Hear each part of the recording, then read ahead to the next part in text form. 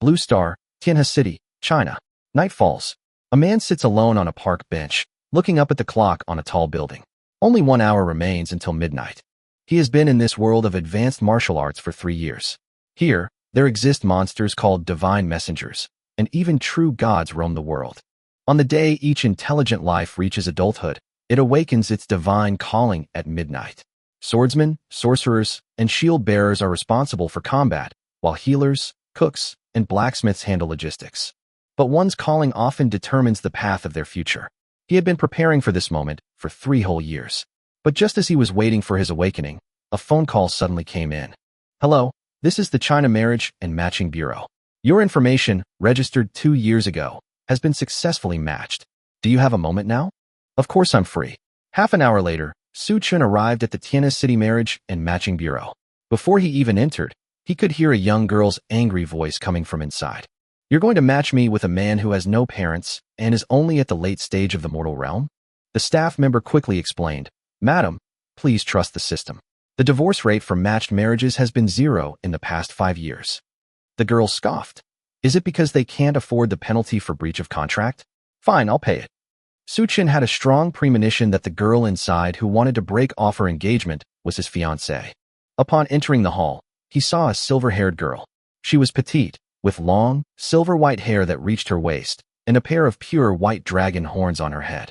The girl glanced at the information, then looked up at Su Chun. You're my marriage partner? You're quite handsome, just my type. Thank you for the compliment. I wasn't complimenting you. The girl gave a light snort. Your birthday is less than half an hour away. If I don't awaken one of the top 100 in the sequence at midnight, I will dissolve the marriage. The title of being among the top 100 in the sequence is held by very few people in the entire country. After waiting for 2 long years, the other party was already preparing to break off the engagement. He could only ask with a wry smile, Are you a dragon? Why are you registering at the Human Marriage Bureau? My name is Long Luoer, from the Dragon Clan. I was just curious about your marriage system, wondering what kind of man it could match me with. I was matched with you just 1 minute after registering. Now look what's happened. To break off the relationship, I have to pay 100 magic crystals, which I've been saving up for ages. Just then, a piercing alarm suddenly blared throughout the city. The moon in the sky turned an eerie dark red. Su Chun and Long Luoer rushed out of the marriage arrangement at the same time. Thunder ripped through the night sky, and a gigantic, endless rift stretched across the heavens. Tens of thousands of divine messengers surged forth in a frenzy. Behind them, a deity shrouded in smoke slowly descended to earth. The entire city of Tianhe is in complete chaos. Warning: divine messengers are attacking. All citizens are urged to immediately move to the safe zone and activate the protective barrier. The broadcast continued, announcing that more than 10,000 divine messengers had appeared this time, and even real gods had descended. The disaster level was directly assessed as heavenly. People were frantically fleeing for their lives in the streets, and the matchmaking agency was packed with refugees. Long Luoer rubbed her forehead. I definitely didn't check the almanac before I went out today. She was just curious about the human marriage system, but she didn't expect to lose 100 magic crystals and also encounter a god attacking the city. Soon, several wolf-shaped divine messengers rushed outside the marriage venue, frantically tearing and ramming against the barrier.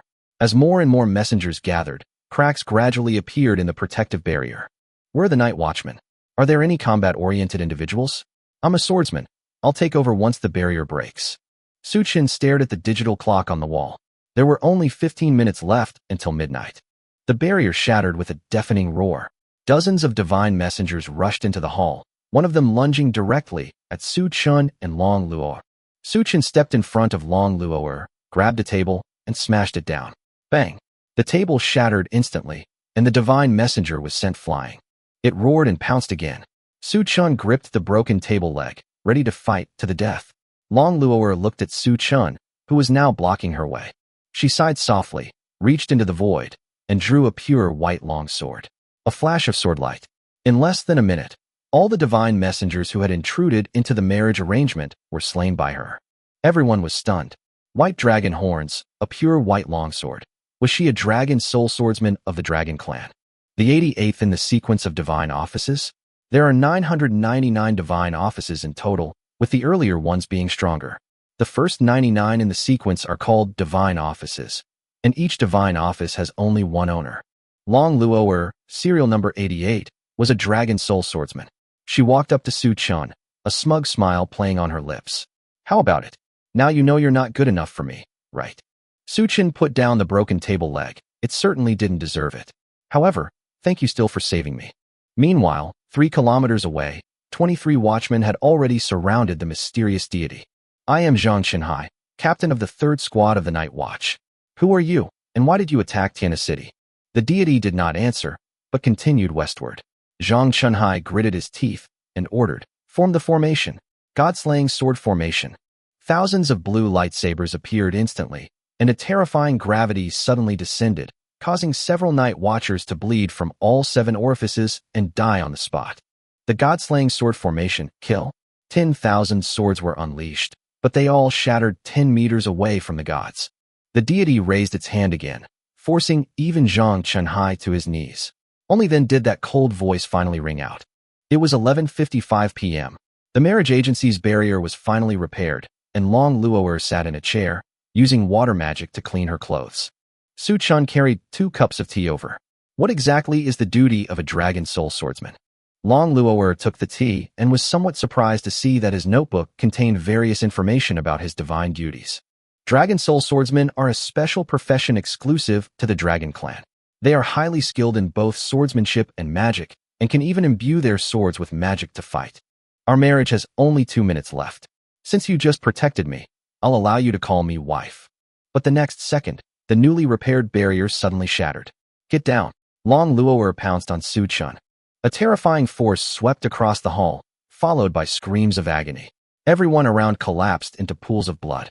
Before them stood the god shrouded in smoke. As the smoke dissipated, a centaur-like body was revealed. Long Luoer's face turned pale instantly. Orobus. Orobus finally spoke. Long Luoer, you've really made me search high and low. 30 years ago, the Dragon Clan stole the secret treasure while I was seriously injured. Now, the Dragon Clan princess's head would be quite suitable for negotiation. This is a human city. Aren't you afraid of violating the divine covenant?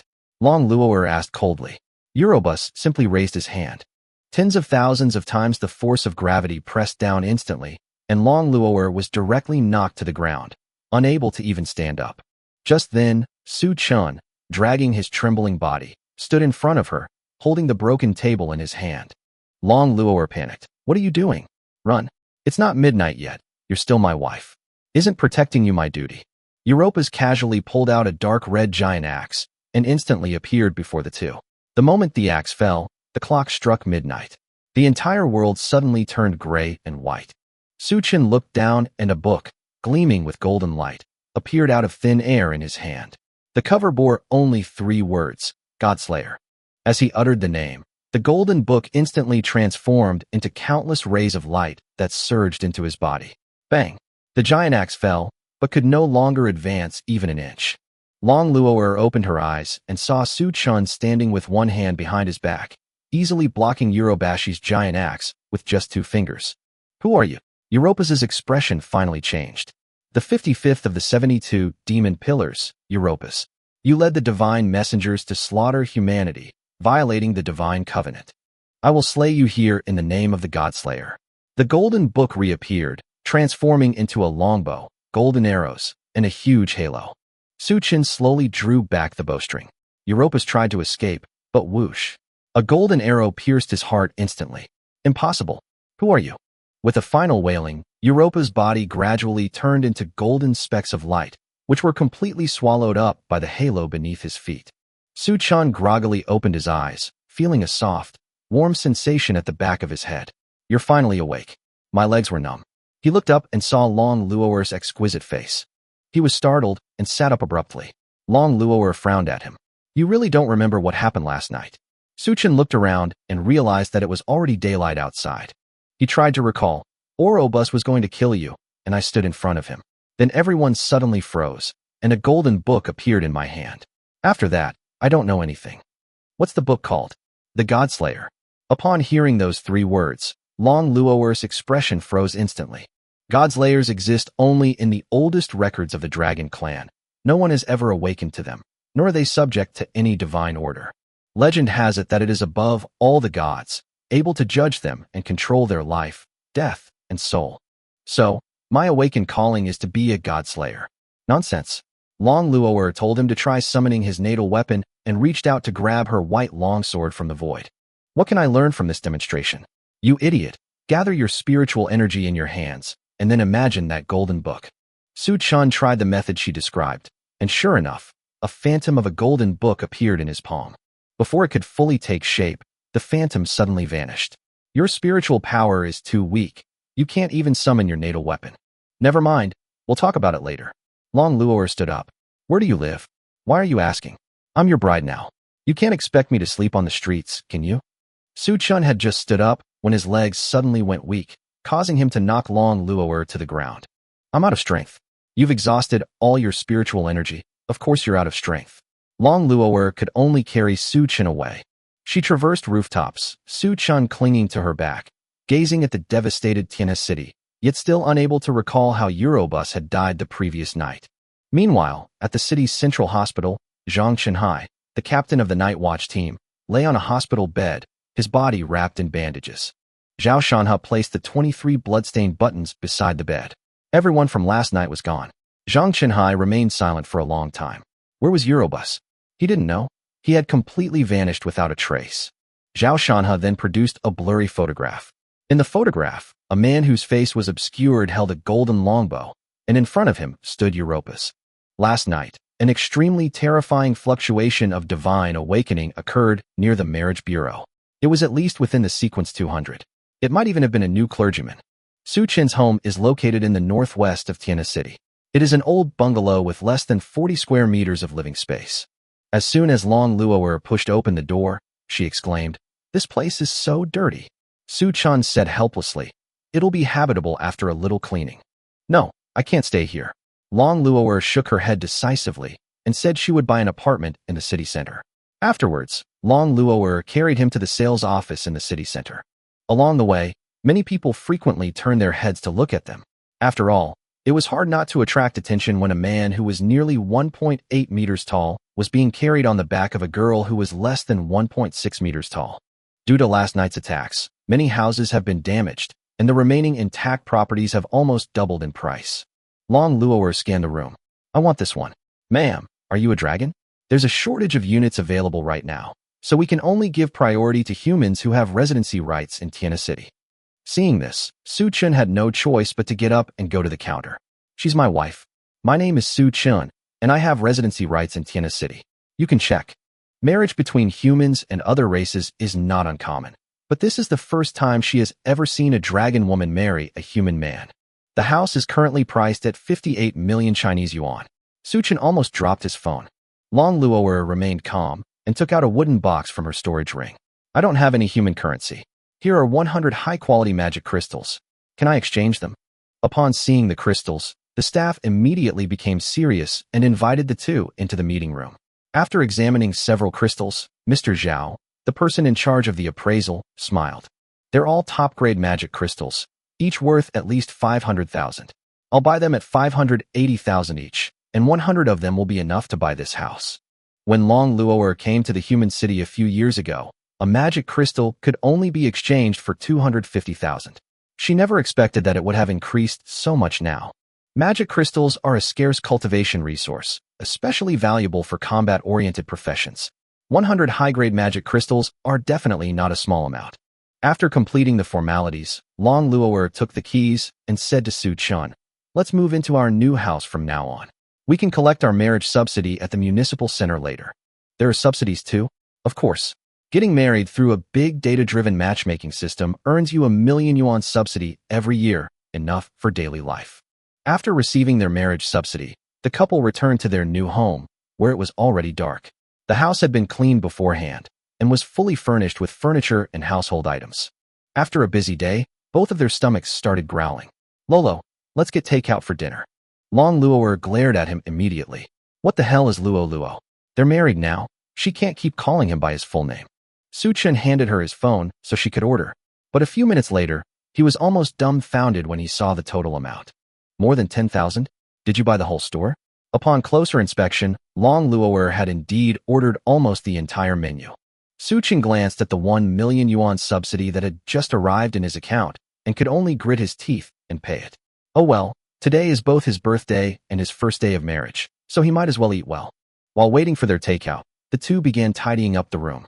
But just as Su Chun was about to enter the master bedroom, Long Luo'er pushed him out the door. What? Aren't we already married? So, that doesn't exist. Long Luo'er decisively pointed to the opposite side. The guest room is yours. Su Chun instantly gave up hope. An hour later, the meal was finally served.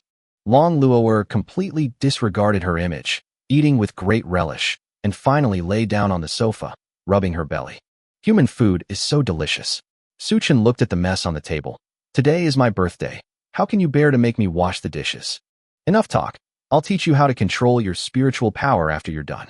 Half an hour later, Su Chun began meditating according to Long Luo'er's method. A golden book, the size of a palm, finally materialized in his palm. Su Chun casually flipped through a few pages. The first few pages were completely blank until the fourth page from the bottom, when finally the text appeared. Name, Eurobus, ID, 00055, Realm, Peak True God Realm. Criminal, violating the peace treaty. Status, killed. Lolo, that Eurobus from last night, is he dead? Long Luo'er was silent for a moment, but finally told him everything that happened last night. When Su Chun learned that he had killed one of the 72 demon gods with a single arrow, he could hardly believe it. Did I really kill him? Otherwise, how would we have survived until now? If I encountered an ordinary person, wouldn't I still be a pushover? As soon as the words were spoken, the golden book suddenly burst forth with dazzling light. A palm-sized, elfin-like girl flew out of the book. Master, would you like to change jobs? Su Chun and Long Luo'er were both stunned. Who are you? I am the spirit of the god-slaying golden book. Master, you can call me Little Golden. The next second, a golden interface appeared. Owner, Su Chun, current duty, Godslayer. Ability points, 10,800. Realm, late mortal realm. Backup duty, none. Xiao Jin pointed to the ability points and said, Master killed Europas and gained 10,000 ability points. Spending 10,000 points allows you to participate in a divine duty lottery. The user can switch between the divine duties they receive at any time. Su Chun, am I still dreaming? My duty can actually be changed? Of course, Master. After receiving confirmation, Su Chun immediately spent 10,000 ability points to start the lottery.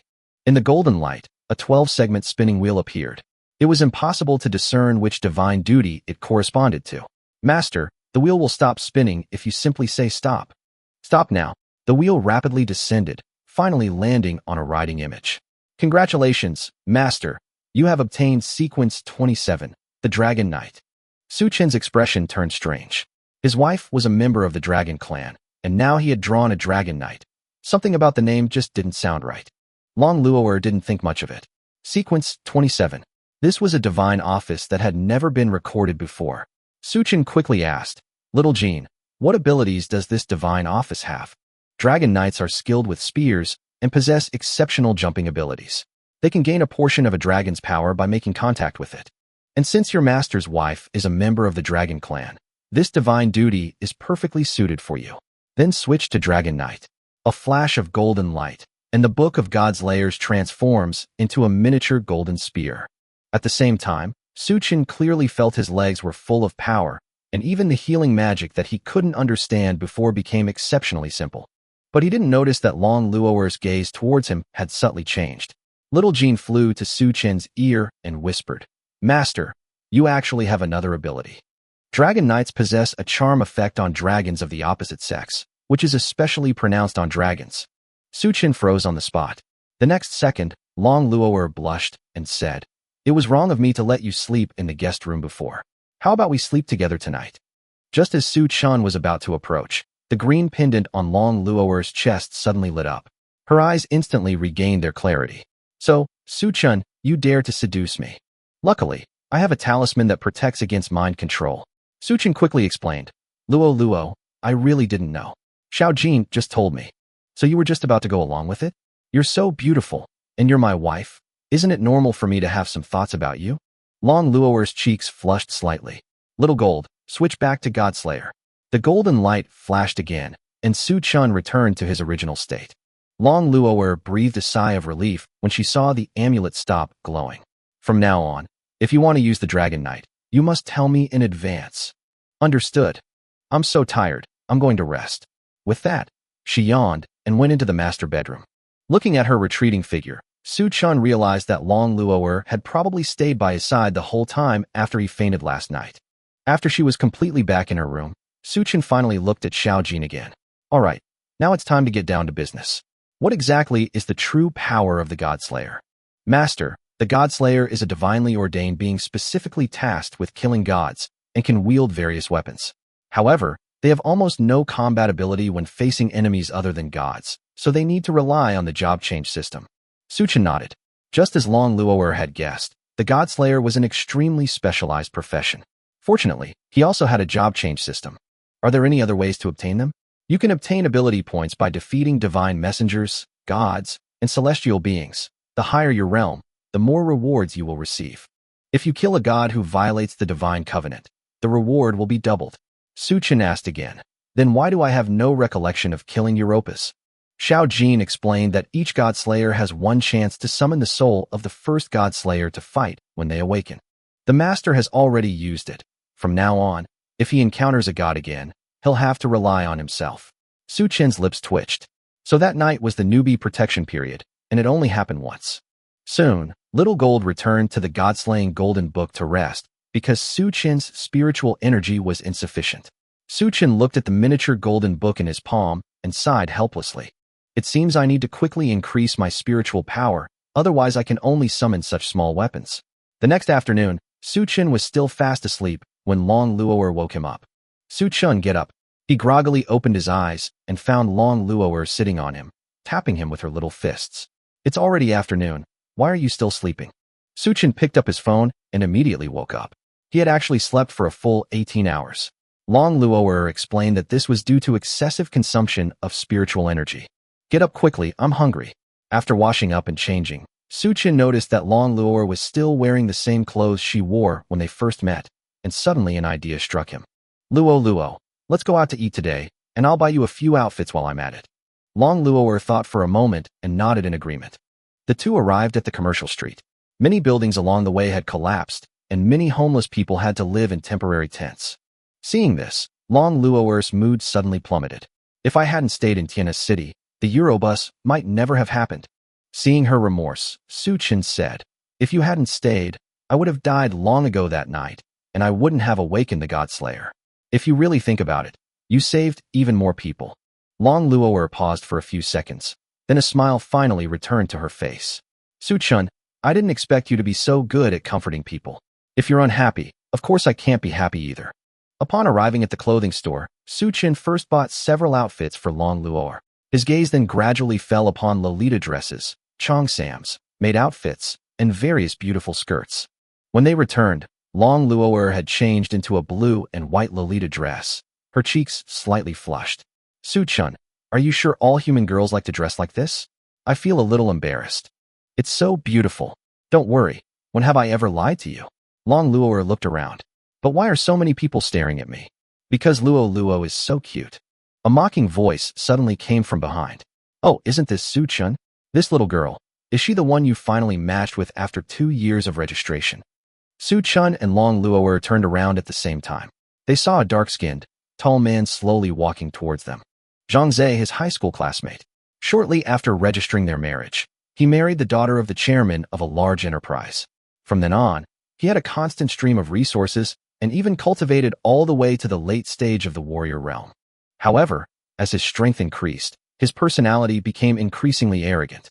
When Su Chun hadn't found a partner for 2 years, he was often mocked by him. Su Chun pulled Long Luo'er, preparing to leave. "Stop. I'm asking you a question. Are you deaf?" Su Chun stopped. "I don't think I'm obligated to answer you, do I?" Zhang Zhe's face instantly darkened. They'd only been out of school for a few days, but they'd certainly grown bolder. They quickly gathered around to watch the spectacle. Su Chun knew without a doubt that this guy had come to cause trouble on purpose because he saw Long Luo'er. "I'm leaving now." "Stop right there." Zhang Zhe grabbed Su Chen's shoulder, his eyes already showing a hint of ruthlessness. Su Chun turned to look at Long Luo'er. The two exchanged a glance, and Long Luo'er nodded helplessly. Having received permission, Su Chun didn't bother with formalities. "Get lost," Zhang Zhe roared. "You're asking for death." His fist instantly gathered power. He had awakened sequence 375, the heavy puncher, who excelled in close combat. But at that very moment, Su Chun had already switched to Dragon Knight. Zhang Zhe threw a punch straight at his face, but Su Chun simply tilted his head slightly and dodged the attack. The next second, he raised his leg and kicked Zhang Zhe directly in the stomach. Zhang Zhe rolled several meters before coming to a stop. A gasp of surprise erupted around them. The power of that kick was definitely not ordinary. Zhang Zhe barely managed to prop himself up. He was a late-stage martial warrior, and his powerful punches enhanced his physique, yet Su Chun had kicked him flying. Had Su Chun awakened a high-level divine calling? Zhang Zhe turned and tried to run. Su Chun was about to chase after him when Long Luo'er grabbed him. Su Chun was taken aback. "Where's your protective talisman?" Long Luo'er's cheeks flushed slightly, and she turned her head away. The charm wasn't strong enough to trigger the protective talisman yet, but it was already annoying enough. "Hurry up." Su Chun had no choice but to disarm the Dragon Knight. The powerful force instantly dissipated. After Luo'er returned to normal, she stomped on his foot without any hesitation. "Ouch! What are you doing?" At that moment, inside a noodle shop across the street, a blonde woman finished the last sip of noodle soup and contentedly put down her bowl. The middle-aged man opposite her asked, "Captain, a fight broke out over there just now. Weren't you going to do anything about it?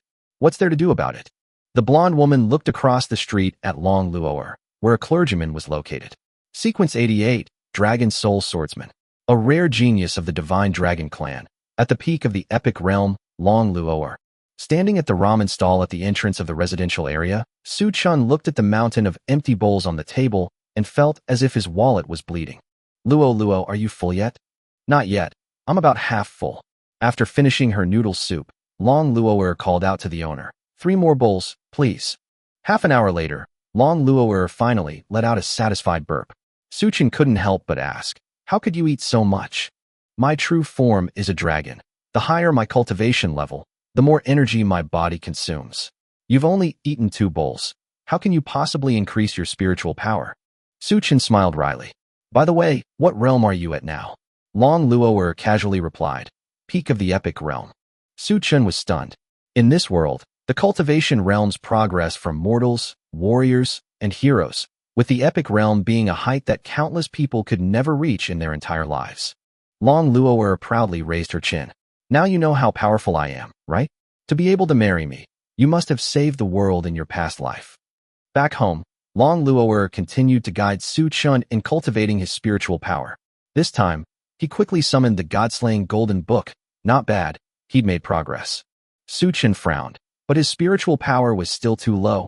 He wouldn't last long in a real battle. Was there a way to increase it quickly? Long Luo'er took out 3 magic crystals directly from her storage ring. "Use these. I'm only at the mortal realm now. Won't absorbing magic crystals directly cause any problems?" Su Chun hesitated for a moment, then began to absorb the energy. In less than 3 minutes, the immense spiritual power within the magic crystals surged into his body. His entire body felt as if it were about to burst open at any moment. Just then, Long Luo'er hugged him from behind. A gentle force quickly suppressed the rampaging spiritual energy. 2 full hours later, the first magic crystal was finally completely refined. Long Luo'er asked, "How do you feel? Your spiritual power has increased quite a bit. I held you for a full 2 hours. Isn't that a great perk?" Su Chun subconsciously said, "If it's to help with cultivation, that would be great. As for my chest, I don't seem to feel anything." Long Luo'er's eyes narrowed immediately. "So that's how it is. I was originally planning to let you sleep in the master bedroom tonight, but it seems that's not necessary." For hours later, his cultivation level finally broke through to the peak of the mortal realm, and he was even able to summon the complete God-slaying Golden Book normally. Long Luo'er nodded in satisfaction. "Starting tomorrow, refine 6 magic crystals every day." 6? How much will that cost? Don't you need to cultivate yourself? "Magic crystals have no effect on me anymore." After saying that, Long Luo'er took out a huge crystal box from her storage ring. The box was opened, revealing it to be filled with countless magic crystals, at least 5,000 of them. Su Chun was completely dumbfounded. Long Luo'er looked smug. "So, marrying me is your good fortune, but you'll still have to pay for daily expenses yourself. Don't even think about getting anything from me." Suddenly, a question arose. The marriage system emphasizes compatibility between the 2 parties, but at the time of registration, he had not yet awakened his innate duty, and his strength and background were far inferior to Long Luo'er's. What's even stranger is that Long Luo'er was matched with him less than a minute after registering. This means that, according to the system, the compatibility between the two is ridiculously high. At this moment, inside an abandoned building in the eastern part of Tiana City, a man dressed in black is staring at a blurry photograph leaked from inside the night watch. In the photo, a person whose face is obscured holds a golden longbow. A red-haired woman beside him asks, "Still don't recognize him?" The man shakes his head. "I've seen most of the archery skilled professions within the top 500, but I've never seen a golden longbow like this before."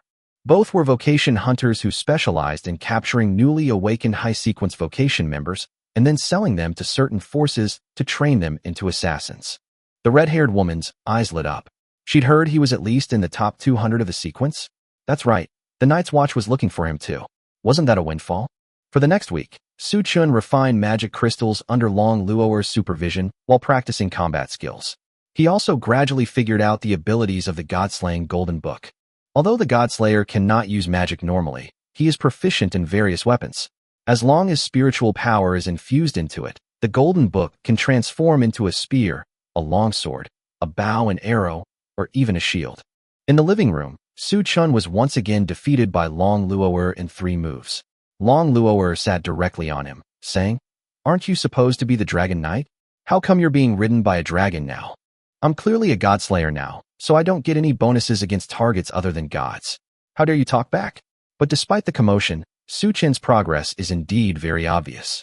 From being knocked down in 1 move at the beginning, he can now barely withstand 2 moves. Just as the two were joking around, the phone suddenly rang. "Hello, is this Mr. Su Chen? Your package has arrived." Package? He's never shopped online before. Seeing Long Luoer's suddenly guilty yet excited expression, he immediately had a bad feeling. "Lolo, how did you know my bank card password? I asked you while you were asleep." Su Chen's face immediately darkened. She forbade him to switch to the Dragon Knight while she was sleeping, but he had secretly used the dragon language to get the password. Back at the entrance, Long Luoer eagerly opened one of the boxes. Inside was a new cell phone. "I was only doing this for your own good. There aren't any cell phone stores around here. That's why I bought it online." Su Chen pointed to another package. "And this one?" Long Luoer shook her head. "It's not mine." He opened the package and found no goods inside, only a letter. Upon seeing the words, "I found you" on the letter, Su Chun and Long Luoer were both stunned. "Su Chen, have you offended someone?" "I don't recall him. If I had to name one, it might be Zhang Zhe from before." Long Luoer immediately raised her chin and called out, "Sister, I'll keep you safe." "Sister Luo. That's more like it." But just as the two were talking, the delivery man behind them suddenly pulled out a dagger and stabbed at Su Chun. Long Luoer's eyes turned cold, and she grabbed the blade with her bare hands. Su Chun reacted instantly, summoning the God-slaying Golden Book to transform it into a long spear, which he thrust directly at his opponent. The man dodged the attack and casually tossed out a smoke grenade, preparing to escape. Long Luoer rushed into the smoke and delivered a swift chop to the man's chest. "Thank goodness you were there, otherwise I wouldn't have been able to react at all. I already told you I would protect you. I don't want to become a widowed dragon so soon." On a distant rooftop, a man in black lowered his binoculars. The ability to freely change his natal weapon, coupled with the physical abilities he displayed a week ago, suggests this guy might indeed be an unrecorded clergyman. The red-haired woman frowned. The troublesome thing was the dragon beside him. Information about dragons was top secret, but judging from its age, it was probably under 100 years old, and its strength might not be greater than hers. Then act quickly, before other professional hunters get there first. Meanwhile, the Night Watch headquarters is also investigating the same person. Inside the meeting room, Zhang Chenhai placed a surveillance video on the table. Yu Qianqian frowned. "You think he's the one who awakened that night?" Zhang Chenhai nodded. This man was the high-sequence vocationist who had appeared near the marriage bureau. Meanwhile, after Su Chen called the police, they arrived quickly. They found a dagger, poison, and smoke bombs on the fake delivery man, and also discovered that the real delivery man had likely been murdered. After clearing the scene, the police quickly left. Su Chen returned to his room and immediately collapsed onto the bed. "If I were the Dragon Knight just now, would I have been able to react?" Long Luoer, dressed in a red cheongsam, entered the room. "That's why I said you'd better get another special duty suitable for regular combat." Su Chen thought for a moment and then summoned Xiao Jing. "What's the fastest way to farm ability points?" "Master, the most reliable way is to go outside the city and hunt down divine envoys." Su Chen's expression turned slightly serious. There was no protective barrier outside the city, and the divine messengers ranged from ordinary to demon god level. A slight misjudgment could be fatal. Xiao Jin continued. Of course, you can also kill the civilians, but that would make you easy to be hunted down by the police, so it's not recommended. Su Chen remained silent for a moment, then suddenly looked at Long Luo. If Luo Luo kills the divine envoy, will the ability points be credited to me? When you hear that Su Chen wants Long Luo to help him farm ability points, what are you thinking? Such a good opportunity for real combat. Of course you should do it yourself. I'm only at the early stage of the warrior realm. If I really encounter a powerful divine messenger, I probably won't even be able to escape. Long Luo thought for a moment and nodded. You can use Dragon Knight, but you must switch back immediately if I can't hold on. My wife is the best. Xiao Jin then added, Master, you will only gain ability points if you deliver the final blow. However, you can have Madame cripple the high-ranking divine envoy first, and then you can finish him off. Although Long Luo was somewhat disgusted by this method, she still agreed in order to get Su Chen's new job as soon as possible. The next morning, the two arrived at the west gate of Tiana City. Each time they left the city, a barrier had to be temporarily activated, so each person needed to pay 10,000 Chinese currency. Su Chen looked at the 20,000 yuan deducted from his account, his heart aching so much that his lips twitched.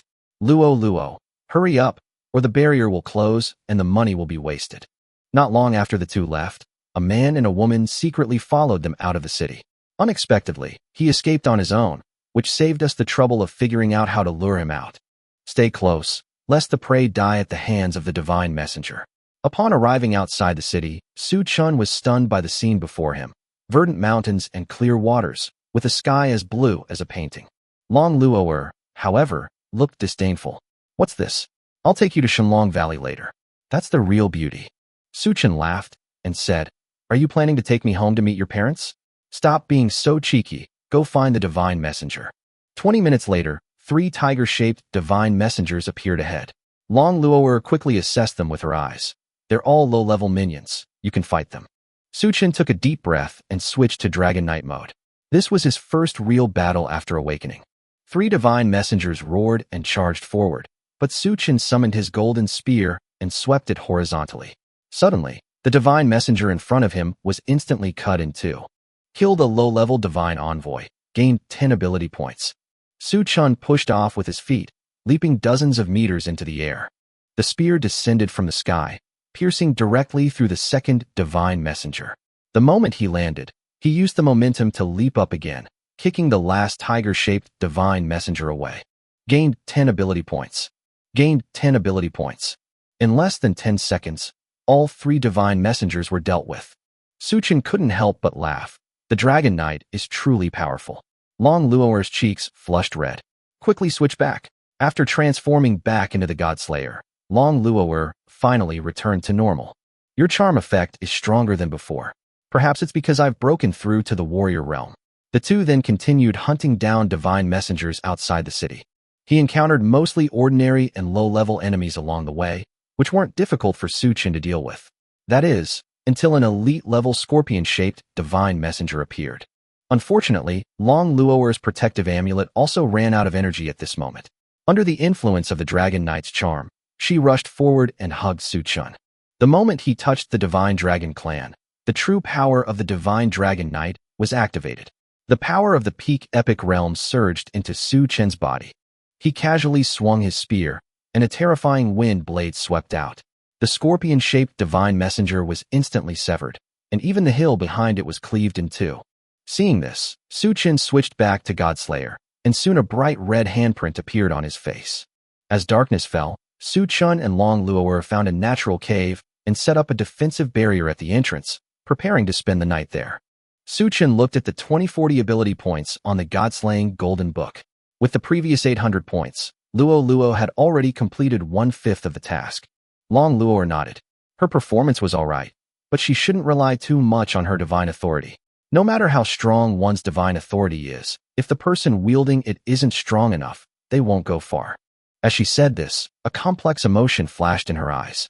Su Chen noticed something was wrong, but didn't press the matter. After eating the compressed biscuits, the two were about to rest when a knocking sound suddenly came from the barrier at the cave entrance.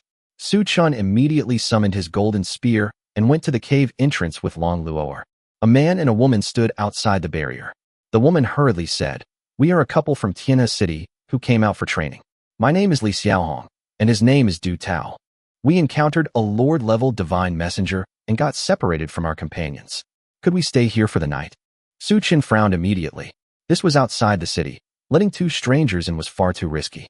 But just as he was about to refuse, Long Luo'er suddenly tugged at his sleeve. "Let them in. Are you sure?" Long Luo'er's lips curled up slightly. "I think something interesting is about to happen." Although he didn't understand, Su Qin still chose to believe her.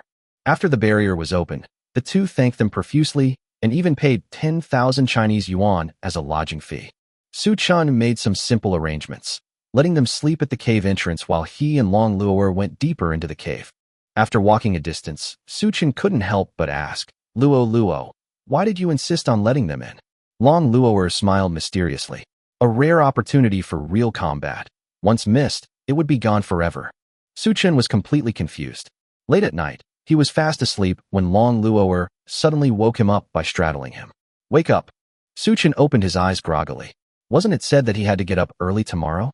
Long Luo'er said helplessly, "I just praised you for being alert, but you're sleeping so soundly. Those two people at the cave entrance are probably assassins coming for you."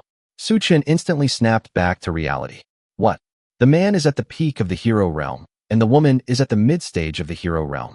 Su Qin's lips twitched. "I'm only at the warrior realm. You expect me to fight them, 2 realms above my level?"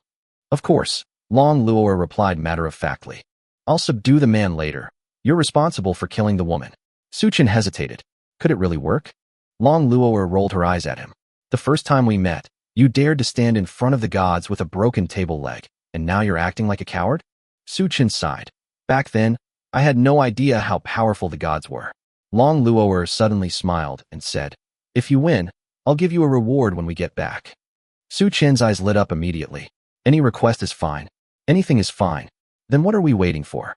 Let's get started." Long Luo'er was speechless. No sooner had the words left his mouth than 2 figures appeared around the corner of the cave. Li Xiaohong and Du Tao were only chilling smiles. Looking at their posture, Li Xiaohong chuckled. "Oh, still awake so late? Looks like I've come at the wrong time." Du Tao slowly stepped forward. "Young people have so much energy. After tonight, you two probably won't see each other again." Su Qin slowly stood up, his gaze fixed on the 2 people in front of him. "What exactly do you want?" Li Xiaohong smiled contemptuously. "Little brother, why don't you tell your sister what sequence of destiny you've awakened? That way we can determine your true worth." Du Tao also sneered. "As for the dragon beside you, it probably won't survive. Dragons are treasures from head to toe." Upon hearing that the other party wanted to kill Long Luo'er, Su Qin's eyes instantly turned cold. He immediately summoned his golden spear and switched to dragon knife form. The next second, Su Qin suddenly rushed in front of Li Xiaohong, thrusting his spear straight at her throat. Not bad speed. Li Xiaohong summoned her twin swords to parry.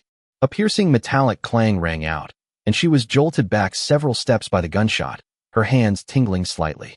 Li Xiaohong's expression immediately changed. According to intelligence, Su Qin was only in the late stage of the mortal realm a month ago. Even if he has broken through to the warrior realm now, he should not possess such terrifying power. Du Tao was enraged upon seeing this. "How dare you hurt Xiaohong? I'll cripple you." He summoned his twin swords, his entire body merging into the shadow on the ground. But the next second, Long Luo'er simply stepped lightly. The moving shadow stopped instantly. Blood seeped continuously from the shadows, and Du Tao didn't even have time to scream before being instantly killed by Long Luo'er. "Su Qin, you can do it." On the other side, Li Xiaohong, witnessing Du Tao's death, also vanished into the shadows, rapidly approaching Su Qin. Su Qin immediately recognized her calling. Sequence 239, Shadow Ninja. This special ability allows one to sneak into the shadows and launch surprise attacks, and also possesses night vision and nighttime recovery capabilities, but its weaknesses are also quite obvious. As long as you attack the shadow containing the true form, you can still injure it. Su Qin swung his spear, constantly attacking the surrounding shadows, but he couldn't hit them. Suddenly, Li Xiaohong emerged from the shadows behind him, her twin blades slashing straight at his legs. Su Qin leaped up, blocking the attack with his spear. Li Xiaohong missed her first attack and disappeared into the shadows again. The two exchanged blows several times, and Su Qin's arm was also cut. But just then, he suddenly had an idea. "So that's how it is." Su Qin's lips curled into a slight smile, and he transformed the spear back into the god-slaying golden book. Seeing him put away his weapon, Li Xiaohong seized the opportunity and rushed out from the shadows directly in front of her. However, the next second the god-slaying golden book burst forth with dazzling golden light. The entire cave was instantly illuminated as if it were daytime. Li Xiaohong's expression changed drastically, and she could only disappear back into the shadows. But Su Chun had already seen through everything. Once the entire cave was illuminated, the only place that could still cast shadows was the wall behind him and Long Luo'er. Li Xiaohong had witnessed Du Tao's death firsthand, so naturally she dared not hide in Long Luo'er's shadow. Therefore, there is only one answer. Su Chun suddenly turned around and slammed a spinning kick into the wall behind him. Bang! A terrifying force exploded instantly. Well, with a scream, Li Xiaohong was forcefully pulled out of the shadows on the wall. She clutched her chest, blood trickling from the corner of her mouth. She swayed twice before collapsing heavily to the ground. Seeing Su Chun defeat Li Xiaohong, Long Luo'er finally breathed a sigh of relief, and the radiance of her amulet gradually dimmed. She recalled the thoughts she had when she was bewitched and immediately went to Su Chun, urging him to switch back to his Godslayer duty. Su Chun had already understood her meaning. After summoning Xiao Jin to switch his divine duty, he immediately felt a tightness in his chest, and his whole body felt weak. Long Luo'er said, Su Chun, you're amazing. I didn't expect you to actually defeat her despite being 2 realms above her. Su Chun's legs felt weak, and he said in a low voice, I'm sorry, let me rest for a while. Long Luo'er helped him sit down, took out a pill, and fed it to him. A moment later, Long Luo'er asked, How are you feeling? Su Chun replied, I'm fine, thank you, my dear wife. Long Luo'er said, You're so talkative, but you did a good job. I didn't expect you to actually win. Su Chun said, I'm really looking forward to my wife's reward. But that woman shouldn't be dead, and Xiao Jin didn't give me any ability points. Long Luo'er looked apologetic. I didn't expect that man to be so weak. I stomped him to death with 1 kick. I was originally going to ask you to put away your sword. Su Chun said, It's all right. We'll break even after defeating a few more divine messengers. After resting, he tied up Li Xiaohong and prepared to interrogate her. Long Luo'er recited in obscure dragon language and whispered in Li Xiaohong's ear, Answer all of Su Chun's questions. Su Chun felt a chill run down his spine and said, If possible, please don't use this trick on me next time. Long Luo'er laughed and said, Su Chun, why don't you ask her? Su Chun looked down at Li Xiaohong, who was bleeding from her eyes closed, and asked, Is your name Li Xiaohong? Li Xiaohong replied, No, my real name is Wang Chui. Li Xiaohong is the name of the person I killed last month. Su Chun asked, Why did you come to kill me? What exactly are you doing here? Wang Chui replied, We didn't intend to kill you. We are celestial hunters. We just want to kidnap you and sell you to various forces. People who have just awakened their celestial sequence can be sold for more than 300 million for less than 200. Talented children will also be sold to experimental bases. Su Chun finally understood that those who disappeared after awakening powerful divine callings were actually being targeted by divine calling hunters. He asked one last question. Are you the only 2 who know me? Wang Chui replied, There's another one named Jin Sheng, who works as an inside man at the Night Watcher's headquarters in Tiana City. Upon learning that there was an inside agent within the Night Watch, Su Chun transformed the god-slaying golden book into a spear and pierced Wang Chui's heart. Congratulations, Master, for defeating a mid-stage heroic realm celestial being. You have gained 200 ability points. Long Luo'er tiptoed and patted his head, saying, Get some rest, come wash your face. The next day at noon, when Su Chun woke up, Long Luo'er, wearing a red cheongsam, was looking at him with her chin in her hand. Su Chun asked, What's wrong? Why are you staring at me? Long Luo'er said, I suddenly really want to look at you. Is that not allowed? Su Chun said, Of course, but I also want to see you.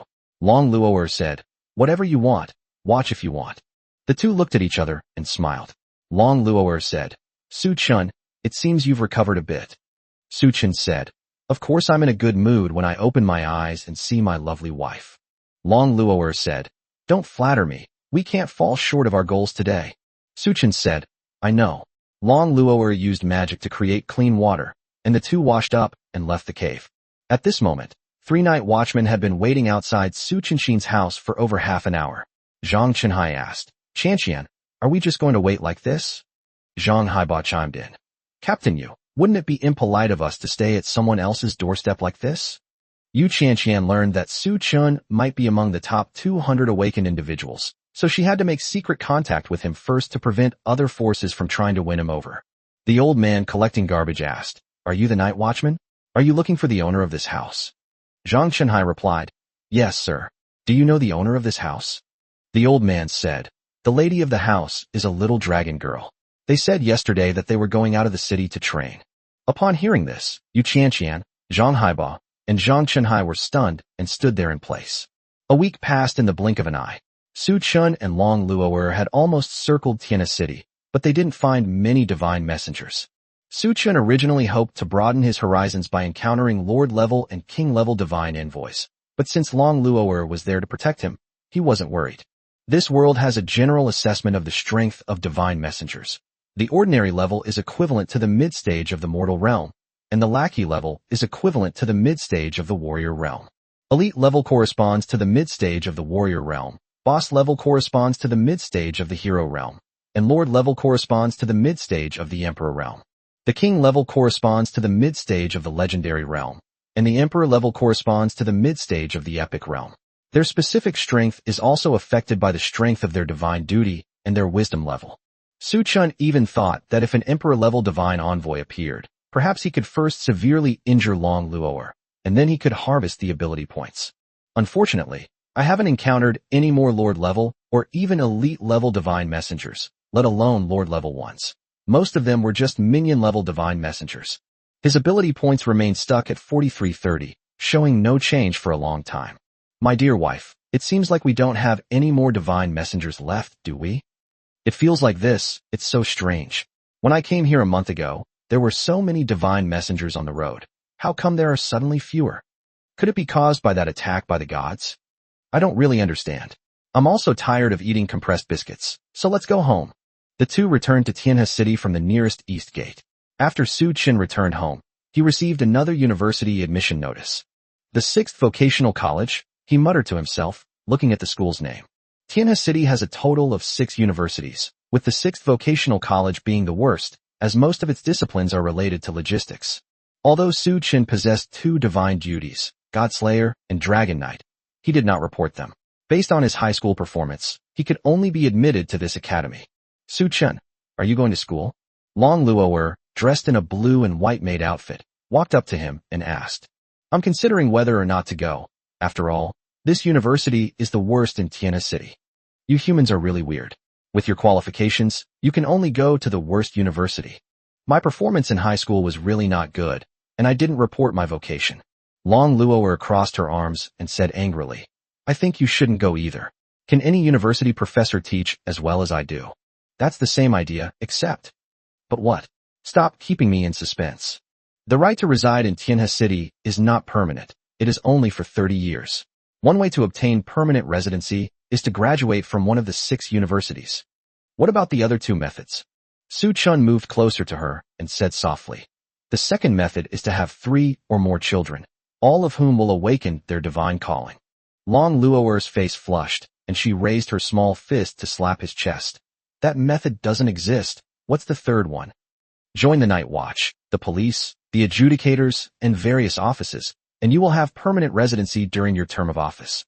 You can also obtain permanent residency after 15 years. The barrier's range is limited, and land within the city must be allocated for planting crops, naturally leading to a shortage of living space. People with higher cultivation levels also have longer lifespans. China adheres to an elite training policy, prioritizing the training of humans with higher ranks in the divine duty sequence. The top 200 combat divine duties are far superior to those with lower ranks. Logistics is the primary responsibility of ensuring livelihoods, hence the housing rights policy. The graduation rate at the 6th Vocational College is less than half, and at the first college, it's less than 1/10. Joining a government agency is extremely difficult. One must be at the top of the job hierarchy and pass through multiple rounds of interviews. More than 90% of people who want to obtain residency rights have no choice but to have children, thus increasing the number of newborns and the probability of prenatal sex awakening. Long Luo'er sighed. Going to a lousy university would be a waste of time. Having children was unrealistic, and taking the civil service exam would tie her to a 15-year commitment. Is it the same in other cities? Are people evicted from the city if they don't have residency rights? Most of them are like this. They don't have the right to reside, and they have to pay half of their income in residency tax every year. It's a real headache. Or, just as Long Luo'er was about to speak, the doorbell rang. Su Chun, remembering the deliverman's assassination attempt, cautiously peered through the peephole. Two men and a woman stood outside the door, all dressed in night watch uniforms. Su Chun hesitated for a moment, then opened the door. The woman at the head of the group looked delighted when she saw Su Chun, and the two men behind her also breathed a sigh of relief. The woman took out her night watchman's badge, bowed slightly, and said, "Hello, I am Yu Chanqian, the captain of the 3rd Night Watchman team in Tiana City. They are also members of the 3rd Detachment, Mr. Su Chun. Can we have a chat?" Su Chun frowned, puzzled as to why the night watch had found him.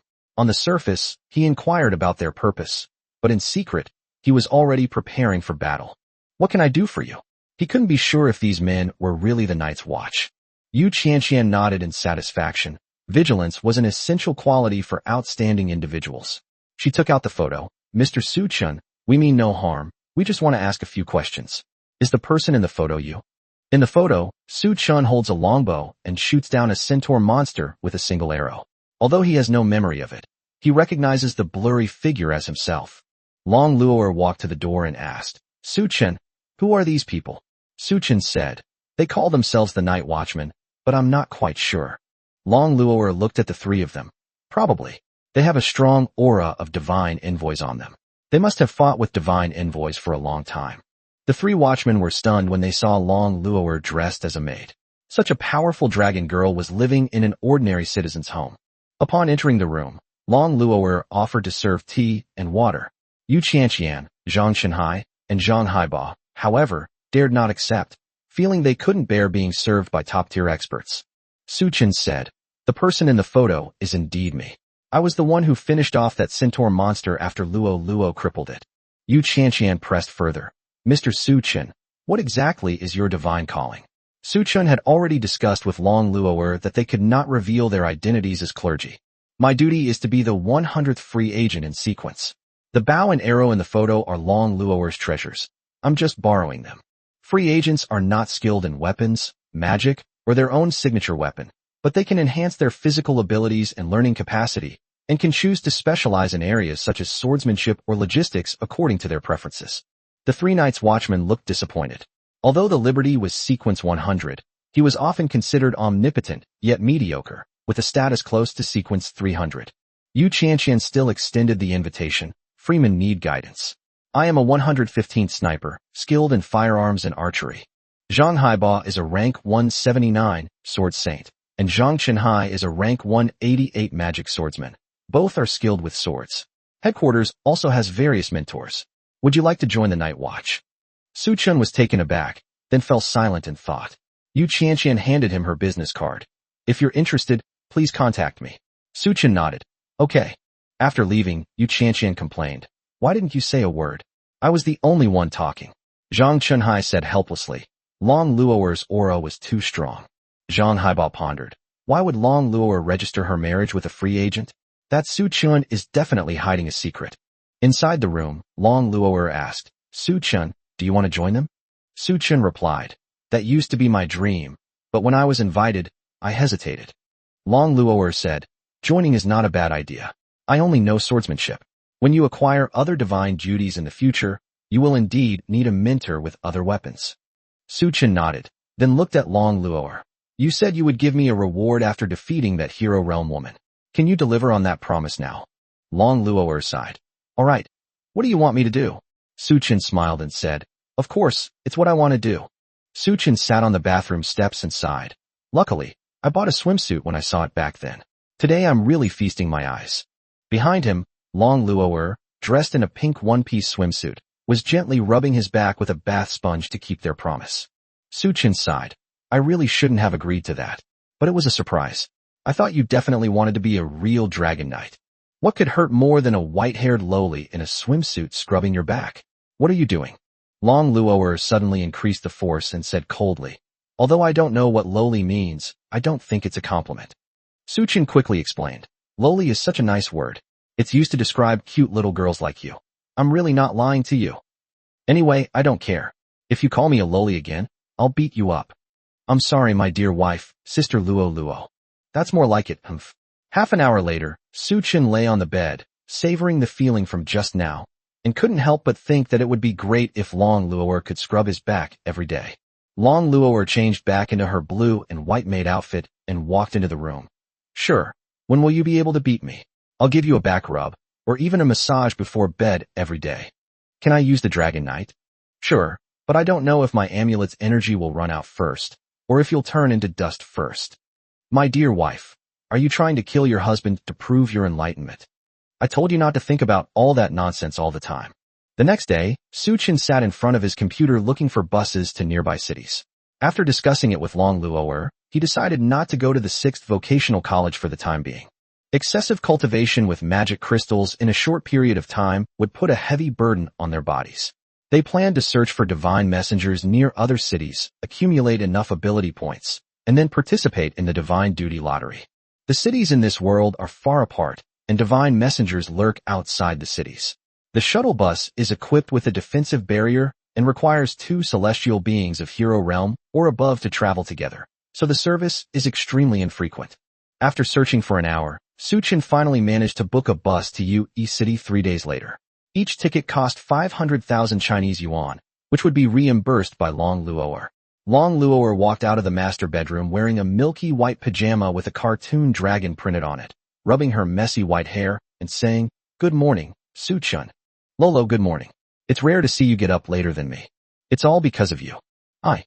You asked me to scrub your back yesterday, and I've been dreaming about scrubbing your back all night. It's even scarier than encountering a divine messenger in a dream. It seems our relationship has taken another step forward since I appeared in your dream. Get in my foot. By the way, did you manage to book the train tickets?" Su-chin patted his thigh, gesturing for her to sit down. Long Luoer sat down groggily, staring at her e-ticket and asking, "The Chiching Business Alliance shuttle bus? Isn't that a notorious company in Tiana City?" Su-chin snapped out of his reverie. "Sorry, I was just thinking about something. Chiching Business Alliance is indeed rubbish, but we can't find any other shuttle buses. How much did it cost? 1 million is not a lot, but it's not cheap either. Alright, let's go out together later to sell some magic crystals." After washing up, Long Luoer changed into a milky white dress and went out with Su-chin. The August heat was intense, and pedestrians on the street were all wearing cool clothes. Su-chin looked at Long Luoer and suddenly asked, "Are you an adult?" Long Luoer was speechless. "Su-chin, are you out of your mind? How can I have a duty if I'm not an adult? That seems to be true. But why do you look so small? Are all dragon girls like this?" Long Luoer's eyes suddenly welled up with tears. "I didn't want to either. I clearly eat more than my sister, but she's almost 1.8 meters tall, with a curvy figure, and can still wear a strapless evening gown. I'm not reconciled either." Long Luoer, who was usually fearless, was crying with tears streaming down her face. As more and more people gathered around, Su-chin realized that he had said the wrong thing. He quickly picked up Long Luoer and left the crowd. Su-chin carried Long Luoer to a park bench and watched her sob, realizing that she cared a lot about her figure and appearance. "Luo Luo, I'm sorry, actually I like Luo Luo the most." Long Luoer was stunned, turned to look at Su-chin, her beauty still undeniable despite her tears. Su-chin raised his voice and said, "No matter what your figure is like, I like you." Long Luoer quickly covered his mouth. "This is a park. There are lots of people here. Why are you shouting so loudly? I can't bear to lose face like that." Su-chin said, "I won't shout if you don't cry." "Alright, after all your fuss, I have nothing left to cry about." Su-chin then said, "Luo Luo, you're so pretty." She turned her face away. "Stop being silly, let's go." After the brief incident, the two arrived at the sales center. The sales clerk recognized them and immediately greeted them, asking, "Mr. Su, Ms. Long Luoer, how can we help you?" Su-chin said, "Could you please call the boss? I have some magic crystals I'd like him to buy." The salesperson agreed and led the two into the same meeting room as before. 2 minutes later, a middle-aged man with a full beard came in and asked with a smile, "Do you two still have any magic crystals to sell?" Su-chin took out 10 top-grade magic crystals. After inspecting them, the uncle asked, "They are indeed all top-grade. Do you have any more magic crystals like these?" Su-chin looked at Long Luoer and, seeing that she had no intention of selling them, said, "These are the last ones. This time, we'll still buy them at 580,000 each. Is that all right?" "Yes, that's settled." Su Chun used Long Luo'er's phone to receive the payment, and the 5.8 million yuan quickly arrived in his account. After the two left, the uncle's face turned cold. Xiaoli, what are the measurement results? Xiaoli retrieved the instrument. The value exceeds 500,000. They still have at least 5,000 magic crystals on them. The uncle asked the two if they still lived in the same place, and then asked about their background. Xiaoli reported that Su Chun was an orphan without parents, and that he seemed to have appeared out of thin air in Tiana City 3 years ago. Long Luo'er is a dragon girl who came to Tiana City a month ago. The two practiced swordsmanship on the rooftop and returned yesterday after being away from the city for a while. What about realm and duty? Xiaoli couldn't explain the realm, but the frequent visits from the night watchers indicated that their duty was probably quite high. Just then, Xiaoli received a call confirming that Su Chun and Long Luo'er had booked a bus to Yui City for 3 days later. The uncle was overjoyed. After infiltrating humanity for 30 years, I can finally collect 10,000 top-grade magic crystals. He took out a magnificent giant chest filled with magic crystals. Xiaoli said, as long as you collect 10,000 crystals, you will definitely be able to reclaim your godhood. The uncle commanded, gather all our compatriots hiding in Tiana City. 3 days from now, no matter how strong that couple is, we must not fail. Xiaoli bowed her head and said, yes, my beloved Lord God. After Xiaoli left, the uncle's body melted into a fleeting black shadow. 10 minutes later, the waitress led the operations manager of Chiching Business Alliance into the meeting room. The obese man complained, you're the ones who came to me, yet you're making me wait for the boss? What kind of attitude is that? The waiter apologized. Please wait a moment, we will compensate you for your loss. The shadowy figure materialized into a human form and approached the obese man. He summoned his giant hammer and demanded, who are you? What do you want? The shadow manipulated its shadow to bind him, while simultaneously transforming itself into an exact replica of him, with no difference in expression or sense of superiority. The obese man had barely uttered, could you be, when his mouth was sealed shut by a shadow, and his body was gradually swallowed up. 10 minutes later, the obese man opened the door to the reception room, a sinister smile on his lips. When Su Chun and Long Luo'er returned home, Su Chun immediately collapsed onto the sofa, as if he had exhausted all his strength.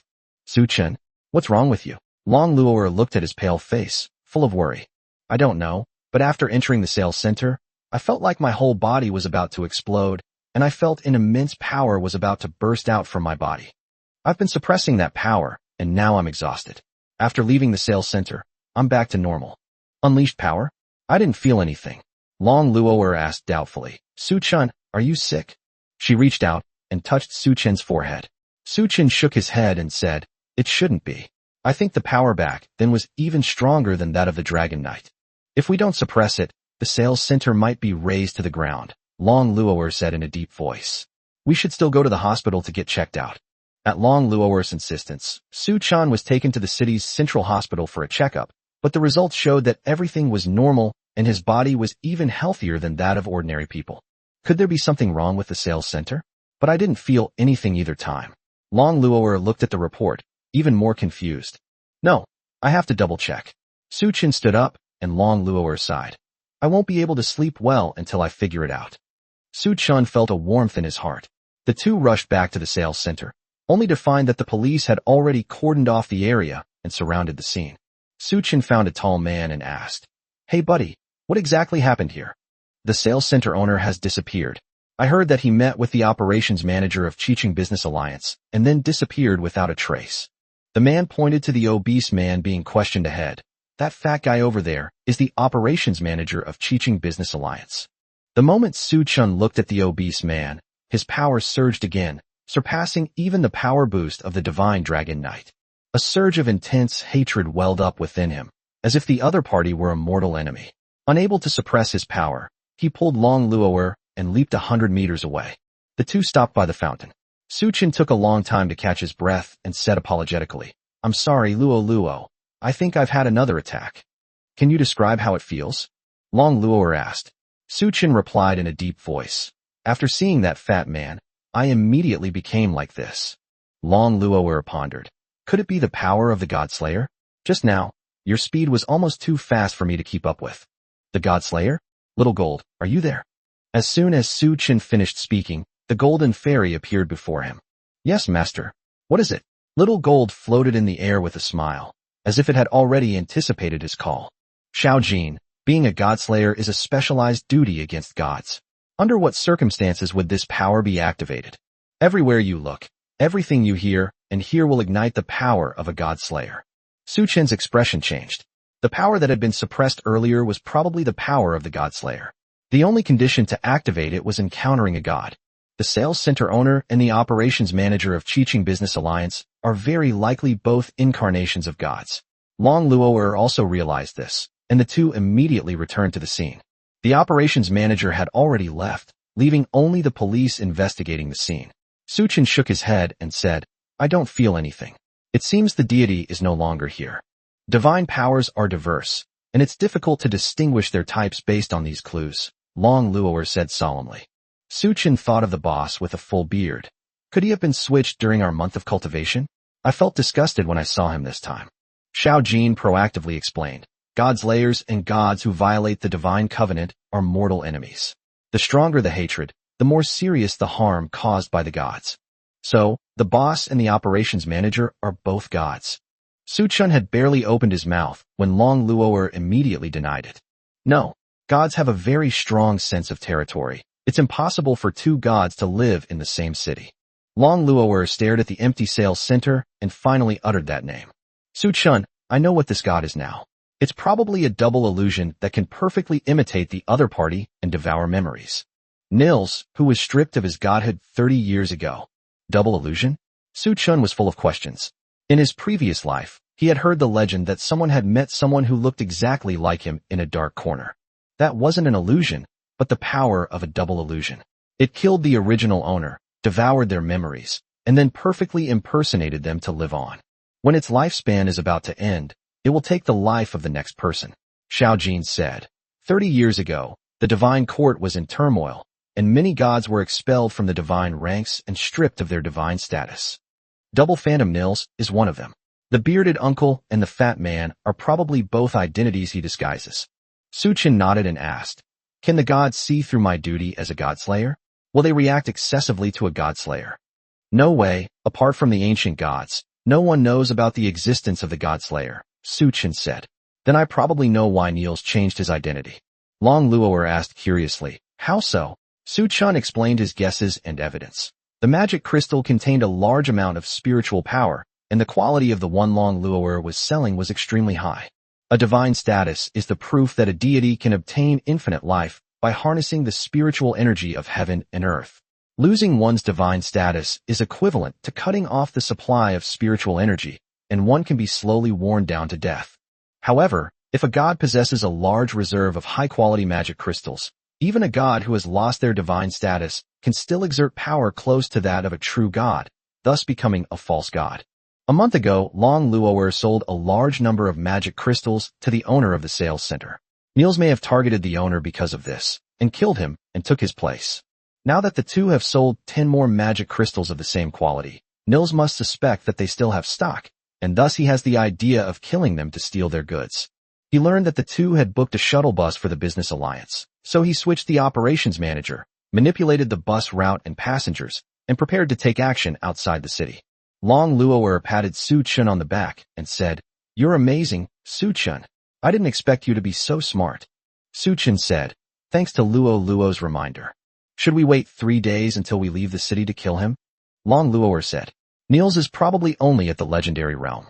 Fighting inside the city will damage the houses." Su Chen smiled wryly. "The legendary realm isn't high enough? If the Godslayer's amplification can't beat him, I'll have to ask my wife for help." "I'll help you then. By the way, I'm hungry. I haven't had lunch yet." "Su Chen, you know what I mean." Su Chen sighed. "I can only eat at roadside stalls." The two decided to kill Nils after leaving the city. That night, Su Chen held Yu Qianqian's business card, hesitating whether he should ask the Night's Watch for help. Long Luo'er said, "It's best not to. The Night Watch headquarters may have experts at the Emperor realm or even the legendary realm. If they steal your head, you're finished. Furthermore, the Godslayer cannot be exposed. Otherwise both humans and gods will regard you as a heretic." Su Chen asked, "Why would humans also be hostile towards me?" "Some benevolent and neutral gods are the beliefs of the local people, and they will not allow any force that threatens their gods to appear. The school says that the gods are evil because they are afraid that you will be misled into believing in evil gods. She went on to explain that gods with divine status can not only cultivate rare treasures, but also draw power from the beings who believe in them. The more believers a god has, the stronger she becomes. Su-chin asked again, where did the divine messenger come from? That appearance has nothing to do with the name divine messenger. Long Luo'er said, a divine messenger is a god's apostle. Since the number of living beings is limited, the gods extend their reach to the dead. After the dead are resurrected by the gods, they will continue to provide the power of faith. The gods will then use this power to resurrect more living beings, from animals to angels, all of whom can become divine messengers. Su-chun stood there stunned. The divine messenger could actually be transformed from animal corpses, or even the corpses of celestial beings. As long as there are living creatures in the world, the divine messengers may never be able to kill them all. So what is the point of humanity's resistance to this day? Seeing his expression, Long Luo'er felt a pang of regret, but she could only suppress her worry and say, go to sleep early. I will set up a protective barrier at home tonight. Even if they launch a sneak attack, I can sense it. Yes, thank you, my dear wife. 3 days later, news of the sales center owner's disappearance was still being broadcast, and Su-chun felt only regret.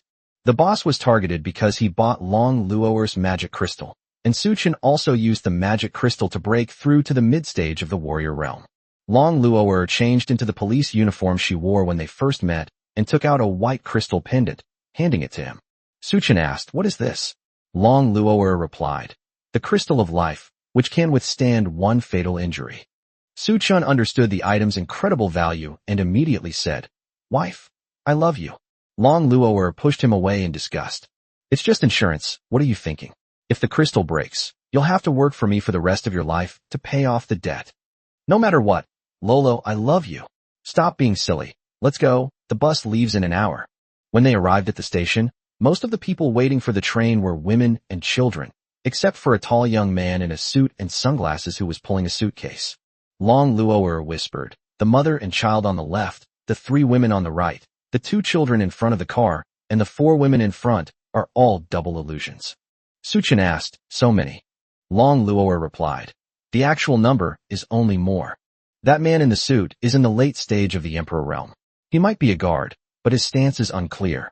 I didn't sense Niels' power, so I guess he's not nearby. Sit closer later, and switch to Dragon Knight if there's any danger. A woman dressed in gorgeous clothes walked out of the lounge. Just as Su-chun took out his phone to take a picture, Long Luo'er said that she was also a double illusion. What a pity, such a beautiful girl was killed like that. I remember someone saying I was the cutest person in the world. Nobody's cuter than my wife. Then look at her eyes have changed, and she even took pictures. I always felt there was something about her. You might as well say it's her guardian's duty. She's naturally drawn to people's attention. Looking at the faint power in his hand, Su-chun suspected that the woman might also be a deity. The woman looked at the two of them, a strange smile playing on her lips, and the bus then headed towards Winged City. The shuttle bus was covered in alloy armor, and its internal screens allowed passengers to observe their surroundings. After leaving Tiana City, Su-chin asked Niels if he would come. Long Luo'er said, he will definitely come. He knows I have magic crystals, so he won't trust just his subordinates to participate. He may want to use a large number of magic crystals to achieve some purpose, rather than remaining a false god who relies on spiritual power forever. The bus moved slowly forward, with the divine messengers along the way blocked by a barrier. As evening approached, it was suddenly struck heavily on its left side. The car rolled over, and Su-chun, holding Long Luo'er tightly, crashed into the alloy plate. Luo, are you alright? You didn't need to protect me, but thank you anyway, I'm fine. What happened? Before the passengers could react, a surge of scorching power erupted within Su-chun once more, his aura rising steadily. The gods have attacked. A little while earlier, when Su-chun and Long Luo'er were leaving Tiana City by bus, an urgent message came from the conference room of the 3rd Detachment of the Night Watchers headquarters. Xiao-chen, are you sure? Yu Qianqian looked at the handsome man who was reporting the situation, her expression serious. The report indicates that a king-level divine envoy has appeared in the east of Tiana City, and his original form may be Zhang Huaye, the #1 expert in Yue City. How could it be Zhang Huaye? Yu Qianqian murmured, and Zhang Chenhai and Zhang Haiba's faces also darkened. Zhang Huaye was a late-stage Emperor Realm expert in his lifetime, a battle god with a heavenly rank of 112, and was skilled in using a giant axe. 3 years ago, he came to Tiana City to complete a mission and single-handedly defeated 10 experts at the Emperor and Hero levels from headquarters, including Yu Qianqian. However, on his way back to Winged City after completing his mission, he encountered a wave of divine messengers and ultimately died at the hands of an Emperor-level divine messenger. The director has ordered a curfew to be imposed in Tiana City immediately, and the 3rd and 4th detachments are to go and survey the situation. Xiaoqin reported. I understand, you can go now. Yu Qianqian waved her hand, and the 3 of them immediately slumped into their chairs. It's giving me a headache. I really don't want to face Zhang Yue, Yu Qianqian said, frowning. Zhang Chenhai said with a wry smile. A month ago, the Eurobus attack almost devastated all the detachments. Only the 3rd detachment and Zhao Shanna's 4th detachment were unharmed. What should we do? Should we take sick leave? Zhang Haiba asked with a smile, but was immediately met with an angry glare from Yu Qianqian. Can't you be a little more ambitious? If you keep going like this, you'll never find a wife in your life. Participating in this mission will allow you to get married.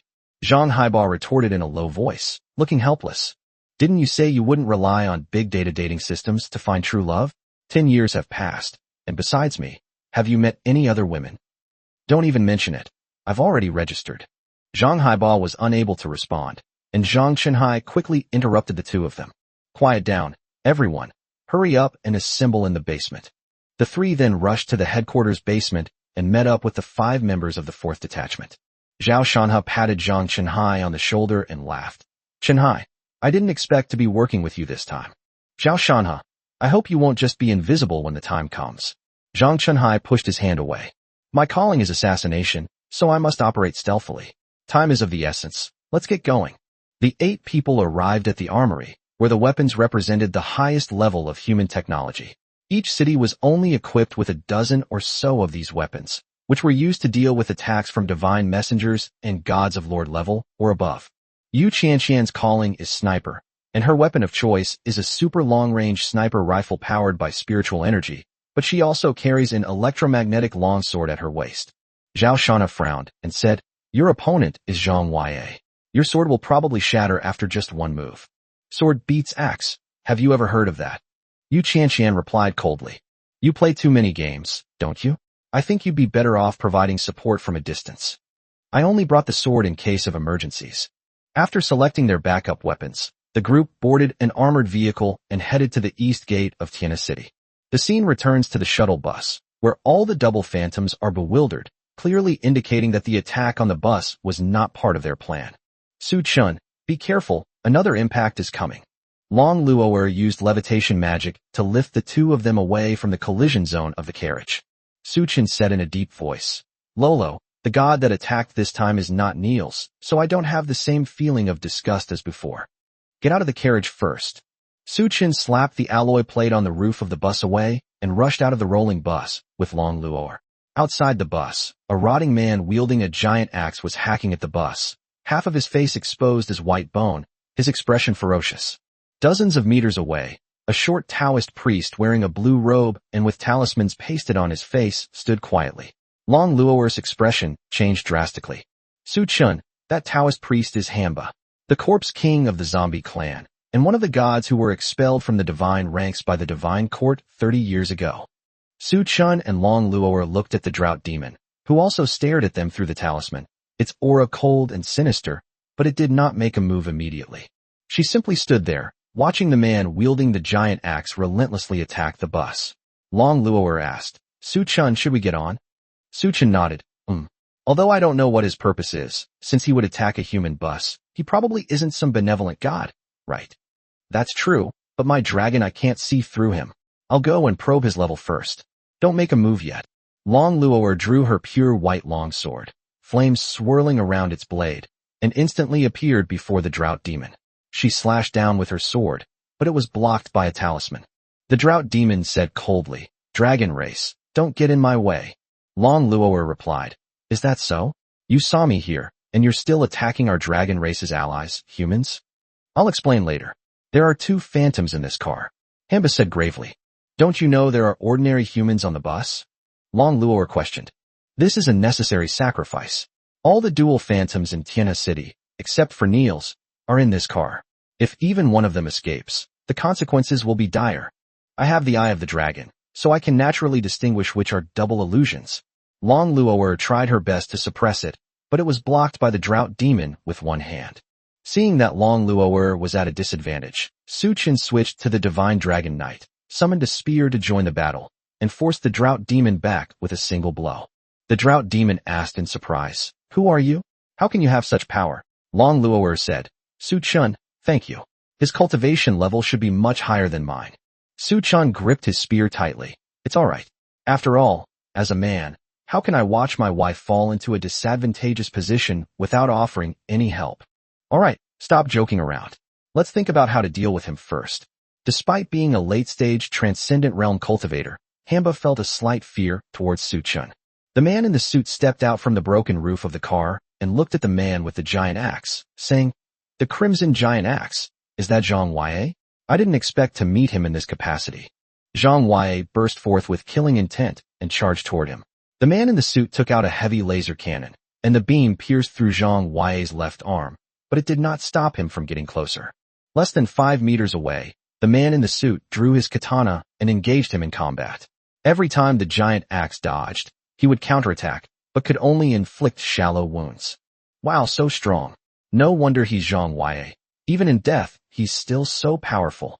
As the man in the suit retreated, 3 bullets accurately hit Zhang Wei's head.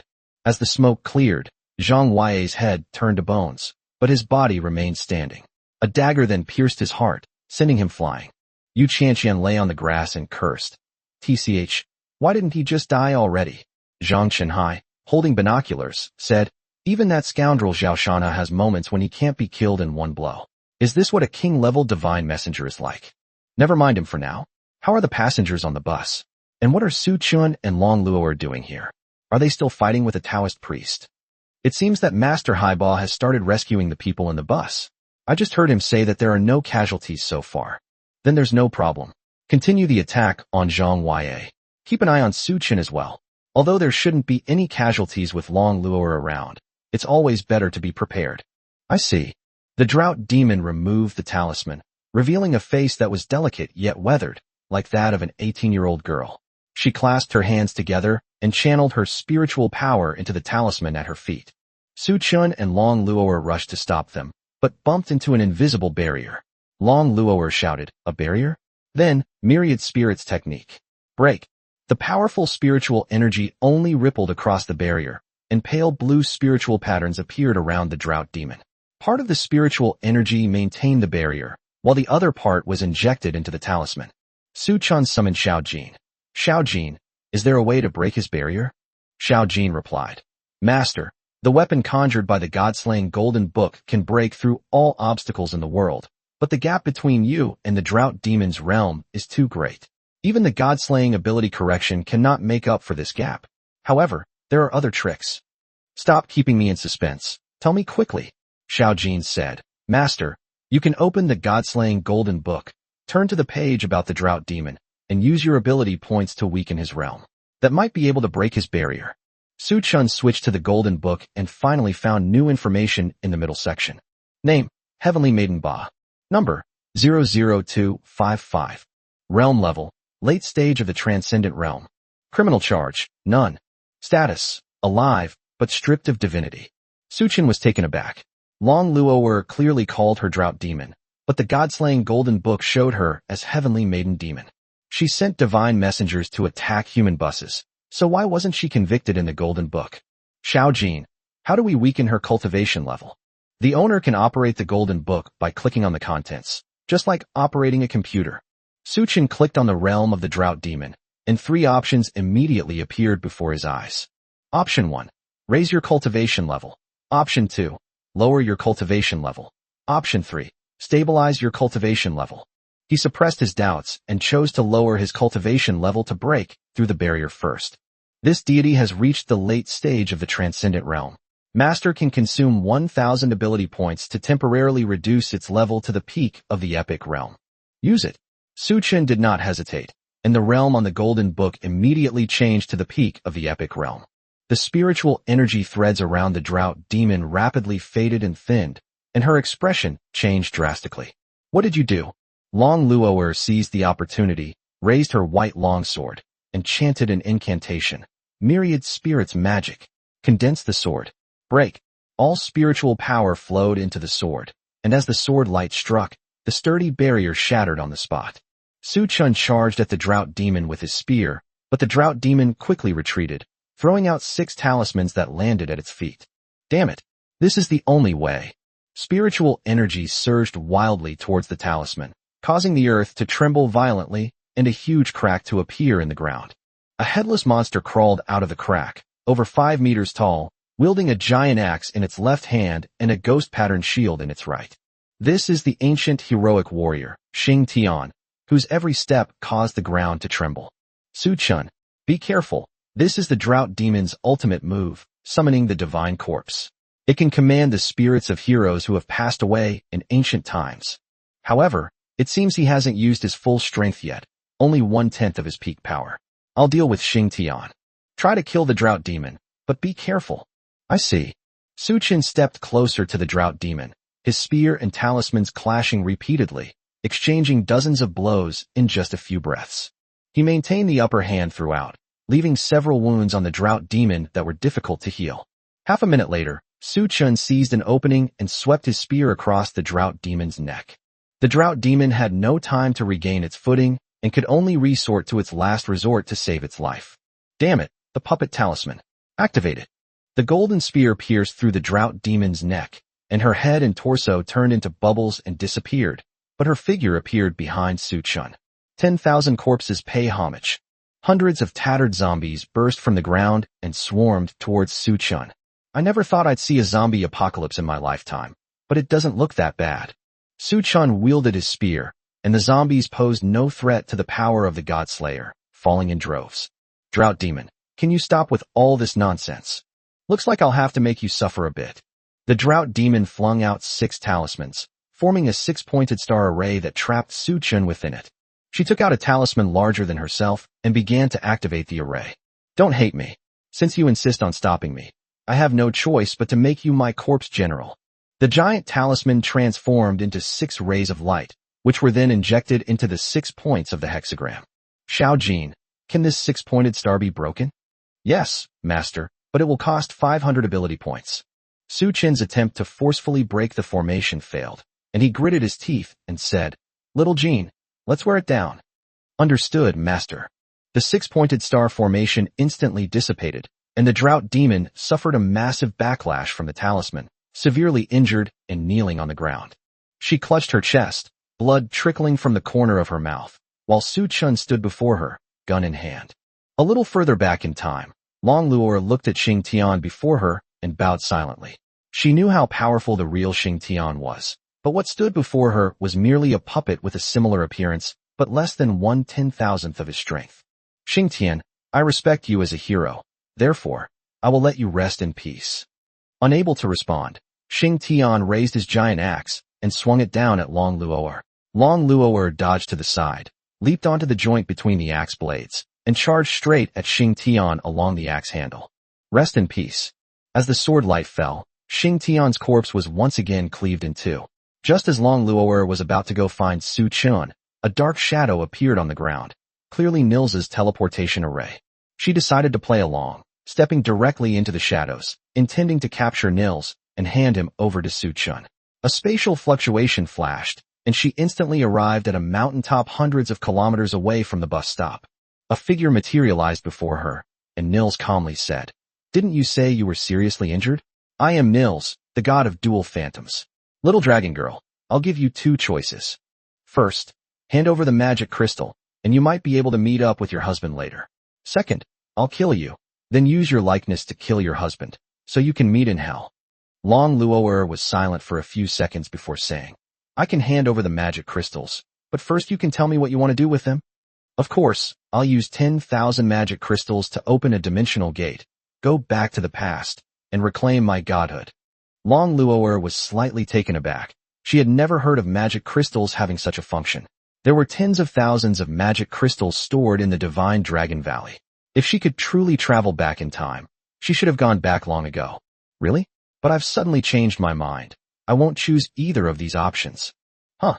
Niels, who was in the guise of the operations manager of Chiching Business Alliance, looked at her incredulously. Long Luo'er said coldly, I choose the third option. Take you back and make you kneel before my husband and beg for mercy. How about that? Court death. Countless shadows swept towards Long Luo'er, forming a pitch-black swamp. But Long Luo'er moved as if on flat ground, her sword flashing continuously, and none of the shadows could get close to her. So you were just a god at the early stage of the epic realm. I really underestimated you. But you're still too weak. Nils's expression shifted from anger to shock, and finally to fear. He had endured for 30 years, all for the sake of reclaiming his divine status, returning to the divine court, and taking revenge on the gods who had betrayed him. Shaoli sent a message saying that Long Luo'er had been severely injured by the drought demon and was about to die. Niels then used his trump card, teleporting a shadowy figure, hoping to seize her before the drought demon obtained the spatial ring. He knew that the drought demon was a transcendent being, and he was no match for it. Plus, they had a past grudge. If he could regain his divine status, he could still fight the drought demon, but now he couldn't even defeat Long Luo'er. Wait. Before Nils could finish speaking, Long Luo'er rushed in front of him and cleaved him in two with a single sword strike. Nils transformed into a series of black shadows on the ground, and Long Luo'er took out a crystal ball, absorbing all the shadows into it. A god shouldn't die so easily, right? He should be able to finish off Su Chen in time. The scene shifts back to Su Chen, where the drought demon kneels on the ground, barely alive. Su Chen stares at her and asks, Little Jean, why is there still an option to consume ability points to upgrade a deity? Master, if a god is innocent and willing to submit, you can use the Book of Godslaying to recruit him into your service as a subordinate, and consume ability points to upgrade his godhood. Is that even possible? What if the other party resists?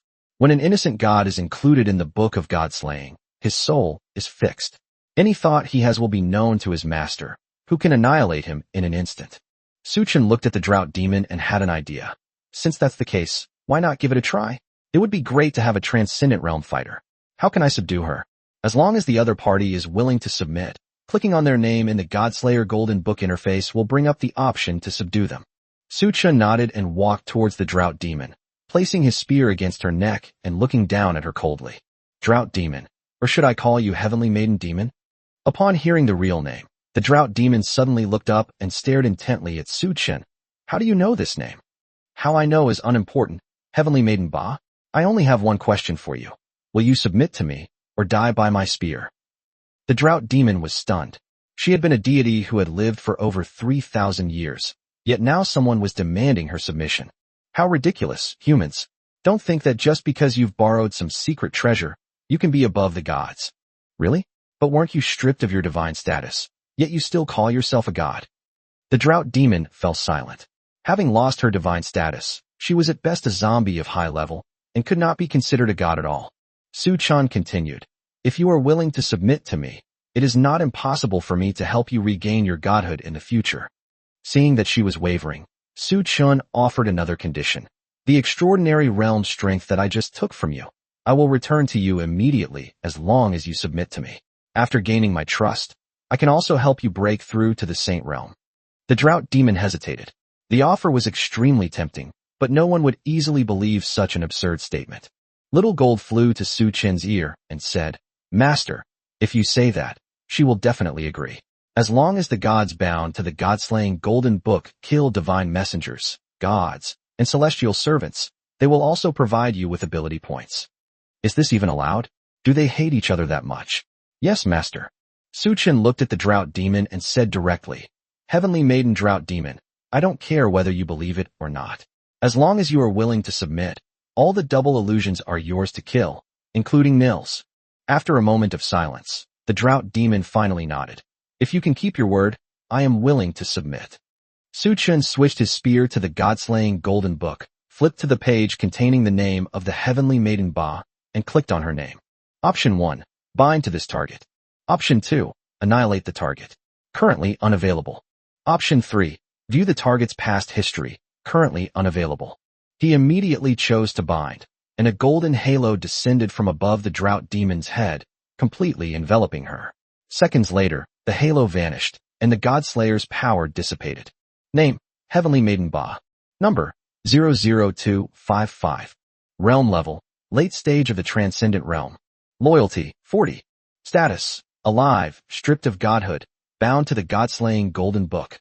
A dragon's roar echoed from the sky, and a snow-white dragon landed above Su Chen's head. Su Chen, look what I brought you. No way, are you Lolo? Yeah. How come you don't even recognize what I look like? And you always say you love me. Sorry, my dear wife. This is the first time I've seen you act like this. A flash of white light, and Long Luoer reverted to her lowly form, handing a crystal ball filled with black sludge to Su Chen. Here, your ability points. Is this Neil's? How disgusting. By the way, what about that zombie Taoist? Su Chen, did you kill it? Su Chen told her how he subdued the drought demon, and then asked, Little Jean, how did you get the drought demon out? Master, the heavenly maiden Ba has successfully bound herself to the golden book of god-slaying. If you wish to summon her, simply tell me. Then let's summon her now. As Xiao Jin finished speaking, Tai and Ba reappeared in front of the two, her cultivation level restored to the late stage of the transcendent realm. As soon as she appeared, she immediately knelt before Su Chen. Lord Su Chen, Drought Demon is willing to serve you. Su Chen looked at Xiao Jin with a puzzled expression. What exactly is in the god-slaying golden book? Why did her attitude change so quickly? I feel like I have no power left in front of her. Master, the golden book of Godslayers contains a new world pioneered by the first Godslayer. I have never been inside it, and don't understand it very well. As for your power, after being bound to the golden book of Godslayers, it no longer belongs to the divine forces. Maintaining its existence requires consuming your spiritual power.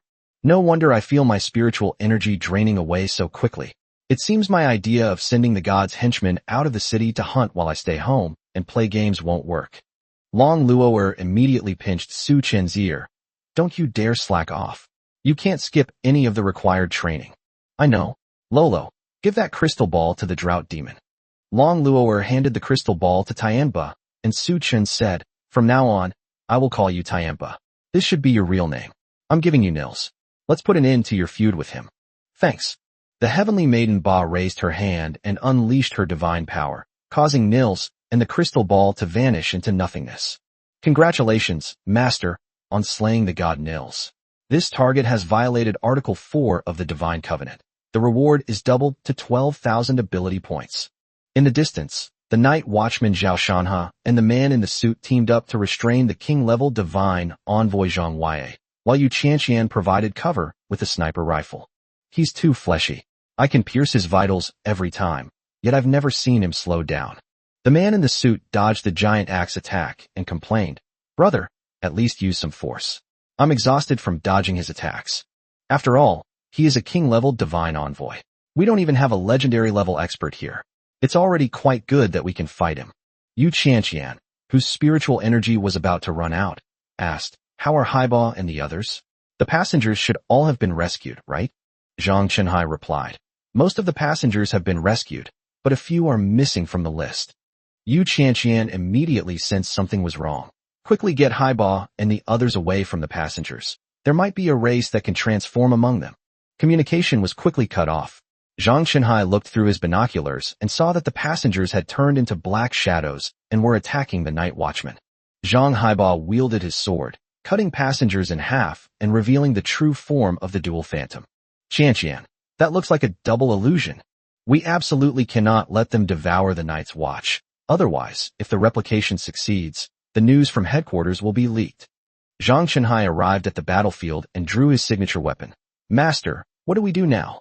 Even if it means death, we cannot let these dual phantoms leave. Otherwise, if they infiltrate society, the harm they will cause will be unimaginable.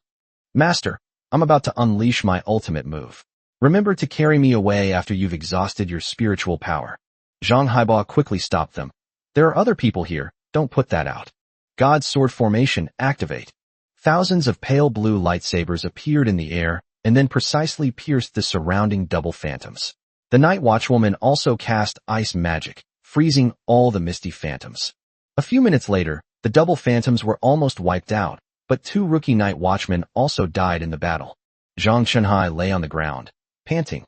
If I were stronger, Xiao Lin and Xiao Yan wouldn't have sacrificed themselves. They had only been with the night watch for less than a year. Zhang Haiba lit a cigarette and comforted her, saying, But you also saved 3 watchmen, including me, so don't blame yourself too much. When will this kind of life ever end? A loud crash came from afar, and Zhang Yue collapsed to the ground. The man in the suit said, I never thought you'd kill me with your guasha. Zhao Shanha shook his head. It shouldn't be me who killed him. It's like the god who resurrected him died, which is why he turned back into a corpse. Soon, Su Chun and the others reunited with the night watch. All the passengers on the carriage, except for the guards, had perished. Yu Qianqian stepped forward and said, Su Chun, Princess Long Luor, we meet again. Sister Qianqian, it's been 3 days, and you're still as beautiful and strong as ever. The female Taoist priest explained, I was just a Taoist priest passing by. I had a misunderstanding with Su Chun earlier, but we've made up now. Yu Qianqian invited, it's not convenient to talk here. Let's get in the car and chat. Su Chun looked at Long Luor, and seeing that she had no objection, he nodded in agreement. The group boarded the armored vehicle and drove together towards Tiana City. On the bus, everyone was discussing the battle they had just fought. The fact that the king-level divine envoy and many double illusions had been killed was a stroke of luck amidst misfortune. Zhang Haiba secretly pulled Yu Qianqian aside and whispered, Qianqian, I think this Su Chun is not simple. How so? I just saw Su Chun fighting that Taoist priest. Although we were far apart, I could feel how intense the battle was. The Taoist priest's aura was terrifying. Su Chun was able to fight him to a draw, so his strength is definitely not simple. Actually, I have the same feeling, but could it be that the Taoist priest is carrying an exorcising treasure? That's possible, but I think we should try to win over Su Chun as soon as possible. That's exactly what I'm thinking, but how can I persuade him? Zhang Haiba pulled out a bunch of movie star photos and laughed. Man, you know what I mean. Although it's not very polite to say this to Long Luor, she's flat-chested and definitely can't satisfy Su Chun. Yu Qianqian looked at him with disdain. I remember a few days ago you seemed to have met a woman who was 35 years old and still unmarried. What was her phone number again? No, I was wrong, okay? These are all my private collections, and I didn't back them up on my computer. If you fail to win over Su Chun today, you can expect to receive a breakup notice tonight. A moment later, Zhang Haiba returned looking disheveled, while Yu Qianqian beamed with joy.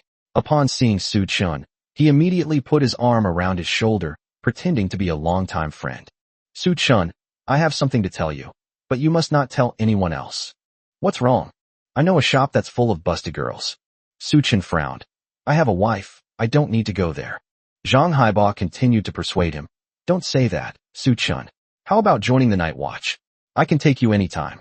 There are plenty of busted girls in the night watch. The girl with the staff is definitely a D cup or larger, and Qianqian is probably a C cup. There are even more at headquarters, and the benefits are excellent. 5 social insurances and 1 housing fund, 5 days on and 2 days off, 30 days of annual leave, holiday allowances, no pay deductions for injuries, and priority access to China's most advanced technology products. Su Chun had already discussed it with Long Luor, and joining the night watch was indeed a good choice, but Zhang Haiba's behavior still made him somewhat suspicious. Can I discuss this with Lolo? Of course, no problem. At the front of the car, Long Luor grabbed Su Chun's ear and said coquettishly, Su Chun, do you want to be beaten up? I was wrong, but no matter what, Lolo, I like you the most. Long Luor sighed. So, didn't we already agree to join the night watch? Joining is the right thing to do, but I want to add a few conditions. I'm afraid they'll say I'm ungrateful. Tell me about it. 2 hours later, the armored vehicle returned to the night watch headquarters, and Su Chun and Long Luor were taken to the 3rd detachment's conference room. Yu Qianqian asked impatiently, Su Chun, how did it go? Have you reached an agreement? Su Chun nodded. It's settled. I'm willing to join the night watch. The two showed joy, but their expressions gradually darkened as Su Chun proposed 3 conditions. I'm willing to join the night's watch, but I hope you can meet 3 conditions. First, even if it's not within my mission scope, as long as the reason is reasonable, give me the right to intervene in other missions. Secondly, I don't need the cultivation resources distributed by the night watchers. Please convert them into an equivalent amount of cash. Third, I know that the Night's Watch sometimes sacrifices themselves for the citizens, but I will not. Under any circumstances, my life and Lolo's life will be my highest priority, even if it means disrupting the plans above. Joining Chapter 31. After Su Chun stated his 3 conditions, his heart was in his throat. He knew that these 3 demands were indeed a bit unreasonable, but they were all necessary conditions. Firstly, if a god were to attack, the Night's Watch would obviously not refuse to send Su Chun, a new recruit, to fight. When you truly encounter a god, having him in the battle will greatly increase your chances of winning. Moreover, he receives rewards for killing gods, and if he encounters an innocent god, he can even try to recruit him as a subordinate. Therefore, it is necessary to have the right to intervene in other tasks. Secondly, the second point is entirely for Su Chen's personal purposes. The cultivation resources that the Night Watchman can provide are not as good as those provided by Long Luo'er in terms of both quality and rarity. Leaving it there is a waste of resources. It's better to exchange it for cash to maintain daily life, since Su Chen has to provide for our daily expenses. Long Luo'er is indeed very wealthy, but she only takes care of other things. She's already bought a house. She'll still need to contribute to living expenses. She's not a kept woman. As for the third point, it was proposed by Long Luo'er. The purpose of joining the Night Watch was to train Su Chen and improve his combat strength, in other words, to increase his chances of survival. If joining the Night's Watch means having to sacrifice yourself under orders from superiors, then it's better not to join at all. It's not like the Night's Watch is the only place where you can train. Zhang Chenhai's face turned extremely ugly after hearing Su Chen's 3 conditions. It's important to know that the requirements for joining the Night's Watch are extremely stringent. Zhang Chenhai graduated first in his class from a vocational college and had to go through various interviews to join the Night Watchman. Su Chen has only just awakened his divine calling. He was only allowed to join the Night Watch through connections because he was deemed to have potential. Even if his wife is Long Luo'er, so what? Can she guarantee that she will continue to serve humanity after Su Chen passes away peacefully? The 3 conditions they proposed were a blatant disregard for the Night's Watch. Just as Zhang Chenhai was about to say something, Yu Qianqian stopped him. Su Chen, we will consider the conditions you mentioned. If you don't mind, would you like to stay for dinner? Su Chen breathed a sigh of relief when he heard that Yu Qianqian didn't scold him for being ungrateful. After all, the demands made were indeed somewhat excessive. Okay, sure. Outside in the corridor, Zhang Chenhai asked, puzzled, Qianqian, isn't this kid going a bit too far? Yu Qianqian sighed and replied, no wonder the director said you were too impulsive before. Now it seems that's really the case. Zhang Chenhai was speechless, realizing that he was indeed in the right situation. On the night the god attacked, if he hadn't insisted on challenging the god, 23 people wouldn't have ended up sacrificing themselves. Not only the bureau chief, but also his good friend Zhao Shanhe and mentor Zhang Haiba gave him the same evaluation. Fortunately, an irreparable mistake was averted. I think he must have some confidence to make such a request. No matter how confident he is, he's still just a kid who's only just awakened his calling. We've all spent 4 years honing our skills at the Calling University, and none of us made any demands, yet he. Never mind, let's not talk about it. Yu Qianqian sighed. A person's value depends on multiple factors. Personal strength, backing, bargaining chips, wealth, social circle. One cannot judge a person's impact solely based on one aspect. She shook her head and advised, even if we don't consider Su Chen's potential for development, we should still consider the tactical value of his wife, Long Luo'er. Tactical value? Yes, the information on the dragon race is all top-secret SSS-level files. I was fortunate enough to see a few glimpses of it a year ago. Long Luo'er is a dragon who has killed no less than 10 gods on her own. Although she may not be known to most people, she is widely known among some gods and a very small number of races. To put it simply, if others know that Long Luo'er is in Tiana City, then gods, alien races, and foreign powers who know her will have to think twice before attacking Tiana City, or even the entire Chinese nation. Do you understand now? Zhang Chenhai suddenly realized. Long Luo'er is like a nuclear weapon. Even if it is not launched, just having it there will have an extremely powerful deterrent effect, as long as people know that China possesses nuclear weapons. I'm sorry, Qianqian. I acted impulsively just now. Just so you know. Let's go. Let's talk to the director about this. Inside the director's office, Yu Qianqian and Zhang Chenhai were reporting on the events of the day. That's how it is, Yu Qianqian said with a hint of sadness. After looking at the submitted report, Yang sighed deeply and praised. Well done. This is the best result you can achieve when facing a king-level divine envoy. Upon hearing this, Yu Qianqian and Zhang Chenhai breathed a sigh of relief. After all, not only were almost all the passengers on the bus killed, but 2 team members also lost their lives. They thought they were definitely going to get scolded, but to their surprise, Director, he actually praised them. Director, he continued, since these passengers chose to leave the city, they naturally have to be responsible for their own safety. You don't need to blame yourselves too much. As for the 2 team members who sacrificed their lives, they both seem to be newcomers, right? Yu Qianqian looked guilty and replied, yes, they were all new recruits who had just joined the 4th detachment a year ago, and their children seemed to be only 2 or 3 years old. Talk to the finance department and ask them to give them more than 5 times the compensation of the others, and to help their wives obtain permanent residence permits in Tiana City. Yu Qianqian, you stay. Yes. Receive. After Zhang Chenhai left, director he took out another report and asked Yu Qianqian, are these Su Chen's exact words? Yes, director he. These are the 3 requests he made. His serious expression instantly underwent a 180-degree change. Even Yu Qianqian had never seen director he so happy. Great. I didn't expect that was all he asked for. I grant it. Also, he'll receive 3 times his salary and other benefits. Upon hearing this, Yu Qianqian was immediately taken aback.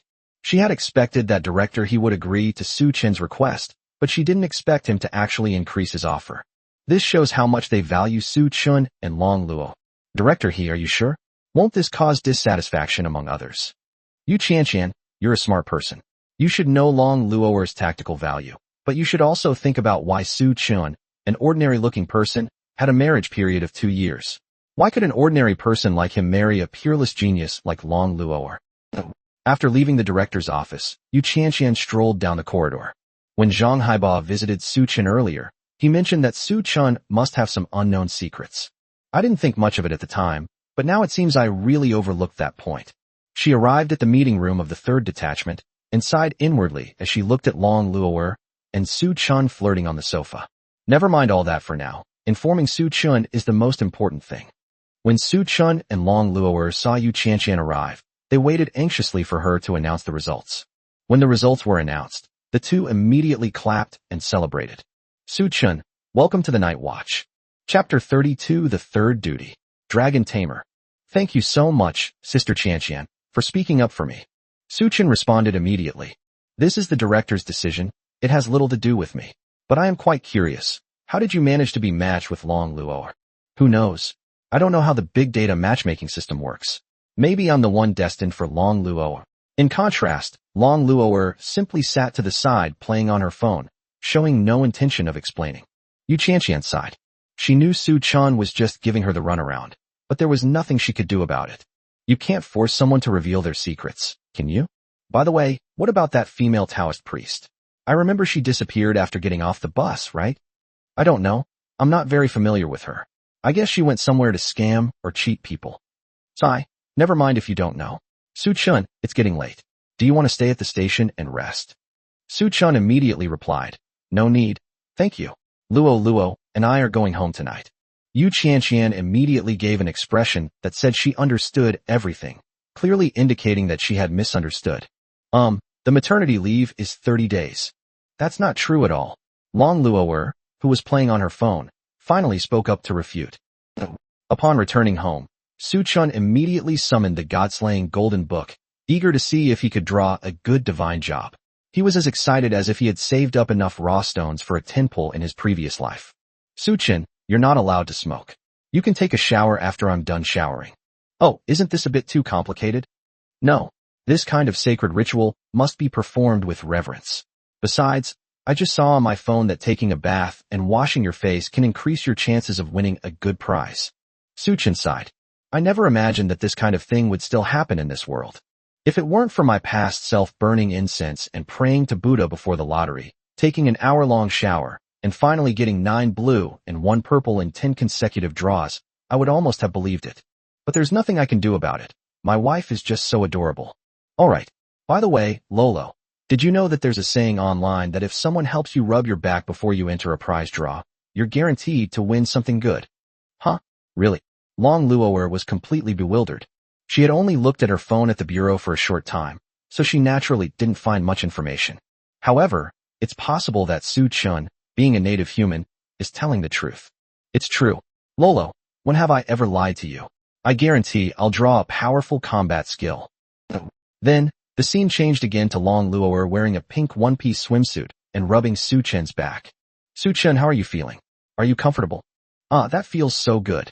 By the way, Lolo, I read online that if a lovely wife massages her husband's shoulders, his luck will definitely increase. Really? You didn't just make that up on the spot, did you? Lolo, I won't lie to you. Remember, The more comfortable the squeeze, the better your luck. During this time, Su Chun tried every possible way to get Long Luo'er to serve him, and he was really enjoying himself immensely. Anyway, as Xiao Jin said, the rewards on the roulette wheel are all divine, and whatever you get can be attributed to good luck. That way, I can enjoy my cute wife's attentive service every time I participate in a lottery. It's perfect. Finally, an hour later, the two sat on the sofa, looking at the golden system interface of Godslayer with anticipation. The spot that originally symbolized the Dragon Knight Award has been replaced with another award. It looks like a person wielding a sword, so it's probably related to swordsmanship. Little Jean, let's begin the Divine Duty Lottery. Yes, master. As the turntable began to spin, a few beads of sweat appeared on Su Chen's forehead. After all, this was a chance to win a prize after going through a major battle, so it was impossible not to be nervous. Su Chen looked at the spinning wheel, swallowed hard, and said, Xiao Jin, stop it. Yes, master. Soon, as the turntable slowly came to a stop, Su Chen's heart jumped into his throat. Finally, the pointer of the roulette wheel stopped in front of a very abstract pattern.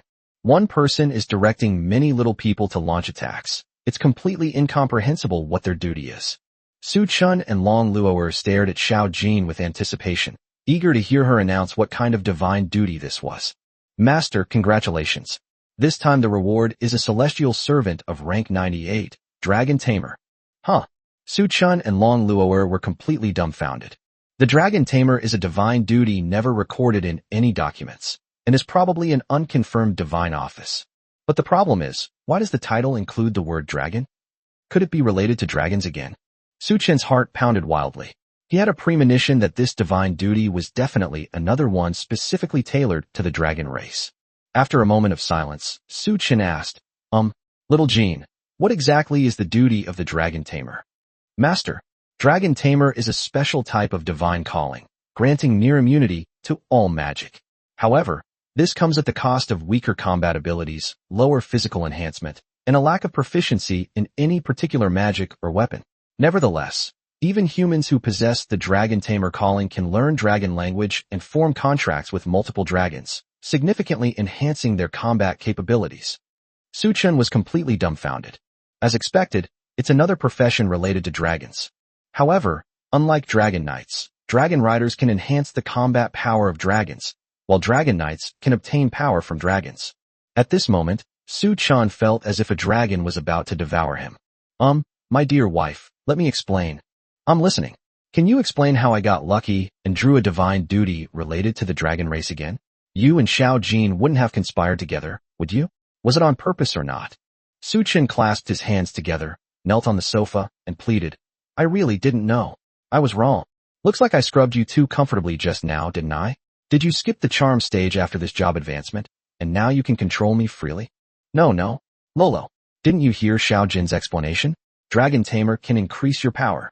Long Luo'er placed her little feet directly on Su Chen's face and said coquettishly, Oh, right. After the contract is signed, can you command me at will, just like binding with the gods in your god-slaying heavenly book? For some reason, Su Chen felt a strange pleasure in having his face stepped on by Long Luo'er. Could it be that he'd awakened some unusual fetish? As the force increased, Su Chen quickly called for help from Xiao Jin. Little Jean, dragon tamers don't have the ability to bewitch dragons, do they? Also, what exactly is this contract all about? Master, the dragon tamer does not possess the power to bewitch dragons. As for the contract, it merely establishes a connection of power and has no particular side effects. However, even without a contract, as long as the dragon tamer is present, the surrounding dragons will experience a certain degree of power enhancement. Hearing this, Su Chun breathed a sigh of relief. At least it was a permanent job he could use. Lolo, did you hear that? There are absolutely no side effects. I can even boost your strength. I heard you, so what? Is this what you call good luck? Tonight, Su Chun is destined to kneel before Long Luo'er's bedside and beg for forgiveness. Chapter 33 Undercurrents. The following day, at the Night's Watch headquarters. Su Chun, there's something I'm hesitant to say. It's good that young people have lots of energy, but they also need to know how to control it. How many times did you two do it last night to have such dark circles under your eyes on your first day here? Yu Qianqian looked at Su Chun, who seemed listless, and complained. In contrast, Long Luo'er was sitting on the sofa playing on her phone with a radiant expression, which was completely out of place with Su Chun. I played games all night. Suchin scratched his head, too embarrassed to admit that he had spent the entire night kneeling before Long Luo'er's bed, begging for forgiveness. Sigh, never mind, I don't know what to say to you. Here's your uniform. Take it, and wear it. Thanks. Su-chun was overjoyed when he saw the night watchman uniform that Yu Chanchen handed him. The Night's Watch uniform has a five-fold enchantment effect. Firstly, it has a significant buffering effect against impact damage. Secondly, it has a significant reduction effect on slashing damage. Thirdly, it can be freely adjusted according to the wearer's size. Fourthly, the temperature inside the clothes can be adjusted according to personal preference. Fifth, it has a stain-resistant effect, so there is no need to wash it. A garment with 5 enchantments like this would cost at least 20 million Chinese yuan if it were sold in a clothing store. It has to be said that the Night's Watch is really generous. Joining the Night's Watch means receiving such clothing. Su-chun, there are no missions today. You can familiarize yourself with the layout of the Night Watch headquarters with Long Luo, or you can go to the training ground to practice combat. Yu Qianqian was not surprised that Long Luo was here. Since the marriage policy was introduced, the Night's Watch has also added a new policy. Couples matched through big data have the right to freely enter and exit the Night's Watch headquarters, regardless of whether either the man or woman is employed by the Night's Watch. However, they cannot participate in various missions. At most, they can only observe their spouse's situation in the headquarters intelligence gathering room. However, this rule does not apply to Long Luo'er and Su-chun. Both of them have the right to participate in or refuse missions at any time. I understand. Thank you, Sister Chanxian. The two strolled along the corridors of the Night's Watch headquarters. Along the way, they saw many night watchmen casting curious glances their way. However, they didn't say much, just greeted each other and went about their own business. Su-chun, the atmosphere here is really nice. Everyone is very polite. I really like it here. Yes, after all, the standards for the Night's Watch are very strict. All those who come in are highly educated elites, so their etiquette is naturally quite impeccable. What should we do next? Should we go to the training ground and have some fun? It doesn't seem like there's anything interesting to do here. That's no joke. The two arrived at the basement of the Night's Watch headquarters and turned left to reach the training grounds. The man in the suit from yesterday was seen wildly swinging his katana alone on the training ground. However, judging from his behavior, there was clearly another person present who had simply concealed their identity. Clearly, the man in the suit was facing Zhao Shanha, the captain of the 4th squad. The Night's Watch are nothing special. All they do is hide. I feel like I could have beaten you guys 10 years ago. Huh, you haven't hit me even once yet. Take this. Zhao Shanha's rank is 155, the assassin. His strongest ability is to become invisible, even concealing his aura, making him impossible to find. They are skilled in using small weapons such as daggers and short knives, move very quickly, and also have a certain degree of immunity to poison. He is virtually invincible in one-on-one combat at the same level, because you never know when he will make a move. When you see his figure, it's highly likely he's already suffered a fatal wound. As for the man in the suit's calling card, Su-chun quickly recognized him as a Dark Knight with calling card sequence 138, based on his previous knowledge. They are skilled in using medium-sized weapons such as katanas and longswords. With exceptional endurance and a knack for sustained combat, they can fight for 3 days and 3 nights without food or water, making them the perfect mercenary. Possessing a certain level of night vision and having very high compensation for various physical abilities, it can be said to be an all-around professional, except for not being able to use magic. The only drawback is its weak magic resistance, especially against light magic. Suddenly, a dagger shot out from the void, pointing directly at the man in the suit's neck. As if he had anticipated this, the man in the suit lowered his head and then slashed at his back with the back of his knife. Clang! A metallic clanging sound rang out, and Zhao Shanha gradually revealed himself. That's so unfair. How could you detect my attacks from any angle? You're still too green. I've fought against assassins at the peak of the Emperor Realm on the Northwest battlefield. As for when you'll launch an attack and where you'll attack, I can basically figure it out. Ugh, I'm done playing. By the way, aren't you going to join the Night's Watch? The man in the suit took out a cigarette and handed it to Zhao Shanha. He then lit one for himself and began to speak casually. The Night Watchman. Such bad memories. What's wrong? With your skills, joining the Night's Watch should be a piece of cake, right? Have you heard about what happened on the Northwest battlefield 10 years ago? A god descended, and the entire northwest region of China was turned into a desert. Lianshan City, where I was born, disappeared forever at that moment, along with my 3-year-old daughter. At that time, I had only been a member of the Night Watch for less than a month. The Divine Court, the capital of demons and gods. A man with 6 black wings on his back turned to look at the woman kneeling on the ground, his expression indifferent. If Su Chin were here, he would definitely recognize this woman as the pure and beautiful school beauty he had seen at the Tiana City train station. Didn't you say you were going to find Europus? So did you find it? The woman replied, I'm sorry, I haven't found any trace of Orobus. According to the humans who attacked the city that night, Orobus disappeared after killing dozens of night watchmen in the city. Has it disappeared? The man stared at the kneeling woman with eyes that seemed to see through everything, clearly dissatisfied with the outcome. Yes, at least we haven't received any reports of anyone killing Eurobus. I think it's highly likely that after killing off his enemies in Tiana City, he went to find other enemies. After all, given his personality of constantly provoking others, he must have enemies all over the world. That would be best, but I'm afraid. The black-winged man didn't finish speaking, but the woman kneeling on the ground clearly understood what he wanted to say. The woman replied, a godslayer? Astaroth, you can go down now. Later, you will convey to Baimon and Phoenix that, starting today, the 3 of you will monitor every move within China 24 hours a day. If there are any unusual phenomena, report to me immediately. Yes, I understand. After saying this, Astaroth left. As she walked down the dark corridor, her awe vanished instantly, replaced by a cold and sinister expression. Despite possessing an approachable face and a stunning figure, she exuded a sense of sorrow at this moment. Su Chun, let me see if you, as the second Godslayer, can do what the first Godslayer couldn't do and overturn the entire divine court. Astaroth murmured to himself, a sinister smile playing on his lips. Chapter 30 for the Divine Treaty. After hearing the story of the man in the suit, Zhao Shana immediately burst into tears. Liang, I didn't expect you to be in such a bad situation. You've only been with the Night Watch for less than 3 days, and you've already encountered something like this.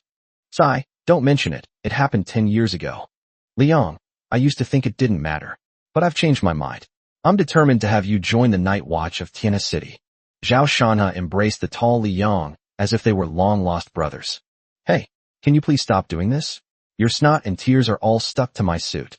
It's alright. Your suit has a stain-resistant enchantment anyway. If you don't agree, I'll just keep hugging you. What a headache. You over there, young man, have you been eavesdropping enough? Shouldn't you come over and give your Night's Watch squad leader some advice? Su Chan was taken aback, not expecting that he could be discovered even while hiding behind the pillar. I didn't intend to eavesdrop at first, but Li Yang's story was at a crucial moment, and I didn't want to disturb him, so I subconsciously hid behind the pillar. I'm sorry, I didn't mean to. It's alright, young man. As long as you can come over and help pull this person away, there won't be any problems. Isn't that Su Chun, my little brother? Good morning. I'm Zhao Shanha from the 4th Detachment. You must know me. Zhao Shanha shouted loudly, but still showed no intention of letting go of Li Yang. Captain Zhao, actually, Sister Qianqian was looking for you just now. She's looking for me? What does she want? I don't know, why don't you go ask her? Li Yang breathed a sigh of relief after seeing Zhao Shanha finally leave. Thank you so much for helping me out, young man. And good morning, little dragon girl. Good morning, Long Luoer replied, a rare occurrence for her. It's nothing. Actually, there's something I'd like to ask you. Is it convenient for you to answer? If you're asking me to join the Night's Watch, please allow me to decline. No, that's not it. Su Chun, Long Luoer, and Li Yang arrived at the rest area next to the training ground. Su Chun had his own reasons for sending Zhao Shanha away. Su Chun had naturally seen yesterday's casualty report on the app linked to Night Watchman. I was just browsing casually when I discovered something extremely strange. After I told Long Luoer this morning, at first I thought I was overthinking it, but after washing my face, I felt more and more uneasy. Fortunately, one of the surviving passengers on yesterday's bus was Li Yang, who was acting as a guard. It's unknown whether he knows anything about the inside story. Li Yang, I want to ask you, was this woman on the passenger list yesterday? As Su Chin spoke, he took out a photo of the pure and innocent school beauty that he had taken at the train station. It was originally an unintentional act, but unexpectedly it came in handy here. Li Yang paused after seeing the photo. He was very impressed with the person in the photo. After all, the person was indeed exceptionally good-looking, and as a man, he would definitely take a second look. Most importantly, when Li Yang received the passenger list from Chiching Business Alliance, he did not seem to see the woman's photo. However, His job was to provide security, not to check tickets, so he didn't pay much attention when she boarded the train. This pretty girl wasn't on the passenger list. After she got on the bus, she sat alone at the front and didn't talk to anyone. When the bus was attacked, I wasn't in the mood to pay attention to the others. I just glanced at her when I left the bus and didn't see her. Maybe she fell into my blind spot because the vehicle rolled over. After leaving the training ground, the two returned to the rest room assigned to them by the night's watch. Each watchman is assigned a private lounge, which is very soundproof and has no surveillance equipment. It's about 60 square meters, with one bedroom, one living room, and one bathroom. It's fully equipped with living facilities, so you could easily live here as your own home. Aside from work-related needs, almost no one will bother you, making it the perfect place to summon the God-slaying golden book. As soon as she entered, Long Luo'er immediately apologized. Su-chun, I'm sorry. I feel like I misunderstood you back then. That woman might really have something on her. It's nothing. I didn't investigate it too much at the time. I just thought that woman was a bit strange. Lolo, you said she was a double illusion, but there doesn't seem to be any record of her killing anyone. Does the double illusion have other abilities? If there are none left, then we can only imitate others and copy their memories. Apart from Niels, none of them should have the ability to escape over long distances. Could it be? No way. A terrifying thought immediately flashed through Su Chen's mind. To verify this idea, he immediately summoned the Book of God's Layers and began to read it. Sure enough, information about a newly appeared god was found on the 6th to last page of the God-slaying Golden Book. Name, Astaroth. Number, 00029. Realm, early stage of God-Emperor realm. Criminal charge, violation of the Divine Court's Supremacy Treaty. Status, alive. The 29th of the 72 demon gods. Long Luo'er murmured, clearly finding it hard to believe. It had only been a month, yet they had already encountered two 72-pillar demon gods. Su Chen scratched his head, a little confused. Putting aside who this god is, what does this charge even mean? At this moment, Xiao Jin suddenly appeared in front of Su Chen, seemingly ready to give an explanation. Does Master wish to know about the Divine Covenant? Yes, could you explain? Su Chen was actually quite curious about what exactly the Divine Treaty was. It's quite strange that when the drought demon attacked the human bus, it didn't commit any crime. Does this mean that divine covenants are not like human laws, where murder, theft, and robbery are not considered crimes? Xiao Jin flew to the very center of the God-slaying Golden Book, bowed, and began to speak about the Divine Covenant. Master, there are 8 articles in the Divine Covenant. These are rules established by the Creator God to prevent gods from abusing their power and destroying the world. If any god violates the Divine Covenant, any god can launch a war of punitive expedition against them. If the attack is successful, the god will gain half of the opponent's cultivation level. Therefore, since ancient times, very few gods have violated the Divine Covenant, and even if they do, they will hide it completely. It is precisely because of this that there will be no situation where gods are too powerful and wantonly kill living beings in the lower realm. Article 1. Internal strife is prohibited. Private battles between any deities are forbidden. Article 2. Boundaries of faith. No deity may forcibly change the beliefs of followers of other deities. Article 3. Peace Pact. No deity is permitted to wage war against any species in the lower realms. Article 4. Time Rule. Manipulation of time by any deity is strictly prohibited. Article 5. The 6 Paths of Reincarnation. No deity is permitted to break the rules governing the cycle of reincarnation. Article 6. Establishment of divine duties. No deity may acquire or seize the divine duties of others in any way. Article 7. The Divine Court is supreme.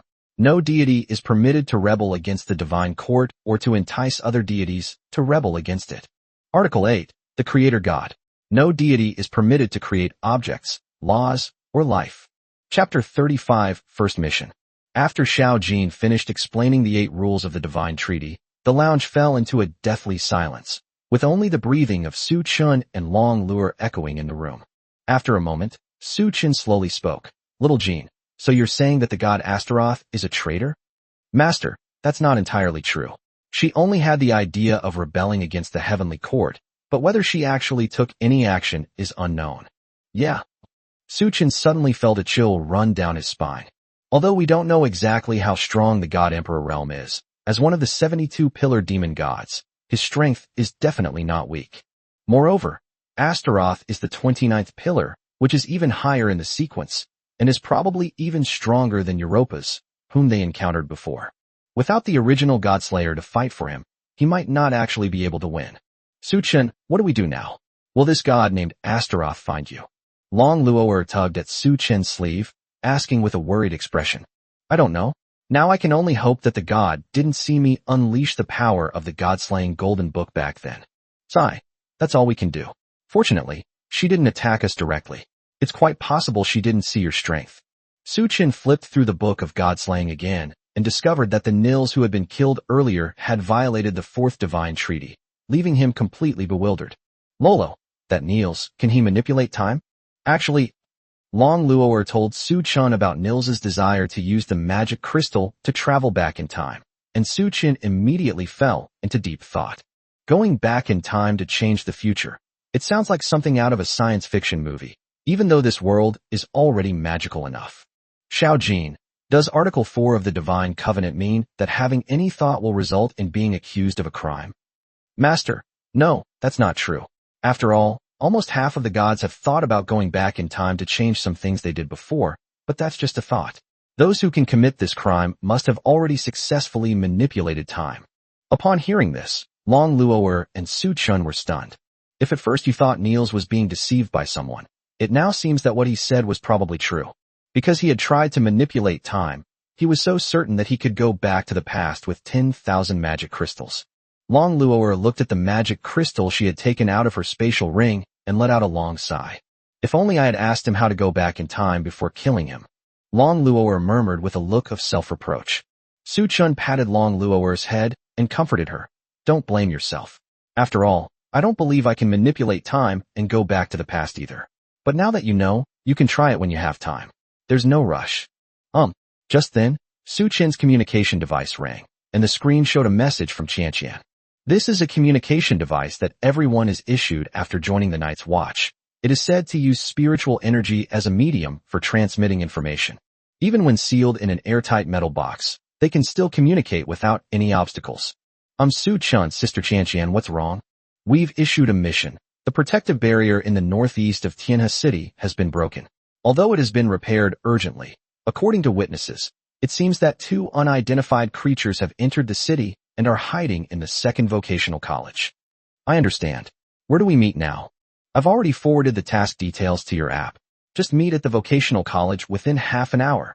After ending the call, Su-chen and Long Luo'er exchanged a glance and nodded.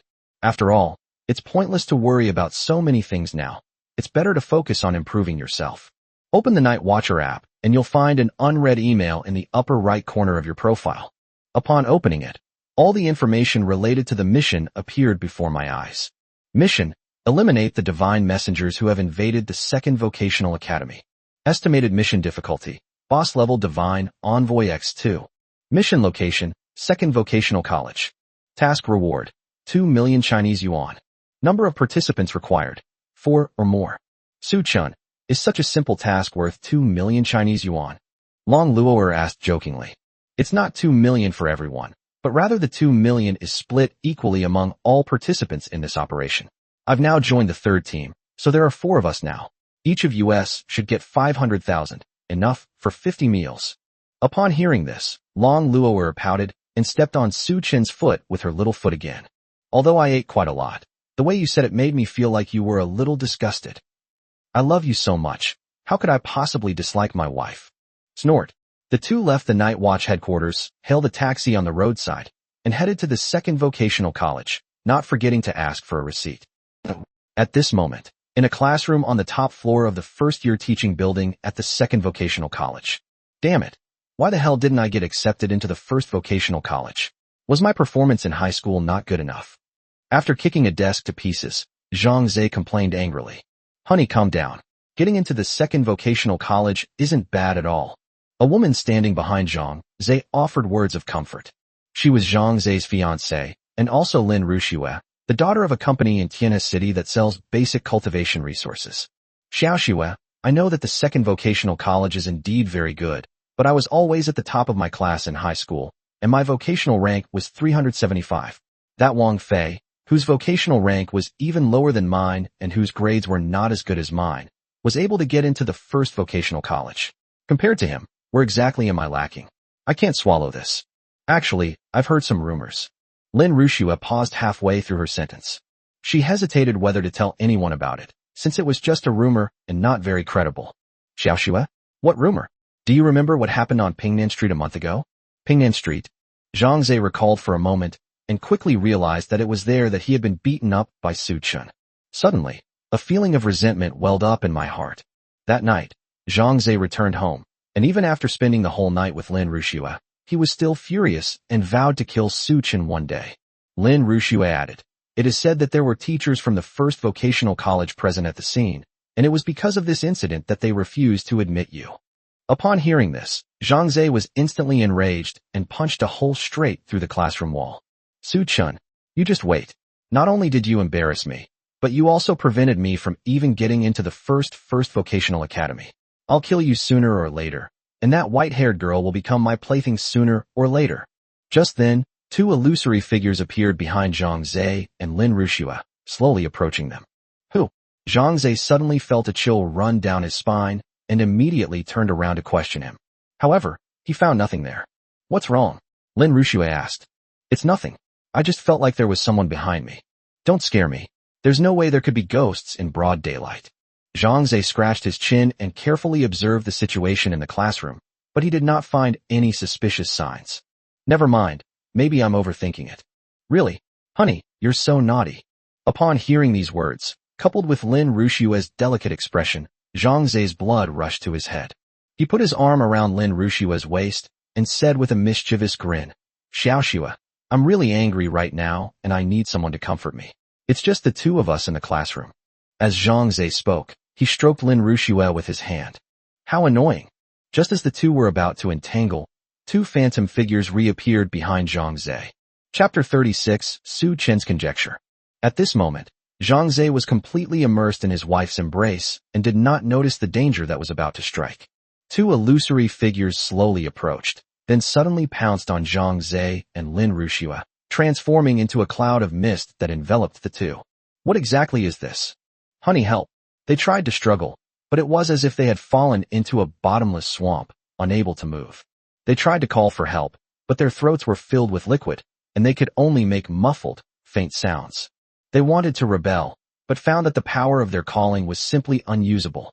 It looked like a fog, yet it enveloped the two of them as if it were a liquid. The liquid gradually seeped into their bodies through any possible opening: ears, nose, eyes, mouth. A moment later, there was no more movement in the classroom, except for two naked men and women standing there with eerie smiles. "We managed to sneak in, although these two bodies are really too weak," the woman said first. "After all, our whereabouts have been discovered. The night watchman of Tianhe City will probably be here soon. We need to leave here quickly," the man replied. "That's true, but we can't just walk out like this," the woman said, glancing at their naked bodies. "I should have known better than to eat their clothes. It was such a waste of energy to create," the man complained, while a cloud of white smoke billowed from his mouth. A cloud of mist enveloped the two of them, and in less than 10 seconds, they were dressed in a new set of uniforms from the second vocational college. "Let's go." Just as the two of them left the classroom, they discovered that the entire academy was already enveloped by a barrier. 3 night watchmen were waiting at the school gate, seemingly waiting for someone, but they did not rush in. "They arrived so quickly? What do we do now?" the man asked. "Seizing these two bodies wasted too much time. It seems we can only blend in with the students now. The night watchmen probably don't have a way to identify us. From now on, I will be Lin Rushua, and you will be Zhang Ze. I will call you husband, and you will call me Xiaoxua. Don't get them mixed up, or it won't be good if the students recognize us," the woman replied. "I understand, Xiaoxua. Let's go. I see most of the students have been called to the playground to assemble. If we're too slow, they might get suspicious." "Okay, let's go, honey." In the taxi, Su Chen looked at the task details on the app and sighed inwardly. "Lolo, a leader-level divine messenger. I should be able to borrow your power, right? Why can't you have a little confidence in yourself? Didn't you defeat a mid-stage heroic realm celestial hunter last time? Why are you afraid of a boss-level divine envoy? Lolo, this time is different. There are other people here. What if Sister Chanxian, Brother Chenhai, and Uncle Haiba steal my kill? Wouldn't that be a huge loss?" Long Luor was also helpless. The ability of the Dragon Knight to draw upon the power of the dragon race is simply too shameless. She's also played a few computer games recently. When she encounters an enemy she can't beat, she turns on the cheat code and wins instantly. Then she turns it off and continues playing the story. It's incredibly satisfying. Once you've used a cheat code, you'll definitely want to use it a second time, and it doesn't affect the game's progress at all. But the problem is, reality isn't a game. Using the cheat system did not help his strength at all. Sometimes, simply having a higher skill level doesn't guarantee victory over an opponent. Actual strength and the ability to adapt to changing circumstances also play a role. Accumulating combat experience daily is extremely important. You really know how to slack off whenever you can. Fine, for today's 2 boss-level divine envoys, you kill one, and I'll give you a back rub. Don't worry, I'll definitely kill both of them. Your attitude changed way too fast. I'm starting to suspect you're deliberately trying to trick me into increasing my stakes. I was just trying to help you. As Long Luo'er spoke, she also grabbed Su Chen's ear to express her dissatisfaction. Rewards are a motivator. However, I have a feeling that this enemy is not as simple as the Divine Messenger. How so? Divine Messengers are supposed to be dead beings, incapable of any thought, acting only on instinct and mechanically obeying the commands of the God who resurrected them. Yet these 2 divine messengers actually ventured into the campus to hide. Are they truly divine messengers? Upon hearing this, Long Luo'er nodded, looking thoughtful. What Su Chen said makes a lot of sense. If it were a low-ranking divine messenger wandering around, it shouldn't possess such high intelligence. After breaking through the barrier, it should have attacked the citizens on the spot, instead of hiding in the academy several kilometers away from the barrier. It's not surprising that a high-ranking divine messenger would possess a certain level of intelligence. But the question is, why would a high-ranking divine messenger go to such lengths? The intelligent divine messengers are at least at the king or even emperor level. With their strength, they should be able to escape unscathed even if they are besieged by the night watchmen of Tiana City. There is no need for them to hide. If it were an instruction from a deity, then the situation would be completely different. What is the purpose of the gods? Why did the gods choose Tiana City? Did the gods discover Su Chen? Instantly, Long Luo'er broke out in a cold sweat. If Su Chen's identity as a godslayer is truly exposed, he will face endless pursuit from the gods. Even if Su Chen were to use the power of the godslayer, he could only barely defeat the drought demon, who had lost his divine status but was still in the transcendent realm. After the transcendent realm comes the saint realm, and after the saint realm comes the dominator realm, heavenly god realm, true god realm, and god emperor realm. The gods of the divine court are mostly ancient monsters who have lived for thousands or tens of thousands of years, and most of them are at or above the saint realm. They are definitely not something that Su Chen can handle at his current level. Seeing Long Luo'er's panicked expression, Su Chen patted her head and said softly, Luo, don't be so nervous. I think it's most likely an alien race like the previous double phantom. You're too optimistic? Also, don't ruffle my hair. It's such a painstakingly styled look. Long Luo'er hid to the side, covering her long, pure white hair, and said coquettishly. It even manages to look like a frustrated kitten, even though it's clearly a dragon. Okay, I'll comb your hair. Although Su Chen appeared very optimistic, he was actually very nervous inside. After all, there were several of his high school classmates at the vocational college the next day. When that time comes, what identity will Su Chen adopt when facing these people? The former bottom runners suddenly became a vigilant leader, saving themselves several years of detours. Forget it. Let's take it one step at a time. After all, my motto is, there's always a way out. If there isn't, we'll just have to find one. Chapter 37 Proposal. After Su Chen and Long Luo'er got off the bus at the main gate of the second vocational college, Yu Qianqian, Zhang Qinhai, and Zhang Haiba immediately went to greet them. You're so slow. Su Chen, it's only the first day, and you're already so lazy. Yu Qianqian scolded. Su Chen was stunned. He checked the time on his phone. There were still 5 minutes left before the deadline. So why was he being scolded? But while that's what I think, I wouldn't dare say it out loud. After all, they are now his superiors. Having argued with his boss on his very first day at work, Su Chen didn't want to be used as a negative example to educate others in the future. I'm sorry. I'm late. Alright, just kidding. But Long Luo'er, you actually came too. Yu Qianqian said with a smile, while looking at Long Luo'er who was following behind Su Chen. She never imagined that such an ordinary task would actually mobilize a top expert like Long Luo'er. However, no matter what, as long as Long Luo'er can participate in the battle, even the most difficult tasks will be easily solved. I'm here to protect Su Chen, since he's still too weak. You two have such a great relationship. No wonder you're a couple matched by big data. Yu Qianqian said with a smile, and didn't forget to pat Su Chun on the shoulder. What's so great about it? Long Luo'er pouted and said coquettishly. At this moment, Zhang Haiba came to Su Chun with a report in his hand. Xiao Su, let me explain the current situation to you. According to reports from several eyewitnesses, the target this time is very likely not a divine messenger. They possess intelligence and know how to hide in crowds, so they are most likely other alien races. Their specific strength and purpose are currently unknown. We've gathered all the students on campus onto the playground, but those two alien creatures will probably continue to hide. You and Long Luo'er will be responsible for protecting the students on the playground, while Captain Yu, Chenhai, and I will search for the monsters near the teaching buildings and dormitories. I understand. Su Chen replied immediately after receiving the report. It seems, just as I suspected, that other alien races have attacked. But what is their purpose? Oh right, this is for your wife. As Zhang Haiba spoke, he handed Su Chen a ring inlaid with a sapphire. What is this? The treasure that can conceal your wife's dragon identity. Captain, you had to haggle with the bureau chief for ages to get it last night. I can't believe there's such a treasure. Thank you so much. Su Chen responded excitedly, almost shouting it out loud. After all, he had thought several times about how to conceal Long Luo'er's dragon horns, since the identity of a dragon was indeed too conspicuous among humans.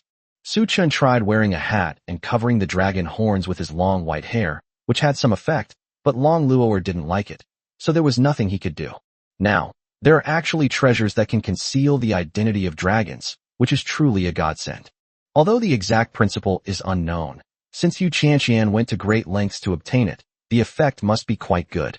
By the way, Su Chun, that ring needs to be charged, so don't wear it every day. Yes, I understand.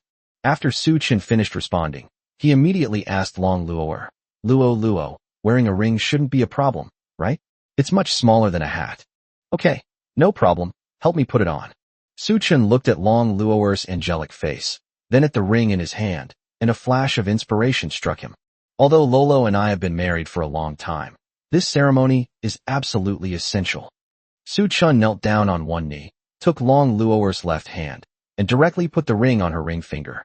In an instant, the white dragon horns on Long Luo'er's head disappeared as if they had never existed.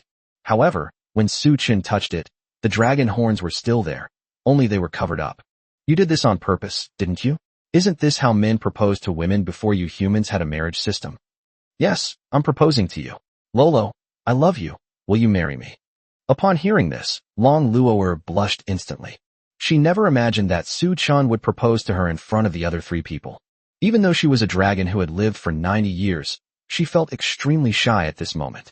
What's with all this talk? You never actually do anything about it. Lolo, I will prove to you that I will become stronger and stronger, so strong that even you can't beat me. When that happens, I will protect you, until the end of time. What the heck? Really? You were just having second thoughts. But I'm not just going to stay in the same place. I'll get stronger too.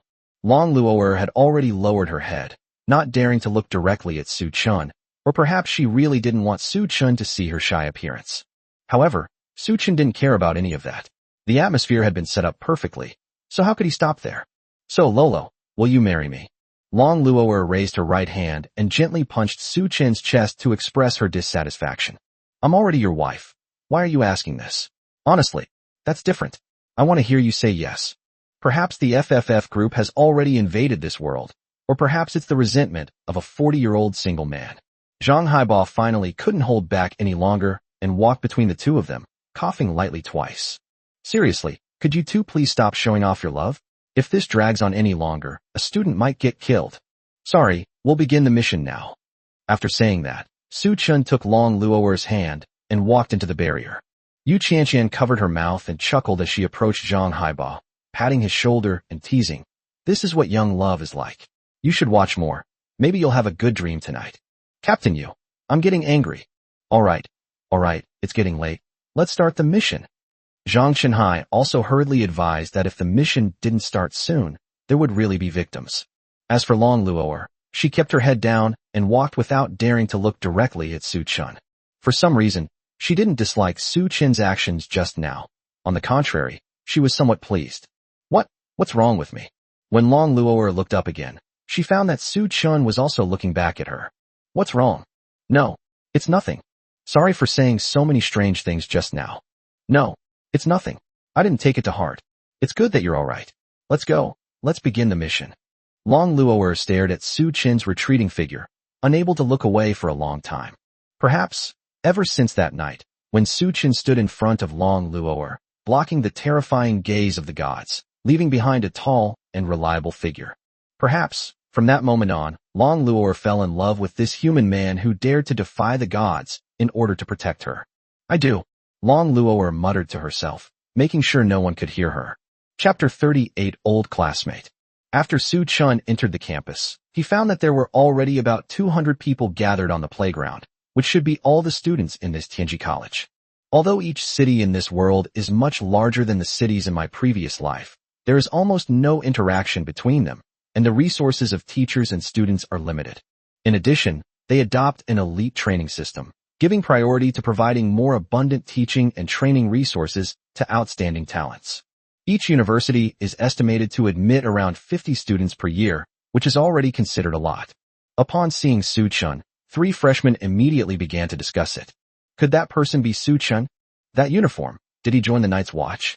Impossible, absolutely impossible. We all know Su Chin's grades in high school, and he didn't even go to college. How could he possibly join the Night Watch? Did he somehow get a Night's Watch uniform and do cosplay? Is he crazy? Let's go up and ask. Soon, the 3 of them arrived in front of Su Chun and Long Luo'er. As for these 3 people, Su Chun certainly recognized them. They were all his high school classmates and top students in their class. The relationship wasn't particularly good, nor was it particularly bad. They weren't very lucky. The awakened divine callings were all in the 400 to 500 range. Otherwise, they would all be talents who could enter the first divine calling academy. Su Chun, are you out of your mind? Wearing this uniform for cosplay, don't you know what will happen if you get caught? Class monitor Jean Lily was the first to ask. In China, if someone is caught impersonating a member of the Night's Watch, they are almost always sentenced to death, with no chance to defend themselves.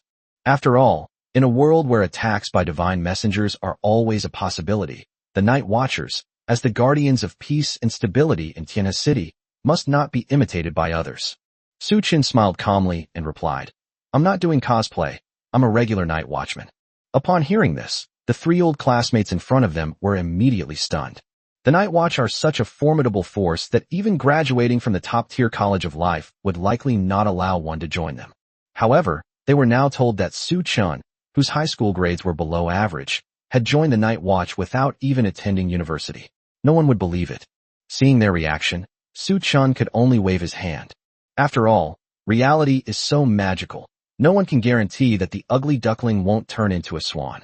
However, in order to explain his purpose as quickly as possible, Su Chun also took out his identification and asked to cooperate with them in the exorcism work. 2 divine messengers have infiltrated this university.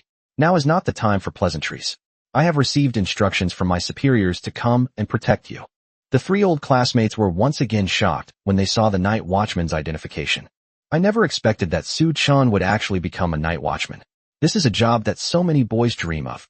However, after they came to their senses, Chen Junkai, the tall, thin man to the left of the squad leader, couldn't help but ask out of curiosity, Su Chun, did you awaken some kind of divine calling within the top 200? Why were you able to join the Night's Watch at the age of 18? Zhao Yi, the chubby boy to the right of the class monitor, chimed in. Yeah. What kind of divine calling did he awaken to be accepted into the Night Watch without even going to university? Could it be some kind of divine calling? Su Chin quickly interrupted Zhao Yi's wild thoughts, explaining, what are you thinking? What is the concept of a clergyman? Is someone like me capable of awakening such an ability? So how exactly did you get into the Night's Watch? Zhao Yi pressed. Su Chin sighed. He was truly at a loss. After all, a classmate who was originally at the bottom of the class at school suddenly transformed into a night watchman that everyone respected after 2 months of not seeing him. If it were Su Chun, he would probably dig to the bottom of things as well. Actually, although my awakened calling is high in the sequence, in terms of status it is not much different from your callings. So what is it? Jean Lily finally couldn't contain her curiosity and leaned closer to Su Chin to ask. The free man.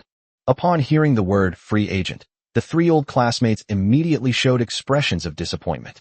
I thought I'd hear some cool titles like Sword Saint, Guardian, or Paladin, but it turned out to be the unremarkable free spirit. Seeing this, Su Chun continued. Last month, when the gods attacked and many Night's Watchmen were sacrificed, we were short of manpower. I happened to be noticed by a Night's Watch instructor because of my free agent nature and considerable talent, so I joined the Night's Watch without any trouble. What? So you got in through connections? The three old classmates complained in unison, but the envy in their eyes was completely undisguised. In any case, being able to join the Night's Watch is something that can be recorded in the family tree. After the initial shock, the three finally noticed Long Luo'er, who was standing next to Su Chun. Su Chun, is she your marriage partner? She's so cute. Zhao Yi looked at Long Luo'er, his eyes almost shining. His marriage partner was said to be a tiger tank, which matched his personality well, but he still complained to the class every day, and his bedboard collapsed several times. Of course, you don't even know whose wife she is, Su Chun said proudly. All right. Didn't Su Chun just say that now is not the time for small talk? Let's hurry up and get to the playground to assemble. As Jean Lily finished speaking, everyone finally returned to the playground, while Su Chun led Long Luo'er to the front of the stage and calmly looked at the crowd below. As for the students below the stage, they looked at each other and whispered among themselves. Is that a Night's Watchman? Is he that young?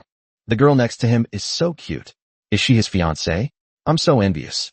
It seems a divine messenger has indeed arrived, but why does this Night Watchman seem a bit unreliable to me? What do you mean? You dare question the Night's Watch's strength? He could probably beat you up with one hand. They didn't know what had happened, only that a divine messenger had invaded the school and they all needed to gather on the playground. Looking at Su Chun on the stage, dressed in the Night Watch uniform, some felt awe, some curiosity, and some suspicion. As for Su Chun, although he looked relaxed, his palms were sweaty. More than half of the people here are at a higher level than he is now. But now Su Chun is going to explain to everyone that he's here to protect them. What kind of punishment is this? However, this is an emergency, so acting first and informing later shouldn't be a problem. Xiaojin, help me switch to Dragon Knight. Yes, master. Instantly, boundless power gathered from the palm of the hand, holding Long Luo'er. Su Chun immediately recalled the way he used Long Luo'er's power to unleash the wind blade last time, and gathered his power in his middle and index fingers, slashing forward horizontally. A 10-meter-long wind blade swept across the entire playground, as if a Category 5 hurricane had swept through, and even the barrier showed signs of breaking. Chapter 39 Mirage Demon. The female students in the audience all held down their skirts to prevent wardrobe malfunctions, and occasionally screamed. The male students below the stage were all dumbfounded, staring at Su Chun on the stage in disbelief. All doubts, ridicule, and distrust regarding Su Chun's strength vanished in a single wind blade. This is incredible. Just by flicking his fingers into a knife, he was able to create such a massive storm. Even experts at the Emperor Realm probably couldn't do that, right?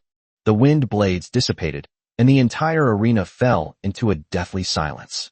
Seeing that everyone had finally quieted down, Su Chun took a deep breath and said, I am Su Chun, a member of the 3rd Squad of the Night Watch. As you all probably know, a divine messenger has invaded the school.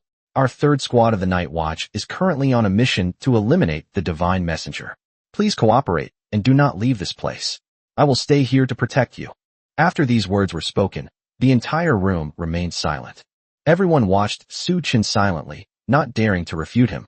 But you could tell from the expressions on their faces that they were much more at ease.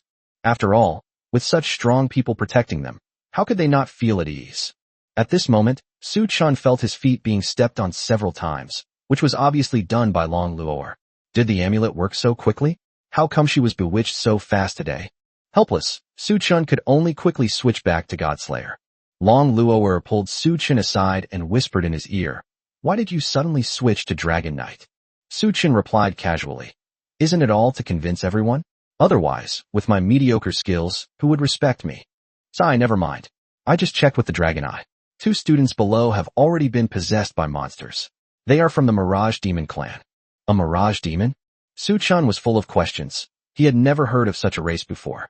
After all, in order to prevent students from mistaking an allied race for another race, the Chinese government stipulated that junior high and high schools must conduct teaching examinations for each race.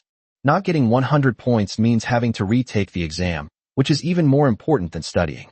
Su Chun was no exception. After all, he couldn't graduate without getting 100 points, but he had never seen the Mirage Demon race in textbooks. Long Luo'er crossed her arms and explained in a condescending manner. Because the number of mirage demons is extremely rare, there are no more than 10 in the whole world, so they are not recognized as a race. It is normal that you do not know about them. I only saw them by chance in our family's ancient books. They have no concrete form, their lifespan is near infinite, and they have always existed in the world as mist-like bodies. They can generate mirages that can cause hallucinations, and if necessary, they can even use these mirages to invade the bodies of other species, obliterating their souls and consciousness, and becoming their shells. Upon hearing this, Su Chun felt a chill run down his spine. The alien races in this world are all more terrifying than the last. First, two phantoms obliterate the original owner and then replace him, and then a mirage demon possesses his body. Is this some kind of Cthulhu mythos?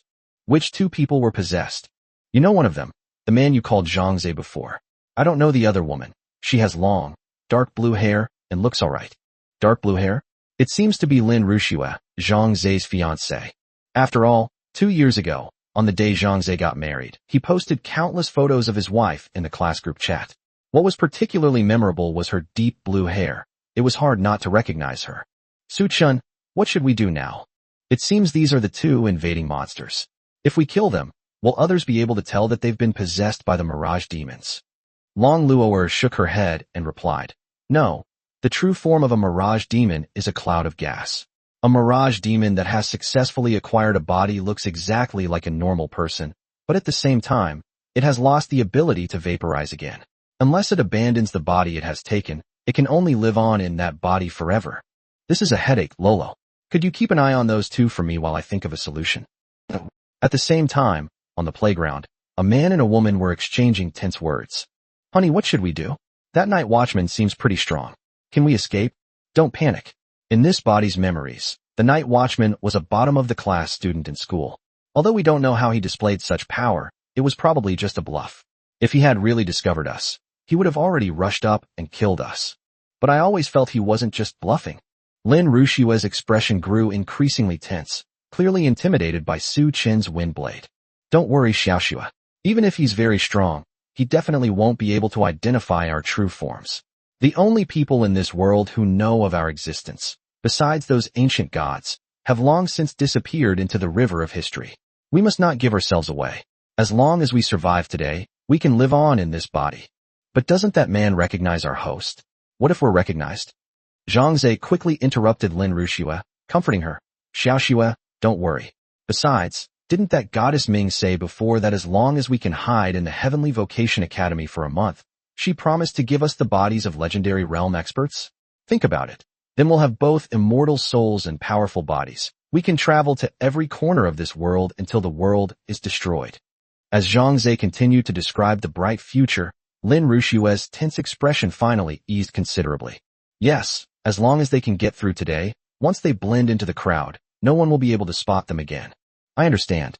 I'll try my best not to reveal myself. Boom, boom, boom. Just then, several loud explosions were heard.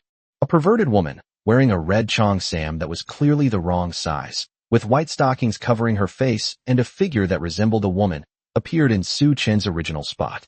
She seemed like a madwoman, constantly throwing explosive talismans around her. Each talisman exploded like a small grenade when it hit the ground, while she kept muttering completely incomprehensible words. All the students on the playground immediately fell into chaos. Holy crap! The divine messenger has appeared. Where is the night's watchman? Wasn't he supposed to protect us? Where is he? This divine messenger doesn't seem very strong. Let's attack together and eliminate her. Count me in, damn it. I didn't kill a single divine messenger a month ago, so I'd better make a good impression today. Clearly, the students believed this madman to be a divine messenger who had infiltrated the academy. Some students wanted to fight to the death, while others wanted to take advantage of the chaos to escape, and the situation completely spiraled out of control. Zhangze and Lin Rushua immediately realized that this was an excellent opportunity to escape. Now that others are considered invading enemies, it's virtually impossible for them to be suspected once they blend into the crowd. The two nodded to each other, and then merged into the surging tide of students fleeing in all directions. As for Su Chun, he was standing on the top of the teaching building, silently watching the two people's every move. Chapter 40, Su Chen's Plan. Let's rewind a few minutes. That's it. Su Chun explained his plan with a proud expression.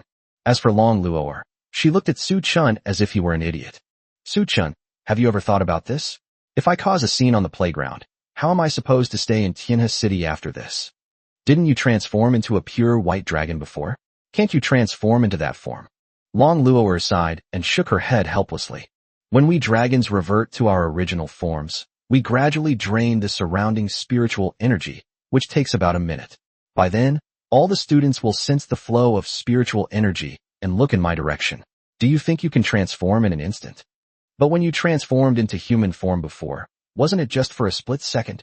Su-chun was indeed being a bit delusional, thinking that the dragon's transformation was like the magical girl anime he watched in his previous life, where the dragon was invincible during the transformation and time around it stood still. Sigh, it seems I still need to teach you more basic common sense. I'm starting to wonder if you came from somewhere else. When I transform into human form, I only need to release my spiritual power, just like a balloon. It takes time to inflate it, but it deflates in an instant. I see. I'm sorry, I was a bit naive.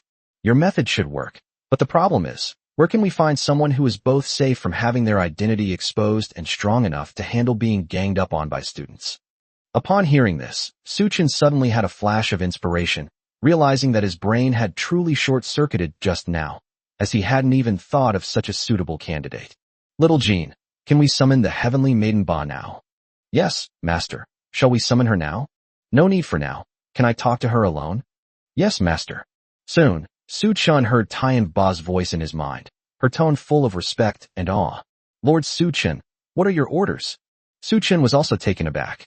Why was Tian Ba's attitude becoming more and more respectful? It felt like she had completely recognized him as her boss. However, this is also a good thing, as it at least shows that Tian Ba is truly submissive, and there is no need to use terrifying methods to threaten her. I'll bring out 2 sets of clothes for you to change into later. Once you're out, don't worry about anything else. Just cause a ruckus here, but try not to hurt anyone else. Just make sure you survive. Understood, Lord Su-chun.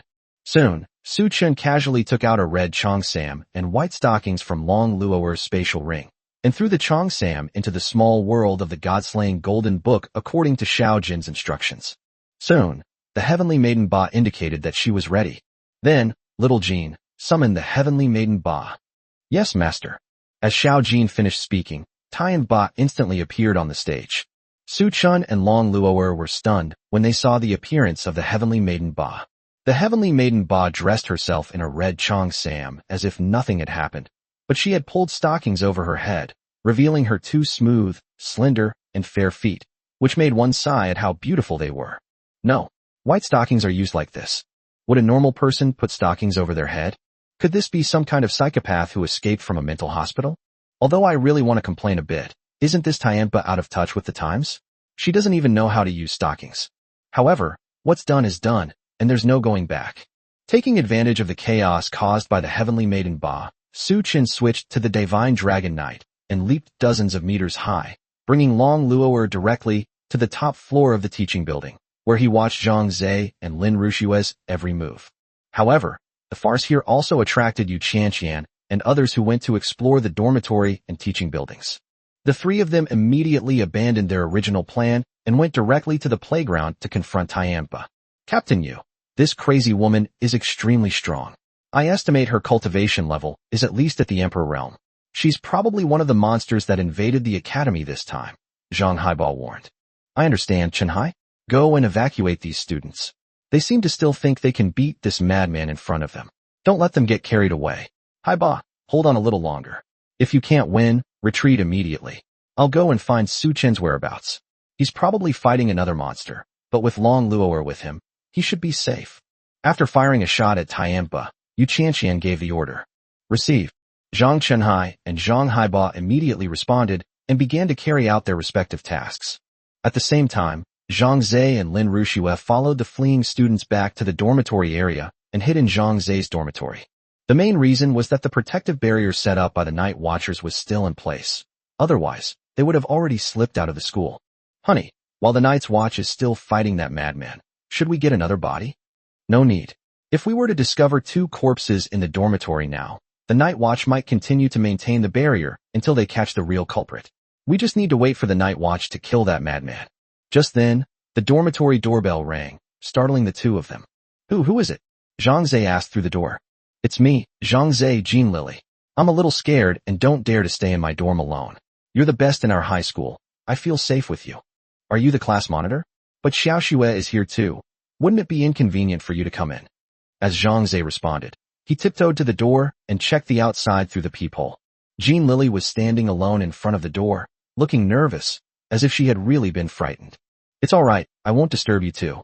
If brother Zhang Zhe wants to play double, I don't mind either. Anyway, my husband is still at work. As long as you can protect me, I'm willing to do anything. At this moment, Lin Rushua whispered in Zhang Zhe's ear, why don't we let her in?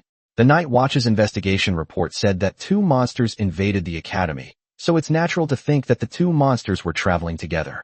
If the 3 of us are together, it will actually reduce the suspicion. The original owner's memories are enough to deal with her. Zhang Zhe nodded, finding it to be very reasonable. Okay, then come in. Thank you, brother Zhang Zhe. But when Zhang Zhe opened the door, it wasn't Jean Lily who came in, but Su Chun, dressed in a Night Watch uniform, and Long Luo'er following behind him. As for Jean Lily, she has long since disappeared. Hey, Zhang Zhe, long time no see. It's been almost a month, hasn't it? And Lin Rushua, good afternoon. Chapter 41, The Mirage Demon's Illusion. When Zhang Zhe and Lin Rushua saw that the visitor was Su Chun, their hearts jumped into their throats, and they retreated repeatedly until they bumped into the wall. They both thought that Su Chun had been killed by that crazy woman. Otherwise, why would Su Chun have simply vanished on the spot when the crazy woman appeared? It's still unclear what Su Chun's purpose is in coming here, but we absolutely cannot reveal our identity rashly. Su Chun, are you trying to show off your Night Watch uniform in front of me? Your colleague is fighting that madman. What are you doing wandering around here? Zhang Zhe cursed angrily.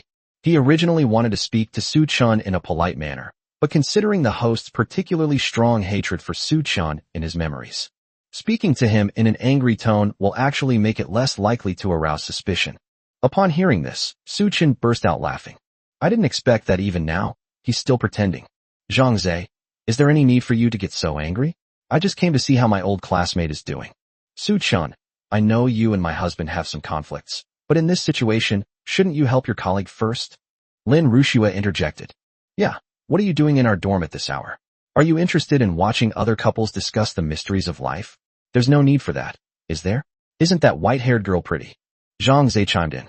Just as Su Chun was about to continue teasing the 2 mirage demons, Long Luo'er gently tapped Su Chun's back, indicating that the isolation barrier had been deployed. There's no need to waste time with these 2 monsters. After all, if they delay any longer, Yu Qianqian and the others might find out. Next comes the hunt. Indeed, that concludes the pleasantries. Should I call you Mirage Demons, or Zhang Zhe and Lin Rushua? The atmosphere immediately turned icy after those words were spoken. Zhang Zhe and Lin Rushua's gazes towards Su Chun instantly filled with murderous intent. They were exposed, but not completely. There are only 2 people in front of me. As long as I possess their bodies, I can rest easy for a month. Xiaojin, help me switch to Dragon Knight. Yes, master. Su Chun summoned his spear, took a step forward, and arrived directly in front of Zhang Zhe, sweeping it horizontally towards his neck. Zhang Zhe decisively abandoned Su Chun's body. As a wisp of smoke drifted from Zhang Zhe's mouth, the entire dormitory was stained red with the blood that Zhang Zhe had splattered out. At the same time, the wisp of green smoke enveloped Su Chun completely. Su Chun also stopped what he was doing and stood still. Seeing this, Lin Rushua decisively abandoned her physical body and transformed into mist to surround Long Luo'er. Unexpectedly, Long Luo'er simply grasped the wisp of mist in her hand with a gentle squeeze, as if it were a small animal. How is this possible? Who are you? Even though no one and no mouth could be seen, the mist emitted a hoarse, questioning sound, which seemed particularly eerie. She's just an ordinary Night's Watchman's bride. You can just stay here and watch. Let me go. Su Chun, I believe in you. The illusion of the mere mirage demon realm will only become a stepping stone for you to become stronger. Long Luo'er gazed tenderly in Su Chun's direction and murmured softly.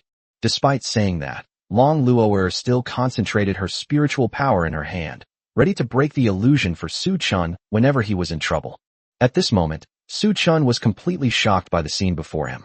This wasn't the second vocational college, nor was it Zhang Zhe's dormitory. Instead, it was a brightly lit city scene. The Oriental Pearl Tower stands before us. Clearly, this is the city where Su Chun once lived, Shanghai. Is it an illusion? Little Jean, help me break free from this illusion. However, half a minute passed, and there was no response from him. Su Chun was stunned. Logically speaking, no matter where she is, as long as she calls out to Xiao Jin, she should appear immediately. Is it just a dream to travel to another world and marry a white-haired dragon girl? Su Chun refused to believe in superstition and gathered spiritual power in his hands, preparing to summon the god-slaying golden book. However, the spiritual power that he used to be able to control freely in his body now seems to be completely undetectable, making him just an ordinary mortal. Was it really a dream? Su Chun strolled alone on the bustling street, constantly recalling the moments he shared with Long Luo'er, and tears streamed down his face involuntarily. As he heard the rumbling of his stomach, Su Chun walked into a ramen shop and ordered a bowl of beef ramen. Was that really a dream? But why am I? Looking at the ramen served in front of him, Su Chun recalled the scene where Long Luo'er had eaten him out of house and home. Behind the ramen bowl stacked half a meter high, a girl with long silver-white hair kept repeating the process of eating noodles and drinking soup, as if she were a bottomless pit. Her cherry-like lips barely moved, yet the food vanished before her eyes at an unimaginable speed, leaving everyone in awe. After finishing her meal, she couldn't help but complain about Su Chun, saying that a grown man like her couldn't eat as much as a girl.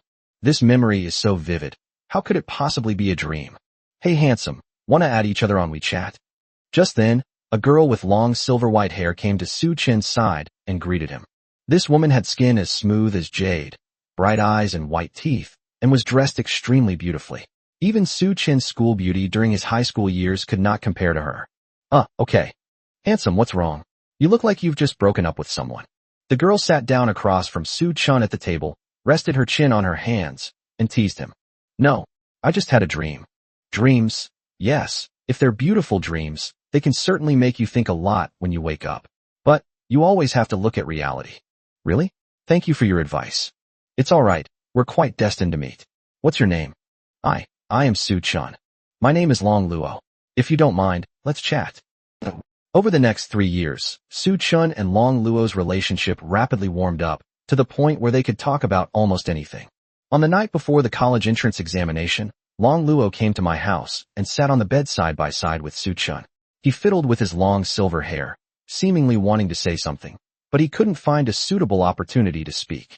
Finally, after a moment of silence, she spoke. Su Chun, is there anything you want to do in the future? Things you want to do? For some reason, Su Chun kept thinking about that dream from 3 years ago. He promised a girl that he would become stronger than her, until he could protect her. However, Shanghai is now very peaceful, and our motherland has become the world's largest country. Even the President of the United States has to give way to us. There is absolutely no danger, so what protection is there to speak of? Yes, I want to marry you in the future, have 4 children, preferably 2 boys and 2 girls, and then be a full-time housewife, focusing on raising the kids.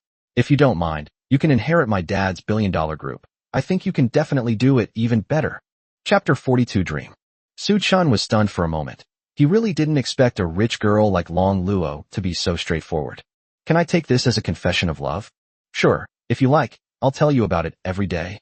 That's so straightforward. I thought your dream was to travel around the world. Yeah, my dream is that simple. Alright, I should go back now.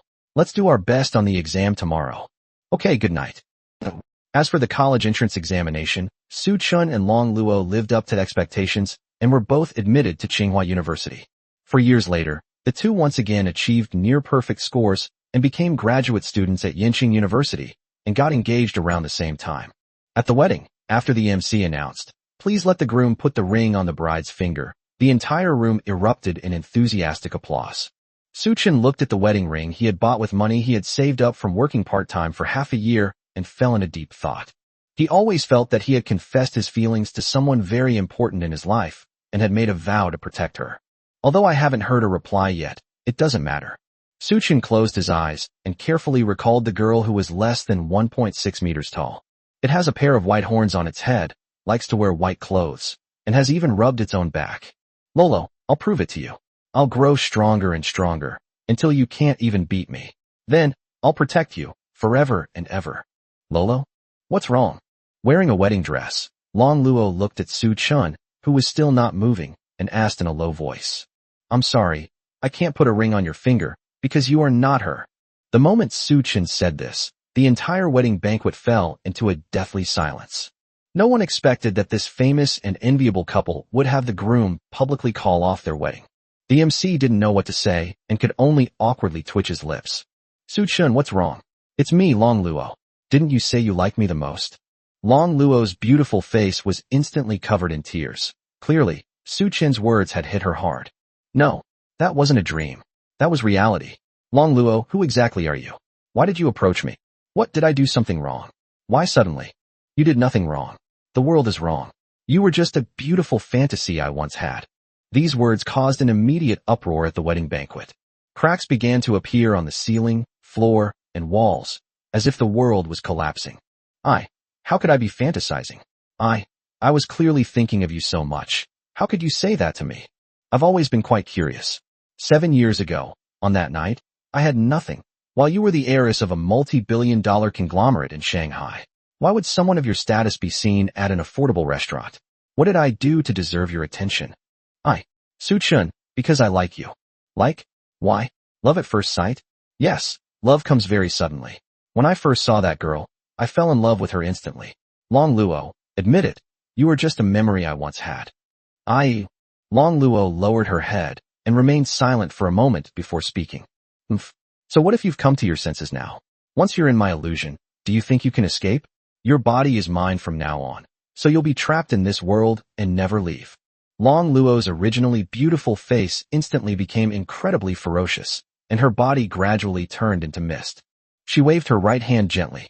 Everyone at the wedding banquet gradually turned into mist, and a white fog enveloped the entire wedding venue. Su-chun closed his eyes and carefully recalled the unnatural aspects of the past 7 years. Even though the menu for tonight hadn't been decided, he knew what dinner was going to be. Even though the college entrance exam questions were not leaked, he knew what the questions and answers were. He knew the names of his university classmates even though he had never met them before.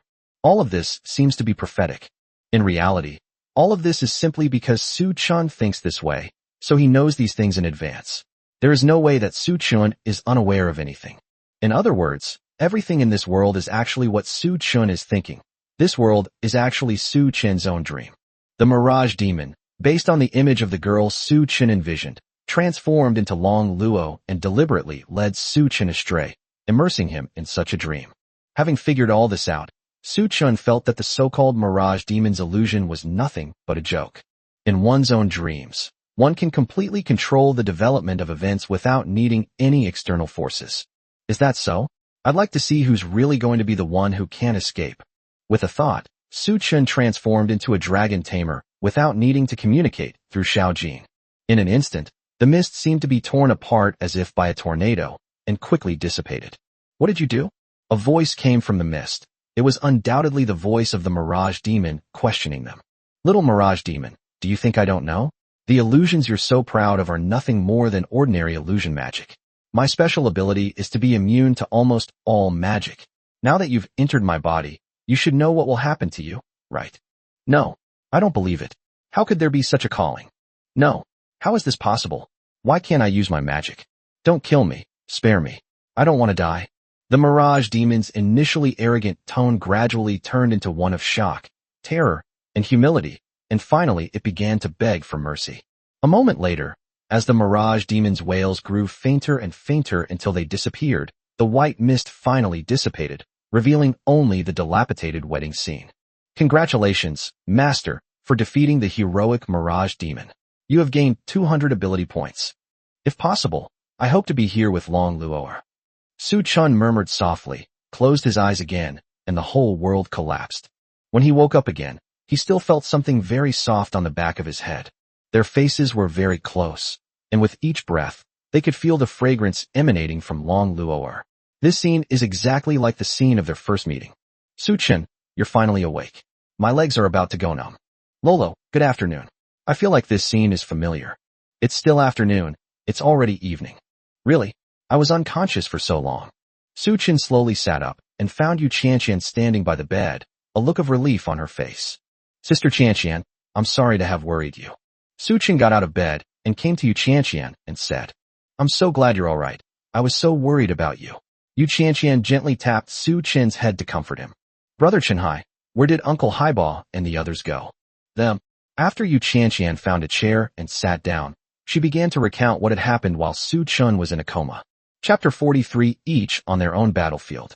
Let's go back to the afternoon. Upon receiving the order, Zhang Qinhai immediately began evacuating the students. Although the situation looked very chaotic, fortunately, no students died as a result.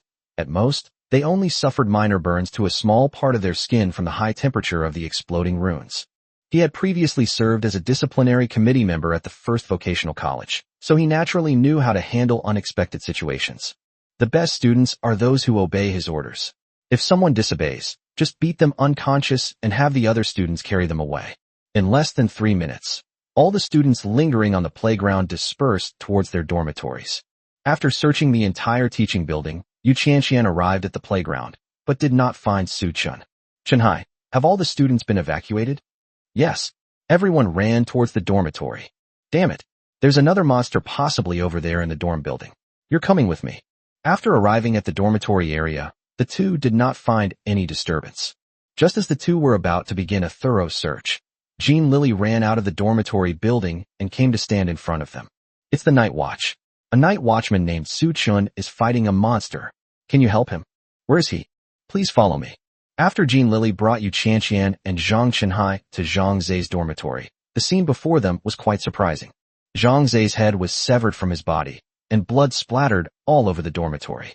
His fiancée, Lin Rushua, was leaning against the wall, seemingly without any external injuries.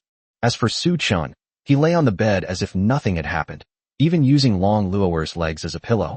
You two are here. We've killed the monsters here, but there were some casualties. Long Luo'er spoke, pointing at Zhang Zai and Lin Rushua with her little finger.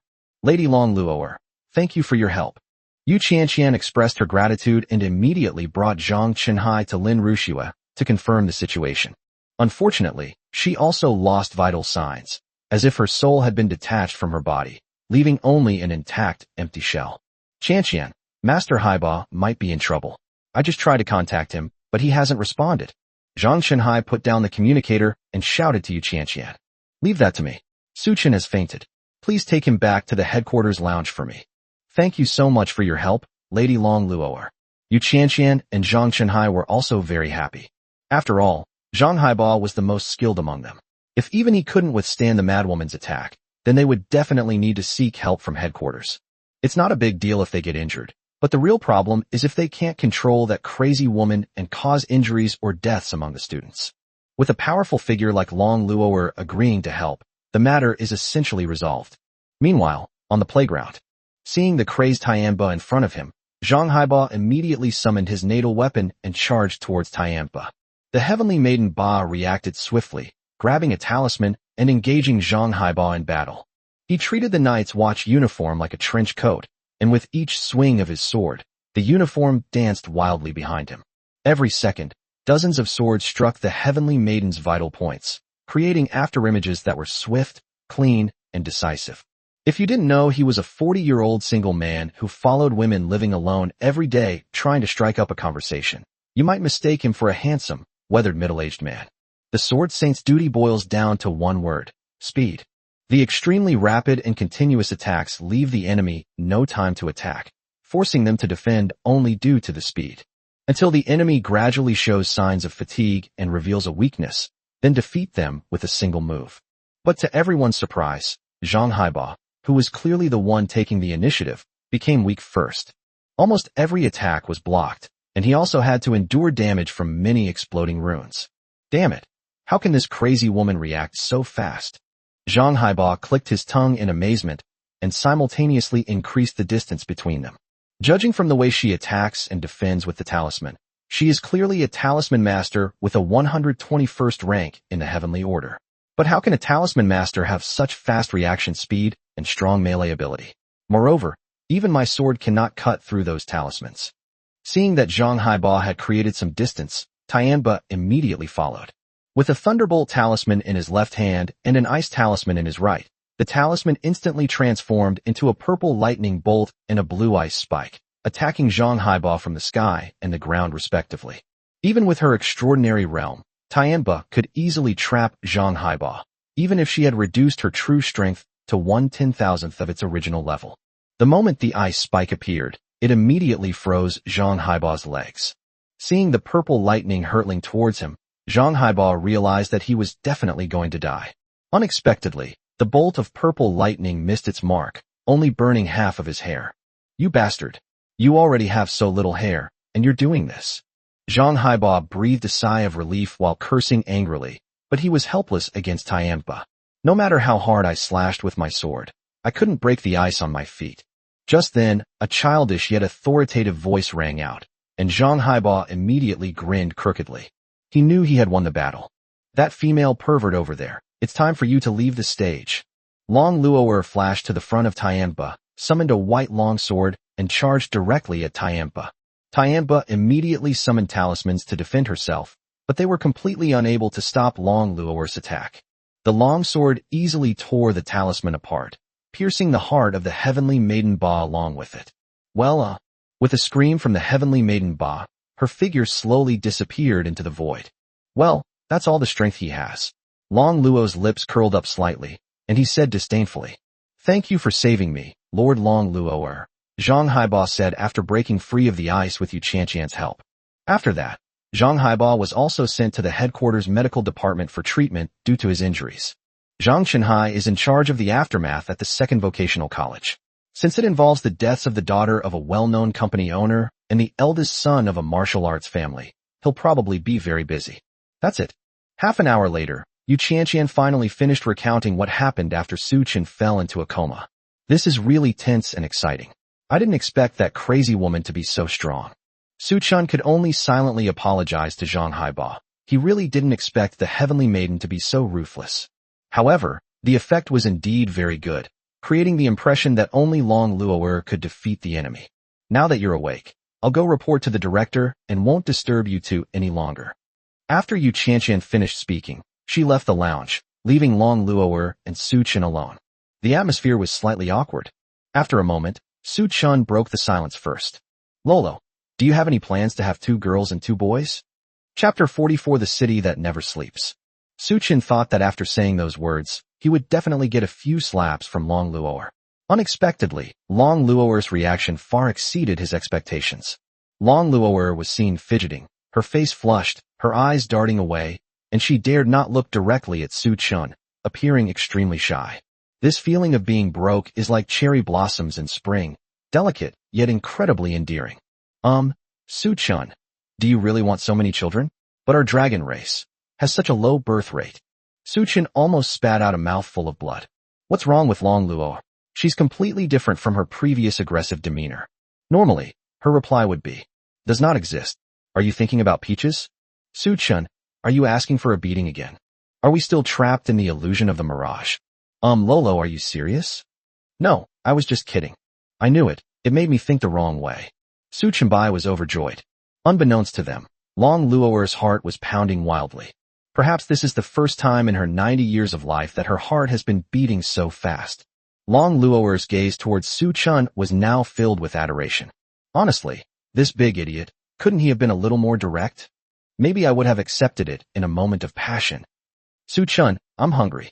I've never eaten at the Night Watch's canteen before. Take me there to eat." "Okay, let's go. I'm hungry too." The two arrived at the headquarters cafeteria. Perhaps it was too late, or perhaps the food wasn't very good, but there wasn't a single person to be seen in the cafeteria. Upon seeing Su Chen and Long Luo'er arrive, the cafeteria chefs warmly greeted them. "Oh, are you a young couple? What would you like to order?" "Give me 10 servings of the best thing," Long Luo'er blurted out. "I'll have 2 portions, the same as this girl's." "Alright, today's recommended dish is hot dry noodles. It's delicious and nutritious." A few minutes later, 12 bowls of hot dry noodles were served.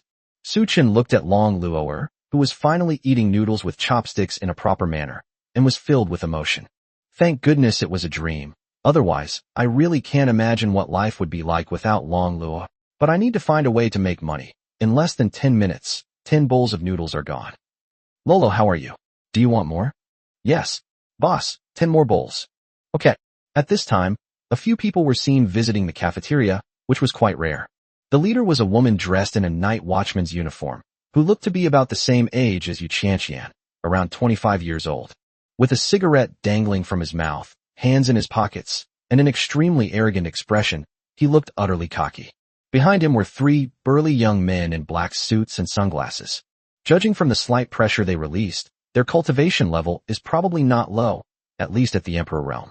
Su Chun thought the four people were also there for a late-night snack, but to his surprise, they walked straight towards him and sat down right next to him. "Are you Su Chun?" the woman asked after exhaling a smoke ring. Yes, may I ask who you are?" "That's strange. He doesn't seem to have much power, and his cultivation level is probably not even at the warrior realm yet. Why did the director send me to take him to the base?" The woman murmured softly, unaware that her voice had already been heard by those around her. Su Chen's face darkened. He had a feeling that this woman contacting him was definitely not a good thing. Sure enough, what followed confirmed Su Chen's guess. "Su Chun, do you know about the city that never sleeps, the main base for our generation of night watchers?" The city that never sleeps. Su Chun had heard in high school that the Night Watchers' headquarters in Tianhe City was just a temporary residence for the Night Watchers. The real headquarters is located in an underground cavern outside the city, called the City That Never Sleeps. It is a gathering place for night watchmen from several nearby cities, and it combines cultivation, martial arts competitions, and research on gods.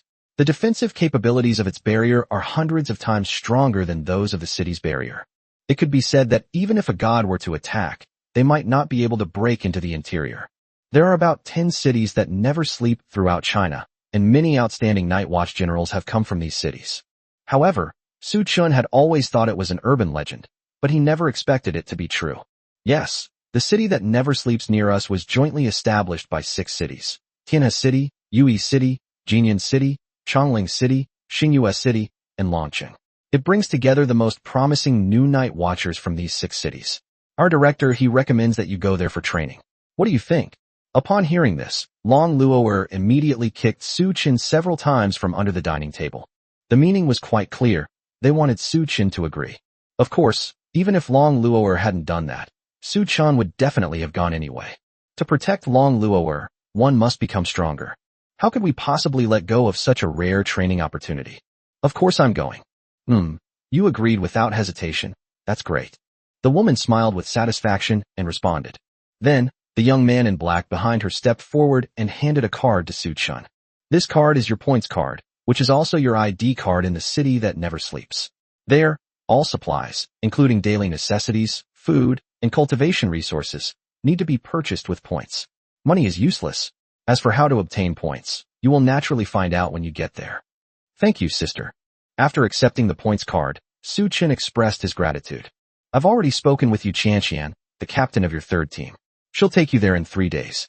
There are 3 new recruits from Tianhe City selected to participate in the training camp at the city that never sleeps. I look forward to your performance." Can Lolo go too?" "Yes, you can go together as long as you are a matchmaker through the big data system, but I don't recommend it. Your wife is not a night watchman, so she can't earn points there, but she still needs points to buy her living supplies. In other words, your points will be used for both of you, which is not cost-effective for you." After pondering for a few moments, Su Chen asked again, "If I can surpass everyone and win 1st place in the city that never sleeps, will the points be enough for both me and Luo Luo?" The woman was stunned upon hearing this. She had also heard from Director He that this man's wife was Long Luo'er, one of the world's top experts, but his own strength was not that great. Although the city never sleeps allows couples to go there, they are not allowed to participate in the assessment. Just how confident is this man in his abilities?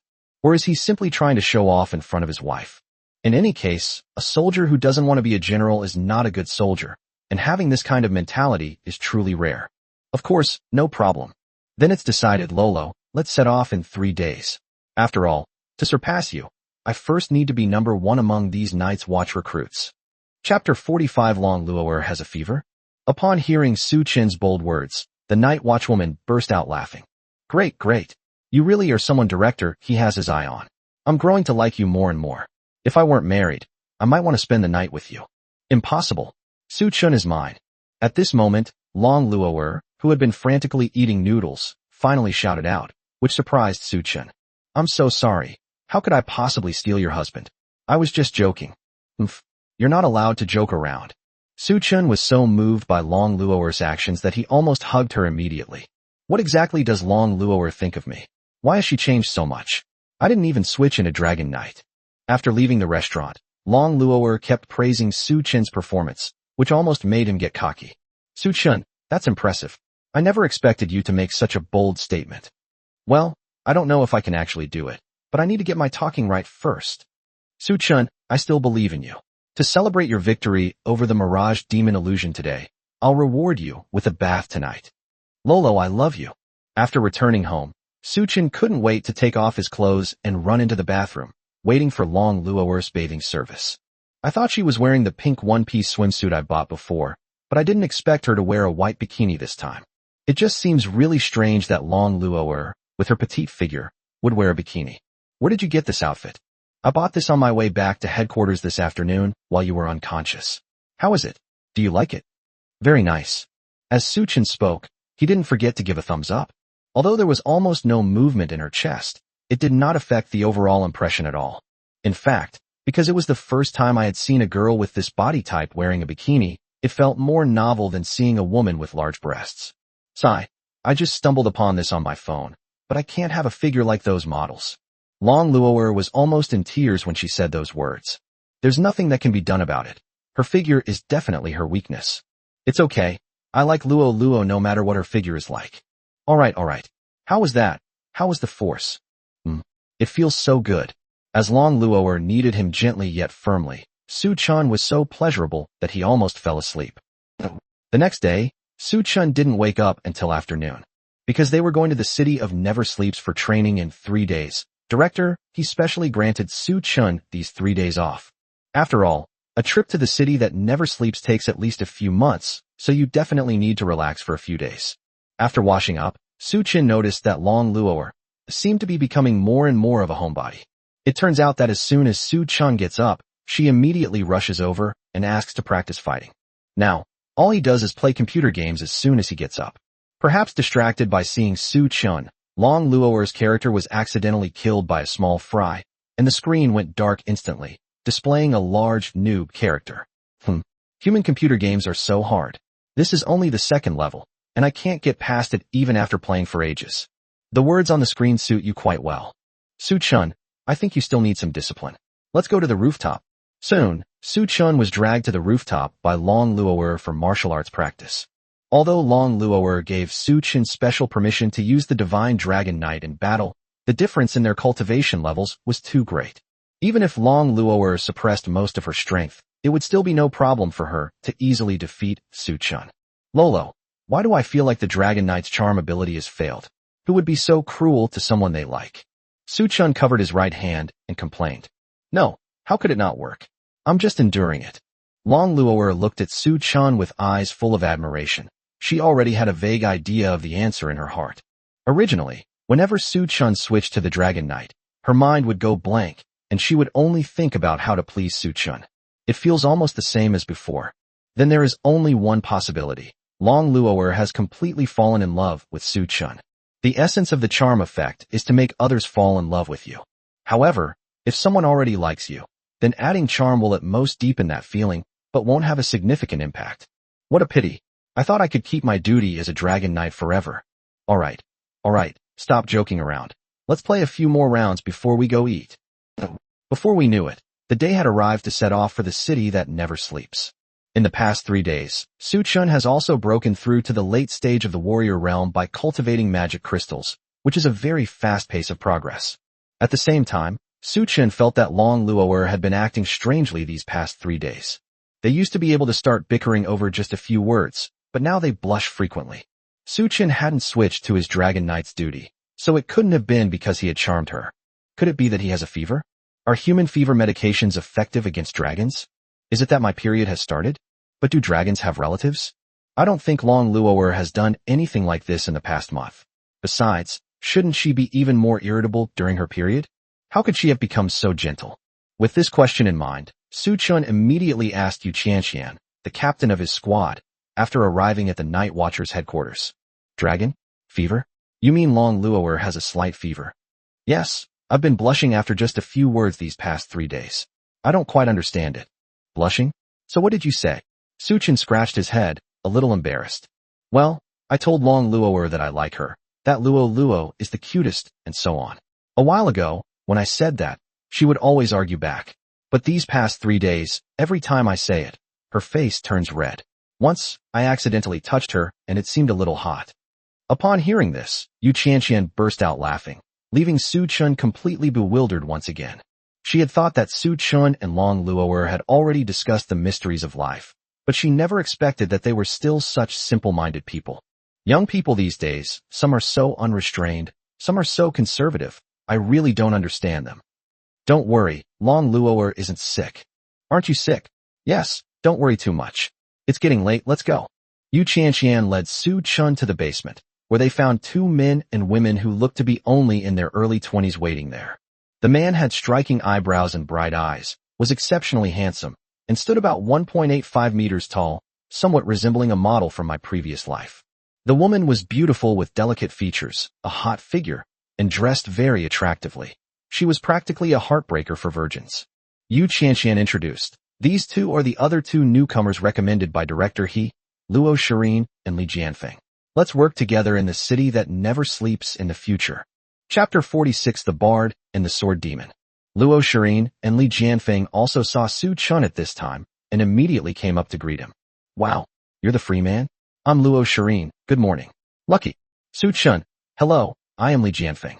We may be fighting side by side in the future, so please take care of me. Su Chun was taken aback, somewhat surprised that the two of them knew all about his background. Good morning, Luo Shirin, Li Jianfeng. I'm Su Chun, it's nice to meet you. Luo Shirin naturally and familiarly took Su Chun and Li Jianfeng's arms, and said with a smile, all right, now that everyone's here, let's get in the car and talk.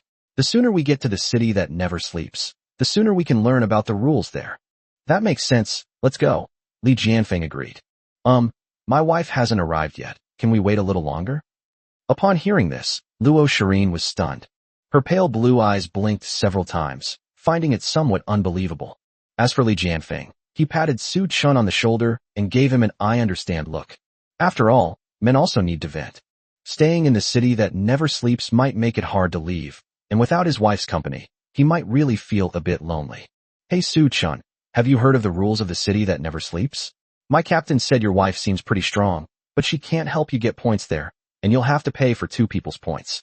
Are you sure you still want to bring your wife? Luo Shirin tilted her head and asked, genuinely not understanding Su Chen's actions. Yes, after all, I love my Luo the most. If she's not by my side for a day, I might not have any motivation for a month. You two have such a great relationship. Haha, but remember not to cause any deaths, or your wife will suffer from malnutrition. Li Jianfeng laughed. That's not true at all, but aren't you all bringing your fiancés? My wife is newly pregnant. How can I take her? I've asked my parents to help take care of her. She just needs to wait for my triumphant return. Li Jianfeng replied. Me? I don't have a marriage partner. I don't believe the marriage system can help me find the most suitable partner for me. I still believe in old-fashioned love. Besides, I'm an idol. If I had a marriage partner, I might lose a lot of fans. Luo Shirin said passionately. An idol? That's really rare. It's uncommon to see someone who doesn't register their marriage. But if you don't register, doesn't that mean you can only date people who aren't registered? That's actually quite difficult to find, isn't it? Yes, that's what love is all about, Luo Shirin said, her face showing an infatuated expression. Su Chen glanced at Luo Shirin's hot figure and beautiful face a few times, and was also full of admiration. In her past life, she was definitely a school beauty, and the number of boys who pursued her could probably circle the entire school. It's a shame that women's appearance isn't valued much in this world. Just then, a cute, childlike voice came from behind. Su Chun, I'm sorry I'm late. It's all right. Let's go then. In the car, the three of them sat together and chatted as always. As for Long Luo'er, she leaned on Su Chen's shoulder the whole time and didn't say a word. After sizing up Long Luo'er a few times, Li Jianfeng asked, Su Chun, I have a question, but I'm not sure if I should ask. How old is your wife? Upon hearing this, Su Chen sighed. After all, Long Luo'er does look too young, so it's understandable that she would be misunderstood. However, she certainly can't reveal her real age, since Long Luo'er is currently a human. He's only 18 this year, and he's already awakened to his calling. So that's how it is. I thought there was something wrong with the marriage matching system. Speaking of which, what are your two callings? Upon hearing this, Luo Shirin immediately became interested. After all, the divine duty she awakened was considered a pseudo-divine duty. As for pseudo-divine professions, they are divine professions whose abilities in all aspects are almost close to those of divine professions, and in some cases, they can even play a more powerful role than divine professions. However, since there are multiple people with this kind of calling, it cannot truly be called a divine calling. Zhao Shana, the captain of the 4th Squad of the Night Watch, is also known as one of the pseudo-divine professions due to his assassin's duty. After all, in stealth missions, no talent can surpass that of an assassin, as they can conceal their form and presence and see through the opponent's weaknesses. Luo Shireen stood up, curtsied, and began her introduction. My calling is to be a bard, sequence 111. My weapon of choice is a harp. Although I am weak in combat, my singing and playing can greatly enhance the combat abilities of my teammates. I would say I am a support role among combat-oriented callings. Upon hearing about the bard's calling, all the information about bards immediately came to Su Chen's mind. The bard is said to be one of the most popular professions in a group. Different singing styles and piano playing styles can produce different effects. Recovery, acceleration, amplification, sound transmission. With its numerous and powerful functions, it can be described in the words of the game from my previous life as an all-around support healer, and it is no wonder that it is hailed as a pseudo-divine class. However, the downside is that bards offer almost no boost to their physical abilities and are someone who needs protection. In various competitive events, bards are always the first to be defeated by the opposing team, making them truly the darlings of the group. Next came Li Jianfeng's self-introduction. My calling is to be a sword demon of level 181. I am skilled in combat using longswords. Please take care of me. Upon hearing about the sword demon's divine duty, Su Chen frowned. The sword demon's calling is also a swordsmanship calling that allows the use of certain magic, with proficiency in gravity magic. He is not as fast as the sword saint, nor as magically powerful as the magic swordsman. His strength boost is not particularly high, and he has no other outstanding talents. However, this calling card has an extremely powerful ability. If the sword demon hits an enemy with his signature weapon, the wound will never heal. Even a small wound can be fatal, making it the nemesis of any flesh and blood. The wound can only heal if the sword demon himself heals it, or if the sword demon himself is eliminated. At this moment, Luo Shireen asked curiously, Su Chen, what is your wife's calling? Her. Su Chen was speechless for a moment, not knowing how to describe Long Luoer's sacred duty. We can't very well reveal her dragon soul swordsman calling. The appearance of a clergyman could cause a lot of unnecessary trouble, although it wasn't a problem for Long Luoer at all. Just then, Long Luoer also curtsied, just like Luo Shireen, and responded.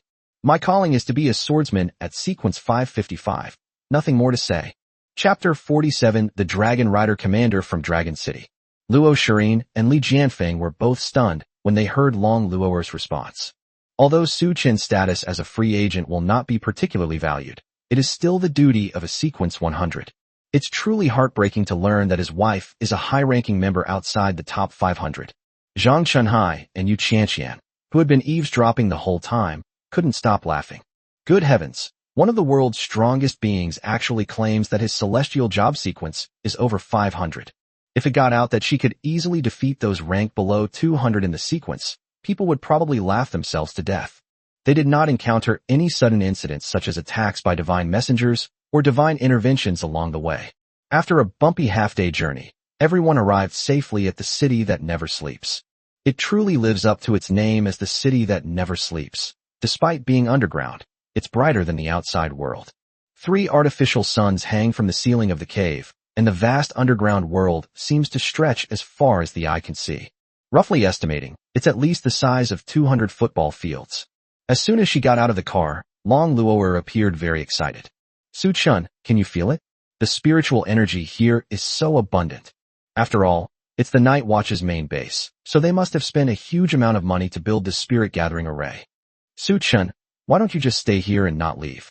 The spiritual energy here is so abundant. Your cultivation will definitely be much faster than outside. Su Chen sighed. Don't worry. I came here aiming to be number 1. Yu Qianqian just explained the rules of the city that never sleeps to them in the car. To stay here long term, you not only need to have enough ability, but you also need to participate in various activities. Each person's points card will initially have 10,000 points. If you stay here for even one day, you will have to pay a stay fee of 200 points. Couples like Su Chen and Long Luoer who come together need to pay 2 stay fees each day. Not only that, there's a rule here. Newcomers entering the city that never sleeps cannot bring any items, including cell phones. Even if you have the money to buy a spatial ring, you can't use the things inside. If it's discovered, you'll be forcibly sent back. All food, daily necessities, housing, water and electricity bills, etc., require points to obtain. Of course, mobile phones are also sold, but they cannot connect to external networks. To connect to the exclusive network of the city that never sleeps, one must pay a hefty internet fee. Based on the prices here, someone with Su Chin's appetite would need about 50 points a day for food. The accommodation is priced similarly to a regular business hotel, with a standard room requiring 100 points per day. Where there are places to spend points, there are naturally places to earn points. Just like an amusement park, there are activities to participate in everywhere here. For example, there's an event that can only be held once a day, where you can challenge any level of divine messenger alone and receive a different number of points depending on the rank of the defeated messenger. There are also activities where Night Watch members can wager points on each other in duels, participate in quizzes, and so on. Since it involves various aspects, there's always a way to earn points. If you have the ability and perseverance, you can even stay here for 3 years. In other words, this is actually a mini-world where points are used as currency, and only the fittest survive. As for Luo Shirin and Li Jianfeng, they also split up to explore the various facilities of the city that never sleeps. Since Su Chun and the others arrived relatively early, and the official gathering was still 2 days away, they could use this time to earn more points for future use. However, ideals are beautiful, but reality is cruel. Inside a noodle shop in a city that never sleeps. Lolo, I'm begging you, before I become stronger, could you please stop talking? Looking at the mountain of bowls in front of him, Su Chun felt a sense of déjà vu. A bowl of noodles costs 20 points, but Long Luoer ate more than 60 bowls. Is this a case of failing before even getting started? Su Chun, this is how you feel threatened. Otherwise, you're always so timid. Look at that event where you killed the divine messengers. You get 500 points for defeating a boss-level divine messenger. And a lord-level divine messenger gets you 1,000 points. This isn't a sense of crisis. Don't we need to think about accommodation? I was originally going to book 2 rooms, but I felt it would be a waste, so I'm generously allowing you to stay with me. How's that perk? Can I be a dragon knight? Would you like to give it a try? Try it and you'll die. Looking at Long Luoer's faint smile, Su Chun had a feeling that she didn't have good intentions. On the other hand, Long Luoer sighed inwardly. Sigh, why do I always say things like this? Why do they always change as soon as I open my mouth, even when I'm mentally prepared? Just then, a young couple arrived. There was nothing to worry about at first, but Su Chin noticed that the woman also had a pair of grayish-brown dragon horns on her head. Is she also a dragon? Or is she a cosplayer? They originally intended to order a few bowls of ramen to fill their stomachs, but when they saw Long Luoer, they instantly revealed a wicked smile. Beautiful lady, are you a dragon? The man approached Long Luoer, bowed, and asked. Su Chun and Long Luoer were stunned. Long Luoer was clearly wearing a ring that concealed her dragon form. So how could she be recognized? Are you blind? How do I look like a dragon? Long Luoer retorted irritably. Beautiful lady, even if you use some secret treasure to conceal your figure, you can't fool my eyes. I am Yang Tianlong from the Night Watch headquarters of Dragon City. My rank is 117, Dragon Knight Commander. I am very sensitive to the aura of dragons, so it's impossible for me to mistake you. Upon hearing the title of Commander of the Dragon Cavalry, Long Luoer nearly dropped the bowl of noodles she was eating. For the past month or so, all I've seen are divine duties related to the dragon race. Let's leave aside the dragon knights and dragon riders. Now why is there a dragon knight commander? Is this never going to end? Oh, so what? Are you going to go around telling everyone? Seeing that she could no longer hide it, Long Luoer openly confessed. No, I just want to invite you to become my contracted dragon. How about it? I refuse, you can leave now. Without a second thought, Long Luoer resolutely refused, giving him no chance whatsoever. As for the contract of the Dragon Rider Commander, it is completely different from that of the Dragon Tamer, and there is no connection of power between them. If the contractor's cultivation level improves rapidly, the contracted dragon can also enjoy some of the benefits, somewhat similar to the relationship between a company employee and its boss. Yang Tianlong was surprised to be rejected so decisively, and his lips twitched awkwardly. Beautiful lady, don't worry, there's absolutely no harm in being with me. The woman behind him then came to Long Luoer's side and advised. Little sister, I think your aura should be from the Divine Dragon Clan, right? I am Huo Wenwen from the Fire Dragon Clan. I have been in a contract with Yang Tianlong for several years, and my cultivation level has improved rapidly in a short period of time. Little sister, are you really not going to consider it? Gentlemen, you're flirting with my wife right in front of me. Aren't you showing a little disrespect? Su Chen's eyes were filled with a cold glint, enough to send chills down one's spine with just a glance. Chapter 48 Dragon Knight vs. Dragon Rider Commander. Yang Tianlong and Ho Wenwen were so intimidated by Su Chen's imposing aura that they took a step back. They simply couldn't understand why this seemingly ordinary man could exude such terrifying pressure. Long Luo'er, on the other hand, stared at Su Chun with an infatuated expression. Su Chun is so handsome. That aura he exuded just now. Wow, I feel like I've got material for my dreams tonight. After a few breaths, Yang Tianlong finally came to his senses. He still couldn't quite believe what Su Chun had just said. Dragon City is located west of Tianhe City and is also a border city where the territories of the Hua Kingdom and the Dragon Clan meet. Young dragons frequently come to the city to buy human goods, making it one of the few cities in China where dragons can be seen regularly.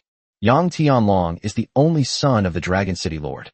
He has spent a lot of time with the Dragon Clan since he was a child, so he naturally knows the general thoughts and customs of the Dragon Clan. In truth, most dragons look down on races other than themselves, including powerful elves, ghosts, and winged races. After all, dragons are hailed as the #1 race below the gods, and many dragons are as powerful as gods. Occasionally, one can even hear of a dragon slaying a god. It is quite normal for them to look down on other races. Among the dragon race, due to the extremely low birth rate, the status of dragon women is far higher than that of dragon men, and the dragon king is usually a woman. But now he is told that there are actually dragon women who are willing to marry human men, and that they are even dragon girls of the noblest bloodline. Which country is this international joke about? But it doesn't matter, since there's no reason why he can't get what he sets his sights on. Oh, so you're your wife. I'm sorry, but I'm just signing a contract. It shouldn't be a problem, right, May? Roll. Before Yang Tianlong could finish speaking, Long Luo'er and Su Chen immediately responded in unison. Upon hearing this, Yang Tianlong maintained a smiling expression, but inwardly he was furious. He's the next Lord of Dragon City, and he's had everything he could want since he was a child. There's nothing he can't get. After awakening as a Dragon Rider Commander, even though most dragons look down on humans, they cannot refuse the near-limitless supply of cultivation resources. Many dragons still actively sought him out and formed contracts with him. Even Ho Wenwen, who is currently by his side, is just one of the many dragons he has contracted. His reason for joining the Night's Watch was simple and straightforward. That is to gain the reputation of being from the city that never sleeps, which will help in inheriting the position of Lord of Dragon City in the future. Now that she's finally met a girl from the Dragon Clan, she's married to a lowly Night Watch newcomer, and is being humiliated by the couple. How can anyone tolerate this? Fine, very well. Although I don't know who you are, do you dare to fight me? If you lose, get out of this dragon girl's sight immediately. Are you out of your mind? Why should I bet with you? Aren't you afraid? Su Chen sighed, feeling that Yang Tianlong definitely had some mental issues. Let's not even talk about why we made the bet with him. Would a normal person use their own wife as a betting stake?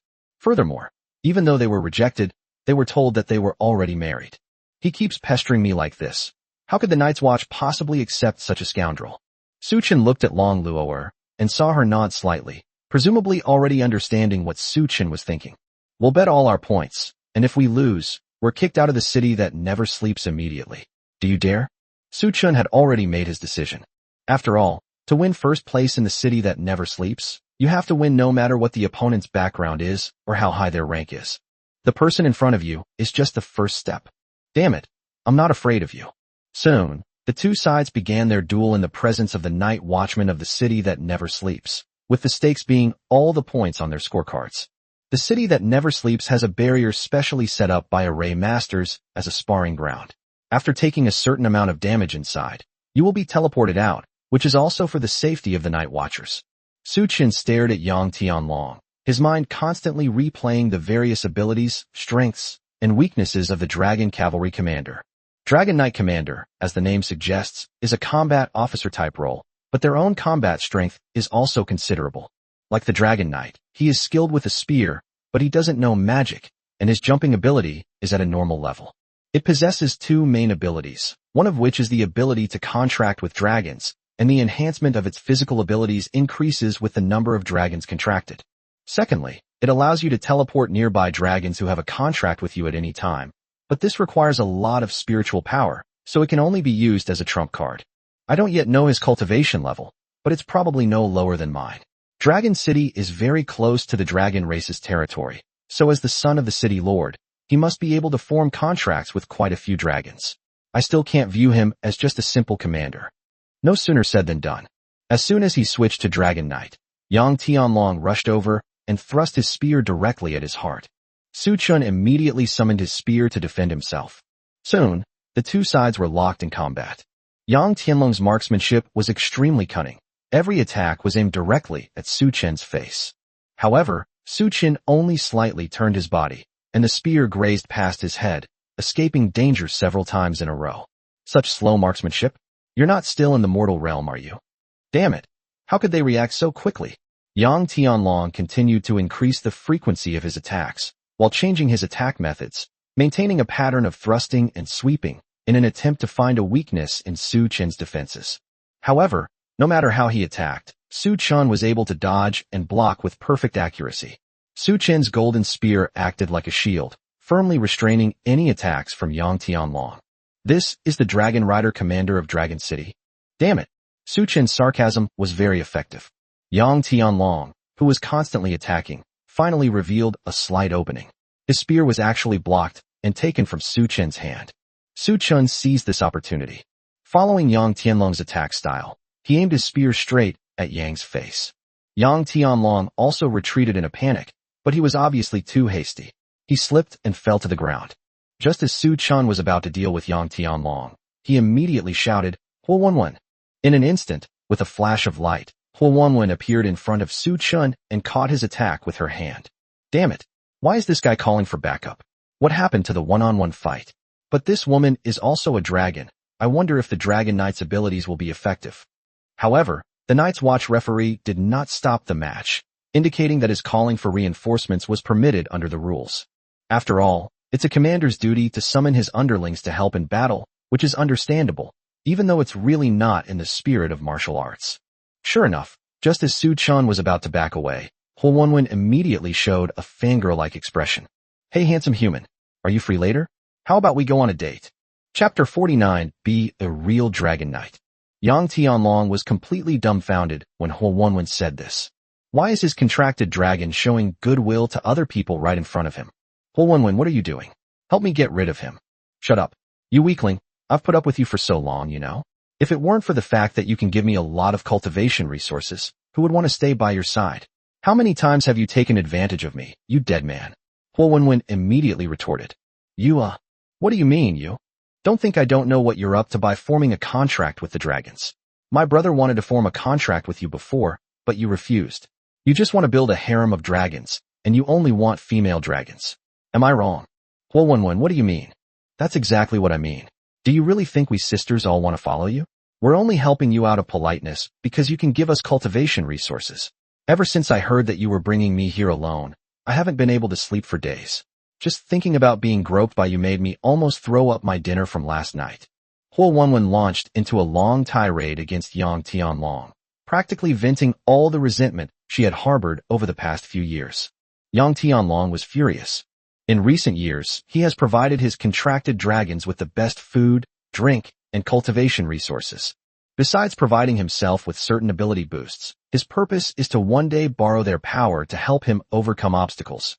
Unexpectedly, that's what they were really thinking. They've raised a bunch of ungrateful wretches.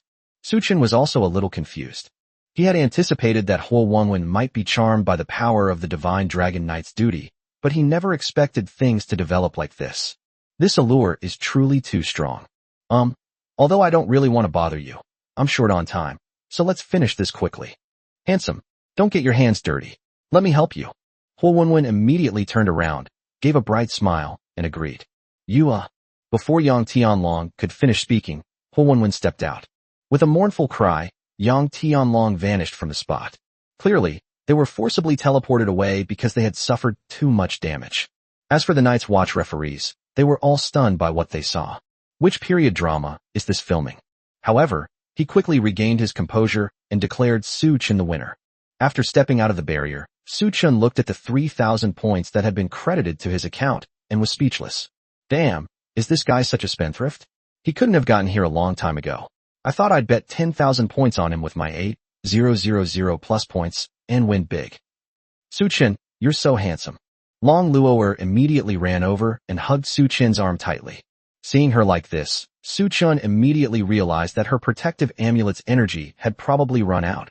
After all, this battle had lasted quite a while. Little Jean, please help me switch to Dragon Tamer. Yes, master. As Xiao Jin finished speaking, Long Luo'er reluctantly left Su-chun. You stingy person. Huh? What's wrong? It's nothing. At this moment, Huo Wenwen also wanted to rush up and hug Su-chin immediately. But the moment Xiao Jin finished speaking, his mind cleared instantly. What did I just do? How could I suddenly do something to Brother Tianlong? Brother Tianlong, I am. Huo Wenwen, you're something else. I guess I'm just unlucky to have a dragon like you as my contract. No, Brother Tianlong. Let me explain, Explanation? What's there to explain?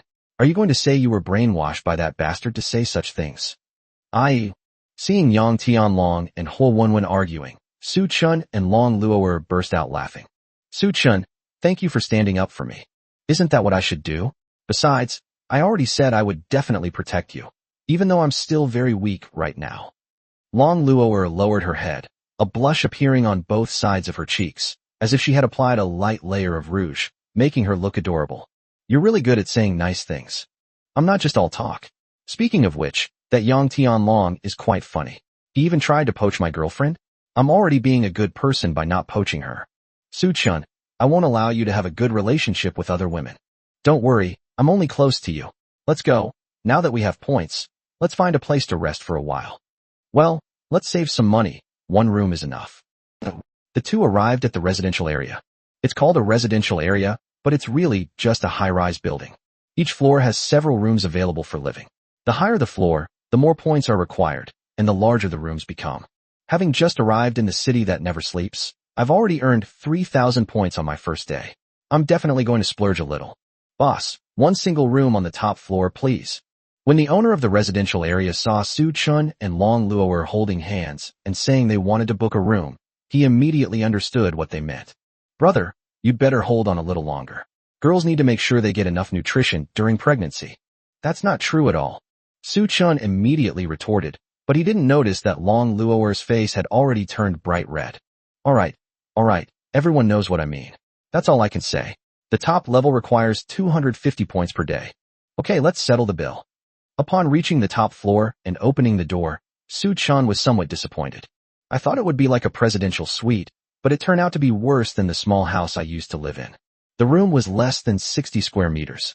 Apart from a bed and a bathroom, it was an empty room, obviously meant for cultivation. Fortunately, it was cleaned quite well, so I was able to get a good night's rest. Long Luo'er took off her shoes and jumped onto the bed. Su-chun, this bed is so soft. Let's get one like this for our house next time.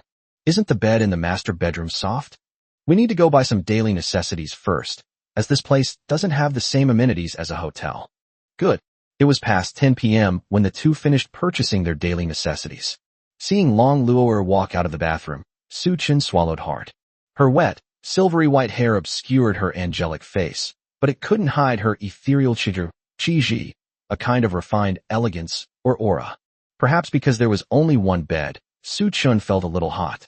Long Luo'er seemed to sense Su-chun's unusual aura as well. Her cheeks flushed slightly, and she sat down next to Su-chun. Su-chun, what's wrong? You seem a bit distracted. To be honest, Su-chun didn't know how to describe his current feelings. He likes Long Luo'er and wants to take things further. But is it really a good idea to bring this up? Wouldn't it be better to keep feelings buried in your heart? What exactly is Long Luo'er thinking? Just then, Long Luo'er leaned into Su-chun's arms, revealing a docile and affectionate expression. Su-chun, what are you thinking about? Su-chun, I like you. Long Luo'er's sudden confession completely shut down Su-chun's brain. Based on her previous behavior, Long Luo'er shouldn't have said such a thing. Was her flushed face before she left for this place not because she had a fever? Lolo, you're not kidding me, are you? No, I'm serious. As soon as Long Luo'er finished speaking, she suddenly pressed her cherry lips against his, giving Su-chun no chance to react at all. Even if it were possible, Long Luo'er wouldn't allow such a thing to happen. A minute later, the two separated. She was already blushing, but she still managed to squeeze out a sentence. Su-chun, tell me what's on your mind. I'll agree to it. Suchin swallowed. Having never been in a relationship, he didn't know what to do. Perhaps it would be better to listen to Long Luo'er and express what's really on my mind. Saying this to a girl you like is perhaps the greatest compliment you can give her. Suchun held Long Luo'er's petite body tightly in his arms and whispered in her ear, Luo Luo, I like you too. Tonight I want to be a real dragon knight, is that okay? Chapter 50 Challenging the Boss-Level Divine Envoy. At noon the next day, as the telephone on the bedside table rang, Suchin slowly opened his eyes. Hello? Who is this? Hello, is this Mr. Suchin? I'm at the front desk of the accommodation area. Your stay is up. Would you like to extend your stay? If so, I will deduct 250 points from your card. Okay, let's extend our stay. Okay. After hanging up the phone, Suchun gently patted Long Luo'er's head as she slept soundly beside him. My back hurts so much, even getting up is difficult. She looks so delicate, but doing things is excruciating. Suchin recalled his experience last night. Although it was exhilarating, he was also a little scared. At first, Suchun was clearly in control, but for some reason, Long Luo'er became more and more enthusiastic and energetic. Suchun is clearly the Dragon Knight, so why is this happening? Luckily, Lolo agreed to let me use the Divine Dragon Knight's duty. Otherwise, given the physical abilities of a God Slayer and a Dragon Rider, I probably would have died in bed. Perhaps they were woken up by noise, or perhaps they had already had enough sleep. Long Luo'er slowly opened her eyes at this moment. Good morning, Lolo. Good morning, Suchin, what's wrong? You've been rubbing your lower back. Lolo, you were too rough last night. My back still hurts. I'm sorry. I just wanted to do my best to satisfy you. Give me a rub, and I'll forgive you. Okay. Around 1 p.m., the two arrived at the noodle shop they had visited the day before. As always, Long Luo'er ordered dozens of bowls of ramen and showed them off. In just 2 days, the 3,000 points I got from Yang Tianlong were all used up. Who in their right mind could afford to keep that up? Suchun, how about we challenge a divine messenger today? Let's start with a leader level 1. Try it and you'll die. After lunch, the two arrived at the place where they challenged the divine messenger, a circular arena similar to the ancient Roman Colosseum. Several senior night watchers at the emperor level will be watching the battle. In addition to ensuring that they can provide immediate assistance in case of emergency, they can also guide newcomers on which aspects they need to improve in the battle against the divine envoy. All the divine messengers here were captured alive by the elders from outside, so that the younger generation could challenge them. However, unlike the training grounds for newcomers, this place has no protective barrier, so all injuries and fatalities are real. Despite the presence of experienced night watchers ready to provide assistance, every year or two, newcomers perish before their elders can rescue them from challenging divine messengers whose abilities are beyond their reach. Ultimately, it's because people care too much about the points they earn. Many are unwilling to give up this once-a-day opportunity to earn points and want to get more, which leads to this tragedy. As soon as I entered through the door, I saw a man inside challenging a divine messenger in wolf form. And that person was none other than Li Jianfeng. According to Long Luo'er, Li Jianfeng's current realm is the peak of the warrior realm, which is still somewhat different from the strength of a leader-level divine envoy. The wolf-shaped divine messenger, larger than a human, stared intently at Li Jianfeng, who was also ready to retaliate at any moment. About 10 seconds later, with a wolf howl, the divine messenger bared its fangs and claws and charged at Li Jianfeng. He simply raised his long sword and clamped it into the wolf's mouth, and the two remained locked in a stalemate. But soon, as Li Jianfeng chanted the incantation, a ball of flame emerged from the sword and burned its entire body through the mouth of the divine messenger. Taking advantage of this opportunity, Li Jianfeng swung his sword forcefully, severing half of the divine messenger's head along the area around his mouth.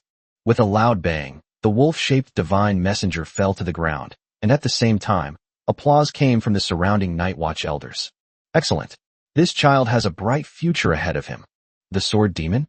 This profession doesn't seem to have strong control over magic, but the power of that fire magic just now is obviously not low. It seems he has done a lot of training. Not only that, his strength is in no way inferior. Once he reaches a higher realm in the future, he will surely achieve great things. Li Jianfeng humbly accepted the praise from his seniors. When he left the venue and saw Su Chun at the entrance, he jogged over to greet him. Su Chun, are you also here to challenge the divine envoy? Yeah, that move you just made was really cool. Sigh, I actually wanted to challenge the Lord level divine envoy, but to be on the safe side, it's better to challenge the boss level. Anyway, 500 points a day is enough for me. It's better to play it safe. If someone gets injured because of this, our night watchman in Tiana City will be missing a key player during the training camp 2 days later. Haha, you're right. After exchanging a few pleasantries, Suchin also arrived at the challenge registration area. Greetings, senior. I would like to challenge the leader-level divine messenger. Although asking this might infringe on your privacy, what is your level of understanding? It was necessary for the night's watchman to ask this question. After all, every newcomer is a future hero who will protect the city. It would be such a pity if they died here because of a huge gap in skill level. Suchin sighed and could only honestly reply, I am at the late stage of the warrior realm, but I am confident that I can defeat a leader-level divine envoy. Upon hearing this, the senior colleagues around him frowned. One of them stepped forward with concern and asked, Brother, it might be impolite of you to say this, but you're only at the late stage of the warrior realm. Challenging an elite-level divine envoy might be a stretch for you. Are you really going to challenge a leader-level one? Yes, I'm sure. Suchin responded confidently. Sigh, never mind. After all, there are regulations from above. We have no right to interfere if you want to challenge any level of God, but you must prioritize your own safety.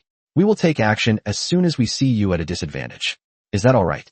Yes, no problem. Soon, Su Chun entered the arena, and a lion-shaped leader-level divine messenger was released by a senior at the Emperor realm. The divine messenger slowly walked towards Su Chun, seemingly considering how to toy with his prey. All the senior night watchers and Li Jianfeng held their breath, while only Long Luo'er stared at Su Chun with infatuated eyes as he raised his spear and assumed a blocking stance. When the divine messenger was less than 10 meters away from Su Chun, he suddenly pounced on him. Just as Su Chun was about to perish in the lion's jaws, he imitated Li Jianfeng's actions and used his spear to block the lion's gaping maw. However, lions are different from wolves. Their two strong forelimbs can also be used as weapons for attack. However, this was within Su Chin's expectations. Before the divine messenger could launch another attack, Su Chun, using the powerful jumping ability of the divine dragon knight, maintained his defensive stance and leaped up, carrying the divine messenger with him to a height of 10 meters. In midair, Su Chun used the divine messenger's body as a springboard and pushed off again, performing a magnificent double jump before everyone's eyes. Su Chun then leaped dozens of meters high again, directly touching the ceiling of the city that never sleeps. At the same time, he used the ceiling as a foothold again, pushed off with force, and returned to the arena in less than half a second. A Buddha's divine spear struck the divine messenger who had fallen to the ground, and dust instantly filled the entire arena. Half a minute later, when the smoke cleared, Su Chin's spear had pierced through the envoy's head and down to his tail. The divine messenger's enormous body almost swallowed the entire spear, leaving only the spear tip and the shaft, less than 20 centimeters long, exposed. Chapter 51 Muxingha. At this moment, the entire venue was deathly silent. Everyone except Long Luo'er looked completely bewildered. A leader-level divine messenger, whose strength was equivalent to the mid-stage of the hero realm, was instantly killed by a person in the late stage of the warrior realm. And what's with this jumping ability? I've never heard of someone who uses a long spear and has a great jumping ability, have I? He wouldn't lie about his cultivation level, would he? But judging from the aura emanating from him, one can roughly sense that his cultivation level is not very high. What on earth is he? Su Chun was actually quite surprised to see the leader-level divine envoy he had killed. He originally thought it would take at least several dozen rounds to fight. I never expected that I could defeat a leader-level divine messenger with just one move. Judging from the interface of the Godslayer's Golden Book, my cultivation level is indeed still in the late stage of the warrior realm, which is quite strange. At this moment, Xiao Jin's voice interrupted Su Chen's thoughts. Congratulations, Master, for defeating the boss-level divine envoy. You have gained 200 ability points. Master, congratulations on becoming stronger. Little Jean, this is the first time I've heard you praise me for getting stronger. Is it because my strength has increased, or is this divine messenger too weak? Master has become stronger. Last night, Master obtained the bloodline of the Dragon Clan, greatly enhancing the abilities of the Dragon Knight and Dragon Tamer. Is that so? That's quite unexpected. But why didn't you mention something so important before? For some reason, Su Chen felt that Xiao Jin seemed to be making an expression, as if trying to brush it off. Master, we're only 6,000 ability points away from the next Divine Duty lottery. Please do your best. You seem much more human now. As soon as Su Chun left the arena, Li Jianfeng immediately came over. Su Chun, that's awesome. You're really at the late stage of the warrior realm.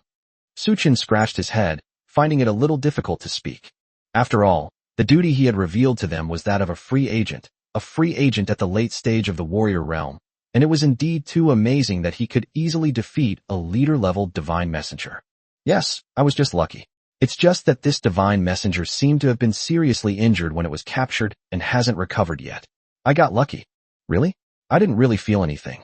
But I think your jumping ability is terrifying. Well, I train my legs and waist every day. Of course I'm good. Upon hearing this, Li Jianfeng once again gave him an I understand smile. He patted Su Chun on the shoulder and whispered in his ear, you should use less force.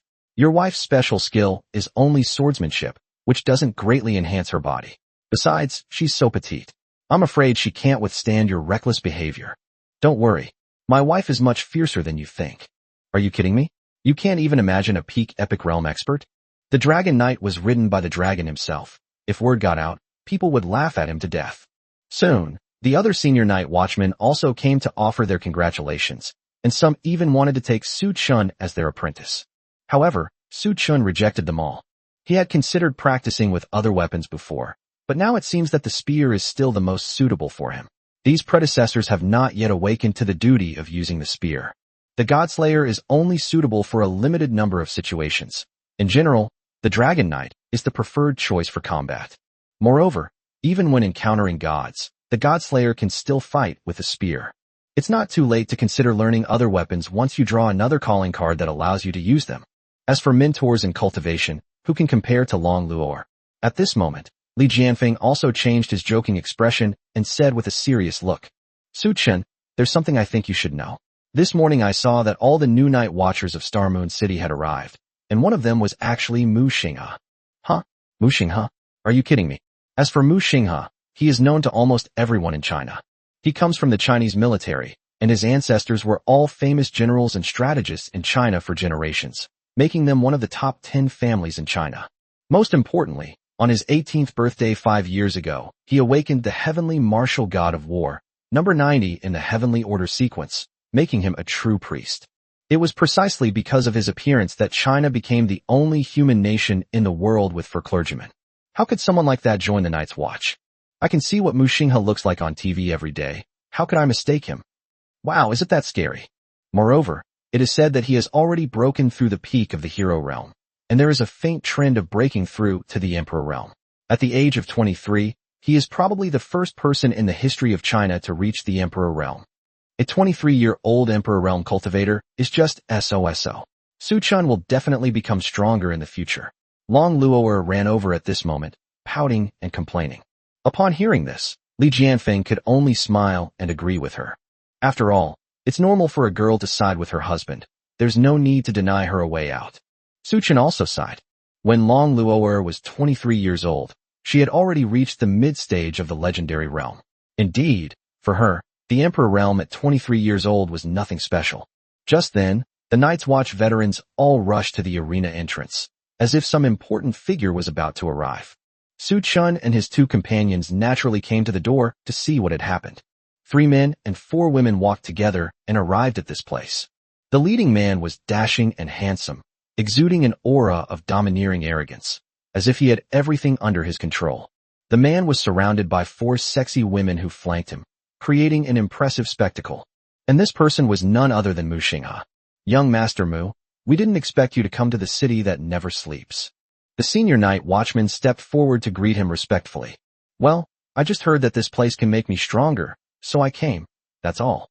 Young Master Mu, have you come here to challenge the divine envoy?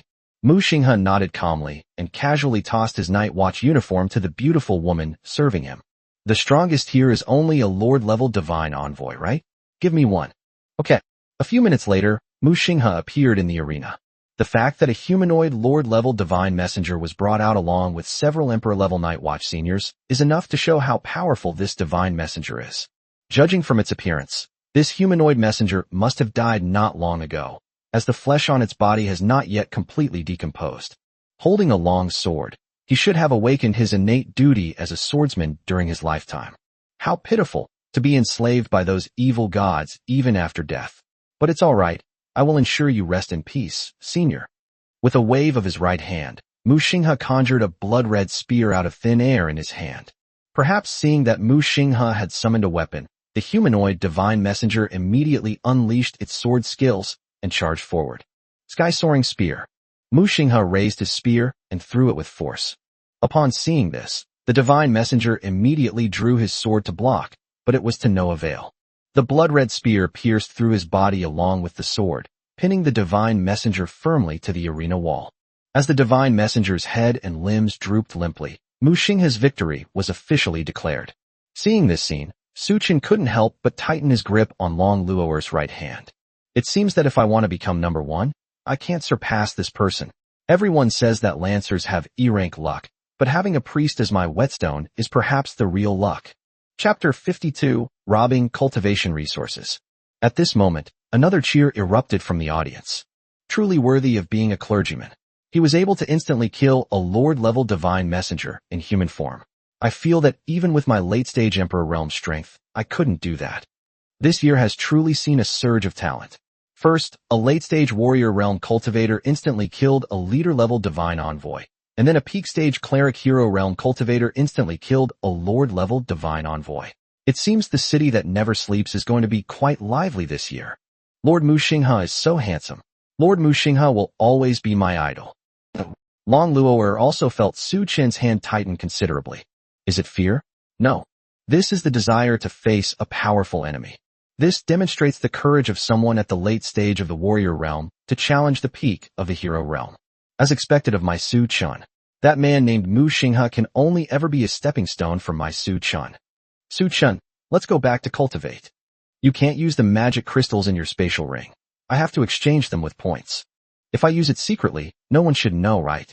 Su Chen gently tapped Long Luo'er's head with the back of his hand and said, now that you're here, you have to abide by the rules. Besides, if you're discovered and sent back, your husband's plan to become stronger will be ruined. I understand. After saying goodbye to Li Jianfeng, Su Chen and Long Luo arrived at the Cultivation Resource Sales Center next to the residential area. It must be said that the Night's Watch is quite generous. The highest quality magic crystals, like those in Long Luo'er's spatial ring, are also available for sale, and each one only costs 300 points. As for other cultivation supplies, they are all sold at very low prices. The reason for selling them at such a low price is essentially to help newcomers grow quickly and break through their limitations. Knowing that cultivation resources are particularly cheap here, all newcomers will work harder to earn points and stay here. This not only trains newcomers in various aspects of their abilities, but also ensures that these training resources are effectively handed over to them. It's killing two birds with one stone. The Night Watchmen truly live up to their name. They go to great lengths to improve the newcomer's strength and protect China.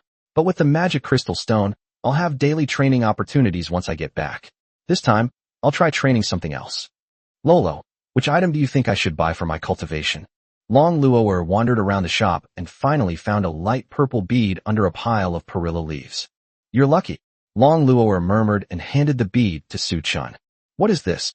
Although Su Chen had learned a lot about cultivation resources, he had never seen such a strange and unusual thing before.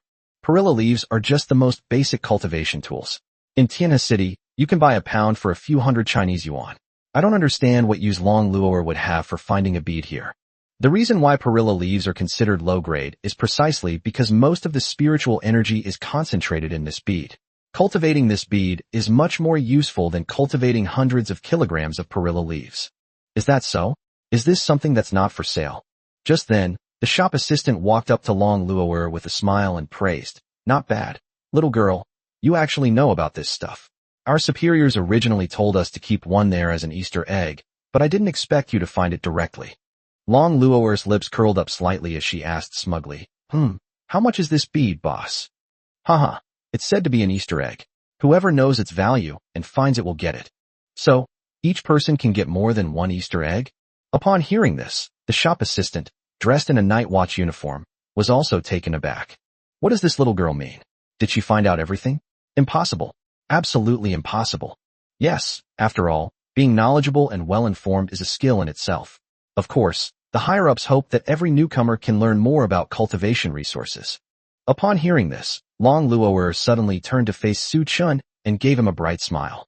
Su-chun, you have to treat me to the most upscale restaurant here tonight. Before Su-chun could react to what she meant, Long Luo'er continued to ask the shop assistant. Boss, does that mean I can take all the Easter eggs here? Yes, you can keep whatever you find. But there's a time limit.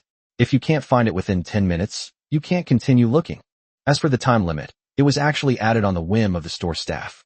He had a bad feeling that this little girl might find all 10 Easter eggs here. An Easter egg is called an Easter egg precisely because it can be found unexpectedly, giving people a sense of surprise. If you were to go through all that trouble to find it in this store, you'd just end up finding everything that looked out of place, which would completely defeat the purpose of discovering the Easter egg. After all, the purpose of the surprises set up by the higher-ups is to reward those knowledgeable and discerning newcomers. If you don't know its value, you wouldn't even notice a purple bead among a pile of perilla leaves. However, he miscalculated. For Long Luo'er, who possesses the eye of the dragon, 10 minutes is nothing short of an insult. It was as if Long Luo'er knew where the Easter eggs were placed. She always went straight to the destination without taking any detours. In less than 3 minutes, all 9 remaining Easter eggs were found. At this moment, the shop assistant was completely stunned. He simply couldn't believe that anyone could find these rare items, which are almost impossible to find on the market, so easily. However, this is not the end. Long Luo'er placed each of the Easter eggs on the table in front of Su-chun and introduced them one by one. Su-chun, Su-chun, this yellow bead is a dragon pearl, a treasure unique to the true dragon clan. Cultivating with it can greatly increase spiritual power, even more effective than magic crystals. This ice isn't ordinary ice. It doesn't melt. It must have been collected from the summit of eternal winter. Cultivating with this can greatly increase resistance to cold. It's a rare and precious treasure. Then, this flower is an elven flower, a flower that elves often wear behind their ears. Over the years, it has absorbed the vast spiritual power of the elves. Cultivating this flower can improve one's control over all types of magic. Lolo, well done. I'll treat you to a big meal tonight. That's more like it. Well, boss, thank you for the Easter egg. Wait. Before the shop assistant could finish speaking, Long Luo'er and Su-chun left hand in hand. That night, the senior night watchman who was changing shifts came to take over the cultivation resource shop. I thought I could have a drink with my good buddies before switching shifts. Unexpectedly, he only saw his good friend sprawled on the sofa in a Gu-yu-style reclining position, looking utterly hopeless. Little Zhao, what's wrong with you? He rushed forward to inquire about the situation, fearing that something might have happened. It's nothing. I just feel that the younger generation is a bit too strong. The younger generation? What the heck? What's going on? Our cultivation resource store was robbed by a girl who looked to be 14 or 15 years old. Chapter 53, Learning Dragon Language. Back in his room, Su-chun couldn't wait to start cultivating the rare item that Long Luo'er had snatched. Su-chun, your cultivation level is still too low. Start cultivating this first. As she spoke, Long Luo'er picked up a feather and handed it to Su-chun. As for this feather, as Long Luo'er just explained, it is a harpy's feather. Although it contains relatively low spiritual power, it is very helpful for improving one's cultivation level and can also enhance one's control over wind attribute magic. Lolo, it's all thanks to you. These things aren't in the textbooks at all, and you wouldn't recognize them without specifically looking into them. Hee, I didn't live 90 years for nothing. Teach me sometime when you have time. By the way, although I obtained the Dragon Tamer's divine duty, I've hardly ever used it. According to Xiao Jin, can I also learn dragon language? Yes, master. Little Jean suddenly jumped out and squeaked, almost scaring Su-chun so much that he tore off his feathers. Xiao Jin, don't scare me. I heard my master calling me, so I came out. Su-chun sighed. Indeed, Xiao Jin is a very good spirit, quite cute, obedient, and almost always available whenever called upon. Aside from often not saying the whole sentence, she's practically a perfect little devil. Well, I also have something I wanted to ask you. Can I learn dragon language from Lolo if I'm a dragon tamer? Yes, master. However, from my observation, the dragon language your wife knows is not true dragon language. If you rashly learn it, it may cause the spiritual energy inside your body to go berserk. Not true dragon language. Now it was Long Luo'er's turn to be full of question marks. The dragon language she learned was the crystallization of wisdom passed down from the ancient dragon race. Although she hadn't learned it all, it was definitely authentic dragon language. How could it be fake? Yes, The true dragon language was completely lost to the outside world after the first god slayer killed the dragon god. As for the dragon language that you, Lady Long Luoer, learned, it was merely an adaptation of the biography left behind by the dragon ancestor Nihalt. Nihalt, Long Luoer murmured to herself, clearly in disbelief. Su Chun had heard of this name before. It seemed to be the oldest dragon in the world, or perhaps the ancestor of all dragons. Unexpectedly, there is an existence even higher than Nihalt, the dragon god. First god slayer, what sins did you commit to kill the dragon god? But little Jean said the technique has been lost to the outside world. Could it be? Xiao Jean, are you saying that learning fake dragon language will cause a surge in spiritual energy? But Luo has been learning fake dragon language since she was a child, and she doesn't seem to have noticed anything unusual. Master, that's because Lady Long Luoer is a dragon, and her physical abilities are far superior to those of humans. It's like the same poison. 1 milliliter can kill an ordinary human, but it can't kill large animals like black bears or elephants. Is that so? Then you said that dragon language can't be learned outside. Does that mean the real dragon language still exists somewhere? Master, yes there is. The true dragon language was hidden within the God-slaying golden book by the first god slayer. You can use your ability points to learn the dragon language. Upon hearing this, Su Chun almost coughed up blood. This Xiao Jin really doesn't know how to say things completely. She was clearly far away, yet right in front of me. She didn't say anything when I won the dragon tamer in the lottery. She only told me when I asked her directly. Sigh? It's thoughtful, but something just feels off. At this moment, Long Luoer tugged at Su Chun's sleeve and said, Su Chun, why don't you use your ability points to learn it? I want to see the difference between real dragon language and my dragon language. Su Chun nodded and asked Xiao Jin, how many ability points will it take to learn dragon language now? 1 word equals 1,000 ability points. What? Su Chun was completely dumbfounded.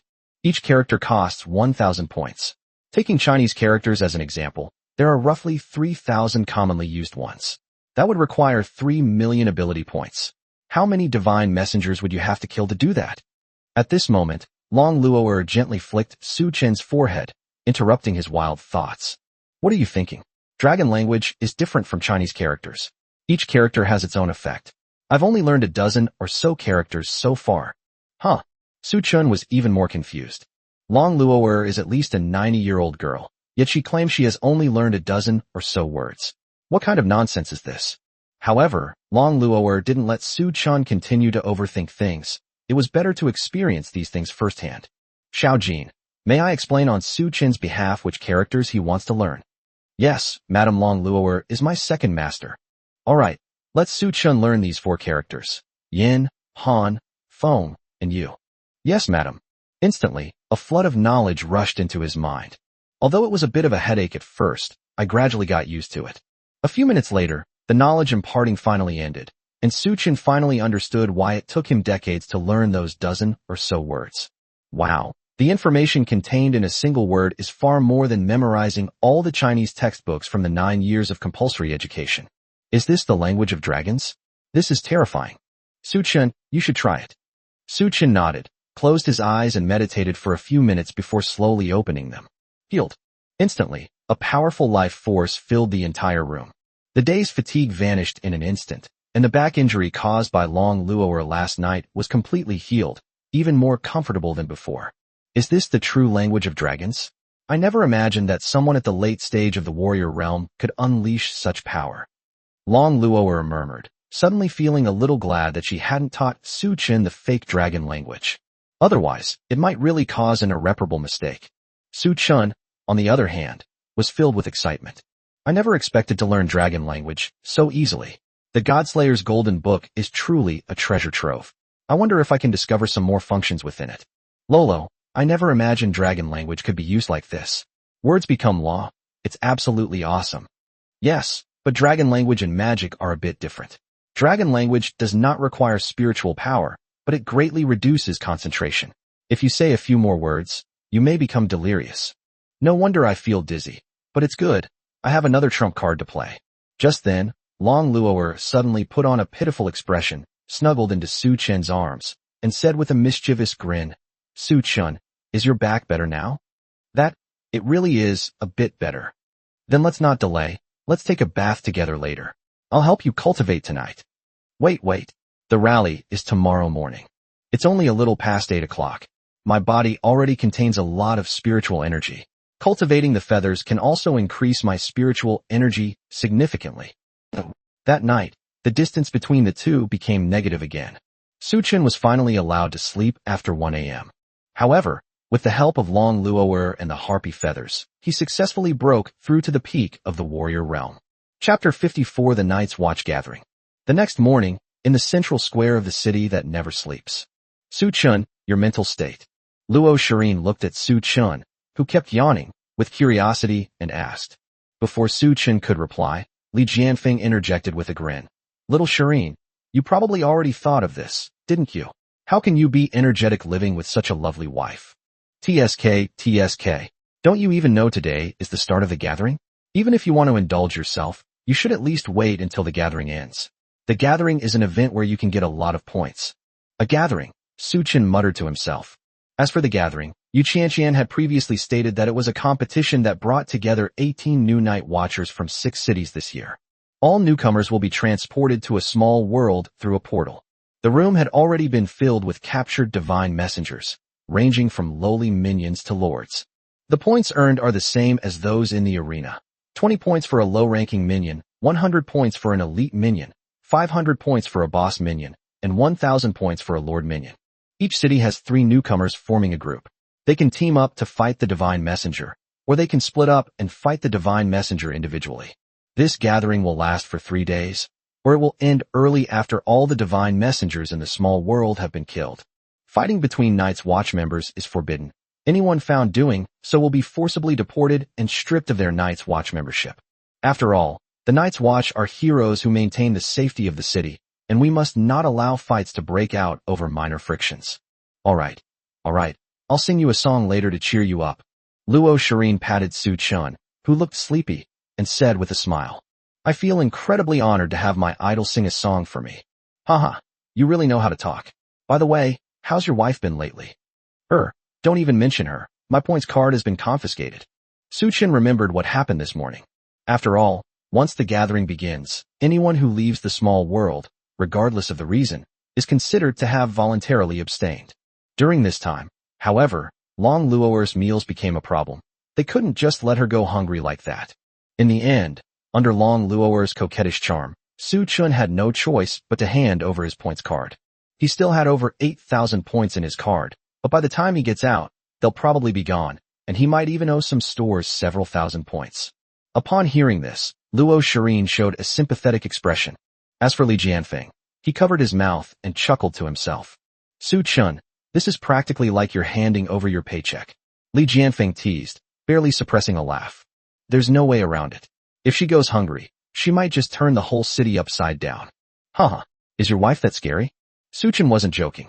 Given Long Luo'er's personality, if she were truly starving, she would definitely try to steal food, which would then escalate into a scene of epic-level powerhouses wreaking havoc in the city that never sleeps. Speaking of which, what's our strategy going forward? Should we take them down one by one? Or should we go together as a trio? I can't act alone. Luo Shirin interrupted their conversation and asked. Su Chun, what do you think? I don't care. Li Jianfeng also posed the question to Su Chun. Let's act together. That way we can help each other if we encounter a Lord-level divine messenger. Luo Shirin responded excitedly. After all, her calling as a bard means that the more teammates she has, the more she can unleash her full potential. If Su Chun planned to act alone, and she and Li Jianfeng were to travel together, she would likely be in grave danger if they were surrounded by the divine envoys. Just then, Su Chun noticed 2 unexpected people slowly walking towards the square. Yang Tianlong and Huo Wenwen. What are they doing here? Didn't they lose all their points? Weren't they sent back? As Su Chun looked at the 2 of them, they also noticed him and immediately showed expressions of disgust. But soon, Yang Tianlong's expression turned into a sinister smile, and he walked towards Su Chun, clearly with no good intentions. Hey, isn't this the legendary prodigy who defeated a leader-level divine envoy while only at the late stage of the warrior realm? Su Chun smiled crookedly. Are these 2 here to make a fool of themselves? I learned from Long Luo'er the night before last that Yang Tianlong's realm is the mid-stage of the hero realm. I must ask him for some pointers. Hey, isn't this the mid-stage hero-level powerhouse who was defeated by the late-stage samurai realm? What was his name again? Yang Tianchong, I think. Yang Tianlong tried his best to suppress his anger. Putting aside the fact that this was a gathering place, there were also many eyes on him. He still didn't know what kind of secret treasure Su Chun had used to instantly control Huo Wenwen like a charm spell. Moreover, if he really acts impulsively, even if he is the son of the Dragon City Lord, it might not be easy to protect him. Once he enters the small world, he will definitely make Su Chun wish he were dead. Yang Tianlong then put his arm around Huo Wenwen's waist and laughed. I should thank you. If it weren't for your actions the day before yesterday, I wouldn't have been able to taste the flavor of a dragon woman. I must say, a body full of spiritual energy is truly unforgettable. As he spoke, he stroked Huo Wenwen's entire body with his hands. Huo Wenwen did not resist, but just stared intently at Su Chun, as if she would kill him at the first opportunity. What kind of magic did this man use? Isn't he a free spirit? With my mid-stage Emperor realm cultivation, it's impossible for me to be charmed by magic from someone in the late-stage warrior realm. But I definitely still remember being charmed. No matter what, this man is the one who made me a victim of Yang Tianlong's manipulation. I must kill him. Su Chun was stunned for a moment after hearing this. I thought the two of them had fallen out, but I didn't expect Huo Wenwen to actually use her body to get Yang Tianlong's forgiveness. It's a bit bizarre. At this moment, Luo Shirin pulled Su Chun aside and whispered something to him. Su Chun, do you have a grudge against Yang Tianlong? It's not really a grudge, it's just that he acted like a jerk, and I retaliated a little, that's all. His divine calling is Dragon Knight Commander, a commander-type divine calling, which allows him to bring one subordinate into the small world. That dragon beside him, I don't think it's easy to mess with. Upon hearing this, Su Chun simply waved his hand casually. In the small world, the person he fears the least is Huo Wenwen, and he can even make him an ally. The Dragon Knight's charm over female dragons was too powerful. Even a peak epic-level expert like Long Luo'er couldn't resist it for long, let alone Huo Wenwen, who hadn't even reached the legendary realm yet. Don't worry, if he dares to cause trouble, I'll make sure he dies inside. Su Chun's tone was very calm, but his eyes were filled with murderous intent. Chapter 55 Long Luo'er's Best Friend. Luo Shirin wanted to ask Su Chun and Yang Tianlong what had happened, but she couldn't bring herself to say it. I always feel it's better not to get involved in these kinds of things. Let's go back. The training camp should be starting soon. Okay. Silence. 10 minutes later, as the broadcast started, the noisy square quickly quieted down. The 18 new night watchers from 6 cities all raised their heads and stared at the newcomer on the stage. A woman wearing a veil, dressed in a blue robe, and with waist-length black hair, slowly walked up. Although one cannot see the face, one can easily imagine the stunning beauty hidden beneath the veil. As for who she is, everyone present certainly knows her. Her iconic staff floats beside her, making it impossible to mistake her for anyone else. One of only 4 clergy in China, a time-space sorcerer with a celestial rank of 31, Princess Ji Linglan of China. As for why she came here, Su Chun had already heard about it. Because this time, the venue they need for their gathering is a small world created by Ji Linglan using the power of a time-space sorcerer. No one but her can teleport others into it. It is said that every year she would travel to more than a dozen sleepless cities in China to send new recruits to small worlds for training. It would not be an exaggeration to say that she was the teacher of all the new night watchers. As for her cultivation level, she has already reached the peak of the legendary realm and may very well be the next human to break through to the epic realm. Almost every 3-year-old knows about her heroic deeds. Although her true face has never been revealed, her extraordinary temperament, perfect figure, and gentle and elegant personality have made her the dream goddess of many men. Hello everyone, I am Ji Linglan. This time, I will be leading you all to the small world for training. You are all rising stars of our country, so please act according to your abilities. As Ji Linglan's heavenly voice rang out, everyone present became more attentive. Meanwhile, the night watchers began distributing something resembling a watch in the plaza. Su Chun was also assigned such a gadget. From the appearance, it looked a bit like a digital watch, except that what was under the mirror was not a clock, but a round white gemstone. Below the gemstone, there is a separate electronic screen displaying the number 0. As for that white gemstone, I'm sure all of you newcomers have received the wristwatches distributed by your seniors. Please make sure to wear them on your wrists. They have 2 functions. One is to record the points you gain from killing the divine messengers, which will help you keep track of your points and formulate your next course of action. As for the second function, do you see that white gem in the counter? That's a spirit stone I made myself. Whenever you feel you're in danger, immediately release your spiritual energy into the gem. That way, I can sense your peril and teleport you out of the small world. Seeing the determined expressions on the faces of the newcomers below the stage, Ji Linglong stopped talking nonsense. So, everyone, keep up the good work. I hope the next epic realm expert will emerge from among you. As soon as Ji Linglong finished speaking, she gently waved the staff that was floating beside her. Instantly, a crack appeared on the left side of the square, and after a few breaths, the crack slowly widened. A minute later, the crack had transformed into a portal even wider than the main entrance of a luxury hotel. Alright, everyone, let's go in. This scene left all the night watch newcomers and veterans wide-eyed. Although the older generation sees this sight once a year, they are still greatly surprised. Is this the power of a legendary peak expert? It's terrifying. I wonder when I'll be able to break through to the legendary level. You're overthinking it. Below the legendary level, everyone is just an ant. Don't underestimate the small difference between the peak of the Emperor realm and the early stage of the legendary realm. That small step has stumped almost 90% of Emperor realm experts. Let's hurry. After entering through the portal, we'll be randomly teleported to any location. Let's all hold hands. Su Chun, Li Jianfeng, let's go too. Luo Shirin stretched out both hands and shouted excitedly. Okay.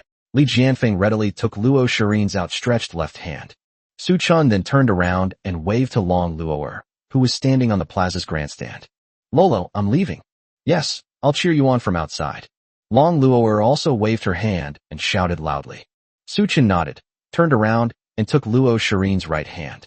Let's go then. They have such a good relationship. Of course, Luo is my favorite person. Alright. Let's go. Li Jianfeng and I are practically dying from the heat. Haha, if you're not convinced, then bring your marriage partners along. Before Su Chun stepped into the teleportation portal, he couldn't help but glance in the direction of Yang Tianlong. Ho Wenwen was still staring intently at him, while Yang Tianlong kept staring in Long Luo'er's direction with a sinister smile on his face. Still haven't given up on my Lolo? Fine, I was just worried about not having enough divine messengers to kill in the small world. I'll gladly accept the 200 ability points from killing a hero-level celestial being. As Su Chun made up his mind, he stepped into the teleportation portal. A few minutes later, the other new night watchers, along with a girl from the Fire Dragon clan, also entered. Ji Linglong also changed her goddess demeanor from before, crossing her arms in front of her chest and showing a very impatient look. What the hell? Why do I have to be in charge of this every year? There are over a dozen cities that never sleep. It's exhausting. Shui, the person in charge of the never-sleeping city behind her, quickly stepped forward to comfort her, saying, Your Highness, you've worked so hard. It's all thanks to. Before Shui could finish speaking, Ji Linglong immediately interrupted. Alright, stop talking. You've been using the same phrases for decades. I'm sick of hearing them. But this is also for training new Night's Watch members. Don't tell me this, it's annoying. Fine, I'm going to see an old friend. You should talk to my dad properly. I've completed my mission. Thank you for your willingness, Your Highness.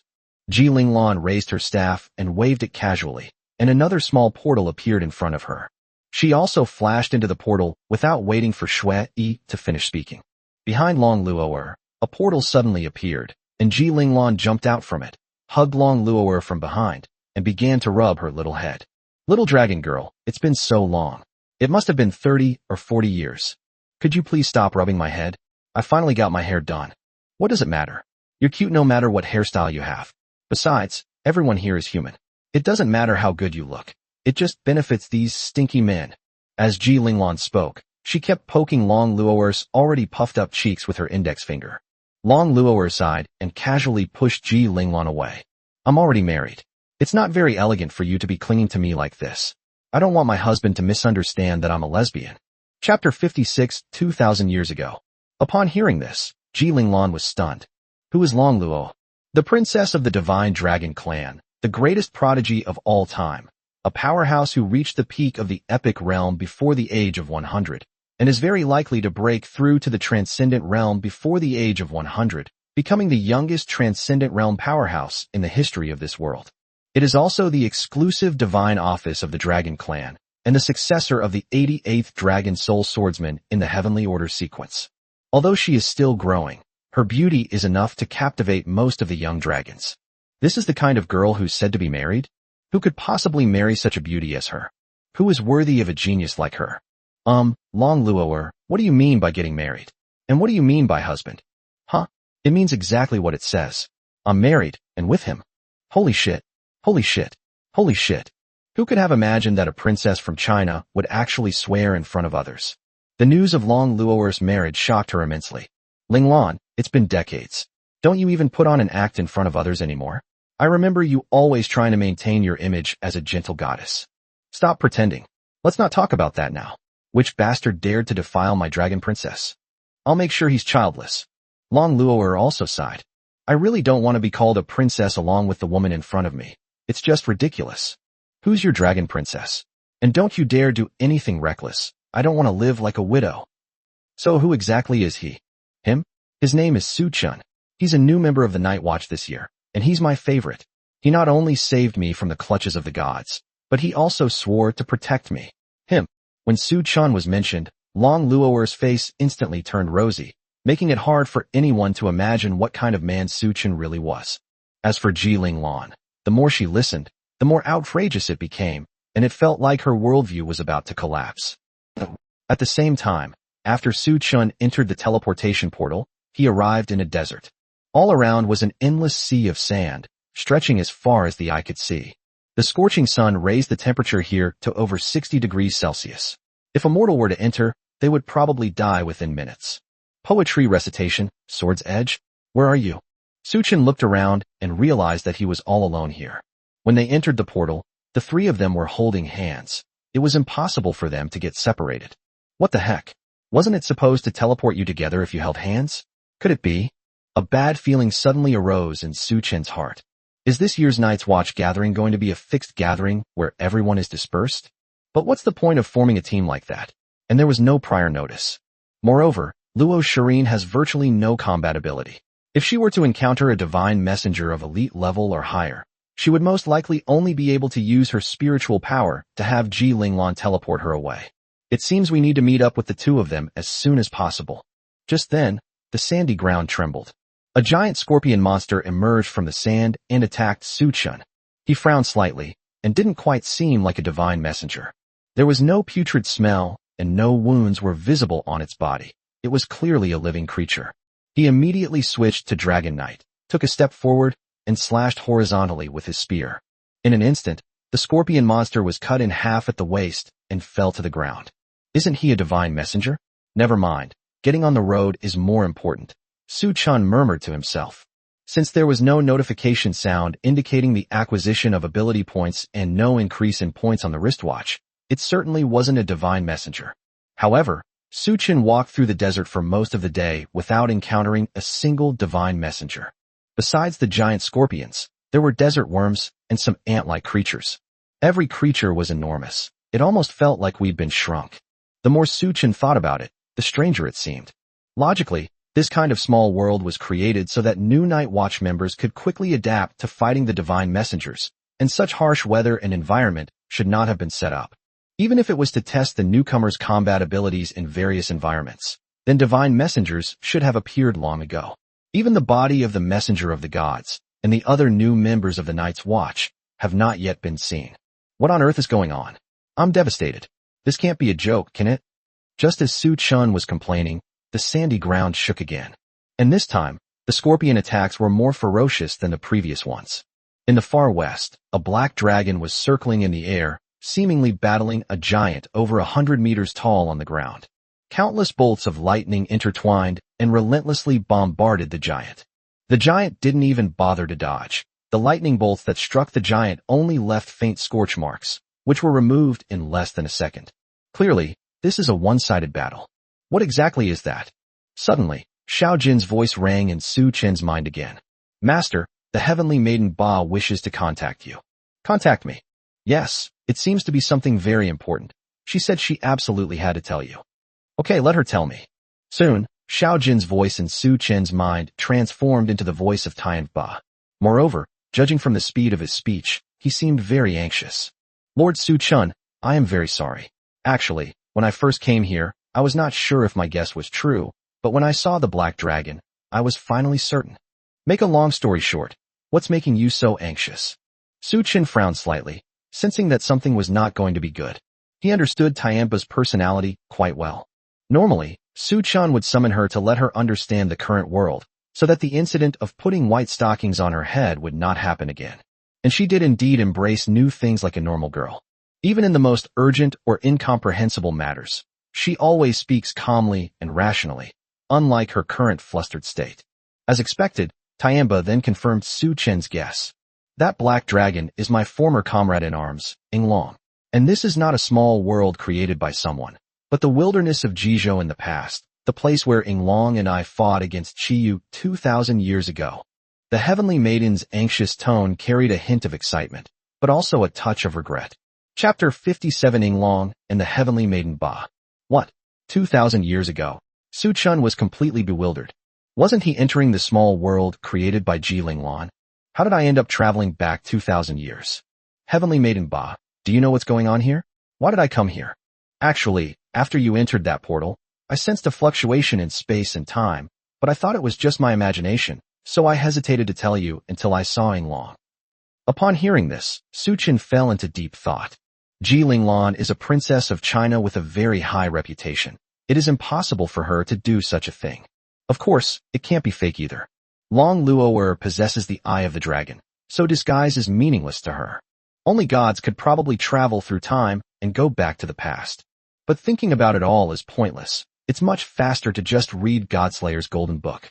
After Su Chen summoned the Godslaying Golden Book, he immediately began to check for any newly added information about gods. Unfortunately, only information about the two gods, Yinglong and Qiyu, was added. There was nothing else of note. Name, Yinglong. Number, 00256. Realm, Peak of Epic Realm. Criminal charge, none. Status, dead. Name, Qiyu. Number, 00099. Realm, Peak of the Transcendent Realm. Criminal charge, violation of the Peace Treaty. Status, dead. Were Yinglong and Qiyu already dead? Yes, back then, Yinglong and I killed Qiyu and several of his followers, but Yinglong died in the end in order to protect me. If Lord Su Chen doesn't mind, you can check my past through the Golden Book of Godslaying. Tianpa's words reminded Su Chen. At the time, I thought I would look into the past of Tianpa whenever I had free time to supplement my knowledge of the past. As a result, I got so busy that I forgot about it. I understand, Xiaojin. Could you transmit all of Tianpa's past information into my mind like you would in dragon language? Yes, but it will cost 100 ability points. Let's use it up. In an instant, the past experiences of Tianpa were played out before Su Chen's eyes like a movie. 3,000 years of history were browsed in less than 5 minutes. Su Chen's brows furrowed. All of this was too strange. Astaroth, what exactly is your purpose? No wonder I wondered why the Heavenly Maiden Ba so conveniently launched a surprise attack on the bus full of double phantoms, when she clearly couldn't distinguish which people were double phantoms. In the book, Godslayer, we not only see the scene of Tianpa and Yinglong fighting Qiyu in the past, but also the scene where, 2 days before the bus to Yui City departed, the receptionist named Xiaoli from the sales center found Tianpa and told her about the whereabouts of Niels. Not only that, but Astaroth was also accompanied by 2 gaseous monsters, which were clearly the 2 Mirage demons. Why did she deliberately bring the Mirage demon with her so that the Heavenly Maiden Ba could see it? Did she already know that the Godslaying Golden Book could access the past, and wanted me to know that she was behind all of this? If that's the case, then this time, coming here just happens to be the site of the decisive battle between Yinglong, Tianpa's partner, and Qiyu. Could it also be her doing? What exactly does this god want to do? Just then, Tianpa's words interrupted Su Chen's thoughts. Lord Su Chen, could you please save Yinglong? Although I don't know if the Yinglong here is really him, I want him to live even if there's only the slightest possibility. Upon hearing Tianpa's voice, Su Chen's mind was instantly filled with memories of her past with Yinglong. The two spent almost every day together, bickering all the time, just like Su Chen and Long Luo'er in the past. The reason she diligently studied the secret technique of summoning the divine corpse to revive the dead was instead of using the power of the gods to revive Yinglong as her divine messenger. It was also that one day Yinglong could be resurrected, so that he could cherish her as he did in life, and they could spend the rest of their lives together. However, by the time she had fully mastered this move, Yinglong's body had already ceased to exist. Yes, no problem. Just kidding, these are real skill points. Even a god at the peak of the transcendent realm could probably put up a fight if he used the power of a godslayer. Even if all else fails, there are still 2,500 ability points left, which can weaken Chi-Yu's power level. With a thought from Su Chun, the heavenly maiden Ba appeared directly in front of him. His originally weathered face seemed to instantly become more energetic upon hearing the news of Long, and he even put on makeup. Although she couldn't compare to Long Luoer, she was still better than the school beauty of Su Chen's high school days, making her a very beautiful woman. Thank you very much, Lord Su Chun. It's nothing. By the way, are you really that beautiful? You flatter me, sir. This is just makeup I've learned recently. After all, I'm a zombie, and without makeup, you can't see a trace of blood in me. Truly worthy of being called Asian sorcery. Let's go. Su Chun immediately switched to Godslayer, and the two rushed towards Chi-Yu and Long. It seems that this was due to Su Chen's realm advancing to the peak of the warrior realm, coupled with the presence of the two gods, Chi-Yu and Long. Even Tianpa, who had fully recovered her late-stage transcendent realm strength, couldn't keep up with Su Chen's speed. Meanwhile, on another battlefield, Long was accidentally knocked down by Chi-Yu and fell to the ground, stirring up a cloud of dust. Half a minute later, a handsome man with an elegant demeanor, extraordinary bearing, and long flowing hair appeared where the giant body had disappeared. Blood was trickling from the corner of his mouth, and he was clutching his chest with his right hand, panting heavily, as if he had reached his limit. Damn it! If Ba were still here, cough, cough. Long coughed up blood as he groaned. Even if that girl were still here, she would just be another corpse. Chi-Yu scoffed disdainfully as he slowly walked towards Long. With each step he took, the earth trembled. However, Long's figure did not sway as a result, his resolute gaze fixed on the huge body in front of him. Chi-Yu, you launched a war against humanity without any explanation. Sooner or later, someone will kill you here. Oh, Chi-Yu sneered, not wanting to waste any more words with Long. It raised its enormous foot, ready to crush Long to death. No sooner said than done. A golden arrow flew from afar, aimed directly at Chi-Yu's left eye. Chi-Yu reacted quickly, raising his left hand to strike down the golden arrow. However, he miscalculated. He did manage to capture the moment with his hand, but not completely. The arrow pierced through Chi-Yu's palm and continued flying forward. However, this attack changed the direction of the arrow, ultimately piercing Chi-Yu's left ear. Who is it? How dare you? Chi-Yu roared. However, no one responded to him. What awaited him was a second golden arrow. This time, Chi-Yu suddenly took a step back, dodging the fatal attack. Unexpectedly, the figure of the heavenly maiden Ba appeared behind him in an instant. Purple Heaven Divine Thunder Talisman. Crimson Lotus Karmic Fire Talisman.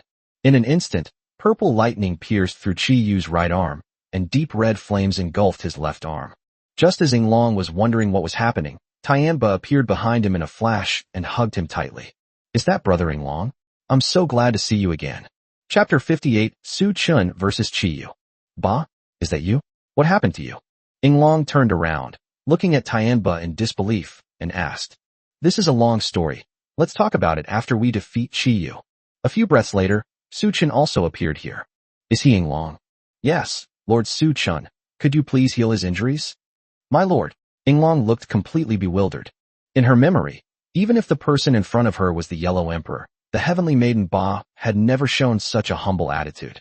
Now, they're actually being so respectful to a human who doesn't have any divine status. What kind of nonsense is this? However, Su Chun didn't want to explain too much. After switching to Dragon Tamer, he immediately used dragon language. Healed. In an instant, Long's injuries began to heal at a speed visible to the naked eye. What exactly is this? Long was completely dumbfounded. He had absolutely no idea what was going on. Even if I had enough spiritual energy to heal my wounds, they wouldn't heal this quickly. Moreover, Chi-Yu is the god of weapons. Unless one's realm is far superior to his, no weapon can harm his body. He had just witnessed the golden arrow pierce Chi-Yu's ear. It couldn't possibly be an illusion.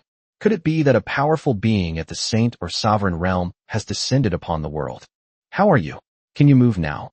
Su Chun asked. It's possible, but I don't have much spiritual power left. That's all right. Long, you go and rest first. I'll take care of Chi-Yu. Just kidding. Long isn't currently bound to the God-slaying golden book. Even if he still has spiritual power, he cannot be allowed to participate in the battle. If you accidentally steal someone's kill, you'll lose tens of thousands of ability points. Brother Long, Just leave it to Lord Su Chun. He will definitely be able to kill Chi Yu. You go and rest for a while. Tianba chimed in. But Before Yinglong could speak, Chi Yu's voice came from behind. Trying to escape? No way. You're all going to die here today. So it wasn't that easy to die after all. Su Chun complained, while switching back to his Godslayer duty. With one step, he arrived directly at Chi Yu's feet. With a thought, the golden longbow instantly transformed into a spear. With a horizontal slash, Chi Yu's right foot, which was about 8 meters wide, was severed. Taking advantage of this opportunity, Tianba left the place with Yinglong. Damn it! Who are you? The one who will kill you. As Su Chun spoke, he severed Chi Yu's left foot once more. In an instant, the massive body crashed to the ground, kicking up a cloud of dust. Su Chun didn't have long Luoer's dragon eye, so he had no idea what was going on inside the sandstorm. Wind. So he switched to Dragon Tamer and released the dragon language again. A gust of wind instantly dispersed the smoke and dust that surrounded Chi Yu. What came into view was the image of Chi Yu kneeling on one knee, struggling to support his enormous body with his charred left hand. How could a mere human possess such immense power? As Chi Yu roared, he suddenly swung a golden chain with his right hand, which had been pierced by the purple heaven divine lightning, and slammed it onto the sand in front of Su Chun. Instantly, a golden magic circle formed beneath Su Chun's feet, from which 8 golden chains extended, tightly binding Su Chun. After struggling a few times and realizing he couldn't budge the chains, Su Chun immediately shouted, "Little Jean, help me break this magic array." "Yes, master. This time, 300 ability points will be used." As the words fell, the golden magic circle dimmed instantly and shattered like glass. Chi Yu also suffered a backlash from the destruction of the magic array and immediately spat out a mouthful of blood. How is this possible? How could the 8 gates golden lock formation be broken so easily? As Chi Yu spoke, he immediately set up a magic array around himself, and golden light shot straight into the sky. Tens of thousands of golden weapons suddenly appeared in the sky. Long swords, spears, giant axes, arrows, scythes, clubs. Everything that could be called a weapon appeared before my eyes. Go to hell. As Chi Yu roared, all the weapons came hurtling towards Su Chun. Chi Yu, as a god, led your generals to wantonly slaughter humans, violated the peace treaty, and contravened Article 3 of the Divine Treaty. I, as the God Slayer, will slay you here. Wow, so cool. I've been thinking about this line for days, and I finally got to use it. I wish Luo was here with me. She'd definitely compliment me. Thinking this, Su Chun took a step forward, immediately moving away from the range of the magic array, and switched his weapon to a longbow. Originally, Su Chun did not plan to learn archery so early. He wanted to wait until he won the divine duty of using a bow and arrow in the lottery before practicing archery, which would be more effective. However, the photos that Yu Qianqian and the others took that night showed that they killed the centaur monster with a bow and arrow. If it's discovered that they don't even know how to use a bow and arrow, they might be suspected of hiding something else. After discussing it with Long Luoer, he finally decided to practice archery for a while. Fortunately, the defining characteristic of a Godslayer's calling is proficiency in all weapons.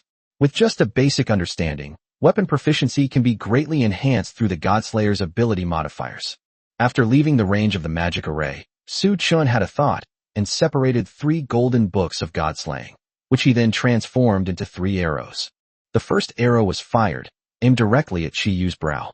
The second arrow was fired, aimed directly at Chi Yu's heart. The third arrow was fired, aimed directly at Chi Yu's lower abdomen. All 3 arrows hit their mark, but Chi Yu's aura did not seem to weaken. A god who hasn't been stripped of their divine status is indeed not so easy to kill. With that, Su Chun raised his spear, leaped up on one foot, and flew hundreds of meters into the air, intending to sever his enormous head from midair. Damn it, don't underestimate people. A golden light flashed across Chi Yu's body, and his enormous form began to shrink rapidly. Soon, he transformed into a middle-aged man wielding a giant sword, shirtless, and with a fierce and menacing appearance. A pair of furious eyes stared intently at Su Chun, as if she wanted to tear him to pieces. You've finally revealed your true form, Chi Yu. Don't think you can keep being arrogant. Chi Yu roared, and at the same time, his giant sword swept directly towards Su Chun in the sky. Upon seeing this, Su Chun immediately switched to Dragon Tamer. Cold. As soon as he finished speaking, an ice wall formed directly in front of Su Chun. Taking advantage of this opportunity, Su Chun switched back to God Slayer, performed a backflip double jump while stepping on the ice wall, and dodged Chi Yu's sweeping attack. At the same time, switch the spear to a bow in midair. Draw the bow, aim, and fire. 3 golden arrows flew towards Chi Yu once again. Don't assume the same trick will work again. As Chi Yu spoke, he placed the giant sword behind him and spun around, sweeping it horizontally. Boom! With a deafening roar, the desert swept by Chi Yu's giant sword was instantly ripped open, creating a deep fissure tens of meters deep. It took several tens of seconds for the sand to slowly fill the crack.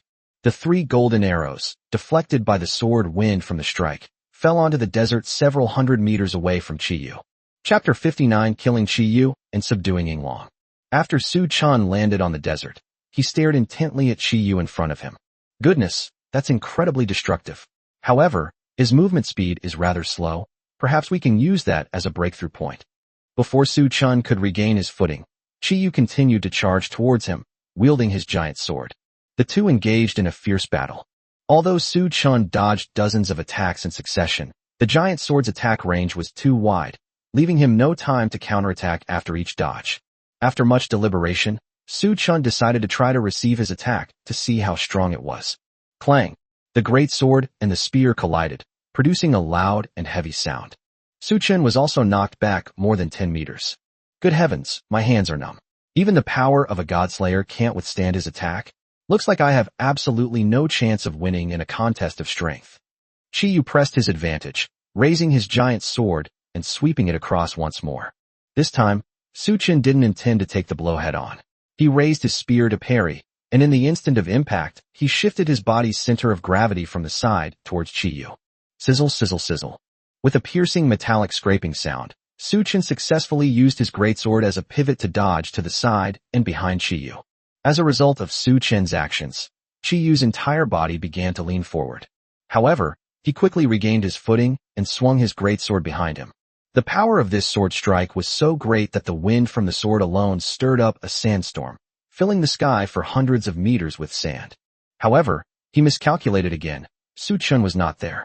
At that moment, a golden beam of light descended vertically from the sky, heading straight for Chi Yu. Before Chi Yu could even react, Su Chun landed on the ground and thrust out his golden spear, piercing right through Chi Yu's arm. This time is different from before. The huge body before was formed by divine power, so the injury was negligible. But now the weapon that hits him is his true form. The weapon transformed from the god-slaying golden book can inflict extremely powerful damage on him. Chi Yu quickly created distance, preparing to use his spiritual power to heal his wounds. However, no matter what kind of healing magic he used or how much spiritual power he used, he could not heal the pierced wound. What on earth is this thing? I clearly felt that the man's cultivation level wasn't high. So how could he break through my defenses with a weapon, and even my wounds couldn't heal? Seeing that Chi Yu's mobility had been reduced by half, Su Chun gave him no chance to catch his breath, took a step forward, and brandished his golden spear, aiming it at Chi Yu's heart. Clang! The sound of massive metal clashing rang out again, as Chi Yu blocked the attack with the cross-section of his giant sword. However, it was clear that because his leg had been pierced, his strength had also weakened by 3 points, and the two were thus locked in a stalemate. Just then, the heavenly maiden Ba finally returned to the battlefield. The 18 talismans gathered together, transforming into a sharp blade burning with azure flames, which pierced Chi Yu's heart from behind. Don't underestimate me. With a roar, Chi Yu instantly sent Su Chun and Tian Ba flying back dozens of meters. He immediately channeled his spiritual power to begin restoring his body, which had been severely injured by the heavenly maiden Ba. Su Chun would not let the opportunity slip by, and he pulled back his spear and swung it toward Chi Yu's neck. Clang! However, with a loud bang, this time, the golden spear was unable to break through his defense. A defensive formation? Isn't my current level enough? Then, heavenly maiden Ba, help me hold him off. Yes, sir. The heavenly maiden Ba pulled out 8 small talismans with her left hand and a huge talisman with her right, and started the bombardment mode. Su Chun stepped aside, opened the Book of God's Layers, flipped to the page containing information about Chi Yu, and immediately clicked the option to lower his cultivation level. This deity has reached the late stage of the transcendent realm. Master can consume 2,000 ability points to temporarily reduce it to the peak of the epic realm. No way. I remember that the heavenly maiden Ba in the late stage of the transcendent realm only needs to consume 1,000 ability points. Why does it double for one more small realm? This deity possesses a divine spark, which doubles the ability points required. Under normal circumstances, it only requires 1,000 ability points. I'm splitting apart. Oh well, let's just use it all up. In an instant, Chi-Yu's aura weakened at a visible speed. He was initially able to withstand the attacks of the heavenly maiden Ba with ease, but suddenly his body was pierced by several consecutive bolts of purple heaven divine lightning. What have you done, you little girl? Tianba did not want to respond to Chi-Yu. She knew this was Su Chen's doing, and what she needed to do now was to cooperate with him. She tossed 6 talismans from her sleeve, which floated around Chi-Yu. A 6-pointed star formation. As soon as the heavenly maiden Ba finished speaking, Chi-Yu was instantly trapped in the magic array and unable to move. Upon seeing this, Su Chun immediately brandished his golden spear and took a step forward, piercing Chi-Yu's heart directly. Ugh! You little brat, the Yellow Emperor. I'll never let you get away with this, even if it kills me. Chi-Yu's roar grew fainter and fainter. In the end, he transformed into a giant ball of light and was absorbed by the golden spear. Congratulations, Master, on slaying the god Chi-Yu. This god has violated Article 3 of the Divine Covenant. The reward is doubled, granting you 25,000 ability points. Lord Su Chun, thank you for saving Yinglong and killing Chi-Yu. Tianba rushed up to express her gratitude. It's all right. How's Yinglong? Just as Tianba was about to say something, this world began to collapse as if it were a dream world, and the earth began to crack. What exactly is this? Su Chun never expected things to develop this way. Logically, this place should indeed be the site of the decisive battle with Chi-Yu, just as the heavenly maiden Ba remembered. Could it be that in the original history, Yinglong perished together with Chi-Yu, and my appearance caused Yinglong to survive, which is why this situation has occurred? My lord, could you also take Yinglong into your little world? I think that would save him. Su Chun didn't have time to think much, nodded, and immediately followed Tianba to Yinglong's dwelling place. Ba, what's going on? It feels like the end of the world, and I think I just heard Chi-Yu screaming. Brother Yinglong, I'll tell you the details later. Would you like to come with me? Walk. Yinglong looked completely bewildered. He really couldn't understand what was going on. He was originally ordered by the Yellow Emperor to come to the wilderness of Jizhou to intercept the Rain Master, Wind Master, and many spirits under Chi-Yu's command, but unexpectedly, his true self was also here. Fortunately, the heavenly maiden Ba arrived to provide support, and the two of them quickly killed all the enemies except for Chi-Yu. However, the heavenly maiden Ba was also severely injured as a result, and he covered her retreat. But to his surprise, less than half an hour after she left, she suddenly reappeared before him unharmed, bringing with her an unheard-of powerful figure who had even defeated Chi-Yu. The most crucial question is, why has the world become like this? Even the Yellow Emperor and the Yin Emperor probably couldn't have created such a terrifying celestial phenomenon. All of this far exceeded Yinglong's imagination. Brother Yinglong, do you believe me? Of course I believe you. How could I not believe you? Then, can you come over here? As Tianba spoke, she extended her right hand. Although Yinglong was unaware of what had happened, he would unconditionally believe everything Tianba said, and reached out his right hand to shake hers without hesitation. At that moment, Su Chun also opened the golden book of God slaying and clicked the option to bind Yinglong. With the appearance of a dazzling golden halo, Yinglong disappeared before Su Chen's eyes. And this world, 1 minute later, was completely annihilated and returned to nothingness. Chapter 60 The First Team Collaboration. Su Chun, what's wrong with you? Su Chun, don't scare me. In a hazy state, Su Chun seemed to hear a man and a woman calling his name. What am I doing? Su Chun murmured softly and slowly opened his eyes. Luo Shirin was almost in tears, but the moment he woke up, she instantly showed a look of relief in her eyes. Su Chun, you're finally awake. You've been sleeping for 2.5 hours. Luo Shirin said, wiping away the tears from the corners of her eyes. Sorry, I think I just had a dream. Where am I? I told you not to have so much fun with your wife last night. You must be sleepy now. You just stepped into the portal and suddenly collapsed on the ground. Li Jianfeng breathed a sigh of relief, but at the same time revealed a lecturing attitude as he complained. Faint? Su Chun looked around and found himself no longer in the endless desert, but on a lush green plain. The scene of fighting Chi-Yu just now shouldn't be a dream. I still need to find time to confirm. But what kind of ability was that? It doesn't feel like time travel at all. It's more like a standalone instance in an online game from my previous life. After defeating the final boss Chi-Yu, the instance disappears. I'm sorry to have worried you. I was indeed a little sleep-deprived, but I'm fine now. Okay, that's fine. Let's go. Luo Shirin excitedly raised her hand and shouted. So the three of them teamed up and began searching for the divine messenger on the plains.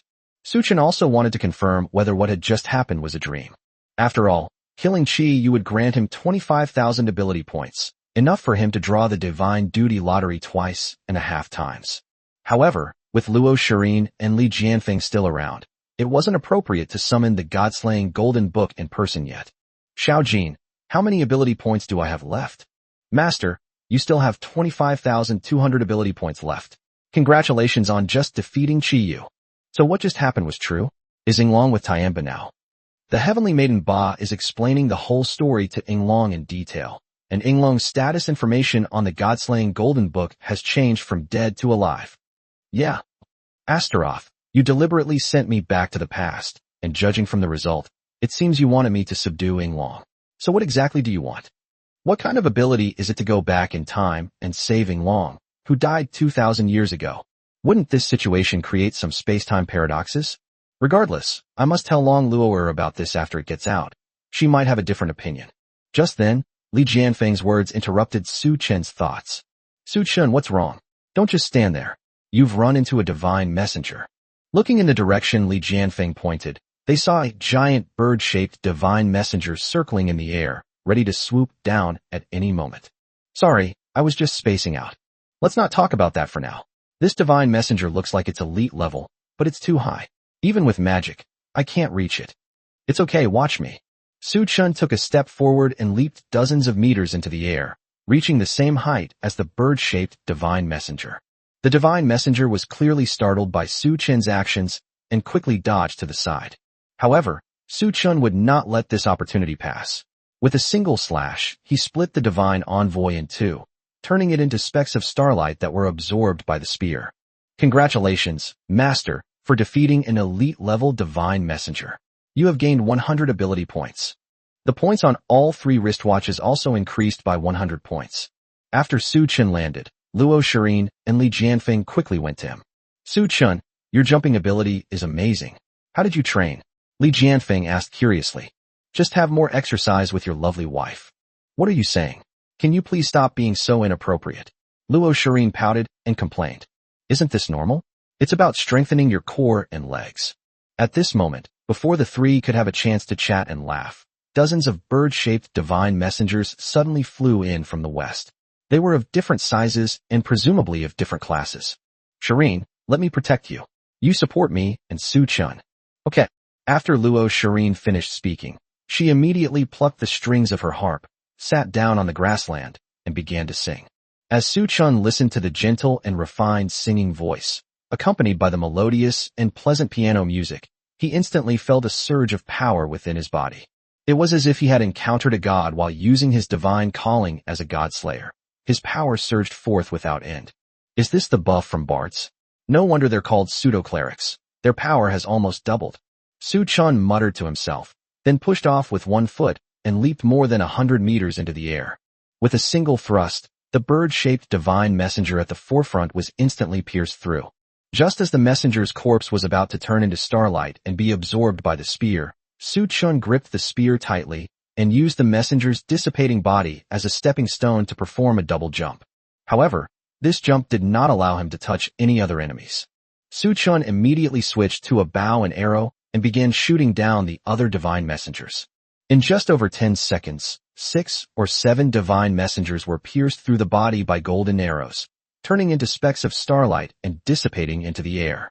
Su Chun used the dissipating bodies of the divine messengers as stepping stones to jump repeatedly in the air. Among the divine messengers, a bird resembling a giant rock dodged the arrow shot by Su Chun and immediately charged towards Su Chun, who had no chance to dodge in the air, seemingly wanting to kill him with one blow. Bang! A loud bang was heard. The divine messenger crashed straight into a huge golden shield. It seemed it never expected that, just when it was about to tear Su Chen's body apart, such a golden shield would appear out of thin air. While the giant rock was stunned by the impact with the shield, Su Chen switched to his spear and pierced its head. Congratulations, Master, for defeating the boss-level divine envoy. You have gained 200 ability points. Congratulations, Master, for defeating an elite-level divine messenger. You have gained 100 ability points. Congratulations, Master, for defeating a low-level divine envoy. You have gained 10 ability points. Seeing that Su Chun was not someone to be trifled with, the other bird-shaped divine messengers immediately turned their weapons around and charged towards Luo Shirin and Li Jianfeng on the ground. Li Jianfeng stood protectively in front of Luo Shirin, his sword held high, and a fire and lightning spell instantly blasted the elite-level divine envoy at the forefront into ashes. He then channeled his magic power, adding a nearly 10-meter-long blade of light to his 1-meter-long sword. Swish, swish, swish. As the sound of several long swords piercing the air rang out, the 3 bird-shaped divine messengers flying at low altitude were instantly split in 2 and fell to the ground.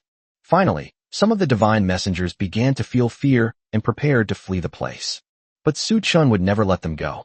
This not only involves his ability points, but also whether he can afford to support his white-haired lowly foodie wife, Long Luoer, in the city that never sleeps. He cannot let these divine messengers go no matter what. After landing, Su Chun switched back to his bow and arrow, aiming at the fleeing divine messengers. Unfortunately, only 7 were shot down in the end, and one of the divine messengers, about the size of a sparrow, had already flown out of Su Chen's attack range.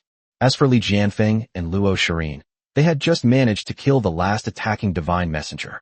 Chapter 61 The Fourth Duty. Sword God. Su Chen, you're too strong. Are you really a late-stage martial warrior? Luo Shirin quickly came to Su Chun, took his hands, and asked with shining eyes. No, I broke through to the peak of the warrior realm yesterday. The peak of the warrior realm is very strong. I've seen many people at the peak of the warrior realm, but none of them are as strong as you. And your special duty is only that of a free spirit. Well, maybe the free people aren't as bad as everyone thinks.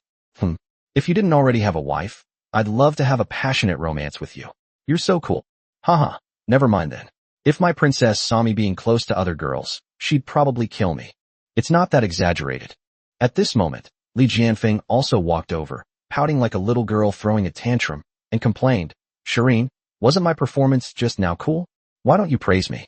You're already at the peak of the warrior realm. With me assisting you, isn't it only natural that you should kill those elite-level divine envoys? Can't I ask a beautiful woman to compliment me? You're a 24-year-old man. Can you stop being so childish? Su Chun is only 18, and he's still a free agent. Shouldn't we praise him more? Li Jianfeng was speechless at Luo Shirin's words. Men are boys until they die. They want to hear beautiful women praise them and want to be close to them. This has nothing to do with age. Besides, 24 years old is not old at all. Life has just begun. Su Chun smiled broadly when he saw the two arguing. Anyone who didn't know better would have thought they were a couple. Before we knew it, it was evening.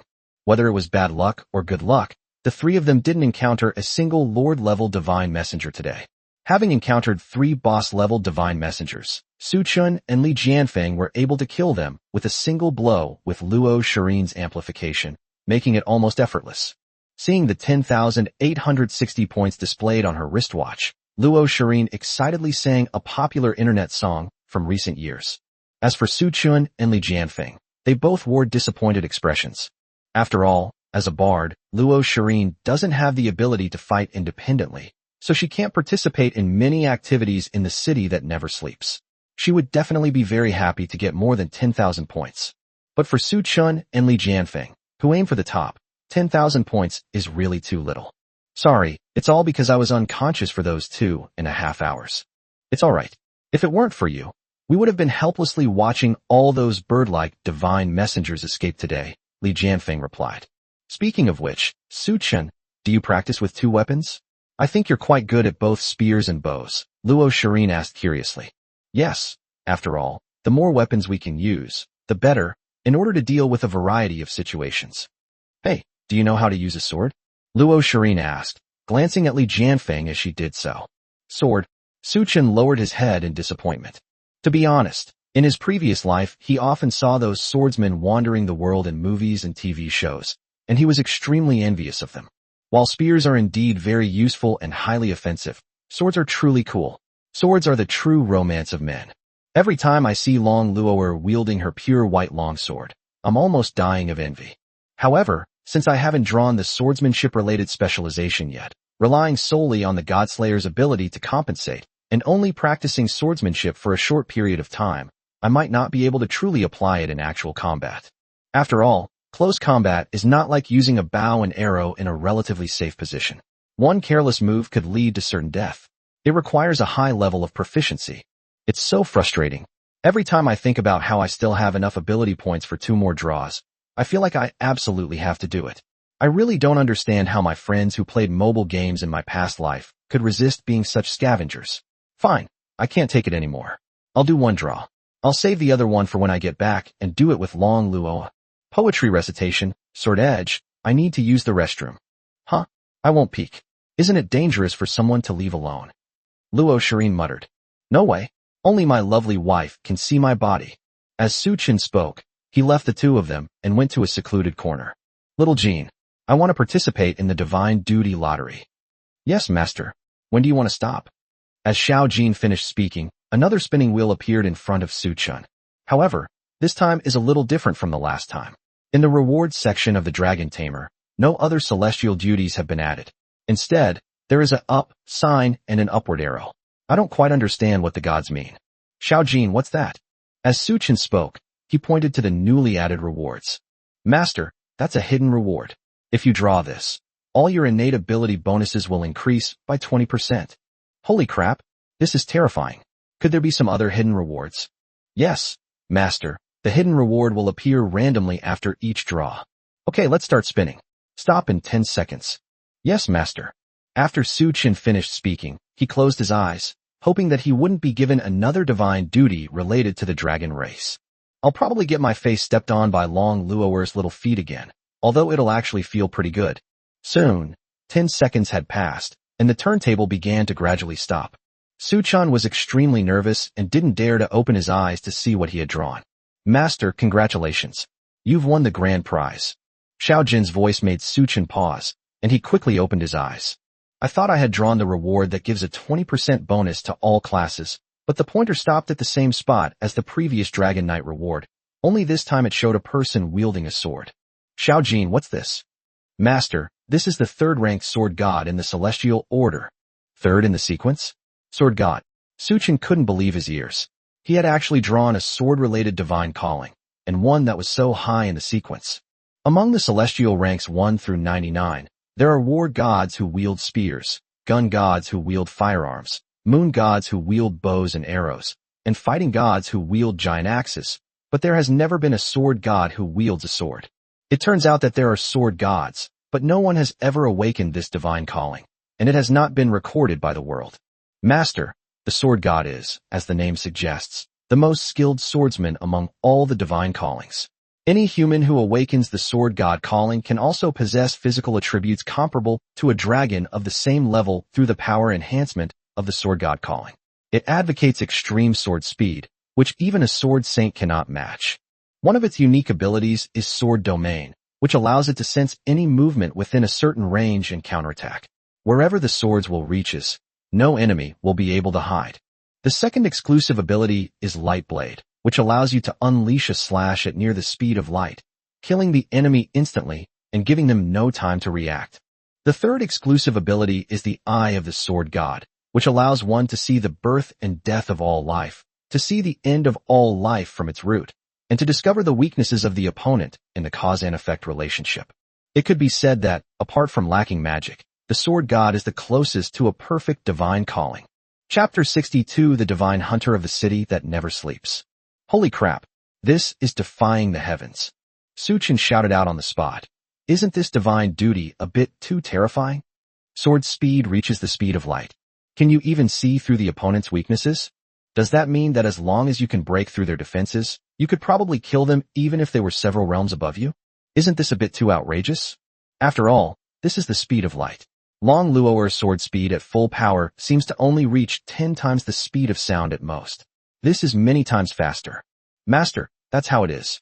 That's why I congratulated you on winning the grand prize. No time to lose. Little Jean, I need to switch to Sword God.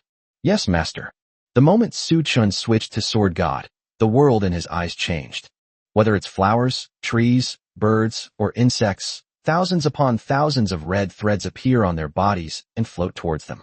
Even though the world was covered by dense red threads, I could perceive everything around me more clearly than before. Are these red threads what are called dead threads? Yes, these threads are the embodiment of the concept of death. As long as the master can kill the opponent by following the threads, he will surely kill him in one blow. However, the greater the difference in cultivation level between the master and the opponent, the fewer the death threads there will be. Is that so? Just then, Luo Shirin and Li Jianfeng also ran over to check the situation because of Su Chen's shout. Su Chen, what's wrong? I just saw you suddenly shout. Su Chen quickly recalled Xiao Jin and the God-slaying golden book, pretending to be completely unaware. It's nothing. I just had an upset stomach yesterday. Don't scare us. We thought you'd encountered a Lord-level divine messenger. Sorry to have worried you again. Let's go. Let's set up the barrier and get some rest. Meanwhile, in a corner of this small world. Are you too useless? This small world is only about the size of a city, and you haven't found a trace of Su Chun after searching all day? Yang Tianlong shouted angrily, while the two new night watchmen in front of him kept their heads down and dared not reply. The two of them already knew about the conflict between Yang Tianlong and Su Chun, but they also knew that they joined the Night Watch to protect the country, not to help others seek revenge. However, since Yang Tianlong is the son of the Dragon City Lord, and their spouses and families all live in Dragon City, they certainly cannot resist him. Thus, the current situation has evolved. Brother Tianlong, let's just forget about it. There's no point in scolding these two good-for-nothings. Let them go on their own tomorrow to kill the divine envoy and earn points. We'll go find that brat Su Chen ourselves, Huo Wenwen said, standing next to Yang Tianlong. TCH, what a bunch of good-for-nothings. I really don't know why they sent these two over there. Oh well, Su Chen will kill them sooner or later. Let's get that white-haired dragon first. Brother Tianlong, let's go over there and have some fun. I'll help you calm down. As Huo Wenwen spoke, she hugged Yang Tianlong from behind. Fine, Huo Wenwen, you're smart to admit I misunderstood you last time. Listen up, you two good-for-nothings, you're going to kill the divine envoy alone tomorrow, understand? The two newlyweds nodded without saying a word, watching Yang Tianlong and Huo Wenwen embrace and walk into a cave. Sai, what should we do? Should we tell Su Chen? Judging from Yang Tianlong's appearance, he won't stop until he's dead. I think we should forget about it. My wife, parents, and 3-year-old child are all in Longcheng. If Yang Tianlong finds out, he'll definitely cancel our residence permits and expel us from the city. And if we encounter a divine messenger on our way to the next city, I don't even want to think about the consequences. Are we just going to watch Yang Tianlong kill Su Chen like this? This is beyond our control. No matter what Yang Tianlong asks, we will say we don't know. This is the last thing we can do for Su Chen. The rest is up to fate. Sigh, what a pity. Of all people to offend, he had to offend the young master of Dragon City. I don't understand how someone like Yang Tianlong could join the Night Watch. He's really ruining the reputation of the Night Watch. At this moment, on the stands of the central square of the city that never sleeps. Ugh, this is so boring. Hey Ling Lan, why can't you get some live streaming equipment? Are we just supposed to wait outside like this? Don't we know what's going on inside? Long Luoer yawned as she complained. That's my little world. It can't be transmitted via the internet or electromagnetic waves. How can I broadcast it to you? Do you want me to carry a camera in, follow and film Su Chun the whole time, save it to my local hard drive, bring it out to you, and then go back in to continue filming? Ji Linglan retorted with an annoyed expression. After all, this is a trial for the Night's Watch rookies, not some variety show. Are you going to give them a live broadcast? Should we also assign you a battlefield commentator? I think it's a good idea, let's do it. You're just being unreasonable. Sigh, never mind, I'm going back to sleep. Keep an eye on Su Chen for me. If something happens to him, you know what will happen. As Long Luoer spoke, she did not forget to exude a terrifying aura. Even Ji Linglan, who had lived for over 100 years, felt a chill run down her spine at this moment. You really are a fiercely protective husband. But you should know that in the small world, that kid named Yang Tianlong wanted to make a move against your Su Chen, right? I know that. By the way, prepare a good excuse and evidence. The Dragon City Lord's son died in the small world. Without a legitimate reason, the Dragon City Lord probably won't let it go. TSK, you're really confident in your husband's abilities. Okay, I get it. As Long Luoer returned to the residential area alone, she discovered that several suspicious people were following her. Judging from their tracking skills, they are clearly veterans. How interesting. These people must have realized my relationship with Jiling Lan is extraordinary, yet they still dared to make a move in the city that never sleeps. Are they desperate criminals? Or complete madmen? Oh well, with Su Chen away, it's a good opportunity for me to stretch my muscles. As she was thinking this, Long Luo'er stretched, and then turned and walked into the artificial forest behind the residential area. After walking for about 10 minutes, seeing that the time was right, she turned around and asked the quiet forest, "I've come all this way to a place where there are no watchmen. Aren't you going to show yourselves?" These words instantly shattered the tranquil atmosphere of the forest. For men, their entire bodies wrapped in black cloth with only their eyes showing, appeared from the 4 directions, east, south, west, and north. However, they did not make a move. Instead, they remained standing and surrounded Long Luo'er, seemingly waiting for someone to speak. A few breaths later, another man dressed in a Night's Watch uniform slowly emerged from the shadows on the ground, a sinister smile playing on his lips. "Miss from the Dragon Clan, we mean you no harm. It's just that someone has offered a high price to buy you, and we, the professional hunters, naturally have to provide excellent service. Don't you agree?"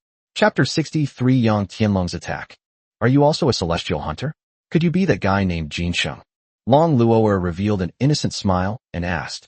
Previously, when they were attacked outside Tiana City, they learned from a professional hunter named Wang Chui that there was an inside agent named Jin Sheng in the Night Watch headquarters. After we told you Qianqian and the others, they insisted that there was no one named Jin Sheng in the Tiana City headquarters. Since the message was obtained through a command in the dragon language, it couldn't possibly be false. There are only 2 possibilities. Either Jin Sheng is just an alias, and even Wang Chui and her pair of professional hunters don't know his real name. Secondly, Jin Sheng is likely at another Night's Watch headquarters, but that's irrelevant now. No matter how many celestial hunters come, none of them can be a match for Long Luo'er. The weaker ones can even be used as training subjects for Su Chen. So, Wang Chui and Song Si really did fall for you and Su Chen? Those idiots spilled everything under interrogation. It's a good thing I didn't tell them my real name. Do you want to know my real name? Just. Long Luo'er immediately interrupted him, replying, "Sorry, I'm not very interested in the names of people who are about to die, and I'm too lazy to remember them. But may I ask if your client is Yang Tianlong? You're really fearless, aren't you? You're the first person to dare talk to us professional hunters like that. You'll find out who the employer is soon enough. Go for it. Capture her alive. The employer specifically instructed us not to injure her face. The rest of her body doesn't matter." "Yes." The 4 men in black responded in unison. Just as they were preparing to summon their signature weapons and launch an attack on Long Luo'er, suddenly they all froze. It froze without any warning. The man in the lead frowned slightly, sensing that something was amiss. Sure enough, what happened next confirmed his suspicions. A few breaths later, the 4 men in black fell to the ground, their bodies covered in frost, clearly having been attacked by ice magic. Wednesday, just as the leader was wondering what was happening, he felt his whole body become cold. He didn't even notice that his hands, which were holding the 2 swords, had broken off due to the cold and fallen to the ground. Long Luo'er then asked, seemingly out of place, "So, Sir Celestial Hunter, can you tell me who the employer is now? Although I think it's most likely Yang Tianlong, I still want a definite answer." "You, what kind of monster are you? Ice magic? Are you a magic swordsman?" "No, a magic swordsman couldn't possibly possess such precise and powerful magical control." The smug expression on the leader's face turned deathly pale the next second. Perhaps it was because the cold caused poor blood circulation, or perhaps it was because Long Luo'er gave off a truly despairing feeling, or perhaps it was both. To be honest, shouldn't you people in this line of work investigate the target's identity before taking action? Of course, Long Luo'er would ask that question. She knew she was somewhat famous, but she didn't know that her information was tightly controlled in China. Su Chen's Night Watch 3rd Squad, including Yu Qianqian, Zhang Haiba, and Zhang Qinhai, all knew her true identity, so she naturally assumed that information about her must have leaked out from within the Night Watch. Moreover, she was just interacting with Jiling Lan, so her status must be quite high. Who gave them the courage to arrest her? "You let go." Before the leading man could finish speaking, Long Luo'er immediately shouted in the dragon language, "Yes." Instantly, his eyes lost their light, and he knelt on the ground. "Answer me, is Yang Tianlong your employer?" "Yes." "Are there any other cleric hunters in the city that never sleeps?" "No, it's just the 5 of us." "Fine, then you can die here." "Yes." After answering Long Luo'er's question, he plunged headfirst into the tip of the double-edged sword that had fallen to the ground. Long lured her aside and subconsciously wanted to take out her phone to contact Ji Linglan and ask her to come and handle the matter. But then she suddenly realized that her phone had been confiscated long ago, and she couldn't bring her own phone into the city that never sleeps. Never mind, I'll just go buy one. It's so boring without a phone. As for food, I'll just mooch off Xiao Linglan for the next few days. She'll definitely eat a lot, and it'll save Su Qin some points too. That's decided. The next morning, in Ji Linglan's little world. Su Chun, you take care of the ones in the air, I'll handle the ones on the ground. I see. I'll assist you too. This was Su Qin's first battle after becoming a sword god, and he was extremely excited. With the aid of Luo Shirin's singing, without relying on the Dragon Knight's jumping ability, the ability bonus from the sword god's duty alone was enough to jump 20 meters high, enough to reach the bird-shaped divine messenger flying at low altitude. Several golden sword beams flashed, and 5 divine messengers, ranging from low-level minions to elites, were instantly cut in two. One of the divine messengers, in the form of a golden eagle, was completely unaware that its body had been cut in two. It wasn't until it had flown dozens of meters away and its lower body had separated from its upper body that it realized it was dead. Su Qin, just how many weapons do you know? Are you really 18? Are you really a free spirit? Or are you some kind of divine being? Do I look like a clergyman being treated like this? Li Jianfeng was so shocked by Su Qin's actions that he began to question his own existence. He had witnessed Su Qin's archery skills. While he couldn't say he was perfect, he was definitely among the best. Many archery specialists might not be as accurate as Su Qin. He had witnessed Su Qin's marksmanship. With his late-stage warrior realm cultivation, he could kill a leader-level divine envoy in less than 10 seconds. Many Night Watch captains might not be able to defeat a divine envoy even if they were 2 realms apart, let alone Su Qin's instant kill. Now they're actually telling him that Su Qin also knows swordsmanship, and judging from the speed of his sword just now, even a sword saint would be crushed by him. Could this be some unrecorded clergy position? Is he a weapon master who is proficient in all weapons? Luo Shirin patted Li Jianfeng on the shoulder and comforted him. Old man, to be honest, although I don't understand your swordsmanship, I feel that even you, who specializes in swordsmanship, might not be as good as Su Qin. Shirin, can I hold you and cry for a while? Sure, remember to give me your wife's phone number. Alright, stop bickering and continue searching for the other divine messengers. Just then, a burst of flames suddenly shot towards the direction where Su Qin and the other 2 were. Li Jianfeng reacted quickly, immediately creating an ice wall, while Su Qin transformed the god-slaying golden book into a giant shield, supporting it behind the ice wall. Bang! A loud bang was heard, and the ice wall created by Li Jianfeng was completely shattered by the explosive flames. Fortunately, Su Qin's shield was sturdy enough that the explosive flames didn't even leave a scorch mark. The 3 of them looked up at the sky. A crimson dragon was seen glaring angrily at Su Qin from the sky, its flames still burning. Clearly, the burst of flames just now was emitted by this fire dragon. On the dragon's head stood a young man holding a spear and dressed in a Night's Watch uniform. That person was none other than Yang Tianlong. Chapter 64: The Determination to Fight to the Death. Su Qin, I've been looking everywhere for you. If you've messed with me, today is your death day. Standing at the dragon's head, Yang Tianlong revealed a disdainful smile and shouted angrily. So it's Yang Tianchong? Then the one at your feet must be the beautiful Huo Wanwen, who ended up being your lucky charm. How dare you, Su Qin? Don't think your tricks from last time will work on me again. This time, I will definitely kill you. The fire dragon roared loudly, its originally delicate voice becoming extremely rough and terrifying, even scaring away several divine messengers that were perched nearby. Huo Wanwen, I'm not trying to criticize you, but you've gone to great lengths to please a scumbag and even sold yourself out. Your noble dragon bloodline is crying out in pain. Court death. Huo Wanwen charged up her energy again and fired a burst of flames at Su Qin. Explosive flame? Perfect timing. I'll test the dragon tamer's magic immunity. Su Qin leaped up on one foot and flew directly into the air. Seeing this, Luo Shirin also prepared to take out her harp and sing a defensive song, hoping to help Su Qin withstand some of the explosive flame damage. Li Jianfeng immediately prepared to release an ice wall to help Su Qin block the explosive flames. They simply couldn't understand why Su Qin would put himself right into the line of fire. However, they were all a step too slow. The explosive flames had already been fully charged. Huo Wanwen opened her dragon mouth, and a huge fireball shot out from it. Su Chun was also engulfed by the fireball. Su Chun, Luo Shirin, and Li Jianfeng shouted loudly, while tears gradually appeared around their eyes. Upon seeing this, Yang Tianlong burst into laughter. Su Chun, I never thought you'd be so stupid as to rush up here to die. I thought I could torment you a little longer. Fine, Huo Wenwen, take care of those two down there too. I see. After Huo Wenwen finished speaking, she immediately prepared to charge up her second burst of flames. However, something unexpected happened. After the fireball gradually dissipated, Su Chun reappeared unharmed in the same spot. Even the Night's Watch uniform showed no signs of burning. Is this magic immunity? Rather than magic immunity, it's more like a magical barrier surrounding you after becoming a dragon tamer.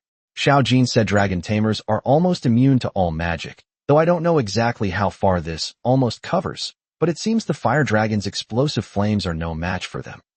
Su Chun, Luo Shirin shouted again.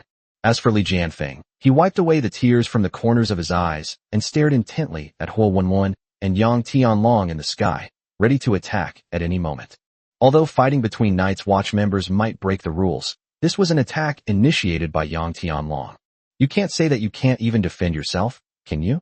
What's the point of being a Night's Watchman then? How is that possible? When Huo Wenwen saw this scene, she was so shocked that her explosive flames went out. That's explosive flames. The fire attribute magic that the Fire Dragon clan is so proud of can't even kill a warrior-level person. This Su Chun is indeed strange. Huo Wenwen, which side are you on? Didn't you say you were sure you could kill Su Chun? Yang Tianlong stomped on Huo Wenwen's head and roared. He had a feeling that he had been deceived by Huo Wenwen again. The Emperor Realm Dragon clan's explosive flame magic couldn't even kill Su Chun? Who the hell believes that? No, there's something strange about Su Chun. Then get up there. What's the point of just talking to yourself like this? I see. Huo Wenwen charged up her energy again and unleashed a burst of flames, throwing it at Su Chun. However, the result was exactly the same as before, causing no harm whatsoever. This is unbelievable. Seeing that the explosive flames were ineffective against Su Chun, Huo Wenwen immediately landed on the ground and transformed back into her previous beautiful young girl appearance. At the same time, she summoned her signature weapon, a scythe, and stared intently at Su Chun. Su Chun said with a playful expression, Huo Wenwen, are you sure you want to fight me? I think you've mistaken the person you're hating. It was Yang Tianchong who insulted you, not me. Shut up. Huo Wenwen was so angry she was grinding her teeth. How could she not know that Yang Tianlong was the culprit behind everything? However, she had to obey Yang Tianlong's wishes. Otherwise, without a large supply of cultivation resources, it would be difficult for her to break through to the legendary realm or even higher. In this world, strength reigns supreme and weakness is a sin. Dragons look down on other weaker races, and they also look down on weaker dragons within their own race.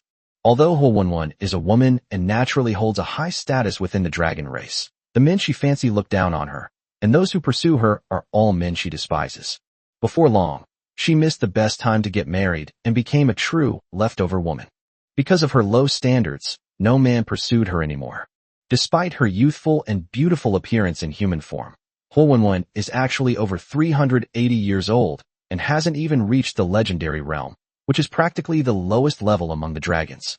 The main reason was that she had very poor talent, was somewhat self-destructive, and was always playing around and complaining, which led to her only just entering the realm of the brave at over 320 years old. It wasn't until she realized that she was slowly falling behind other dragons of the same age, or even younger, that she finally understood that she had no time to waste and began to cultivate.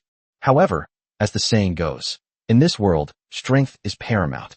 A dragon who only reached the realm of a hero at over 320 years old is not worthy of receiving cultivation resources distributed by the clan. Even her parents are too lazy to care about her and leave her to fend for herself. Fortunately, the dragon race is the strongest race. Even if they are only at the warrior level, and even if their celestial rank is low, they can still exert the combat power of other races at the hero level or above. After leaving the Fire Dragon clan's territory, Huo Wenwen settled in Dragon City and worked for the Dragon City Night Watchman headquarters in exchange for cultivation resources.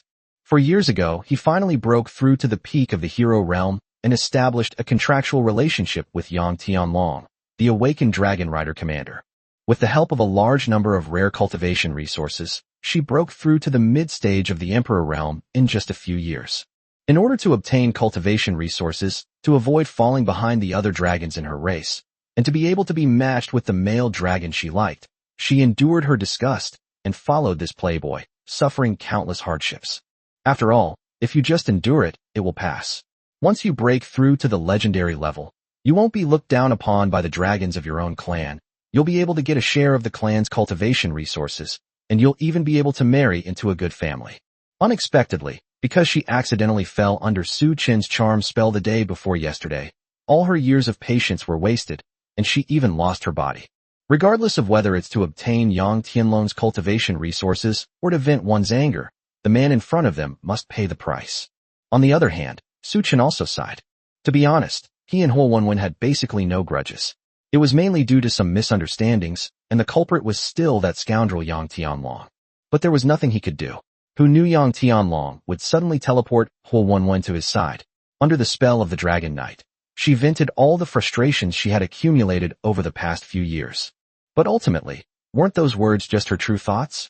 Besides, you can't expect someone to reason with you when they've already put a knife to your throat. Since you insist on this, there's nothing I can do. With a thought, Su Chen switched to Dragon Knight. This is the most direct and effective method. Even if you can't charm her, you can still disrupt her actions. Regardless, Yang Tianlong must die today. Anyone who dares to harbor ill intentions towards Long Luo'er, even if you are the son of the Dragon City Lord, must die. As Su Chen changed his class to Dragon Knight, Huo Wenwen's expression immediately changed. His expression, which had been filled with murderous intent, softened considerably in an instant. However, what happened next truly shocked him. Huo Wenwen picked up a sickle and slashed it at her fair thigh. Blood splattered everywhere, but the pain also diminished the alluring effect. Su Chen, I've told you, don't think the same tricks will work on me again. Huo Wenwen's expression was resolute, as if she was determined to get revenge no matter what. Chapter 65 Lightblade. Su Chen's gaze darkened. He hadn't expected that the allure could be broken in this way. That makes sense. Even a sleeping spell can forcibly suppress pain, let alone a mere charm. Since the Dragon Knight was no longer useful, Su Chen immediately switched to the Sword God. There are very few professions that use scythes, and given that this character can use explosive fire magic, it's almost certain that this is a wizard with profession sequence 466. This job is unremarkable and doesn't offer much of a boost to the body. Its biggest advantage is probably that it is one of the few characters outside of serial number 400 that can possess both melee and magical abilities. Even so, Huo Wenwen should not be underestimated. Her cultivation level is as high as the mid-stage of the Emperor realm, coupled with the physical attributes of the Dragon clan. Even if her innate power doesn't provide much compensation, her combat strength is estimated to far exceed that of all enemies Su Chen has ever encountered besides gods. As for Yang Tianlong, he raised his spear with a disdainful expression, confronting Li Jianfeng and Luo Shirin. With Li Jianfeng protecting Luo Shirin, and Luo Shirin assisting Li Jianfeng, Yang Tianlong shouldn't be too difficult to deal with. I only need to focus on dealing with Huo Wenwen in front of me. Huo Wenwen was stunned for a moment when she saw Su Chen switch his weapon to a longsword. She knew that Su Chen was a free spirit. He had defeated Yang Tianlong with a spear before, but now he was using a sword against her. Could it be that swordsmanship is his forte? Just how many types of weapons does Su Chen know how to use? The battle had begun, but Huo Wenwen remained motionless, simply maintaining a defensive stance. She had a feeling that if she made an offensive move and revealed a weakness, she would likely suffer a loss. She didn't know why she had this feeling, but she had no doubt about her sixth sense. After all, this feeling had saved her several times. As it turned out, her intuition was correct. Su Chen had already unleashed his sword domain. Although his current level only allowed him to cover a space of a dozen meters or so centered on himself, it was more than enough to deal with the current situation. The eye of the sword god was always open, but due to the vast difference in their realms and racial strength, Su Chen could only see a death line on Huo Wenwen's body. Moreover, this dead end seems very difficult to grasp, appearing and disappearing intermittently. The two remained locked in a stalemate until, 3 minutes later, Yang Tianlong, seemingly no match for the combination of Li Jianfeng and Luo Shirin, was pushed back several dozen meters before shouting loudly. Huo Wenwen, why the hell are you going to make a move? What are you and Su Chen looking at? Are you on a blind date? Can't you see I'm fighting 2 against 1? Damn it. I should have brought those 2 good-for-nothings with me. I see. Although this ominous premonition persisted, she did not believe she would lose to Su Chen, who was only at the warrior realm.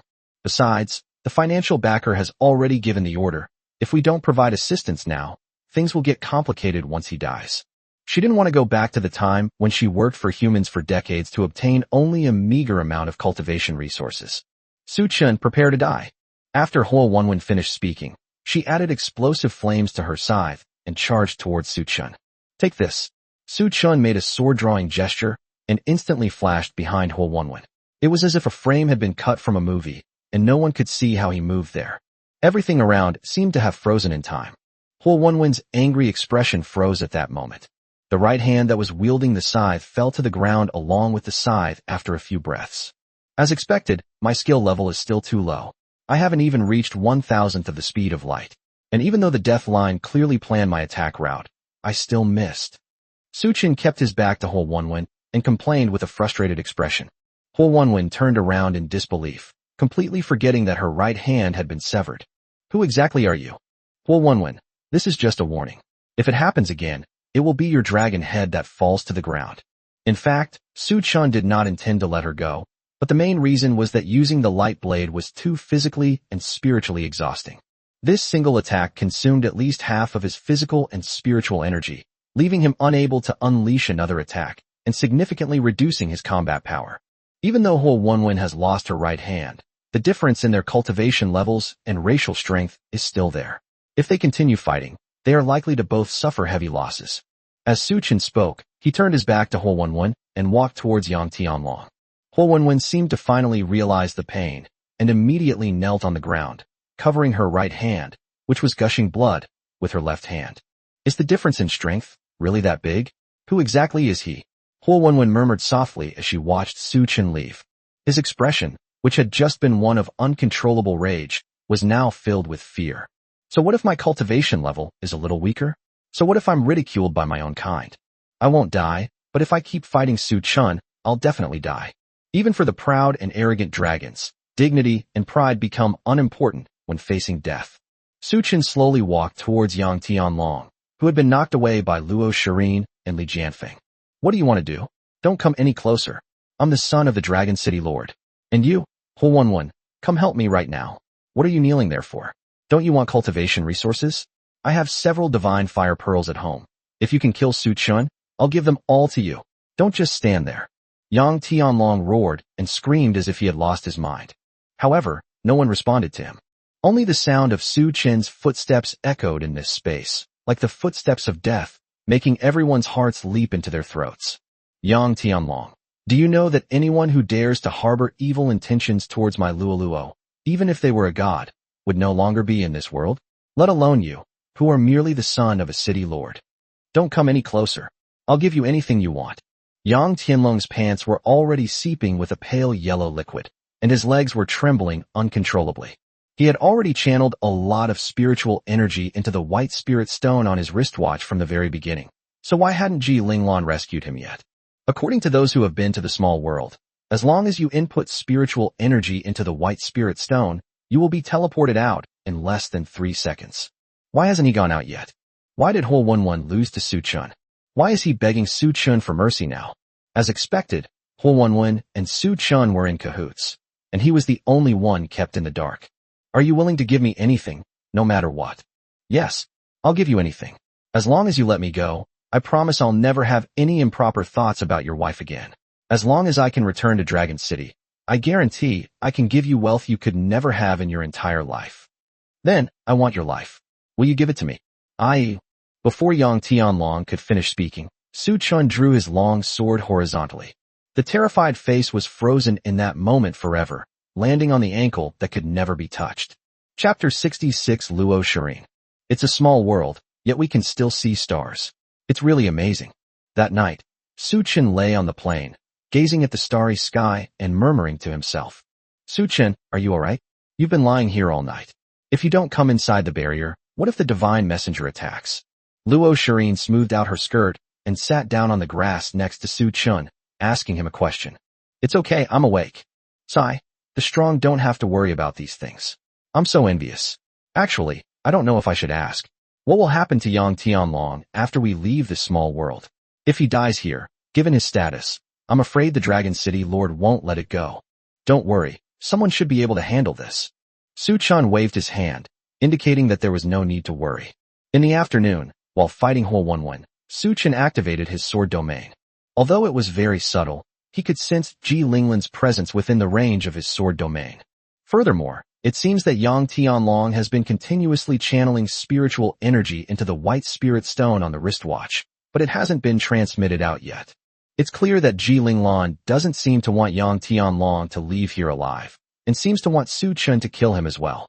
Although I don't know why, it was a great help nonetheless. Su-chan's original plan was to use the Dragon Knight's charm ability to win over Hole 11, and then use the light blade to instantly kill Yang Tianlong, giving him no chance to escape. However, things haven't turned out too badly.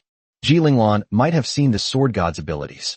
We'll need to discuss with Luo how to cover it up when we get out. Su-chan, you're too optimistic. Do you need my help? Help me. Don't underestimate me just because I'm an ordinary idol. My father is Luo Yunxiao, the city lord of Xingyue City, and my mother is Yan Ning, the director of the Xingyue City Night Watch headquarters. If I insist on protecting you, the city lord of Dragon City won't dare to touch you. Huh. Upon hearing this, Su-chan immediately sat up with a start. The daughter of the lord of Starmoon City? The daughter of the Night Watchman's chief of staff in Starmoon City? What kind of buff are they stacking? In fact, ever since Su-chan first met Luo Shirin, he felt that her family background must be quite good, and she must be the young lady of some company or group. She has a perfect appearance and figure, and her clothes are all enchanted outfits from designer brands. Most importantly, Luo Shirin's innate noble temperament is something that no one else can imitate. Now they're actually telling Su-chan that Luo Shirin's status is even higher than Yang Tianlong's. After all, Xingyue City is the largest city in the vicinity, almost twice the size of cities like Tianhe City and Longcheng, and the city lord has much more power. Haha, your surprised expression is quite good. After taking a few seconds to sort out the situation, Su-chan asked, if you are the daughter of the city lord of Starmoon City, why would you come to Tianhe City to sign up for the Night Watch? Starmoon City is quite far from Tianhe City, isn't it? Luo Shirin followed Su-chan's example and lay down on the plain, recounting her experiences with a forlorn expression. I'm only telling you about this. I haven't even told Li Jianfeng, so please keep it a secret. Su-chan nodded and lay back down on the plain, listening to Luo Shirin recount her past. Actually, I lied to you and Li Jianfeng when we first met. I had actually registered for marriage, but my parents did it without my knowledge. About 2 months later, I received the news that I had been successfully matched. Although it wasn't my choice, I figured it would hurt him if I didn't go see him. So after thinking it over, I decided to meet him at the matchmaking agency. My fiancé is the eldest son of a martial arts family in Starmoon City. He is cheerful, handsome, and highly skilled. He was recently admitted to the #1 Divine Vocation Academy in Starmoon City. His awakened divine vocational vocation is Sequence 127, the Hand of God, which is a vocational vocation that excels in unarmed combat, perfectly matching his family's martial arts. In the following months, although we were a couple matched through a big data dating system, we did not live together. We continued to live in our own homes and keep in touch by phone as before. I could tell that he really liked me, treated me very well, and our personalities were a good match. Moreover, he was one of the best among his peers, having reached the peak of the warrior realm at the age of 16. His future achievements would definitely be remarkable. I did think about whether I should just live an ordinary life, but after much consideration, I felt it would be too boring. Ordinary birth, aging, sickness, and death. Living in comfort is not my style, so I gave up this ordinary happiness. I used my allowance to cancel the engagement, and after sincerely apologizing to him, I ran away from home. That same day, there was a shuttle bus from the Night Watch headquarters heading to Tianhe City for a mission. Thanks to my mother's identity, I successfully boarded the bus and arrived in Tianhe City. Unfortunately, I may have gotten used to a luxurious lifestyle. Despite bringing a lot of money with me, I had only a fraction left in less than 2 years. But luckily, that day happened to be my birthday, and perhaps that's why I awakened my free-spirited nature as a bard. So, I became an idol, and with the help of the bards, I quickly became famous, and I no longer had to worry about making a living. However, as you know, a month and a half ago, the gods attacked Tianhe City. At that time, I had just finished a concert and was about to leave the stadium. After that, although the stadium's defensive barrier was activated, it was attacked by a Lord-level divine messenger not long after, and the barrier was broken in just a few minutes. I also began to try using the bard's power to amplify others for the first time. About an hour later, my throat was almost hoarse from singing, but the messengers had all been cleaned up. At that time, a few night watchmen from the sports center approached me and asked if I wanted to join the night watch. Because I learned that becoming a member of the Night's Watch would allow me to travel to other cities on missions, and I could finally travel around freely, I decided to join the Night's Watch, which led to the scene a few days ago where I met you all. After listening to Luo Shirin's story in its entirety, Su Chun was deeply moved. I never expected that Luo Shirin would be a rebellious girl who ran away from home. That's something else. If you want to help me, won't you have to contact your parents again? They might give you a good scolding then. Haha, that's definitely a must. But if I can protect you, taking a few scoldings is nothing. Hearing this, Su Chun was also deeply moved. They'd only known each other for a few days, yet Luo Shirin was willing to make such sacrifices for him. She was practically a perfect girl. Bang! Just then, an explosion was heard, and a newcomer dressed as a night watchman fell from the sky onto the plain. It is quite obvious that this newcomer was thrown here by the shockwave of the explosion. Just as Su Chun and Luo Shirin were about to go over to check on the injured person, a loud roar caught their attention. From the direction from which the explosion came, two night watchmen were seen covering each other as they evacuated. In the sky behind them, a crimson dragon was constantly launching fireballs at them. Chapter 67 King-Level Divine Envoy Huo. At this moment, in the central square of the city that never sleeps, all the night watchmen were in complete chaos. Your Highness, what should we do now? Damn it, leave me alone. I'm trying to regain control of the portal. But what exactly happened? How could this happen so suddenly? Stop bothering me. I've already told you I don't know. The story begins about half an hour ago. Inside Ji Linglan's private villa in the city that never sleeps. Hey, little dragon girl, with your appetite, can your husband really earn enough points to support you? I feel like even if he killed all the divine messengers in my little world, it still wouldn't be enough to feed you for 2 months, right? Ji Linglan looked at the more than 60 plates of food in front of her that had been completely eaten and complained. That's why I'm here to mooch a meal from you. After swallowing a large plate of beef, Long Luo responded. Sigh, I'm leaving after the rally tomorrow. I truly feel sorry for your husband. Oomph, don't worry. Su Chin said he'll make sure I'm well fed no matter what. He'll also protect me. Sigh, as expected, you start praising Su Chin nonstop as soon as he's mentioned. Speaking of which, Su Chun killed Yang Tianlong this afternoon, and he even used a move that I could barely see. Upon hearing this, Long Luoer immediately stopped eating and, with her eyes shining, went up to Ji Linglan and asked, You can't see it? What kind of move is it? That's why I don't know what moves they are. That fire dragon girl at the Emperor Realm had her right hand severed in just one move. She's incredibly powerful.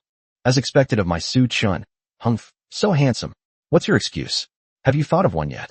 Well, Yang Tianlong has conveyed his desire to escape to me several times, but I have ignored him all of them. However, that fire dragon girl is still alive. If I don't deal with her, no excuse will work. This is a bit difficult. I'll try to persuade her later. As Long Luoer spoke, she didn't forget to pull up her sleeves, clearly intending to persuade people with reason. Just then, Ji Linglan suddenly felt everything go black and collapsed onto the table. Little Linglan. Long Luoer immediately sensed something was wrong and took out a dragon blood pill from her spatial ring, feeding it to her. A few minutes later, Ji Linglan slowly opened her eyes. Little Linglan, are you alright? Little dragon girl? What happened? Oh no. The small world and portal I created have been forcibly taken over. They seized control. Long Luoer immediately had a bad feeling and brought Ji Linglan to the central square. The once tranquil portal suddenly became extremely bloody and terrifying. Every now and then, a few divine messengers would run out from inside and fight the Night's Watch. None of them were below the rank of leader. The leader among them was surprisingly irrational, Emperor-level divine messenger wielding 2 swords. Ha ha ha, this is all fresh flesh and blood. Ha ha ha. The Emperor-level divine messenger laughed loudly and took a step forward, preparing to kill the night watchman who was fighting with the divine messenger. Clang! A loud bang was heard. Long Luoer, wielding a white longsword, easily deflected the attack from the Emperor-level divine envoy. Are there still rational messengers of the gods? That's rare indeed. With this appearance, could you be Long Luoer from the Dragon Clan? Ha ha ha. I never expected to run into you here. The Emperor-level divine envoy slashed with both swords with force, immediately using Long Luoer's strength to create distance. After regaining his balance, he didn't forget to lick the blood-stained twin swords. Who are you? Long Luo'er questioned, while preparing to cast a barrier spell. Without the barrier, her battle with the Emperor-level Divine Envoy would have absolutely destroyed the entire city that never sleeps. At that time, everyone here except Ji Linglan will die. She certainly didn't want that to happen. Long Luo'er, you really have a bad memory. It's only been a few decades, and you've already forgotten me? The Emperor-level Divine Envoy's face, covered in rotting flesh, suddenly opened its mouth wide, and at the same time, it reached into its mouth and pulled out a pair of long ears. Although they were completely rotten and blackened, it was still possible to see that the ears were inlaid with a string of red and white gemstones, which looked quite valuable. Are you seeker of the elf race? I never expected to meet you again in this way. When Long Luo'er saw the decoration on the long ears, her thoughts instantly returned to 30 years ago. When the Dragon Clan launched their full-scale attack on Europa's, an elven thief unexpectedly stole the treasure from Europa's sacred site. However, Long Luo'er, who was at the center of the battlefield, discovered this in advance. So she left the battlefield and went to the Holy Land to intercept and kill the thief. The result was clear. Long Luo'er killed him and retrieved the treasure. The elven thief had a string of red and white gems embedded in his long ears. Ha! Now I have obtained the power of the gods. You little dragon girl, I will definitely avenge the grudge from back then and tear you to pieces. Really? We'll have to see if you can actually do it. At this moment, Long Luo'er finally finished setting up the barrier magic, enveloping herself and Zikr inside. As for Ji Linglan outside the barrier, after seeing Long Luo'er make her move, she immediately came to the teleportation gate in the central square and, under the cover of the Night Watchers, tried to regain control of the teleportation gate in the small world. However, it is clear that the person who seized control is probably far more powerful than Ji Linglan, who is at the peak of the legendary realm. Even after using all my strength and consuming more than half of my spiritual power, I couldn't budge the teleportation portal in the slightest. Meanwhile, within the small world, Su Chun was stunned when he saw the huge figures behind the two night watchmen. A crimson body, a severed right arm, and constantly unleashing explosive fire magic. Clearly, she is Huo Wenwen's original form. Su Chun, isn't that the fire dragon that was next to Yang Tianlong this afternoon? Has she gone mad? I don't know. Go check on the people who were just blown away. I'll go support those two. Okay. Su Chun immediately switched to Dragon Knight and ran wildly towards Huo Wenwen. Just as Huo Wenwen was preparing to unleash a powerful burst of flames to attack one of the newcomers, a golden arrow flew directly from a distance and embedded itself in her dragon head. The explosive flames detonated directly inside her dragon mouth, causing her entire body to tremble before she plummeted from the sky to the ground. Are we saved? Never mind all that for now. Let's take this opportunity to get away from here. Taking this opportunity, Su Chun approached the two night watchmen and inquired about the situation. Are you alright? Upon hearing this, both newlyweds looked puzzled. However, upon seeing the bow in Su Chun's hand, he immediately realized that it was Su Chun who had just saved him. One of the new night watchmen responded, Brother, thank you for saving my life, but let's get out of here quickly. This monster is not something we can handle. Run away? What did you do to offend her? She wouldn't attack you for no reason, would she? Su Chun also found it quite puzzling. Logically speaking, after killing Yang Tianlong in the afternoon, she should have had no reason to go berserk anymore, right? Moreover, given her relationship with Yang Tianlong, it's impossible for her to seek revenge for him. Why would she inexplicably attack other newcomers? Sorry to her. For no reason? What are you talking about? This fire dragon is a king-level divine messenger, a mortal enemy of us night watchmen. Chapter 68 Heavenly Martial God of War. Huh? A divine messenger? You're saying this fire dragon is a divine messenger? Su Chun was stunned. Wasn't Huo Wenwen perfectly fine this afternoon? How did I suddenly become a divine messenger? And even if she died in the afternoon, there are no other gods here. So how could she become a divine messenger? Could it be that a god has invaded this little world? Yes. Moreover, the spirit stone on this watch seems to be malfunctioning. No matter how much spiritual power I input, no one can teleport me out. Brother, let's get out of here quickly. We might be able to fight against a lord-level god envoy, but we warriors are completely useless against a king-level god envoy, another newcomer quickly added. Judging from his limping gait, it seemed that his leg was broken. He looked very disheveled, and one could easily imagine the dangerous situation he had just escaped. Su Chun quickly shook his head, shaking off all sorts of random thoughts. Saving lives is the priority right now. There's no time to think about how Huo Wenwen became a divine messenger. It's possible they misjudged Huo Wenwen's situation. You two run. I'll cover you here. Brother, there's no need for that. Let's run together. Don't worry, leave it to me. As Su Chen spoke, he gently nudged the two of them, signaling them to go first. May I have your name? Su Chen. We will remember you. Seeing this, the two seriously injured newcomers decided not to say anything more. After all, such people are common among the Night's Watch, willing to sacrifice themselves to save the lives of others. After thanking Su Chen, the two helped each other leave. A moment later, Huo Wenwen caught her breath and finally noticed Su Chen's presence. The eyes of the two, one human and one dragon, met. His eyes, which were originally full of resentment, now became empty and lifeless. Huo Wenwen, I never expected that we would meet again in this way. Huo Wenwen didn't speak, as if she couldn't hear or understand what Su Chen was saying, and just stood there blankly. The atmosphere became very oppressive. After a brief silence, a flash of red light appeared, and she transformed back into her original girl form. Unlike before, there was now a deep red bloodstain on her chest. That was probably the cause of her death. Just then, a long spear shot straight from behind Huo Wenwen, aimed directly at her neck. However, Huo Wenwen easily blocked the spear attack by simply swinging her scythe lightly with her left hand. Then, as if controlled by telekinesis, the spear returned to the direction it had come from. Su Chen's gaze sharpened as he saw the spear land on a man wearing a night watch uniform as a trench coat. Mu Xinghe? What's he doing here? Holy crap, don't mess things up. How am I supposed to summon Tian Ba ending long like this? Su Chen almost spat out a mouthful of blood. Although this is Ji Linglin's small world, a king-level divine messenger has appeared here. If no one has come to rescue us so far, it is highly likely that something has happened outside. At least for now, Ji Linglin shouldn't be able to manage the situation inside the small world. Summoning Tian Ba and Yinglong to kill Huo Wenwen shouldn't be a problem. The problem is that the ability to summon gods cannot be known to others, otherwise it will be impossible to explain later. It's unbelievable that Mu Xinghe would choose to appear at this particular time. When Mu Xinghe saw that his sneak attack had completely failed, he frowned. In this small world, even Lord-level divine messengers could barely withstand a few moves from him. The heavenly martial war god's divine duty grants him exceptional skill in using telekinesis to throw spears. His power amplification is among the top tier, and it is virtually undetectable, resulting in extremely high lethality. They usually strike first, taking the enemy's head from 1,000 miles away. The woman in front of him was able to easily deal with his sneak attack, which clearly showed that she was much stronger than he had expected. That woman, shouldn't she be the fire dragon beside Yang Tianlong? She's actually become a divine messenger. It seems something must have happened at this gathering.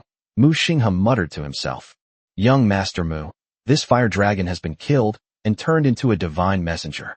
It's probably related to some deity. Should we escape directly? Li Jun, the young man beside Mu Xinghe, asked respectfully. I'm afraid it's not that simple.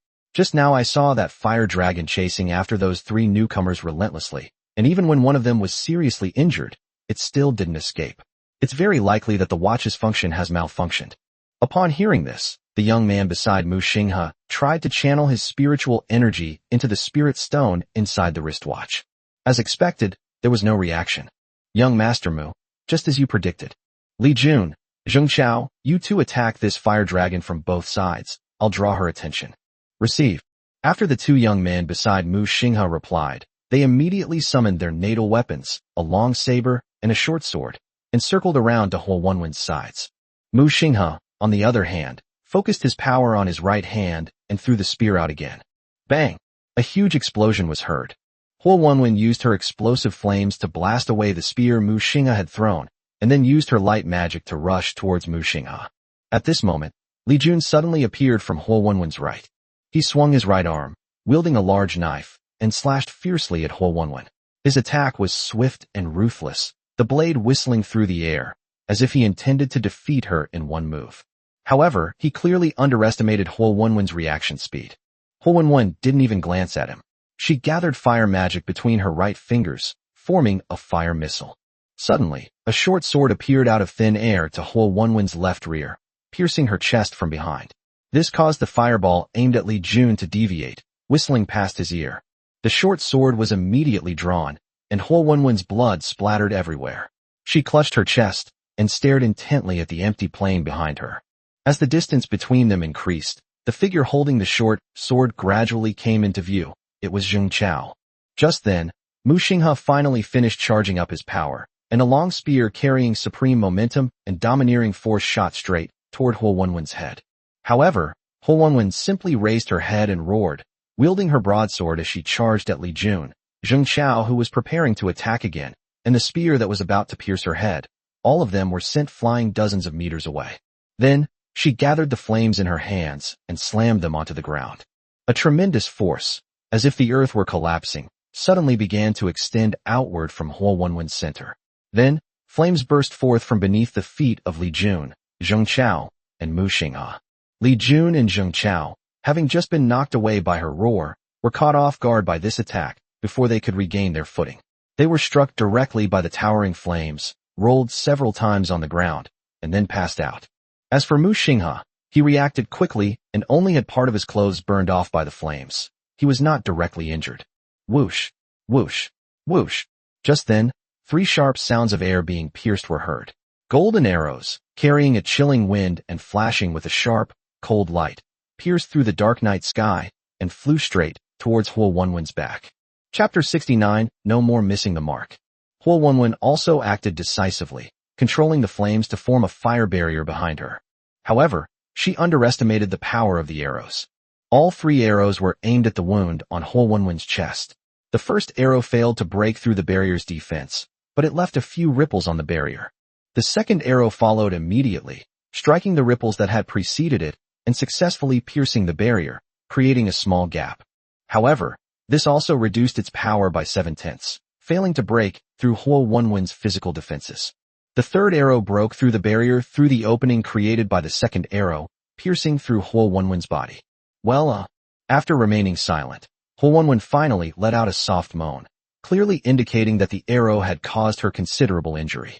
Just as Mu Xinghe was wondering what was happening, a young man wielding a long sword rushed up to Huo Wenwen and began to fight her in close combat. Clang, clang, clang. A sharp clanging sound rang out, occasionally punctuated by sparks from the metal colliding. Su Chen's longsword and Huo Wenwen's scythe intertwined, and a strong gust of wind erupted from the two of them. In the blink of an eye, they had already exchanged dozens of blows. Even with such severe injuries, and not even using his dominant hand, he still managed to find very few openings. Truly worthy of being a king-level divine messenger. Su Chen gradually fell into a disadvantageous position, and finally, a minute later, he could not withstand Huo Wenwen's continuous attacks, and was pushed back dozens of meters. Just as Huo Wenwen was about to press her advantage, a long spear flew from behind her again. Clang! Although Huo Wenwen successfully blocked the sneak attack, it also gave Su Chen a chance to catch his breath. He used the Dragon Knight's jumping ability to quickly retreat from the battlefield, and came to Mu Xinghe's side. After clearly seeing Su Chen's face, Mu Xinghe frowned slightly. He recognized the person in front of him. He was the man who clashed with Yang Tianlong and Huo Wenwen in the central square. According to inside information, his calling is a Sequence 100 Freeman, and he was invited to join the Night Watch in Tianhe City as soon as he turned 18. On his first day in the city that never sleeps, Yang Tianlong suffered a setback, which led him to resort to using his father's connections to forcibly steal half of the points from his 2 teammates. Last time, he killed a leader-level divine messenger with a single blow while only reaching the late stage of the warrior realm, which makes him a true prodigy. Just how strong is this person's jumping ability? That jump just now must have been tens of meters high. Is that really a level that a free agent at the samurai level could achieve? Before Mu Xinghe could speak, Su Chen asked first, "Hey, your teammates are all injured. Aren't you going to go check on them?" "No need. They are all teammates I carefully selected. That impact just now won't cause any serious harm. Besides, I still need to kill this fire dragon." Su Chen sighed repeatedly as he looked at Mu Xinghe, who still wanted to continue fighting. If he simply didn't participate in the battle and left it to Su Chen alone, the fight would probably be over very quickly. "Your name is Su Chen, right? I admit you have some strength, but this is not a battle that someone at the warrior realm should get involved in. Aren't you only at the hero realm? Are you sure you want to fight a king-level divine envoy? As a member of the Night Watch, a member of the Mu family, and the strongest person in this small world, I cannot back down no matter what." Su Chen sighed again. It must be said that he is indeed a man with a military background. Both his abilities and his mindset perfectly match the Night's Watch's style of doing things. However, This is a time when one shouldn't act recklessly. Just then, Huowenwen finally mustered her strength and unleashed a burst of flame that sent Mu Xinghe's spear flying once more. She then stared intently at Su Chun and Mu Xinghe. Seeing this, Su Chun shook his head helplessly and suggested, Mu Xinghe, I do have a way to kill her. Oh, a hint of curiosity suddenly appeared on Mu Xinghe's usually calm face. My two teammates are still not far behind the fire dragon. One of the girls is a bard. If I get her buff, plus my ultimate move, I should be able to kill her. Really? You mean, I should hold off this fire dragon? What? Is that not allowed? That joke isn't funny. I was planning to deal with her by myself anyway. Then I'll leave it to you. As Su Chun spoke, he switched to Dragon Knight mode, preparing to bypass Huowenwen from the air. However, Huowenwen seemed to think that Su Chun posed a greater threat. As Su Chun jumped, Huowenwen also looked towards him, preparing to unleash her explosive power. Upon seeing this, Mu Xinghe immediately threw his spear, interrupting Huowenwen's rhythm of charging up her power. At the same time, he abandoned his safe position and took the initiative to rush forward to engage Huowenwen in close combat. Your opponent is me, the Fire Dragon. The crimson spearhead and the dark purple scythe clashed repeatedly in the air, sparking dazzling flashes that stood out brightly on the plain at night. On the other side, after separating from Su Chun, Luo Shirin rushed to the side of the night watchman, who had been blown away at the beginning. You're still breathing. Wait, I'll heal you. As a melodious song flowed from Luo Shirin's throat, the night watchman lying on the ground gradually recovered, but he still showed no signs of waking up. Soon, Li Jianfeng also followed the sound of the song and arrived at the location. Shirin, what was that loud noise just now? Li Jianfeng immediately asked. It seems that the dragon girl next to Yang Tianlong has gone mad and started attacking others indiscriminately. How could this be? Just then, Su Chun also landed on the ground. Shirin, how is he? My singing ability is limited, but I look like I'm out of danger. Alright, the situation is urgent now, and I don't have time to explain. Jianfeng, help me find a place to settle this person down. Shirin, come with me, I need you. Huh? Do you need me? What exactly is it? Before Luo Shirin could finish speaking, Su Chun hoisted her onto his shoulder like a sandbag and jumped toward Huowenwen, leaving Li Jianfeng completely bewildered. What exactly is going on here? In the air, Luo Shirin was almost in tears. As a bard with no fighting ability, she had never seen such a scene before. Su Chun, do you really have to carry me like this? Can't you just hold me in your arms? Sorry, my chest is only for my Luo. But this makes me so uncomfortable. It's okay, we'll be there soon. When Su Chun brought Luo Shirin to the battleground, Mu Xinghe was already covered in wounds and was clearly at his last gasp. You finally arrived. Mu Xinghe complained, finally unable to hold on any longer. He was kicked dozens of meters away by Huowenwen's knee strike and fell to his knees. You were just saying you could handle it all by yourself. Stop talking nonsense. I deliberately held back to see how you would kill him. Don't tell me you were just joking. Okay, I understand. Shirin, I'm counting on you. Okay. Luo Shirin also recovered from her panicked expression. After coughing twice, he summoned a harp and began chanting an amplification song. Su Chun, on the other hand, switched to sword god, held his breath and focused his mind, and began to try to grasp the faint line of death. Huowenwen also turned around, and the two looked at each other, as if it were the first time she had faced off against her. However, compared to before, she had many more scars on her body, and even her steps were much heavier. Judging from the oppressive aura emanating from it, it's not even as strong as it was when it attacked in the afternoon. But Su Chun was in the same boat, having consumed nearly half of his spiritual energy and suffering from some bruises, making him look far less energetic than when they confronted each other in the afternoon. The atmosphere gradually became oppressive, leaving only Luo Shirin's singing voice echoing in the air. This time I won't miss again. Su Chun muttered to himself, while simultaneously assuming the same sword-drawing stance as he had in the afternoon. As always, Huowenwen imbued her scythe with fire magic, took a step forward, and charged towards him. This time, with the help of Luo Shirin's singing, he finally grasped the dead end. Golden light pierced the night sky, and Su Chun's figure instantly appeared behind Huowenwen.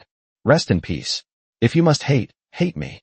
As the golden longsword dissipated into starlight in Su Chun's right hand, Huowenwen's head also fell to the ground. Su Chun swayed and fell straight down. Chapter 70 Azure Dragon Flame.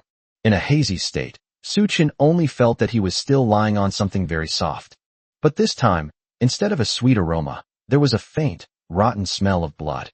Suchin slowly opened his eyes, and what came into view was still Long Luower's face, which was as beautiful as a fairy.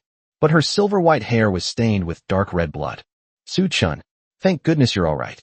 Long Luower still had a few tears in the corners of her eyes, clearly happy for Suchin's awakening.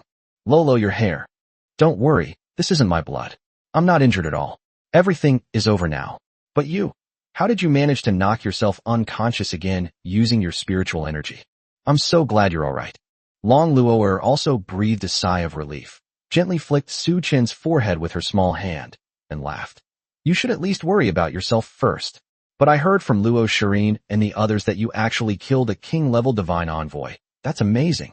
King-level. Images of his battle with Huo Wenwen flashed through Suchin's mind. At the last moment, he seized the only lifeline and, using the power of the light blade, successfully defeated her. The problem is that Huo Wenwen lost her dominant right hand and was severely injured many times, so her strength cannot be described as that of a king-level divine messenger. Suchun, let's never be apart again, okay? I don't want to see you get hurt again. I was so worried when the portal closed. I'm sorry to have worried you. Suchun, actually, I don't want you to smell my stench, but I still. Suchin sat up and gently stroked the long, silver-white hair stained with the blood of the divine messenger. He said with a pained expression, such beautiful silver hair, yet it's covered in filth. Luo, now that everything's over, let's take a bath together. I'd also like to hear about your heroic deeds outside. Okay, I'll make sure you praise me properly. Let's rewind to before Suchun fell into a coma, inside the barrier in the central square. Zikr looked at Long Luower with amusement, seemingly not taking her seriously at all. Long Luower, are you trying to lock yourself inside the barriers so I can torture you properly? 30 years have passed, and you're still so incompetent and love to mock others. Times have changed. Now, the gods have granted me eternal life and the power to kill you. Don't worry, Long Luower, I won't let you die so easily. I will slowly slice you into pieces, and then... Long Luower had no intention of wasting any more time talking to him, so she interrupted his self-indulgent chatter and muttered, purifying flame. After all, the fact that control of the portal was taken away means that something must have happened within the small world. She didn't want to waste her time on this insignificant elf. As Long Luower finished speaking, azure flames adhered to her white longsword. Immediately afterwards, an extremely terrifying sword aura tore through space and struck towards Seeker. Seeker merely gave a disdainful smile, anticipated the trajectory of the sword's swing, and prepared to dodge in advance. However, he miscalculated, still believing that Long Luower's realm was still the legendary peak it was 30 years ago. Taking a normal dragon as an example, it generally takes at least 100 years for a dragon at the peak of the legendary realm to break through to the epic realm. Even if Long Luower was just one step away from entering the epic realm back then, she would now be at most in the early stage of the epic realm, and would basically not be his opponent. Unexpectedly, Long Luower is hailed as the #1 prodigy of the dragon race throughout the ages. How can she be judged by the standards of a normal dragon? As if she had anticipated Zikr's prediction, Long Luower changed the trajectory of her sword aura at the last minute, and with the burning of the purifying flames, it pierced straight into Zikr's heart. How is that possible? What exactly are you? Long Luower had no intention of responding to him at all, and continued chanting, purifying flame. Break. Instantly, Seekar's entire body began to burn fiercely, and in less than 3 seconds, he turned to ashes. However, the next moment, Seekar reappeared unharmed in front of Long Luower. His previous disdainful expression had vanished, and only anger could describe his expression at this moment. How wonderful it would be to die like this. Long Luower looked at Zikr, who had come back from the dead, and complained helplessly. Seekar's calling is that of a Sequence 199 android, skilled in using dual swords and capable of using a small amount of magic. This job isn't particularly outstanding. It's mainly about being resilient. Each time it dies, it can revive on the spot by consuming a portion of its spiritual power, making it extremely difficult to kill. 30 years ago, Long Luower killed him dozens of times before finally killing him. Long Luower, I will definitely tear you to pieces. Is that so? Azure Dragon Flame. Appear. As soon as he finished speaking, a streak of Azure Dragon Flame wrapped around the newly resurrected Seeker, burning him to ashes. But it wasn't over yet. Just as Seeker's body was about to be reconstructed, the dragon flame burned him to ashes once more, leaving him no time to utter a single word. Once, twice, 3 times, 10 times. It wasn't until it revived 13 times that Azure Dragon Flame finally ran out of energy and dissipated into the air. And Seeker finally got a chance to catch his breath. Impossible. Long Luoer, who exactly are you? Zicker has come to realize that even if he has obtained the power of the gods, even if he has been resurrected as an emperor-level divine messenger, even if he has been lying low for 30 years, he is still no match for Long Luoer. They didn't even have the slightest chance to fight back. His initially angry expression gradually turned into fear. The longer a person lives, the more afraid they are of death, let alone an elf who has already died once. Long Luoer took a deep breath, adjusted her mental state to its peak, and gathered spiritual power at her fingertips, chanting, "Silent darkness, Azure Dragon Flame." Instantly, the entire barrier was enveloped by an aura of extreme darkness. The entire space seemed to be distorted, with light and darkness blending together, making it impossible to distinguish between illusion and reality. Everything became chaotic and indistinct. Within that, it seemed as if several black dragons with blood-red eyes were staring intently at Seeker, whose face was as cold as a cicada's. "I haven't used this move since my battle with Europas 30 years ago, Seeker. Blame it on you for stopping me from seeing Su-chun." "Wait." Before Seeker could finish speaking, endless black flames engulfed him, and not a single groan escaped his lips. The darkest flames enveloped the spot where Seeker died, and only dissipated after his soul had been consumed by the flames. After the barrier was lifted, Long Luoer no longer intended to hide her strength. Dozens of white sword beams flashed by, and even the king-level divine envoys seemed like ants in her eyes, easily defeated. She quickly killed all the divine envoys in the central square. All that remained were the divine messengers who appeared one after another from the portal. So she quickly came to Ji Linglan's side. "Little Linglan, how is she?" "No, there's no way to regain control. The other party must also be a powerful expert specializing in space-time magic." "Then forget about taking it. I'll just break through directly. Myriad Spirits Technique. Break." As she spoke, Long Luoer once again gathered her spiritual power into the pure white longsword. With a single sword strike, a spatial rift was cleaved open in the bloody and terrifying teleportation portal, and a chasm hundreds of meters long was also carved out of the central plaza. Chapter 71 Astaroth. "So you just jumped in?" After taking a shower and changing his clothes, Su-chun asked Long Luoer, who was drying her silver hair. It must be said that the bloodstains on these divine messengers were really hard to wash off. It took several washes with shampoo to get them clean. Such beautiful silver hair must never be allowed to get even a speck of dirt on it again. Of course. Otherwise, how would I have entered the small world to find you? This is way too dangerous. I'm so glad I jumped decisively. You have no idea, when I found you, Luo Shirin, Li Jianfeng, Mu Xinghe and several heavily injured night watchers were fighting you and the surrounding divine messengers. If I hadn't arrived in time, they probably wouldn't have been able to hold on. Su-chun was also taken aback after hearing this. Unexpectedly, after he exhausted his spiritual power and fell into a coma, other divine messengers attacked. Did none of them die? No. I heard about the casualty statistics while you were unconscious. In the entire city that never sleeps, only one night watchman and one fire dragon were killed, namely Yang Tianlong and Huo Wenwen, whom you killed. The rest of them were seriously injured, but none of them were in great danger. There are still white demon Taoists here. As long as they have a breath left, they can be saved. White mage. Ah, what a stroke of luck amidst misfortune. Speaking of which, have you found the god who turned Huo Wenwen into a divine messenger? No, but something feels off. Just as Su-chun and Long Luoer left the bathroom, they saw a stunningly beautiful woman sitting on the edge of the bed, legs crossed, looking at them with a smile. And she was the pure and beautiful school beauty I had seen at Tianhe City Station.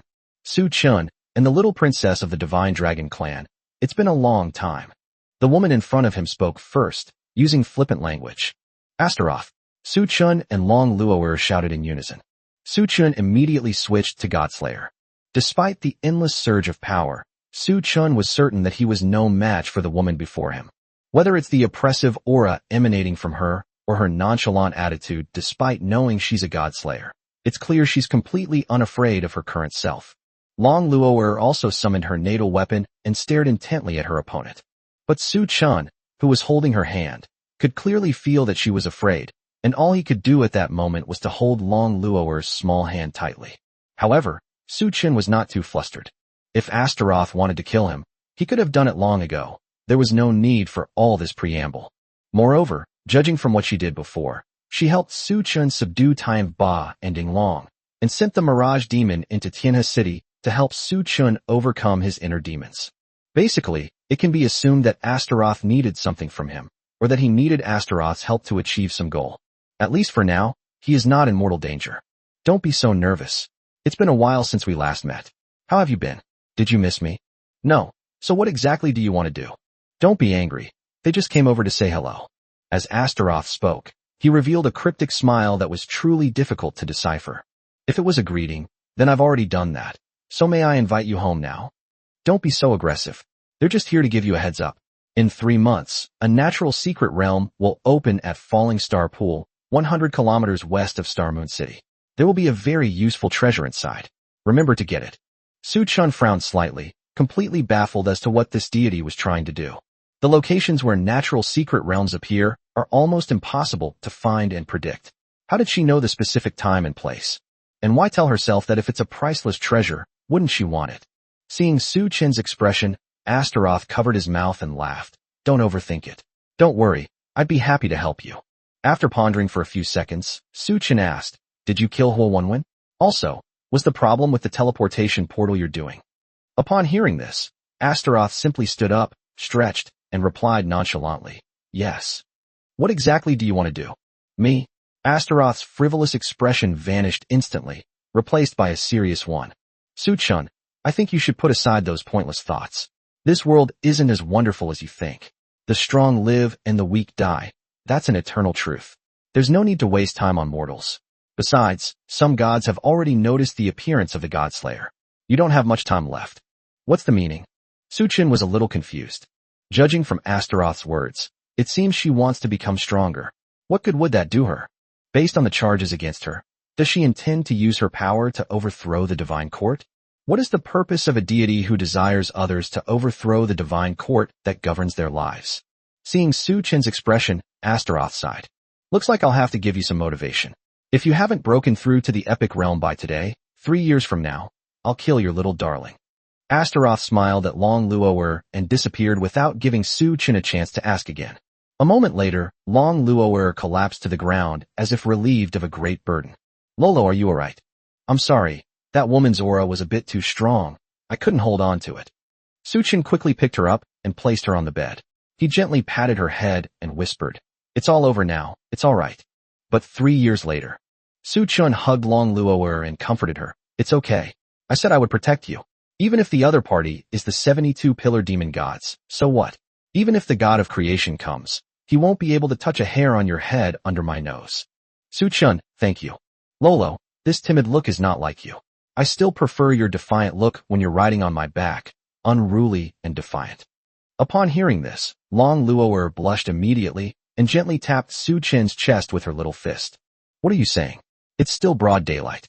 You're not allowed to talk about dirty topics. I'm just telling the truth. My back was almost deformed those 2 nights. If the bed hadn't been enchanted, it would have collapsed long ago. You dare say that again? Say it again, and I'll ride you to death tonight. Humph. Come on. Let's see who rides whom. Finally, after a raunchy joke, Long Luo'er's expression returned to normal. Su Chen squatted down at Long Luo'er's feet and grabbed her little body to pinch it. Long Luo'er blushed and subconsciously withdrew her foot, muttering, stop fooling around. What are you doing? I think wearing white stockings looks better than going barefoot. What are you saying? Who puts on stockings right after taking a shower? As Long Luo'er spoke, she took out a pair of brand new white stockings from her spatial ring and placed them in Su Chen's hands. The meaning was quite clear. She wanted Su Chen to help her put it on. What a lazybones. Come on, are you hungry? Let's go out for lunch. Su Chen then put stockings and white shoes on her before leaving the room together. The moment the door closed, Su Chen looked at the edge of the bed where Astaroth had once sat and murmured, Astaroth, whatever your purpose may be, if you dare to lay a hand on my Lolo, I will surely kill you. Chapter 72, An Encounter. After leaving the residential area, Su Chen noticed that there were many more night watchmen here. The high-rise buildings that used to have few people are now almost full. It is worth noting, however, that many Night's Watchmen would nod respectfully as they passed by the two, and although they did not speak, they could clearly feel the respect they were being shown. Lolo, why do I feel like a lot of people are staring at us? After all, the fact that you killed a king-level divine envoy while only at the warrior realm level has already spread. You're quite the rising star. Really? I didn't expect it to spread so widely. But why do I feel like most people are actually watching you? Is it because your performance yesterday was so outstanding? Upon hearing this, Long Luoer immediately turned her head away and whistled. It was obvious that she had been right, but Long Luoer's idea was simply to pass the glory to Su Chun. Alright. Speaking of which, are these people looking for a god who can turn Huo Wenwen into a divine messenger? Yes, after all, such a serious incident occurred at the Night Watch's main base, so we definitely need to step up our defenses. It's said that quite a few elite experts from the 6 cities have come. Su Chun also sighed. The matter of Astaroth must not be revealed, as it is far too bizarre. And even if you told people, no one would believe you. Who would believe that the 72 demon gods would cause such a commotion just to cultivate a human? It's quite frustrating to waste so much human resources only to end up with nothing. By the way, Lolo, what do you think about the natural secret realm near Falling Star Pool in 3 months? To be honest, I think that although that deity has some mental issues, I don't think she would go to such lengths to deceive you. I hope she's lying. Su Chun looked up into the distance and murmured. Although he had just shown off in front of Long Luoer, he was actually not sure if he could reach the epic realm within 3 years. Long Luoer was already a genius enough, but it still took her nearly 60 years to cultivate from scratch to the epic realm. In other words, Su Chun would need at least 20 times more talent than Long Luoer to achieve this. Just how incredible is that? However, we can only take it one step at a time. It is said that some gods' treasures can greatly increase the speed of cultivation. If we come across them, we might be able to snatch them and use them. When the two arrived at the restaurant, they found Luo Shirin and Li Jianfeng sitting together in a corner of the restaurant. Su Chun was quite surprised. He hadn't expected the two of them to sit together, which was rather unusual. Luo Shirin seemed to have noticed Su Chun entering the restaurant as well, and raised her hand to signal Su Chun to sit down with her. Hey, the great hero has arrived. Li Jianfeng joked with a smile. Let's not talk about being great heroes. By the way, I heard from my Luo that you protected me when I was unconscious. I thank you again. What's there to thank me for? If it weren't for you and your wife, we would all be dead there. Luo Shirin pouted, seemingly still wanting to complain about Su Chun carrying her around in a sack last night, which had made her a little afraid of heights. Both of their gazes were focused on Long Luoer. After all, last night when they were surrounded by the divine messengers, Long Luoer killed them all in just 3 moves. This can't be described as simply amazing. People would believe it if they thought it was a divine intervention. Su Chun shook his head helplessly, then patted Long Luoer's head and asked for her opinion. Long Luoer nodded knowingly. After all, there was no point in hiding it any longer. She had used all her strength to save Su Chun last night. There were probably quite a few Night's Watch members present at the time who knew her true strength and identity. Luo Shirin, Li Jianfeng, I hope you won't publicize what I'm about to say.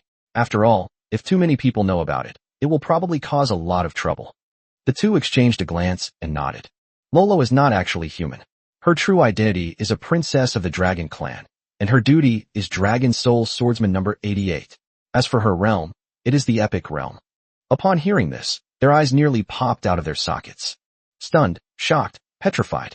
The princess of the dragon race, and an epic-level priest, how many layers of buffs does she have? But at the same time, a sense of curiosity arose. What exactly is Su Chun's identity, and why was he able to marry such a strong wife? It's something you can't even dream of, right? After a moment, Li Jianfeng finally recovered from his shock, his brows furrowing slightly as he asked, Su Chun, my next words are not intended to offend you or your wife. Please forgive me. Su Chun seemed to know what he wanted to ask, and nodded to signal him to continue. Su Chun, Miss Long Luoer is your wife. Since she is so outstanding, you must be more than just a free agent, right? Of course, if it's inconvenient for you to say, I won't force you. After all, this is just my curiosity. Upon hearing this, Luo Shirin also looked at Su Chun with expectant eyes. She also hoped that Su Chun could explain why he, at only 18 years old, and having only recently awakened his divine calling, possessed such formidable strength. Su Chun smiled calmly. After all, he had expected this situation to occur. The matter of the God Slayer is definitely something that cannot be discussed, but the Sword God's light blade and the Dragon Knight's powerful jumping ability are indeed unbelievable. Do you know about the creation crystal? Upon hearing this, both men frowned, as if they had never heard of such a thing before. Luo Shirin also took out the phone she bought in the city that never sleeps and started searching for information online, but after searching for a long time, she couldn't find any relevant records. Su Chun breathed a sigh of relief upon seeing this. Thankfully, he hadn't found any items with the same name. After all, this was the currency of a certain online game in my previous life. How could it possibly exist in this world? Actually, this thing is a gem I accidentally dug up when I was a child. I started cultivating it by accident. At first, I didn't know what it was used for. Until recently, I met a master who told me that it was called the creation crystal. After cultivating it, it can greatly improve physical fitness. Now that I think about it, I am very grateful for that opportunity when I was a child, which is why I have such strength.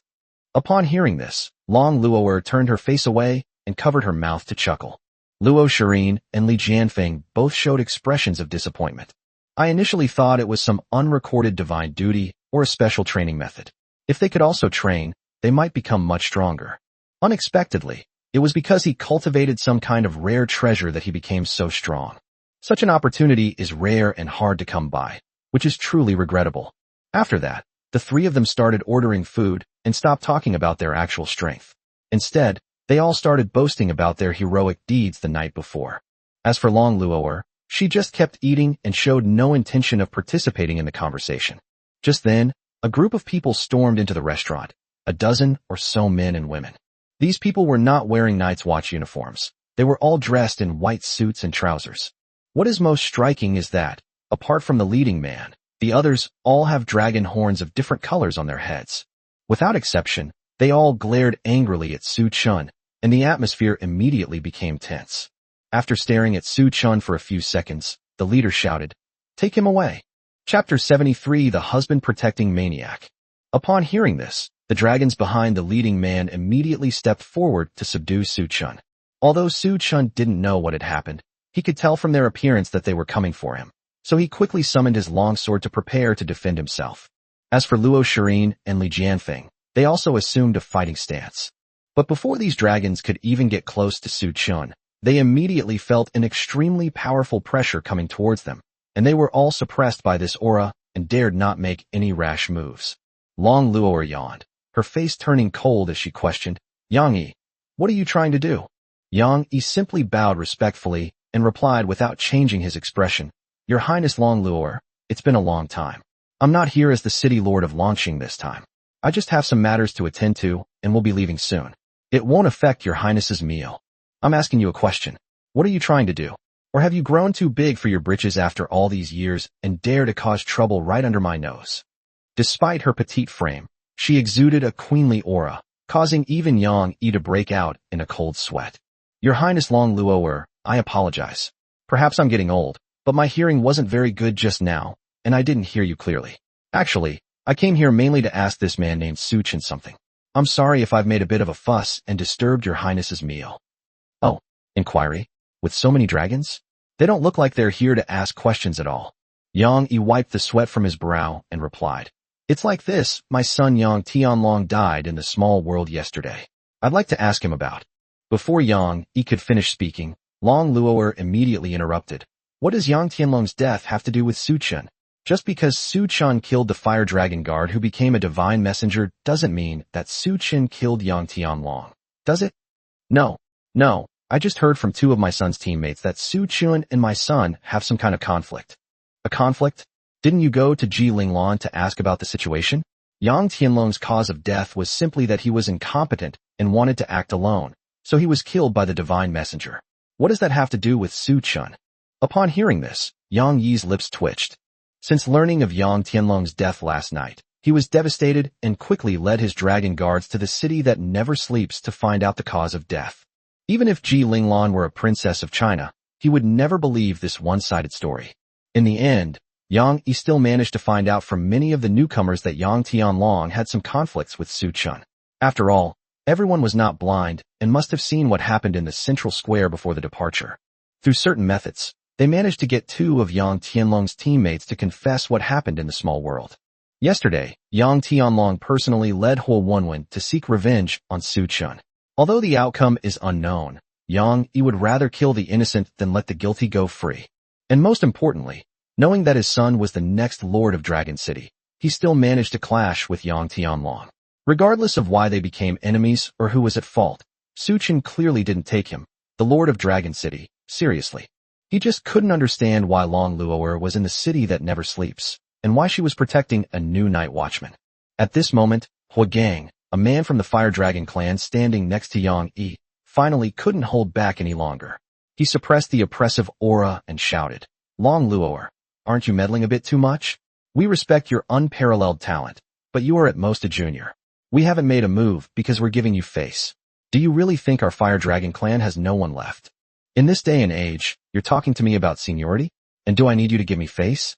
Judging by your age, you must be 500 or 600 years old, and you've only just reached the peak of the legendary realm. It's a real waste to use so many cultivation resources on someone like you." Hua Gang was about to retort when Yang Yi stopped him. He knew Long Luo'er's strength. Even in the epic realm, she was practically invincible, far beyond what the legendary and Emperor realm dragons around him could handle. If it really escalates into a fight, we'll definitely be in deep trouble. Yang Yi coughed twice and said, "Although Hua Gang is irritable, what he said makes sense. We just want to take Su Chun with us. This matter should have nothing to do with you. If it affects your meal, I will present you with a generous gift later. Is it none of my business?" Long Luo'er smiled dismissively, which was somewhat puzzling. She added, "Su Chun is my husband. You say you want to take him away? Does that have nothing to do with me?" Upon hearing this, Yang Yi and his group were all stunned. What the heck? Long Luo'er actually married an ordinary human male? Which country is this international joke about? Before they could react, Long Luo'er stood up, walked to Su Chun, and sat directly on his lap, crossing her legs. The meaning is quite clear. It's a declaration of sovereignty. Su Chun belongs to Long Luo'er. If you, a mere city lord of Longsheng, want to take him away, then let's fight. After a moment, Yang Yi finally came to his senses and asked, "Your Highness Long Luo'er, this joke is not funny. Your marriage to a human man will likely have a significant impact on your reputation. Let me put it this way. Even if my reputation is forever tarnished, I'm still willing to marry Su Chun. I'm not going to waste my breath on you anymore. Yang Tianlong's death has nothing to do with my Su Chun. I'll count to 3, and if you don't get out of here with your men, I won't be polite." As Long Luo'er spoke, she gathered her spiritual power at her fingertips, forming a dark purple fluctuation, clearly preparing to unleash a killing move. Seeing this, Yang Yi dared not continue speaking and quickly led the remaining dragon guards away in a dejected manner. After everyone left, Su Chun breathed a sigh of relief. Luo Shirin patted Su Chun's shoulder with a smile and exclaimed, "It's so great to have such a beautiful and powerful wife protecting you. I'm so jealous. Of course, it's what I earned by saving the world in my past life." Li Jianfeng then interjected, "However, it seems the city lord of Dragon City doesn't intend to let you off so easily. What should we do next?" Long Luo'er also pouted and muttered, "What else can I do? I warned him like that. If he dares to provoke me again, I don't mind taking a few more lives and a dragon's life. It's not like I haven't killed before." TSK, what a fiercely protective husband she is, Luo Shirin remarked. "I'm so protective of my husband. My back hurts like crazy every morning when I wake up." Upon hearing this, Long Luo'er tapped Su Chun on the head to express her dissatisfaction. "Let's eat. My food's gone cold from all this commotion. Su Chun, I want 10 more bowls of food." "No problem, please eat up." On the other side, after leaving the restaurant, Yang Yi and the others immediately returned to the lounge that had been specially prepared for him in the city that never sleeps.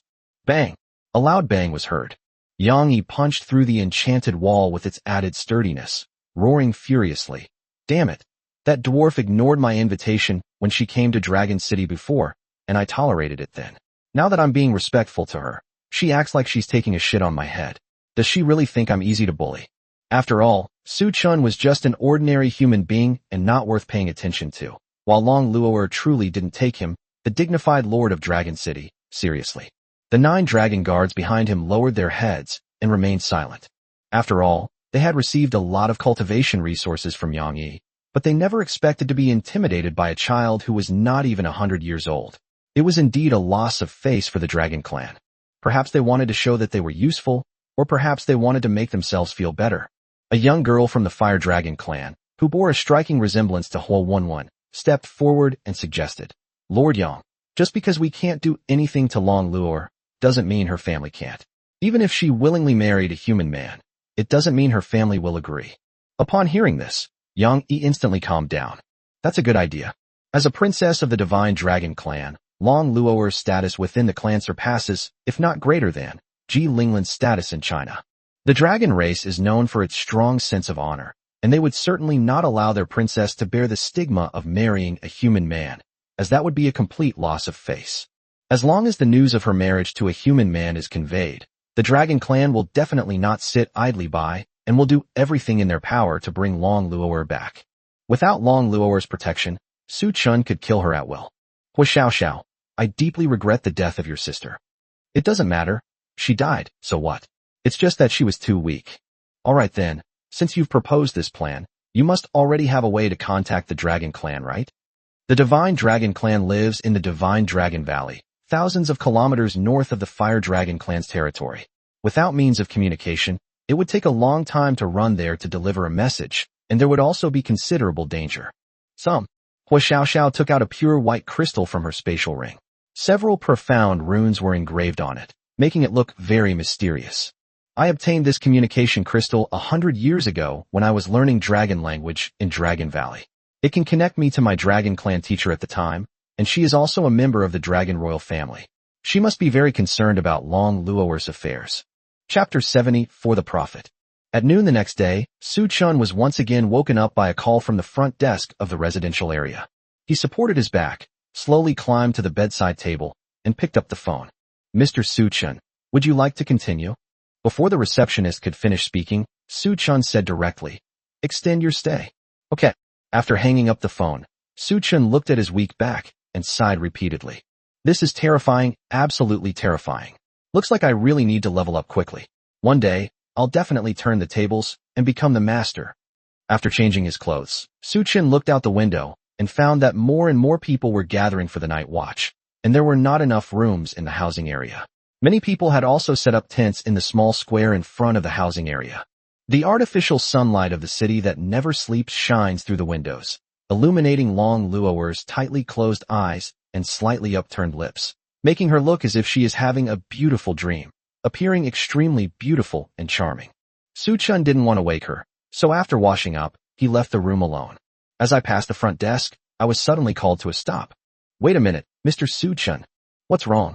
Didn't I say I wanted to extend my stay? That's not what I meant. Someone just left you a letter. Come and pick it up. Letter. Su Chun felt a little confused. Logically speaking, although the city that never sleeps doesn't have cell phones, every room should have a landline. Since they could leave a letter at the front desk, they could have simply asked for Su Chun's landline number. Why go through all this trouble? Su Chun scratched his head, but finally opened the letter. However, you wouldn't believe it until you look closely. The letter was signed with the royal coat of arms of the Chinese royal family. In the city that never sleeps, only Ji Linglan possesses royal family status. Ji Linglan? That seems to be a letter for Luo Luo. I'll go back and show it to her when she wakes up. He had learned from Long Luo yesterday that she had some private dealings with Ji Linglan, so he naturally assumed that Ji Linglan had come to see Luo Luo. Just as Su Chun was about to go upstairs, the receptionist called him back again. Mr. Su Chun, please wait a moment. The person who left this letter requests that you open it here. You cannot take it away. Huh? Disassemble it on the spot. Su Chun was increasingly confused, but he still followed the receptionist's instructions and opened the envelope. It contained only one short sentence. 1 p.m., my room, see you there. Su Chun glanced at the clock and realized it was already past 12:30. If we walk there now, we can arrive just before 1 o'clock. Is it a coincidence? If I hadn't come down to collect the letter until 1 a.m., wouldn't she have missed it? Besides, why would a princess like her want to meet me alone? She can't possibly be saying she's interested in me, can she? After much deliberation, Su Chun decided to go to the appointment, feeling that something was amiss. It was 1 o'clock at noon, outside Ji Linglan's room. Su Chun knocked nervously on her door, and a soft voice came from inside. Come in. Su Chun swallowed hard, and then pushed open the door. Ji Linglan was sitting in front of the dressing table putting on makeup, dressed in a very gorgeous dress. It was impossible to tell what she was trying to do. A moment later, Ji Linglan finally finished her makeup and turned around to give Su Chen a playful smile. You're not getting the wrong idea, are you? You think I invited you here alone because I wanted something to happen? No, I will never love just Luo Luo in my life. What a sentimental man. I was just kidding. By the way, here, take this. As Ji Linglan spoke, she took out an exquisite wooden box. Upon opening it, I found 2 silver white feathers inside, with a texture somewhat like metal. This is... You'll find out soon enough. Come with me, someone wants to see you. With a casual wave of her hand, Ji Linglan created a small teleportation portal about 2 meters high in front of her. Su Chen nodded and walked into the teleportation portal with Ji Linglan. With a flash of dazzling white light, the room, which was originally full of girlish charm, was instantly transformed into a room full of technological sense, somewhat like a science laboratory scene in a science fiction movie from my previous life. Everywhere you look, there are all sorts of sophisticated instruments, from high-precision microscopes to complex chemical reaction devices, and even some containers filled with all kinds of corpses, creating a rigorous scientific atmosphere. Su Chen was a little confused. The change was too big. It felt like a fantasy movie had suddenly turned into a science fiction movie. Here it is. Go into the underground laboratory in Yinjing City by yourself. I'll wait for you here. Ji Linglan pointed to the high-tech alloy door next to her, indicating that Su Chen should go inside. I have a feeling there's something ominous about it.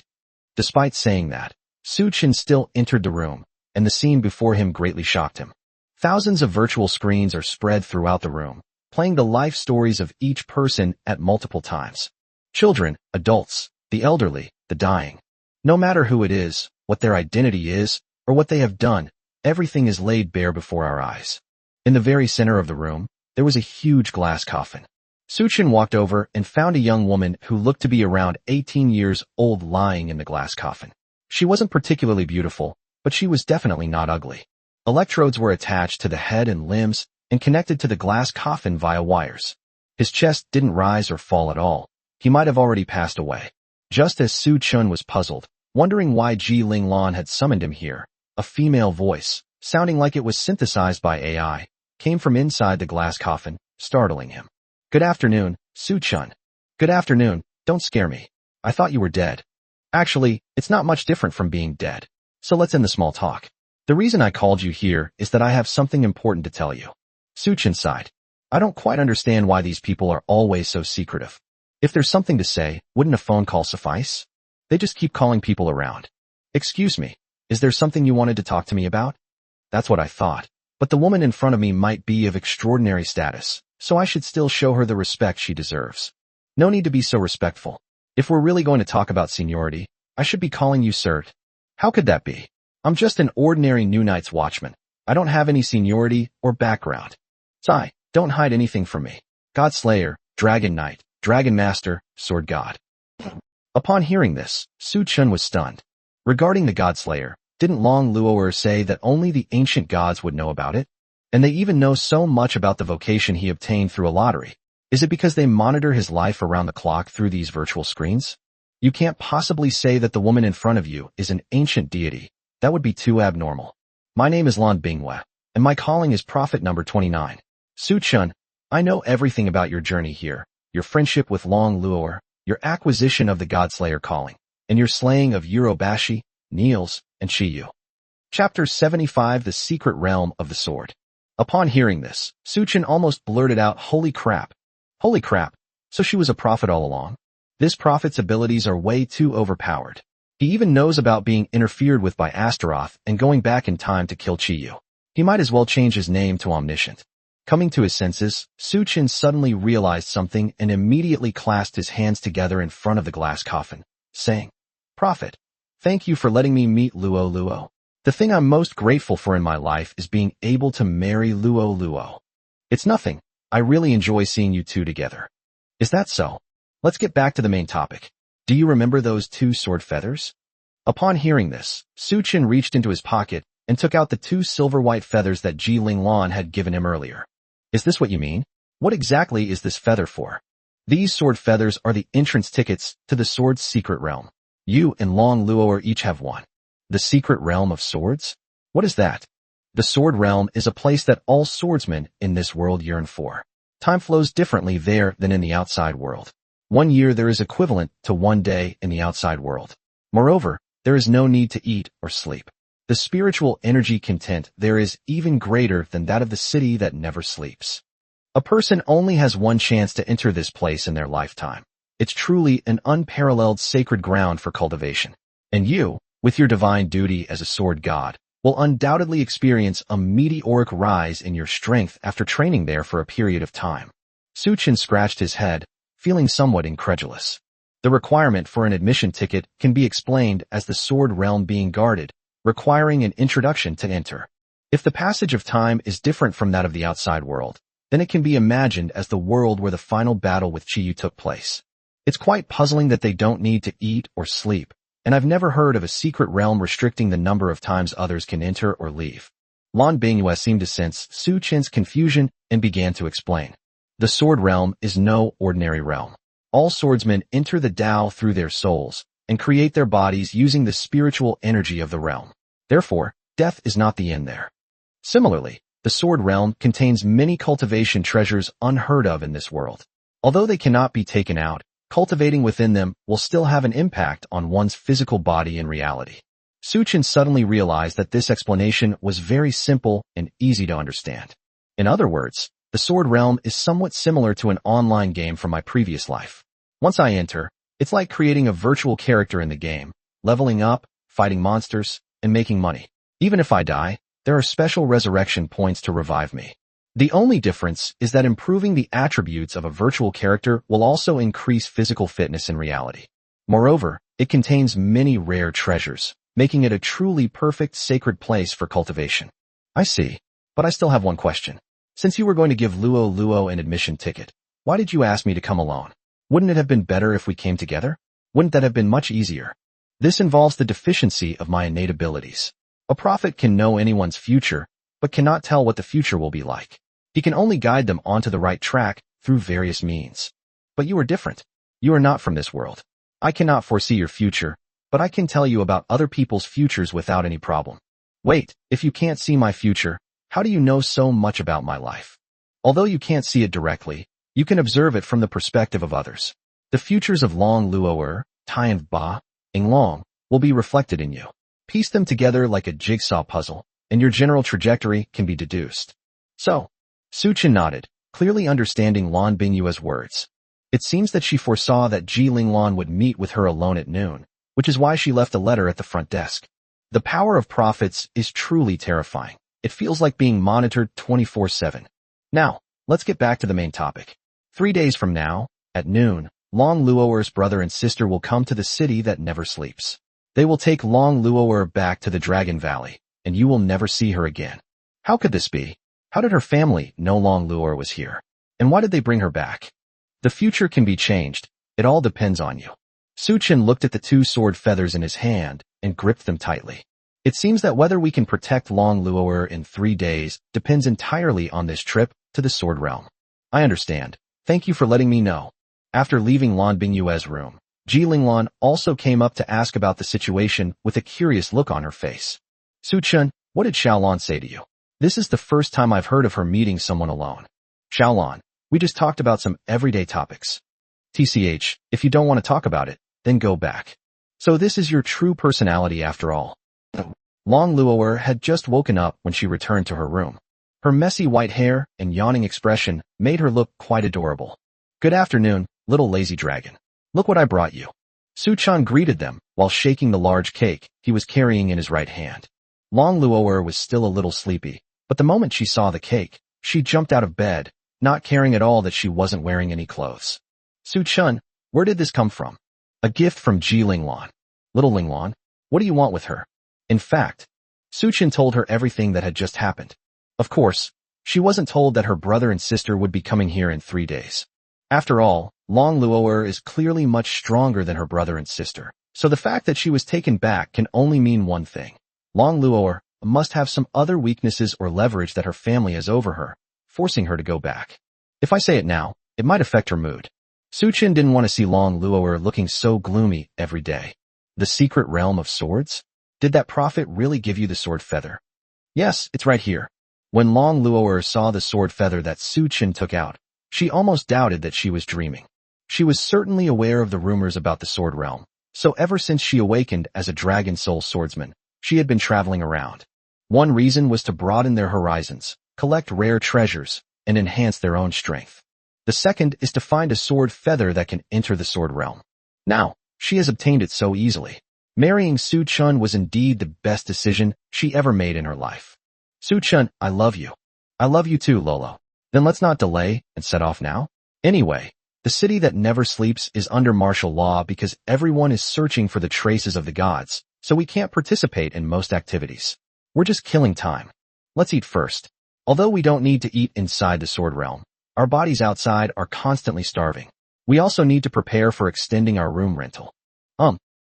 At 2:30 p.m., Su Chun and Long Luo'er, having made all the preparations, sat on the bed, leaning against each other, and began to infuse their sword feathers with spiritual power. After the gathered spiritual energy reached a critical point, both of them felt their vision go black, and they fainted. When Su Chun and Long Luo'er woke up again, they found themselves in a vast grassland. It's somewhat similar to the little world created by Ji Ling Lan, but it gives people a completely different feeling. With just a breath, one can feel an immense surge of spiritual energy flowing into their body. It's as if you're constantly cultivating yourself just by being here. Su Chun, have we really arrived at the Sword Realm? It should be. With such abundant spiritual energy, no one would believe it's not a secret realm. Yay, my dream has come true, almost halfway. So what about the remaining half of your dreams? Ugh, don't make me say it out loud. Long Luo'er muttered a complaint, while gently punching Su Chun's chest with her little fists. It's not like what I said last time, having 2 boys and 2 girls, is it? That may be right. Hey, so blunt. I thought you'd definitely smugly say no. No way. The two were flirting and chatting, unaware that 3 swordsmen nearby had already noticed their commotion. Their swords were already stained with dark red blood. Chapter 76 First Impressions. Just as Su Chun was about to kiss Long Luo'er's little face to see if there was any difference between her body here and in the real world, Long Luo'er's gaze sharpened, and she immediately pulled Su Chun into her arms. A fragrant aroma then wafted into her nostrils. It truly lives up to its name as the sword's secret realm. Even the scent is perfectly replicated in reality. No, now is not the time to think about that. Before Su Chun could react, the surrounding grassland was instantly swept up by a gale, and sand and dust filled the air. Long Luo'er simply tapped the grassland with both hands, instantly forming a barrier that protected her and Su Chun. The grassland, which was no longer protected by any barriers, had become a barren wasteland, demonstrating its immense power.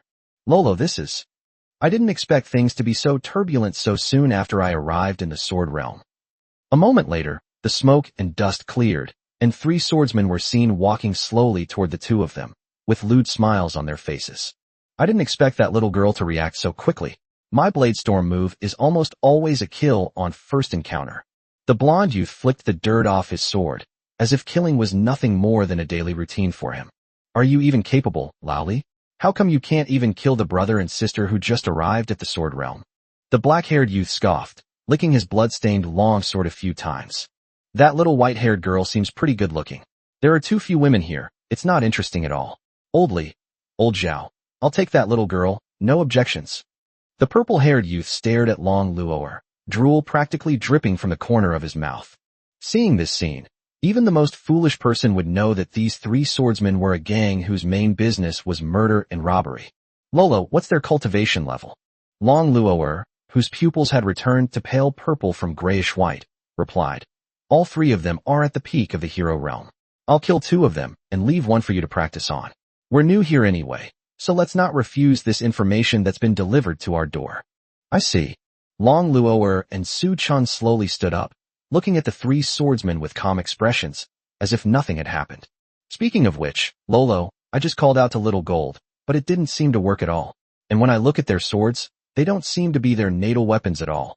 They look like ordinary iron swords instead. The God-slaying golden book is too high level. It may be impossible to replicate it in the Sword Realm. Moreover, it seems that I cannot summon my weapon. I'm afraid that I cannot use my destined weapon in this world. This is a headache. Looks like I'll have to snatch them from them. Those 3 swords look disgusting. It's alright. As long as the magic works, here you go.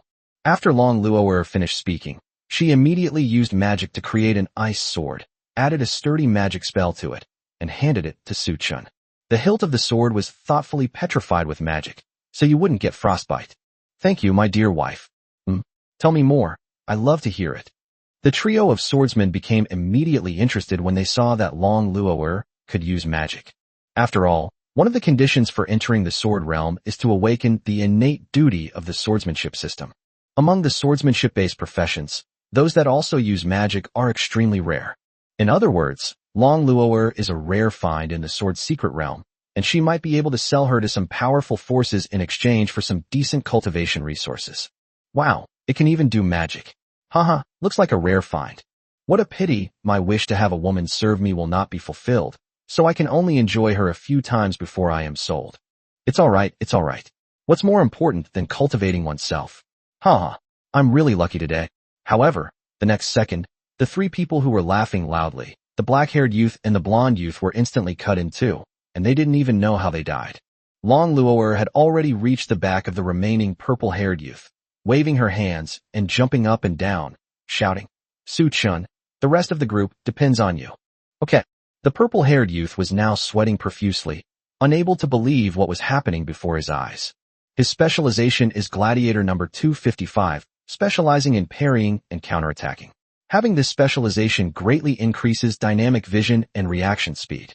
Therefore, he saw almost everything that just happened. Without any weapons, Long Luo'er used her hands as blades and took a step forward, instantly splitting the two in two. Because of its incredible speed, it didn't even get splattered with blood, making it a completely different level from the three of them. Wait, this is all a misunderstanding. Before the purple-haired youth could finish speaking, Su-chun picked up the ice sword and charged forward. The sharp ice blades gleamed coldly in the sunlight, making them appear especially terrifying. Click! Su-chun's attack was blocked, producing a different kind of collision sound. However, this was not the end. Su-chun moved with incredible speed, like a phantom, instantly appearing behind the purple-haired youth. He launched another thrust, but it was blocked once again. It must be said that he truly deserves to be called a gladiator. His reaction speed is extremely fast, and he was able to barely block the speed of the sword god. Damn it, don't push your luck. After the purple-haired man roared, he swung his right hand, which was gripping the iron sword, forcefully, but Su-chun dodged it.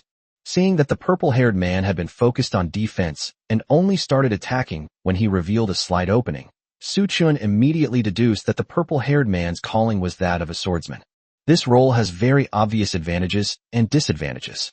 It lacks offensive means, remains unmoved when the enemy moves, and adapts to any situation with its own strengths. If there is a weakness, it will be fatal. It can be considered a role with relatively strong defensive capabilities. No wonder I couldn't catch anyone at the deadline. They were too sneaky. The sword light of Su-chun and the purple-haired youth intertwined in the air, and the grass on the grassland swayed wildly with each clash, as if it were being torn apart by an invisible force. After a fierce exchange, Su-chun gradually gained the upper hand. Each of his attacks struck a vital point, making them impossible to defend against and requiring one to concentrate all their mental energy on defense. Finally, after the 97th exchange, the purple-haired youth revealed a slight flaw, allowing Su-chun to seize this crucial opportunity. However, he did not kill him. Following the direction of the death line, he changed course at the last moment and directly severed the purple-haired youth's limbs, causing him to collapse to the ground. Long Luo'er immediately came to Su-chun and clapped her hands in praise. Su-chun, well done. I didn't expect you to beat him without using the light blade. Well, just lucky. This guy's a bit weak. I spared him. Should I torture him, or? No need for that. Long Luo'er approached the purple-haired man and said in the dragon language, yes. In an instant, the purple-haired youth's eyes dimmed, and he became a puppet at the mercy of others. This is really useful. I think I still have more than 19,000 ability points. I'll learn more dragon languages after I get out of here. Teach me when the time comes. I also want to learn the real dragon language. But we need to get some information out of this person first. Unfortunately, the injuries Su-chun inflicted were too severe. Less than 10 minutes later, the purple-haired youth died from excessive blood loss. Chapter 77, Sword Mountain. In the sword realm, no one needs to eat or sleep, but in return, their soul energy is constantly being depleted. If you die, you will automatically respawn in the nearest town, and a large amount of soul energy will be deducted from your respawn time. There is currently no way to quantify soul energy. However, If you feel sleepy here, it means that your soul energy is about to run out and you need to replenish it as soon as possible. Once the soul power is exhausted, one will be teleported out of the secret realm and can never enter again. So here, death is not the cruelest experience, imprisonment is. As for how to increase soul energy, and what exactly soul energy is, there is still no definitive answer. However, the simplest method here is to cultivate. As one's realm increases, so does the strength of one's soul, and the soul energy will naturally recover. This is a consensus among all the swordsmen here. In addition, killing other swordsmen will also grant you a certain amount of soul energy. These 3 swordsmen attacked the 2 men in order to obtain soul energy and, incidentally, to see if they could rob some cultivation resources. Then there's the current sphere of influence of the sword realm. There are 3 powerful forces here, occupying more than 95% of the resource production areas. Among them, the Blood Sword Alliance is the most powerful, with the largest number of members and the widest reach. It is said that the current leader of the alliance is a peak epic powerhouse who, upon his arrival, suppressed all those who refused to submit and established the Blood Sword Alliance with the Blood Sword Pool as its base. Lolo, I have a question. Aren't sword feathers extremely rare? Why were these 3 peak hero realm people able to obtain them? And they don't even seem to be particularly strong. Long Luoer shook her head and replied, I don't know. I was just about to ask when I died. But it doesn't matter. It won't affect our cultivation here. We can ask other people when we meet them. That's true. So where should we go now? Su Chen asked, taking out the map he had just looted from the 3 corpses. Long Luoer rested her chin on her hand, occasionally making sounds, which made her look especially adorable. A moment later, she gently pointed with her fair finger to Jiandang Mountain, which was not far from here, and said, that purple-haired man just said that no force has occupied Jiandang Mountain yet, so we might be able to find some good treasures there. If no force has occupied it, is it possible that there are no treasures there? Or is the place too dangerous to be occupied? Well, let's take it one step at a time. I've got your back, don't panic. Thank you, sister-in-law. What a weird nickname. After a long journey of half a day, Long Luoer and Su Chen finally arrived at Jiandang Mountain. Looking up, the peak pierces the clouds, majestic and imposing, with snow covering the entire mountain, resembling a giant silver pyramid. With a focused gaze, through the misty clouds, one could vaguely see many broken swords stuck in the landslide halfway up the mountain, clearly indicating that most of the climbers had perished here. Is this Jiandang Mountain? It's really hot, Su Chen said, frowning. The spiritual energy here is extremely dense, so I guess some terrifying monsters probably inhabit the mountain. But you humans have a saying that goes something like this. The bigger the storm, the more expensive the fish, the more dangerous the place, the more precious the treasures you can find. That makes sense. Such a dangerous place is unlikely to attract anyone else. Let's go, Lolo. The moment Su Chen and Long Luoer stepped into Jiandang Mountain, they immediately felt a powerful gravitational pull. It turns out that not only are monsters inhabiting the area, but the gravity is also far beyond normal levels. Lolo, this gravity is at least 10 times stronger than normal, right? No wonder almost no one comes here. Climbing such a high mountain under the force of more than 10 times gravity is indeed quite difficult. However, I think it's not that the gravity here has changed, but rather that our gravity has been changed. Long Luoer frowned and asked, You can even tell that? Does the sword god have that many abilities? Su Chen shook his head and replied, If this gravity of more than 10 times were applied to Jiandang Mountain, the snow could not have remained so stable and would have definitely triggered an avalanche. If this gravity is only applied to us, then everything makes sense.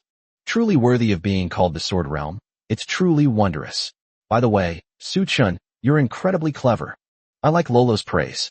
But with such strong gravity, we can only follow the rocky path, otherwise it will cause an avalanche. I understand. The two climbed up the rugged mountain path little by little. At first, they were chatting and laughing, but after walking for half a day, Su Chen gradually began to show signs of fatigue. Even so, he did not stop walking, and his eyes still revealed his determination. If he cannot carve out a place for himself in the Sword Realm, the future that Lan Binghua spoke of may very well become a reality, which is something Su Chen absolutely does not want to see. He couldn't imagine how he would live without Long Luoer. Although we don't need to eat here, we still need oxygen to breathe. As the air pressure at high altitudes decreased and the oxygen became increasingly scarce, coupled with prolonged exposure to cold and exhaustion, even with Su Chen's unwavering resolve, his body began to malfunction. Su-chin, are you alright? You don't look well. It's okay. I can still manage. Long Luo'er arrived at the edge of the cliff and looked down. She estimated that they were currently at an altitude of about 3,000 meters. Looking up, even with the dragon's powerful eyesight and perception, they couldn't see where the peak was. They probably hadn't even reached halfway there yet. Along the way, it was nothing but snow, and the temperature was almost as low as minus 40 degrees Celsius. No rare treasures were found. Take a break. After all, your cultivation level is really too low. Feel sorry? It's okay. Everyone has low points sometimes.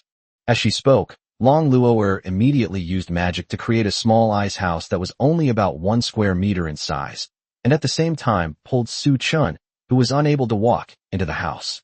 Looking at Su-chun, who was panting heavily, Long Luo'er felt a pang of sadness. His body temperature was already extremely low. If it weren't for the sword god's ability to grant him the physical attributes of a dragon, he probably would have died here long ago. I really don't know how he managed to hold on. Long Luo'er took off her outer clothes and draped them over Su-chun. At the same time, she took off her own and Su-chin's underwear and pressed her whole body against him, using her body heat to warm him up. Su-chun, are you feeling better? Yes, thank you, my dear wife. After a moment of silence, Long Luo'er spoke again. Su-chun, why don't we go look elsewhere? Or I can go up the mountain alone to find resources for you to use. Upon hearing this, Su-chin simply shook his head slightly and whispered, Lolo, didn't you always say I needed to train? I think since we won't die here, training our endurance in this extreme weather and abundant spiritual energy environment is actually a very good choice. Besides, you also said that we will never be separated again, so no matter how difficult it is, we will stand together. Su-chun. Long Luo'er hugged her even tighter. Perhaps she wanted to help Su-chun regain his body temperature more quickly, or perhaps she was moved by Su-chin's words. Only she herself knows the real reason. After some time, with the help of healing magic and Long Luo'er's body temperature, Su-chin's body quickly recovered. The Jining Mountain is estimated to be at least 10,000 meters above sea level, and the road ahead will definitely be more difficult than before. Long Luo'er, who is at the peak of the epic realm, is definitely no match for him, but Su-chun, who is only at the peak of the warrior realm, is really struggling. Fortunately, the spiritual energy here is very abundant, so you can walk a distance and then build an igloo to restore your body temperature before continuing your journey. And so, 3 days later, we finally arrived at the peak at an altitude of 7,500 meters.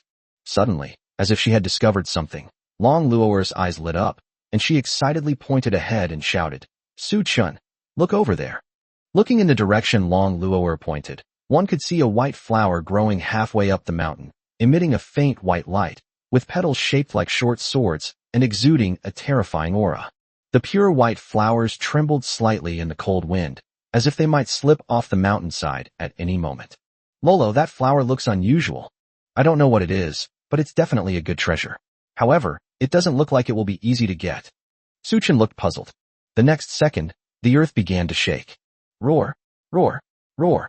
With a tremendous roar, a giant dragon with a body entirely blue suddenly burst out of the snow, triggering a massive avalanche.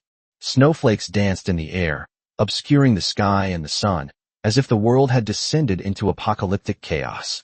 And that white flower actually grew on the dragon's forehead. Chapter 78, Frost Dragon. At this moment, the spot where Long Luo'er and Su-chun were standing also collapsed along with the avalanche. However, Long Luo'er had already made preparations in advance, casting levitation magic on Su-chun and herself, which was enough to deal with this avalanche. Lolo, is that dragon also a swordsman? It shouldn't be a dragon from the real world. I examined it with the eye of the dragon, and this frost dragon has no soul at all. It's probably just a puppet created by this world to guard some secret treasure. Can one see the realm? No, it has no soul, so it can't really be called a living being, and therefore it naturally won't have a realm. But judging from its appearance, its strength is probably above legendary. I'll go and meet it. Su-chin, you wait here. Okay, my dear wife, keep it up. I'll reward you with a kiss tonight. This isn't a reward, you're mine. I can kiss you whenever I want. The frost dragon was enormous, almost comparable to the Yinglong that fought Chi-Yu in the past, and stood like a mountain on the snow-capped mountain. Long Luo'er concentrated her spiritual power in her hands, forming 2 wind blades, which she then slashed directly at the giant dragon. This was just a test. I didn't use much spiritual power, but it was enough to annihilate all life below the legendary realm. However, what happened next made her frown slightly. The wind blades dissipated the instant they touched the giant dragon's head, causing absolutely no damage. Magic immunity? No. Did it withstand it with its bare hands? Could it be a puppet with high magic resistance? Long Luo'er murmured softly as she landed on the ground, picked up the boulder, and threw it with all her might. The boulder hurtled toward the dragon at almost 3 times the speed of sound. Clang! A loud bang was heard. The boulder shattered, but the frost dragon still managed to withstand the impact with its bare body, without even a trace of injury. Is its defensive power really that amazing? The frost dragon seemed to be completely enraged by Long Luo'er's attack. After letting out a deafening roar, it lashed its tail at Long Luo'er. The speed was so fast that even Long Luo'er didn't have time to react. She took the hit head-on and was knocked back more than 10 meters. Fortunately, Long Luo'er had a strong sense of combat, and her body instinctively assumed a defensive posture before her brain could react, so she was not seriously injured. Lolo! Su Chun immediately shouted, and at the same time took a step forward, wanting to help Long Luo'er. Unexpectedly, the place where Long Luo'er fought the frost dragon was surrounded by a huge barrier, making it impossible to enter. Su Chun, don't come any closer. This dragon puppet strength is probably equivalent to or above the Saint Realm. It's definitely not something you can handle. Saint Realm? What are you going to do, Luo Luo? Su Chun kept banging on the barrier, but it was no use at all. Su Chun, you'd better run away.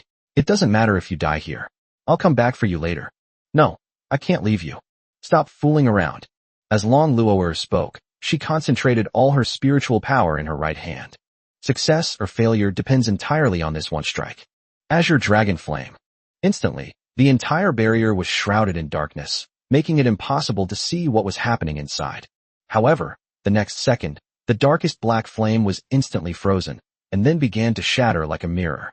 Long Luo'er was once again blasted hundreds of meters away by the frost dragon's tail whip attack, flying out of the barrier in the opposite direction of Su Chun. After regaining her footing, Long Luo'er muttered again, "Damn it, Divine Dragon Profound Technique, World-Destroying Dragon Flame." As soon as she finished speaking, pure white flames instantly enveloped Long Luo'er and rushed towards the dragon's location once again. This time, however, it was her turn to be blocked outside the barrier. The moment the pure white flames touched the barrier, they instantly transformed into the purest spiritual energy and were absorbed by the barrier without even the slightest ripple. What exactly is going on? Long Luo'er muttered to herself. What's happening now is far beyond her comprehension. Putting aside why there are saint-level puppets in the sword's secret realm, why is there suddenly a barrier here? There wasn't any barrier when she was knocked away just now. Su Chun is still there now, so he doesn't have the mind to think about other reasons. However, the fact is that despite having an extremely abundant supply of spiritual energy, Long Luo'er was unable to cause the slightest damage to the barrier despite continuously using various powerful moves. On the other side, upon seeing Long Luo'er being knocked away, Su Chun felt a surge of anger. Despite knowing he was no match for the frost dragon, he would never allow anyone to harm Long Luo'er. He drew the ice sword that Long Luo'er had given him and slashed out with all his might. This time was different. The barrier seemed to be non-existent, and Su Chun entered with ease. He even lost his balance and stumbled, falling directly onto the snow. What exactly is this? Su Chun was also stunned. How did the barrier that we couldn't break, no matter what we did, suddenly disappear? The dragon seemed to sense the commotion and its massive body began to slowly turn around, a stark contrast to its earlier attack on Long Luo'er, as if it had been given a 100-fold slowing debuff. The dragon, which had been completely invisible just moments before, now had over a dozen prominent death lines, making it appear as if it were riddled with flaws. Su Chun also decided to take a gamble, since the death line seen by the eye of the sword god was the opponent's weakness in the cause and effect relationship. As long as you can hit your opponent along the death line, no matter how high their skill level is, you will definitely kill them in one blow. With the light blade's lightning fast slash, this was his only chance. Su Chun, stop fooling around, run. Long Luo'er shouted loudly from outside the barrier, but Su Chun did not hear her at the moment.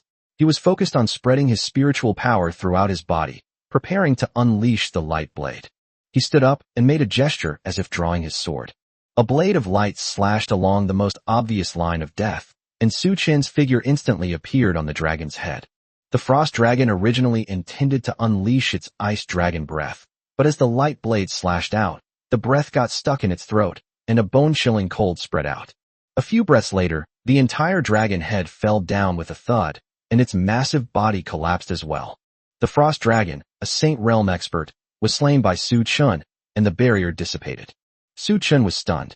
Long Luo'er, who was almost frantic outside the barrier, was also dumbfounded.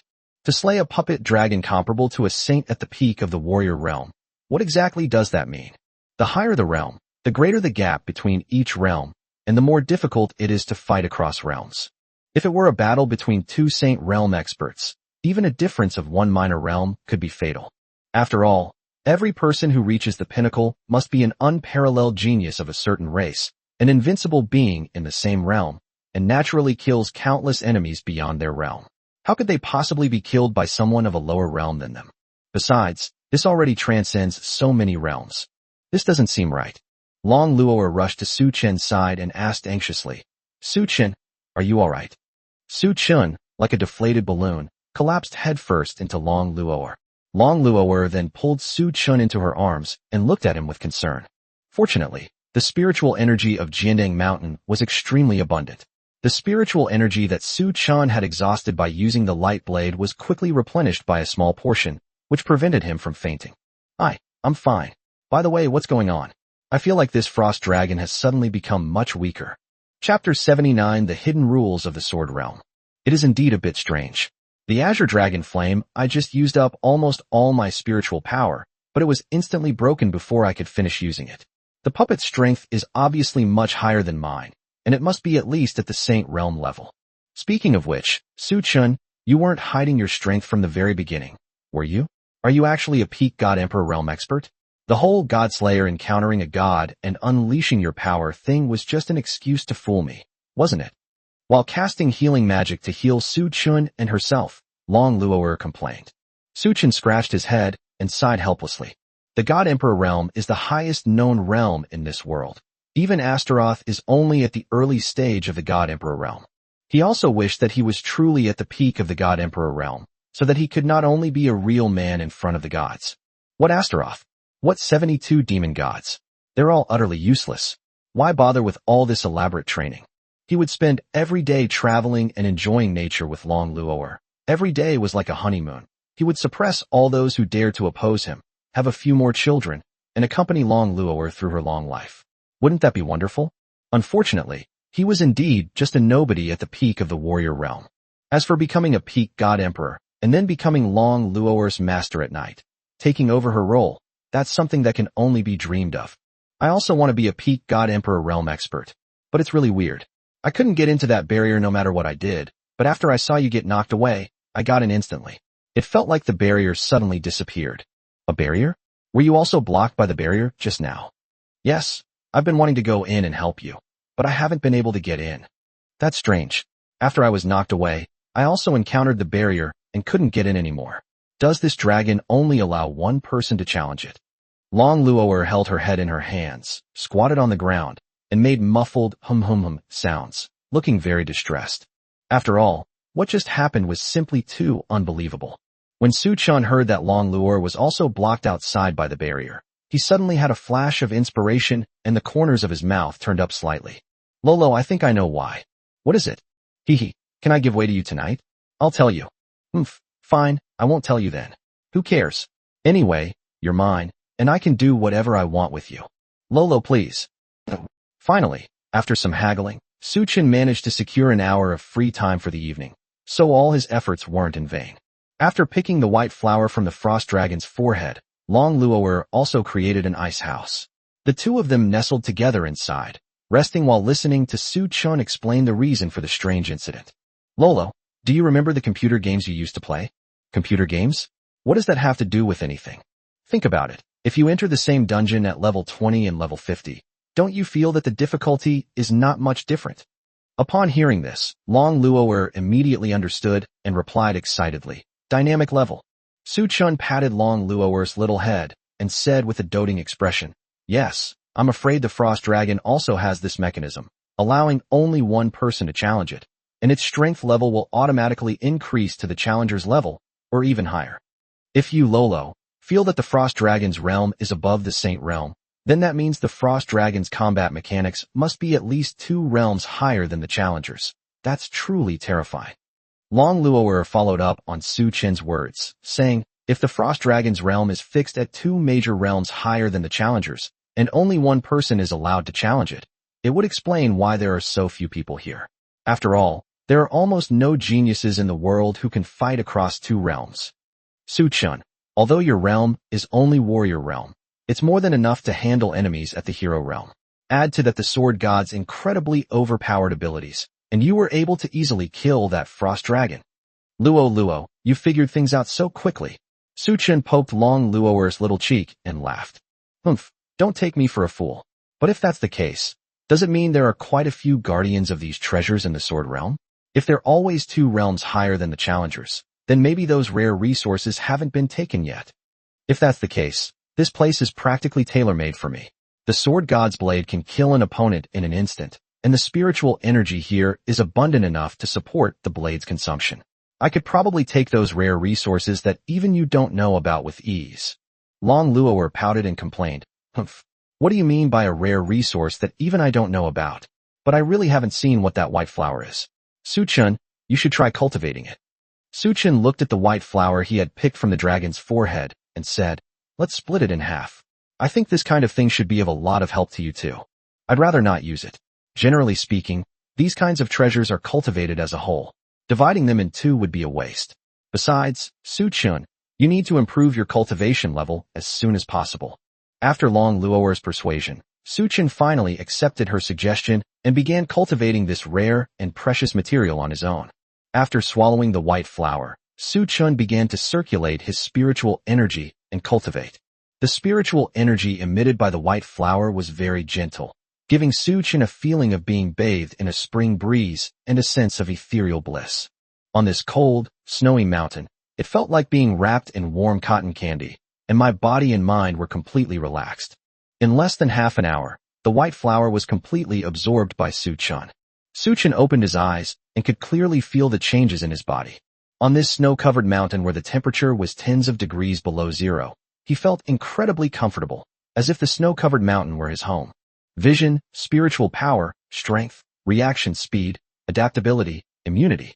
His physical skills were also comprehensively improved, and he broke through to the early stage of the warrior realm.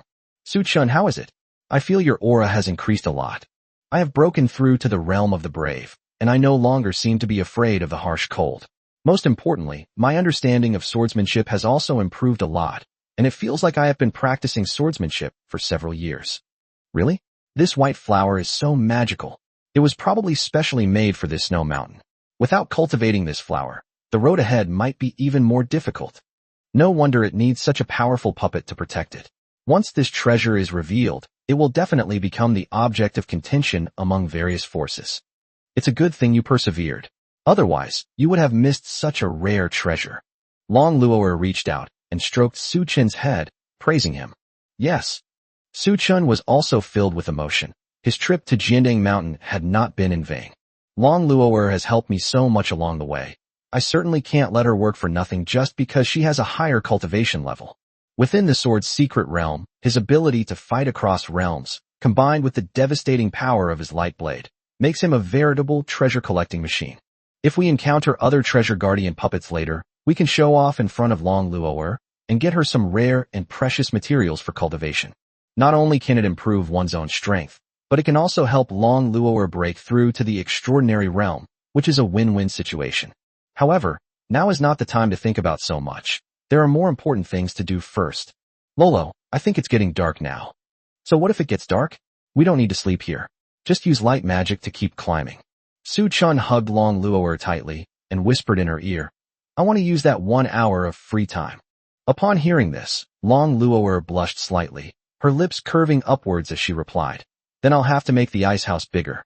I hope you won't be groaning about your back hurting when it gets light tomorrow. No way.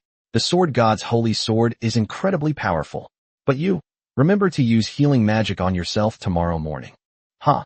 You think I'm some kind of dragon in a fairy tale, easily slain by a holy sword? Who it'll be used by is still uncertain. Chapter 80 Sword Peak. The next day, On the 8,000-meter high peak of Jining Mountain, a young, handsome man was supporting his back as he slowly walked along the road that had been torn apart by an avalanche. Ahead, a little girl who looked to be about 1.5 meters tall was humming a song and skipping around in the snow, searching for something. She would occasionally turn around and wave to the man behind her, appearing very lively. I told you not to be so arrogant. Now look what happened. You've been complaining about your back hurting the whole way. Long Luo'er lectured Su Chun with the air of a victor. Lolo, I was wrong. Su Chun never expected that after the hour ended precisely, Long Luo'er would launch a counterattack, even more fiercely than before in the city that never sleeps. Fortunately, Long Luo'er knew healing magic, otherwise she would have been lying in the snow. Is it really true that dragons are inherently lewd? Even when they were newly married, she was so resistant and innocent. Only 2 months have passed, and their true nature has been fully revealed. It's enough that you admit your mistake. Stop thinking about all that nonsense and dreaming of turning things around. Keep dreaming. Sigh, there's no need for sleep here. I don't even have the right to dream. The avalanche triggered by the frost dragon made the path ahead several times more difficult than before. Fortunately, many treasures buried deep in the snow were brought to the surface by this avalanche. Although not as precious as that white flower, they are still top-tier rare and precious materials. Su Chun, I found another ice spirit orb. Long Luo'er picked up the ice bead she had just found in the snowdrift and excitedly exclaimed. It seems that all the swordsmen before were defeated by that frost dragon, which is why there are so many undiscovered treasures here. What a bumper harvest. I wonder if there will be even rarer treasures in the future. Speaking of which, shouldn't we pick those up? I remember you said before that they were quite rare. Su Chun pointed to the various shapes of ice crystals on one side, which shone with a mesmerizing brilliance under the sunlight. Don't you melt ice? There's no benefit to practicing that too much. Unless you're a race like the Snow Clan or Ice Dragon Clan who are good at ice magic, practicing that stuff too often might reduce your control over other elemental magic. You'll definitely get a magic-using vocation in the future, and you'll be crying then. I've learned something new. So, does that mean that cultivation items that enhance control over specific magical attributes are unsuitable for my cultivation? Yes, so next time you want to use any materials for cultivation, remember to ask for my opinion. Yes, my dear wife. 2 weeks later. Because there were many cultivation resources along the way, the two of them spent a lot of time searching for treasures, cultivating, and fulfilling some of Long Luo'er's needs. However, they eventually arrived at an altitude of 10,000 meters. Through Long Luo'er's eyesight, she finally saw what the summit looked like. But at the same time, we also saw that 3 more frost dragons, just like the ones before, were entrenched at the summit. In the center of the 3 frost dragons, there was not a trace of snow, only a stone tablet standing there, which was probably the secret treasure they guarded. 3 frost dragons. If they have the same mechanics as the previous one, and are 2 major realms higher than the challenger, I might not be able to help you. Long Luo'er said apologetically. If the enemy is 1 realm higher, but only at the transcendent realm, then perhaps there is still a fighting chance. However, the Saint realm is simply too powerful. The gap between it and the epic realm is beyond description. It's alright. I'll just use my light blade to cut them down one by one. Anyway, the spiritual energy here is so abundant, it should be fully restored in a few hours. Long Luo'er sighed and replied. If they're on the ground one by one, there shouldn't be a problem. The only problem is if the 2 of them are ganging up on each other, then it will be difficult to handle. This is indeed a big problem, but let's take it one step at a time. If it's really a gang fight, they shouldn't chase us anymore after we escape the barrier. Okay, but I'll go try it first. If I die, you wait here for me to come back. No way, we agreed we wouldn't separate. Even if you die, I'll still go and die, and I can resurrect in town, so it's like a free return scroll.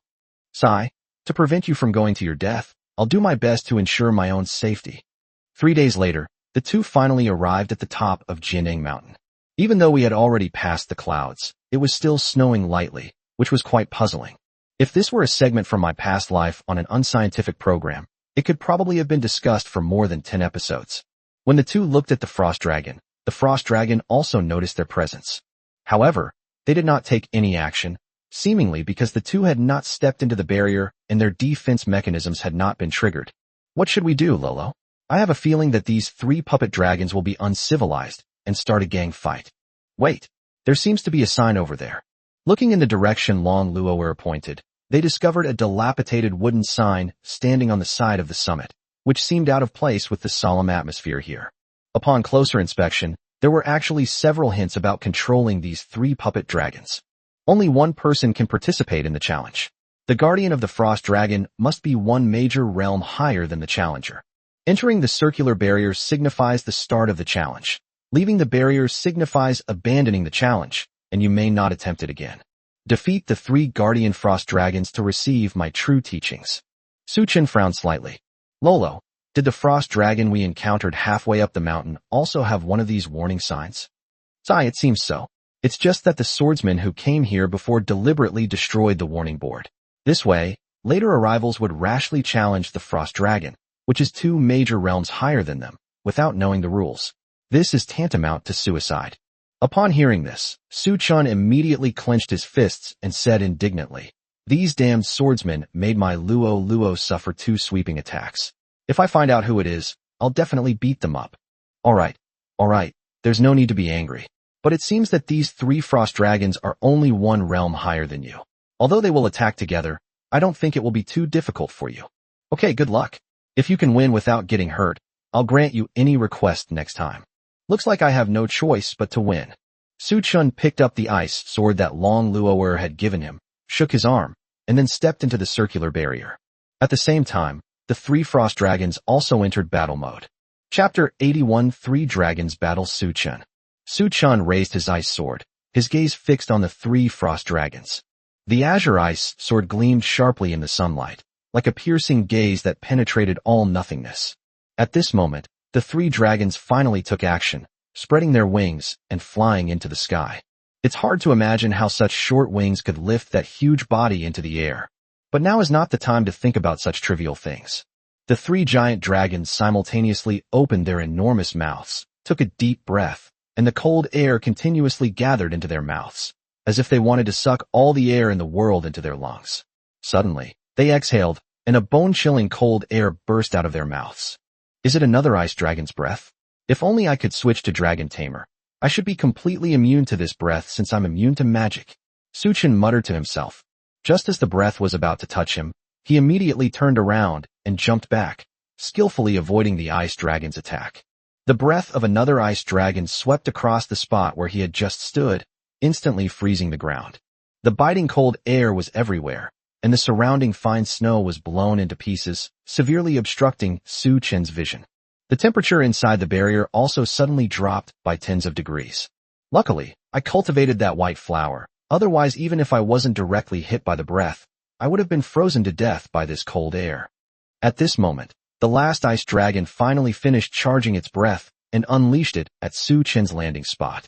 Suchun swiftly leaped to the side, gracefully escaping the attack range of the breath attack. The surrounding temperature plummeted, and the ice dragon's breath left a long icy trail on the ground. Then came a barrage of ice arrows that whistled towards Suchun, numbering in the thousands. Suchun ran continuously along the circular barrier, each ice arrow landing on the ground he had previously run through. Then, another frost dragon's breath would strike, leaving no respite whatsoever. 3 frost dragons, their wings gleaming with a cold light, continued to soar through the air, each dive and circle accompanied by the howl of a biting wind. Their breath, like invisible swords of death, sometimes shoots out in a straight line, sometimes sweeps across in an arc, almost covering the entire floor of the ring barrier with ice, severely affecting their range of movement. Holy crap, are these 3 dragons not going to stop coming down? Am I supposed to play the snake game and just get worn down like this? The roars of 3 frost dragons echoed across the summit of Jiandang Mountain. With each attack missing its mark, they finally changed their attack pattern. One of them landed on the ground, attempting to defeat Suchun through close combat. The other 2 switched to low-altitude flight mode, intending to use their breath attacks to hit Suchun at close range. Suchun breathed a sigh of relief. At least one of them had landed.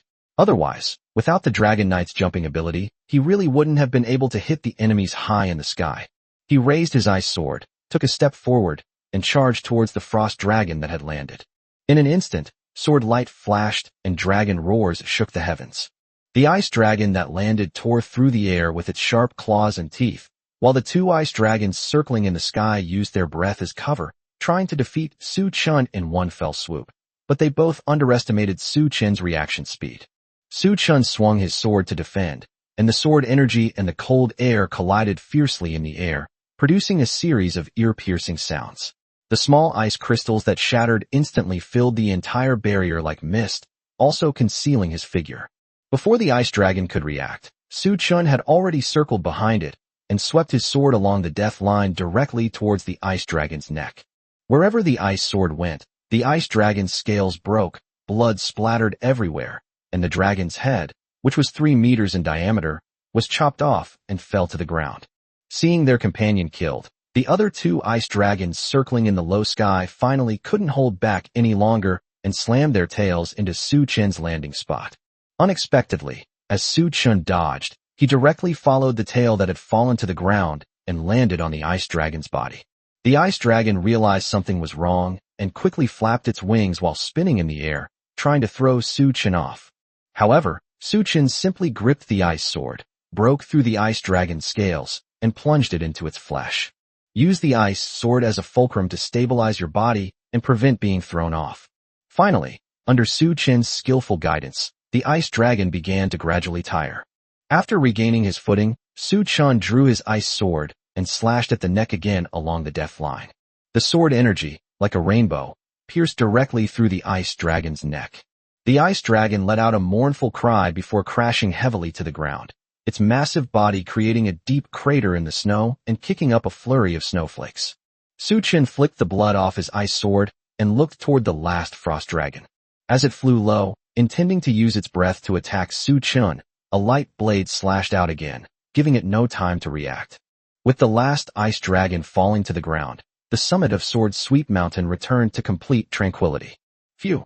Thankfully it wasn't too difficult. Su Chun, well done. After the barrier disappeared, Long Luo'er immediately came in front of Su Chun and hugged him tightly. However, Su Chun was in a weakened state after using the light blade, and couldn't catch Long Luo'er's embrace. He leaned straight back, and the 2 of them lay on the snow again in a dragon-riding warrior posture. Hey, this isn't the time to play those games. People will die. No way. It's because you didn't catch me. You did this on purpose. You knew I had no spiritual power or stamina left after using the light blade. No way. After a round of jokes, Su Chun finally recovered some of his physical and spiritual strength and slowly got up from the snow. I wonder what kind of treasure it is this time. Let's go over there and take a look. Su Chun, slow down. Let me help you walk. Long Luo'er helped Su Chun to the stone tablet in the center. The characters carved on it are blurred and illegible, but you can still make out that they are Chinese characters. On Earth, apart from languages with special powers such as dragon language, elven language, and divine language, Chinese is the common language of this world. Therefore, it is impossible to determine which race or country's ancestors left behind the script. Lolo, could this stone tablet also be a cultivation material? I don't know. I can't figure out what this thing is either. Sigh. It feels like my dragon hasn't been of much use since I came to the sword realm. This is a headache. Does that mean there will be no reward after defeating these 3 frost dragons? Why don't you try transforming into your true form and swallowing this stone tablet to see if you can cultivate? Upon hearing this, Long Luo'er rolled her eyes at Su Chun. She's usually quite articulate, so why is she suddenly so lacking in emotional intelligence? However, at that moment, an aged voice came from the void. The voice was powerful and full of boundless majesty. Young man, congratulations. You have passed the test I set. You are now qualified to receive my true teachings. Chapter 82 Tomb of the Sword God. Su Chun and Long Luo'er looked around, their faces full of questions. Is it a bard sending a message from afar? Have no idea. Just then, the stone tablet emitted a burst of golden light, and the entire summit of Jiandang Mountain was instantly enveloped in golden radiance. A moment later, an old man with white hair gradually appeared on the stone tablet in front of the 2. Judging from its appearance, it should be a human. It was clearly just a remnant soul, yet it exuded an extremely terrifying pressure. The old man stood tall and straight, his eyes deep and sharp, as if he could see through everything, making people dare not be negligent in the slightest. An undeniable aura of authority emanated from him, inspiring awe. He slowly opened his mouth and said, I never thought that after 10 million years, someone would finally break through the test I set. If I had known that all the swordsmen who came to the sword's secret realm were such trash, I would not have bothered to leave behind my legacy. Su Chun and Long Luo'er were speechless for a moment. It's truly astonishing that such words were uttered in such a solemn atmosphere. But is it really 10 million years? Based on the ratio of 1 year in the sword realm to 1 day in the real world, wouldn't this senior be someone from more than 27,000 years ago? It's truly terrifying that a wisp of a soul could still remain after so long. However, his next words stunned Su Chun and Long Luor. So, young sword god and beautiful little dragon, do you wish to accept my inheritance? Wait, sword god. Senior, do you know the sword god? Su Chun unconsciously tightened his grip on Long Luor's hand. The divine duty of the sword god is not recorded in the world, yet the old man's tone suggests that he knows a great deal about the sword god. He also mentioned awakening again. Could it be that someone else awakened before? Judging from your expression, you seem quite surprised that I know about the sacred duty of the sword god. After pausing for a moment, Su Chun replied, Senior is wise. After all, there are no records of any sword gods in our era, nor has anyone else awakened one. Really? So many divinely ordained traditions have indeed been lost. Lost? Su Chun was even more puzzled. Is one's calling not something that is awakened after adulthood? It sounds just like the real language of dragons, which, for some reason, can no longer be known to the world. The old man sighed and replied, Since you have awakened the sword god's duty, it means you have already entered the game. I don't have much power left, so I can't explain it to you in detail. Therefore, young sword god and the little beauty from the dragon clan, are you two willing to accept my inheritance? Su Chun frowned slightly. I have a feeling that I'm in big trouble. However, having awakened the Godslayer, the future is certainly not going to be peaceful. Long Luoer excitedly asked, Senior, I didn't pass the trial. Can I still obtain the inheritance? The old man nodded and said, Originally, there wasn't one. However, I see that you two have a very deep relationship. Even if I don't give it to you, the man beside you will naturally pass it on to you. Rather than wasting the time of the younger generation, I might as well be generous this time. After all, you are a rare and beautiful woman, and this inheritance can shine brightly in you. Thank you for the compliment, Senior. But are you leaving now? The old man did not respond to Long Luoer's question, but turned to look at Su Chun, who was deep in thought. As for Su Chun, after closing his eyes and meditating for a few seconds, he asked, Senior, may I ask a question before receiving the inheritance? Ask away. Senior, do you know about Godslayers? The atmosphere instantly became tense after these words were spoken. Long Luoer was stunned. She really didn't expect Su Chun to suddenly ask this question. Although the old man before them could impart his knowledge, his stance was still unclear. What if he was on the side of the gods? Why did you suddenly bring up the Godslayer? How are you going to explain this later? Su Chun, on the other hand, was gambling. This world has only existed for 30,000 years. Since the predecessor lived more than 27,000 years ago, he might really know about the Godslayer.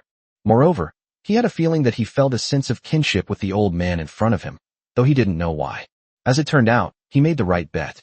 Upon hearing this, the old man's lips curled up slightly, and he seemed to be very pleased. That past, which the gods had tried so hard to conceal, was actually remembered by someone. Their efforts have not been forgotten in the long river of history. I know. After all, it was the 26 of us who followed the Godslayer to kill the gods. Thinking back now, it was truly an unforgettable memory. Although we failed in the end, we were fortunate enough to avoid the destruction of the world. I am the original sword god, Li Haojuan. The sword realm is a world specially created by the Godslayer to prevent my legacy from being forgotten in the long river of history. This stone tablet is my tombstone. In addition, the original Dragon Knight, Eschan, also rests here. Although his legacy is of little use to you, the challenges he sets are far more difficult than mine. You might as well give it a try. It will serve as a form of training, and there are also many valuable rewards to be won for your cultivation. When Su Chun and Long Luo heard what the old man said, their eyes widened like copper bells, their mouths opened but they couldn't speak, and they stood frozen in place, as if they had been immobilized. The amount of information conveyed in those few words was enormous, too shocking for the two of them, and they needed some time to process it. The fact that the sword realm was actually created by the first Godslayer wasn't too surprising. After all, what happened here was too mysterious. People could be brought back to life and did not need to eat or sleep. In this situation, the ability to enhance one's physical abilities in the real world is nothing short of a miracle. But what the hell is this about avoiding the world's annihilation? Could it be that the Godslayers killed gods to prevent the destruction of the world? Do gods possess the power to destroy the world? The Godslayer had 26 followers back then, and coincidentally, there are 26 unconfirmed divine positions in the world right now. In addition, there is the legacy of the Sword God and the Dragon Knight here. Is this just a coincidence? Before the two could even process their astonishment, Li Haojuan continued, I have no more time. Please accept my legacy. As soon as he finished speaking, two golden beams shot into the space between Su Chun and Long Luo'er's eyebrows. At that moment, all confusion and doubt about swordsmanship vanished, leaving only an incredibly clear direction forward. Every detail, every subtle movement, was revealed in its entirety at this moment. So this is how you can play with a sword? It turns out that the swordsmanship the two practiced was just the tip of the iceberg. So this is the true power of the Sword God. At this moment, the field of vision is broadened like never before, as if standing on a mountaintop, overlooking the vast land, with the distant scenery all in sight. A moment later, when Su Chun and Long Luo'er came to their senses, they found themselves at the foot of Jiandang Mountain, as if the scene just now was just a dream. A spatial ring suddenly appeared out of thin air in Su Chun's hand. The two looked at each other, somewhat bewildered. Su Chun, where did you get this ring? I don't know. It appeared in my hand after I came to my senses.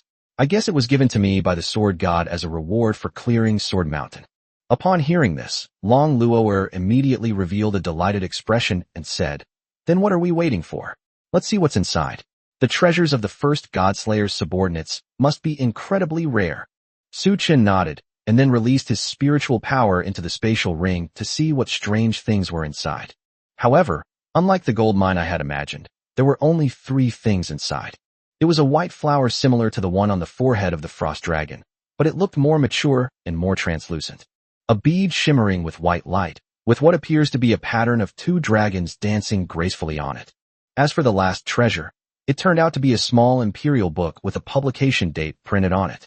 Chapter 83 Long Luo'er breaks through to the extraordinary realm. Su Chun was completely stunned. Let's not even talk about how rare the other 2 treasures are. Most importantly, how could the first sword god have something like the little imperial book and even store it in his spatial ring and give it to him? Damn it, don't normal people want to leave a clean reputation in the world? The first sword god actually considers this a treasure? Your solemn image has just collapsed. Just as Su Chun was about to open the book to see just how stunning the photos of the beautiful women were, and how worthy they were of being collected by the first generation of the sword god, Long Luo'er's cute voice interrupted his thoughts. Su Chun, what's inside? Seeing that Su Chun had been stunned for a long time, Long Luo'er asked him curiously. No, it's nothing. Just 2 treasures. Let me show them to you. Su Chun didn't dare tell Long Luo'er that there was a small imperial book in the spatial ring. After all, if she found out that he was still reading pornographic books despite having such a beautiful wife like her, his future would be even more uncertain. I'm really curious about what's inside, but I'll seal it away for now. Sigh, what am I feeling guilty about? I haven't done anything wrong. Su Chun took the white flower and white bead out of his spatial ring, which instantly caused a strange phenomenon in the heavens and earth. The once clear sky suddenly darkened, and the wind picked up, clouds surged, and thunder and lightning struck. The surrounding plants seemed to be nourished, growing rapidly and exuding vitality. Even the snow near the foot of Jiandang Mountain began to melt. This terrifying celestial phenomenon finally stopped several tens of minutes later. Lolo, do you recognize what these 2 things are? They look terrifying. Long Luo'er shook her head. Clearly, she had never seen either of these things before. However, she seemed quite interested in the white bead. Su Chun examined the pattern on the white bead closely. It looked somewhat like 2 dragons dancing around a bead. 2 dragons playing with a pearl? Could this pearl be the one the 2 dragons fought over in the myth? Judging from Lolo's expression, she seems to like it a lot. Let her use it. Lolo, what's wrong? I've noticed you've been staring at this bead. Is there something special about it? I don't know, but I always feel that this bead is quite attractive to me, and my eyes will unconsciously look this way. Su Chun smiled and patted Long Luo'er's head, teasingly saying, It's just that she likes it. So you can take it and use it. Hey, this is a treasure that Senior gave you. How can I use it? Su Chun gently flicked Long Luo'er's forehead and said, You little silly Long, you're my wife. What's mine is yours. Take it and use it. I'm fine with this white flower. Thank you, Su Chun. Afterwards, the 2 found a natural cave, set up a defensive barrier, and began to cultivate together. After Su Chun swallowed the white flower, a strange power instantly surged throughout his body. It felt completely different from the previous white flower. All the fatigue I had accumulated seemed to vanish in that instant. My mind became exceptionally clear, my thinking became more active, and my five senses became more acute. My energies seemed to be flowing like a spring, and I felt that I could easily spend the whole night with Long Luo'er. Most importantly, Su Chun now feels as if he has become one with nature, with everything around him under his control, as if he has made the sword domain a permanent skill. Spiritual energy surged, condensed, nourished, and was continuously channeled throughout the body. After an unknown amount of time, the flow of this power finally stopped, and Su Chin's realm successfully broke through to the mid-stage of the warrior realm. After stabilizing his realm, Su Chin slowly opened his eyes. Long Luo'er in front of her did not swallow the white bead, but instead sat cross-legged and meditated with her eyes closed, completely focused on the task at hand. Surrounded by spiritual energy and swirling clouds and mist, it felt as if one were in a fairyland. The bead was floating in front of her, being absorbed little by Long Luo'er. Is that how you cultivate with that bead? It looks so cool. I'll ask Luo to teach me sometime. After all, it feels a bit strange to cultivate by consuming such things. You're bound to encounter some oddities in cultivation resources, feathers, ores, metals. The most bizarre thing is that it's said that the excrement of certain creatures is also a valuable cultivation material. Even if it's rare, you can't eat it. I'm not some nobody. Seeing that Long Luo'er was focused on her cultivation, Su Chun didn't disturb her.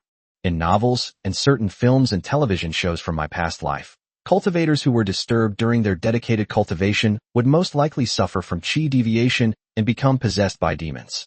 Although no one in this world has ever heard of anyone losing all their power due to being disturbed during cultivation, it is always best to be cautious in everything, especially since this is my precious Long Luo'er. Anyway, it's not like there's nothing to do. The legacy left by the first sword god is just the tip of the iceberg. There's still a huge treasure waiting to be discovered. So Su Chun began practicing according to the sword techniques passed down through generations, stabilizing spiritual energy, strengthening the body, and endlessly repeating each movement. With each swing of the sword, one could feel the sword energy flowing through the air, like a bolt of lightning, swift and sharp. When he was tired, he would sit opposite Long Luo'er, gazing at her angelic face. When he was bored, he would think about how to conquer Long Luo'er at night. And so, every day he watched the white bead in front of Long Luo'er gradually shrink. 2 weeks passed quickly. While practicing his sword, Su Chun suddenly felt an extremely powerful pressure erupt from the cave. He immediately went to Long Luo'er's location to check on her, fearing that something might have happened to her. Long Luo'er slowly opened her eyes, and her aura underwent a dramatic change. Her already angelic face became even more radiant, her skin as white as jade, radiating an indescribable glow. The originally insignificant flaws were swept away, leaving only perfect lines and flawless texture, exuding a captivating charm with every gesture. Most importantly, her figure has also changed slightly.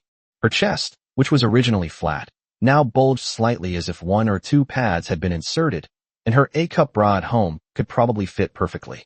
Her silver white hair became even finer and shinier, absolutely beautiful and flawless.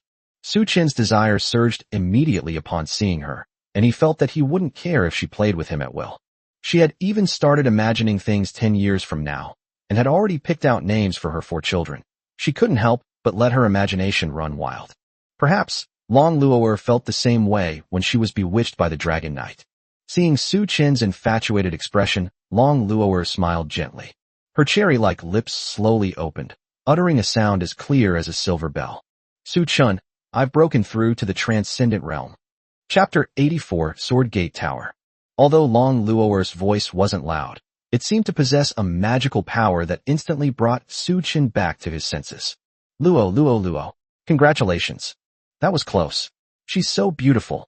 She doesn't seem to have changed much in appearance. So how did she suddenly become so attractive? Long Luo'er walked up to Su Chun with a playful expression, stood on tiptoe, and hooked Su Chin's chin with her little finger. Su Chun, you seem to be staring at me in a daze just now. No, that never happened. I'm sorry, but Luo, you're so beautiful. It would be a shame not to stare at you. Su Chun felt that lying to her under such a beautiful onslaught would be a desecration of her beauty. Everyone says that when a dragon breaks through to the legendary level, its strength will undergo a tremendous change. breaking through the epic realm. Its aura can shake the four directions. When one breaks through to the extraordinary, the soul undergoes a transformation, radiating a beauty that comes from within. It seems, Su-chun, you're completely smitten with me.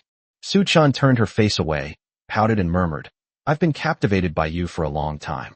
I fell in love with you from the first time we met at the matchmaking agency. Humph, I love hearing that.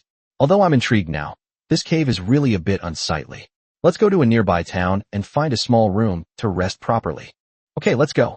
Su-chun nodded, then took Long Luo'er's hand and walked out of the cave. The sword realm is truly vast. Following the map northwards, after a week, I didn't see any buildings, only endless grasslands, and not even a single person. Fortunately, we finally saw the Jianmen Tower marked on the map. As for the appearance of Jianmen Tower, it resembles a capital city in an ancient costume drama, surrounded by stone walls, with only 4 gates for entry and exit. This area is also under the jurisdiction of the Blood Sword Alliance, the strongest force in the sword realm. However, according to the purple-haired youth, the Blood Sword Alliance welcomes independent swordsmen without any power or influence, and even provides them with some cultivation resources for free. Conversely, the swordsmen of the other 2 major forces are slaughtered without exception, and a fight is inevitable whenever they meet. The purpose of doing this is simple, to recruit as many swordsmen as possible. Although I don't know what they want to do, such a powerful force is showing goodwill to a lone swordsman like you, so you will definitely be unable to resist such sweet words and join them. Even if they ultimately fail to join the Blood Sword Alliance, they will still give them face by not joining the other 2 factions. It has to be said, this decision was really good. Lolo, can you calculate how far we've walked from Jining Mountain to here? I think it's about 1,000 kilometers. Su-chun nodded and said, my calculation is also about 1,000 kilometers. On the map, the distance from Jining Mountain to this Jianmen Tower is about 10 centimeters, so the ratio is about 1 to 100 kilometers. There's no point in calculating all this, is there? We're all going to leave anyway. You don't understand.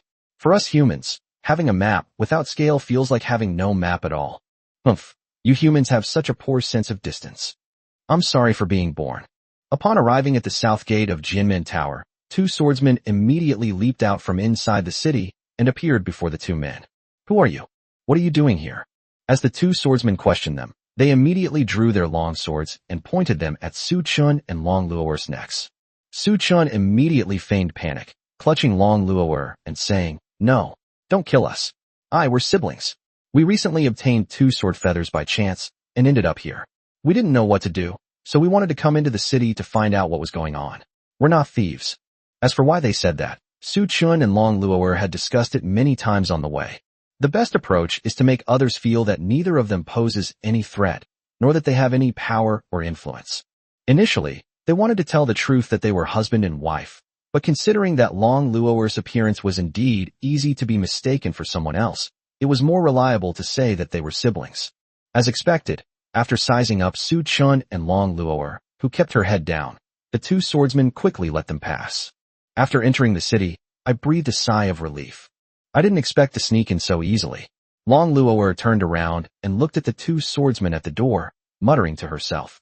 They seemed a bit impatient. They must have been interrupted halfway through their cultivation. Maybe that's why they let us in so easily. Oh well, let's ignore them and find a place to rest. After a whole week of rest, Long Luo'er became even more beautiful, and Su-chun felt that he was back to his old self. In addition, since Long Luo'er had agreed to fulfill all his requests when he challenged the 3 frost dragons, he was really looking forward to seeing what kind of expression Long Luo'er would make. As for inside Jianmen Tower, although there are all kinds of wooden pavilions and buildings, there are very few pedestrians on the road, and it is lifeless. After using her dragon eye to investigate, Long Luo'er discovered that each building housed various swordsmen, all of whom were cultivating. That's strange. Are sword feathers really that common? I've only walked a few hundred meters, and I feel like there are at least a few hundred swordsmen here, Su-chun said, looking around. Indeed, I've been searching for decades and haven't found a single sword feather, so how could so many people have entered? It seems we still need some intelligence. Su-chun, there seem to be a lot of people over there. Shall we go ask them?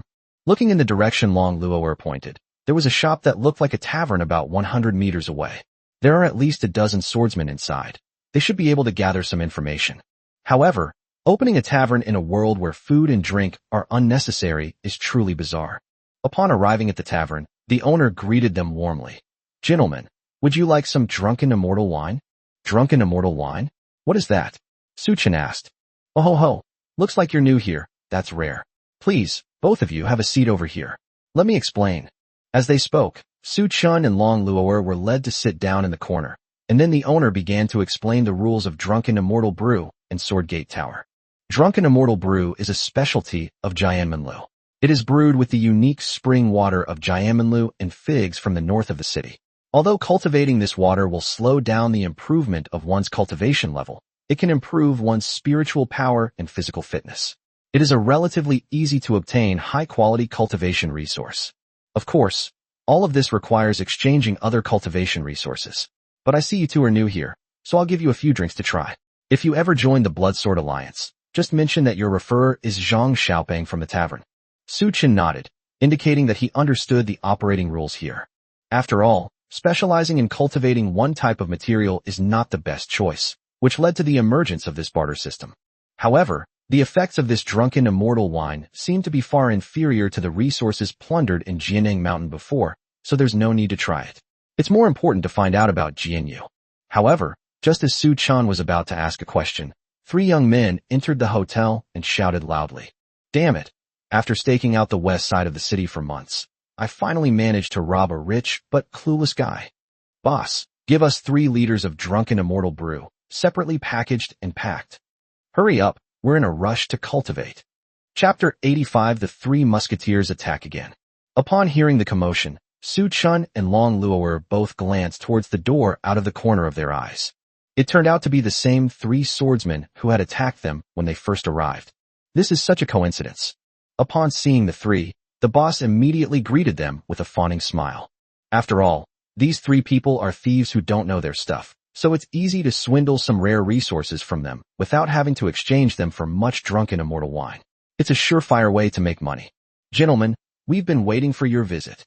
The purple-haired man took out a large burlap sack and handed it to the shopkeeper, saying, "Boss, take whatever you want. We'll take 3 liters this time." "All right, please have a seat, sir. I'll go calculate it right away. Hurry up, we're all getting sleepy. If we don't get the drunken immortal brew within 10 minutes, we'll have to start cultivating these stolen treasures," the blond man shouted. "It will be ready soon. Please wait a moment."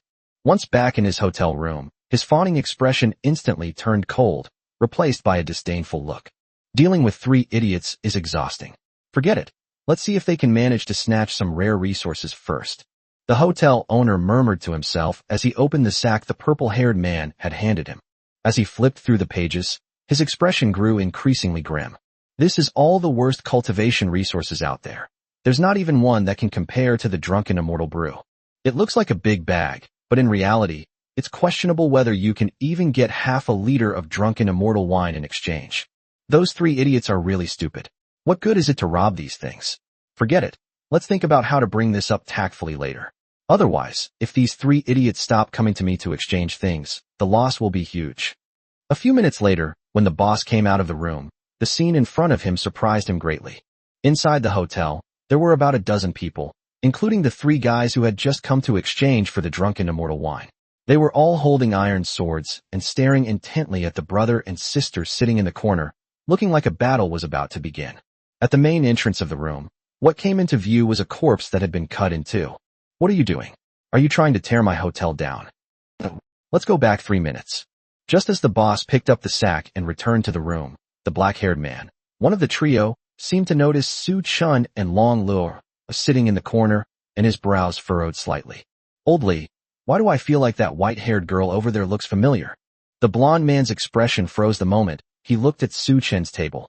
In his memory, he simply opened and closed his eyes and suddenly found himself back inside the Jianmen Tower, completely unaware of what had happened. Afterwards, he only heard from the purple-haired man that he and the black-haired man were instantly killed by the white-haired little girl, and he did not see how he died. What he said was too far-fetched to be believed by most people. Therefore, he still had some doubts about Long Luoer and Su Chen's strength and was unaware of how terrifying Long Luo was. At this moment, seeing Long Luoer and Su Chen appear in the tavern, and with so many people from the Bloodsword Alliance around them, including a senior member in the early stage of the legendary realm, How could they be afraid of a little girl like her? An unnamed rage surged into his heart. Regardless of whether he could rob anything, these two people had to die today. If you die inside the city, your respawn point will still be inside the city. Therefore, he could have pursued them both until they were driven out of the sword realm. Only then could he vent his anger. Immediately, the blond man shouted, "Brothers, the brother and sister at the corner of the table are spies from another force. They should be from the Myriad Sword Sect or the Sword Pavilion. Don't let them get away." Upon hearing this, all the swordsmen in the tavern drew their swords without hesitation, and one bald swordsman even charged forward. As for the Myriad Sword Sect and the Sword Pavilion, they are the second and third most powerful forces in the Sword Secret Realm and are the mortal enemies of the Bloodsword Alliance. Members of the Bloodsword Alliance can exchange rare cultivation resources for the corpses of members from these two factions. If you can drive one of their members out of the Sword Realm, you will receive triple the reward. This is inside the city now, so driving out the enemy is very easy. This is a wealth of cultivation resources, so if you don't act first, you won't get the rewards. However, the next scene left everyone completely dumbfounded. Long Luo'er conjured a blade with her fingers, slashed it horizontally, and an invisible wind blade flew directly from between her fingers. The bald swordsman had just raised his sword and taken less than 3 steps when he was cut in half at the waist, blood splattering everywhere. Sigh. I originally wanted to coexist peacefully, but I didn't expect you to make trouble for yourselves. Long Luo'er sighed helplessly and complained. Upon hearing this, the entire room fell into a deathly silence. No one expected that this girl, who looked only 14 or 15 years old, would have such great strength. As for the purple-haired man, he had already begun to back down. After all, he knew how Long Luo'er could instantly kill others, and he even knew that she could control others with a single move. What are you doing? Are you trying to tear my hotel down? The silence was instantly broken by the tavern owner's questioning. The swordsmen nodded to each other, and, taking advantage of Long Luo'er's attention being drawn to the hotel owner, attacked her together. Anyway, dying here isn't really dying. Their soul energy is enough to die several more times. Even if Long Luo'er was indeed much stronger than them, she didn't have time to search for them, who were randomly resurrected in various places within the Sword Gate Tower. Conversely, if one can kill an enemy spy with such strength, the cultivation resources one can obtain are unimaginable. It was precisely because of this idea that they dared to ignore the strength that Long Luo'er had just unleashed and swarmed forward. However, it wasn't Long Luo'er who made the move this time, but Su Chun. He raised his ice sword and took a step forward. Clang, clang, clang, clang, clang. Then came the sound of 5 weapons clashing. 5 swordsmen attacking from 5 directions were all stopped by Su Chun alone, and each of them was knocked back several meters. One person, whose cultivation level was only at the late stage of the warrior realm, was directly knocked out of the tavern, rolled several times on the ground, and then fell silent. At this moment, Long Luo'er's eyes were filled with infatuation and love as she looked at Su Chun. She really hadn't expected Su Chun to improve so quickly. Of the 5 swordsmen, one was at the warrior realm, while the others were all at or above the mid-stage of the hero realm. Su Chun, with his mid-stage warrior realm cultivation, was able to fight 5 opponents single-handedly and exert absolute dominance. That's just too awesome. As expected of my Su Chun, well done. Thank you for the compliment. At this moment, the entire venue fell into a deathly silence once again. Those who come to the Sword Secret Realm are all somewhat skilled in swordsmanship and can naturally recognize the quality of swordsmanship. The sword skills and speed that Su Chun just displayed are probably unmatched even by the Sword Saint, who has the fastest sword speed among the sword-wielding professions. What kind of monster is he? The atmosphere was frighteningly oppressive. Finally, after a short while, a few rounds of applause rang out. Looking in the direction of the sound, one could see a man with long hair covering half of his eyes, a full beard, and a gaunt body clapping his hands with a playful smile. What a swift sword. I never expected there to be such a talented young man and woman. I just broke through to the legendary realm and was worried about not having a place to show off my skills. I suppose your heads can be exchanged for quite a few rare cultivation resources, right? Chapter 86: The Legend of the Undefeated. Su Chun stared intently at the gaunt man in front of him with a heavy gaze. With his sword domain and the amplification of his senses by the white flower, he can now roughly perceive the opponent's realm, much like Long Luo'er's divine dragon eye. While not perfectly accurate, it can generally give an estimate of a person's strength. Around the early stage of the legendary realm, looks like I'll have to use the light blade. As for what happens next, I'll leave it to Lolo. However, just as Su Chun was about to charge up his sword and use the light blade, he was stopped by Long Luo with her right hand. Su Chun, stop messing around. You're out of energy now. What are you going to do later? Later. Su Chun immediately understood. If I run out of stamina using the light blade now, I won't be able to subdue this little perverted dragon that's been holding back for a whole week. Since killing others here won't earn you ability points, there's no need to challenge enemies whose level far surpasses your own. Seeing that Su Chun was stopped by Long Luoer, the gaunt man revealed a sinister smile again. In the real world, he adores cute little girls like this the most. Playing with them and then killing them gives him an incredibly satisfying feeling. The wind blade that Long Luoer just used looked very cool, but it was just a bluff. If his calling wasn't Sword Saint, but rather a swordsmanship calling that allowed him to use magic, then someone at the peak of the hero realm could probably have performed even more perfectly than her. Don't think you can fool him with some tricks. A brother and sister, both around the peak of the hero realm, still want to cause trouble at Jimin Tower? No way.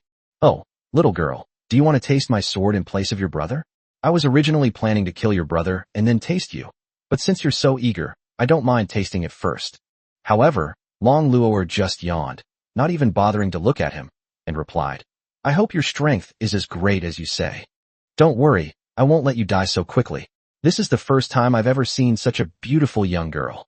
Seeing that the gaunt man was willing to make a move, the swordsmen of the Blood Sword Alliance around them all showed expressions of victory, as if their previous fear had never existed. This gaunt man's real name is Zhao Go. He is one of the few legendary experts in the Blood Sword Alliance, and also an expert who is extremely cautious. Having cultivated perception to its peak, one can roughly discern the opponent's true strength. He never fights a battle he's not confident of winning. He only targets those whose skill level is far lower than his own. If you encounter an enemy you believe you cannot defeat, you will be the first to run away without any hesitation. He has never lost a fight since his debut, so he is known as the undefeated legend because he never fights a fight he might lose. If he chooses to make a move, it means that his opponent is definitely weaker than him, and he will surely win. Now that Zhao Go has chosen to make a move, the two pairs of siblings must be weaker than him and are bound to die. No sooner said than done. Zhao Go licked the silver longsword at his waist and vanished from the spot in an instant. When everyone saw him again, he was already above the ceiling of the tavern. The terrifying sword blades formed a net of swords in the air like a sudden storm, attacking Long Luoer, with her arms as the target. Before the sharp sword energy could even touch Long Luoer, it shattered the entire tavern, turning it into scattered wood chips and stirring up a cloud of dust. My tavern. With a man's wail, the entire tavern collapsed instantly and was shrouded in smoke and dust. Cough cough. Damn it. Is Zhao Go out of his mind, making such a big fuss? Cough cough. Ahem. His habit of showing off has never changed. He will never miss any opportunity to kill his opponent in a more dazzling way. That woman is probably already reserved by Zhao Go. Brothers, come with me and kill that guy. We'll split the resources then. Ahem. Okay. Just as they were discussing how to deal with Su Chun, a strong gust of wind blew away the smoke and dust, and the scene that came into view left everyone present speechless. Long Luoer simply put one hand behind her back and used 2 fingers of her left hand to hold Zhao Go's silver longsword. It was less than a centimeter away from his right arm, but he couldn't move forward even an inch. The scene appeared to be frozen in time. So weak. Is this the strongest among you? Who exactly are you? At this moment, Zhao Go's disdainful expression had turned into panic. He just couldn't understand it. How could a little girl who looked like she was only at the hero realm be so strong? Perfect, I'll give this trick a try. As soon as Long Luoer finished speaking, a ball of white fire instantly condensed in her right hand behind her waist. With a gentle toss, he instantly reduced Zhao Go to ashes, without even a scream. The pure white flames burned Zhao Go to ashes, then instantly transformed into a small fireball that flew straight eastward. With several dazzling white lights flashing in the distance, the fireball returned to Long Luoer's hand. She smiled with satisfaction. I never expected this move to be used in this way here. Su Chun then came to Long Luoer's side, patted her head, and asked, Luo, what was that move just now? I saw that fireball chase after it. Humph. The purifying flame was originally used to obliterate the souls of enemies. However, here, after the body is severely injured, the soul will also transfer to the resurrected body. As long as the flame still has spiritual power, the soul marked by the purifying flame will be relentlessly pursued. In other words, anyone I burn to death with my purifying flame within or near the city will be relentlessly pursued by the purifying flame until their soul energy is exhausted and they are driven out of the sword realm. Wow, that's amazing. As expected of my Luo Luo. Hee hee. But Lolo, it seems like we still have some things to finish, don't we? Okay, leave it to me. Long Luoer raised her right hand, and several more white flames appeared in her hand. With a gentle flick of his wrist, the sword flew directly toward all the surviving swordsmen present. Don't. In an instant, the tavern ruins seemed to transform into a press conference, with white flashes everywhere. Then, these fireballs flew out from all directions, continuing to hunt down the newly resurrected swordsmen until they were killed. Humph. So you try to harm me, Suchin? Well, now you can't cultivate here anymore. Long Luoer's lips curled up slightly, looking at the burning food with a smug expression. But clearly, no one could respond to him. You're clearly my Luo Luo, aren't you? Suchun, stop messing around. What's yours is mine, and what's mine is still mine. You are mine in every way. Where did you hear about John's theory? What fat tiger? What I said is the truth. If you disagree, let's fight. Whoever wins gets to be on top. As Long Luoer spoke, she didn't forget to pull her sleeves up a little. Su Chun was speechless. This was simply too overbearing. How could a transcendent realm expert have the nerve to say such things to a mere warrior realm newbie? But there's nothing we can do about it. Her high level of cultivation is the result of her hard work, not something that just appeared out of thin air. Things change, and we'll see. Sooner or later, you'll be begging your master to be quieter. Never mind. Let's find out why sword feathers are so common first. As Su Chen spoke, his gaze drifted toward the tavern owner, who was now prostrate on the ground in fear. Chapter 87 Imitation Sword Feather. Heroine. Please don't kill me. My cultivation level is still too low. I don't want to leave yet. I didn't have any ill intentions towards either of you. Please believe me. The tavern owner knelt down and begged for mercy, his whole body trembling uncontrollably. Sure enough, once they knew they would likely be expelled from the sword realm immediately after death, these people chickened out very quickly. After all, the purpose of coming here is to cultivate. Knowing that they won't die, they might gamble on cultivation resources. The killing the chicken to scare the monkey approach did indeed have an effect. I spared your life only because you were relatively nice to us just now, although I don't know what you really think. Long Luoer stared at Su Chun, completely ignoring the tavern owner as she spoke. Heroine, I absolutely have no intention of harming you.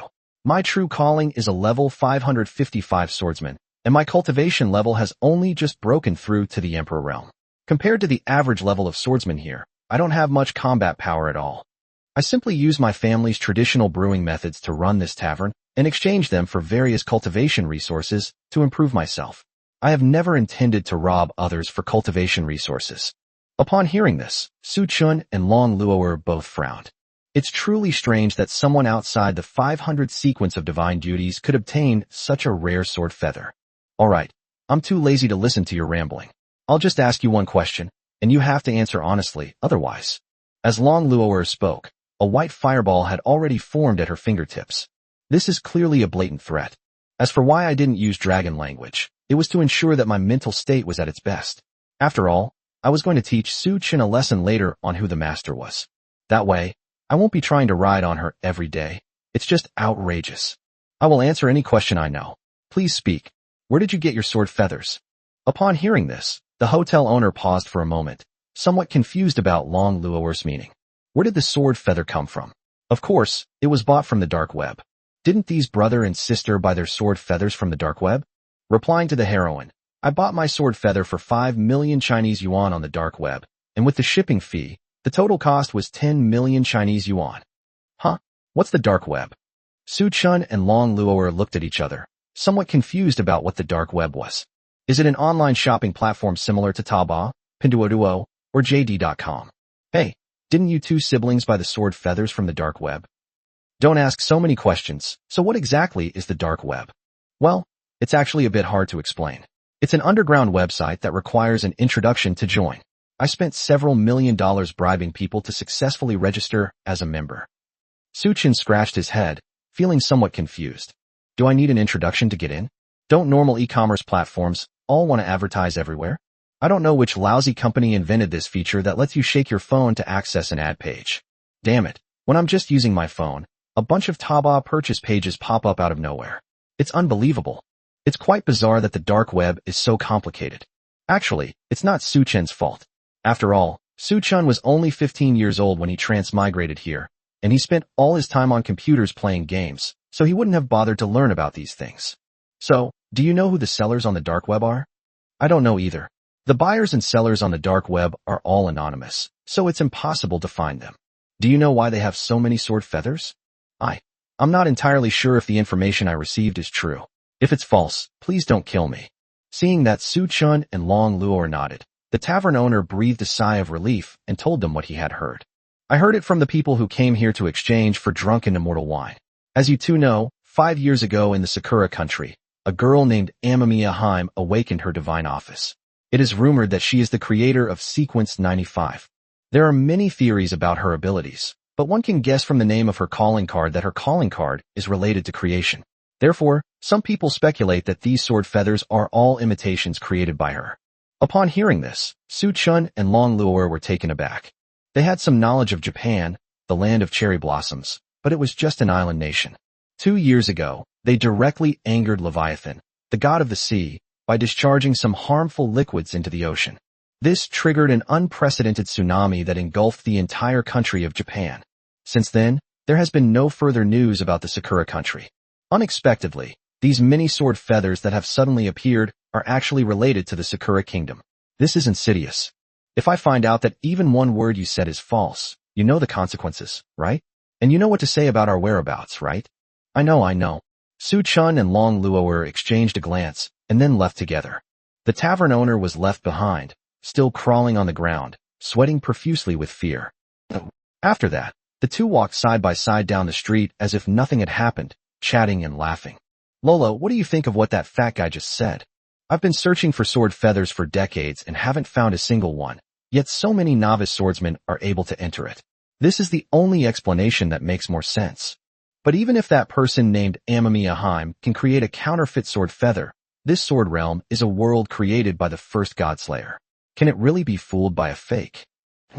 This is indeed unbelievable. Oh well, never mind. Finding a room is the priority. I'm about to burst. You little pervert. It sounds so strange coming from you. I just wanted to teach you a lesson and show you who's in charge of this house. Clearly, I am. Su Chen's voice grew softer and softer, clearly indicating that he was losing confidence. He couldn't beat Long Luo in a fight, and she was the one who bought the new house and provided most of his cultivation resources. She seems more like the head of the household. Suddenly, Long Luo's delighted voice interrupted Su Chen's reverie. Su Chen, over there, it looks like a big house, but there's no sign of anyone ever living there. Looking in the direction Long Luo pointed, one could see an extremely luxurious mahogany pavilion standing there. There are no buildings around, and every inch of wood has been carefully polished to present a unique texture and luster. The attic's doors and windows have a unique design, completely different from the surrounding houses. Exquisite carvings adorn every corner, creating a feel that would be difficult to replicate even with modern craftsmanship. Clearly, this building is intended for important figures.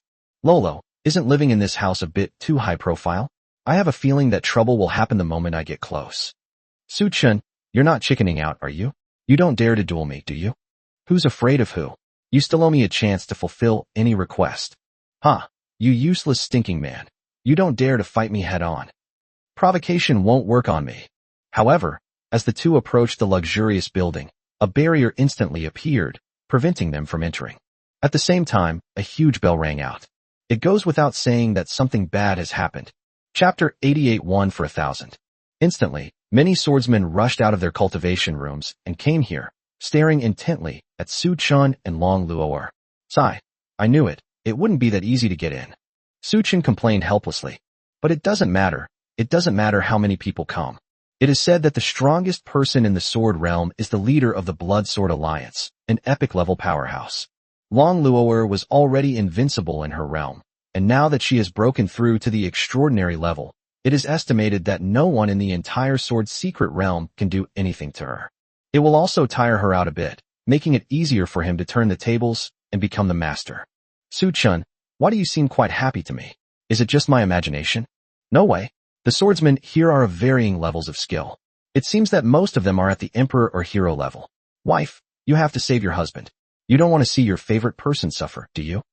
Yeah, look at your wishful thinking. You really think these little bastards can exhaust my stamina and spiritual power? Even if I use half my strength, you won't be able to turn the tables. Suchin was speechless. How the hell did they see through it? Could the dragon race possess mind-reading abilities? Oh well, never mind. Just call me sister a few times, and I'll keep you safe.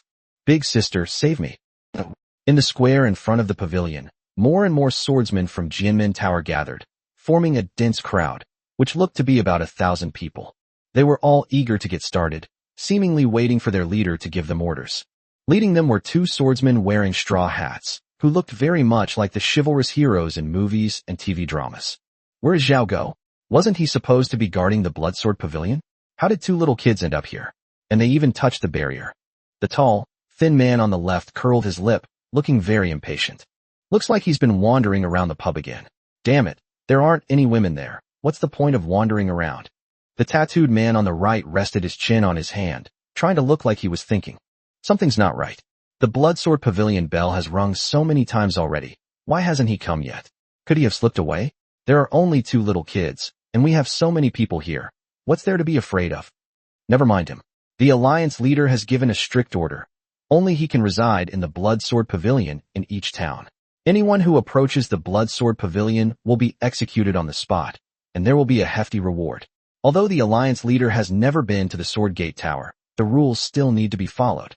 That's true. Zhao Go's sword speed is too fast, and he's very cunning. With him around, it seems really hard to get kills. Let's go, lest we let those people around who haven't even reached the legendary realm get the advantage. 1 for each person. As soon as the words fell, the 2 swordsmen flashed and rushed directly in front of Su Chun and Long Luor. The onlookers were stunned for a moment, then clicked their tongues in amazement and rushed out at the same time. That's utterly unethical. This seemingly weak man and woman are actually valuable cultivation resources. Do they really intend to monopolize them? However, they all miscalculated. Long Luoer gathered her spiritual power between her fingers, forming a pure white ball of light, which gradually transformed into the shape of a small dragon. Su Chun, let me show you the Dragon Clan's strongest secret technique, the world-destroying Dragon Flame. As soon as she finished speaking, the small white dragon wrapped itself around Long Luoer's index and middle fingers. As she slashed through the air, the white dragon instantly began to expand, forming an arc-shaped blade that slashed forward. With her as the center, a fan-shaped area with a radius of 1 kilometer in front of her was directly razed to the ground. The wandering dragon flames burned all the swordsmen to ashes in an instant. The entire 1,000+ swordsmen were instantly annihilated in a single move without even uttering a scream. Their bodies were never even found. Su Chun was completely stunned. Goodness, how come he didn't have this terrifying strength when he encountered gods as a godslayer? Is this the power of magic? Moreover, Long Luoer seemed to be in a state of complete ease.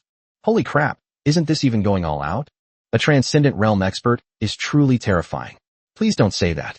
Long Luoer smiled and raised an eyebrow, turning to Su Chun and saying, It's all right, but the improvement in strength at the transcendent realm is still huge. I barely managed to use 1/10 of my power this time. Lolo, I've heard that gentle girls are more endearing. Su Chun, I'm very gentle with you. Sai, my plan to turn my life around feels like it's taken another step further away. Stop thinking about those unrealistic things all day. A moment later, the swordsmen who had been killed by Long Luoer were resurrected in the city, all with bewildered expressions on their faces. They had no idea what had just happened. In their memory, after a flash of white light, they were inexplicably teleported to another place. Could it be that they were attacked by teleportation magic?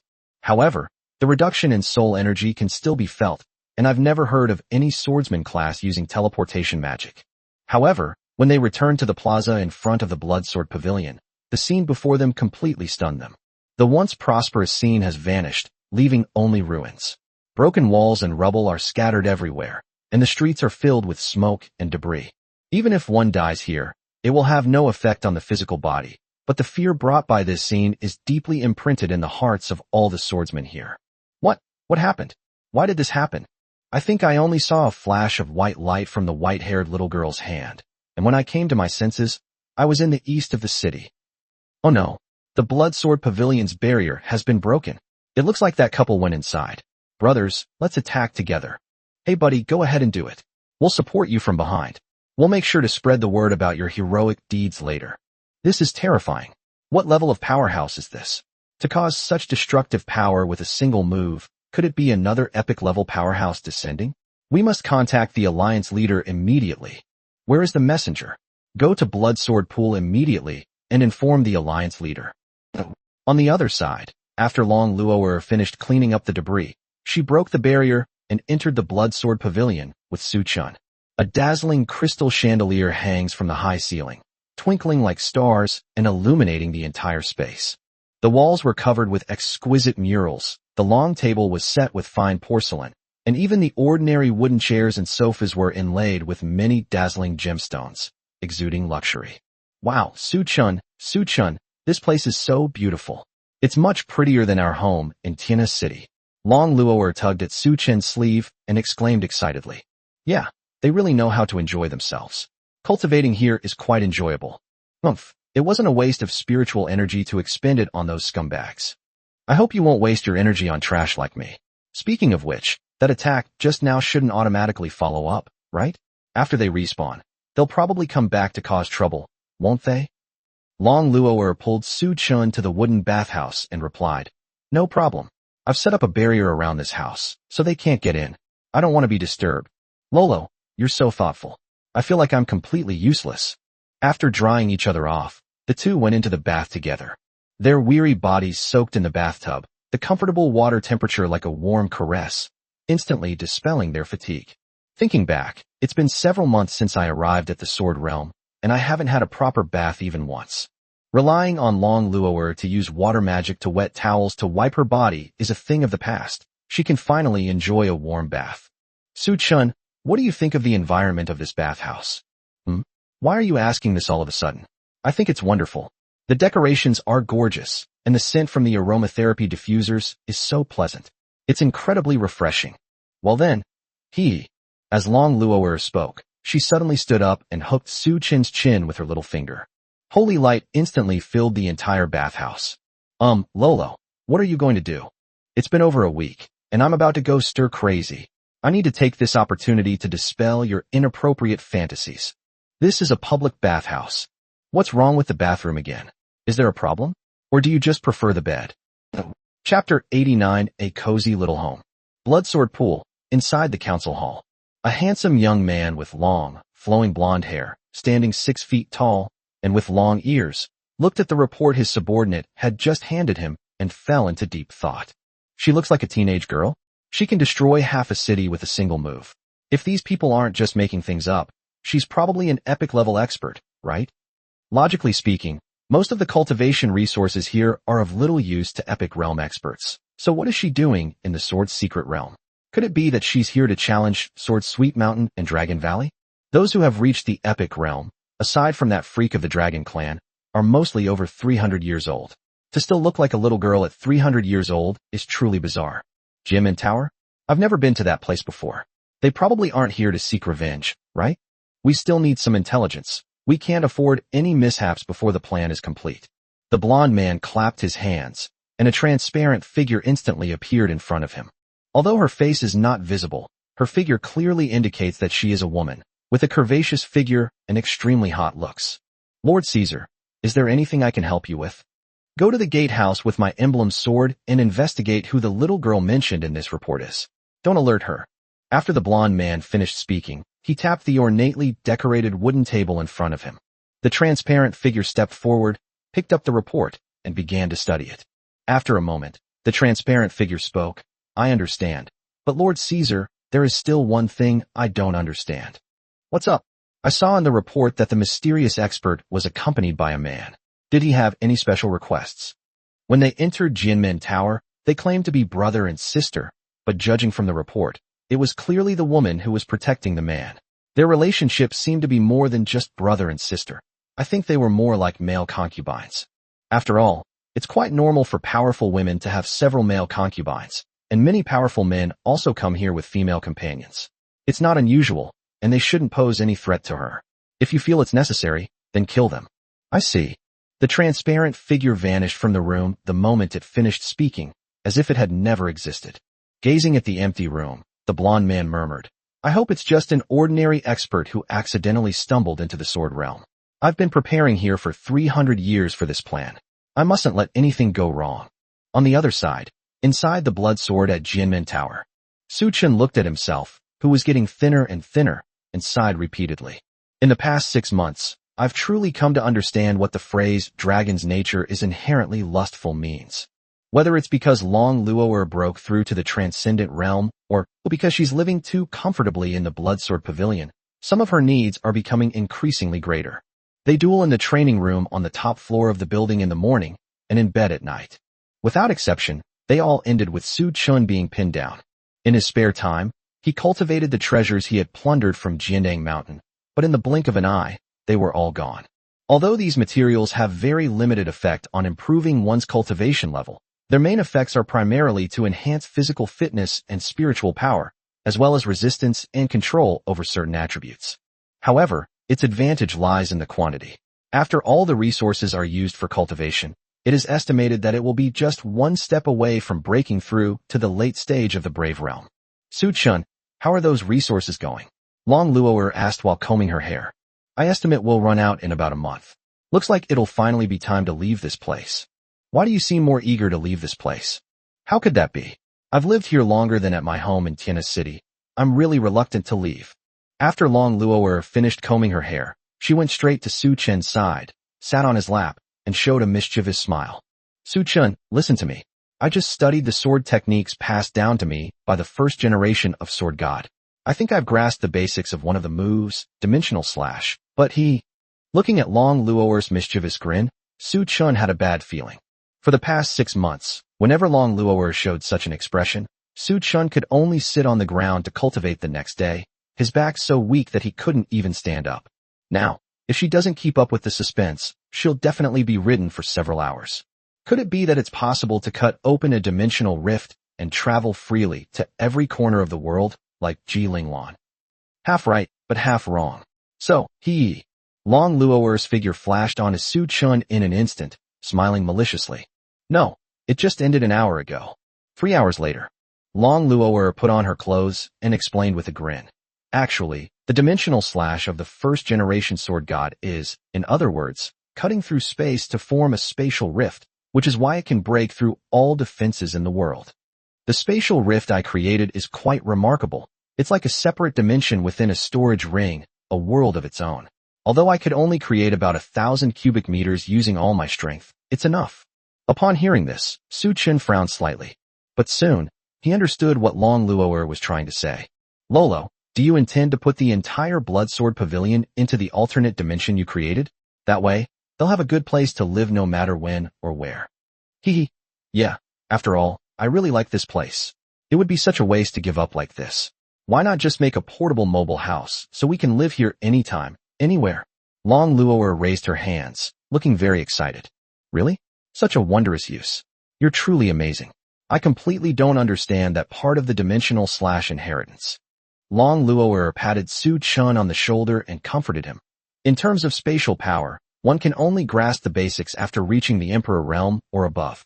Although Xiao Linglan is a space-time mage, she was just a crybaby who knew nothing before she broke through to the Emperor Realm. So Ji Linglan was actually a crybaby? Su Chun recalled Ji Linglan's lightning-fast change of expression and could never associate her with the word crybaby. I'll have to tell you guys later how your princess from China embarrassed herself in the past. Speaking of which, I think the name Bloodsword Pavilion is awful. Su Chun, what do you think of the name Luo's Dragon Nest? Puff. Su Chun almost couldn't help but laugh. But the thought that if I actually laughed out loud, the kidneys would probably go through another ordeal, so I had to force myself to hold it in. All I can say is that we absolutely cannot let Long Luo'er name our future children. Absolutely not. Su Chun, what are you laughing at? Long Luo'er's gaze suddenly turned stern, looking like she wanted to devour someone. I remembered something happy. What's the good news? My wife. Long Luo'er crossed her arms, revealing a cute yet fierce look. Su Chun, it seems you still don't know who the owner of this house is. I'm sorry, Lolo. I think the name you chose is a bit, well, then tell me what it's called. If I don't like it, I'll have to let you know who really owns this house. As Long Luo'er spoke, she had already pinned Su Chen down, licked her lips, and started taking off the clothes she had just put on. Su Chen's mind raced.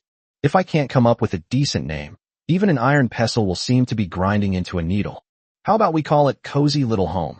Chapter 90 Dimensional Slash. 1 week later. Su Chen, get up. Today is the day we agreed to go out and find cultivation resources. I need a kiss from Lolo before I can get up.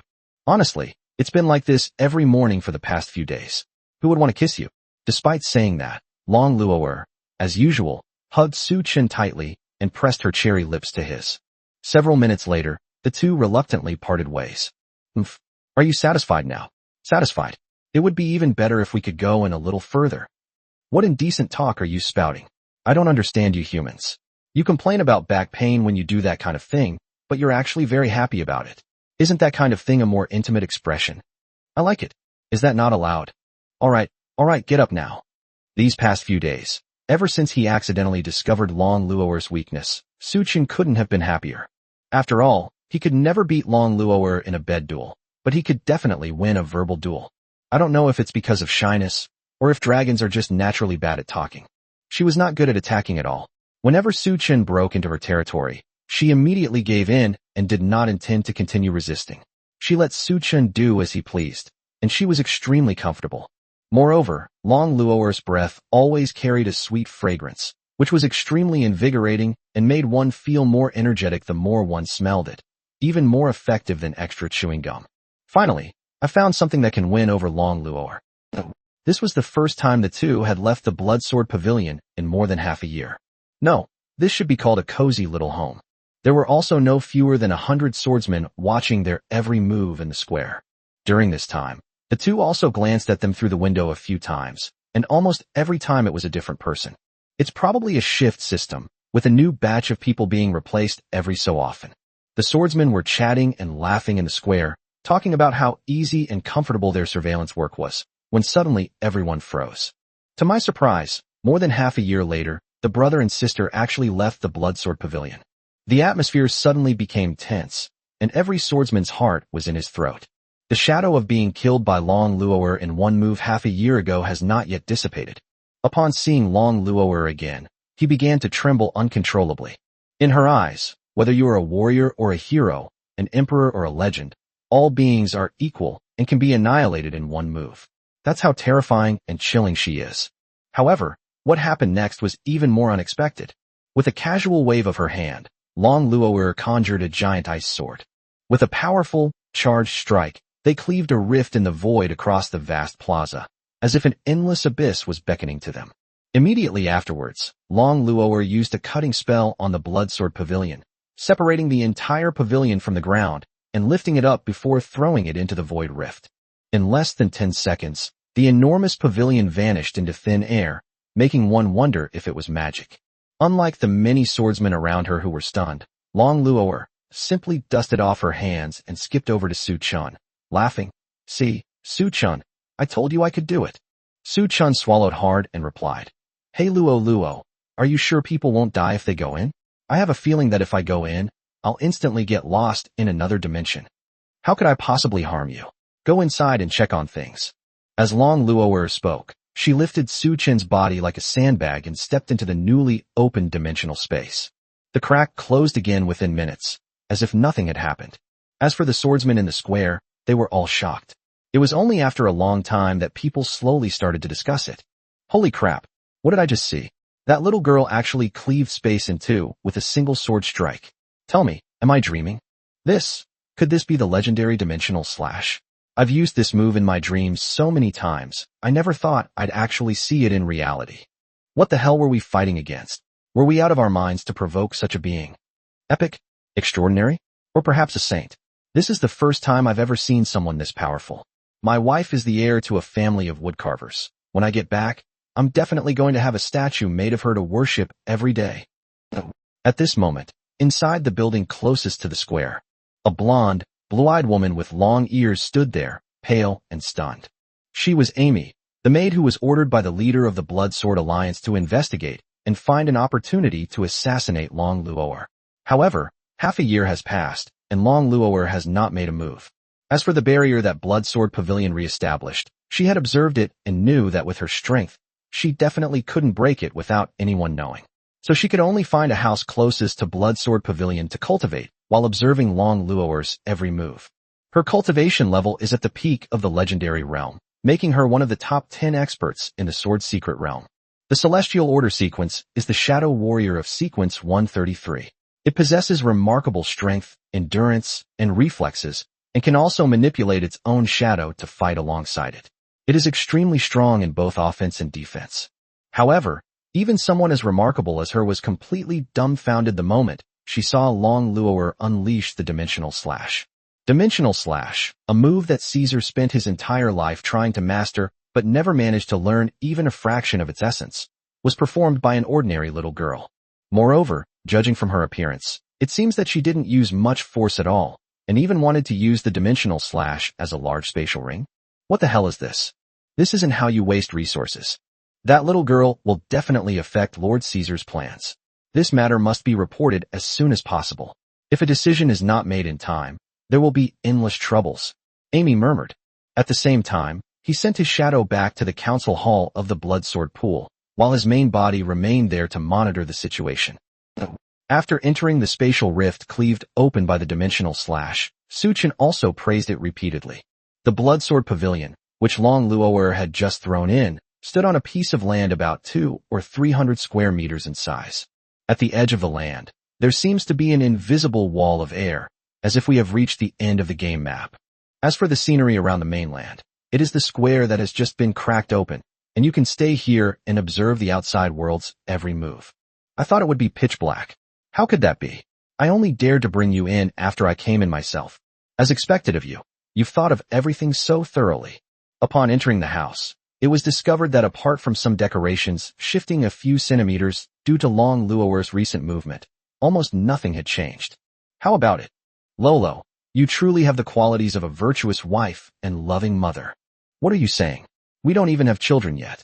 Once we get out of here, judging by your pace, you'll probably be able to make one very quickly. Let's go. We should go find some cultivation resources. Su-chun, have you decided where you're going? Long Luo'er asked, tilting her head. Su-chun nodded, took out a map, and pointed to a town more than 2,000 kilometers north of Jianmen Tower. Let's go here, Misty Rain Pavilion. I just want to test how much stronger I've become during this time. Chapter 91 The Visitor. At this moment, inside the highest standard room in the northwest corner of the city that never sleeps. Achoo. Why does it feel like someone is talking bad about me? After sneezing several times, Ji Linglong looked at the letter she had just received with a troubled expression and sighed dozens of times. Hello, Your Highness Princess. It seems my younger sister has caused you some trouble. I will personally visit you to apologize for this matter later. We will arrive in the city that never sleeps 2 days from now at noon. You seem to have a close relationship with my younger sister, but please do not interfere in this matter. My younger sister is the eldest princess of our dragon clan, and she has also been designated as the next empress of the dragon clan. Her status is extraordinary. She is not an ordinary dragon clan girl. The Dragon God Festival, which takes place once every 300 years, is approaching. This festival is of great importance and could very well affect the future path of our dragon clan. As the eldest princess of the dragon clan, my younger sister must participate no matter what. I don't care if you are a princess of China or the human most likely to break through to the epic realm. If my younger sister leaves the city that never sleeps in 2 days and affects our Dragon God Festival, the wrath of our dragon clan is not something you humans can withstand. Regarding the matter of my younger sister marrying a human male, we are currently unaware of the details, so we would appreciate it if Your Highness could provide us with a reasonable explanation. If my younger sister has lost her virginity, and you have no convincing reason, I think you should know the consequences. In conclusion, I didn't mean any threats. I just hope that Your Highness will cooperate with us.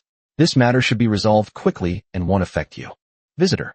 Dragon Clan, Long Yang. Dragon Clan, Long Liener. Ji Linglong had already made her best effort to delay their arrival by 2 days. An hour ago, she received a message from her father asking her to go to Shenlong Valley to pick up 2 people. Ji Linglong instantly understood why they had gone to Shenlong Valley. It must be because Long Luo'er's whereabouts had been exposed, and her family wanted to take her back. After all, decades ago, Long Luo'er met Ji Linglong by chance because she ran away from home. Although they lived together for several years, she was still caught, and brought back home. Now, her father is asking her to go to Shenlong Valley, which is definitely to bring Long Luo'er's family to the city that never sleeps, and then take Long Luo'er back.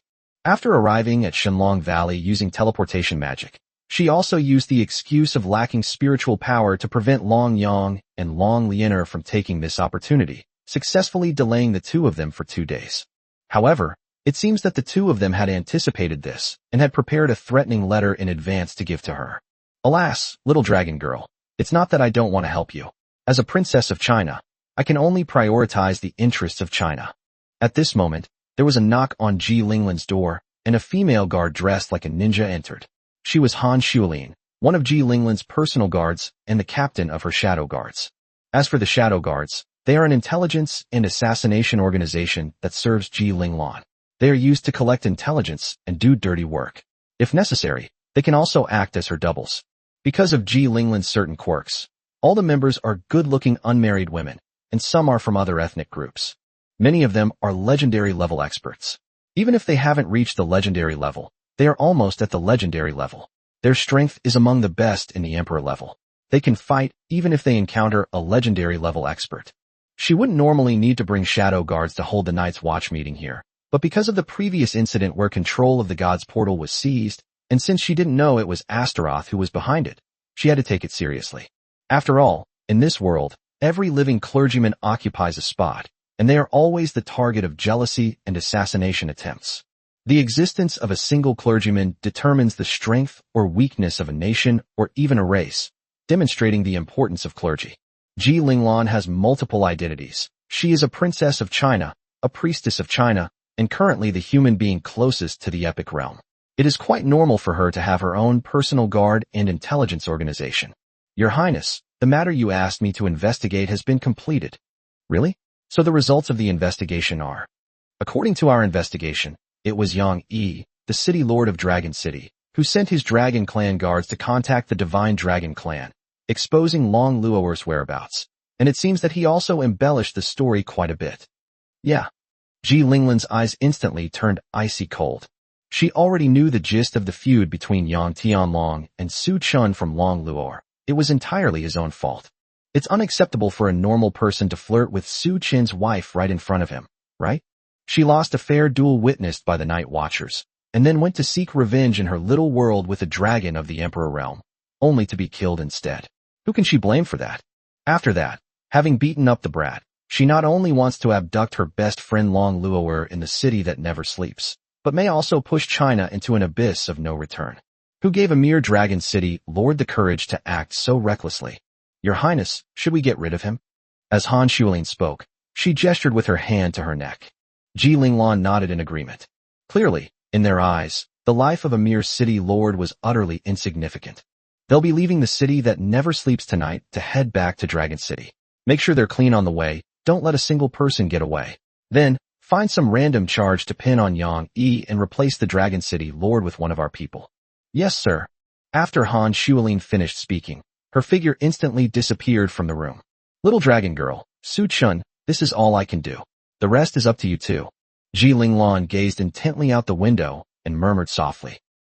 Meanwhile, in the skies above the Dragon Clan's territory to the west of China, two pure white dragons were flying side by side in the air, seemingly talking about something. Brother, do you think it's really possible for Sister Luo'er to marry a human man? The petite Long Lianer on the left spoke first. I don't know. Luo'er is a bit arrogant. No matter how powerful a human male is, he can't catch her eye unless that man has some kind of quality that attracts her. Regardless of whether her marriage to a human is true or not, the Dragon God Festival must bring her back. This festival is a matter of life and death for our dragon race, and even for all living beings in the lower realms, the massive dragon Yang on the right replied. But I think that, given Luo'er's personality, if she insists on staying among humans, there's no way the two of us can take her away. Even if we work together, we're no match for her. That's simple. I have a few good ideas.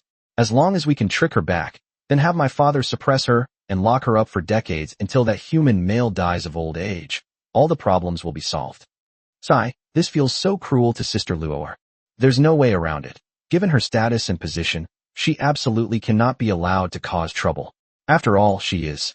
Longyang did not continue speaking. Long Lianer had just learned about this from her parents, so she naturally understood the implications. Even if you put the lives of all the other dragons in the Divine Dragon clan on a scale with Long Luo'er would still consistently outrank them. Given Long Luo'er's personality and insight, she would probably have already fled once she detected the aura of a powerful member of the Divine Dragon clan. That's why the Dragon clan only sent the two of them to the human territory to bring back Long Luo'er. Long Luo'er knew that the two of them were not as strong as her, so she wouldn't run away in advance. Keeping her calm and composed is the most crucial thing right now. She absolutely had to attend this Dragon God festival. The reincarnation of the Dragon God? Long Lianer whispered, making sure no one could hear her. Chapter 92 Qing Nu, Master of the Sword Pavilion. A month has passed in the blink of an eye.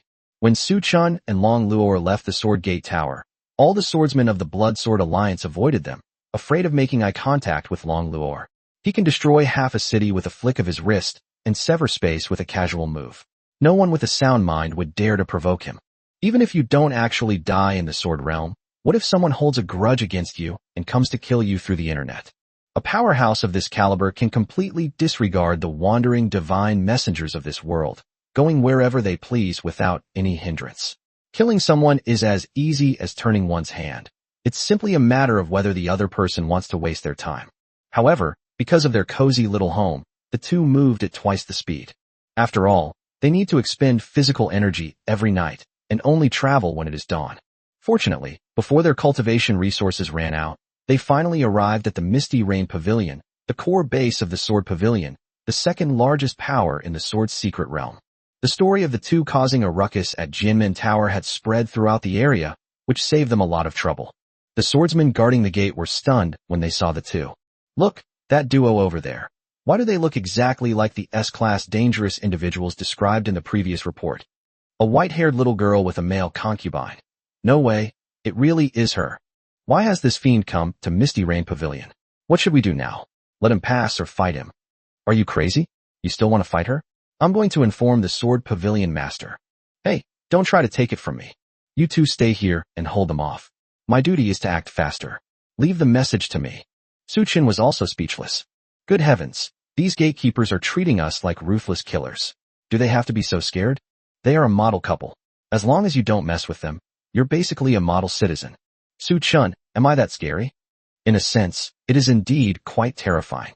I feel like you're subtly criticizing me. I remember when we first got married. You were thinking about this every single day. I didn't say anything. Just you wait until tonight. Su Qin sighed helplessly. Being done this to by an incredibly cute dragon girl Loli is certainly very enjoyable, but something just feels off. Forget it. Let's go into the city first.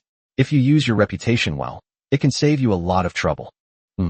After Su Chun led Long Luo'er to the city gate, he simply bowed slowly and said, Gentlemen, please don't be so afraid of us. We just want to challenge the Misty Rain Pavilion and test our skills. We have no other intentions. The short, stout swordsman in front of him trembled with fear. Even though he wouldn't die in the sword's secret realm, he was still so frightened by Long Luo'er's aura that he couldn't even speak properly. Sigh, if you don't say anything, I'll assume you agree to let us into the city. Wait, no. Seeing this, Su Qin didn't care how they would answer next, and directly took Long Luo'er's hand to prepare to enter the city. Just then, a hurried sound came from inside the city, accompanied by a hint of fear. Gentlemen, the Lord of the Sword Pavilion, Qingyi, wishes to meet you. Would you do me the honor of a meeting?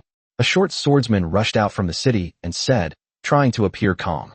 Su Chun and Long Luo'er exchanged a glance, nodded, and replied, All right, lead the way. Su Chun was not surprised that the Sword Pavilion Master wanted to meet with them. The Blood Sword Alliance and the Sword Pavilion are mortal enemies. After hearing that Long Luo'er had caused a ruckus on the Blood Sword Alliance's territory, the first thought that would be to win her over is generally to do so. As for joining a faction, don't even think about it. It's a complete waste of time. Putting aside the fact that the resources they provide are mostly junk, they also have to get involved in the struggle between the three major powers, making it a thankless and exhausting task. Moreover, almost a year has passed in the Sword Realm now, which is roughly equivalent to a day in the outside world, bringing us closer to the time when Long Luo'er was taken away.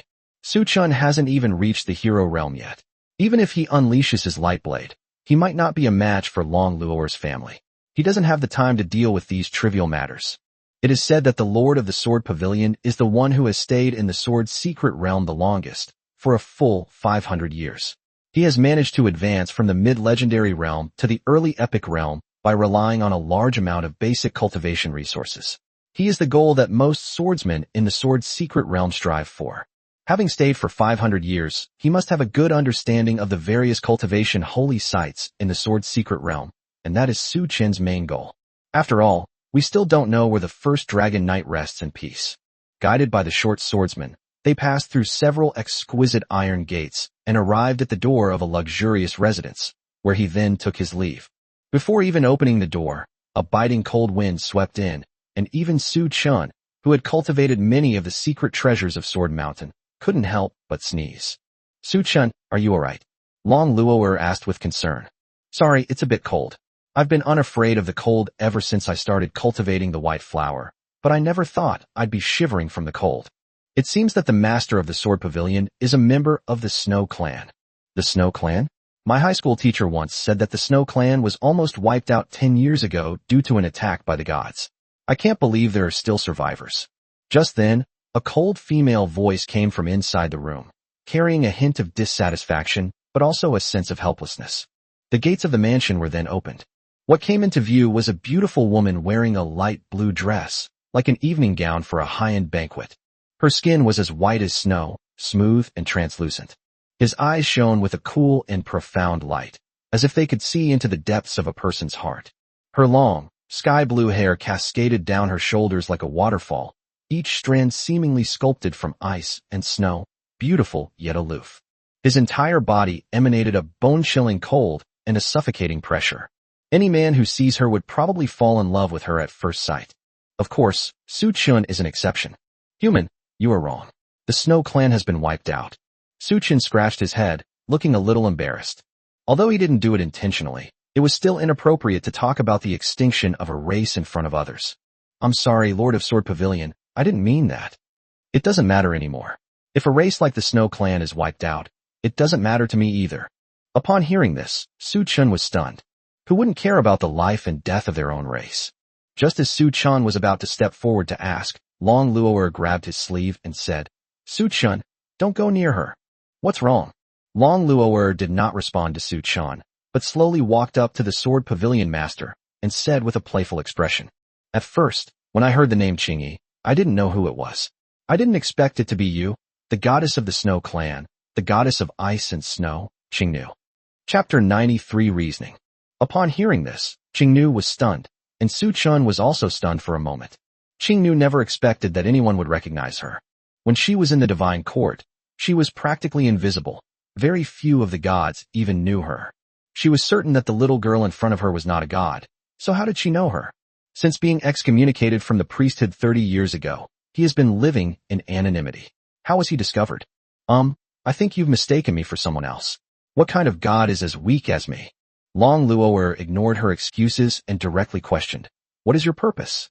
Why can you, as a god, enter the sword realm? Even if you once possessed a divine duty, once you become a god, you will inevitably lose the blessings of that duty. Without a divine duty related to swordsmanship, how did you enter the sword realm? Qingnu's face immediately darkened, knowing that she could no longer hide it. She never expected that what she had originally intended to do was to try and win over this mysterious powerhouse to stop Caesar's plan, the leader of the Bloodsword Alliance. Unexpectedly, this attempt to win her over led to the recruitment of someone who knew her true identity. Isn't this blatantly inviting trouble?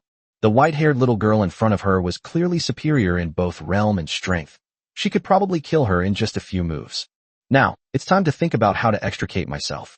Seeing that she didn't speak, Long Luo'er immediately gathered her spiritual power at her fingertips, preparing to unleash the world-destroying dragon flame. The plan is to cripple her, and then hand her over to Su Chen to finish her off. This will be another wave of ability points. However, Su Chen reached out and stopped Long Luo'er. Although his current calling is not to kill gods, he cannot determine whether the person in front of him is a god based on the increase in power. However, the effects of the hatred value remained, and he felt no hatred towards the woman in front of him, which meant he was not a deity who had violated the divine covenant. Su Chen is now extremely grateful that he did not kill Tian Ba back then. If the goddess of innocence could be recruited, She would be far more useful in certain situations than gaining ability points by killing her. Perhaps we could listen to her explanation. Your name is Qingnu, right? We can talk. Upon hearing this, Long Luo'er immediately withdrew her spiritual power and echoed, "Let me hear your explanation." She understood Su Chen's meaning and would contribute her own strength for Su Chen. Seeing this, Qingnu breathed a sigh of relief. At the same time, he removed the frost shield and pressure from his body. He originally intended to give the newcomer a hard time, but unexpectedly, he ended up being the one who was frightened. Although the man in front of her looked weak, she was surprised that he could command a girl who was stronger than her at will. He must be no ordinary person. "Thank you, young master." "Thank you, beautiful lady. If you don't mind, please come inside." After the three arrived in the living room, she immediately took out tea made from the highest grade cultivation materials and offered it to the two of them. She knew that her life might depend on a single word from the man in front of her, so she had to serve him well. "Young master, beautiful lady, do you want to know how I got into the sword realm?" Long Luo'er sat facing Su Chen on his lap, nestled in his arms, seemingly unwilling to participate in the conversation. Su Chen coughed lightly twice and replied, "Let's leave it at that for now. It would be best if you could tell me everything that happened after you were expelled from the divine ranks by the divine court." After Qingnu brewed the tea and poured it into 2 cups, she began to tell her story.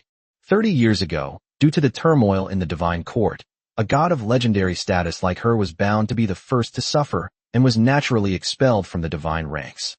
After that, she returned to her homeland and lived with her Snow Clan companions. However, this good fortune did not last long. Because she lost her divine status and lacked an unlimited supply of spiritual energy, she was unable to create a suitable environment for the Snow Clan to live in. Gradually, her fellow believers began to change their attitude towards her. In less than 5 years, Qingnu went from being a highly respected snow goddess to a village guardian in the legendary realm. Apart from giving her 3 meals a day, she had no further contact with her. Days passed by, and she grew increasingly disappointed with her fellow villagers. They once guaranteed the survival of the Snow Clan for hundreds of years, but now that they have lost power, they have become like this. What use are compatriots like this? And so, 10 years ago, Nodi, who had also been excommunicated, found her and wanted to possess her. Qingnu refused, but she was no match for Nuidi. She fought and retreated and ultimately survived. However, the Snow Clan was almost completely wiped out due to the fluctuations caused by the battle between the two. After that, she lived a life of anonymity, but at the same time, she developed a desire to return to the divine court. Without a divine spark, he will be found by Nodi sooner or later. As long as he has a divine spark, even if his realm is weaker than Nodi's, he will still be able to fight him. Finally, a year and a half ago, he accidentally learned of the existence of the Sword Realm and met a girl named Amamiya. Her calling is magical. She can create and replicate anything beyond life, even concepts. Qingnu knew some swordsmanship, so Yu Gongfei fabricated a magical swordsman's duty for her, which allowed her to enter the Sword Realm. She has been in the Sword Realm for over 500 years now. After listening to her story, Su Chen took a sip of tea and frowned slightly. "I never imagined that someone from Japan could actually survive that massive tsunami and even create so many sword feathers. However, considering that Princess Amamiya could even create something as conceptual as a divine calling, it shouldn't be too difficult to create an item that would allow her to survive a tsunami. May I ask why she wanted to help you? From what you've said, she doesn't seem to have any reason to help you, does she?" Su Chen found it increasingly bizarre, feeling that the girl named Amamiya created so many sword feathers not for money, but for something else entirely. After all, creating objects is a natural duty, and if used well, one will never lack money and may even be hailed as a state guest. There is absolutely no need to make money by selling sword feathers. Well, actually, I told her about my divine identity and promised her that as long as I could regain my divine status, she would definitely reward me handsomely. That's why she sent me to the Sword Realm to cultivate. Qingnu stammered, clearly hiding something. Su Chen grinned and patted Long Luo'er on the shoulder. Long Luo'er understood immediately. After getting off Su Chen's lap, she pointed a finger, and pure white dragon flames instantly wrapped around Qingnu, seemingly ready to take her life at any moment. Clearly, Long Luo'er was about to start reasoning with her. "Did you know that I've killed no fewer than 10 gods? And I'm known for being very reasonable." Chapter 94, I Want Them All. Qingnu was completely stunned when she saw this scene. The pure white dragon flames, combined with the little girl with long white hair, reminded her of a legend. It is said that in the lower realm, there was an unparalleled genius who reached the epic realm before he was even 100 years old. With bright eyes and white teeth, skin as smooth as jade, white hair reaching her waist, beauty that could shame the moon and flowers, she wields dragon flames and annihilates gods. She killed more than a dozen gods, each of whom was a top expert in their respective realm. The little girl in front of me looked exactly like the one described in the rumors. Although this is the sword realm, dying many times will not affect your physical body in reality. But who can guarantee that she won't hunt her down in the real world? This guy has killed a god, so why would he fear the majesty of a deity? Wait. What's wrong? Are you trying to reason with me? I will talk. Long Luo'er and Su Chun were increasingly shocked and bewildered as they listened. I never imagined that the sword realm, besides being used for cultivation, would have such a function. It's truly terrifying. Qing Nu, is what you said true? Yes. I have actually thought about returning to the divine court in this way, but I was afraid that it would violate the divine covenant, so I never dared to try it. I simply stayed here and used the difference in the flow of time to break through to the extraordinary. Even without a godhood, I will still have considerable combat power. No wonder I said the Bloodsword Alliance's benefits were really too good, and they kept recruiting new people. The Bloodsword Alliance's leader, Caesar, was actually doing this kind of thing. I am no match for him at all. My approach to you two is also in the hope of joining forces with you to defeat Caesar. The atmosphere was oppressive and suffocating. A profound silence filled the entire living room. After a moment, Su Chen slowly asked, "How much longer do you estimate it will take?" "I don't know. If I were Caesar, I would hold a blood sacrifice ceremony a year later, using the souls of tens of thousands of powerful individuals to refine divine sparks and return to the divine court." Su Chun and Long Luo'er exchanged a glance, feeling that things were more complicated than she had described. But judging from her terrified expression, she was most likely not lying. Princess Amamiya's creation of numerous sword feathers allowed many swordsmen at the heroic and even brave realms to enter the sword realm, directly leading Caesar to conceive this idea. Is this really a coincidence? Using the unique rules of the sword realm, gathering souls is much easier than in the real world, and it is not easy to be discovered by the gods of the upper realm. It is simply a perfect combination of timing, location, and people. Isn't this a bit too ingenious? Moreover, Princess Amamiya went to great lengths to send Qing Nu in, which couldn't possibly be just for her vague and unrealistic promise, could it? There must be something fishy going on here. Why a year from now? A supreme treasure appears in the sword realm every 500 years. I encountered it not long after I entered the place, but it was too far away, and I didn't learn about the rules at the time, so I didn't participate in the competition. The next supreme treasure will appear a year later, and its approximate location has already been estimated, within the Bloodsword Pool. At that time, not only will all members of the Bloodsword Alliance gather, but even the experts from our Sword Pavilion and 10,000 Swords sect will probably sneak in, hoping to get a share of the spoils. If the blood sacrifice ritual were held at that time, with enough powerful souls, the probability of refining a godhood would be greatly increased. Upon hearing the word treasure, Su Chun nearly coughed up blood. Why is it another priceless treasure? In the real world, another treasure will be born outside Starmoon City in 3 months, and in the sword realm, another treasure will be born in a year. It's never ending, is it? It's absolutely toxic. At this moment, Long Luo'er tugged at Su Chen's sleeve, signaling him to go aside and talk. "Su Chun, do you believe what this snow woman said? I don't think you're lying. By the way, Lolo, why didn't you use dragon language to subdue her? Wouldn't that have been simpler? Her realm has reached the epic realm, and Long you will have a hard time controlling her." "Is that so?" Long Luo'er shook her head and said, "Let's not talk about that for now. If what she said is true, I think that person named Amamiyaheim is very likely to know about this, and may even try to steal the results of Caesar's blood sacrifice ritual." Su Chen nodded and replied, "That's what I think too. It's impossible for anyone to be so kind as to help a stranger. Only by thinking this way can we understand it. So what do we do now? Although the blood sacrifice ritual is held at the Bloodsword Pool, we can't guarantee that we won't be affected." After thinking for a moment, Su Chun smiled crookedly. Licking blood off swords and blades sounds exciting. The treasure that will be born a year later, the divine spark obtained through a blood sacrifice ritual, the rare cultivation resources, and the epic-level godlike henchman Qing Nu. Each of these is a great partner for becoming stronger. In any case, a swordsman who can buy sword feathers in an underground trading place like the black market is probably not a good person, and he deserves to die. Only children make choices. As an adult, I want them all. Seeing that Su Chun had made his decision, Long Luo'er smiled faintly. She liked Su Chen's personality, knowing the danger, yet willing to do anything to become stronger. Su Chun is working hard to fulfill his promise to become stronger and protect me. He's so cool. I'll have to reward him properly tonight. Su Chun, what are your plans next? Everything must be done according to the rules. Since the purpose of coming here is to test our strength at the Misty Rain Sword Pavilion, let's get this done first. Okay, I'll go with you. After the two returned to the living room, they saw Qingnu still sitting in the chair, her body stiff as a stone, as if she was being weighed down by an invisible burden and could not breathe. His expression was tense, with worry and fear hidden between his brows, as if he was waiting for Su Chen's judgment. You two, everything should be all right now, right? I've said everything I needed to say. I have a few more questions I'd like to ask you. A moment later, Su Chun got the information he wanted, and the corners of his mouth turned up slightly. Before leaving, Su Chen asked a question with a deep look in his eyes. Qingnu, do you want to return to the Divine Court? Return to the Divine Court? Qingnu looked completely bewildered. Could it be that they intend to let the blood sacrifice ritual proceed, and then transfer the final result to her? That's unlikely. My name is Su Chun.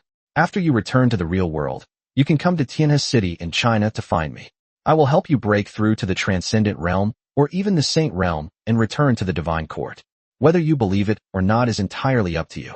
After Su Chen finished speaking, he took Long Luo'er's hand and walked out of the mansion, leaving Qingnu completely bewildered. After walking for about half an hour, we arrived at the northernmost part of the Misty Rain Pavilion. The towering pagoda in front of me stands majestically, piercing the sky, as if it were a link between heaven and earth, connecting the clouds and the land. Is this the Misty Rain Pavilion? It's magnificent. Yes, I really don't know what we'll encounter inside. The Misty Rain Pavilion, originally named the Trial Tower, can be used to test each person's swordsmanship level. There are 100 floors in total for participants to challenge. For the first 50 floors, you will randomly receive a high-quality cultivation resource every 5 floors you clear. Starting from the 51st floor, there will be a reward for each floor, but the difficulty will also increase significantly. You can repeat the challenge, but you cannot receive the reward repeatedly. Also, everyone's challenge results will be made public. Although death still consumes soul energy, some swordsmen come to the Misty Rain Pavilion to challenge it for fame, some for material gain, and some simply to hone their skills. Since the appearance of the Sword Realm, more than 300,000 swordsmen have left their names on the leaderboard of the Misty Rain Pavilion, making it no exaggeration to call it a popular spot for internet celebrities to take photos. Su Chun, let's go check out the leaderboard first. Long Luo'er shouted excitedly, and pulled Su Chen's hand to the crystal stone tablet on the left side of the Misty Rain Pavilion. Chapter 95 Challenging the Misty Rain Pavilion. The stone tablet is 2 meters high and 1 meter wide. It is made of crystal, and the deep red characters are faintly visible on the surface. Overall, it looks a bit like a bank's self-service terminal, which seems quite out of place in this sword realm filled with the atmosphere of ancient costume dramas. The crystal displays the scores of the top 10 players on the leaderboard, including the number of levels cleared, time taken, and level achieved, making it feel like looking at the national leaderboard for a certain game. First place, Bai Hyun, 77th floor, 150 hours, 37 minutes, and 44 seconds, legendary peak. Second place, Mo1, 75th floor, 140 hours, 28 minutes, and 7 seconds, legendary peak. Third place, Bing Mumu, 74th floor, 200 hours, 20 minutes, and 4 seconds, late stage legendary realm. 10th place, Ji Xuanyue, 66th floor, 107 hours, 09 minutes, 01 seconds, late stage legendary realm. Su Chun, is this all we can see? They're all records left by legendary swordsmen. How am I supposed to find out your score later? I think it should be as simple as swiping on a phone screen. As Su Chen spoke, he swiped his hand to the right, and, sure enough, flipped to the next page, where the rankings were 11 to 19. These are all records left by legendary swordsmen. How long will it take to flip through them all? Su Chen, you absolutely must leave a record near the top. Since we're going to take on the challenge, we should aim for first place. Just kidding. Su Chen, if you can get good grades, I'll grant you any request. I want to be on top. Is that okay? Su Chen asked without much hope. When they challenged the 3 frost dragons atop Sword Mountain, Long Luor had said she could fulfill any request Su Chen might have. As for the outcome, those who know. As for asking her to slow down, given her current level of skill, that's practically impossible. She'd be lucky if she didn't experience back pain. To his surprise, Long Luor nodded and actually agreed. Su Chen, after all, your current cultivation level is still at a disadvantage. How about this? If I can see your ranking after flipping through 20 times, I'll agree to your request. It's a deal, no retaliating. You little pervert, you're so wicked. You're the one who's lecherous. Your whole family is lecherous. But you are my only family, you little rascal. I'm not a pervert. After a period of playing around, Long Luor tidied Su Chen's clothes and then watched him enter the Misty Rain Pavilion. She herself waited at the door for Su Chen's triumphant return, with no intention of participating in the challenge. As the highest-ranking being in the Sword Secret Realm, there's absolutely no need for him to challenge the Misty Rain Pavilion to prove he's the strongest. Pretending like this is completely disrespectful and even lowers one's social standing. Therefore, the leaders of the 3 major forces in the Secret Realm, as well as the experts who have broken through to the Epic Realm, do not bother to challenge the Misty Rain Pavilion, and they don't even care about the cultivation resources rewarded there. Su Chen, you can do it. On the other side, after Su Chen entered the Misty Rain Pavilion, he was immediately teleported to the first floor, and at the same time, an old voice came. Next, I will explain the rules of the Misty Rain Pavilion. The Misty Rain Pavilion has a total of 100 floors. The highest level of difficulty for the first 50 floors is the peak of the Emperor Realm. Starting from the 51st floor, the lowest difficulty will be raised to the early stage of the Legendary Realm. Challengers are advised to proceed according to their abilities. Each successful challenge of a level will grant a certain amount of rest time, during which challengers can use magic to heal wounds and restore physical and spiritual energy. The higher the level, the more rest time will be granted. The challenge area is surrounded by a circular barrier. Once you leave the barrier, you are considered to have given up the challenge, and your score will be calculated immediately. Well then, I wish the challenger the best of luck in achieving a result that satisfies them. No sooner had he finished speaking than a gray wolf appeared out of thin air in the arena, giving Su Chen no time to organize his thoughts. The flesh on its body had completely rotted and turned black, emitting an extremely pungent smell. The moment the man and the wolf locked eyes, a battle was about to erupt. With a wolf howl, the gray wolf charged towards Su Chen at almost 100 kilometers per hour, intending to tear him apart. However, Su Chen simply swung his ice sword casually and cut it in half. Then the gray wolf vanished in an instant, disappearing into thin air, and even the splattered, putrid bloodstains completely disappeared. Then a soft female voice came. Congratulations on successfully completing the first level.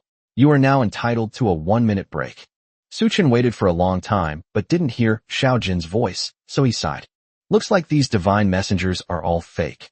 That wolf-shaped divine messenger was probably just a low-level minion. I thought it could infinitely farm ability points.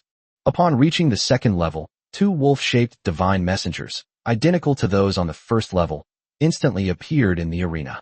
Unsurprisingly, Su Chen only needed to swing his sword one more time to successfully pass the second level. The third level consists of 5 wolf-shaped divine messengers. The fourth level consists of 10 wolf-shaped divine messengers. The fifth level consists of 1 tiger-type divine messenger at the low level, plus 20 wolf-type divine messengers. The sixth level consists of 30 low-level leopard-type minions. On the 7th floor, an elite-level bird-shaped divine messenger. Su Chen fought his way up to the 17th floor without any pressure, and finally encountered a humanoid opponent. Holding a spherical weapon, with a middle parting, wearing a black shirt and white overalls, he looks a bit like the young male celebrities that were often seen online 3 years ago.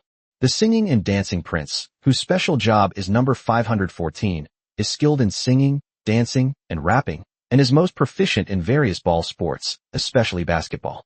Although the celestial calling sequence is over 500, there are only a handful of people in the world who have awakened this calling, making it a rare calling in a certain sense. However, it seems to be only around the early stage of the hero realm, and there isn't much difficulty involved. This must be a real person, right? It seems that the Misty Rain Pavilion can replicate people from different time periods in the real world to come here as challenge targets. Judging from his clothes, he should be a replica of him from 3 years ago. Su Chen muttered to himself, swung his sword, defeated the enemy who was about to use Iron Mountain Lean, and then arrived at the 18th floor, where he also gained half an hour of rest time. Before we knew it, it was the third night. All the swordsmen inside the Misty Rain Tower who wanted to challenge the Misty Rain Pavilion, as well as the swordsmen who had just challenged the Misty Rain Pavilion and walked out of the tower, were stunned. Long Luo'er was standing in front of the tower, gazing at the entrance of the Misty Rain Pavilion with a lovesick expression. She had been there for 2.5 days.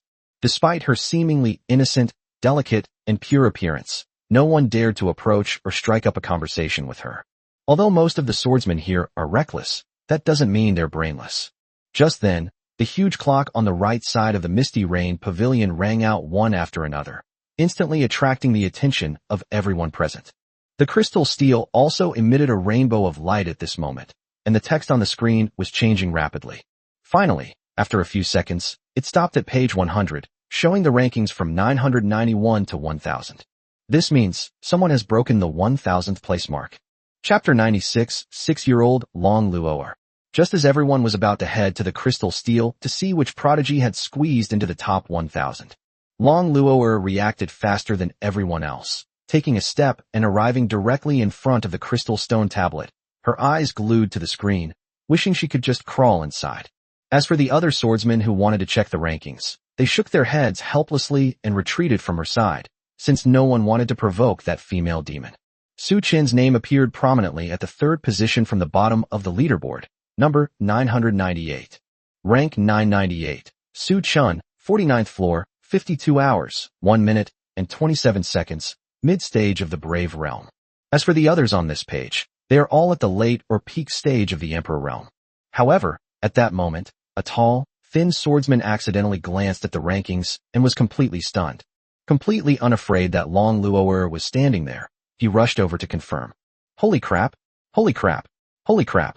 Midstage Warrior Realm? Successfully challenged the 49th floor of the Misty Rain Pavilion? Are you kidding me? The tall, thin swordsman's exclamation once again drew the attention of the surrounding crowd, who were somewhat puzzled as to what he was trying to say. However, a few fearless swordsmen cautiously approached and glanced at the rankings.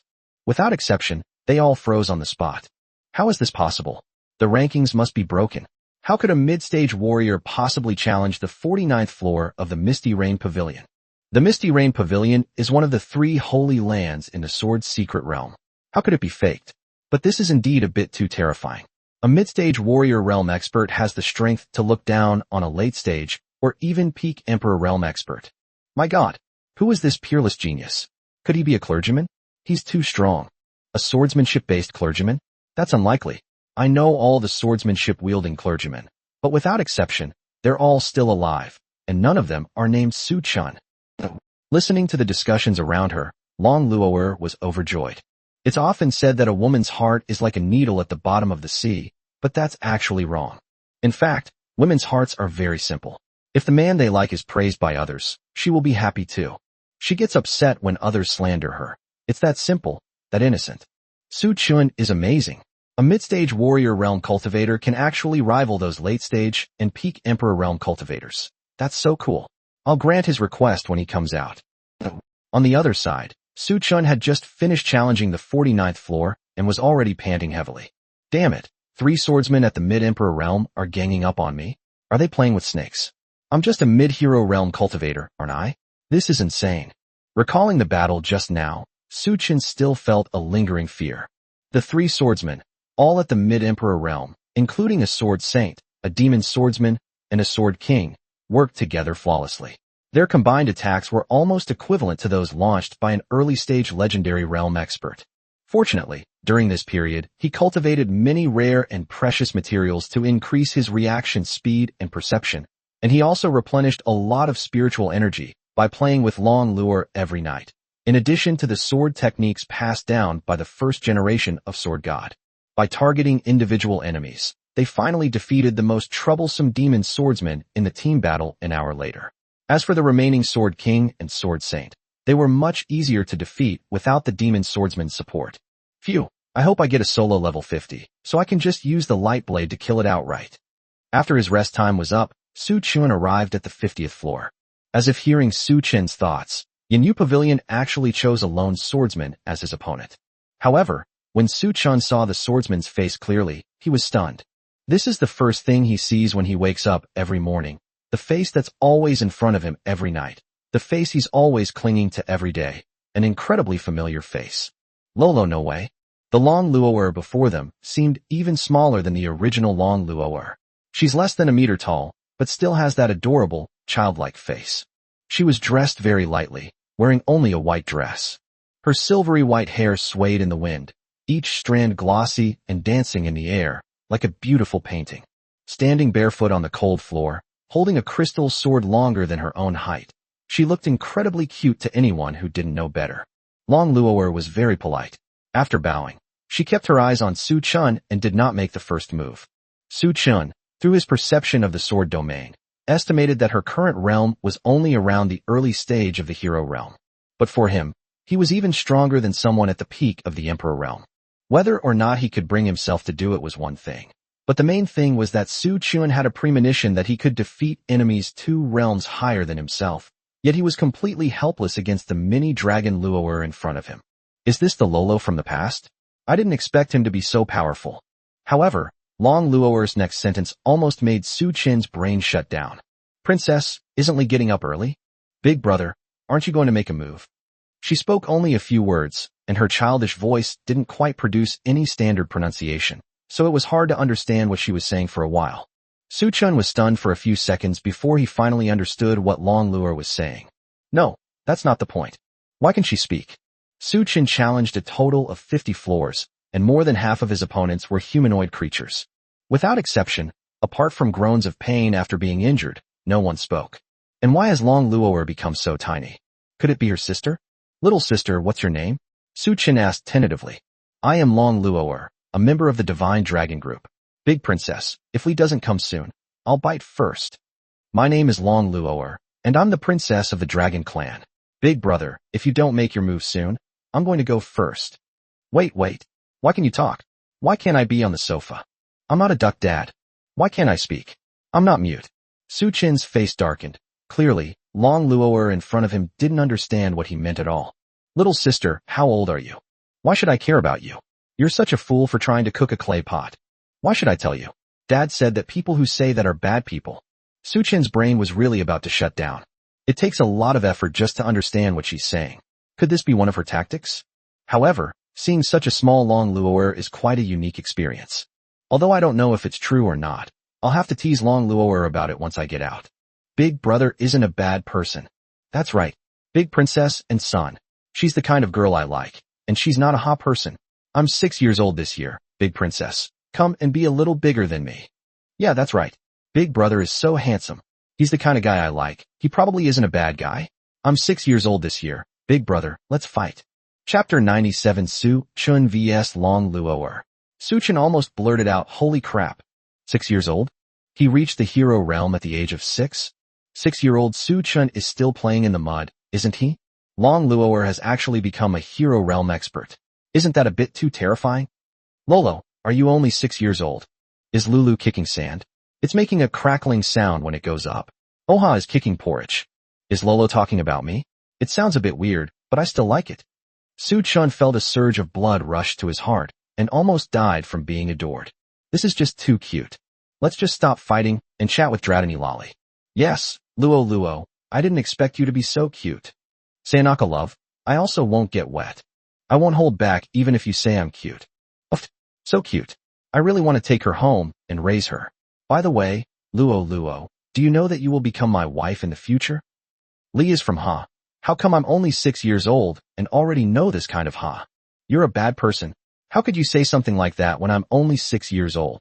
Uff, he's only 6 years old and he already knows what wife means. How cute. The two chatted and laughed, and half an hour passed in the blink of an eye. Although most of what the mini-dragon lore says is incomprehensible, you can generally understand it by looking at her puffed-up expression. It's just like taking care of a child. Will my future child with Long Luo'er be this cute? Just then, the mini-dragon lore suddenly raised its iron sword and pointed it at Su Chun, saying, I'm about to get a stroke from the wooden box. Big princess, come and give me a stroke.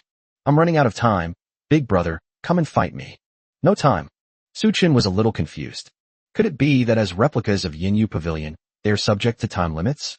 Su Chen fought the three swordsmen on the 49th floor for more than 2 hours without any problems. Only half an hour has passed, and Su Chen hasn't had enough fun yet. How come there's no time left? Since the eldest princess is older than me, I'll go first. Since the older brother is older than me, I'll make the first move. Before Su Chen could react, Long Luo took a step forward, and with a sharp sword aura slicing through the sky, the crystal sword was aimed directly at Su Chen's neck. Holy crap, that sword's speed is insane. Isn't she only 6 years old? She shouldn't have awakened her special ability yet, but just based on her physical abilities and swordsmanship practice, without any special ability bonuses, she's reached this level. Just how strong is Lolo? Long Luo once said that dragons, like humans, reach adulthood at the age of 18. However, dragons do not begin to age until they are 800 years old, so they spend most of their lives in their prime. If one breaks through to the extraordinary level, one may even have a lifespan of around 2,000 years, and their prime of life will be further extended.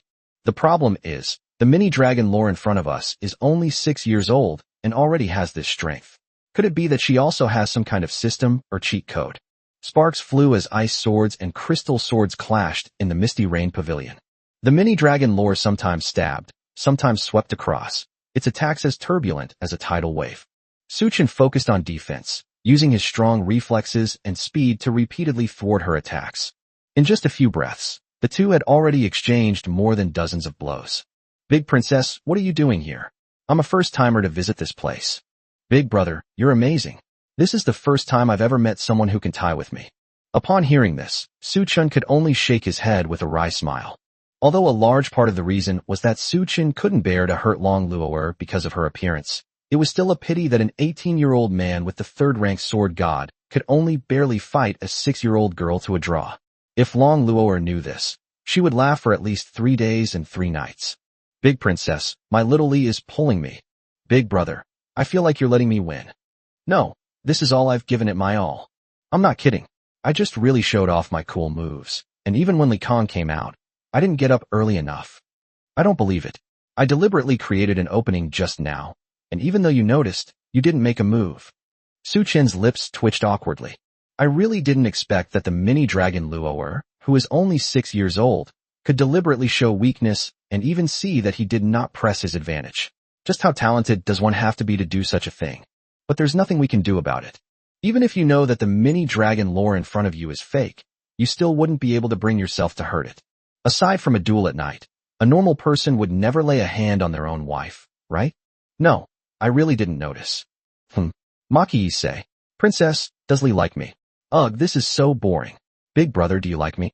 The mini-dragon, Lori, pouted, looking incredibly cute with her puffed-up cheeks. If he could, Su Chen really wanted to take this dragon home with him. Of course, I like Lolo the most.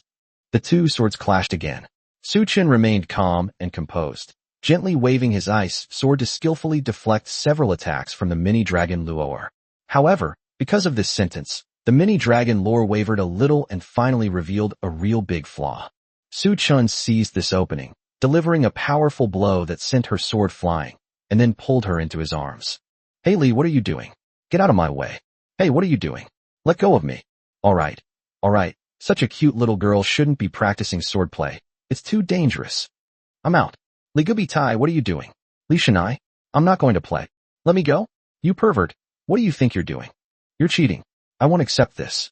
Mini-dragon Luoer struggled to break free from Su Chen, but to no avail, just like a naughty girl. I didn't cheat. Using words to distract the enemy in actual combat is a basic tactic. And aren't you using these incomprehensible words to distract me too? Ubu. The mini-dragon Luoer struggled more and more fiercely, even leaving several small teeth marks on Su Chen's right hand. I don't care. I'm not convinced. Wow. It's not good for a girl to bite people like that. Then Li will stop acting like this. If Li keeps acting like this, when I grow up, I'll tear Li's teeth off. Then let go of me. If you keep doing this, when I grow up, I'll bite your manhood off. Upon hearing this, Su Chen's legs tightened, a chill ran down his spine, and he instantly recalled an unpleasant memory. The teeth marks left on it suddenly started to ache again. At this moment, the mini-dragon Luoer found Su Chen's weakness. With a flip, she broke free from Su Chen's restraint and used the force of the roll to reach the side and pick up the crystal sword that Su Chen had just knocked away. Li, you idiot. Let's have a go at this. Oomph, you bad guy. Let's have a fair fight. Suchin scratched his head. This mini dragon, Lori, seems to always want to have a final battle with him. It's as if she has some kind of obsession that forces her to become stronger. It's not that I don't want to fight you. It's just that you look too much like my beloved. I just can't bring myself to do it. I don't want the reward anymore. I'll give up in a bit. Upon hearing this, the mini dragon Lori was stunned for a moment.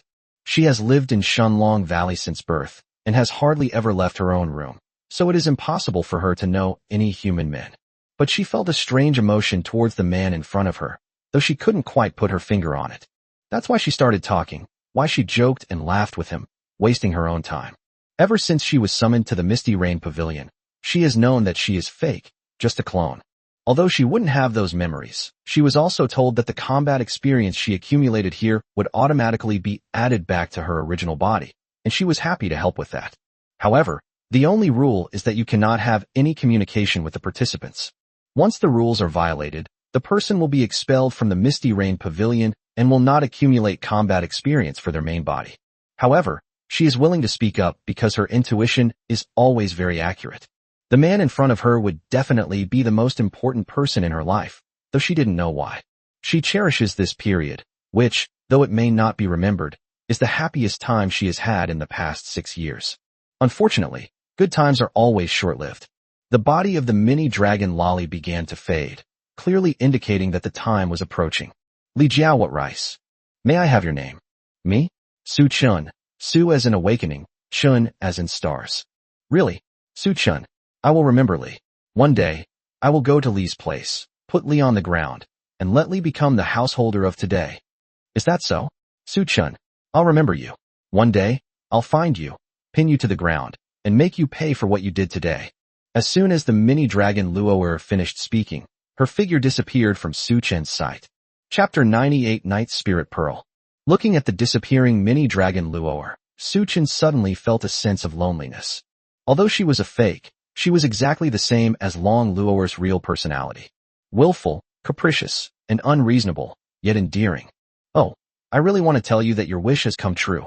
We're very happy now. Su Chun did not continue to challenge the 51st floor.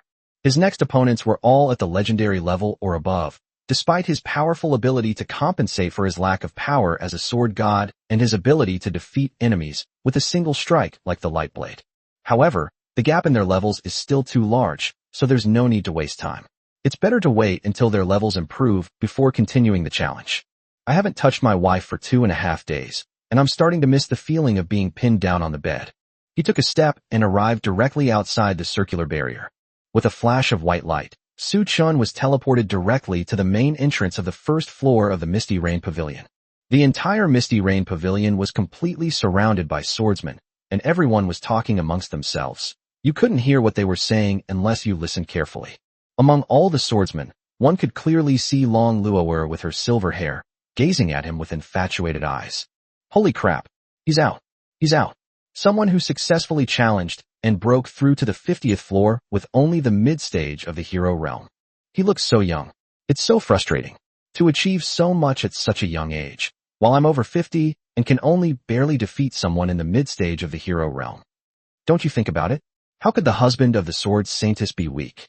I'm sure if he doesn't give up, he might even make it to the 60th floor. I wonder what his special duty is. I really want to ask him for a few pointers. Hearing the praise from those around him, Su Chun felt like he was about to float on air.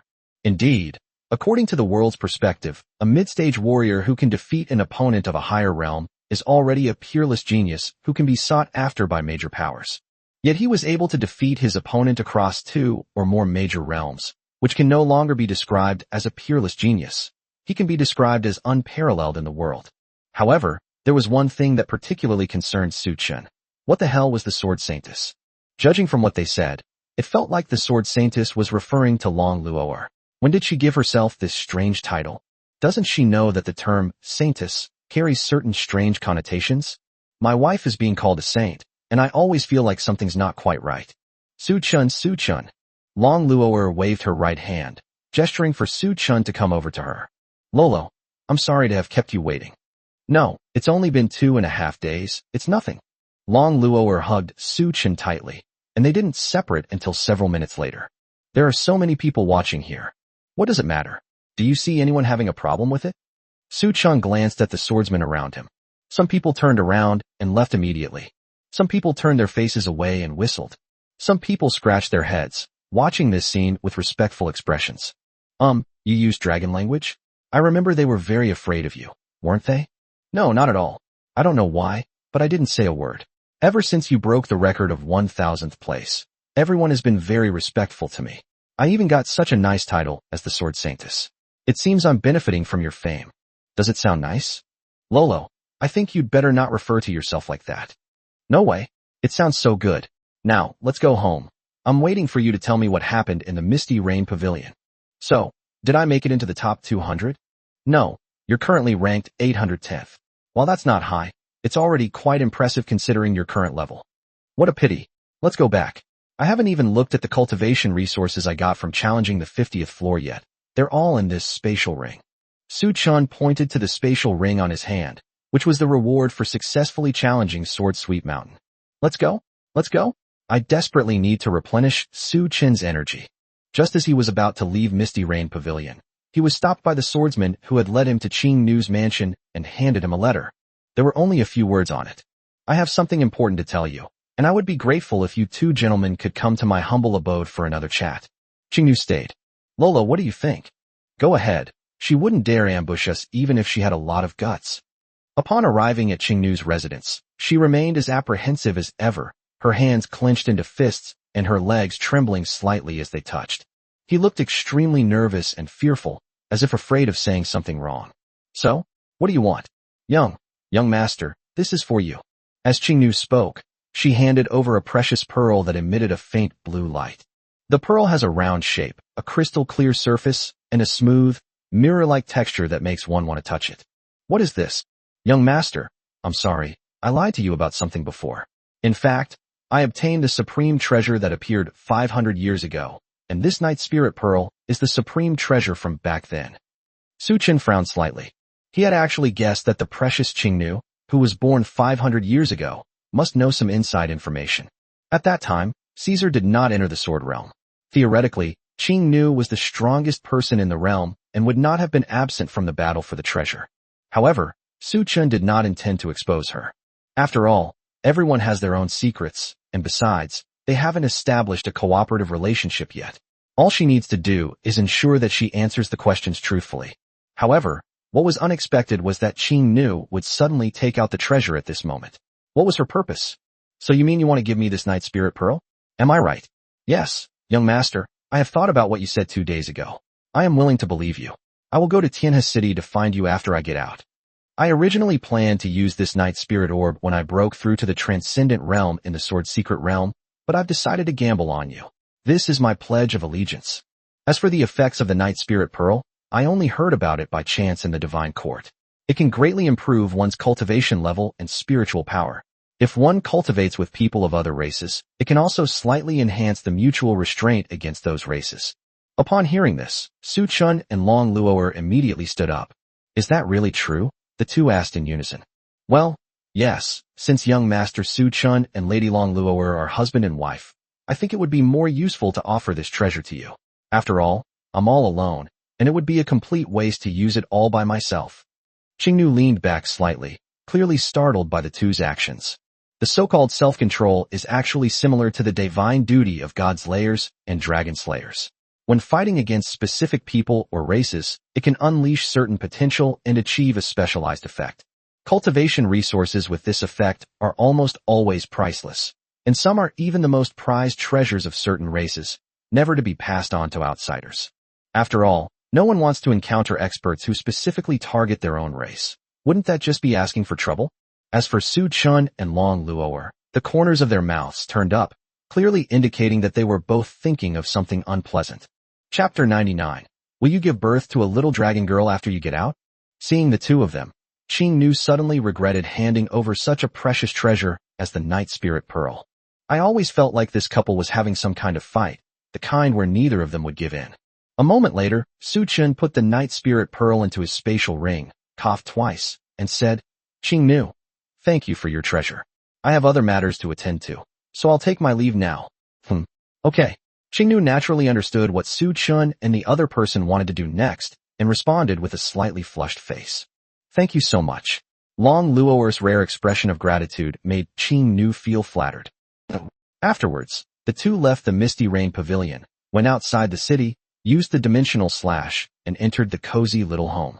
It was done in one go, without the slightest hesitation or delay. After spending half an hour scrubbing each other in the bath, we went to the room to prepare for cultivating the Night Spirit Pearl. Lolo, don't think I don't know what you're up to. You too. With that little bit of self-control, do you think it will work on me? Whether it works or not, you'll know once you try it. Upon hearing this, Long Luo'er sighed helplessly. She suddenly remembered that she had secretly decided that afternoon to give Su Chen a reward. After all, Su Chen, with his mid-stage warrior realm cultivation, squeezed into a ranking list full of Emperor realm experts, which must have taken a lot of effort. It wouldn't hurt to satisfy him a little once in a while. Su Chen, do you still remember the promise we made at Jianing Mountain last time? An agreement? You mean it can fulfill all my requests? Wasn't that already used up? Well, I couldn't resist that night, and I've realized my mistake, so I'll make it up to you tonight. Just tell me what you want to do. Long Luo'er swallowed a few times, then closed her eyes as if resigned to her fate. Lolo, really? You won't come back at me, will you? No way. So, tonight I want. The next morning, Su Chen was overjoyed to see the Night Spirit Pearl, which had shrunk considerably, and Long Luo'er, who was lying peacefully asleep beneath him. He finally got to be the Dragon Knight for one night. Recalling Long Luo'er's expression last night, filled with hatred yet forced to obey him, only one word could describe Su Chen's feelings at this moment. Cool. At the same time, thanks to the spiritual power of the Night Spirit Pearl and Long Luo'er, his realm was finally raised to the late stage of the warrior realm, and he was only one step away from the peak of the warrior realm. I estimate that after a few more nights, once I have fully cultivated the Night Spirit Pearl, I will be able to reach the peak of the warrior realm. I wish last night could last forever. That doesn't exist. Long Luo'er woke up at this moment and said angrily, Good morning, Lolo. Thank you for last night. What a smug look on a petty person's face. Su Chen patted Long Luo'er's head and comforted her. Isn't it good to save some energy? With that little stamina, it'll be used up before it can recover. Naturally, I'll choose a position that's more comfortable for me. You really are a little pervert. What kind of lewd words are those? Didn't you say you were a saintess last night? How could a saintess say such things? Then I'd rather not have the title of saintess. And stop being so glib. Get up now, stop lying on me. We agreed to stay up all night, and now it's the second day. You better keep an eye on your little brother. It's perfectly normal for men to experience this first thing in the morning. Su Chen, your time is up. Stop messing around. If you keep this up, I'm going to retaliate. I'm not afraid. Next time I want to try dragon horns. 3 hours later. After taking a shower and changing his clothes, Su Chen was dragged by Long Luo'er to the grassland to practice his swordsmanship. After being baptized by the Night Spirit Pearl, Su Chen clearly felt that his overall strength had increased significantly. Perhaps this was what was called an improvement in self-control. A flash of cold light appeared as Long Luo'er brandished her ice sword and thrust it at Su Chen. Although she had suppressed many of her cultivation levels, her sword speed still far exceeded that of a normal Emperor Realm swordsman. However, Su Chen nimbly dodged the attack with a quick movement.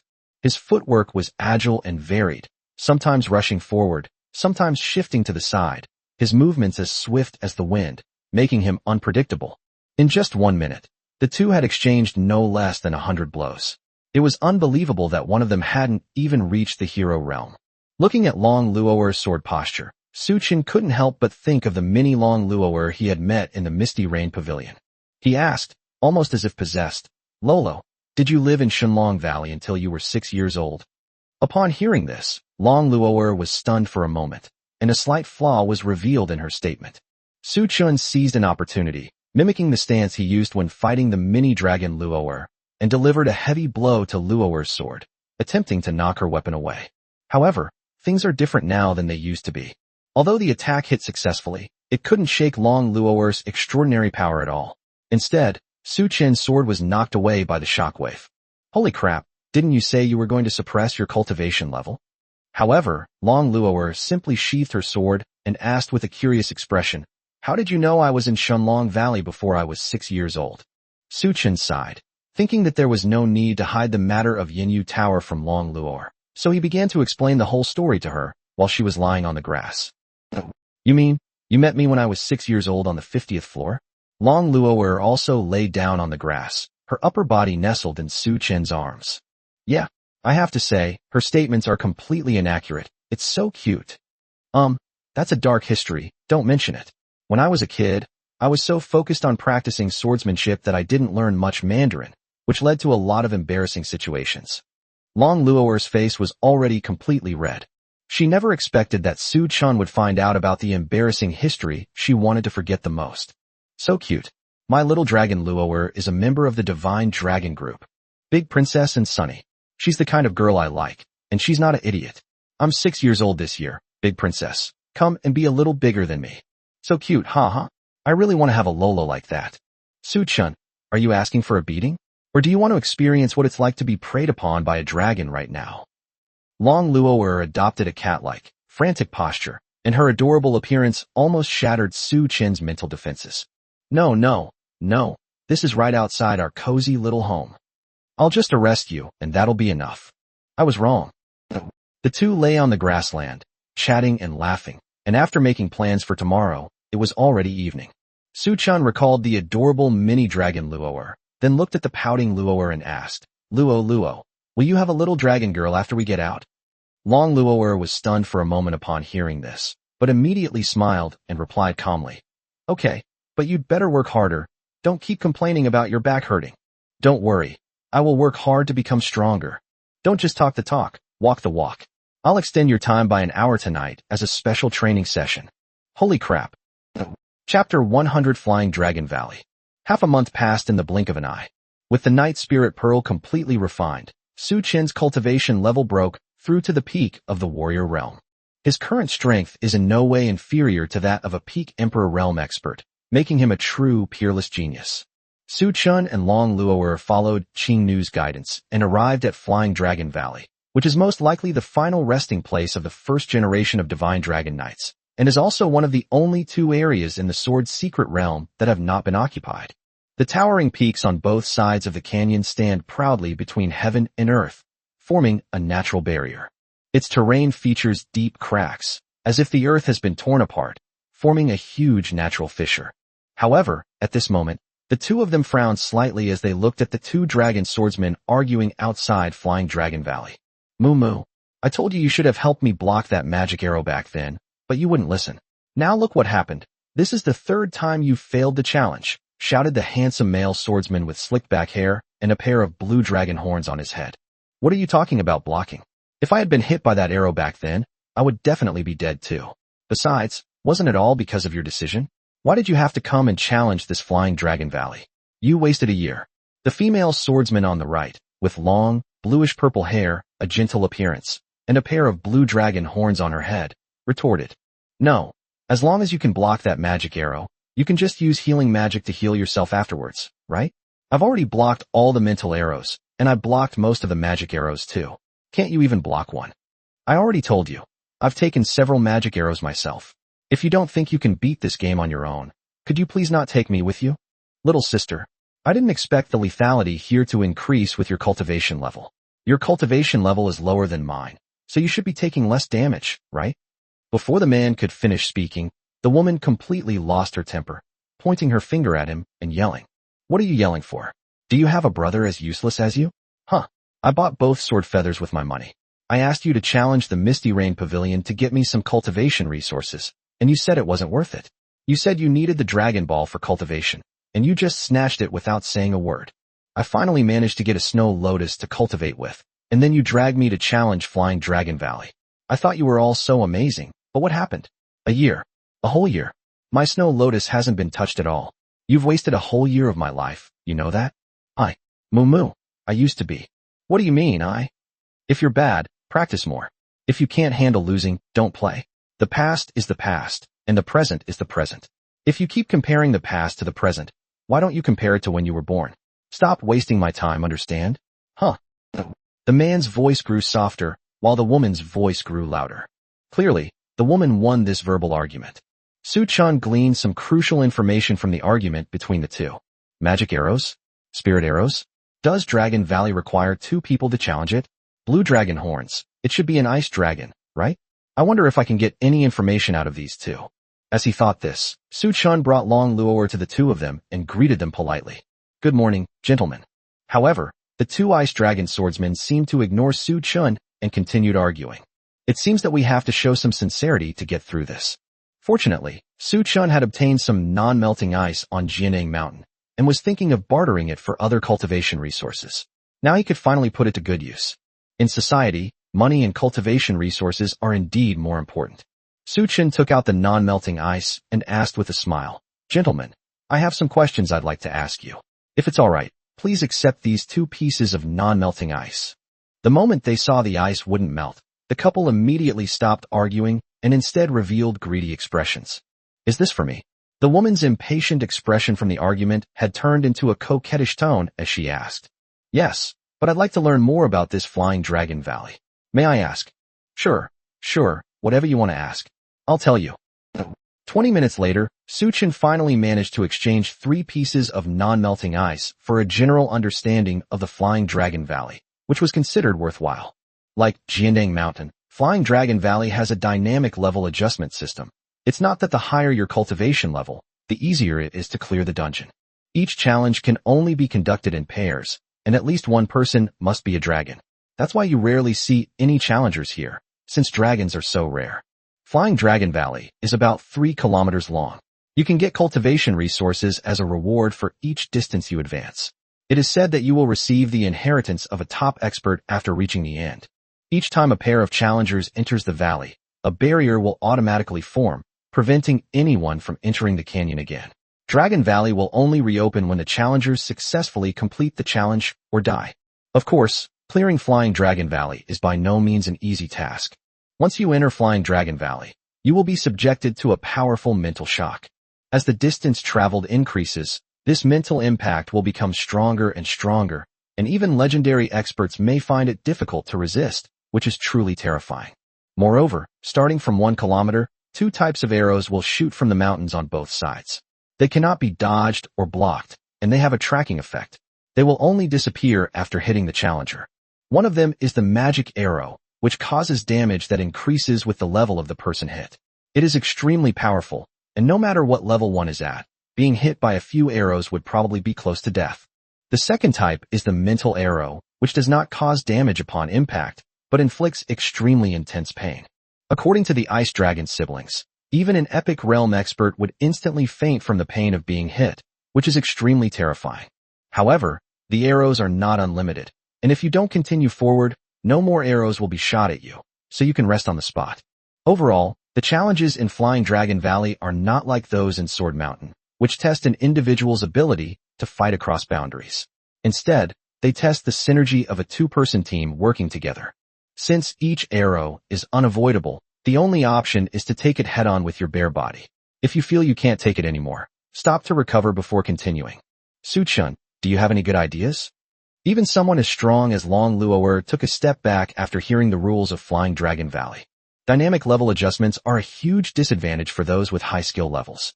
Especially now that Long Luo'er has broken through to the Transcendent Realm, the power of her magic arrows is probably even greater than a single strike from a Transcendent Realm god. However, Su Chun simply waved his hand casually, seemingly unconcerned. Lolo, didn't I tell you? I'll protect you. So, I'll catch all the arrows in Dragon Valley. Chapter 101 Competition. Upon hearing this, Long Luo'er blushed slightly. She repeatedly punched Su Chun's chest with her small fists to cover up her shy expression. You're quite the talker, but I won't allow you to block it all. I'll block half too. Su Chun pinched Long Luo'er's bouncy little face and said with a mischievous smile, Don't worry, I think these arrows are nothing compared to your nightly counterattacks. I'm not that scary. The moment they stepped into Flying Dragon Valley, the two felt a dreamlike sensation wash over them. It felt like being in a dream, but the oppressive feeling around them pulled them back to reality. They kept switching back and forth like this, giving them a hazy feeling of being half awake. Overall, it's a feeling that's hard to describe. Luo, can you feel it? Su Chun patted Long Luo'er, who was a head shorter than him, and asked. It feels like someone is constantly casting mind control magic on me, but it's nothing compared to the charm of the Dragon Knight. Long Luo'er replied, habitually shifting her body closer to Su Chun. So that means you think there's no problem? Of course. I feel no pressure at all. It's all thanks to your training. Su Chun nodded, a slight smile playing on his lips. Perhaps because he had broken through the Mirage Demon's illusion and his mental strength had been greatly enhanced, this mental shock was completely painless to him. This level of mental shock is like getting a massage at a sanatorium. It hurts a little at first, but then a feeling of comfort follows. They were simply enjoying themselves. Lolo, the arrows only start appearing after 1 kilometer. Why don't we have a race and see who runs to 1 kilometer first? Su-chun, you're getting cocky. This mental impact doesn't have dynamic levels. Even if your cultivation level is lower, the mental impact you receive is exactly the same as mine. Are you sure you still want to compete with me like this? Of course, if I win, could you? Su-chun didn't finish speaking, but Long Luo'er naturally understood what he meant. Isn't that the only thought Su-chun has right now? It's easy to understand at a glance. However, with his peak warrior realm cultivation, how could he possibly defeat Long Luo'er, who was only at the early transcendent realm? He succeeded that night 2 weeks ago. Will he lose this time? It doesn't exist. Sure, but what about you if I win? I can't be the only one betting, can I? If you win, you come over, how about it? Huh, I was the one who came. What does that have to do with winning or losing? Long Luo'er crossed her arms and looked sullen, clearly dissatisfied with the bet Su-chun had made. Then consider it a favor I owe you. Let's begin. After Su-chun finished speaking, he took off running, wanting to gain the upper hand from the very beginning. As for Long Luo'er, she shook her head helplessly. This Su-chun, why does he always like to play tricks? Oh well, I can't possibly lose anyway. As Long Luo'er thought this, she took a step forward and caught up with Su-chun in less than 3 seconds. But soon, starting from 500 meters, her speed began to slow down, clearly affected by the mental shock. In contrast, Su-chun continued jogging at a leisurely pace, seemingly unaffected by the mental shock. Luo, it looks like you're going to lose. Su-chun said with a relaxed smile after overtaking Long Luo'er. Ugh, you cheating maniac. Did you use the power of the God-slaying golden book? Long Luo'er retorted defiantly, while trying to quicken her pace to keep up with Su-chun's. Didn't you say back then that the sword's secret realm couldn't possibly replicate a supreme treasure like the God-slaying golden book? How could I cheat? Ugh, I don't believe you can ignore this mental shock. My head is buzzing. It's so uncomfortable. Why don't you just give up? I'll carry you away. As Su-chun spoke, he put his arm around Long Luo'er's waist, seemingly intending to pick her up. I refuse to admit defeat. I can't possibly lose. That's what they say, but Long Luo'er's speed has already slowed down completely. Her forehead was covered in cold sweat, and she looked as if she were under immense pressure, as if she were experiencing a severe mental shock. Their movement speed was also getting slower and slower, and they could barely take a step forward every 2 or 3 seconds. Su-chun felt the increasingly intense mental impact, and was lost in thought. Even a transcendent realm expert like Long Luo'er would find it difficult to withstand such a powerful mental impact.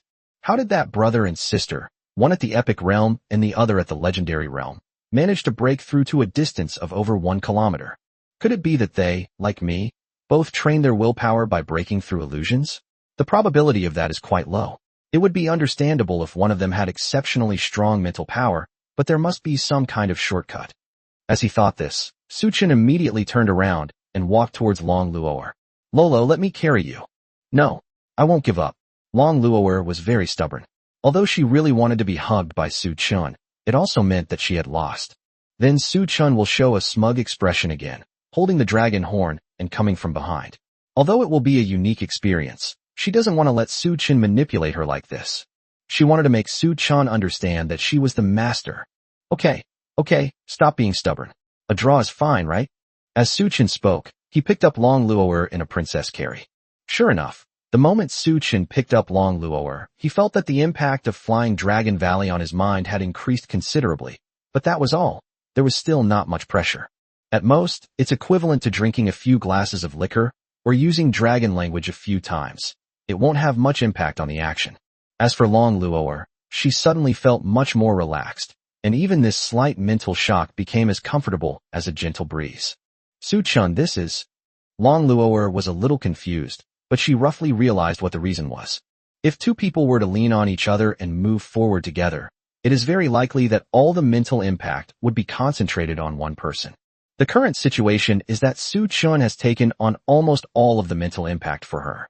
Under these circumstances, Su-chun will have to bear at least twice the mental impact as before, which is not worth it. Well, I see you've been working so hard.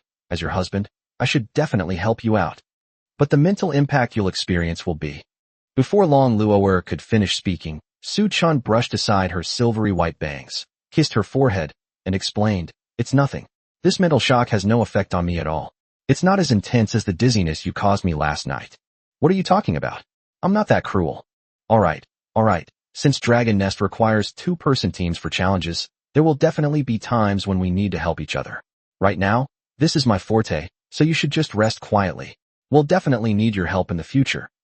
Upon hearing this, Long Luo'er nodded shyly and stopped arguing. Nestled in Su-chen's arms, she savored this precious moment. "Oh well, you win, but we'll talk about the reward after we clear Dragon Valley." "Thank you, my dear wife. I love you." Chapter 102 Cheating. In less than 10 minutes, the two arrived at a point 900 meters from Flying Dragon Valley. Su-chun continued to carry Long Luo'er at a leisurely pace, as if he were taking his wife sightseeing. "We're almost at the 1,000-meter mark. 2 types of arrows will be coming at us. Su-chun, are you really planning to block them all by yourself while you're holding me like this?" "Yes, didn't we say before we went in that I would take all the hits? I'll have to trouble you to heal me then." "Ugh, it breaks my heart. It hurts me more to hit you. You're so beautiful. I'm determined to protect you to the end." Su-chun patted Long Luo'er's head and smiled. "Su-chun." Long Luo'er showed a face full of infatuation and admiration, making her look especially cute. Alright, back to the topic. Lolo, look at the murals around us. I feel like they might be some kind of clue, like the plaque on the top of Jianeng Mountain. Can you tell what they are?" Su-chun pointed with his chin to the murals on both sides of Flying Dragon Valley and asked. The murals on both sides of the valley are painted in the same style as the patterns on the Godslayer Golden Book Lottery wheel, with vibrant colors and varied shapes, as if decorating the entire valley into a magnificent painting. Su-chun could barely make out that the mural was set against a natural background, depicting a warrior wielding a long spear riding a giant dragon and fighting against others above the clouds. If he's not mistaken, it should be the scene of the first Dragon Knight battling various gods. As for Long Luo'er's answer, it was exactly the same as Su-chen's guess. However, she didn't have many thoughts about it. After all, many dragons in the dragon race want to have their heroic deeds engraved on a wall so that their fellow dragons can boast about them. I've done this kind of thing several times too. It's just that my style is a bit different from here. Isn't this just like when we humans were kids, scribbling everywhere? But speaking of which, the first Dragon Knight's partner might also have been a dragon, just like us. Don't even think about fighting while riding on my back until you become stronger than me. My dear wife, which operation are you referring to? Can't you be serious for once? After reaching 1 kilometer, Su-chun found that the mental impact had stopped increasing, and he guessed that it probably wouldn't increase any further. At the same time, he also had another spatial ring in his hand. There weren't many cultivation resources inside, but most of them were extremely rare, making it a very fruitful trip. Su-chun, slow down. We still don't know the power or the number of arrows. It's better to be cautious. Yes, I definitely know that. Before he could finish speaking, a blue arrow shot down from the valley on the left. The arrow was extremely fast, accompanied by a crisp sound of it cutting through the air. It was even faster than the arrows fired by Su-chun using the golden longbow of the Godslayer. However, this did not stump Su-chun. He did not completely believe the words of the Ice Dragon's siblings and decided to try to evade them once. Su-chen's body tensed instantly, his muscles taut as he focused intently on preparing for the impending crisis. The sound of the arrow piercing the air was sharp and shrill, and a blue light broke the surrounding silence. He twisted to the side with lightning speed and reflexes, successfully dodging the blue arrow, which landed straight in the mountain behind him. However, this is not the end. The blue arrow shattered instantly, turning into pale blue powder, which then reformed into an arrow in the blink of an eye. Its sharp point aimed directly at Su-chen's heart. He was stunned for a moment, never expecting that the so-called automatic tracking would be like this. At such close range, there was no time to avoid it. Su-chun could only instinctively hug Long Luo'er tightly to prevent her from getting hurt. He thought the blue arrow would pierce right through him. Unexpectedly, the blue arrow vanished the moment it touched Su-chun, as if it had never existed. Su-chun, are you alright? Long Luo'er shouted anxiously, fearing that something had happened. I'm fine. Su-chun was a little puzzled. The way the arrow shattered seemed to be like it had come into contact with the dragon tamer's magical barrier. It was completely neutralized and suffered no damage whatsoever. It's good that you're alright. It looks like this arrow was a mental arrow. Does it hurt? As Long Luo'er spoke, she began to caress Su Chen's body all over. Stop touching me, you little pervert. That arrow didn't seem to do any harm to me at all. It was neutralized. Offset. Yes, didn't I tell you before? After becoming a dragon tamer, you will be given a magical barrier that makes you almost immune to all magic. The way that arrow hit me just now was exactly like it hit the magical barrier and was neutralized. Upon hearing this, a hint of astonishment appeared on Long Luo'er's beautiful face. This is the Sword Realm. Isn't it supposed to be a place where you can't summon the God-slaying Golden Book and Little Golden? How did you change jobs? Su Chun, what is your duty now? Dragon Rider. Actually, I was just thinking that if I were a Dragon Rider, I could block these arrows directly, but who knew that I would actually succeed in changing classes, even though Little Gold couldn't get out. Suddenly, a tiny golden fairy appeared in front of Su Chun. It was very cute and kept flapping its wings as it floated in the air. It was Xiao Jin. Master, are you calling me? Holy crap, what are you doing out here? Su Chun was startled, as he hadn't seen Xiao Jin for almost a year. I came out because my master called my name. Su Chun and Long Luo'er looked at each other, somewhat bewildered. He had tried several times before, but couldn't summon Xiao Jin. So how did she suddenly appear now? Could it be that the Sword Realm has evolved? Xiao Jin, in your memory, how long has it been since we last met? 23 hours and 27 minutes. Su Chun nodded. When calculated, it was almost the same amount of time they had spent in the Sword Secret Realm. That's strange, isn't it? Could it be that they've already emerged from the Sword Realm? However, with the Dragon Rider's magic immunity, passing through Dragon Valley will be a piece of cake. Upon seeing this, Long Luo'er immediately pouted and pinched Su Chen's ear, saying coquettishly, "You little rascal, Su Chun. So that's why you could withstand such a strong mental attack. You cheated. Ouch, ouch, ouch. Lolo, be gentle, be gentle. Oomph. The bet we just made doesn't count. How can you bully an honest dragon like this? You dragon-deceiving liar." Su Chun watched as the cooked duck flew away and explained with a wronged expression. Luo, I just switched to Dragon Tamer. I relied on my own mental strength to get through the previous 1,000 meters. I don't care. The bet is null and void. Wah. Even a duck that's about to be eaten can fly away.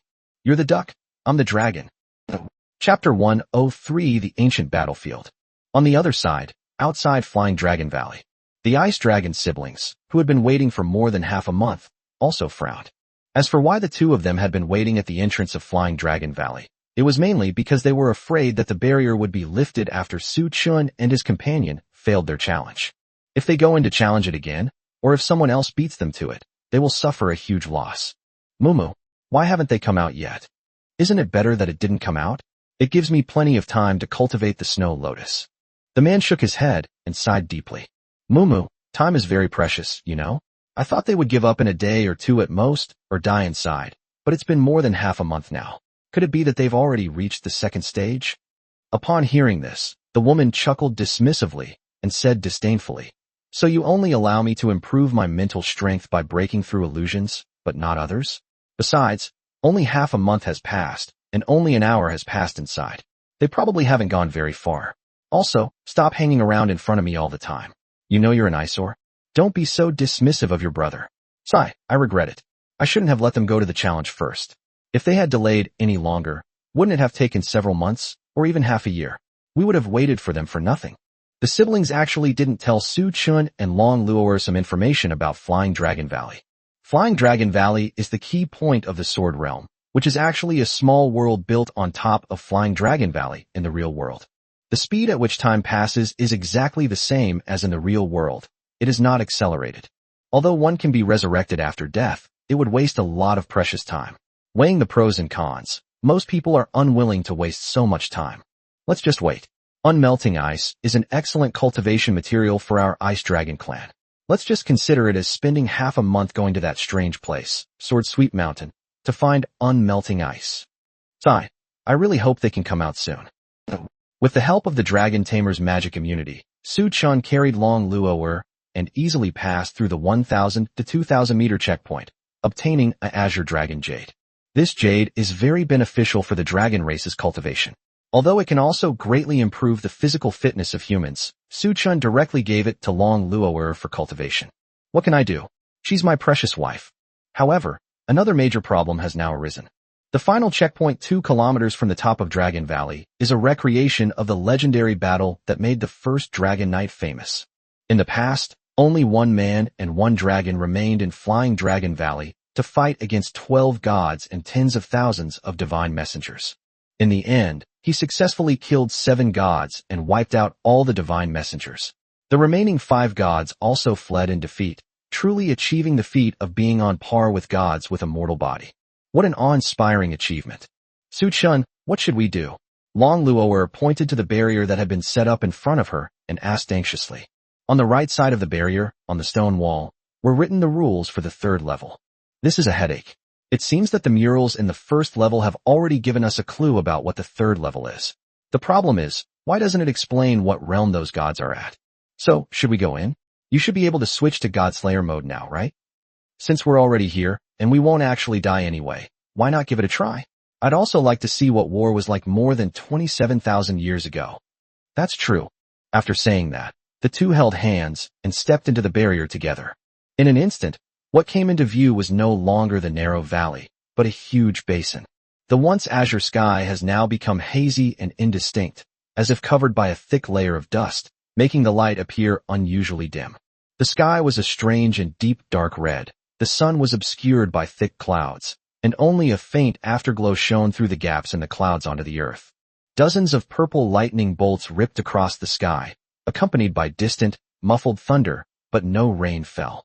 The once vibrant valley has undergone a dramatic transformation. Now only withered plants and parched land remain, littered with rubble and charred sparks, and the brutal traces of war are visible among the ruins. Hundreds of divine messengers appeared in the desolate ruins, scrutinizing the two with their fierce gazes. Above the eerie sky, 12 deities were intently gathering their spiritual power, seemingly preparing to set up some kind of formation. The pale blue barrier patterns have begun to take shape, stretching to the horizon with no end in sight. Just as Su-chun was feeling confused, Long Luo'er immediately pointed to a deity in the sky and shouted, "Su-chun, look over there." Looking in the direction Long Luo'er pointed, one could see a female deity on the far right casting a spell with her eyes closed, seemingly unaware of the commotion. Astaroth, this time, the enemy is actually her? Su-chun's hands began to tremble slightly, and cold sweat silently slid down his forehead, soaking it. I still vividly remember that feeling of being completely invincible at that time. But he immediately realized what was happening and then gave a crooked smile. This is 27,000 years ago. Her cultivation level should be far lower than it is now. If you can't beat the present you, are you sure you can't even beat the past you? Let's see what tricks you're up to. Whether it's the past you or the present you, you'll eventually become my stepping stone. Su-chun, you seem really excited. Yeah, no one's going to die here anyway, so I thought I'd test out a few of my new moves. That's true. As soon as he finished speaking, Su-chun switched to Godslayer. My whole body was filled with a blazing power, an endless surge of energy coursing through me, brimming with boundless vitality. Due to the improvement in his realm, the power that the Godslayer gained after encountering the gods far exceeded that of his battle against Chi-yu. Su-chun now could probably kill Chi-yu with just one move, which is truly terrifying. At this moment, the surrounding divine messengers also began to rush towards the two, trying to tear them apart. Just as Long Luo'er was about to launch an attack, Su-chun stopped her. What's wrong? Lolo, look closely. This is your husband at his most handsome. Su-chun focused his spiritual energy on the golden longsword. The surrounding spiritual energy seemed to be drawn together, forming countless dense golden threads that converged towards the golden longsword. The next second, the golden longsword began to expand at an incredible speed. 1 meter, 2 meters, 3 meters, 10 meters, 20 meters. In a short time, the sword, which was originally less than a meter long, has now grown to a massive 50 meters. The cross-section alone is 4 or 5 meters wide. Su-chun gripped the hilt of his sword and swung it forward with all his might. The moment the sword was unleashed, the heavens and earth trembled, and the dazzling sword energy instantly illuminated the entire basin. Thousands of divine messengers were reduced to ashes in an instant. In an instant, a 3-kilometer-long fissure was carved out of the silent, dark basin. The newly formed barrier was instantly shattered by the sword energy, transforming into the purest spiritual power. The 12 gods all suffered a backlash, spitting out a mouthful of blood, and their auras instantly weakened considerably. Long Luoer's eyes widened, and her mouth opened slightly, as if she wanted to say something but couldn't. She never imagined that the power of a single sword strike could be so terrifying. Chapter 104 Slaying Gods. After the golden light faded, a few rays of sunlight finally broke through the dark clouds and shone on the barren basin. After the 12 gods steadied themselves, they gathered together, their eyes fixed on the boy holding the golden long sword and the beautiful girl beside him. What's going on? Who are those two? When did they appear? One of the one-eyed gods asked, his face ashen.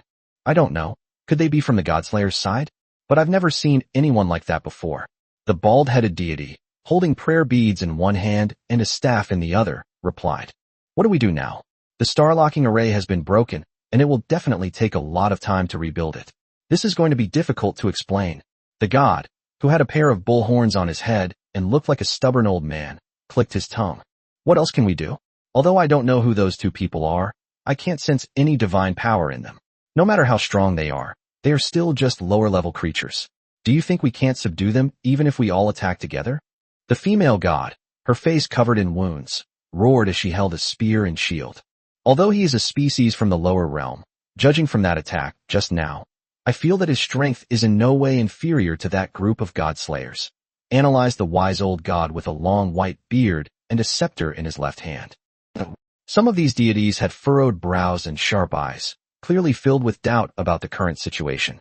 Some looked disdainful and kept shouting that they wanted to kill Su Chun and his companion, clearly full of confidence in their own strength. Some were panicked, their eyes revealing fear. Su Chun's attack had just extinguished their arrogance. The longer a person lives, the more afraid they are of death. Gods possess infinite lifespans and naturally want to survive to the end. They cannot afford to lose their lives due to a momentary misjudgment. Therefore, most of these gods are quite cautious and dare not make any rash moves.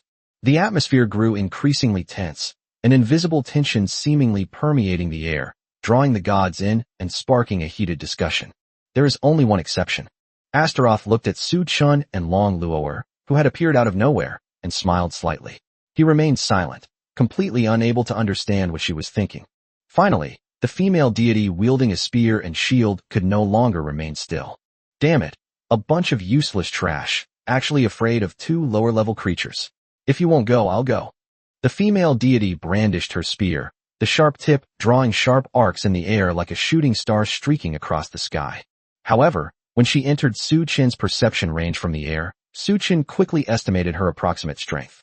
Looks like it's around the early stage of the epic realm. That's a bit weak. Su Chin got a little cocky. It turns out that when one is at the peak of the warrior realm, one can defeat Qi Yu, who is at the peak of the transcendent realm, by using the power of the Godslayer. He has now reached the peak of the warrior realm, and if the power given by the Godslayer is a fixed increase of several realms.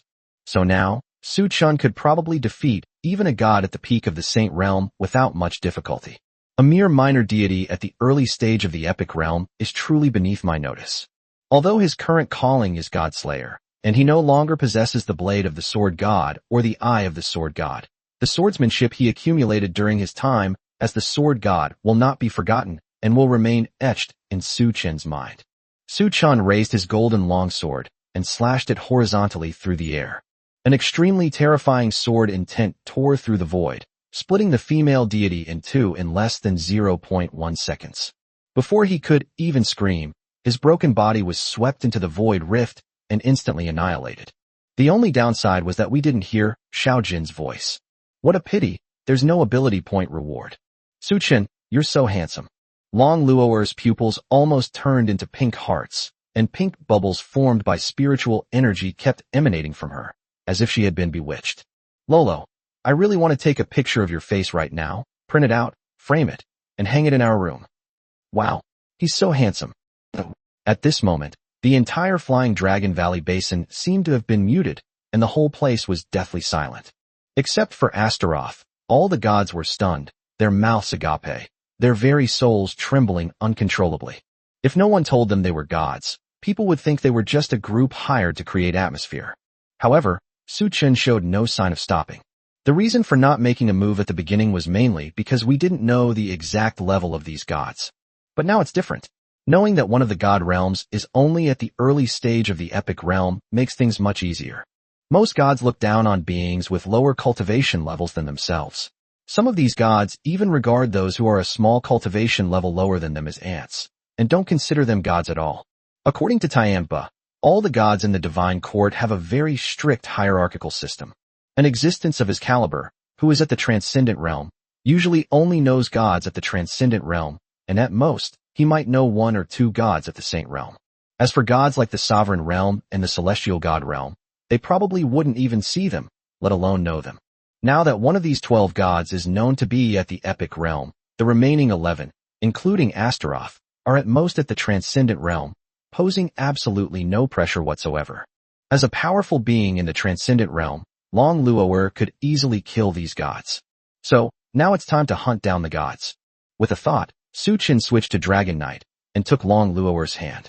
The power of the early stage of the transcendent realm instantly flowed into his body, and he leaped up on one foot, soaring hundreds of meters high. Simultaneously switched to Godslayer, splitting the Godslayer golden book into 5 golden rays. A beam transformed into a longbow and condensed in Su Chen's left hand. A shield materialized beneath Su Chen's feet. The 3 arrows transformed into arrows and coalesced in Su Chen's right palm. Whoosh, whoosh, whoosh. 3 sharp, piercing sounds rang out. 3 golden arrows pierced the sky, like lightning flashing across the air, tearing apart the dark clouds that filled the sky. The arrows created whirlwinds, the light gleaming coldly on their blades, causing everything around them to tremble as they shot towards 3 of the weaker-looking gods. The first arrow pierced the bald god's heart, instantly destroying him both body and soul. The second arrow pierced the one-eyed god's pupil, and his head exploded along with it. The third arrow was barely managed to be blocked by the old god's scepter, but it was to no avail. Clang! A loud bang was heard. The old man's divine scepter was shattered instantly. The shockwave from the golden arrow directly tore apart the old god's entire body. With just 3 arrows, 3 gods were annihilated. Chapter 105 Astaroth's Time Reversal.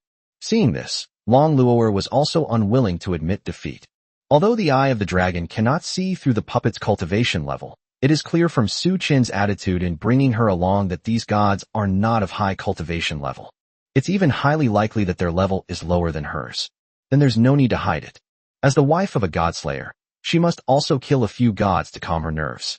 The moment Long Luo'er was lifted into the air by Su Chen, she cast a levitation spell on herself and Su Chen. Although they could not fly freely, at least they did not have to spend too much energy on jumping. She gathered her spiritual power, which coiled around her right hand, eventually settling on her index and middle fingers. Divine Dragon's profound technique, world-destroying dragon flame. As soon as he finished speaking, a dragon flame 10 times larger than the one at Jianmen Tower swept out. Dragon fire raged, illuminating the entire basin. Its immense spatial cutting power directly cleaved a massive void rift in the area where the remaining 8 gods were located. Even the illusionary barrier that Flying Dragon Valley had prepared for this trial showed signs of weakening.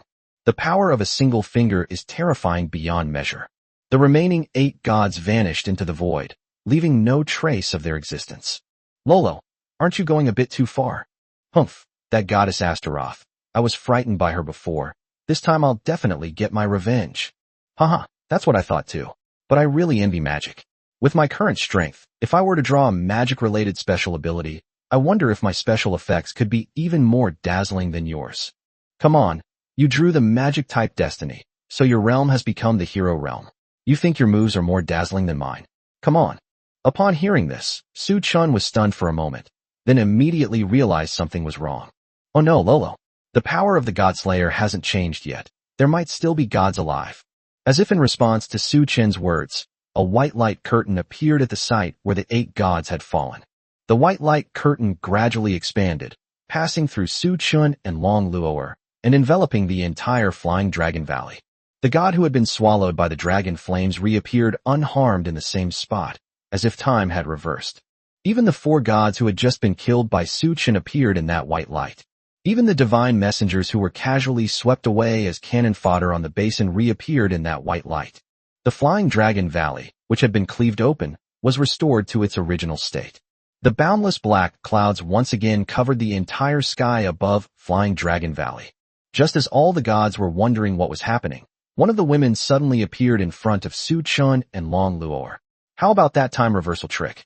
Looks like a traveler from some other time and space. Astaroth spoke with a sinister smile. His handsome face, though strikingly beautiful, was chilling. At most, it'll just mean killing again. That's what they say. Su Chun was still deeply shocked. If time could be reversed, I really wouldn't have expected Astaroth to use this trick. Moreover, he was able to restore the entire Flying Dragon Valley in one go. Just how strong must he be to do that? Really? Then give it a try. As soon as Astaroth finished speaking, he immediately used spatial teleportation to return to his original spot, seemingly explaining the situation to the other gods. Su Chun, what do we do now? The spiritual power of a god is limitless. Even if this time reversal technique consumes a lot of spiritual power, it won't be a burden for her at all. Long Luor frowned slightly. It seemed that this battle would not be so easy to end. In this situation, is it feasible to kill Astaroth first? Long Luor shook her head and sighed. It might not work. She probably cast a spell on herself that reverses time after death. Killing her first won't help unless we break that spell. She was certain that the divine dragon technique she had just used had directly slain all the gods. However, Astaroth was able to revive after being killed and reverse the time of the entire Dragon Valley battlefield, so the idea of killing her first is probably impossible. Su Chun frowned, feeling that something was amiss. If what Long Luor said is true, how exactly did the first generation of Dragon Knights win? Faced with an opponent who can resurrect infinitely, even if one's realm is far superior to these gods, one will eventually be exhausted and defeated. However, Su Chun was not given a chance to think. The gods faction has come to understand the current situation and is furious. Especially the goddess Ming, who was initially killed by Su Chun, had turned liver-colored with anger. She has never felt resentful since she became a goddess 300 years ago. Her name is Valkyrie, the goddess of victory. Wherever she appears, victory is assured. However, this time, she suffered humiliation, being instantly killed by a previously unheard-of creature from the lower realms. Her pride as a goddess would never allow her to show such a frustrating side to the world. She raised her spear and unleashed her ultimate attack. The Spear of Victory. Valkyrie shouted loudly and instantly flashed away from her original position, appearing in front of Su Chun. However, this time, it wasn't Su Chun who was facing her. Long Luor wrapped the flames of destruction around the ice sword. The high temperature of hundreds of thousands of degrees Celsius distorted the surrounding space, but it did not melt the ice sword, which showed how precise her control over spiritual power was. Clang! A metallic clanging sound rang out. Long Luor blocked the furious attack with just one hand while holding the ice sword. Then, after lasting less than a second, the weapon hailed as the Spear of Victory was burned through by the flames of destruction and broke in two. Varied.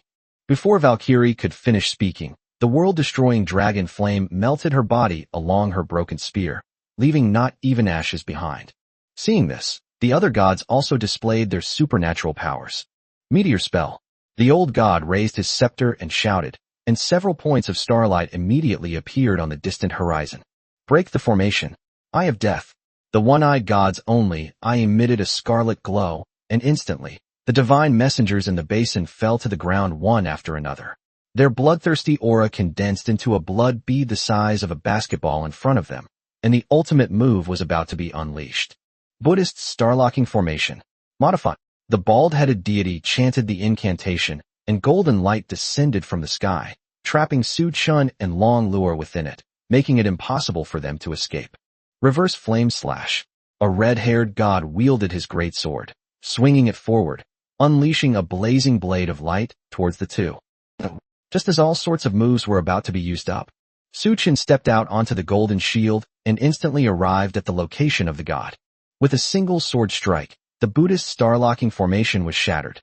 With two sword strikes, the blazing blade light was instantly dispelled. With 3 sword strikes, the two gods protecting Astaroth were instantly cleaved in two. Next, Su Chun did not intend to stop his attack, nor did he intend to waste words with Astaroth. His golden longsword pierced directly through her heart. However, what was seen on her face was not the fear of death, but a mocking, sinister smile.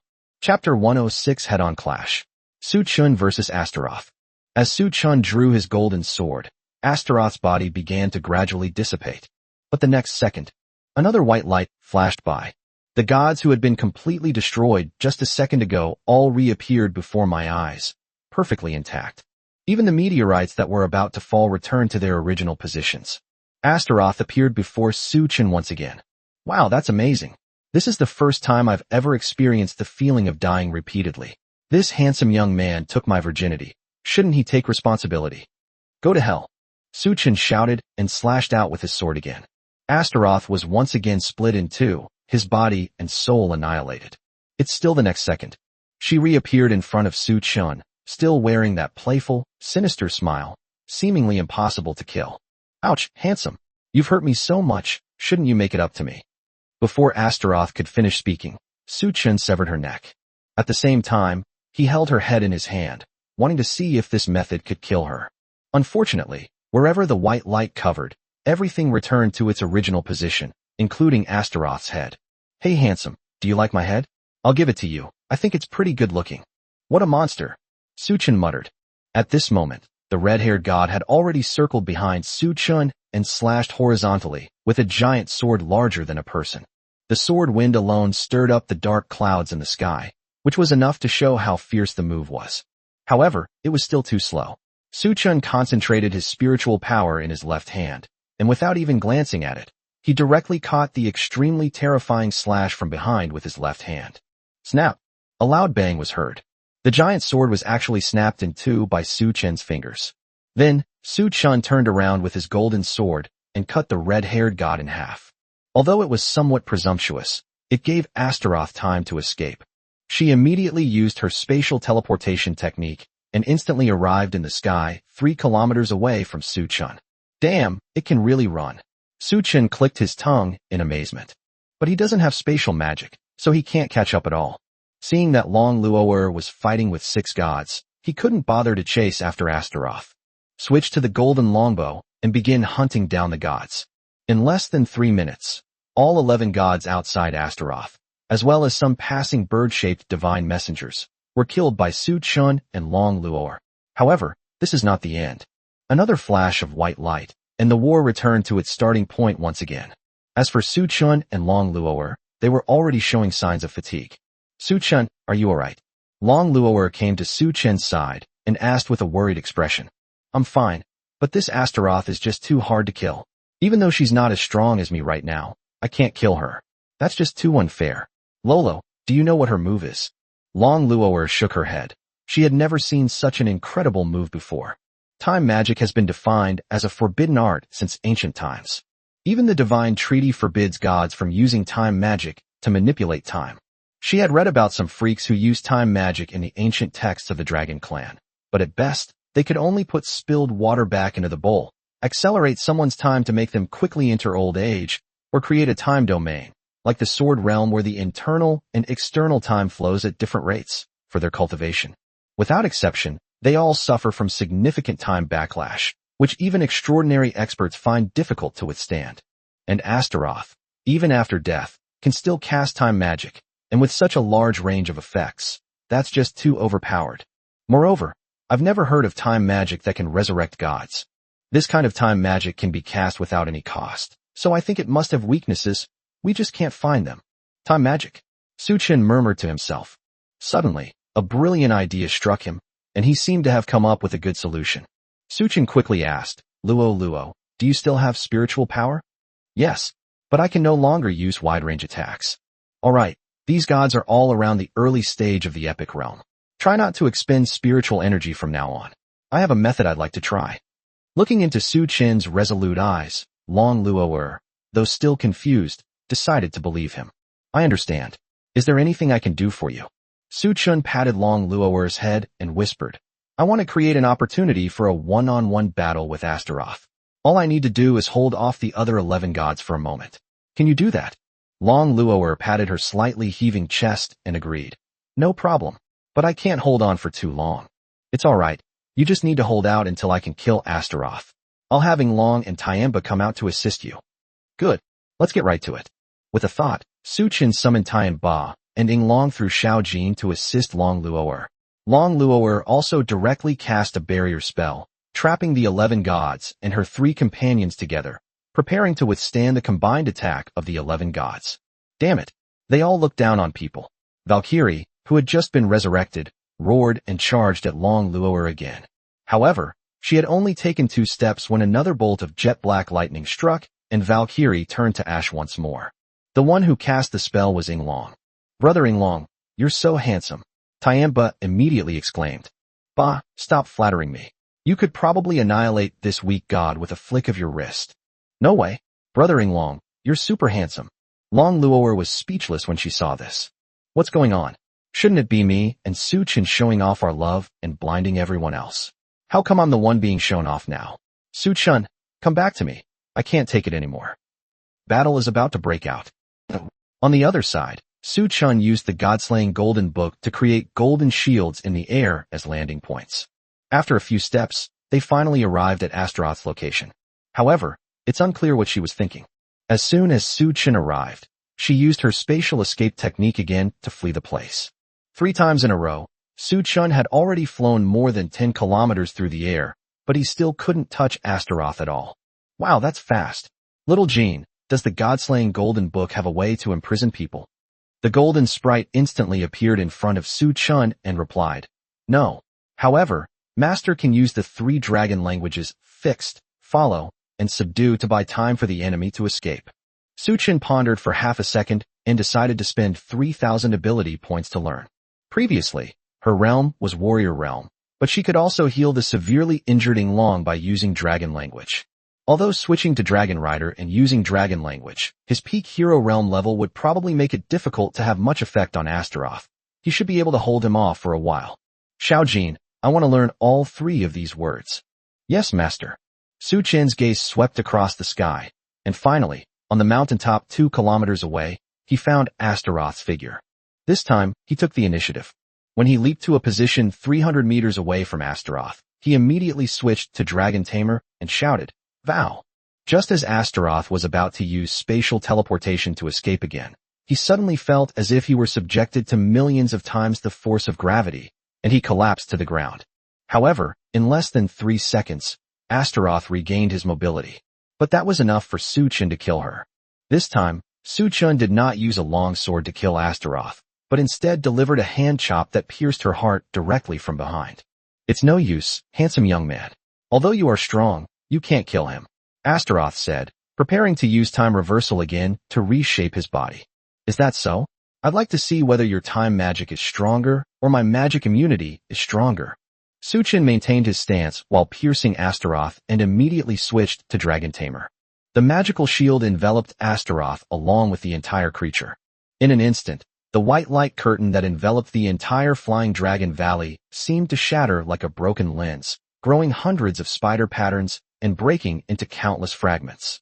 Countless fragments of memories drifted everywhere, streaking across the air with brief, dazzling flashes of light, like shooting stars in the night sky, gone in an instant. Time stood still at that moment. Chapter 107 Contract. Su Chen discovered that the current situation was just like when he awakened the Godslayer. The entire world had turned into a strange grayish-white color. The dark clouds mingled with the eerie white, and the gods in the sky, the divine messengers above the basin, and the dilapidated Flying Dragon Valley all turned into pure white dust, making everything chaotic and indistinct. In this distorted world, only Su Chen and Long Luoer remained. Su Chen tried to reach out and hold Long Luoer's hand, but found that he couldn't move either. Time stood still the moment he defeated Astaroth. How long will this state last? 1 minute? 10 minutes? Or 10 years? Or perhaps forever? Nobody knows, and nobody will ever know. Su Chen's consciousness gradually blurred, his will gradually collapsed, and his spirit gradually disintegrated. Perhaps falling asleep will bring relief. Death, perhaps, feels like this too. Forgot who you are, forgot what you want to do, forgot everything. Suddenly, a familiar yet unfamiliar voice echoed in Su Chen's mind. It was a clear and melodious sound. Just by listening to it, you could tell it must be the voice of a cute little one. She's small in stature, with a delicate face and a pair of golden wings on her back. She loves to be mischievous and often leaves things unsaid, yet she's undeniably endearing. Master, your soul and will are about to collapse. Please allow me to expend 5,000 ability points to help you and Lady Long Luoer break the illusion. Su Chen looked completely bewildered. Owner? Soul and will. Ability point? Illusion? What are these things? Perhaps time has been frozen at that moment for too long, and I have completely forgotten what these things were. But he missed that voice dearly in his distant memories, and it seemed that believing what she said wouldn't be a bad thing. Although I don't know who you are, I'll listen to you. Yes, master. Instantly, an incredibly comfortable energy wave flowed into Su Chen's mind. All of Su Chen's forgotten memories were restored at this moment. And this bizarre, chaotic scene collapsed. When Su Chen woke up again, he found himself in a room filled with crystals, and Long Luo'er was lying next to him, fast asleep. The walls, floors, and ceilings are all made of transparent crystal. The wall decorations, composed of countless tiny crystals, resemble a giant gemstone, sparkling and shimmering with brilliant light. At the center of the room was a huge altar, upon which sat a massive prismatic crystal. This crystal is huge and transparent, radiating a brilliant light, like a dazzling source of light that illuminates the entire room. Luo, wake up. Su Chun nudged Long Luo'er, who was still fast asleep. Su Chun, be gentle, go slowly. Long Luo'er murmured, as if she were having a sweet dream.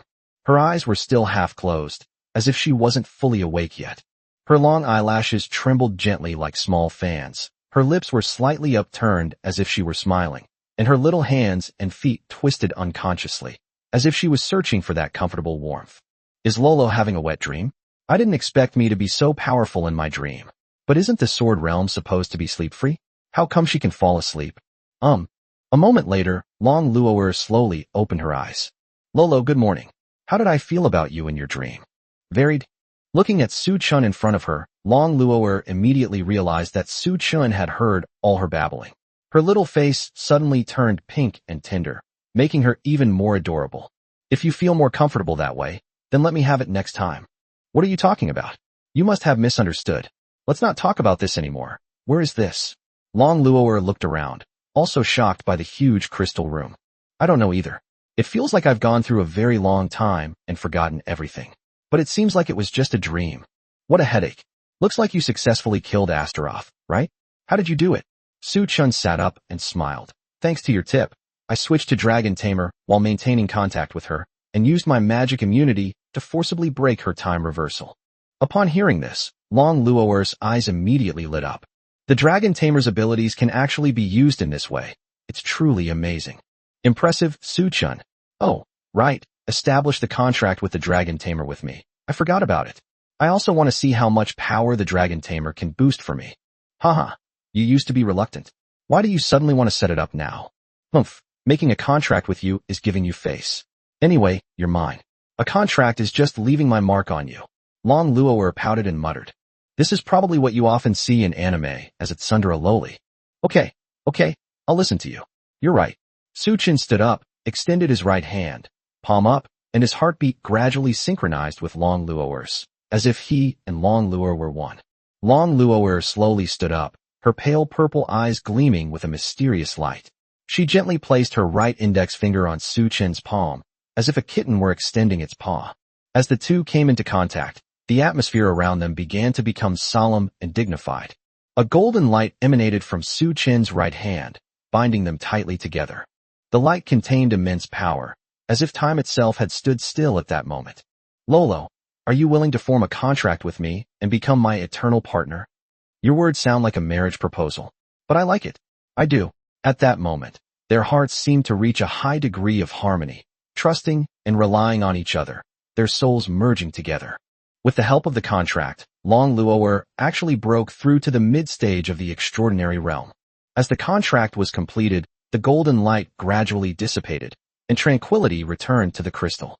On Su Chin's right hand, there was a cute little white dragon pattern. Su Chin, you're amazing. I feel my strength has increased a lot, and I've even broken through my cultivation level. Really? That's great. By the way, if I break through to a higher realm using this method, will my realm drop when I switch to another celestial duty? Why don't you give it a try? Su Chin nodded and immediately switched to Godslayer.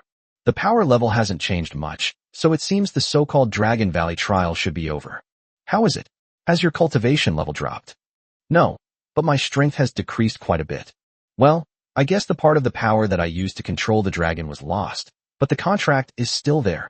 Su Chin muttered, looking at the small white dragon on the back of his right hand. I reached the mid-stage of the transcendent realm at the age of 90.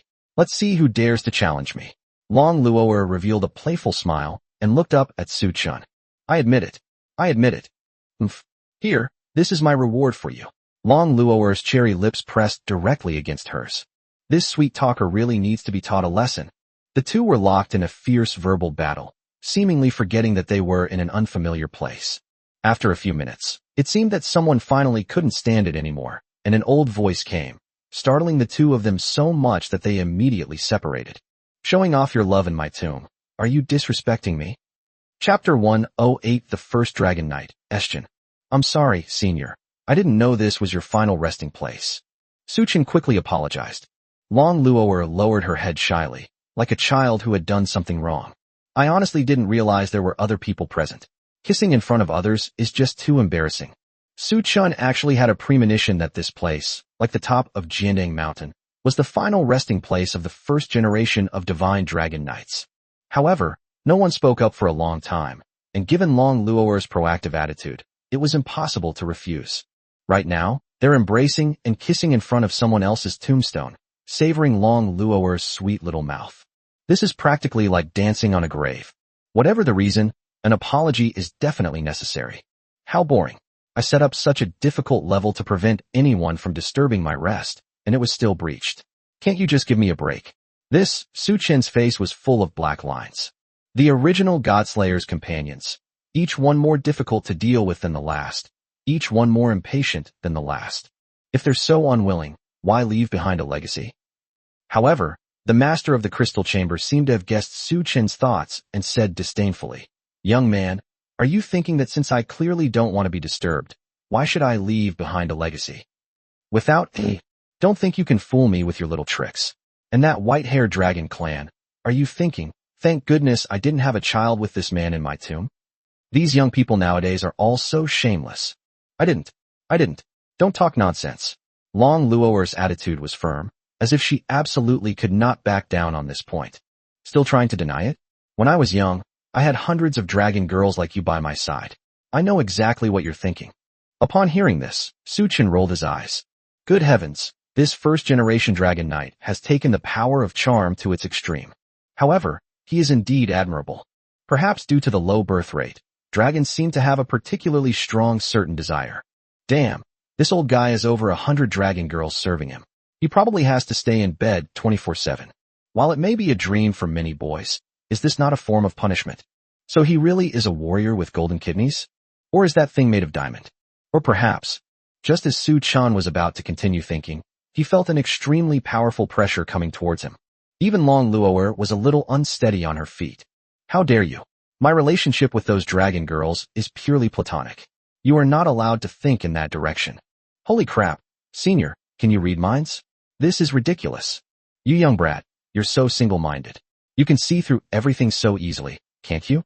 Take your reward and get out of this old man's place right now.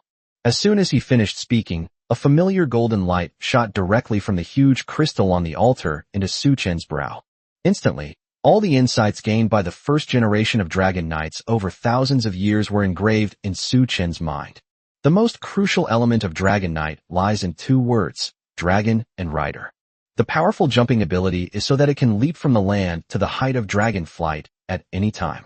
The ability of healing magic is for the purpose of healing the dragon companions who fight alongside them at any time.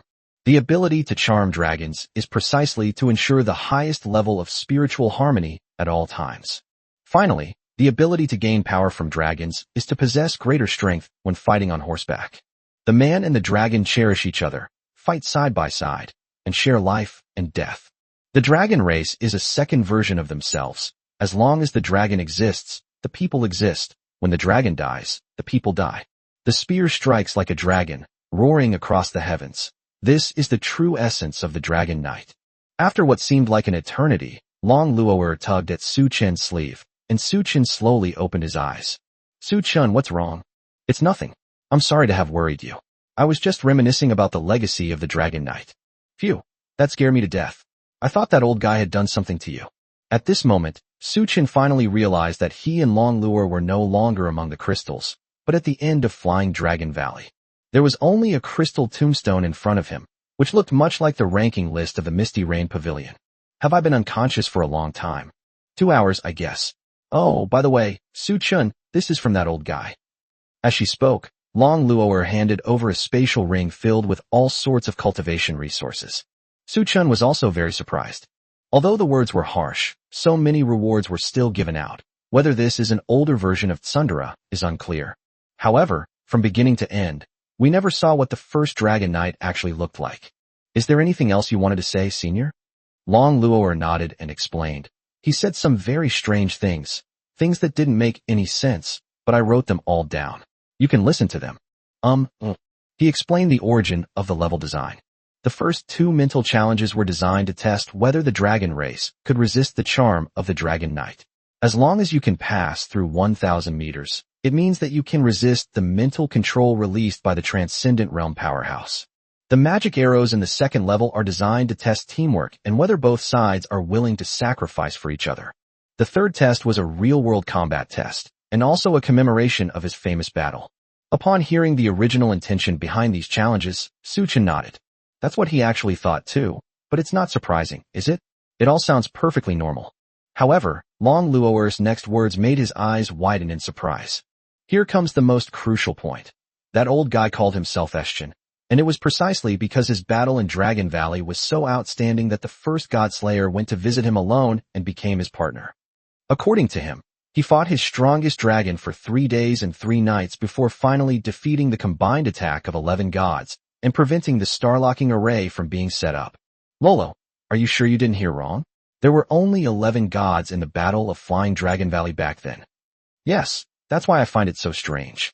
The hint plaque for the third level clearly stated that you had to kill 7 gods and repel 5 gods, but even in the actual battle, there were 12 gods. I'm getting more and more confused. Upon hearing this, Su-chun's mind was once again filled with Astaroth's eerie smile. He quickly summoned the God-slaying golden book to examine its contents. As expected, no new information about the gods was added. How could I have missed such an important piece of information? If those gods are all puppets, they shouldn't have been able to activate the power of the Godslayer, since they don't receive any ability points for killing them and wouldn't be recognized as gods by the Godslayer's golden book. Furthermore, even the strongest original Dragon Knight couldn't defeat an opponent with infinite resurrection. Combined with Astaroth's monstrous abilities, the outcome is clear. Perhaps that inexplicably appearing god is Astaroth. Chapter 109 The Sudden Change. Upon hearing this, even Long Luoer shuddered. If that's the case, just how powerful is Astaroth? This is practically an omniscient ability, isn't it? Damn it, it turns out Astaroth raised the difficulty of the third trial to hell level. If Su-chun hadn't thought of using the Dragon Tamer's magic immunity to break the time magic, wouldn't he have lost? It's poisonous, absolutely poisonous. Astaroth is absolutely insane. But at the same time, the unpleasant feeling of being led around immediately welled up in my heart. Su-chun, one day, I'll make her pay. Me too. But right now, cultivation is the priority. With so many materials, I should be able to break through to the mid or late stage of the hero realm. Let's go? I'm so bored. It's only been a day. You really are a little pervert. When Su-chun and Long Luoer left Flying Dragon Valley, they found that the ice dragon siblings were still there. They even built a small hut with ice and sat in a rocking chair in the yard, looking like an old person with an expression of utter despair. However, when the two of them saw Su-chun and his companion, they immediately jumped up and ran to them to ask what was going on. You've finally come out. Bing Mumu, the younger sister of the Ice Dragon clan's siblings, complained. You guys weren't having fun inside, were you? We've been waiting for so long. Shouldn't you consider us too? Ice Wave, the elder of the Ice Dragon siblings, clicked his tongue. Su-chun scratched his head, somewhat puzzled. I don't think they stayed for very long, right? Even if you include the time he was unconscious in the crystal chamber, it would only be a day at most, right? Is it really that impatient? Don't be like this. Well, we didn't spend much time, did we? You just used the rewards you got from cultivating in Flying Dragon Valley, and that was it, wasn't it? We've already finished our cultivation. Okay. Bing Mumu pouted, looking like an adult version of Long Luoer. Huh? You finished your training in just one day? I remember the resources given for 1,000 meters were quite a lot, weren't they? Upon hearing this, the brother and sister exchanged a glance and sighed. If I had known, I should have told them that the passage of time in Dragon Valley is completely different. Flying Dragon Valley is a place connected to the real world, You've spent a day in Flying Dragon Valley, but a year has passed in the Sword Realm. We've been waiting forever. What? A year? Now it was Su Chun and Long Luo'er's turn to be shocked. This is absolutely insane. There wasn't much time left before Long Luo'er's family came to pick her up, and she was hoping that during the 2.5 years in the Sword Secret Realm, she could grow to a point where she could contend with them. Now, tell him that his year has been wasted as a single day. This is outrageous. Why didn't you say so beforehand? However, this also explains why Little Gold and the God-slaying Golden Book can be summoned in Flying Dragon Valley. It turns out that it is the boundary between the real world and the secret realm of swords. I threw up. I really threw up. Yes, but at least you finally came out. How about it? You gave up after all. Bing Mumu's lips curled up slightly, looking quite smug. She believed that only someone like her, who enhanced her mental strength by breaking through several illusions, could overcome the mental challenge of the first hurdle. Even a normal epic realm expert like his brother would cry and scream after walking 400 or 500 meters, let alone those with lower realms. Bing Mumu stayed here waiting for Su Chun and Long Luo'er to complete the level. Aside from agreeing to continue exploring Dragon Valley with her good-for-nothing brother, the biggest reason was actually that she wanted to see Long Luo'er with a distraught expression. The Ice Dragon clan holds a low status among the dragon races. Their top combat strength is weak, they have high requirements for their living environment, and the cultivation resources they prefer are hard to obtain. All these factors combined make it difficult for the Ice Dragon clan to hold their heads high in front of other dragon races. The Divine Dragon clan, needless to say, is the most noble of all dragons, and is hailed as the royal family of the dragon race. Without exception, the dream of all dragon men and women is to marry into or be adopted into the dragon clan, where their status will be significantly elevated. Although I don't know why a girl from the dragon race like Long Luo'er would marry a human man, I don't want to know. As long as she can show off her pride in front of Long Luo'er of the Divine Dragon clan, it will at least satisfy her little vanity. Even after returning to his clan, he could boast to his people, "Look, I defeated the dragon of the Divine Dragon clan, aren't you envious?" However, she still miscalculated. With Su Chun around, the challenge at Flying Dragon Valley is bound to be won. Well, I guess we've cleared the level. Luo is too strong. I relied entirely on her. Su Chun patted Long Luo'er's head and laughed. Huh? You beat the game. Look, this is the reward for the 2,000 meters. Long Luo'er interjected, taking out the Azure Dragon Jade at the same time. As members of the Ice Dragon clan, Bing Mumu and Bing Lang naturally recognized what this thing was. This is the Azure Dragon Jade. The current Ice Dragon clan chief obtained a piece of Azure Dragon Jade by chance 500 years ago, which allowed him to break through his limitations and reach the transcendent realm. For the dragon race, this precious jade is an extremely perfect cultivation material. This single piece is so precious that a dragon would go through fire and water for you, and take care of your entire family for 18 generations without any problem. The two men looked at each other, both with expressions of shock. Their eyes widened, their mouths slightly open, their pupils constricted, and their breathing became rapid and heavy, as if they were shaken by an invisible force. At that moment, time seemed to stand still, and only the shocked expressions of the two people remained frozen in the air. Looking at their exaggerated expressions, Long Luo'er's lips curled up slightly, and her face instantly radiated a happy expression. Who says a cute, silver-haired, legal Loli-like dragon girl can't be cool? Can't people have vanity? She was thoroughly enjoying showing off in front of the Ice Dragon brother and sister. Was it really you who led this human male through Dragon Valley? Bing Mumu asked incredulously. Of course. My man is utterly useless. He's just there to make up the numbers. I'm the only one holding things together. Long Luo'er continued to act tough, her eyes tightly closed, head held high, chest puffed out, and chin practically pointing to the sky. Anyway, they don't understand what's going on inside, so it's worth it to be able to show off in front of the other dragons. Su Chun will understand her actions. Bing Lang swallowed hard, looking as if he really wanted the precious jade. Bing Mumu was already deep in thought, resting her chin on her hand, seemingly considering what kind of bargaining chips she could use to exchange for the Azure Dragon Jade. As for robbery or the like, just think about it. Even if the Azure Dragon Jade is extremely rare, we cannot offend the Dragon Clan because of it. With the strength of the top experts of the Divine Dragon Clan, they could probably wipe out the Ice Dragon Clan in less than a day. I'm not bad looking, am I? At least in the eyes of the Dragon Clan, I shouldn't be too bad. I'm also talented. I'm only 150 years old now, and I've already broken through to the legendary realm. I shouldn't be disliked by the girls of the Dragon Clan for being their personal maids, right? 300 years might not be enough, but 500 years should be fine, right? Anyway, I should be able to cultivate to the peak of the epic realm in 500 years. Then, when I get the Azure Dragon Jade to break through, I might even be able to break through to the Transcendent Realm. Yeah, that's settled. This beautiful woman from the Dragon Clan, I wonder if you would be willing. Just then, the entire sky suddenly turned crimson, as if the heavens were soaked in blood. The earth began to tremble, and red patterns gradually appeared. The four people also felt their spiritual power being gradually absorbed by these red patterns. What happened? Binglang looked at the crimson sky and immediately went into battle mode. Seeing this, Suchin also sensed something was wrong. I heard Qing Nu say at the Misty Rain Pavilion that a year later, Caesar, the leader of the Blood Sword Alliance, would hold a blood sacrifice ceremony at the Blood Sword Pool to refine the souls of all the swordsmen in the pool and create gods. In retrospect, this was probably a sign that the blood sacrifice ritual was about to begin. But how could the area be so large? Flying Dragon Valley is nearly 10,000 kilometers away from Blood Sword Pool, yet it can still be affected? It seems things have gone far beyond expectations. The blood sacrifice ritual begins. Chapter 110 Death. On the other side, inside the Misty Rain Pavilion, Qingnu, who was taking a bath, also sensed this strange change. She quickly changed into her sky blue dress and went outside, where she was awestruck by the crimson sky. Was this caused by the blood sacrifice ritual? How could it have turned out like this? No, I have to go and inform Su Chun and Lord Shenlong, Qingnu murmured, and then left Yinyu Tower through the teleportation array she had set up earlier.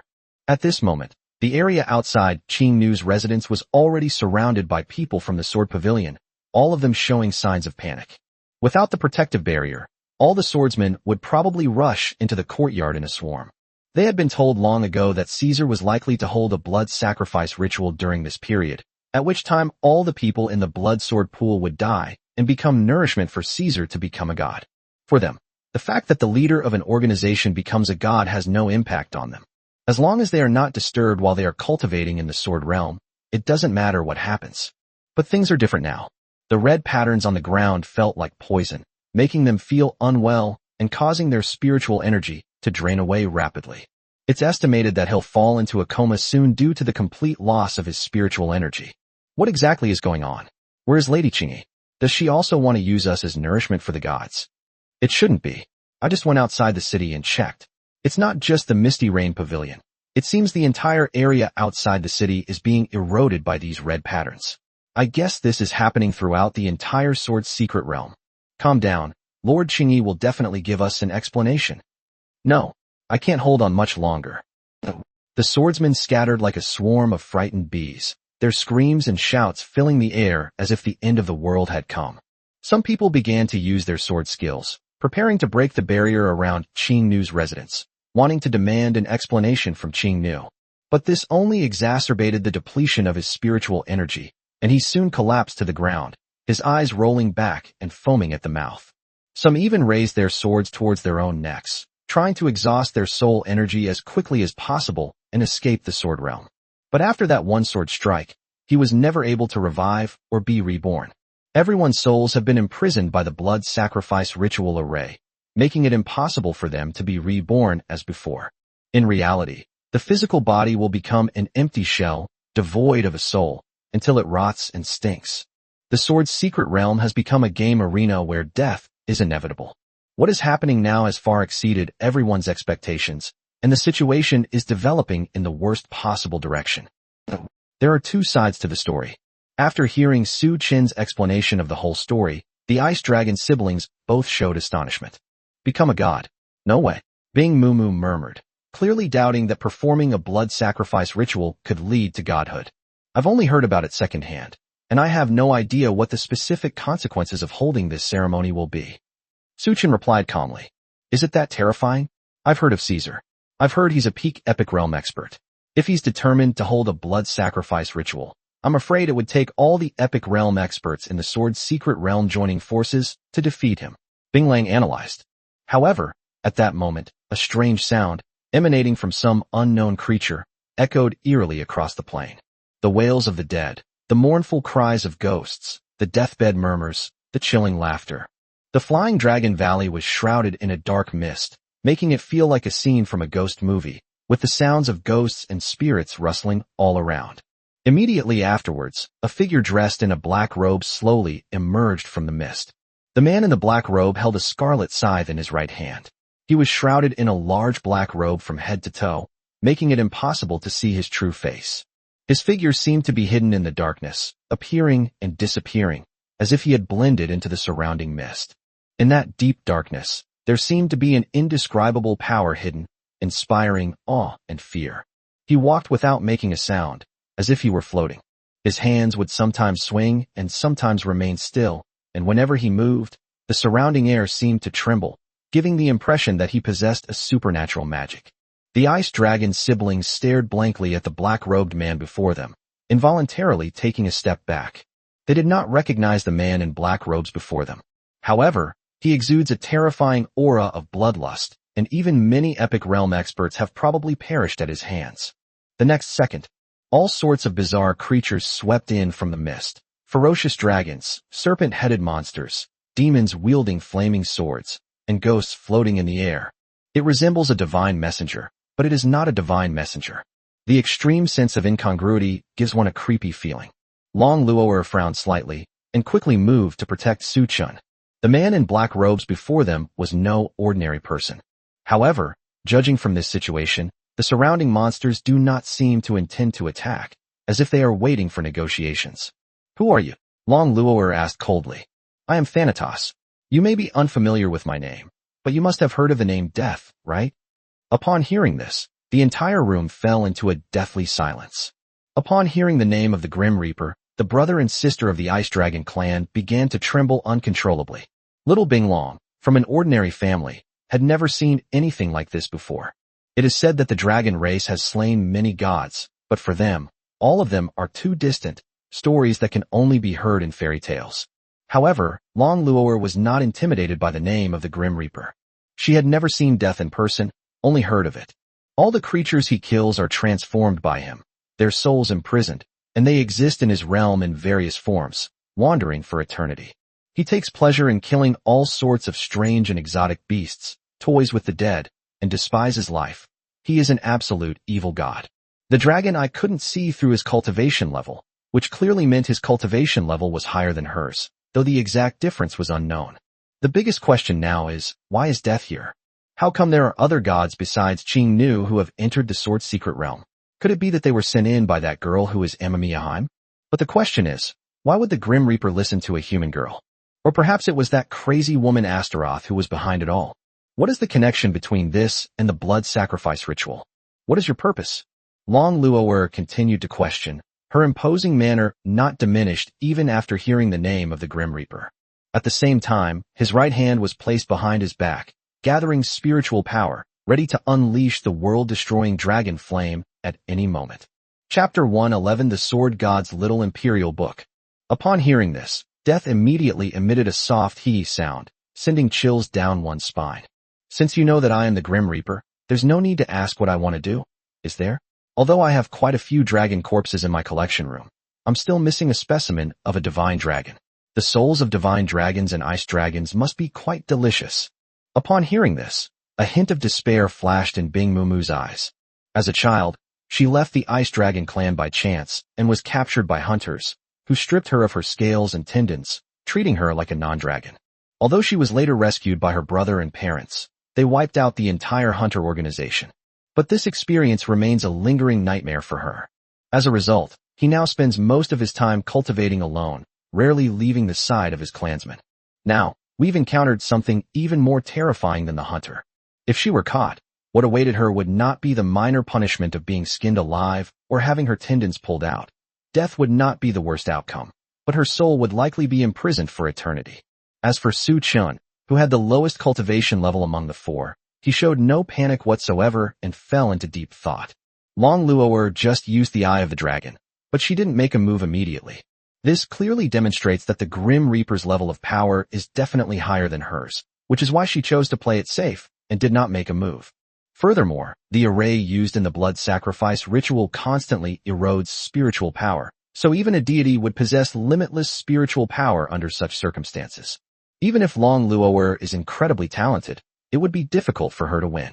Su Chun is currently unable to switch into Godslayer, making his current situation of being surrounded quite difficult. If I can find a chance to enter Dragon Valley, switch to Godslayer mode, and then come out, I might be able to put up a fight. Death, listen to my advice. Although I don't know why you're here, if you continue to cause trouble, I can tell you for sure that you will die a terrible death. Upon hearing this, Death's laughter grew even louder. In the thousands of years he had lived in the divine court, no one had ever dared to make such a bold statement to him. Despite his relatively low cultivation level, mid-stage Saint Realm, he is a trusted confidant of Hades, the king of the underworld, a peak-level celestial realm expert, and has collected millions of souls for his underworld. Not to mention the powerhouses at the Dominator realm. Even the powerhouses at the celestial god realm have to give him some face. Any lower-level creature that sees him trembles with fear and wags its tail and grovel. For a little girl from the Dragon Clan to say to his face that he would die a terrible death is probably the funniest joke he's ever heard. Hee. I originally intended to save the main course for last, but since you say I'll die a horrible death, I'd like to see just how horrible that death will be. As soon as they finished speaking, the undead monsters around them began to attack the four of them. These strange-looking creatures normally move very slowly. But when it was less than 20 meters away from the four people, it suddenly accelerated and rushed towards them, occasionally letting out a terrifying laugh. Divine Dragon's profound technique, world-destroying dragon flame. Long Luo'er raised two slender white fingers, which were filled with pure white dragon flame. Using itself as an axis, it slashed backward, instantly tearing open a gap in the encirclement that was hundreds of meters long. At the same time, he picked up Su Chun and ran towards Flying Dragon Valley. Her idea was simple, as long as the two of them could survive. Dragon Valley only allows two people to enter at a time, and even Thanatos, the god of death, probably cannot break this barrier. Even if he could break through the barrier, Su Chun could switch to Godslayer within Flying Dragon Valley, and might still be able to put up a fight. However, just as Long Luo'er was about to enter Flying Dragon Valley with Su Chun on her back, Death appeared in front of her in a flash. Although his face could not be seen, one could clearly sense that he was wearing a sinister and cunning smile. The scythe slashed horizontally, carrying with it a soul-snatching and soul-destroying pressure. Long Luo'er raised her ice sword to parry. Bang! A sound of weapons clashing rang out. The ice sword shattered, and Long Luo'er and Su Chun were both thrown to the ground. However, Long Luo'er also unleashed the Azure Dragon Flame, which swirled around the Grim Reaper, and should be enough to buy some time. Cough. Su Chun coughed up a mouthful of blood, his face growing paler. The battle between the Transcendent Realm and the Saint Realm was a challenge for someone like him who hadn't even reached the Hero Realm. The shockwaves from the battle would likely kill him easily. He has only suffered some internal injuries so far, and Long Luo'er has done a very good job of protecting him. Su Chun, are you alright? Long Luo'er quickly got up and came to Su Chun, casting healing magic as she asked with concern. I'm much better after the treatment. But what do we do now? It seems his cultivation level is much higher than yours, and we can't get in at all with him blocking the entrance to Flying Dragon Valley. Long Luo'er turned to look at the Ice Dragon Clan siblings, who were fighting against those undead scum. Despite appearing to have the upper hand, these undead creatures kept reappearing as soon as one batch was eliminated, seemingly endless and impossible to kill completely. It's simply impossible to expect them to provide assistance. Isn't there a way to break this deadlock? After healing Su Chun's external injuries, Long Luo'er immediately crafted an ice sword and used it to protect Su Chun behind her, seeking an opportunity to break through the encirclement. Suddenly, an old voice echoed in Su Chun's mind. Young swordsman, it looks like you're in trouble. Su Chun was also taken aback. He recognized the voice. It was the voice of the first sword god he had heard atop Sword Mountain. This isn't Jianing Mountain, so how did he transmit his voice here? Senior sword god. To be honest, I have indeed encountered quite a bit of trouble. The sword realm has changed. A wicked god actually dared to trespass on the Godslayer's sacred ground. It seems that the gods of today have forgotten the Godslayer's formidable reputation. Forston, Senior, what's going on? Su Chun asked blankly, feeling that something was wrong. It's a long story, and it's not convenient to explain now. Do you remember the book I gave you? A book? Su Chun was taken aback. It seems the first sword god only gave him 3 things. 2 of them have already been used up. Could it be referring to the remaining Little Imperial book? Seriously? You're still in the mood for being silly at a time like this? I hope you don't misunderstand me. That book is from the Godslayer's hometown. I entrusted it to the sage Aisha, hoping she would help me find a way to return home. Even after the Godslayer passed away, I was unable to find the portal to return to his homeland. After the sage's death, this book came into my hands. I had a vague feeling that something big would happen in the sword realm this time, so I left my soul power in that book beforehand. Now it seems my decision was right. Upon hearing this, Suchin quickly took out the little imperial book that he had never read before from the space given to him by the first-generation sword god. I was completely stunned. At the time, he didn't even notice that the words on the cover of this little imperial book were not in Mandarin, but in Chinese from the earth before he transmigrated. Because these Chinese characters are all in my mind, and I recognized them, I didn't realize that the characters on the cover were the same ones I used to read. Upon opening it, I found that all the photos inside were portraits of superstars from around the world. There is only one possibility. This little imperial book was brought from the other side of Earth. The first Godslayer, like Su Chun, was also a transmigrator. Chapter 112, Slaying the God of Death. The first sword god then added, "Listen carefully, gather your spiritual power into this book, and try to comprehend the soul power I left behind." Su Chun nodded and poured spiritual power into the little imperial book, following the method of the first generation of sword god. In an instant, he understood the inherited sword techniques left by the first sword god, as if he had been practicing swordsmanship for 1,000 years. Although his cultivation level had not improved, Su Chun was already confident that he could break through the Grim Reaper's defenses and enter Flying Dragon Valley. Thank you, Senior. Remember, you only have 30 seconds. That's enough. At this moment, Death also broke free from the dark corruption of the Azure Dragon Flame and raised his scythe to attack Long Luo'er. Long Luo'er intended to use the Azure Dragon Flame again to delay Death God, but unexpectedly, Death God had already seen through her plan. Break the demon. Death stretched out his right hand, and his words became law. As soon as she finished speaking, the nether flame that Long Luo'er had just unleashed dissipated, and her movements were also restricted. She looked down and saw that the withered claws that had emerged from the ground had tightly gripped her calves, which were clad in white stockings.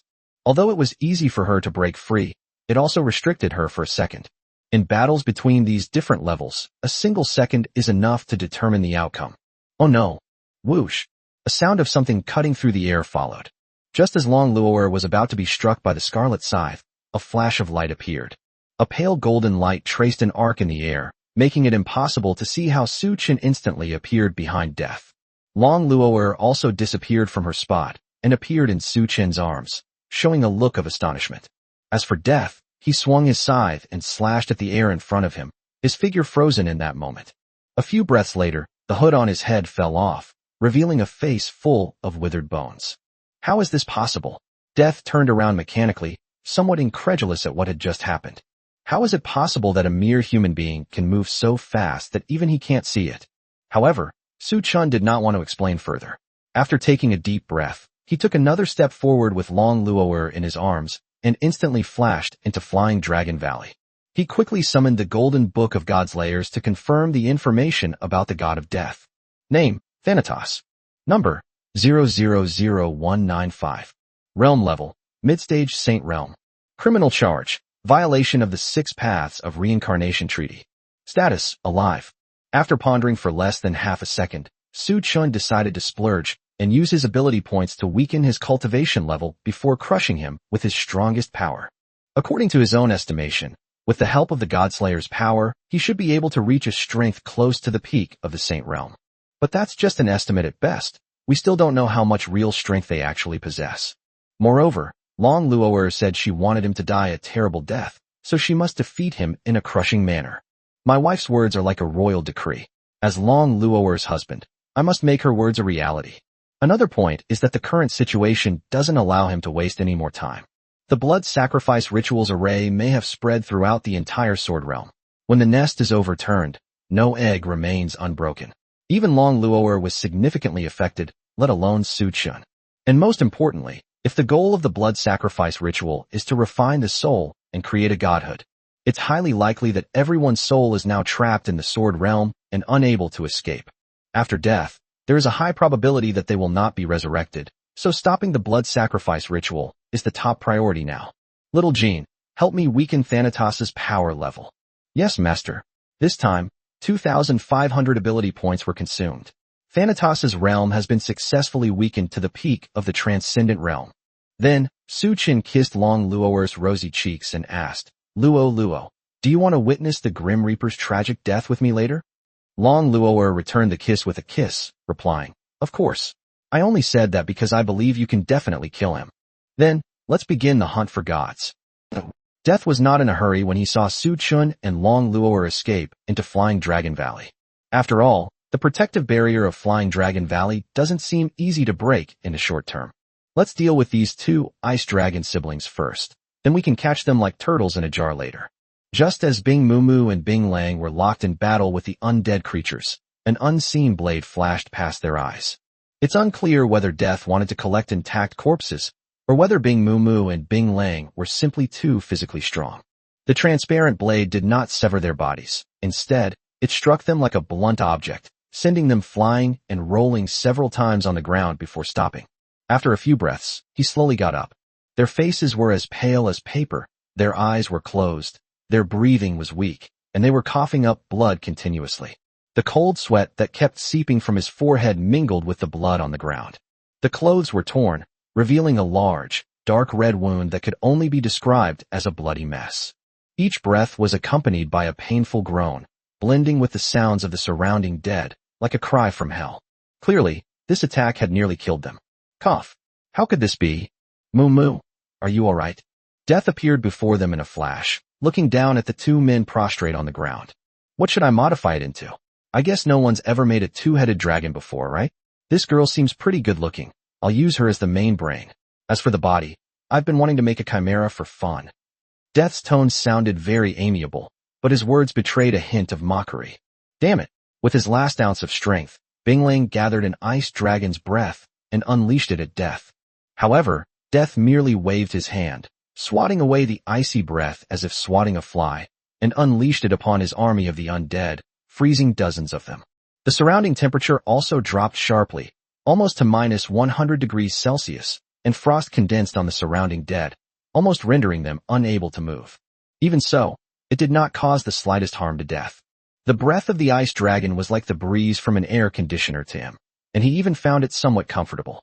Bing Mumu had completely lost the will to live, her face ashen, and she sat motionless on the ground. She couldn't understand why she had come to the sword realm after spending a lot of money to acquire 2 sword feathers, with the sole purpose of making herself and her brother stronger. And what was the result? I've spent most of my time trying to conquer Dragon Valley, and I haven't finished it yet. He hasn't even broken through a minor realm, and now he's being attacked by the Grim Reaper. After death, their bodies are turned into monsters that wander forever, and their souls are imprisoned forever, never to be reincarnated. What sins did I commit in my past life to deserve this? If someone could save the brother and sister right now, they would give everything, serve them like slaves, and dedicate their lives to them. Unfortunately, such a pipe dream is impossible to realize. Death's 2 skeletal hands slowly reached out towards Bing Mumu and Bing Lang, attempting to devour their souls. The 2 dragons, resigned to their fate, closed their eyes and awaited death. 1 second, 2 seconds, 3 seconds, 10 seconds, 30 seconds. A full minute passed, and the 2 dragons did not feel any pain.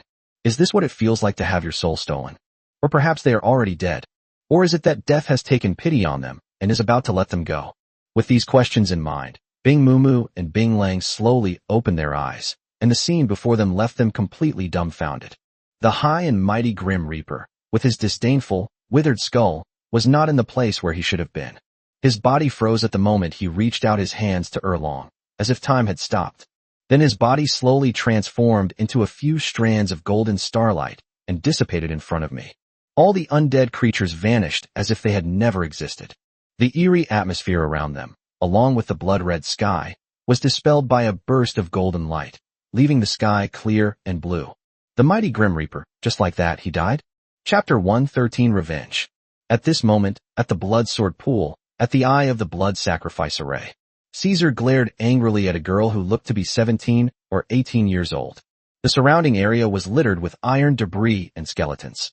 Judging from his injuries, he was clearly at a disadvantage. Emma Miaheim, you lied to me. What is your purpose? Caesar stood with difficulty, his left hand covering his chest and his right hand gripping his sword, which he had planted in the ground. I didn't lie to you. Didn't I say from the beginning that the blood sacrifice ritual array is used to create godhood? It's refining everyone's souls right now. Amamiya remained calm, showing no fear whatsoever despite Caesar being a peak epic realm expert. You shameless woman, why did you? Before Caesar could finish speaking, Princess Amamiya snapped her fingers. Suddenly, a dark figure appeared behind her and rushed towards Caesar, slamming him against the wall with a deafening roar, leaving several spiderweb-like cracks. If the room at the core of the formation hadn't been made of impact-resistant materials, it would probably have collapsed long ago. Upon closer inspection, the dark figure turned out to be a swordsman completely covered in black armor. He held two long swords, one black and one white, in his hands, and also had serrated short swords on his forehead and knees. Despite its seemingly bulky appearance, it is exceptionally agile. His face was not visible, and he made no sound. It was as if it were a puppet that simply obeyed orders, without any emotion whatsoever. I hate being called that more than anything. If you weren't still useful, I would have killed you long ago. Damn it. What the hell is this thing? Why can't I sense even a trace of life? Caesar struggled to his feet again, spitting out a few broken teeth as he complained. He had already defeated more than a dozen of these black-armored swordsmen, but it was all in vain. Destroy one, and another will reappear, and it will be extremely powerful. With the protection of the black-armored swordsmen, they couldn't get close to Princess Amamiya at all. Amamiya's lips curled up slightly as she explained smugly. This is a sword puppet that I created by imitating the puppets on Sword Mountain and using the heavenly Tao rules of the sword's secret realm. Although it can only reach the level of the challenger, and the highest it can reach is the peak of the epic realm, it is enough to subdue you. As soon as she finished speaking, dozens more identical black-armored swordsmen appeared out of thin air behind Princess Amamiya, as if they were mass-produced. How is this possible? Caesar roared in frustration, then collapsed to the ground, utterly exhausted. As for Princess Amamiya, upon seeing this scene, she also revealed a satisfied smile. Right now, all we need to do is wait for the blood sacrifice array to refine enough souls.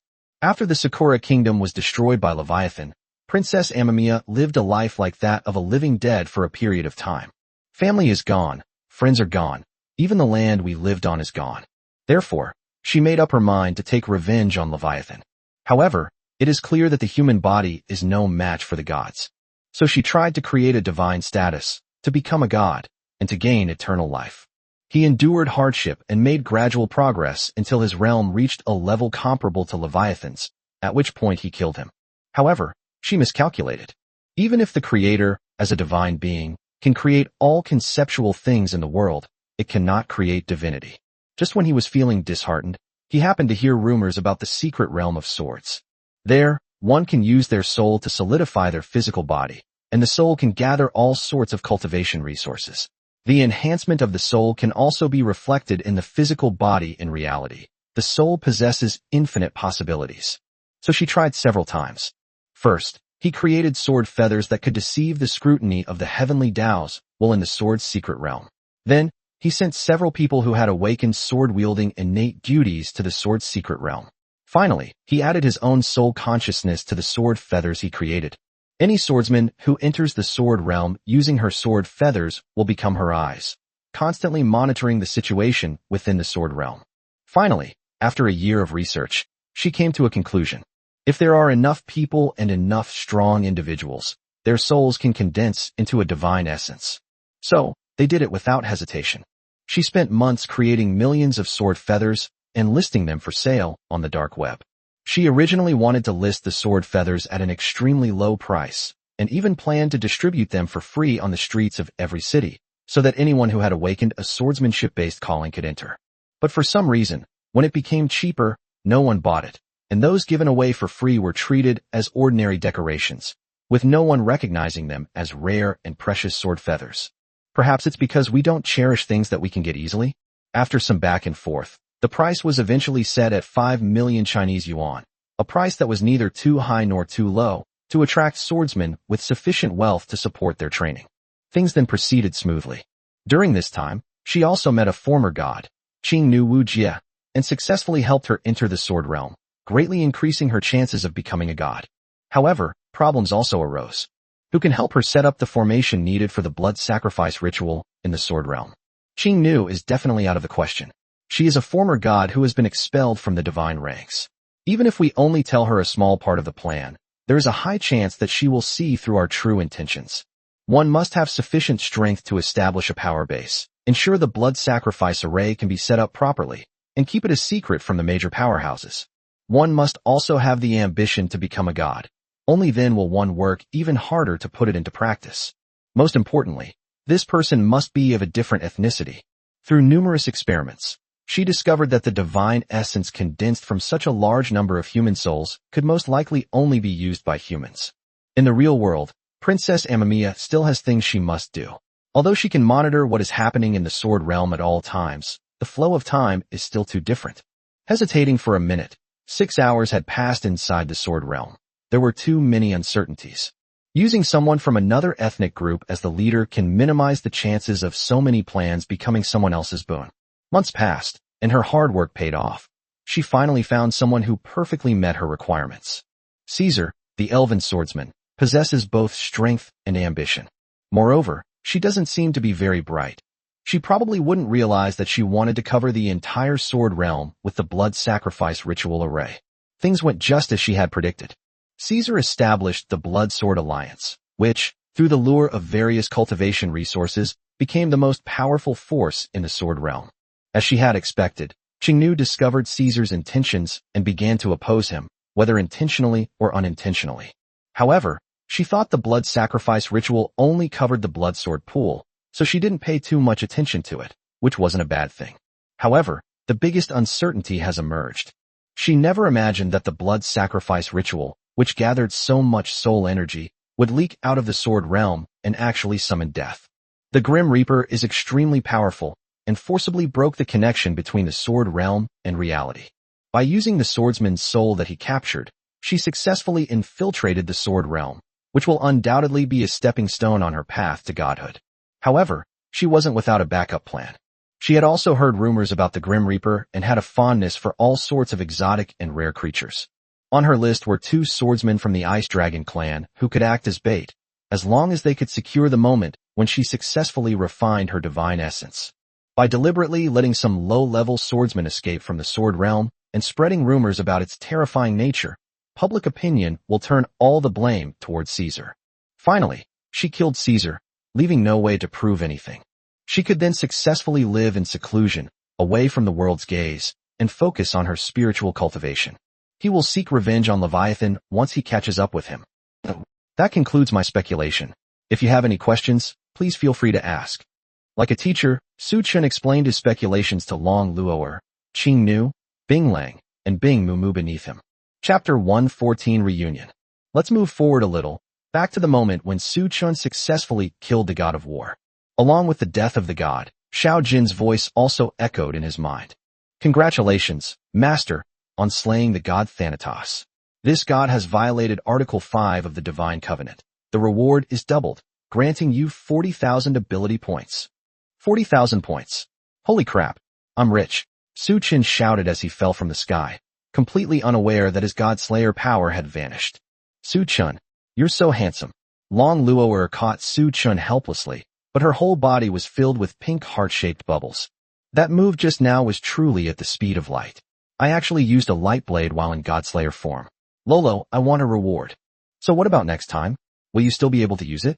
Without the essence of the sword god's legacy, will you still be able to use it? My dear wife, you shouldn't be pouring cold water on things like this. Humph, serves you right for being so arrogant. As she spoke, Long Luo'er pressed her pink lips against it again, completely disregarding the occasion. Su Chen also embraced Long Luo'er, and their verbal exchange continued until they landed. Bing Mumu and Bing Lang were completely stunned, even forgetting that they were still seriously injured. Mumu, am I dreaming? Were we about to be killed by the Grim Reaper just now? Don't ask me, I don't know what happened either. Anyway, let's get treatment first. I have some pills in my spatial ring, you can take them. Let's go over and ask them properly later, and we should also thank them. Bing Mumu had several things she needed to confirm. Was the Grim Reaper we just saw really real? If it's true, who killed him and then saved them both? A few minutes later, Bing Mumu and Bing Lang saw that the wound had almost healed, so they immediately went to Long Luo'er, who was treating Su Chen, to ask about the situation. Miss Long Luoer, is your husband alright? Bing Mumu asked cautiously. It's nothing, just a minor injury. If you can talk your way out of things, it's definitely not a big deal. Long Luoer replied smugly.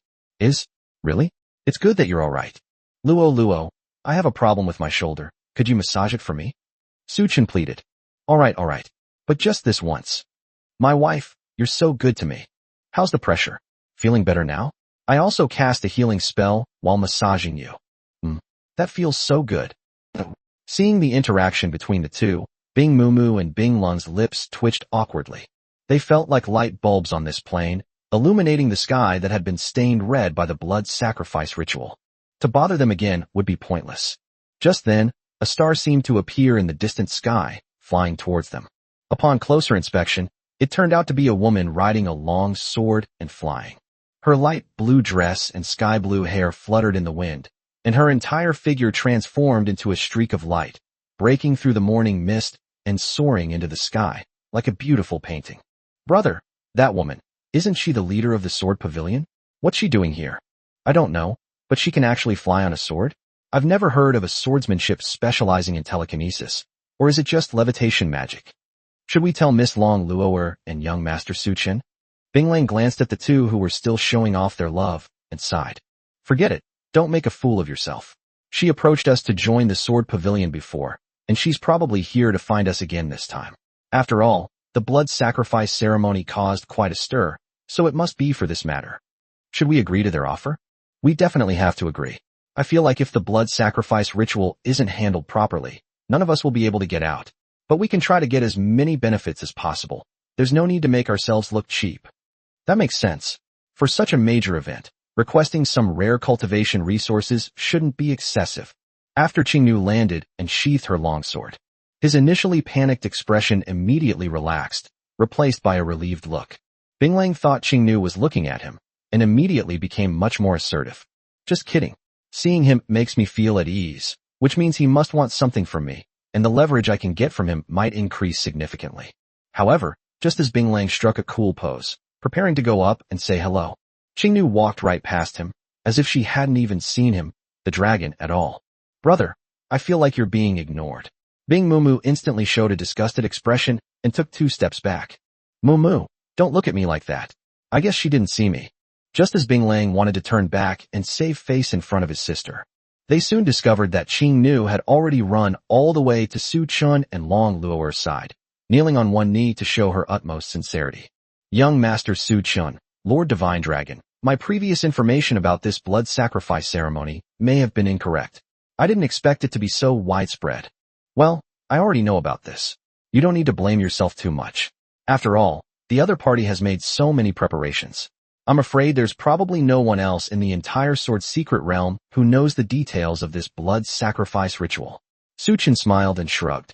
I'm so sorry. Because of my negligence, the lives of these 2 adults may be in danger. That doesn't matter. But speaking of which, weren't you at Misty Rain Pavilion? Flying Dragon Valley is more than 4,000 kilometers away from there, right? How did you get here so quickly? If we start counting from when that scarlet celestial phenomenon appeared, less than an hour has passed, right? Even if she could fly, traveling over 4,000 kilometers per hour is still an absurd speed. Qingnu immediately responded. Since we parted a year ago, I have set up teleportation arrays throughout the sword secret realm in order to keep a close watch on Caesar's movements. Although my spiritual energy is almost exhausted, I estimate I can still use it 1 or 2 more times. Upon hearing this, Suchin immediately gave Qingnu a thumbs up in his heart. Goodness, it's like a pillow being delivered just when you're about to fall asleep. We were just discussing with Long Luoer how to quickly reach the blood sword pool, which is 10,000 kilometers away. Originally, I was thinking of having Long Luoer transform into her true form and fly over with Su Chun, but now, there's actually a teleportation array. This is truly outrageous. Moreover, with Qingnu, the original deity, around, his Godslayer power can also be activated. It couldn't be more perfect. Wow, Qingnu. I didn't expect you to know how to set up teleportation arrays. I don't even know how. Long Luoer praised. You flatter me, Lord Divine Dragon. I only know a little bit. Well, enough chit-chat. Is the teleportation array still working? Let's get to the blood sword pool right away. Okay, please follow me. Just as Su Chun was about to leave Flying Dragon Valley with Qingnu and head to the location of the teleportation array, he was stopped by Bing Moo. She hesitated, her face slightly flushed, and it took her a while to finally manage to utter a single sentence. Could you take us with you on this trip to the Blood Sword Pool? Chapter 115 Heading to the Blood Sword Pool. Upon hearing this, Su Chun and his two companions were all stunned. Let's not even talk about the fact that Bing Moo's injuries haven't fully healed yet. This isn't a vacation. Why is she just here to mess around? What's wrong? Su Chun asked, puzzled. The siblings had overheard the conversation between Su Chun and his two companions. The next place we're going to is the Blood Sword Pool, where the blood sacrifice ritual is held. The closer you are to the core of the formation, the faster your spiritual energy will dissipate. The Blood Sword Pool, being the location of the formation's core, is probably no less dangerous than the recent attack by the Grim Reaper. Having just escaped death, he now wants to get involved in something so dangerous. Could this ice dragon girl be a masochist? At this moment, Bing Lang stepped forward and echoed, "We're sorry, we just overheard your conversation. Now we have a general understanding of what happened in the Sword Realm. If the blood sacrifice ritual isn't resolved, none of us will be able to get out. When the nest is overturned, no egg remains unbroken. My cultivation level is at the early stage of the epic realm, and Moo is a late-stage legendary realm expert. As long as we can increase the chances of success by even a tiny bit, we are willing to go together. Yes, we hope you can take us with you." The brother and sister's words sounded very righteous, but in fact they each had their own ulterior motives. Bing Lang's idea was simple and straightforward. Just kidding, Su Chun and Long Luo'er. This couple can even kill the Grim Reaper. Why would they be afraid of a mere Caesar? With such an obvious advantage, winning would allow us to claim credit and obtain some rare cultivation resources. Wouldn't that be wonderful? Even if you don't get the resources, you can still make a name for yourself. Then you can brag about it to your friends in the Hui community, build up some prestige, and who knows, you might even catch the eye of your favorite dragon. Wouldn't that be wonderful? Only a fool wouldn't take advantage of such a surefire way to make money. As for Bing Moo, she had an even longer-term vision. Repaying the debt of gratitude to one's savior is one aspect, but the most important thing is that this is a truly rare opportunity. They easily slew gods, and even Qing Nu, a lord renowned in the sword's secret realm, had to be humble and polite to Su Chun and Long Luo'er, kneeling on one knee. This is enough to show that the couple has a secret they are hiding, and they will surely become famous in the future. This is a high-stakes gamble, an investment of one's youth. Stay by their side, serving them tea and water, and take good care of them as a maid. This is definitely more reliable and safer than traveling around with this idiot brother to train. Although it's strange for dragons to serve as maids for humans, that's only because in a world where the strong rule, humans are the weakest race, which is why it seems strange. Bing Moo doesn't have much racial discrimination. She only admires powerful beings, believing that strong individuals can emerge from any race.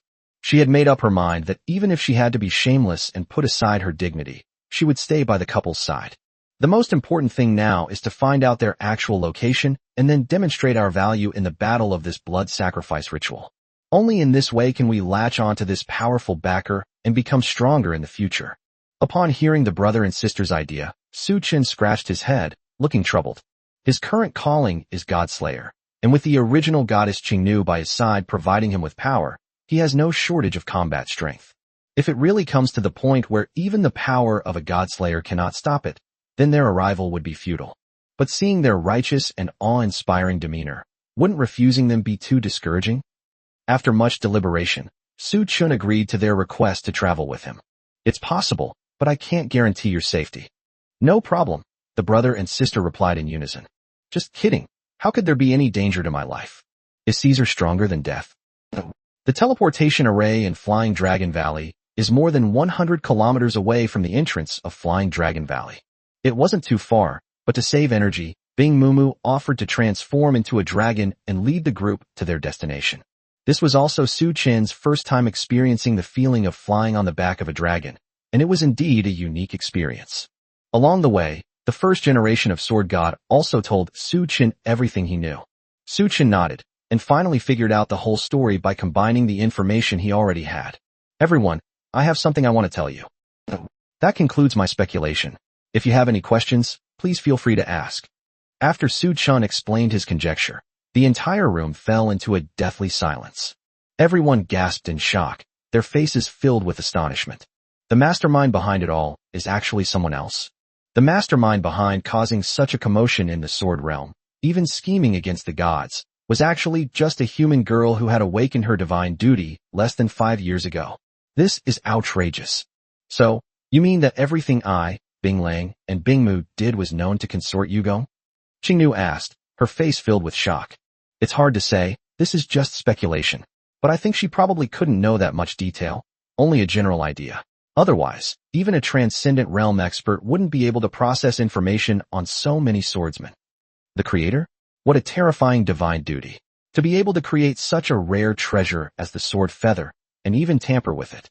Qingnu murmured to herself, a hint of confusion on her face. What's there to be afraid of? Even if we find out, so what? We can't hide forever. The core of the blood sacrifice ritual is still in the blood sword pool. Can it be moved? Long Luo'er crossed her arms and didn't seem too concerned. That's true. Su Chen rubbed Long Luo'er's head and laughed. Stop messing with my hair. Speaking of which, Su Chen, I've discovered you're really smart. You were able to deduce that. Long Luo'er rubbed Su Chen's head back and praised him. Of course. Don't you know who I am? My mount. Who else could it be? You little pervert. You've got it backwards. As the crimson blood mist once again spread above Dragon Valley, the group finally arrived at the teleportation array leading to the blood sword pool. This is an ancient altar located deep in the woods. The surrounding area is filled with exquisite carvings and gorgeous paintings, giving people a solemn and sacred feeling. In the center of the altar is a white halo with a radius of about 3 meters, which must be the teleportation array that Qingnu mentioned. Su Chen looked at the 4 people around him, who seemed to be waiting for him to make a decision. Being the leader of a squad doesn't seem like a bad feeling. Let's go? We don't have much time left. With a surge of intense energy, white light shot out from all directions, instantly changing the landscape before our eyes. The once lush green forest has vanished, and a crimson blood mist has obscured most of the view, making it impossible to see the path without wind magic to disperse it. The overwhelming stench of blood made even those accustomed to fighting against divine messengers cover their mouths and noses. The magic circle of the blood sacrifice ritual also began to frantically devour everyone's spiritual power. Those below the hero realm would probably faint instantly upon arriving here. Everywhere were broken corpses, their grotesque faces telling the story of the despair these swordsmen had endured in life. The blood sword pool, which was rumored to be the #1 training holy land in the sword's secret realm, has now been completely turned into a blood pool, with at least hundreds of thousands of corpses piled up there. All eyes were focused on the girl on the city wall. You've finally arrived. I've been waiting for you for so long. Welcome to witness my moment of becoming a god. Yu Gongfei's face showed no sign of panic. She had long anticipated the arrival of Su Chun and the others. As soon as the words were spoken, the city gates burst open with a roar. Emerging from within were numerous black-armored swordsmen, as well as a monster with the face of Caesar, 6 arms on its back, each wielding a blood-red longsword, and its entire body covered in silver-white armor. Chapter 116, Only One Sword. Caesar? The Green Maiden and the Ice Dragon siblings exclaimed in unison. They were all renowned experts in the sword realm, so it was perfectly normal for them to know what Caesar looked like. However, the Caesar before us seems somewhat different. In their memory, Caesar disdained to use such armor and would never submit to anyone. His vocation sequence is Sword Emperor number 107. He is proficient in swordsmanship and has extremely balanced attributes in all aspects. They can also condense a sword blade with their mind, transforming their body into a sword to strike unexpectedly and catch their opponent off guard. Those who fight him must always be wary of his mental blades. A moment of carelessness could very well lead to their demise in the Northwest. His fighting methods are diverse, and it's impossible to know what tactics he will use. Because of the need to maintain flexibility in combat at all times, those who awaken the Sword Emperor's duty generally do not equip themselves with any armor. The appearance of Caesar before me was indeed too bizarre. Long Luo'er's brows furrowed slightly. He used the eye of the dragon to examine these black-armored swordsmen and discovered that they were all puppets like those on Sword Sweep Mountain. Since one cannot see the level of power, it is very likely that one's strength will change along with the combat ability of the opponent. Is this the creator's power? To be able to create even a puppet like this, that's a bit too strong. When Princess Amamiya noticed that the Ice Dragon siblings had also come over, she showed a hint of surprise. Those two didn't die? Death didn't kill them? Or did some other rare species in the sword realm lure them away? Oh well, Might as well take this free nourishment. Before entering the sword realm, most of her soul consciousness was distributed on the sword feathers. If she didn't retract at all, she would probably be expelled from the sword realm soon due to exhaustion of her soul energy. Although retrieving one's soul consciousness would result in the loss of the ability to monitor the sword realm, it doesn't matter. At this point in the plan, no one could stop her.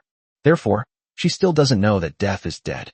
Several powerful individuals have offered themselves up to me, saving me the trouble of going to them.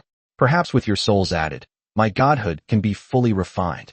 With a snap of her fingers, Princess Amamiya sprang into action, and all the black-armored swordsmen sprang into action. All the black-armored swordsmen locked onto Long Luo'er, the strongest among the group, their momentum rising steadily and their strength surging dramatically. In a short while, their strength had reached the limit they could achieve, the peak of the epic realm. Although these black-armored swordsmen could only exist in the sword realm, the sight of thousands of peak epic realm experts appearing before one's eyes in an instant was enough to make one's scalp tingle. It should be noted that in the entire history of humankind, only one person has barely broken through to the epic realm. The strongest beings of many races in this world have only just reached the late stage or peak of the epic realm. Now, thousands of peak epic realm experts are appearing before our eyes as if they were free, which is absolutely enough to shock the entire world. The reason she dared to appear openly in front of Su Chun and the others was mainly due to these factors. As long as she kills them and uses them as nourishment for her to become a god, no one will know about this. She also needs someone to witness the moment when the only human in history becomes a god. Caesar, you go too. Kill, kill, kill.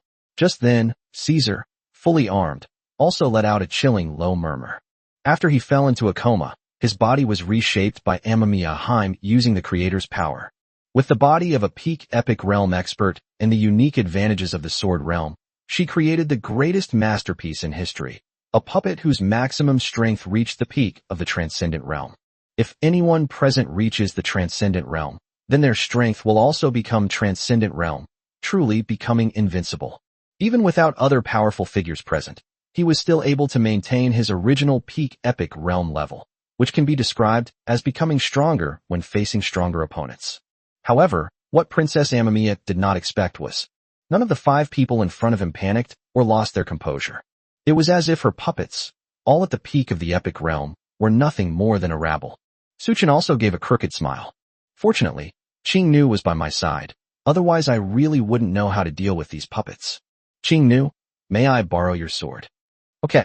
The reason for not using the ice sword created by Long Luo'er was mainly because the following moves might be too powerful and could directly destroy the ice sword. This is the first gift Long Luo'er gave him when he first arrived at the sword realm, so he should cherish it. Su Chun took the silver-white long sword handed to him by Qingnu and closed his eyes. He began to carefully recall the sword techniques passed down to him by the sword god. A large portion of these cases are due to insufficient cultivation level or spiritual power, making it impossible to perform the skill.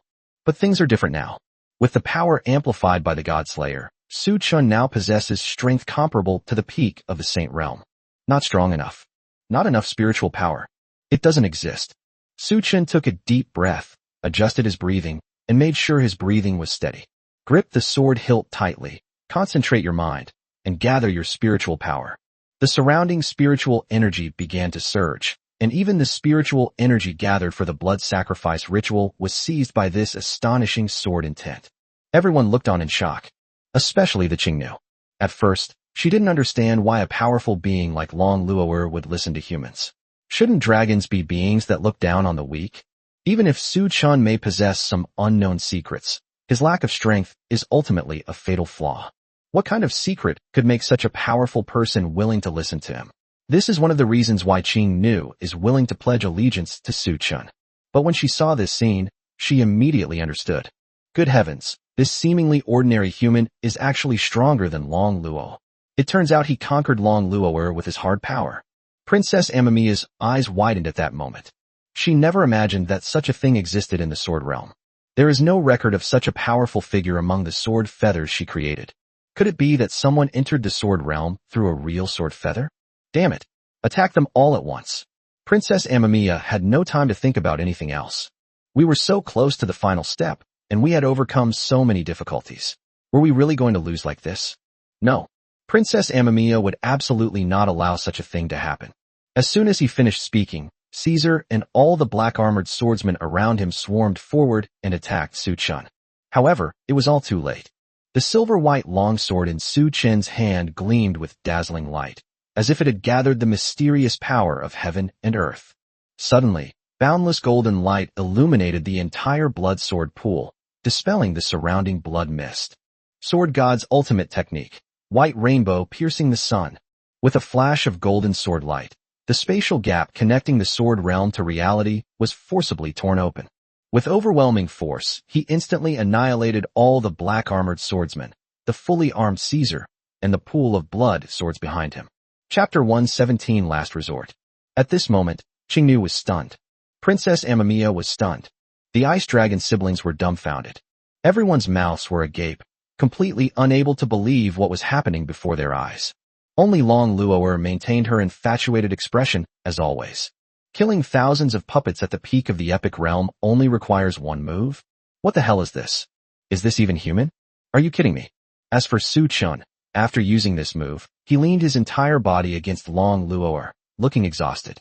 Because this was the first time this move had been used, there were major problems with the distribution of spiritual energy, and the blood sacrifice ritual array was constantly drawing away spiritual energy. This caused him to use up almost all of his spiritual power in one breath, and he nearly died. Under normal circumstances, this move would be far more powerful than this. Su Chun, are you alright? I'm fine. I feel like you've been asking me that question a lot lately. It's all because you're always messing around. If you die, I don't want to live either. Then I will try my best to live on. Amamiya also used her abilities to create an energy barrier, which is why she wasn't directly killed by Su Chen's sword energy. However, he was still knocked hundreds of meters away and nearly lost his life. After regaining her senses, she immediately fled into the depths of the blood sword pool ruins. Damn it! What kind of monster is this? I was so close. Damn it! Upon seeing this, Bing Lang and Bing Mumu immediately gave chase. If Bing Lang wants to claim credit, he must first produce some tangible results. Now that Su Chun has already eliminated so many puppets, if he can capture Yu Gongfei, it will be a great achievement, and he absolutely cannot miss this opportunity. Bing Mumu, on the other hand, became even more convinced of her inner thoughts. She was certain that even the Ice Dragon clan's transcendent realm patriarch wouldn't be able to withstand the sword technique Su Chun had just used. To be a maidservant to such powerful figures and dragon girls would be a dream come true. Now is the time to prove my worth, and I must bring Princess Amamiya to Su Chen's presence. Otherwise, missing this opportunity would be the biggest loss of my life. As for Qingnu, she was about to follow the Ice Dragon clan siblings to catch up with Yu Gongfei when Long Luo'er stopped her. Just kidding. If she leaves, Su Chen's Godslayer ability won't be boosted, and he'll probably die right here. Amamiya Haim's own cultivation level was only at the peak of the hero realm, which was not considered very high. But considering her age of 23, she is already considered an exceptionally talented person. She had actually tried to create various rare cultivation resources for herself to cultivate and quickly improve her cultivation level. Unfortunately, this won't work. The various rare and precious treasures she created were completely useless. Creators can only create inorganic matter and some conceptual things. Most cultivation resources are objects containing extremely high life energy. At most, she can only create props that look similar, but they cannot be used for cultivation because they are just empty shells. Therefore, she could only use the money from selling sword feathers and the counterfeit goods she created to exchange for various rare resources for cultivation. Despite now possessing the uniquely advantageous cultivation environment of the sword realm, she disdains continuing her cultivation. Once one becomes a god, one can break through realms by relying on the faith of living beings. As the only god among humankind, he should be worshipped by all humankind. However, all these dreams will be shattered. They were just one step away from victory. How could they have encountered a monster like Su Chun? Damn it. But don't think I didn't have a backup plan. Amamiya clicked her tongue in amazement as she ran away. When she arrived at the underground passage at the heart of the formation, she found it covered in frost. The temperature had reached over 100 degrees Celsius below zero, enough to take a person's life in an instant. If it weren't for the various amulets that Princess Amamiya wore, which she created herself, she probably would have died the moment she entered. Among them, the only door made of impact-resistant material was frozen solid, and she couldn't open it no matter how she turned it. Damn it. Looks like we'll have to go through the emergency exit deep inside. However, just as she was about to pull her hand away, she discovered that all 4 of her fingers had broken off and were frozen to the doorknob, as if they had always been part of it. Ugh, hi. The wails echoed through the passage for a long time. After a few breaths, 2 dragon figures appeared behind her, one of them grabbing her left shoulder. They were not afraid of the extreme cold at all. In fact, they found it somewhat comfortable. Looks like you still feel pain. Have you ever thought about whether the swordsman you killed felt any pain? Binglang asked coldly, while the hand pressing on her left shoulder also began to exert force. Snap! Ugh, hi! A crisp sound was followed by an even louder wail. Princess Amamiya's left shoulder was ripped off by the icy waves like an ice cream cone and tossed aside. Brother, take her back to Lord Suchun. If she dies later, it'll be difficult to explain. She got off too easy. I can't die. I must become a god.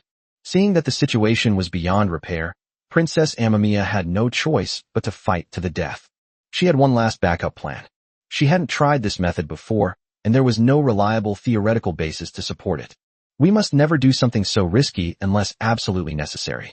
She immediately bit down on the bluish-purple jewel hidden in her molar.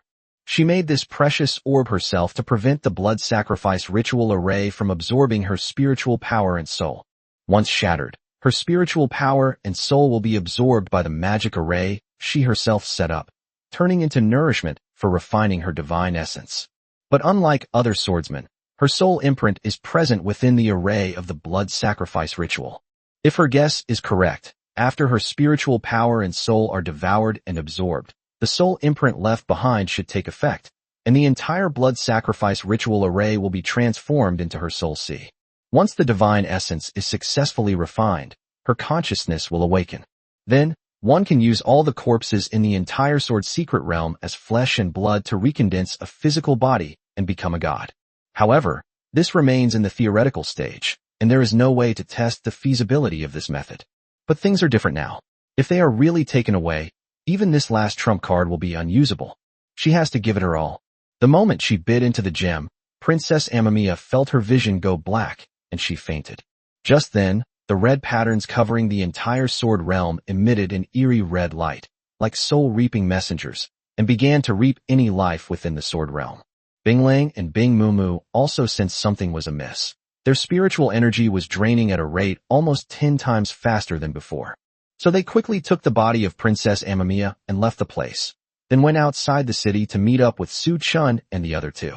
Chapter 118 False God, Concubine Amamiya. At this moment, inside the Sword Tomb, the sacred ground of the 10,000 Swords sect, several legendary level and hundreds of emperor level swordsmen are struggling to maintain their spiritual power to prevent it from being refined and absorbed by the blood sacrifice ritual array. At first, they thought these formations were an offensive tactic of the Blood Sword Alliance, and each of them tried their best to break them. However, all of this was in vain, and a great deal of spiritual energy was wasted. Hang in there. I reckon this weird formation will be over soon. I can't go on. My spiritual energy is almost depleted. I'm afraid I can't hold on much longer. Does anyone have any pills to replenish my spiritual energy? I've finished eating too. Bro, it's not that I don't want to help you. Damn it. I reckon I can only hold on for another hour at most. Damn the Blood Sword Alliance. What tricks are they playing? Once this crisis is over, we must join forces with the Sword Pavilion to wipe them out. These swordsmen maintained their composure through constant communication, and none of them appeared to be on the verge of collapse. However, the next second, a red light suddenly appeared. All the swordsmen broke out in a cold sweat, their hearts pounded, and their breathing became rapid. A few seconds later, people began to fall down one after another. Early Emperor Realm, Mid-Earth Emperor Realm, Late Emperor Realm, Mid-Legendary Realm. In less than half a minute, all the swordsmen below the late stage of the Legendary Realm collapsed to the ground, their eyes glazed over and foaming at the mouth. Another half-minute passed, and even the last remaining peak Legendary Realm expert fell. In the entire Sword Realm, there are almost no swordsmen left alive. On the other side, when the Ice Dragon siblings brought the body of Princess Amamiya to the palace, they also felt dizzy and staggered as they walked. Although they were all dragons, they had excellent physical abilities. However, the location here is too close to the array's core, making it difficult to maintain one's spiritual power. What's the situation now? Qingnu asked hurriedly. I don't know either. Judging from her appearance, it's as if she was swallowed up by the formation she set up herself, and she's already dead, Bing Lang explained, barely managing to maintain his standing posture. How could he be swallowed up by the formation he set up himself? Is this person an idiot? Qing Nu muttered, cold sweat gradually appearing on her forehead. Su Chen frowned upon hearing this. Princess Amamiya had clearly made many preparations and left so many backup plans. She couldn't possibly be so frightened by her own move that she committed suicide, could she? There's definitely something fishy going on here. The next second, Su Chen's guess was confirmed. The blood sword pool suddenly erupted with a soaring crimson light, transforming into a pool of blood that splashed around and began to frantically devour everything in its vicinity. The vegetation, corpses, and even the ruins of the blood sword pool were instantly assimilated and absorbed by the blood, becoming part of it. Blood began to rage endlessly throughout the sword realm, as if threatening to engulf it entirely, expanding wildly until it reached an unseen distance. In the blink of an eye, the land stretching for hundreds of miles was submerged by this strange blood, forming a huge lake. Fortunately, Long Luo'er and Qing Nu cast a levitation spell on Su Chun and the others, otherwise they would have been swallowed by the blood. What is this? How could this happen? Bing Mumu's face was ashen, and with her spiritual power almost completely absorbed, her whole body was trembling uncontrollably. This is probably beyond our control now. What should we do? Bing Lang asked with a troubled expression. However, they were destined to receive no answer. No one would have imagined that Princess Amamiya would have such great abilities.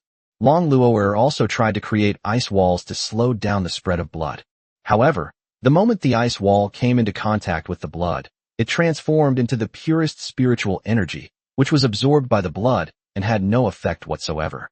The first person to notice that thing was Wang Fong, the sect leader of the 10,000 Swords sect. He is a hybrid of human and orc, and the only late-stage epic realm expert in the sword realm. He lived in the territory of the orcs, but was deeply influenced by certain human films and television shows, and admired individual heroism. He had previously been informed by Qing Nu, the master of the Sword Pavilion, that Caesar, the leader of the Blood Sword Alliance, would soon hold a blood sacrifice ceremony to sacrifice all living beings. So, without telling anyone, he went alone to the Blood Sword Pool, the sacred site of the Blood Sword Alliance, wanting to stop all of this from happening and to become a hero to all the swordsmen in the sword's secret realm. However, he failed. Caesar was too cunning. He launched the blood sacrifice ritual without any prior warning, catching everyone off guard. Because he was at the center of the formation, his spiritual energy was rapidly draining away, forcing him to leave the area and seek help from others. However, to his surprise, the blood sacrifice ritual covered almost the entire sword realm.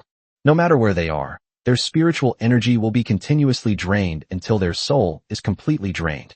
So he went to a high mountain, held his breath and focused his mind, trying to slow down the loss of spiritual energy as much as possible. After all the powerful figures in the sword realm noticed the anomaly, they came here together to defeat Caesar. However, when he looked up by chance, he discovered a scene that sent chills down his spine. Above that scarlet sky, there was an incredibly red eye staring intently at him. Once your eyes are drawn to it, you can't look away. The next second, the blood-red eyes slowly enlarged, and countless streams of blood surged up the mountain, engulfing, absorbing, and assimilating it. Wang Fong struggled for only a second before completely turning into part of the blood, merging with countless souls. Not only Wang Fong, but also Yi Wushuang, an early-stage epic realm expert who sought refuge in the abyss of 10,000 swords, Liang, a mid-stage epic realm expert cultivating in the Edge realm, and several legendary realm experts who relied on the barrier of the Misty Forest to avoid the corruption of the blood sacrifice array. They were all being watched by eyes in the sky. Wherever the blood flows, everything will return to nothingness. After absorbing the immense soul power of several powerful individuals, the blood seemed to have reached a critical point and began to stop expanding. Then, it began to contract violently, forming a huge blood-red vortex at the center of the formation. It was as if the entire blood sword pool was a giant valve, beginning to devour the blood containing extremely pure energy. After that, the red patterns that filled the blood sword pool radiated outwards from its center, forming a new magic array. A scarlet sapling suddenly sprouted from the new magic circle.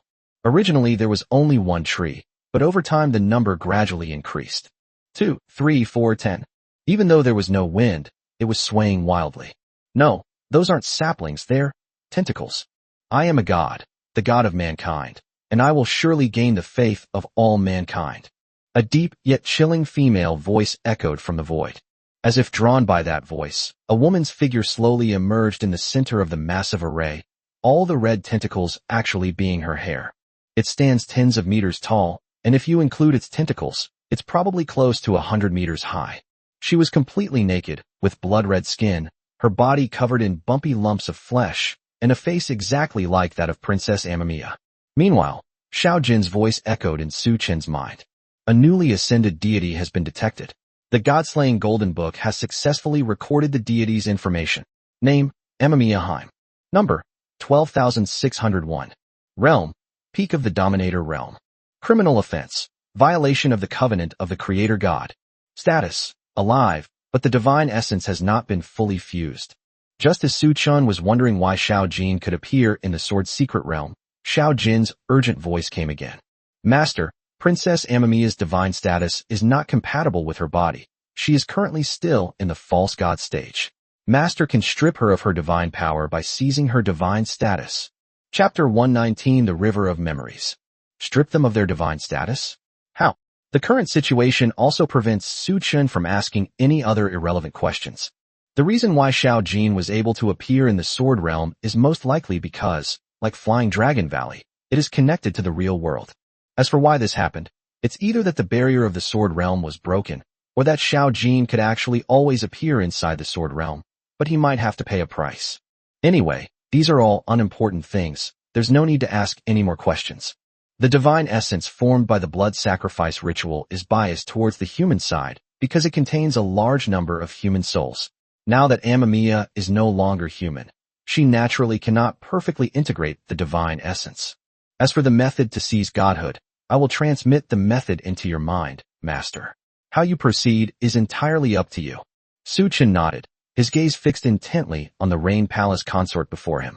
Her cultivation level is at the peak of the Dominator realm, and she is definitely not an opponent that Long Luo'er and the other three can handle. Lolo, you take the three of them and leave here first. I'll take care of this. But looking at Su Chen's resolute eyes, Long Luo'er didn't continue speaking. She understood what Su Chen meant by those words. The woman before him, Princess Amamiya, is very likely to be at a level far beyond the transcendent realm. If she stays here, she will only add unnecessary burden to Su Chen. Don't worry, I will definitely survive. Su Chen, do you still remember our promise? Of course, after we get out, we'll have a little dragon baby. Long Luo'er kissed Su Chen's forehead and then left with the others. At this moment, only Su Chen, who was floating in the air, and Yu Gongfei remained here.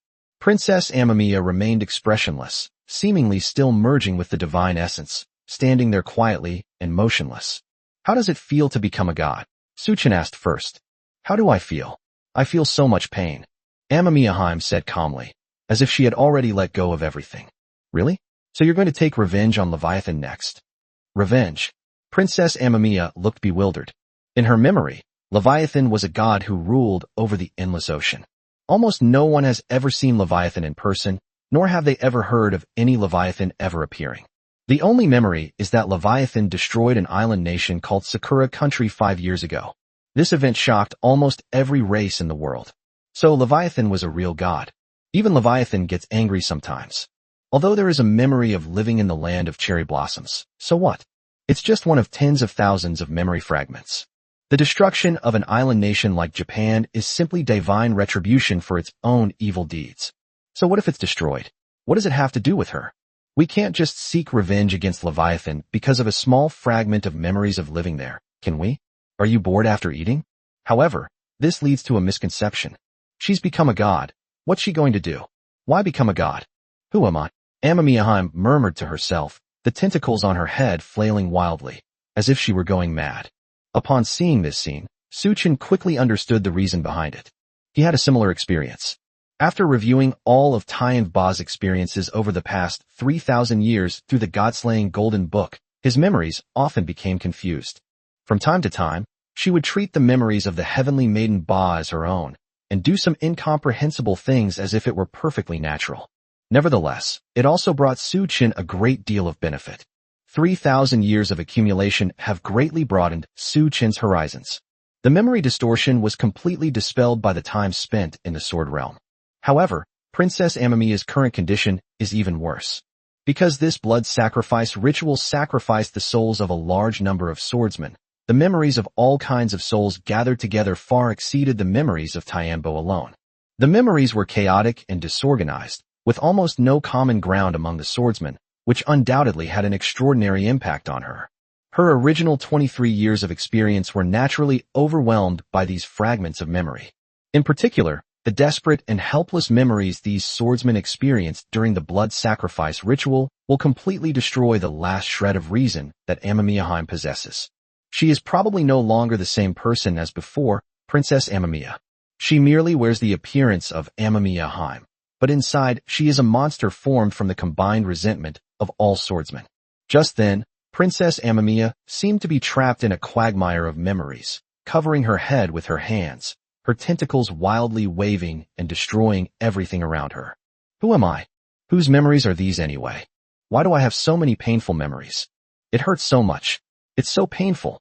No, I don't want to die. As Princess Amamiya screamed madly, a long river of memories emerged from the void. One of them is a girl with a pink backpack and pigtails, who has just walked out of the elementary school gate. Her family greets her with smiles and takes her home. On the other side, there is a scene of a girl with a single ponytail, wearing a JK uniform, having dinner with a handsome man in gorgeous clothes. Above that was a disheveled girl, but dressed very neatly, kneeling on the shore, constantly covering her face and weeping. At the end of that long river of memories, there is a young woman who looks like she has experienced many hardships, building a tombstone and kneeling to pray. Are these all Princess Amamiya's memories? She really has a tragic fate. However, this did not prevent Su Qin from killing her. He slaughtered the entire Sword Realm, driven by his solitary desire to become a god. This sin cannot be forgiven just because she has forgotten it. The duty of a godslayer is to slay these sinful gods. Amamiya, you are a newly ascended god. You sacrificed the lives of the entire Sword Realm to create your godhood, violating Article 8 of the Divine Covenant. I will be the one who slays the god and kill you here. However, there was no response. Princess Amamiya covered her head with both hands, falling into complete madness, seemingly not hearing Su Qin's words at all. Su Qin didn't want to waste any more time and directly summoned Xiao Jin. Xiao Jin, help me weaken her cultivation level. Yes, master. Consuming 10,000 ability points, I have successfully weakened Amamiya's realm to the peak of the Saint Realm. Little Jean, can I also use ability points to improve my cultivation level? Yes, that's possible, but these are only temporary. Alright, just help me raise my cultivation level to the peak of the Hero Realm. Yes, master. Consuming 2,000 energy points, you have successfully temporarily advanced to the peak of the Hero Realm. Chapter 120 Present and Past. Su Qin summoned his golden longsword and slashed it horizontally into the void ahead. Now that his realm has temporarily risen to the peak of the Hero Realm, coupled with the power of the Godslayer, his true strength has probably reached above the Dominator realm, and he has reached the point of returning to simplicity. It doesn't require too many fancy moves or complicated operations to gather spiritual energy. Any unintentional action can trigger extraordinary phenomena in the heavens and earth. With just a gentle swipe, the chilling sword energy instantly swept across the entire sword realm, severing several tentacles on Amamiya's head. However, the next second, these tentacles regrew and attacked Su Qin. Su Qin swung his sword 3 more times. With the first sword strike, all the attacking tentacles were severed. With the second sword strike, all the remaining tentacles on Amamiya's head were severed. The third arrow cleaved Amamiya's enormous body in 2. However, the next second, the magic circle beneath Princess Amamiya's feet suddenly emitted a dazzling red light. The severed tentacles and the body that had been split in 2 turned into blood and then coalesced back together to reform Amamiya's body without suffering the slightest harm. Su Qin frowned. This Rain Palace consort seems to possess an immortal body. No matter how many times or how the opponent's body is killed, as long as the formation is still there, it can be restored immediately. It is very possible that that was not the true form of Amamiya at all. Perhaps the blood in the magic circle beneath her feet was her true form. To completely kill Princess Amamiya, all that blood must be annihilated. This is clearly unrealistic for a godslayer who doesn't know magic. This is the first time I've felt that a godslayer is so powerless. At this moment, Princess Amamiya also came to her senses and glared angrily at Su Chun. How dare a mere human defy the majesty of the gods? You're courting death. Princess Amamiya's voice was very strange, with both male and female voices appearing at the same time and voices from different age groups mixed in. The next second, a world-destroying aura suddenly erupted. The earth within a radius of dozens of miles trembled violently, and the space itself shook. A spatial barrier composed of a sea of blood instantly covered Su Chin's surroundings. Then, the blood transformed into crimson swords, which rushed directly towards Su Chun, creating a terrifying storm of sword blades that covered the sky for dozens of miles around. It was like the end of the world. Even Long Luo'er and the others, who were dozens of miles away from the battlefield, were shaken to their core. The next second, these blood-red longswords turned into blood mist and vanished instantly with a gust of wind. The boundless sword energy swept across the entire sword realm once again, even triggering strange phenomena in the heavens and earth. Thunder roars, rivers and seas churn. A sword's cold light illuminates the entire land. Boom! A loud bang followed. In an instant, the sky collapsed and the earth cracked, clouds rolled for thousands of miles, and terrifying sword light stirred up boundless waves of energy. The entire sword realm began to tremble, as if it were a magnitude 12 earthquake, and even space itself began to collapse. Princess Amamiya's enormous body was once again split in two, along with the array beneath her feet. Shouldn't we be able to infiltrate her soul and seize her divine status now? Su Chun was not idle because of this. He knew that Princess Amamiya would not die because of this. So he gripped his longsword, tore through the void, and plunged directly into the blood sacrifice array that had been cleaved in two. At this moment, in the void above the sword's secret realm, the phantoms of two old men were floating in the air, chatting idly. Old Dragon, it seems that the successor of the Godslayer is no ordinary man. He is even more capable than he was in his youth. The first sword god, Li Haojuan, stroked his long white beard and smiled with satisfaction. What's so great about it? As a Godslayer, isn't it only natural to kill gods? Besides, I haven't even managed to kill one yet. The first dragon knight, Eschin, replied with a disdainful look. Hee, I remember the worried look on your face just now. What are you talking about? How could I possibly worry about such a piece of trash? Alright. I know you're not happy that he used his dragon tamer ability to clear the level you set, but that's his ability too, isn't it? And I remember you and Smia had a pretty good relationship, right? It's good that you love her so much, isn't it? Li Haojuan put his hands behind his back, staring into the distance with a deep expression, as if recalling the past. Back then, Li Haojuan, the sword god of the human race, Eschin, the dragon knight of the true dragon race, Smia, the dragon tamer of the elves, and Aisha, the sage, as well as Eschin's beloved dragon, Long Lyre, the dragon soul swordsman of the dragon race, were all very good friends. They initially worked independently, doing the same thing in different locations. Slay the evil god and protect our fellow countrymen. However, one person's strength is ultimately limited. Can you kill one evil god, two evil gods, or dozens or hundreds of evil gods? After that, the first Godslayers gathered them together to protect their homeland and fight against the evil god. And among them, Eschin and Smia are a pair of bickering lovers. One is strong and healthy, the other is delicate and frail. One obtains power from the dragons, and the other gives power to the dragons. One can simply stand there and dragons will come over to chat with him, while the other has to bow his head and try every means to please the dragons. They were both clergy, but received different treatment, which led to them often bickering. Although it's called bickering, it's not much different from flirting. Because of these things, Eschin's lover, Long Lyre, often lost her temper. However, on the battlefield, they are comrades who can entrust their backs to each other. Which eye of yours saw that Smia and I were on good terms? And I'm not even angry about that. Oldly, do you know what that kid and her dragon did in my crystal chamber? Haha, young people, isn't it normal to do that kind of thing? And aren't you right too? They've been sleeping in the crystal room for ages, and you haven't said a word. Do you have an interest in spying on couples? Get out of my way. I get annoyed just seeing such a beautiful dragon girl being given away to that kid. Alright, stop being so arrogant. After 27,000 years, the Sword Realm has finally completed its mission. Although the ending wasn't great, we still need to witness it until the end. Cut. Let's get the rest out of the Sword Realm first. With a thought, The two old men vanished into thin air. After Su Chun entered the core of the blood sacrifice array, he discovered that it was a small space exuding a strange aura. It's a bit like the Sanzu riverbank you see in movies and TV shows, all covered in scarlet. Before them lay a river of blood, several hundred meters wide, constantly absorbing the surrounding spiritual energy. Su Chun took out a piece of unmelting ice from his spatial ring and threw it forcefully onto the blood river.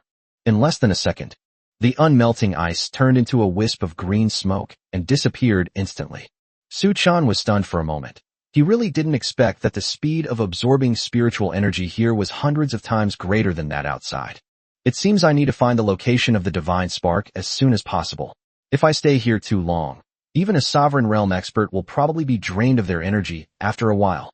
However, another question arose in my mind at this moment. How did Princess Amamiya know about such a bizarre blood sacrifice formation?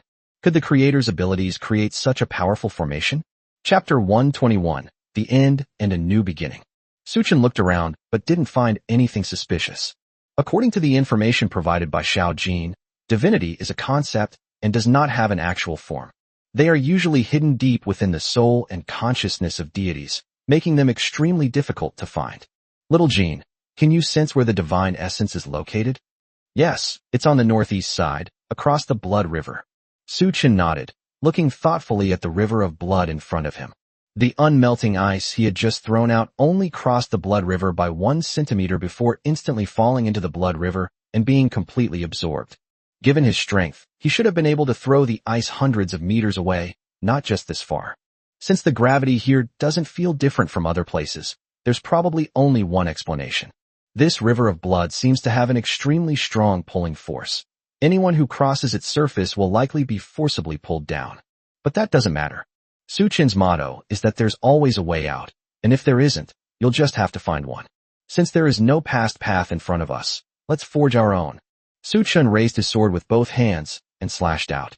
As the sword energy descended, the blood river instantly split open, the surging blood water neatly parting to both sides as if cut by a knife, revealing a 3-meter-wide riverbed. Immediately afterward, Su Chun took a step forward and crossed the terrifying river of blood, arriving on the other side. However, as if the river of blood were alive, it condensed into a pair of giant, scarlet hands the moment Su Chun crossed it and attacked him. With a powerful stomp, Su Chun instantly ripped up the blood-soaked mud on the riverbank, blocking the giant hand's attack. Then, Su Chun's gaze sharpened, and an extremely terrifying sword intent swept out. Those two giant, blood-red hands turned to ashes and vanished on the riverbank on the other side. Phew, the strength of the sovereign realm is truly formidable. I really hope that one day my true realm can reach this level. Master, you can do it. Little Gold believes in you. It's so rare to hear you cheer me on. I'd be so grateful if you could at least stop leaving things unsaid. What is Master saying? Little Gold doesn't understand. Sigh, never mind. Following Xiao Jin's guidance, Su Chun arrived at a garden full of spider lilies. The garden was shrouded in thick fog, and the spider lilies appeared and disappeared in the mist, each flower emitting a faint fragrance that was refreshing and delightful. The red petals were so vibrant and lustrous, like they held fresh blood or were burning flames, making them exceptionally alluring. In the center of the garden stands a blue spider lily. The area was completely covered by a barrier, making it impossible for anyone to get close, giving the impression that it was a case of trying too hard to hide something. Master, that blue spider lily is the divine essence. Really? That's quite peculiar. Su Chun originally thought that a divine status should be similar to an ID card. To seize a godhood is to cancel one's ID card. To regain a godhood is to reissue one's ID card. It turned out to be a flower, which was quite peculiar. Master, you just need to take it off and put it into the God-slaying golden book. Put it into the God-slaying golden book?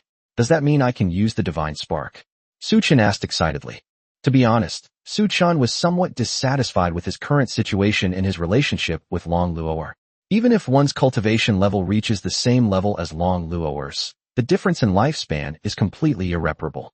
His only regret was not being able to stay with Long Luo'er until the end of her life. But things are different now. If only he could also possess divinity, become a god, and gain infinite lifespan. There might even be a chance in the future to obtain another divine spark for Long Luo'er to use as well. Then I can stay with Long Luo'er until the end of time, until the world is destroyed. Unfortunately, Ideals are often grand, but reality is often harsh. Xiao Jin's words were a bucket of cold water poured on Su Chun. Master, you cannot use the divine spark. As a godslayer, you cannot possess a divine spark. However, this divine spark can be given to other humans, allowing them to become gods. Sigh, what a pity. Oh well, I'll keep it for now. You never know when I might need it. The process of seizing the divine status went very smoothly. Unlike in RPG games, there was no hidden boss guarding the flower. With a mere slash, the golden sword shattered the barrier protecting the blue spider lily, easily seizing its divine status. As the divine status disappeared, this world began to collapse. Originally, Princess Amamiya was able to form a physical body only by relying on the power of the divine spark. Now that the divine spark is gone, she will naturally perish. The fact that the Godslayer's power has not disappeared is enough to prove that Amamiya is still alive. But it doesn't matter anyway. Without the infinite spiritual power supplied by the divine essence, and with the blood sacrifice ritual array severed, she should never be able to be resurrected. When Su Chun broke through the blood sacrifice ritual array again, and arrived at the sword's secret realm, he found that Yu Gongfei had been suppressed to the ground by the two old men and was unable to move at all. He also recognized an old man during the visit. It was none other than Li Haojuan, the first generation of Sword God. Hey, young Sword God, how have you been? Li Haojuan was the first to step forward and greet him. Sword God Senior, what are you doing here? And who is this gentleman? Haha, that's Eschin, the first Dragon Knight. The first generation Dragon Knight. Su Chun was stunned for a moment. Judging from the dragon horns on his head, he is also a dragon. Good heavens, the dragon race becoming dragon riders. That's truly an internal solution. If it weren't for the fact that you would have died inside without the power of a godslayer, we would have killed her long ago. Eschin's face was full of disdain, but his words revealed a hint of concern. Thank you so much, Senior. I apologize again for what I did in the crystal chamber. I don't need your apology. Remember, the dragon is the Dragon Knight's partner, comrade in arms, and lifelong companion. Treating that girl well is the greatest apology you can give me. Rest assured, Senior, I have sworn that even if I die, I will not let Long Luoer suffer any injustice. That's more like it. All right, that's enough of the pleasantries. Li Haojuan interjected, tossing a spatial ring to Su Chun. The rewards I and Lao Long received from the challenge levels, as well as everything in this spatial ring, can be brought into the real world. Take it out and cultivate with Long Luoa. Eschin added, from now on, the sword realm will no longer exist. But don't be too discouraged. You can't really use your skills in a place like the sword realm. There are still people waiting for you outside. And all of this as soon as possible. I understand. Thank you both, seniors. Then, it's up to you, Eschin said, stepping aside to let Su Chun finish the job. Su Chun nodded and walked up to the suppressed Yu Gongfei. She remained expressionless, completely oblivious to what she was thinking. Looking back now, perhaps Princess Amamiya was just a pawn being used by someone. However, once the arrow is released, there's no turning back. Just because you were deceived doesn't mean everything you did can be wiped clean. Let's put an end to everything right now. As the golden sword light illuminated the entire plain, Su Chun also heard Xiao Jin's voice. Congratulations, Master, on slaying the deity Amamiyaheim. This deity has violated Article 8 of the Divine Covenant, so the reward is doubled. However, this deity did not successfully fuse with the divine core, so only a partial reward can be obtained, 40,000 ability points.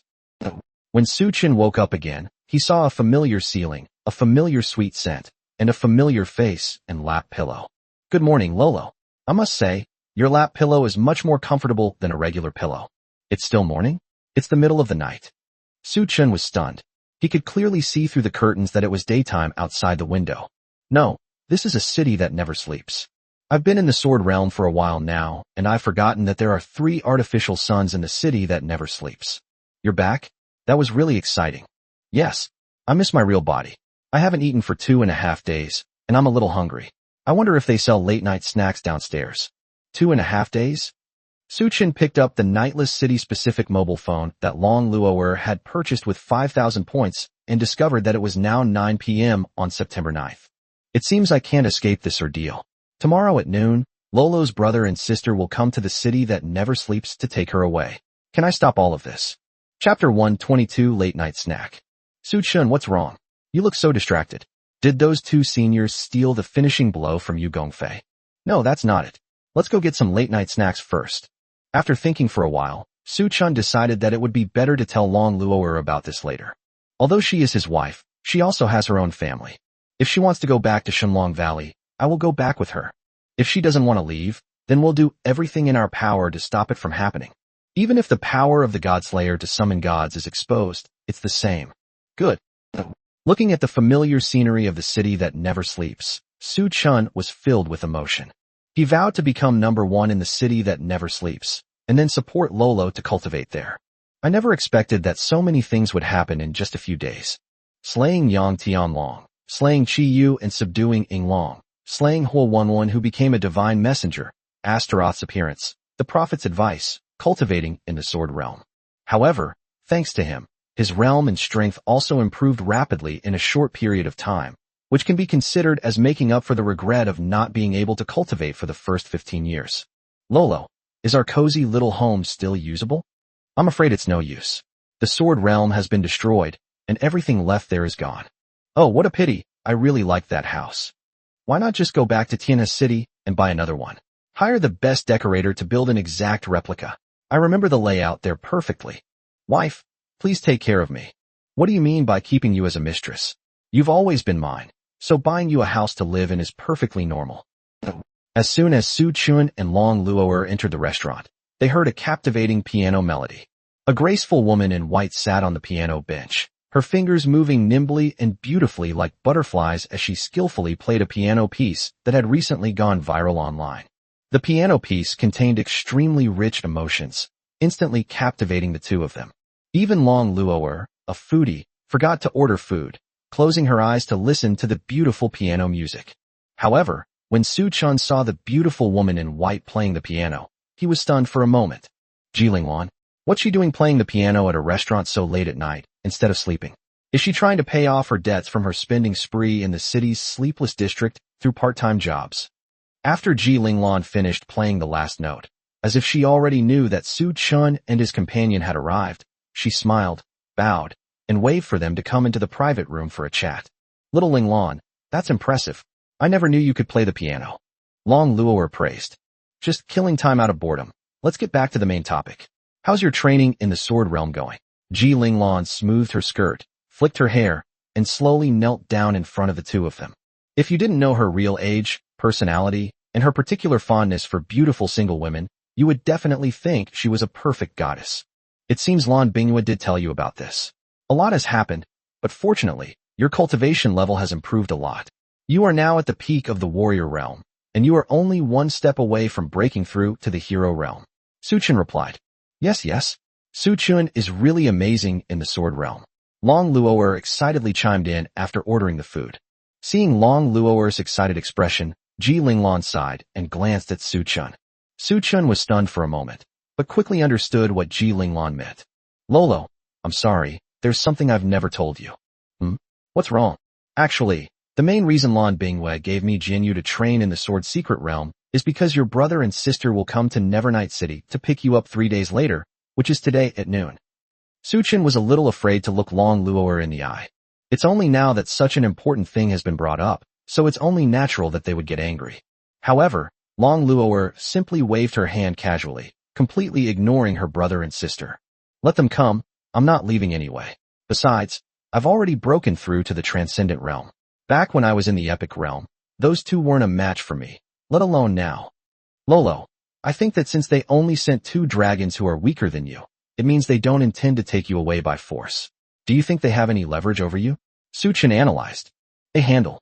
Long Luo'er showed a focused expression, her brows furrowed slightly, her eyes somewhat unfocused, her right hand supporting her chin, gently biting her lip, as if trying to grasp some thoughts. After a moment, she still couldn't figure it out. Although she acts somewhat recklessly, she shouldn't leave any leverage over others in the overall direction. Could it be that you wet the bed when you were a child? Su Chun once again displayed his low emotional intelligence, which made Long Luo'er roll her eyes at him. Su Chun, I think you need to be taught a lesson. No, I'm just trying my best to help you. Seeing this scene, Ji Linglan sighed, holding her forehead. Long Luo'er could actually forget such an important event as the Dragon God Festival. Little Dragon Girl, Do you have a compelling reason to attend the Dragon God Festival? Ah, I remember now. I heard my father mention that the Dragon God Festival, which happens once every 300 years, is supposed to be held in about a year. You can forget this. So, they'll use this to blackmail you into going back. Suchin asked. No, the Dragon God Festival only needs one princess from the royal family to serve as the priestess. I have 2 younger sisters, and they are both of age to serve as priestesses. It's not like I'm indispensable. That's strange. Suchin began to carefully recall every word Lan Binghua had said. The future she envisioned was that Long Luo'er would definitely be taken back to Shenlong Valley and would never see Suchin again in this lifetime. Given Long Luo'er's personality, even if she is taken back, she will definitely find a chance to escape. What could possibly be causing Luo to stop seeing me? Could it be that I'm dead? Or perhaps Long Luo'er encountered some kind of accident? No, I can't think about it anymore. Luo has already made her stance clear. What I need to do is ensure she isn't taken back. At worst, I'll summon Long and Tianba. Surely they can handle Luo's brother and sister then. This late-night snack took about an hour to eat. Incidentally, all the expenses were charged to Ji Linglan, which saved a lot of points. After an hour of discussion, no conclusion was reached. In the end, I simply stopped thinking about it. Long Luo'er was determined not to go back. Now that her realm has reached the mid-stage of the Transcendent Realm, if Su Chun were to switch to the Dragon Tamer to amplify her power, she could very likely unleash the strength of the late stage or even peak Transcendent Realm. Even if her father, who was at the peak of the Transcendent Realm, came, he might not be able to defeat her.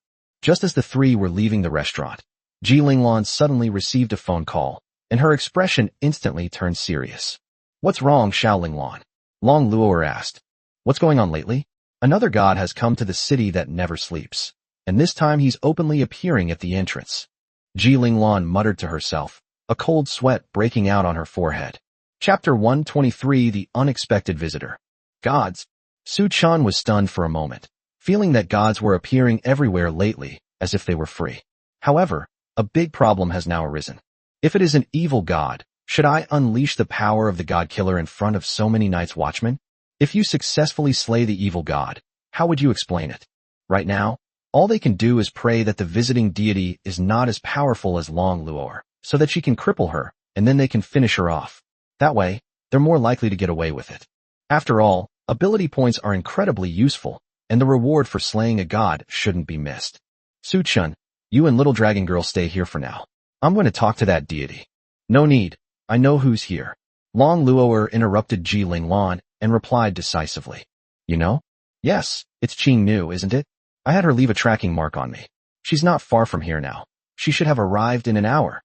Qing Nu? Is that the name of the visiting deity? Ji Linglan was also completely confused.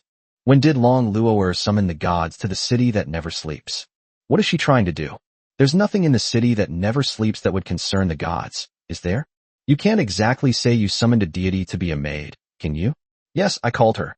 Little Linglan, you can dismiss the night watchman. Leave that to me. Sigh? Well, I really wish you could have told me about something this important beforehand. Subsequently, Su Chun and Long Luo'er followed Ji Linglan's spatial teleportation magic and arrived at the outskirts of the city that never sleeps. Qingnu was still wearing a thin light blue dress and a wooden hair ornament. A female deity dressed in ancient Chinese style was standing at the entrance of the city that never sleeps, playing on her phone. It just looked so incongruous. Qingnu, you've arrived. Upon hearing Long Luo'er's voice, Qingnu was so startled that she almost dropped her phone, as if she had been caught playing on her phone by her boss. God, Lord Shenlong, and Lord Su Chun, why have you come to greet me personally? Qingnu looked flattered, which left Ji Linglan completely stunned. The high and mighty gods actually addressed Su Chun and Long Luo'er as lords. Isn't that a bit too outrageous? However, the most outrageous things were yet to come.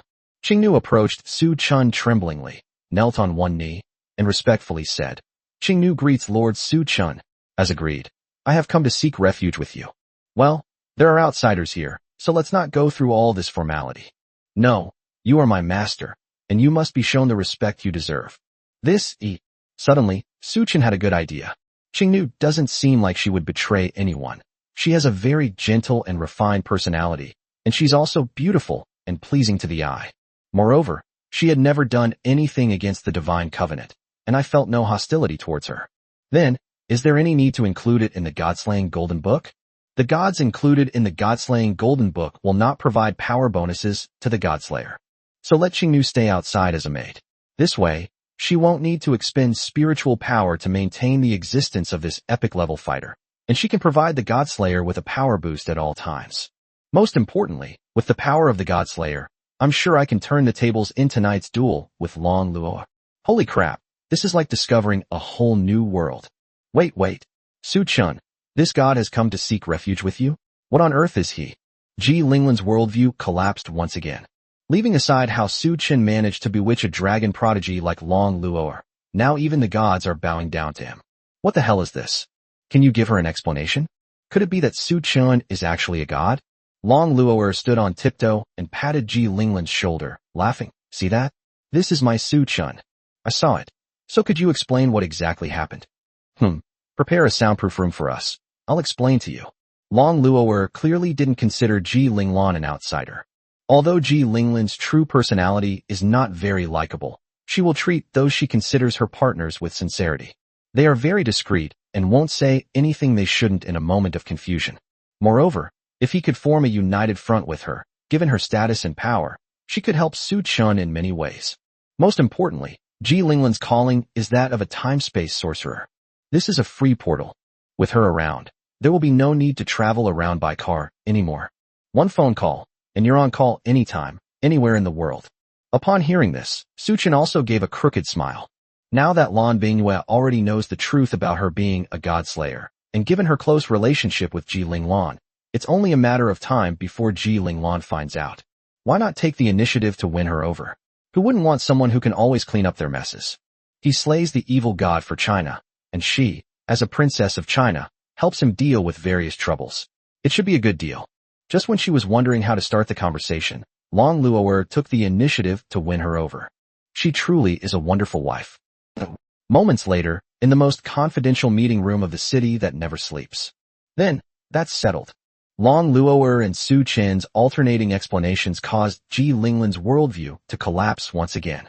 As for Qingnu, she didn't seem very shocked.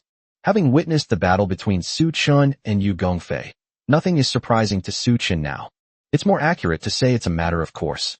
So, it was you who killed the Eurobus that attacked Tianhe City back then. You even made us issue an A-level martial law order throughout China to prevent Eurobus attacks. Well, hearing this result is indeed good news. That's not all. The divine attack on the city of Never Sleeps was also aimed at Su Chun. However, Astaroth is no longer in the city of Never Sleeps, so there's no need to continue martial law. Besides, even if martial law were maintained, she would definitely be no match for him. Ji Linglan put her hand to her forehead, sighed, and explained, "We have to declare martial law. This is a very important matter. Even if I know the gods have left, I don't have a good reason to convince them." Will the activities in the city that never sleeps be able to resume anytime soon? Su Chen asked. I don't know about that, since I'm just here to open a portal. I see. Su Chen had a bit of a headache. If a few more events aren't launched, the points I earned from Ji Linglan's little world will probably be eaten up by Long Luo in just a few days. How will we be able to cultivate then? Cultivation, my ass. Alright, it's getting late, or you'll get wrinkles. I'll pretend I didn't hear about the Godslayer, and I'll explain the Qingnu matter to the city that never sleeps. Ji Linglan clapped her hands, signaling the meeting to end. Thank you. Back in his room, Su Chen couldn't wait to open the God-slaying Golden Book and check his attribute interface. Owner of the God-slaying Golden Book, Su Chen. Current duty, Sword God. Ability points, 91,050. Realm, Peak of the Warrior Realm.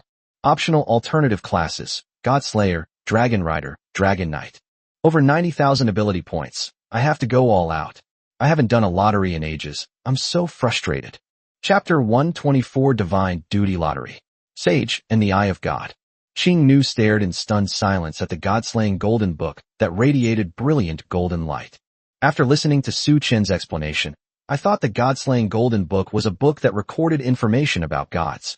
Unexpectedly, it was so magnificent, and the power it contained was something even she, a former god, could not look directly at. Lord Su Chen, is this the Golden Book of God-slaying? It's so beautiful.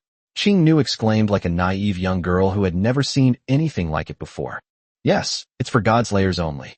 Not only that, it even has a spirit. Little Gold, come out. Little Gold's here. Master, what's up? Xiao Jin, this is Qing Nu. Please introduce yourselves. Xiao Jin quickly flapped its wings and arrived in front of Qing Nu. After bowing, it said, Wu Jia, the deity number 02888. It's a pleasure to meet you. I am Xiao Jin, the exclusive spirit of my master. You can also call me that. Hearing this, Su Chun was stunned for a moment. So Qing Nu's real name is Wu Jia? I thought her real name was Qing Nu. It's nice to meet you too. Qing Nu seemed a little confused about her number, but she didn't dare to ask. After all, she is now a servant, not a deity. Don't ask what you shouldn't ask, and don't say what you shouldn't say. This is the experience she has accumulated over a long period of time in the divine court. Master, aren't you going to take Wu Jia under your command? Xiao Jin asked. Well, if we put her into the god-slaying golden book, won't we be unable to trigger the god-slaying power? It's better to just keep her by our side. Master, this is not allowed. The power of a godslayer comes from stealing power from gods. It doesn't appear out of thin air. If Wu Jia is not accepted and stays by your side, her existence as a god will be slowly stripped away. What? Su Chun, Long Luo'er, and Wu Jia, one human, one dragon, and one god, were all completely dumbfounded. Isn't it said that god-slayers can unleash their power when they encounter gods? How did it turn into taking over? Moreover, if it's about seizing power, Qing Nu's realm is far inferior to Long Luo'er's, so how could she possibly increase the power of a saint realm expert in the godslayer? That doesn't make sense. Master, this matter involves the rules of heaven. Your current cultivation level is too low. If I were to speak out, it could very well trigger divine punishment. For your safety, please allow me to remain silent. Wow, it's that serious. Yes, Master. So if you want Wu Jia to stay by your side, it would be best to take her in. Okay, I understand. Given the severity of the harm, it seems we have no choice but to abandon that unrealistic idea. However, we'll discuss including Wu Jia after things are resolved by noon tomorrow. With the power of the Godslayer as a trump card, I'll feel more at ease facing Long Luo'er's family. Now comes the important business. Xiao Jin, I want to participate in the Divine Duty Lottery. Yes, Master. As the golden roulette wheel slowly began to spin, Su Chen's palms sweated, and his eyes were fixed on the magnificent wheel. As for Long Luo'er, she kept muttering things like, magic-type divine calling, stop targeting the dragon race's divine calling, and give us some divine calling with stronger endurance. The first two are relatively normal, but what the heck is the natural duty of having strong endurance? Does Long Luo'er want something specifically to fulfill her duty? Isn't 3 to 6 hours a day enough? It's poisonous, absolutely poisonous. Finally, the roulette wheel slowly came to a stop, landing on the reward side of up. As Xiao Jin explained before, this reward is one that can improve all of Su Chen's innate abilities. Instantly, a cool sensation swept through his body, as if he had broken through to a higher realm, and his powers surged wildly. Although I didn't get the new job title, it's still a pretty good reward. Master, shall we continue with the lottery? Okay, let's continue. However, this time the reward was neither an enhancement nor a new calling card, but a red and yellow feather. It contains an extremely rich life force and spiritual energy, making it probably an extremely rare cultivation material. Master, this feather is from the primordial phoenix god. Besides being used for cultivation, it can also be used to revive the dead when activated by spiritual power. Resurrect the dead? Could it be that they've become divine messengers? Su Chen quipped. No, it's a true resurrection. It's just that it can only resurrect life forms with lower cultivation levels, and their cultivation level might drop immediately after resurrection. However, after stabilizing for a period of time, they will be exactly the same as before. How amazing! Long Luo'er's eyes lit up, clearly very satisfied with this treasure. Not bad. It's such a magical treasure. Master, shall we continue with the lottery? Let's continue. Let's do a 5-pull this time. After Su Chen finished speaking, he and Long Luo'er covered each other's eyes, leaving Wu Jia alone to stare at the spinning wheel. As the low thud of the spinning wheel sounded 5 times, Su Chen's heart leaped into his throat, feeling like a high school student waiting for their college entrance exam results to be released. Master, we drew 5 rewards this time. Please confirm. Xiao Jin, just tell us. Start with the worst one. Su Chun and Long Luo'er slowly opened their eyes, swallowed hard, and felt somewhat afraid to face the reward of 5 consecutive draws. Yes, Master. The first reward is mastery of bow and arrow weapons. After obtaining this reward, It is equivalent to Master having devoted himself to practicing archery skills for 10 years, which is even more in line with the archery profession. The second reward is weapon enhancement. After obtaining this reward, the weapon conjured by the God-slaying Golden Book will have stronger attack power and will also have the effect of stripping the opponent of a certain amount of spiritual power. The third reward is a 3,000-year-old peach, which is a top-grade cultivation material from the Divine Court. It is extremely helpful for cultivation. It is recommended that the master use it when his cultivation level is higher, or give it to Lady Long Luoer for better results. The fourth reward is the Eye of God, number 38 in the Divine Job sequence. It is a bow and arrow type divine job that can also be used to perform melee attacks with daggers. It also greatly improves physical attributes. It has 3 unique abilities. One of its advantages is its extremely long field of vision. With its current peak level as a warrior, the master can clearly see everything within a kilometer. Secondly, it possesses the ability to see through objects. The master must not use it for immoral purposes. Thirdly, the arrows have the ability to locate enemies. Unless they hit an enemy or the arrow is destroyed, they will hit the enemy no matter where they flee, until they are killed.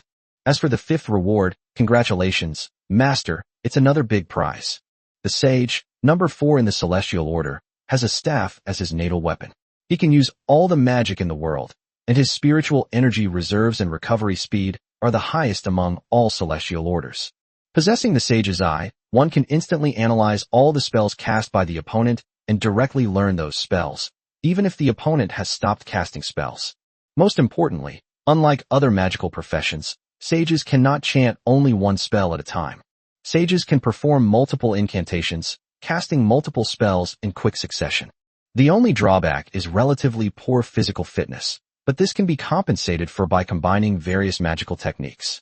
Chapter 125 The Sage's Eye. The Sage, the Eye of God, Wu Jia muttered to herself blankly. Although she already knew about the lottery, she was still somewhat taken aback by what was happening. Every adult intelligent being can only have one calling, and gods cannot have a calling. This is a rule set by the Creator God, an eternal and unchanging truth. Now they're telling her that Su Chun got 2 official positions just by talking. These are not ordinary vocations, they are divine duties. There are no more than 100 clergy in the entire world combined. Su Chun, however, holds several divine positions. One of them is a special duty to deal with the gods. Where is justice? Moreover, the 3,000-year-old peaches are a rare find in the Divine Court. 100 years ago, a 1,000-year-old peach was auctioned off for 500 Divine Court coins at a Divine Court auction. It's important to understand that 10 Divine Court coins, when converted into cultivation resources, are equivalent to the value of an ordinary human city. Wu Jie lived in the Divine Court for over 300 years and had only accumulated a little over 20 Divine Court coins. However, after being stripped of her divine status 30 years ago, they were confiscated. She was devastated and left speechless with grief. Legend has it that long ago, the old godson Wukong stole more than a dozen 3,000-year-old peaches and several 6,000-year-old peaches from the peach garden, and in just a few months, he broke through from the peak of the heavenly god realm to the peak of the true god realm. Its true strength surpasses that of any of the 72 demon gods of the middle ranks. It was only because he seemed to find the title of demon god too unpleasant and preferred to be called the great sage equal to heaven that he was not included in the ranks of the 72 pillar demon gods. The peaches of immortality are just that outrageous. They have such remarkable effects even on experts at the heavenly god realm. Su Chun can casually obtain a 3,000-year-old peach of immortality. Just how insane is that? Thankfully, I made the right decision. Su Chun will definitely be able to establish an organization no less powerful than the Divine Court in the future.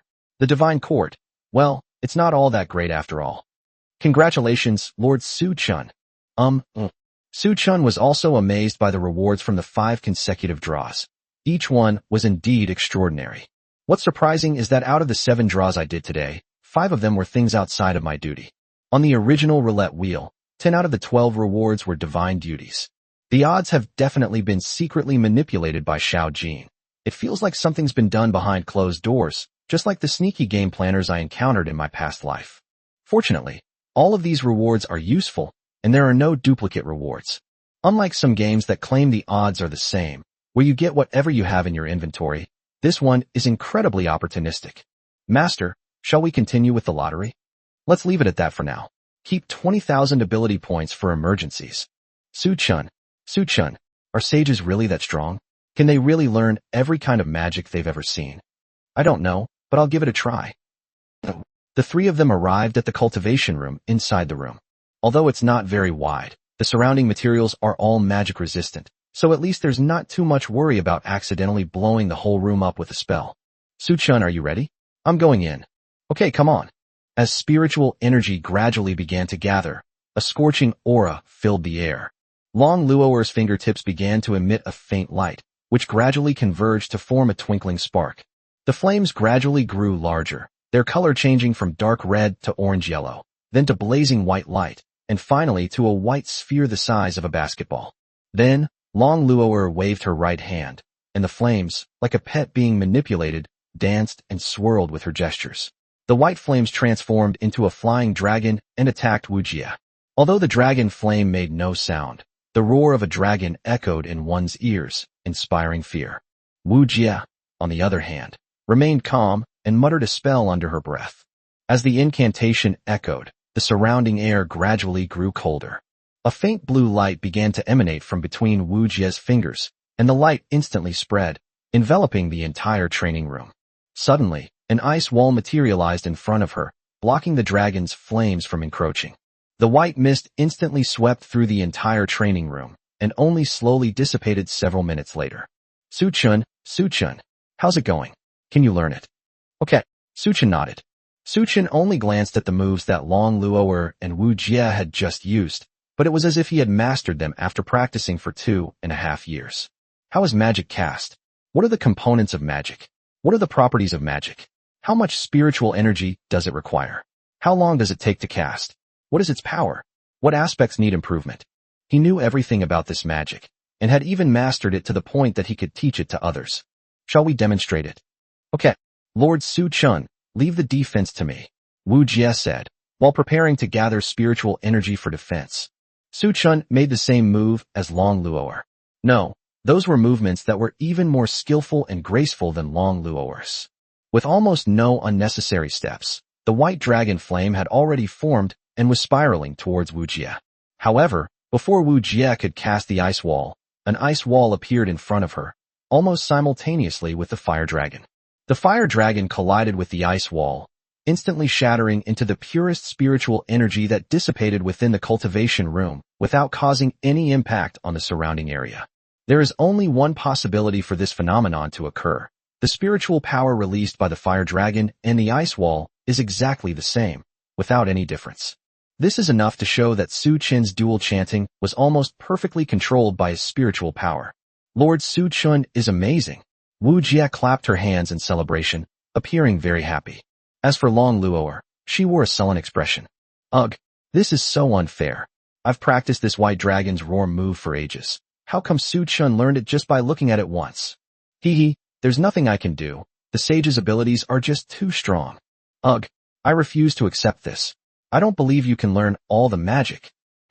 3 hours later. 5 small dragons of different colors were coiled on the 5 fingers of Su-chun's left hand, representing Long Luoer's 5 ultimate moves: Annihilation Dragon Flame, Azure Dragon Flame, Extreme Cold Dragon Flame, Blazing Sun Dragon Flame, and 9-colored Glazed Flame. In his right hand, 8 small balls of different colors are constantly rotating, representing the 8 basic magical attributes of this world: water, fire, wind, earth, light, darkness, nothingness, and time and space.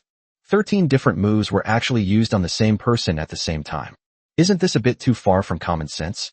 Wow, Lord Su-chun is amazing. He can actually unleash so many moves at the same time. Despite the fact that Wu Jie's spiritual power was somewhat depleted from releasing various spells for 3 consecutive hours, and her complexion seemed a little unwell, she still praised Su-chun as always. As for Long Luoer, she just lay on the ground and kept acting cute, and Su-chun was almost at his wit's end with her. Wah, this isn't fair. Wah, I spent decades learning so much magic. Why did you learn it all in 3 hours and become even more proficient than me? Wah, this isn't fair to dragons. Chapter 126. This moment will finally come. Lolo, stop being stubborn, okay? It's only 2 in the morning. You still have time to learn all the magic and then get some rest to prepare for tomorrow noon, okay? Su-chun's gaze was focused and warm.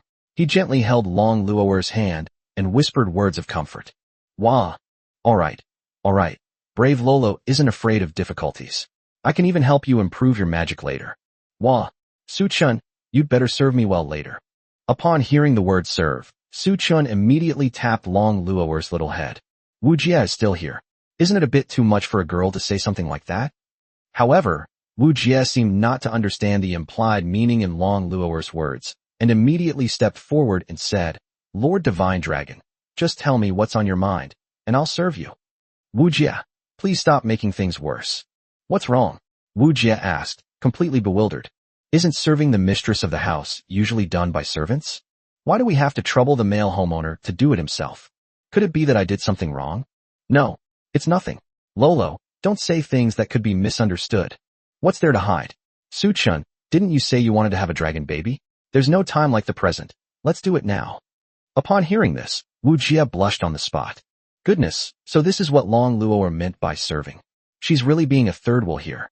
Sorry to bother you too, Wu Jie said, her face immediately turning red as she ran out of the cultivation room.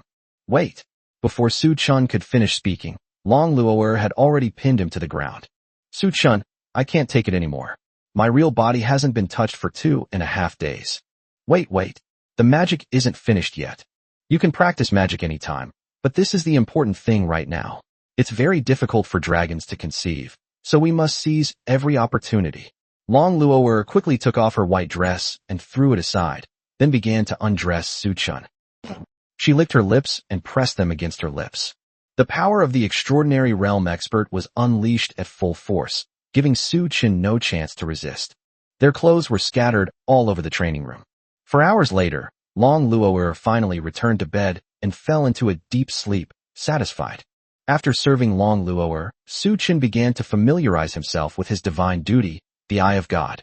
Let's take a look at what this X-ray vision device is all about. After switching to the Eye of God, Su-chun discovered that the world in his eyes had completely changed. He could see everything.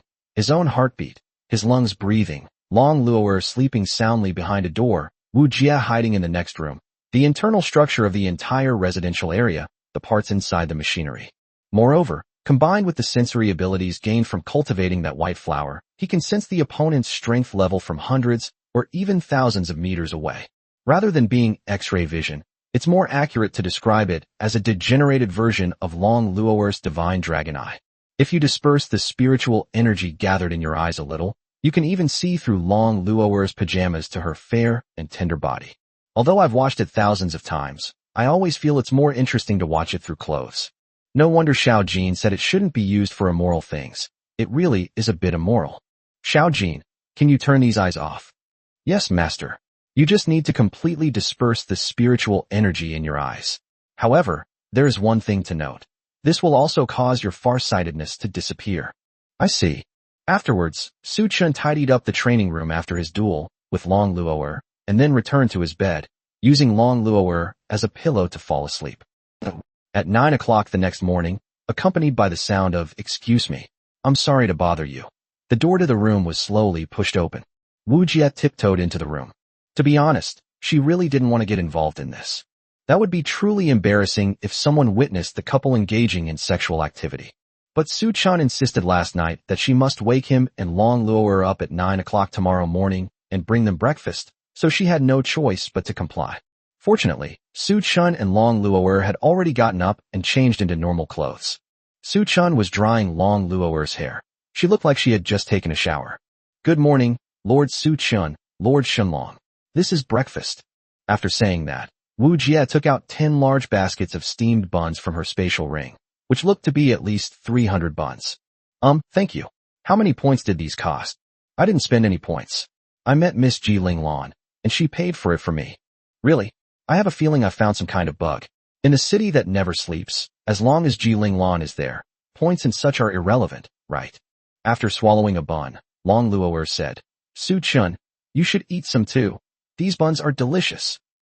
Let me try some. Wu Jie, you must be hungry too. Come and eat. Okay. However, just as everyone was enjoying breakfast, Ji Linglan suddenly appeared in the room through a portal. He looked slightly flustered, as if he had encountered some trouble. Sure enough, Ji Linglan's urgent voice followed. Little dragon girl, your brother and sister have arrived at the city that never sleeps, and they are waiting at the entrance. So soon? Didn't you say you wouldn't arrive until noon?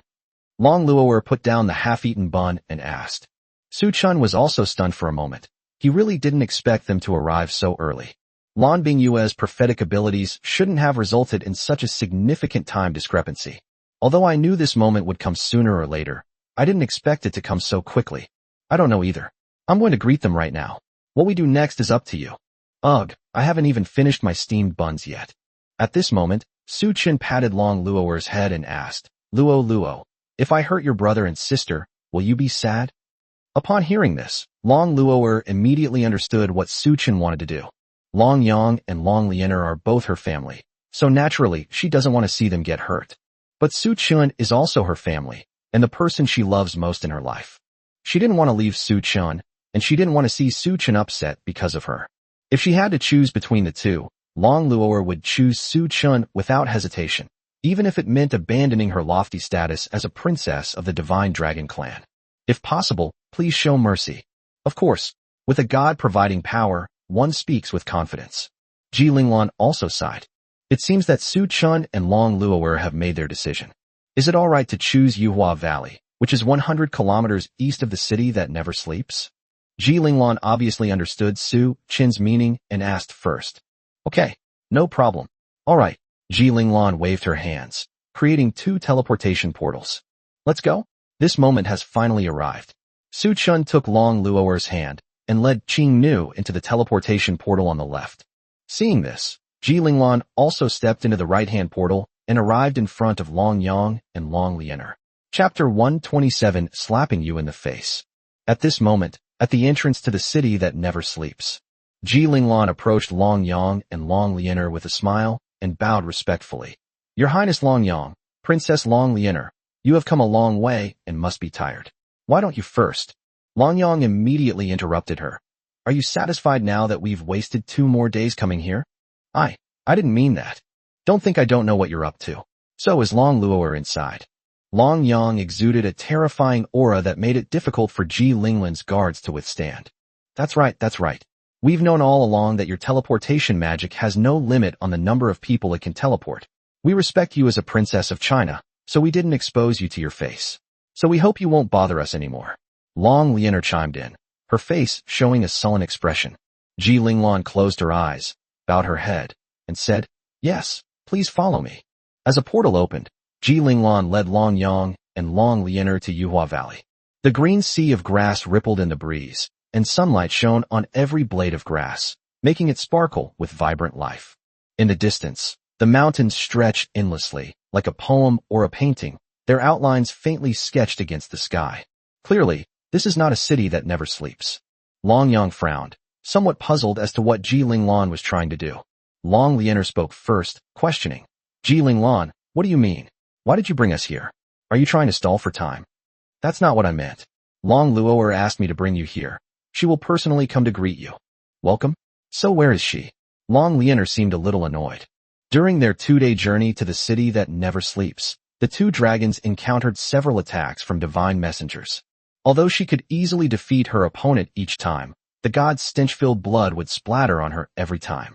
Long Liener has a certain degree of mysophobia. She cannot tolerate any filth left on her body, let alone the bloodstains of the divine messenger. And now, having finally made it to the city that never sleeps, they are still being played by humans. No dragon could tolerate this. I'm right here. Liener, Yangji, it's only been a few years, and your perception has become so poor. Following the sound, 3 figures slowly emerged from the deserted grassland. The man was 1.8 meters tall, handsome and extraordinary, exuding an aura of domineering arrogance. He seemed to disregard the visitors from the Divine Dragon clan and was leisurely patting the head of the woman beside him.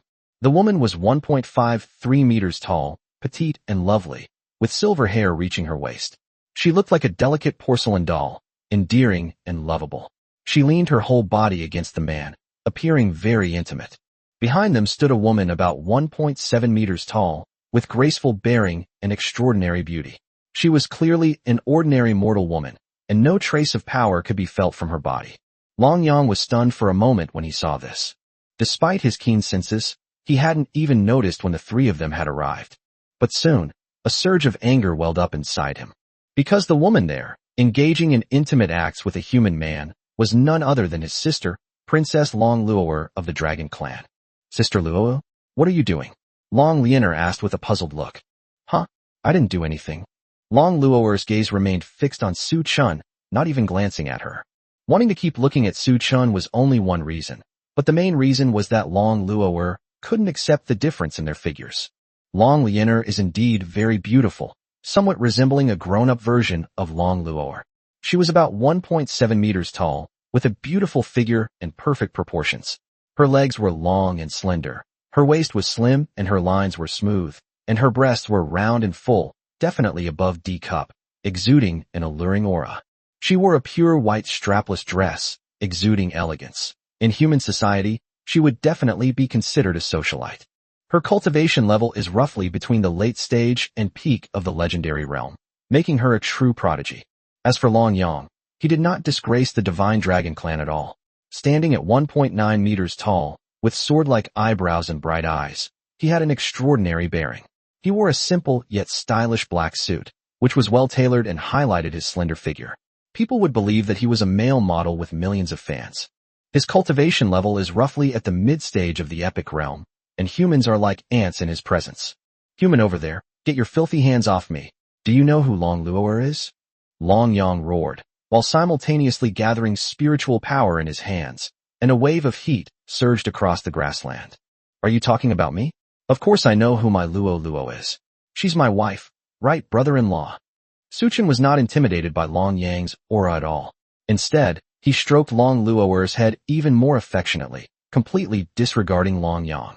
Human, let me give you a piece of advice. This is my last piece of advice to you. Get your filthy hands off me. Don't think that just because Long Luo'er is protecting you, we won't dare to kill you. Long Yang's handsome face twisted, clearly trying his best to suppress his anger. The reason he hesitated to act was because Long Luo'er was there. It wasn't that he was afraid of hurting Long Luo'er, but rather that he knew he was no match for her. Besides, Long Luo'er is the apple of the eye of their Dragon Clan royal family. The maids who take care of her life, the teachers who teach her combat skills, and the personal guards. All of them must be single women and cannot have any contact with men. At the same time, they instilled in her prejudiced ideas that men are demons who lead people astray and that all men are big pigs. Even his older brother and biological father hadn't seen Long Luo'er more than 100 times in the past few decades. The purpose was to ensure that Long Luo'er maintained a pure heart and a holy body, awaiting the arrival of the Dragon God Festival. Unexpectedly, Long Luo'er ran away from home one after another, which caused the search for her to cost a lot of dragon power and financial resources. But it was all worth it to ensure she remained a virgin. But now, a weak human is actually saying to her face that Long Luo'er is her wife, and even touching her inappropriately. So what if humans are allies of the dragons? Any man who touches Long Luo'er must die. Not to mention the weak humans. Alright, I'll let go of my filthy hands, Suchin said, then removed his right hand from touching Long Luo'er. However, what happened next completely enraged Long Yang.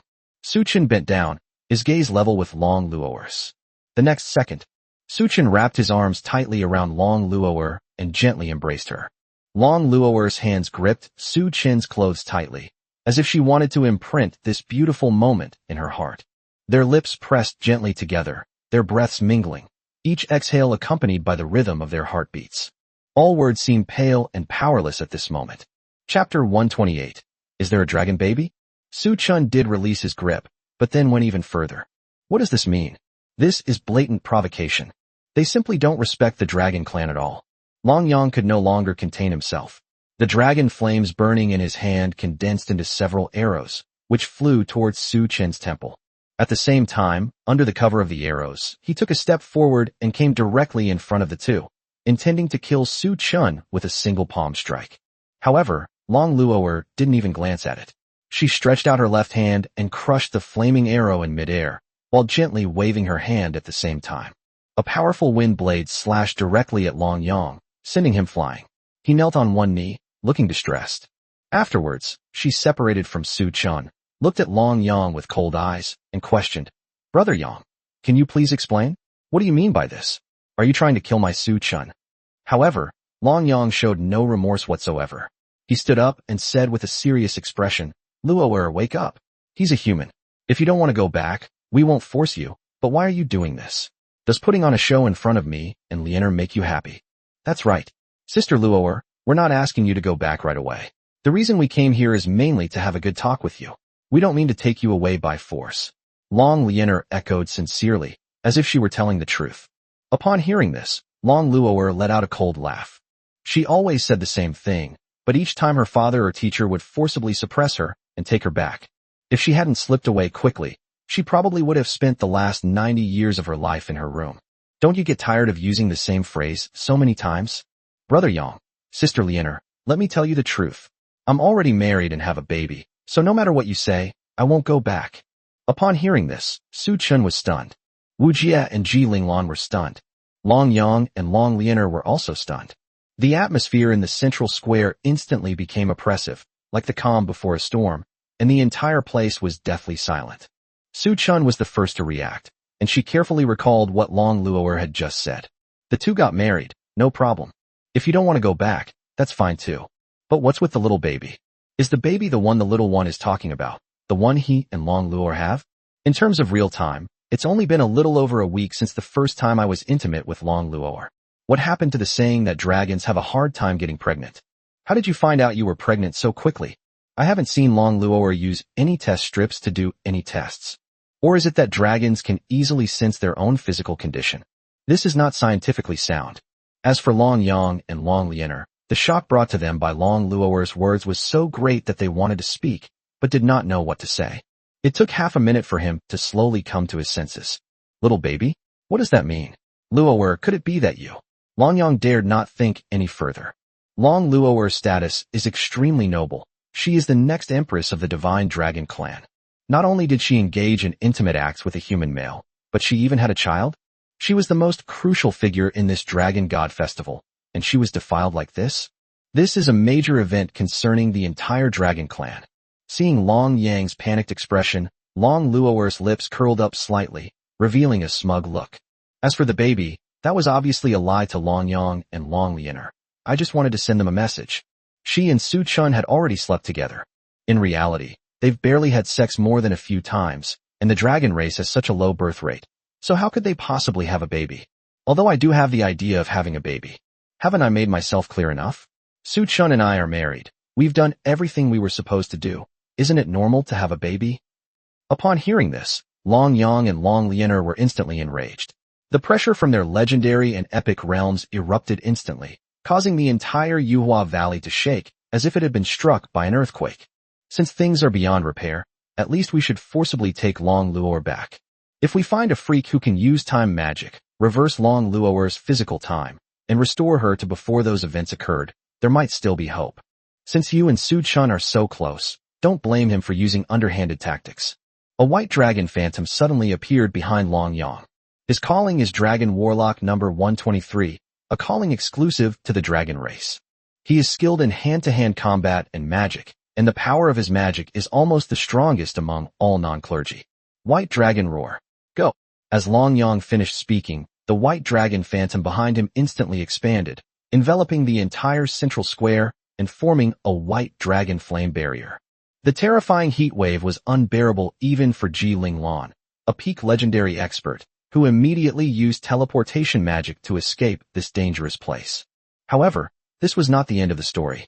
Thousands of small white dragons actually condensed on this barrier. Each of the small dragons contains energy that is probably equivalent to the full force attack of an emperor-level expert. As the dragon flames burst forth, countless densely packed white dragons transformed into white arrows, hurtling towards Su Chun with earth-shattering force.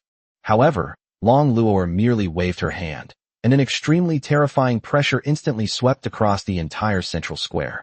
The menacing white flame arrows were instantly dispelled by this oppressive force, turning into a cloud of white mist. Surprisingly, after seeing his move neutralized, Long Yang did not show any sign of dejection. Instead, he revealed a sinister smile. He had long known that with Long Luo'er's strength, she could easily dispel his killing move. But that doesn't matter. His moves were just a smokescreen, merely buying time for Long Lianer. The final deciding factor is Long Lianer.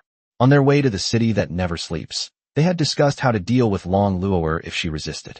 She originally intended to target her best friend, Ji Linglan. Now, using Su Chun as a hostage is a perfect solution, killing two birds with one stone. Long Lianer's calling is that of an assassin, number 155, who can launch surprise attacks on enemies while completely concealing her presence. However, because Long Luo'er's perception was too strong, and she possessed the eye of the divine dragon, she alone probably wouldn't be able to get close to Su Chin at all. Therefore, a bait is needed to distract Long Luo'er. Fortunately, the plan succeeded. When the white smoke dissipated, a beautiful woman appeared behind Su Chun. She held a dagger to Su Chin's neck, her eyes filled with murderous intent. Sister Luo'er, don't blame us for resorting to this tactic. Please come back with us obediently. You don't want to see him beheaded, do you? Chapter 129, You actually want to sleep with both sisters? Long Yang grinned and said, Luo'er, I know that the two of us combined are no match for you, so we have no choice but to resort to this. I just calmed down and thought about it for a while, and I think we really shouldn't restrict your freedom. If you are willing to come back with us, I will plead with my father to make an exception and allow that human man to go back with you, so that he can enjoy the treatment that a prince consort of our dragon clan should have. Wouldn't that be better than living here? Now that you're married, I won't say much more. It's the same wherever you are anyway. Gathering together in Shunlong Valley shouldn't be a problem, and you'll enjoy better cultivation resources. Your future children will also have a more favorable cultivation environment, won't they? No matter how many empty promises are made, as long as we can trick Long Luo'er into coming back, we can deal with everything else later. However, to his surprise, neither Long Luo'er nor Su Chun showed the slightest panic on their faces. In fact, they even seemed to want to laugh. Despite being Long Luo'er's brother and sister, their personalities are completely incompatible. Long Luo'er is an upright and honest person who would never threaten others with hostages or make such outrageous statements. On the other hand, Long Yang can lie without batting an eye. Doesn't he feel embarrassed at all? Are you called Long Liana? You're so beautiful. How could you do such a shameless thing? Su Chin yawned, still in the position of being held hostage by her, and asked with a smile. Human, shut up. Who gave you permission to talk to me like that? Do you really think I wouldn't dare to kill you? Long Lianer made no attempt to hide her killing intent, responding in a low voice. She was a little surprised. Under normal circumstances, one's fate is in one's own hands. How could one be so calm? The killing intent he released would probably make even an Emperor Realm expert tremble with fear, so why was Su Chin so calm and composed? Could it be that he has some trump card up his sleeve? Or does he simply not respect him at all? Don't be so angry. But beautiful lady, may I ask you something? Aren't you also a princess of the dragon clan? Why can't you serve as the priestess for the dragon god festival? Shut up. Obey. Long Lianer added a sentence in the dragon language in a low voice, trying to control Su Chun and make him persuade Long Luo'er as well. Su Chun also sighed, feeling that there was absolutely no chance to communicate with the two dragons. Beautiful lady, if you're going to use dragon language, just be open about it. Why are you being so sneaky? What? Long Lianer was stunned. She never expected that her dragon language would have no effect on the human man in front of her. Humans are the weakest race, and the man in front of her looks very young. His cultivation level could not possibly be higher than hers. What exactly happened? Then, taking advantage of her momentary daze, Su Chin looked at Long Luo'er, winked, and asked for her opinion. Long Luo'er sighed helplessly, nodded, and agreed to Su Chin's request. To be honest, Long Luo'er had absolutely no desire to use this method. The simplest way to find out why she had to go back and why she absolutely had to attend the Dragon God Festival was to do so. After obtaining Long Luo'er's consent, Su Chin also wanted to try something new. Sister Long Lianer, do you know that this is not how you use the dragon language? What's the meaning? Ahem. Listen to me. Fall in love with me. As soon as Su Chin finished speaking, he immediately switched to Dragon Knight. Long Lianer did not have any protective amulets against mental control, and Su Chin's realm had already broken through to the peak of the warrior realm. The allure of the Dragon Knight was something a legendary dragon girl like her simply couldn't resist. Instantly, Long Lianer's attitude softened considerably, and she slowly lowered the knife that had been pressed against Su Chin's neck. In just a few seconds, she became like a girl in love. I'm sorry, I was so rough with you just now. Please don't hate me. Long Lianer apologized softly like a child who had done something wrong, a stark contrast to her cold-blooded killer demeanor just now. It's all right, I won't blame you. But could you please leave my side? Okay. Long Lianer reluctantly left Su Chun, but her gaze remained fixed on him. Liana? What's wrong? Long Yang was a little confused, not knowing what was going on. The plan was going so smoothly. What is Long Lianer up to now? Why did you release Su Chun? Brother Yang. I'm sorry, I can't bring myself to hurt him. Long Lianer's voice grew increasingly humble, even sounding somewhat aggrieved. Have you forgotten our plan? What are you doing? The more Long Yang thought about it, the more bizarre it seemed. Looking at Long Lianer's slightly flushed expression, I felt that something was wrong. It didn't seem like she had suddenly betrayed him. It was as if she had fallen in love with that human man and couldn't bear to harm him. But then I remembered their plans, and that feeling of being caught in a dilemma. What exactly is going on? Could it be that I've been bewitched? Humans can actually use magic to control Long Lianer? Impossible. Absolutely impossible. I'm sorry. Long Lianer just kept apologizing, with no intention of making another move. The situation suddenly reached a stalemate. At this moment, Su Chun was also stepped on several times by Long Luower's little feet. However, he held back and didn't make a sound. Otherwise, the carefully crafted persona of a strong individual would collapse instantly. Long Yang, it seems your dear sister Long Lianer isn't on your side. Su Chun said with a smile. What did you do? Long Yang asked coldly. I didn't do anything. Is it wrong to be handsome and instantly capture the heart of a dragon woman? Ouch. Su Chun, you're really bold. Why did you add this on your own? Isn't having me enough? Do you want to seduce my sister too? Long Luower turned around, pouting and saying coquettishly. How could I dare? It hurts, it hurts, it hurts. As Long Luower increased her strength, Su Chun couldn't help but shout out softly. Before arriving here, Su Chun and Long Luower had discussed using the charm ability of the Dragon Knight to control Long Lianer and make her confess everything they wanted to know without reservation. After all, being a dragon, they naturally have a certain resistance to dragon language. Furthermore, given that Erlong's cultivation level is not low, there is a high probability that Long Luower's dragon language will not have much effect. At this point, the charm effect of the Dragon Knight comes into play. When you fall in love with someone, you will definitely tell them everything without reservation. Although she was somewhat unhappy, in order to find out the reason for all of this and to be with Su Chun for a longer period of time, Long Luower could only grit her teeth and accept it. But who knew that Su Chun would add his own scenes without permission? What are they trying to do? Want to win over both sisters? Or do you prefer Long Lianer's degrade peach? You, Su Chun, have quite the ambition. After this is all over, we must give him a good talking to. Otherwise, things will really get out of control. Chapter 130, The Reincarnation of the Dragon God. However, we'll have to deal with Su Chun later tonight. Right now, we need to settle things with Long Yang and Long Lianer first.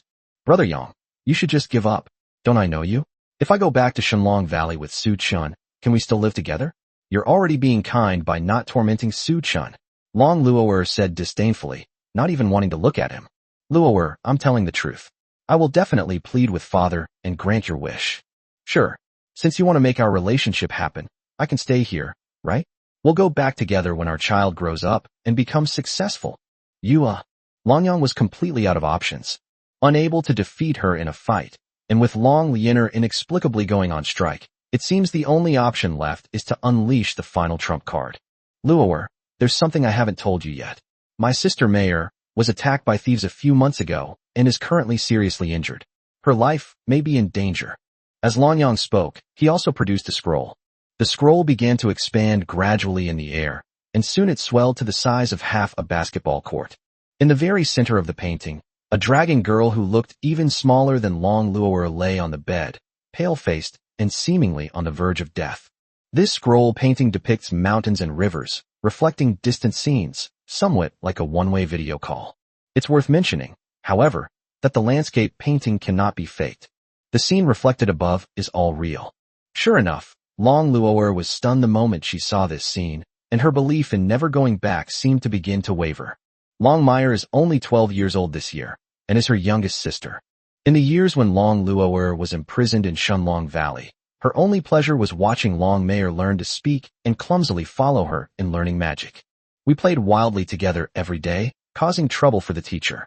Long Meyer was also very close to her older sister Long Luower, and they slept together every night, listening to her tell adventure stories. Over time, Long Luower and Long Meyer became very close, to the point where they could talk about anything. Now that she's ended up like this, how can she not go back? She has connections and knows many other healing vocations from various races. He also has the strength to avenge Longmire. Just as Long Luoer was about to speak and explain her thoughts to Su Chun, the next second, Long Lianer immediately ran to Su Chen's side and said obsequiously, "Brother Su Chun, the Long Lianer in this painting is fake. It's a substitute that Long Yang found from the elves who can use transformation magic to trick Sister Luoer. We discussed using this method to get Sister Luoer back before we came." Upon hearing this, Long Yang was so angry he almost exploded. This is ridiculous. Not only did they inexplicably go on strike, but they also turned around and accused us. What kind of traitor is this? Why are you, a dragon girl, trying to curry favor with human men? Could it be that you've really fallen under Su Chen's charm spell? Long Luoer was also furious. It's utterly absurd to make fun of Longmire. Long Yang, aren't you going a bit too far? Long Luoer directly called out her brother's name this time, which clearly showed that she was very angry. Luoer, I'm doing this for your own good. This Dragon God Festival is of great importance.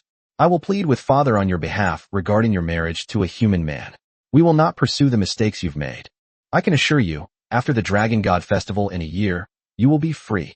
We have no objection if you want to travel with that human male, live in a human town, and raise children. No wonder my teacher always taught me that all men are big pigs trotters. So he was talking about you, Long Yang.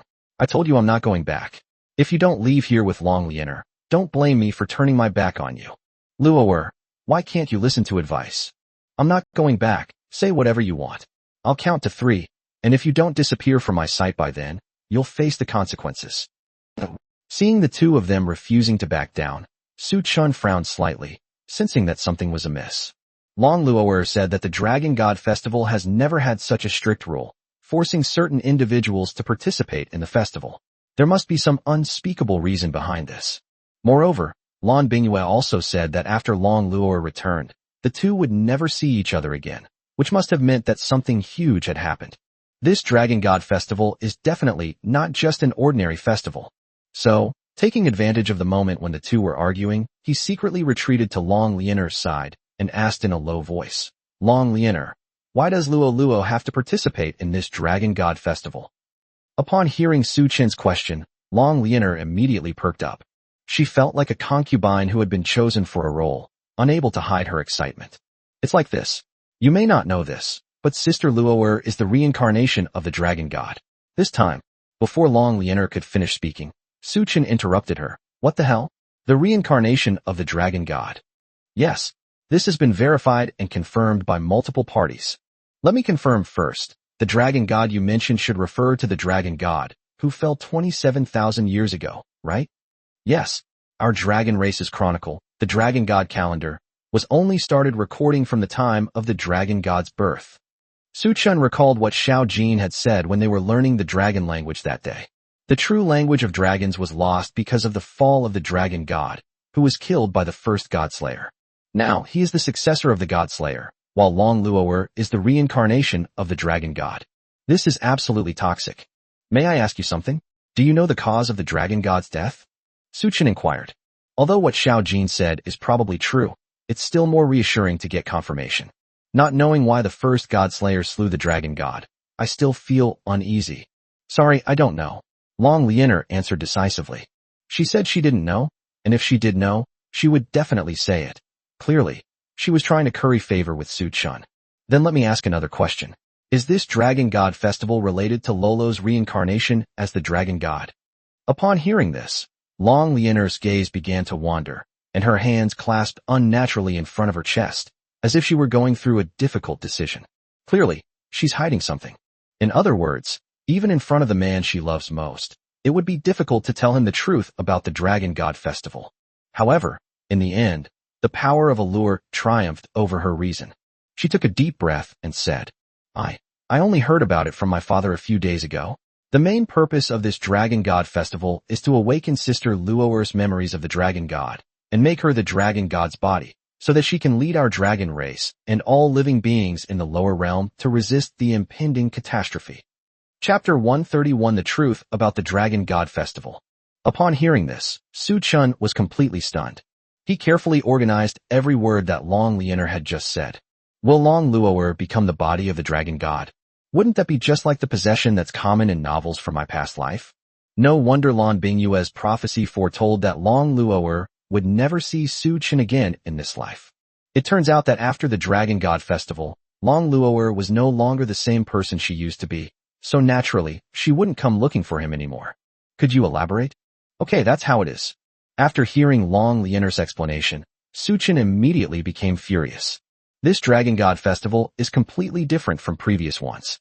In previous years, the Dragon God Festival was basically like a holiday celebration within the Dragon God clan. I eat when I want to eat, drink when I want to drink, sleep when I want to sleep. There's nothing I particularly care about. 20,000 years ago, one of the dragons also awakened the divine duty of a prophet. He exhausted all his spiritual power before his death and prophesied the future of the dragon race. On September 1st of the year 27300 of the Divine Dragon Calendar, which is next year's Dragon God Festival, the reincarnation of the Dragon God will awaken and lead the Divine Dragon clan and other living beings to resist the impending catastrophe. Although we don't know what this so-called cataclysmic event is, how it will happen, when it will happen, or how far it will affect the world. But in any case, we must plan ahead and awaken the memories of the Dragon God in his reincarnation.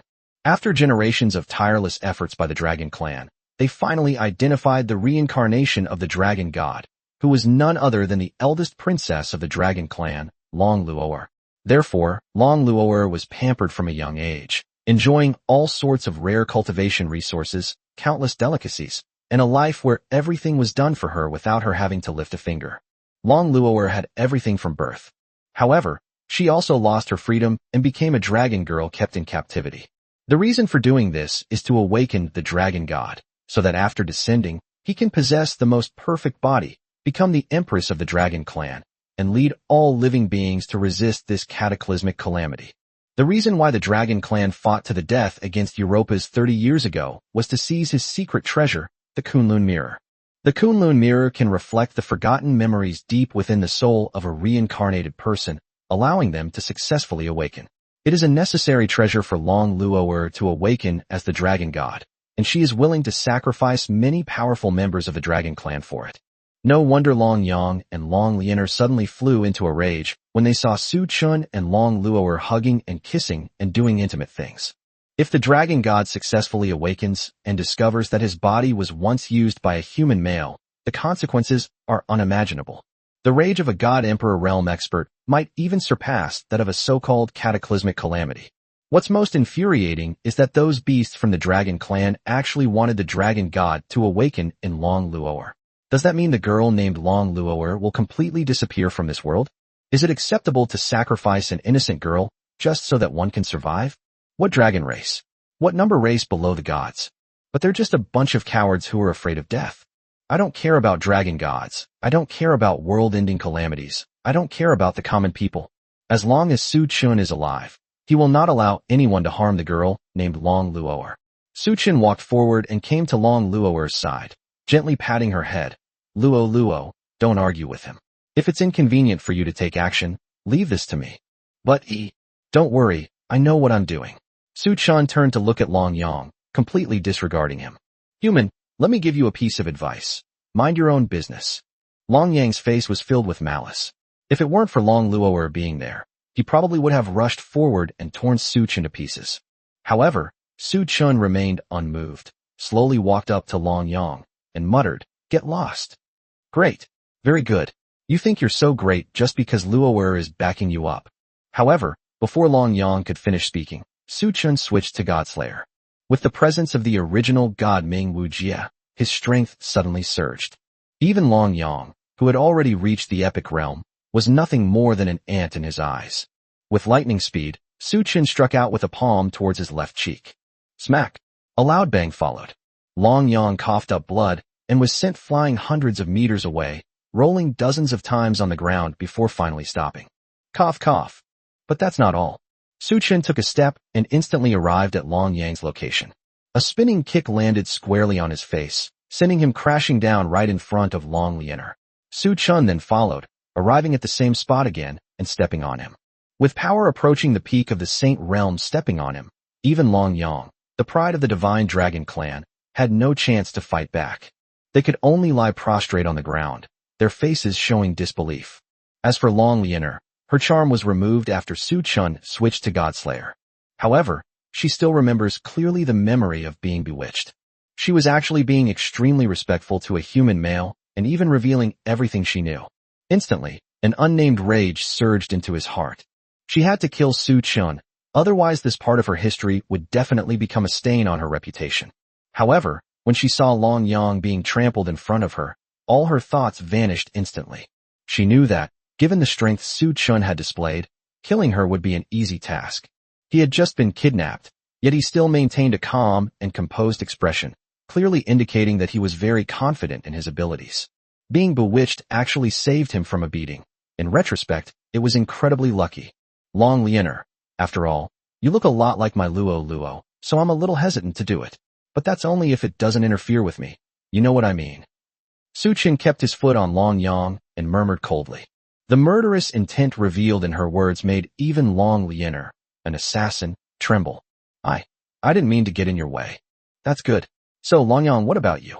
Su Chun looked down at Long Yang, who was crawling on the ground, as if he would crush him like an ant in the next second. Who are you? How could a human have such power? Long Yang was completely dumbfounded. Long Yang had assumed that Su Chun was a pushover who lived off a woman and could be manipulated at will. Unexpectedly, his strength far exceeded expectations. As someone at the mid-stage of the epic realm, I was actually beaten so badly that I couldn't even see his movements clearly. She was even better than Long Luoer. No wonder she captivated Long Luoer. Is she really human? Never mind who I am. I only have one question now. Do you still want to take Long Luoer away? Su Chun gradually increased the force of his grip, his face revealing a cold glint as he questioned. Chapter 132 Long Luoer's Father. Human, do you know how important this Dragon God Festival is? Do you know what will happen to this world if Long Luoer fails to participate in this Dragon God Festival? Even after witnessing such a powerful difference in strength, Long Yang still did not want to give up. He wasn't afraid of death. After being told the truth about the Dragon God Festival by his father, he also went through a very long internal struggle. He also has a girl he loves and cherishes, and they got engaged a year ago. However, Long Luoer was his own sister, and he couldn't bear to sacrifice her. But the prospect of exchanging Long Luoer's life for the lives of himself, his fiancée, Long Liener and Long Mayer, his father and mother, and the children who might be born in the future is undoubtedly a huge temptation. Moreover, even if she awakens the memories of the Dragon God, it doesn't mean that Long Luoer will disappear. However, her 90 years of memories were far too short compared to the Dragon God's tens of thousands of years of memories, making her seem unlike herself. So he compromised. If the Dragon God fails to awaken, the cataclysmic calamity will be unavoidable. Then everything he owns will inevitably be destroyed. I know, it's just a mere cataclysmic event, so what? But you, in order to survive, are actually willing to sacrifice your own families. Where's your conscience? Where's your pride as dragons? You only think about seeking help from others. Why don't you think about relying on your own efforts to overcome this difficulty? Long Yang was speechless after Su Chen's words. In reality, they wanted to sacrifice Long Luoer in exchange for the survival of the dragon race, and even all living beings in the world. But there's nothing we can do about it. When the cataclysm of destruction descends, all the gods will surely seek ways to protect themselves. How could they possibly think of the creatures of the lower realms who have no connection with them? Only the dragon god in the prophecy will help them overcome their difficulties. Long Luoer was a little confused. How did the topic suddenly shift to the sacrifice of loved ones? It sounds like this dragon god festival is about sacrificing oneself. Just as she was about to ask Su Chun for the reason, an extremely powerful pressure suddenly descended. As a hurricane swept through, the sky suddenly darkened. A pure white dragon appeared high in the sky, its body blocking out the entire sky. Sunlight streamed through the gaps in its scales, forming beams of light that seemed to surround the dragon like a sacred halo. Long Liener and Long Yang breathed a sigh of relief upon seeing this. It seems that father made it in time. The tactic of stalling for time worked. After all, Long Luoer knew that her father was coming with the two dragons, so there was a high probability that she would run away beforehand. So the father had to follow her without her noticing, so that he could catch Long Luoer off guard. Father, how could you? Long Luoer looked up at the giant dragon in the sky, her face filled with shock. Luckily, I left tracking marks on Yanger and Liener, otherwise I wouldn't have known you were so lawless. Luoer, come back here right now. With a flash of white light, The dragon's figure instantly transformed into a white-haired youth. She bears a striking resemblance to Long Yang, with thick, long hair that falls naturally over her shoulders like a white waterfall in the night sky. Her slightly curly hairstyle gives her a free and unrestrained look. Judging from his appearance and demeanor alone, he gives off the feeling of a hermit. Su Chen frowned slightly. It feels like everything's been going on so strangely lately. The previous conflict with Yang Tianlong was also like this. After beating the son, he would turn on the father. I just beat Long Yang and Long Lianer into submission, and now I'm here. After I'm done beating them, do you have to send another old man? Father, I won't go back. Long Luoer managed to squeeze out a few words, looking somewhat afraid of the white-haired youth in front of her. Stop fooling around and go back right now. This Dragon God Festival is a matter of life and death for our dragon clan, so we can't let you mess around like this. No, I won't go back. I absolutely won't go back. I want to stay with Su Chen. Long Luoer took a deep breath and retorted firmly. Upon hearing this, the white-haired youth immediately turned his gaze to Su Chen, who was pinning Long Yang to the ground. Although he still had a smile on his face, but it was clear to anyone with eyes that the white-haired young man was furious beyond measure. Not only did they abduct Long Luoer, but they also trampled Long Yang into the ground. No father could tolerate that. He simply waved his hand. Long Yang, who was originally being trampled under Su Chen's feet, and Long Lianer, who was in front of Su Chen, instantly disappeared and appeared on his sides. Long Yang's injuries seemed to have healed considerably at that moment. Younger, are you alright? I'm fine. Father, that human was a bit strange. I was no match for him. Is that so? The white-haired youth's gaze then turned to Su Chen. You're the human man who kidnapped our dragon clan's eldest princess, aren't you? Yes, so you must be Lolo's father? I never expected to meet you in this way. To trample on my son Long Yang right in front of me. Do you not respect me at all? I was just acting in self-defense. You can't say that even with a knife to my throat. I'm not allowed to fight back, can you? Su Chen replied calmly. Long Luoer has already made her stance clear, and all Su Chen needs to do is carry out her ideas to the end. Moreover, these dragon scum wanted to sacrifice Long Luoer to save their own lives. This is something we absolutely cannot back down from. If you want war, then let's fight. How dare a mere human, with power obtained from who knows where, be so arrogant? Likewise, don't you also act recklessly, relying on the power of the dragon clan? Such a stubborn one. Luoer, come back with me right now, and I might spare this human man's life. I'm not leaving. Long Luoer had confidence. Now that Su Chen possesses the power of a godslayer, why should he be afraid of his father, Long Shao? She is not a puppet to be manipulated, but a living, breathing dragon. Just because she's your daughter doesn't mean she has to listen to you in everything, right? Luoer, listen to me. What's so good about a human male? If you feel lonely, there are so many eligible men in the tribe for you to choose from. What are you dissatisfied with? I've said I'm not leaving. I'm staying here. And I only love Su Chen in this life. Don't talk to me about anything else. Father, please don't put me in a difficult position. Long Luoer's eyes grew increasingly determined. This was probably what a girl with a boyfriend to back her up looked like.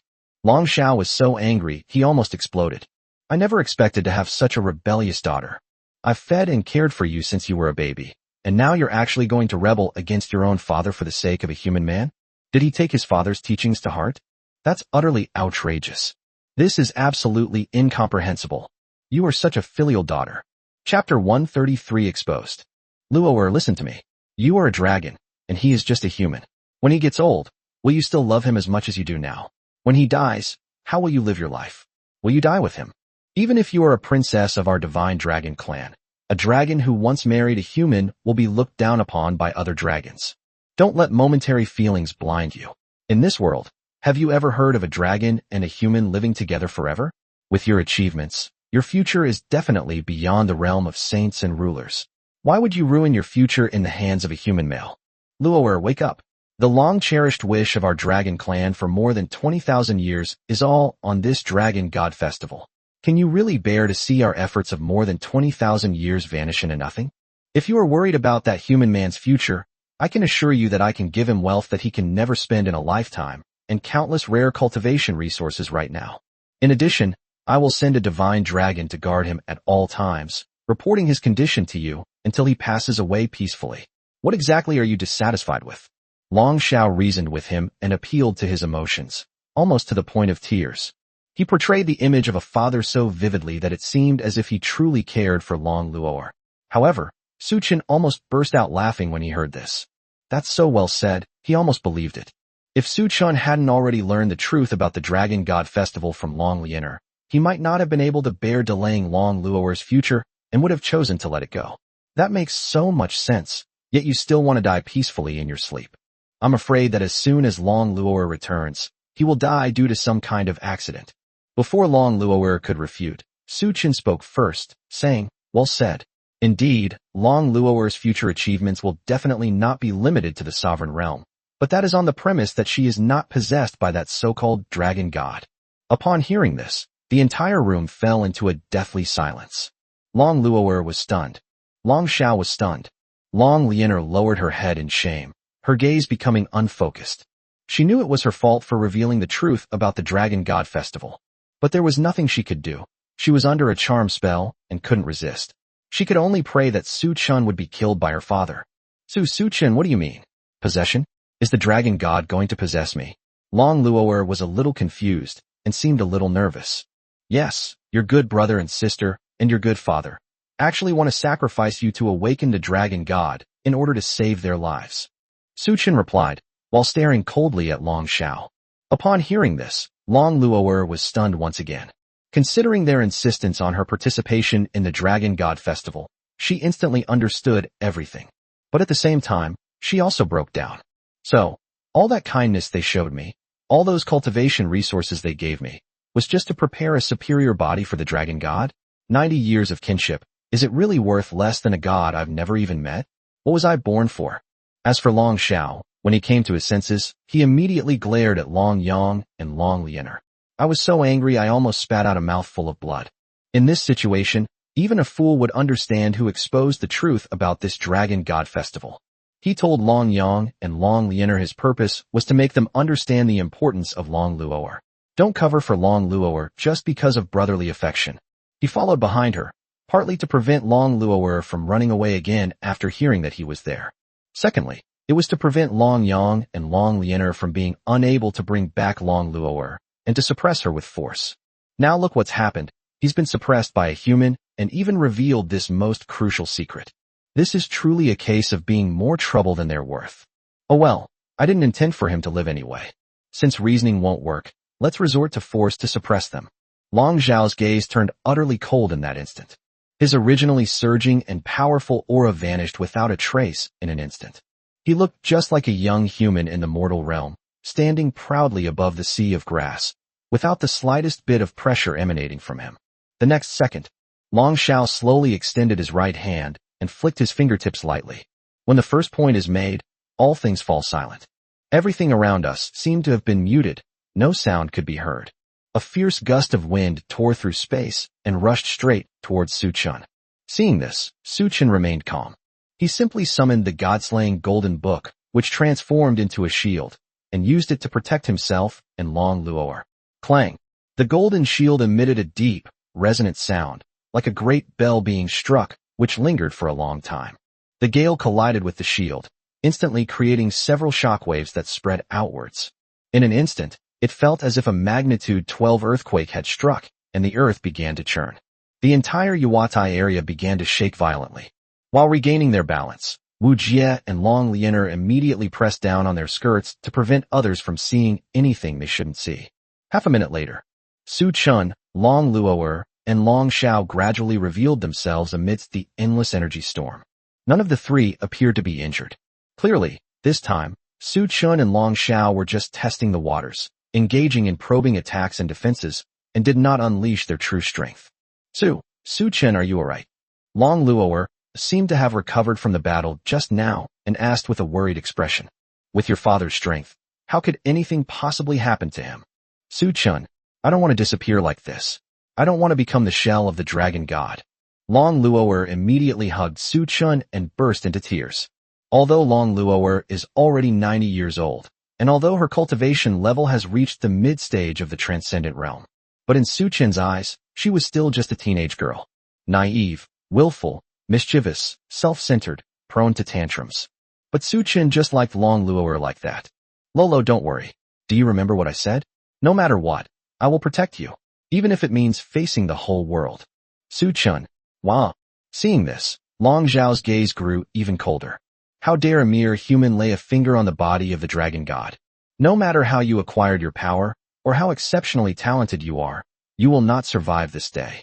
His gaze sharpened, and the entire space began to distort and deform, as if he wanted to use the power of space to restrict Su Chen's movements.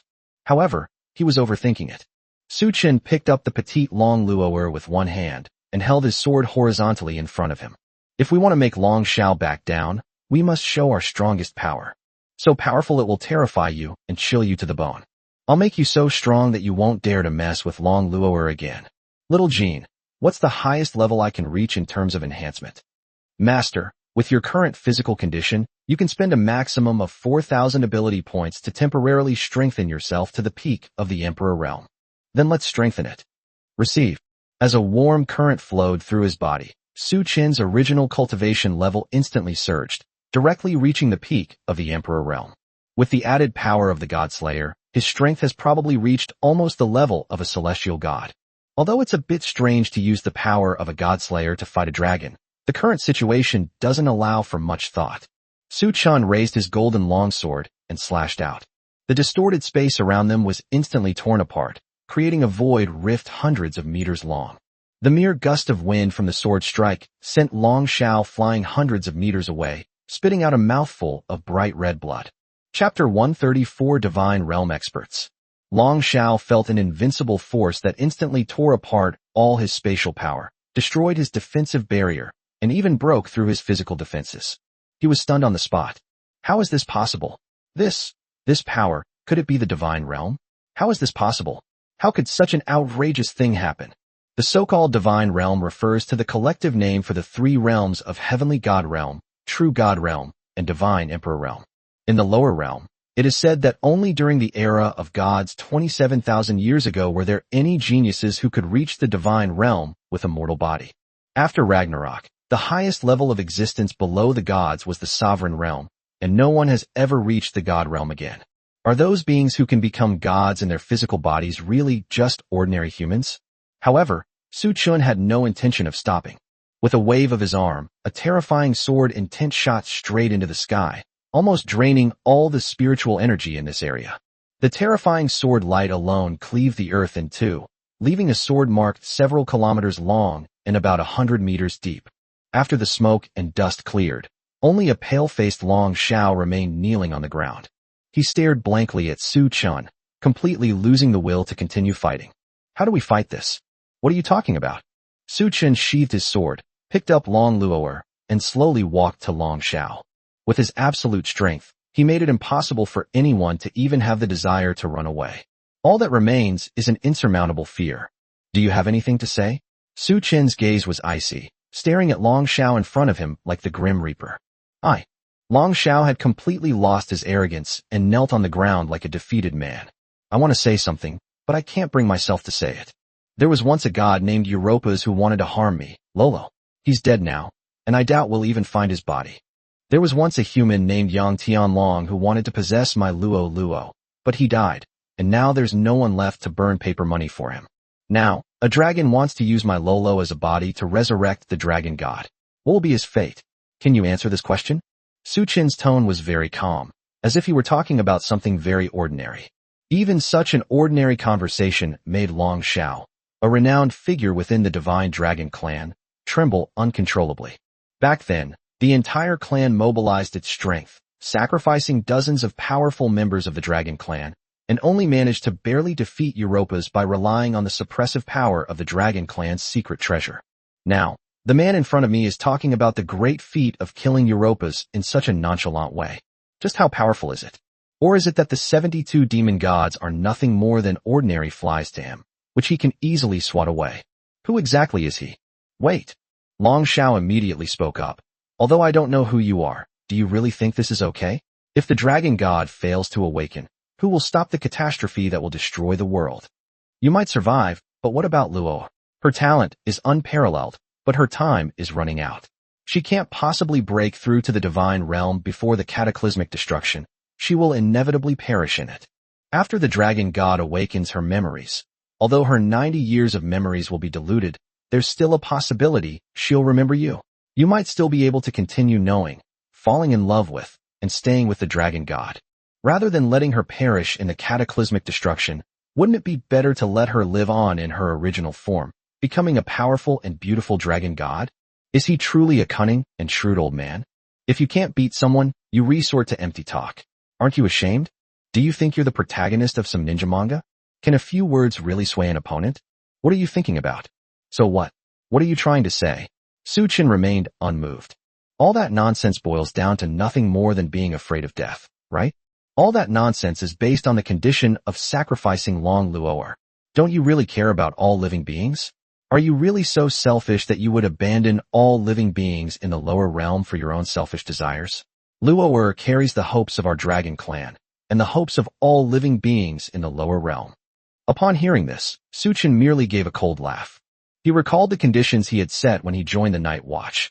Under any circumstances, he would prioritize his own life and Long Luo'er's life, even if it would disrupt all plans. That's the situation right now. If the dragon god awakens, will Long Luo'er still be her? Will she still be the same Long Luo'er who has a sharp tongue but a soft heart, is greedy and stubborn, likes to be mischievous, and is sexually unsatisfied every night? Surely not. Then what's the difference between that and being dead? In Su-chin's heart, even if the whole world were placed on the other side of the scale, it would not be as important as Long Luo'er. Even if your dragon race has been preparing for over 20,000 years, so what? What face does a man have to live in this world if he can't even protect the woman he loves? So what? What does it have to do with me? A world that requires sacrificing Long Luo'er to protect is better off without. Long Xiao was so angry that he spat out a mouthful of blood. He never imagined that Su-chin would be so devoted. A powerful being with divine strength can have any woman he desires. He can choose from virtually any female deity. Why focus on Long Luo'er, a being from the lower realm? If you're after the dragon god's legacy, then at least you should awaken the dragon god's memories. There was nothing of value to be gained from Long Luo'er before his awakening. What exactly was he planning to do? Let me put this out there. Even if an apocalyptic catastrophe were to descend, I would stop it. Don't talk big. This is no child's play. I, Su-chin, always keep my word. Just you wait and see. Long Xiao was completely speechless. Su-chin, are you going to kill my father? Long Luo'er tugged at Su-chin's sleeve, her fists clenched tightly, seemingly somewhat bewildered. On one hand, Long Xiao is her biological father. On the other hand, Long Xiao is also the mastermind behind wanting to sacrifice her. She didn't know what to do. Su-chin gently wiped away the tears from Long Luo'er's eyes with his fingers and replied tenderly, I'm sorry for making you suffer so much. It's all because of me. I never imagined I'd shoulder such a heavy responsibility. What are you thinking? The people of this world don't need you to save them, nor do they need that so-called dragon god to save them. You just need to be my wife and live happily every day.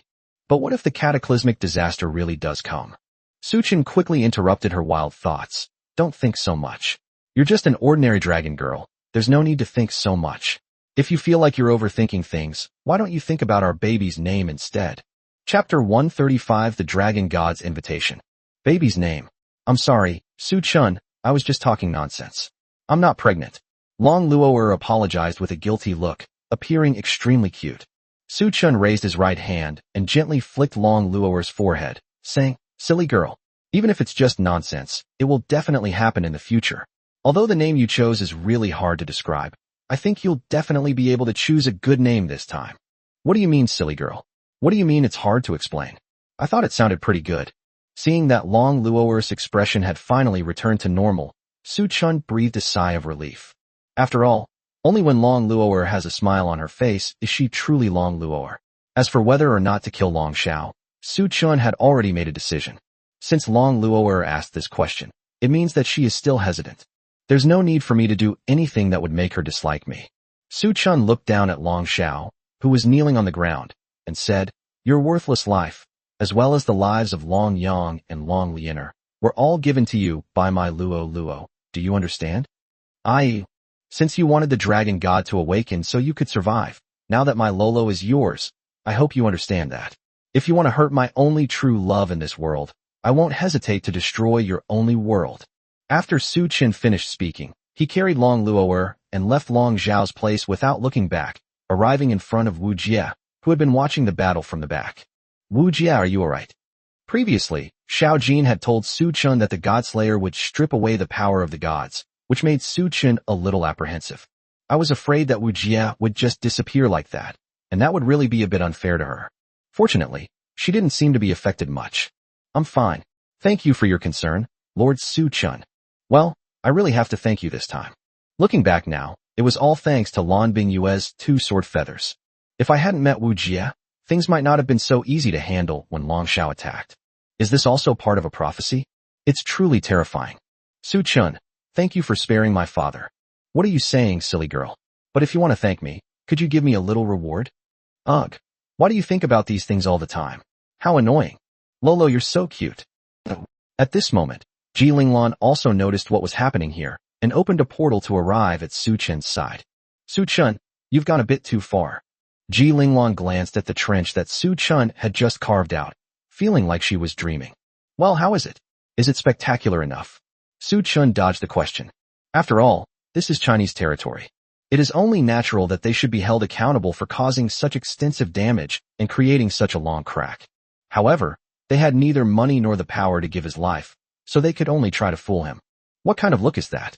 I'm not going to eat you. Do you want to go back now? Su Chun looked at Long Luo'er, wanting to ask for her opinion.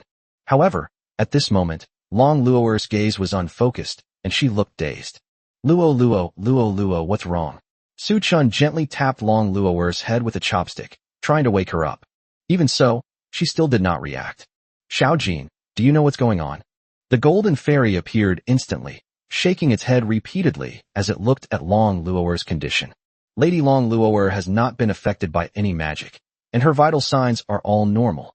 How could this happen? Little Jean slowly landed on Long Luo'er's head, and then began to assimilate with her, as if casting some kind of secret spell, its whole body radiating golden light. A moment later, even Xiao Jin, who was usually expressionless, looked troubled. She slowly flew to Su Chen's ear and whispered, Master, the dragon god seems to want to see you. What? Su Chen almost shouted, holy crap. What the heck? The dragon god wants to see her? Isn't the dragon god still not awakened? Xiao Jin then added in a low voice, Master, what should we do? Lady Long Luo'er's soul seems to be imprisoned by the dragon god.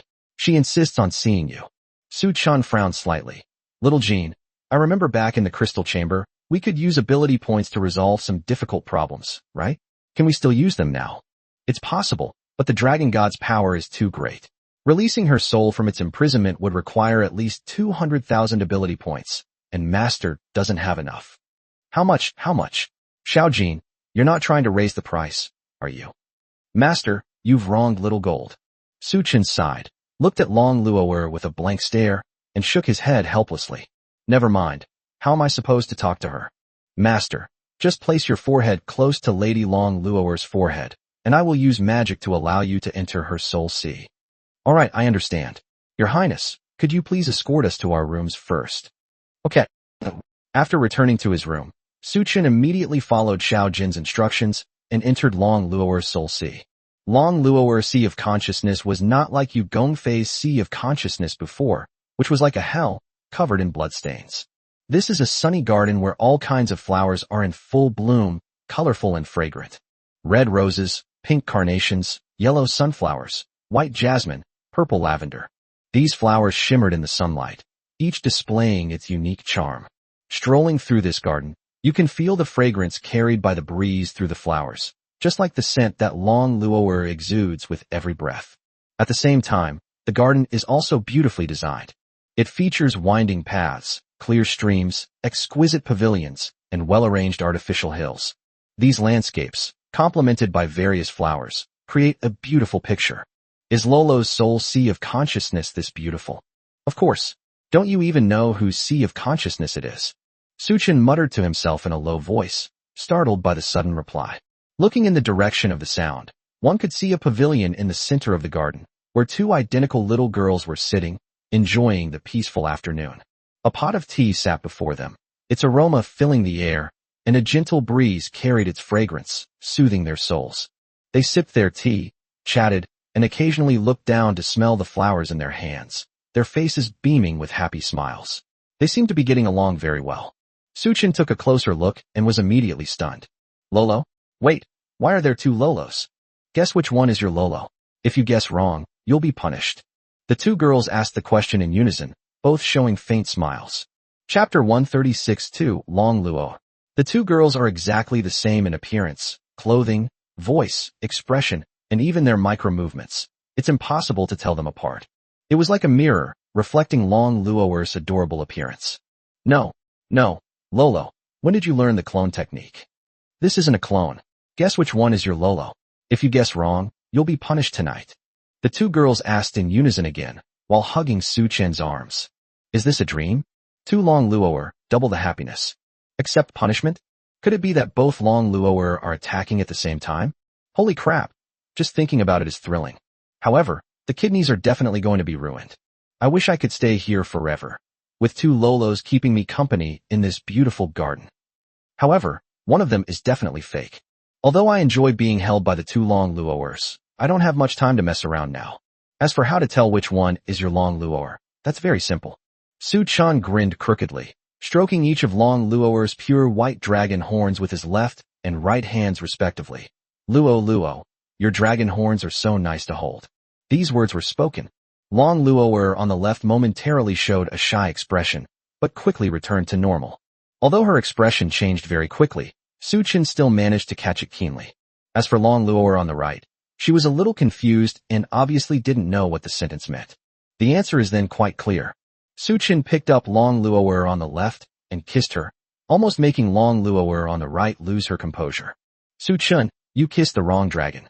She's fake. Long Luo on the right immediately raised her hand in protest. After releasing Long Luo, Suchin laughed and said, I didn't kiss the wrong person. If I can't even recognize my own wife, then I don't need to be her husband. Wah, Suchin, you're cheating. How can you do this? Long Luo on the left showed a resentful expression. I never expected that she would expose herself because of such a shameful remark. I originally wanted to play more pranks on Suchin. However, she was still very happy that Suchin hadn't mistaken her for someone else, and that he had even kissed her very decisively. The fact that he didn't hesitate at all shows that Suchin cares about her very much. Sigh. So what does that sentence mean? Does it have any special meaning that it comes from behind while holding the dragon horns? Long Luo on the right lowered her head in defeat, while also asking with a curious expression. This is a secret between me and Long Luo. Don't ask so many questions, little kids. You're the little one. I've outlived your ancestors 1,000 generations. Long Luo on the right pouted, looking exactly like the real Long Luo. Then you must be at least 25,000 years old? A white-haired Loli over 25,000 years old. Just thinking about it is exciting. Loli? That sounds like such a strange word. Well, don't worry about that. So who are you? Suchin sat down on the stone bench on the left and placed Long Luo on his lap. He had most likely guessed the true identity of Long Luo on the right, but he needed a definite answer. Long Luo, who was on the right, also sat down on the stone bench on the right, resting her chin on her hands and revealing a faint smile. Judging from your expression, you probably already know who I am, right? It really is the dragon god. It's quite unexpected. I didn't expect the dragon god to look as cute as my Luo. Saying such flattering things to me won't make me fall in love with you. The dragon god had a playful look on his face, which was quite incongruous with the title of god. Suchin, stop messing around. Long Luo pinched Suchin's cheek, signaling him not to be unfaithful. All right, don't worry. I only like you. Suchin's gentle expression vanished, replaced by a serious one as he asked, So, what's your purpose? Aren't you still not awakened? Why are you in Luo's soul sea? Don't be so serious. Let's have some tea and chat first. The dragon god pushed the teacup that Long Luo had just drunk from in front of Suchin. Looking at Long Luo's relaxed and carefree appearance, Suchin felt that the dragon god probably didn't have much malice. The most crucial thing now is to find out why the dragon god appeared in Long Luo's soul sea. He picked up the teacup, subconsciously wiping away the lip print Long Luo had left on it, and drank the tea in one gulp, wanting to get the dragon god into the conversation as soon as possible. Unexpectedly, Long Luo immediately exploded. Suchin, what are you doing? Huh? Suchin was completely dumbfounded. What is all this about? What outrageous thing did they do this time? Why are you wiping the teacup I drank from? Damn. Suchin looked at the teacup and immediately understood what Long Luo meant. Good grief. Wiping away someone's lipstick mark should have been a perfectly normal courtesy in my past life, but I never expected that this subconscious action would actually make Long Luo'er so angry. However, judging from her expression, it was clear that no explanation would be of any use. Only actions would prove her right. Suchun lifted Long Luo'er's chin and kissed her again. This time, they stayed apart for a full minute. It even has a stringy texture. Are you satisfied now? The dragon god, standing to the side, had a face full of black lines. Good grief, they showed off their affection in front of her again. They kissed twice in less than 2 minutes. Are you guys cursed? Could this be Suchun's plan to get her into the conversation as soon as possible? If we don't get into the conversation, do we have to show off again? Seeing a girl who looks exactly like you kissing and hugging other men is just too bizarre. Fine, I admit defeat. Suchun, you're awesome, you won. It's a long story. The people of the Divine Dragon clan said that Long Luo'er is my reincarnation, which is not entirely wrong, but not entirely accurate. Oh, can you tell me about it? Suchun immediately became interested. As for Long Luo'er, she leaned on Suchun's shoulder without a care in the world, as if she had already heard about this from the dragon god. After all, this matter concerns you as well, and you have the right to know. As a godslayer, you should have heard from your artifact spirit about the first godslayer killing me, right? Well, it seems that Xiao Jin doesn't know the reason either, so I have no idea about the cause. Is that so? Alright then, since she's unwilling to talk about it, I'll do it. Suchun, you should have heard of the divine treaty, right? The dragon god straightened his posture, clearly indicating that the following topic was very important. Yes, I definitely know that. I am actually a sinful god. I violated the 5th article of the divine covenant, the 6 realms of reincarnation. Suchun was dumbfounded.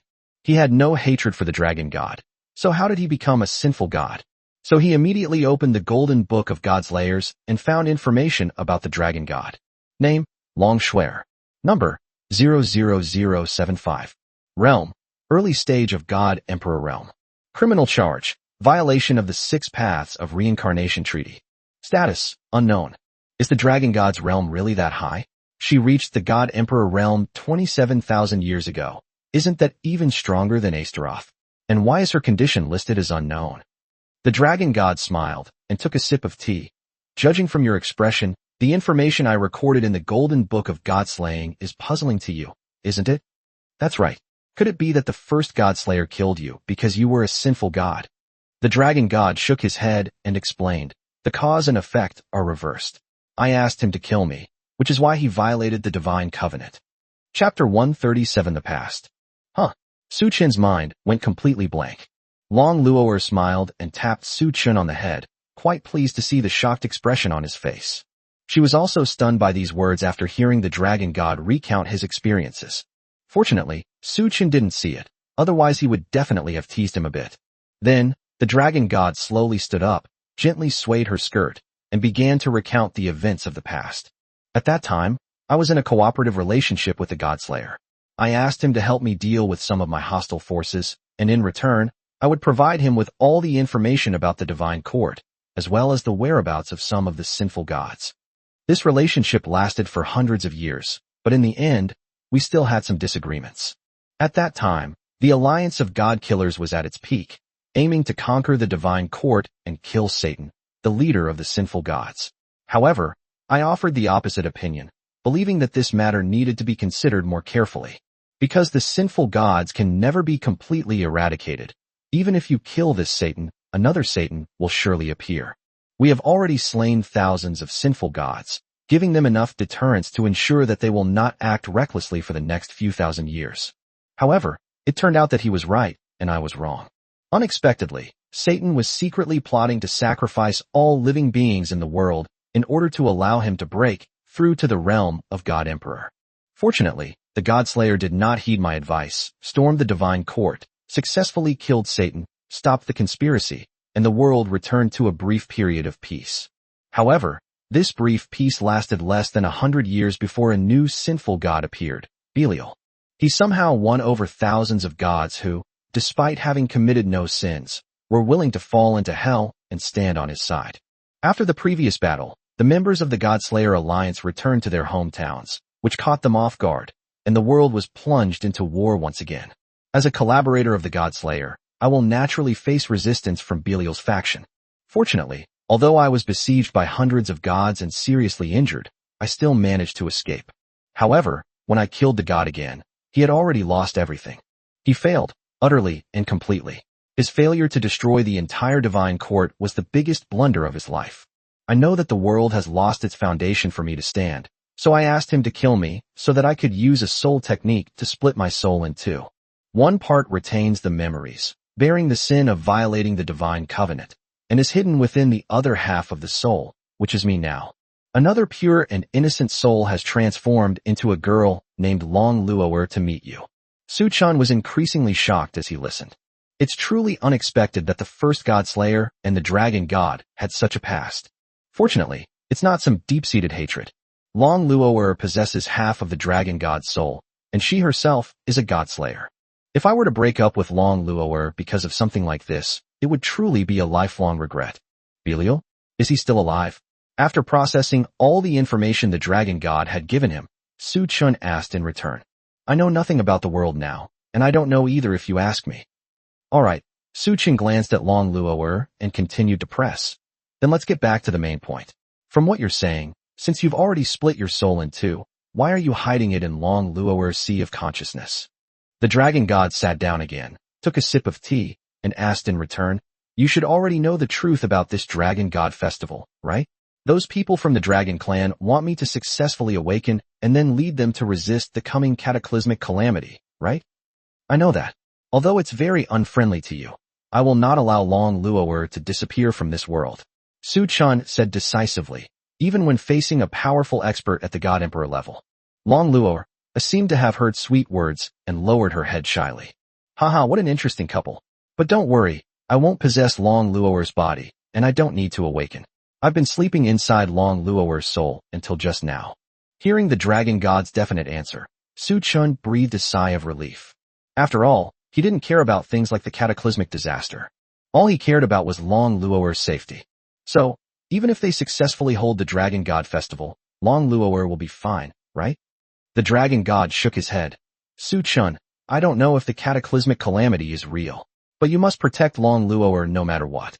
I can vaguely sense that behind all of this Dragon God Festival and all of this, there is a powerful force driving things forward. Long Luoer's soul, or more accurately, my soul and Long Luoer's soul, have been targeted by some unknown entity. They've been plotting this for over 20,000 years, deceiving the entire dragon clan. They're clearly no benevolent beings. Upon hearing this, Su-chan nodded thoughtfully. It seems that Long Shao, Long Yang, Long Liener, and all the dragons of the divine dragon clan have been deceived by that so-called prophecy. Under the guise of saving the world, they are doing something they can't tell anyone. Perhaps this is what is meant by the cataclysmic disaster? Su-chun, what do we do now? Long Luoer asked with a worried and somewhat helpless expression.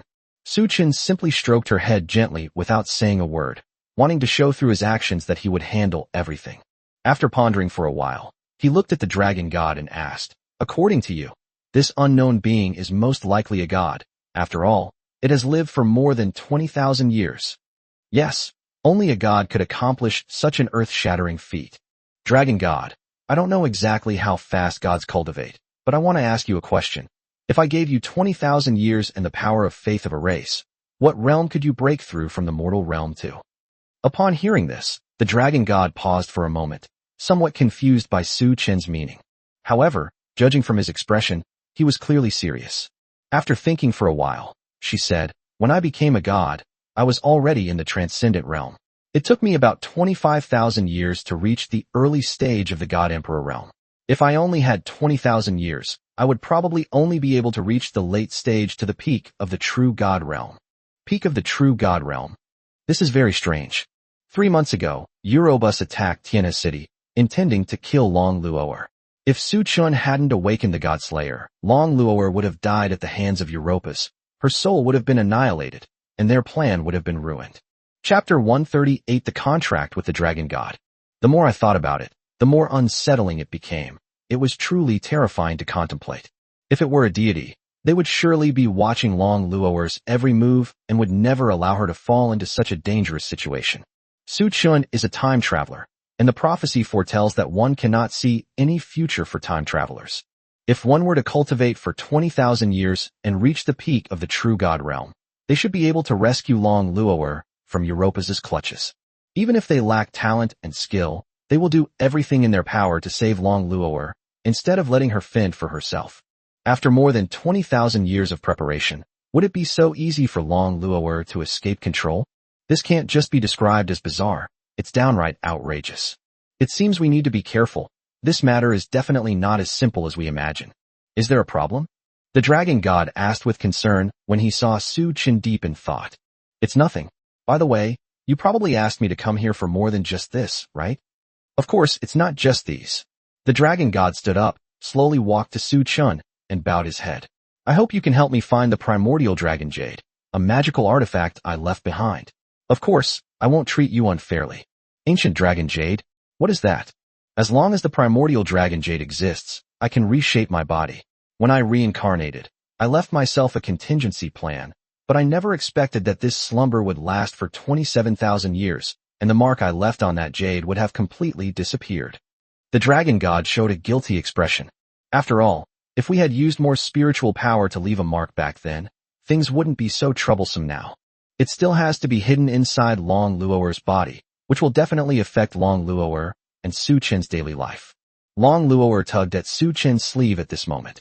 Although she didn't say anything, Su Chen could understand what she was thinking. I'm quite surprised. I thought you wanted me to save the dragon race. The dragon god shook his head. If a race has fallen to the point where it needs the power of a god to escape its predicament, it means that the race has completely declined. Even though I was once a god of the dragon race, I don't want to get involved in these matters, but the dragon myth wasn't finished, but Su Chen roughly agreed with her idea. Wu Jie's Shui tribe is no different. Over-reliance on Wu Jie, who was once a deity, left them with no room for resistance when disaster struck, ultimately leading to the tragedy of their clan's demise. However, the unknown entity would not give up so easily, and Long Luo'er was still caught in the vortex of conspiracy. To ensure Long Luo'er's complete safety, the matter of the dragon clan must be addressed first. Let's not talk about that. Speaking of which, since it's a treasure capable of reshaping a god-emperor realm expert, it's probably something that someone of my level can't possibly access, right? Aren't there any hints? I'm sorry. The dragon god lowered his head in shame once again. Searching for a palm-sized piece of jade in such a vast world without any clues is indeed asking too much. However, she could only ask Su Chen and Long Luo'er for help. Su Chen put one hand to his forehead, shook his head, and sighed deeply. Judging from Long Luo'er's appearance, she must have been persuaded by the dragon god before I arrived. However, this is not necessarily a bad thing. At least one thing is confirmed. The dragon god will not forcibly possess Long Luo'er's body, and Long Luo'er seems to like the dragon god quite a bit. The two dragons get along quite well. Long Luo'er will still be Long Luo'er, and that will not change. That's possible, but I'd like to hear how you'll treat me well. Knowing in advance what a gift from a god-emperor realm expert would be might motivate me even more. Upon hearing this, Long Luo'er and Long Shun both raised their right hands and clapped, as if they had already planned to force Su Chen to agree through various means if he refused. Su Chen was also speechless, feeling like he had accepted some incredible commission.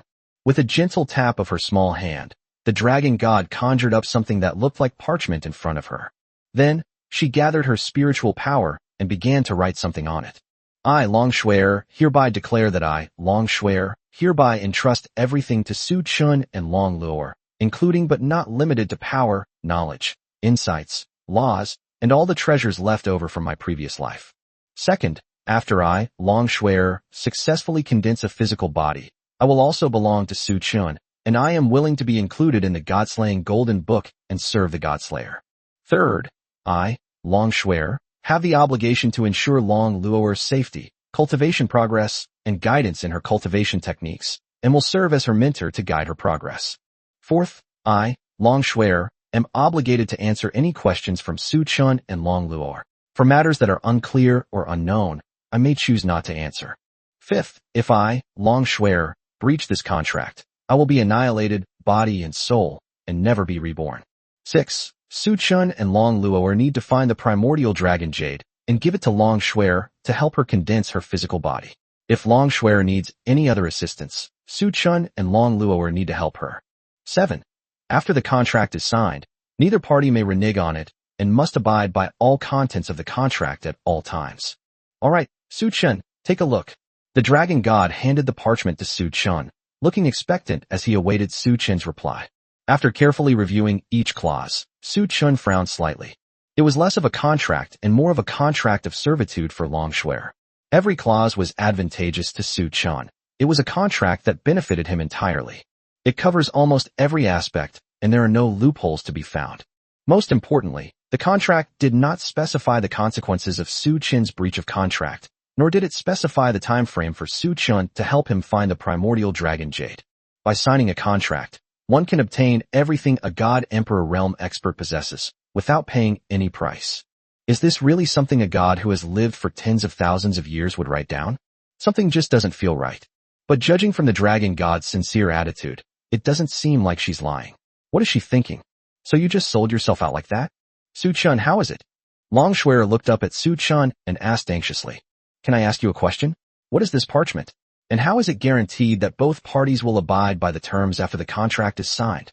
Having not heard a word of refusal, the dragon god breathed a sigh of relief. She smiled and explained, this is no ordinary parchment. It's a soul contract I created using a secret technique. Once signed, it will be directly attached to the souls of both parties and must be obeyed at all times and in all places. Your secret technique. Su Chun sighed, feeling that things were becoming increasingly suspicious.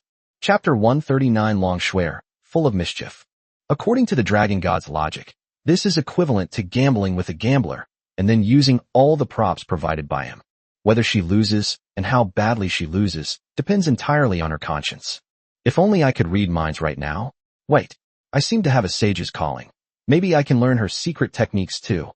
After all, obtaining everything from a God Emperor realm expert is indeed too tempting. As long as you provide all the gambling equipment yourself, you should be able to prevent the other party from cheating to the greatest extent possible. Dragon God, can you use the secret technique you just used to create this thing again? Sure. The dragon god extended his fair finger again and gently tapped it, and a piece of parchment appeared on the stone table. Sure enough, after seeing the secret technique used by the dragon god, Su Chun instantly understood all the properties of the magic. This is a magic called soul contract, which can only leave a mark on water created using spiritual power. After the contract is written, both parties transfer their spiritual power into the parchment, which leaves a mark on their souls. Everything written on the parchment will become a shackle on the soul, and both parties must fulfill their obligations according to the contents of the parchment. Unless one is completely destroyed, or the requirements of the contract are met, the contract will remain in effect. It looks like a perfectly normal contract magic spell, with nothing that could be tampered with. Dragon God, I have a request, and I hope you won't be angry. What is it? Tell me. Su Chun swallowed hard, cast a soul contract spell, and whispered, Can I rewrite the contract? As soon as he finished speaking, Su Chen's heart jumped into his throat. What this move means is obvious to everyone. That is, distrust of the dragon god. This is like a world-leading corporation wanting to establish a partnership with a small company like yours. They've clearly laid out the terms of the partnership, just waiting for you to sign and put your fingerprint on them. Even so, you were still not satisfied and wanted to edit, print, and sign another copy. This is blatant disrespect. If Su Chun were in a stronger position, he would probably feel very unhappy. But this is also necessary. In order to protect Long Luoer, we must be cautious about everything. No problem. The dragon god wasn't angry at all. In fact, he seemed quite pleased that Su Chun was willing to sign the contract. Su Chun was also taken aback. He really didn't expect her to agree so readily. The parchment was created by himself, and all the terms were written by himself. There really is no way to tamper with it, right? Could it be that she really wants to sell herself to him? Or is she actually a bit silly? It's truly hard to imagine how she lived for tens of thousands of years. But it doesn't matter if she has her own ideas. Her soul awakened within Long Luoer's soul sea. Logically, she had no need to expose herself. She could have concealed her form, sought an opportunity to annihilate Long Luoer's soul essence, and seized her body. However, she did not do that, and that alone is enough to convince you of her worth. Soon, as Su Chun finished writing the contract, both the human and the dragon released their spiritual power and poured it into it. The parchment instantly transformed into 2 shooting stars, piercing the foreheads of Su Chun and Long Shuer. This also means that the contract has been officially signed. Su Chun, thank you for believing in me. I am Long Shuer, and I am willing to assist you according to the terms of the contract. The dragon god knelt on one knee, treating Su Chun with utmost respect, just like a subordinate. Well, I hope you'll take good care of Luo Luo in the future, Su Chun said, patting Long Luoer's little head. Long Luoer enjoyed Su Chin's gentle caress like a kitten. Don't worry, she's another version of me, and I'll definitely do my best. By the way, how should I call you? I can't possibly have to enter Lolo's soul every time I want to ask you a few questions, can I? The dragon god stood up and explained, you just need to call my name outside. I will get Long Luoer's consent and then appear in the real world through her body. But don't worry, Long Luoer will know everything that happens and can take back control of the body at any time. This is really convenient. It feels like having a dual personality that can switch at any time. Suddenly, Su Chun sensed something was wrong. If Long Luoer can know everything happening in the outside world while Long Shuer is in control of the body, then wouldn't that mean that Long Shuer would also know when I am doing things with Long Luo? Holy crap! What kind of shameful play is this? Although Long Shuer and Long Luo share the same soul, they are now different dragons. Isn't this equivalent to live streaming groping in front of a legally young girl who's tens of thousands of years old? Holy crap! Holy crap! Holy crap! Isn't this just a perfect light bulb? And it's something you can't get rid of. It can light up the whole room. Sister Long Shuer, can you please leave Long Luoer's body? When Su Chen looked at Long Shuer, she immediately revealed a meaningful smile, as if she had sensed Su Chen's thoughts at that moment. Now I finally understand why Long Shuer didn't put a time limit on the search for the primordial dragon jade. As long as Long Shuer is around, Su Chun will definitely try every means to get her out of Long Luoer's body. Giving Su Chun the motivation to find the primordial dragon jade is far more effective than simply adding a time limit to the contract. Brilliant, absolutely brilliant. This isn't some silly little girl at all. This is clearly a cunning fox spirit. No, a dragon spirit. At this moment, Long Shuer slowly walked to Su Chen's side and whispered in her ear, sorry. After all, no one can refuse such a beautiful girl who's throwing herself at you. You're tens of thousands of years old and still call yourself a beautiful young girl. Shameless. You're really full of bad intentions. Hee. Don't worry, I have no interest in spying. But if you don't keep up the good work, who knows when a third wheel might suddenly appear. Holy crap. Don't do anything reckless. I'm warning you. Ha. Just kidding. By the way, you must have drawn the sage's duty, right? Come and learn some magic from me. 6 hours later. Under the tutelage of Long Luoer and Long Shuer, Su Chun has mastered hundreds of spells, most of which are ancient spells that have long been lost. The current Su Chun is even more powerful than a magic-type vocation master who has lived for over 100 years. Su Chun, let's go back. I'm hungry. Long Luoer gently twisted her body, shook her head, and said in a soft, coquettish voice. Oh, so early? I still want to learn some more magic. I'm hungry. Long Luoer continued to whine, wrapping her arms around Su Chen's neck, burying her head in the boy's shoulder, and gently patting his back with her little fists. All right. You're such a gluttonous little dragon. Then, Long Shuer, I'll ask you for help again next time. Okay, take care. Let me see you out. Okay, please take care of me. Long Luoer waved goodbye, looking like she had a great time meeting with Long Shuer. With a gentle wave of her small hand, Long Shuer caused Su Chun and Long Luoer's figures to gradually become transparent. After she completely disappeared, Long Shuer sat down on the stone bench where Su Chun had sat earlier. Her right hand gently stroked the teacup that Su Chun and Long Luoer had just drunk from, while her left hand unconsciously played with the ends of her pure white hair. Her white teeth gently bit her lip, and her gaze gradually became hazy. Su Chun, I'm sorry I lied. But please believe me, I will always be on your side. Chapter 140, Bathing Together. Nearly 7 hours have passed since Su Chun entered Long Luoer's soul sea.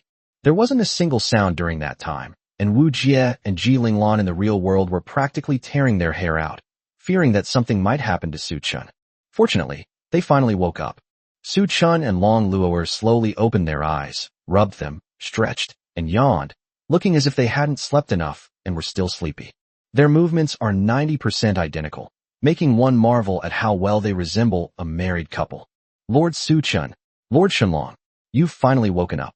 Wu Jie called out with concern, a few tears still glistening in the corners of her eyes.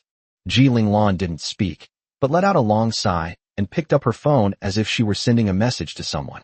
I'm sorry, Wu Jie, Your Highness, I've made you worry. I'm glad you're all right. Are you hungry? I've asked my cook to prepare dinner. Would you like to come and eat?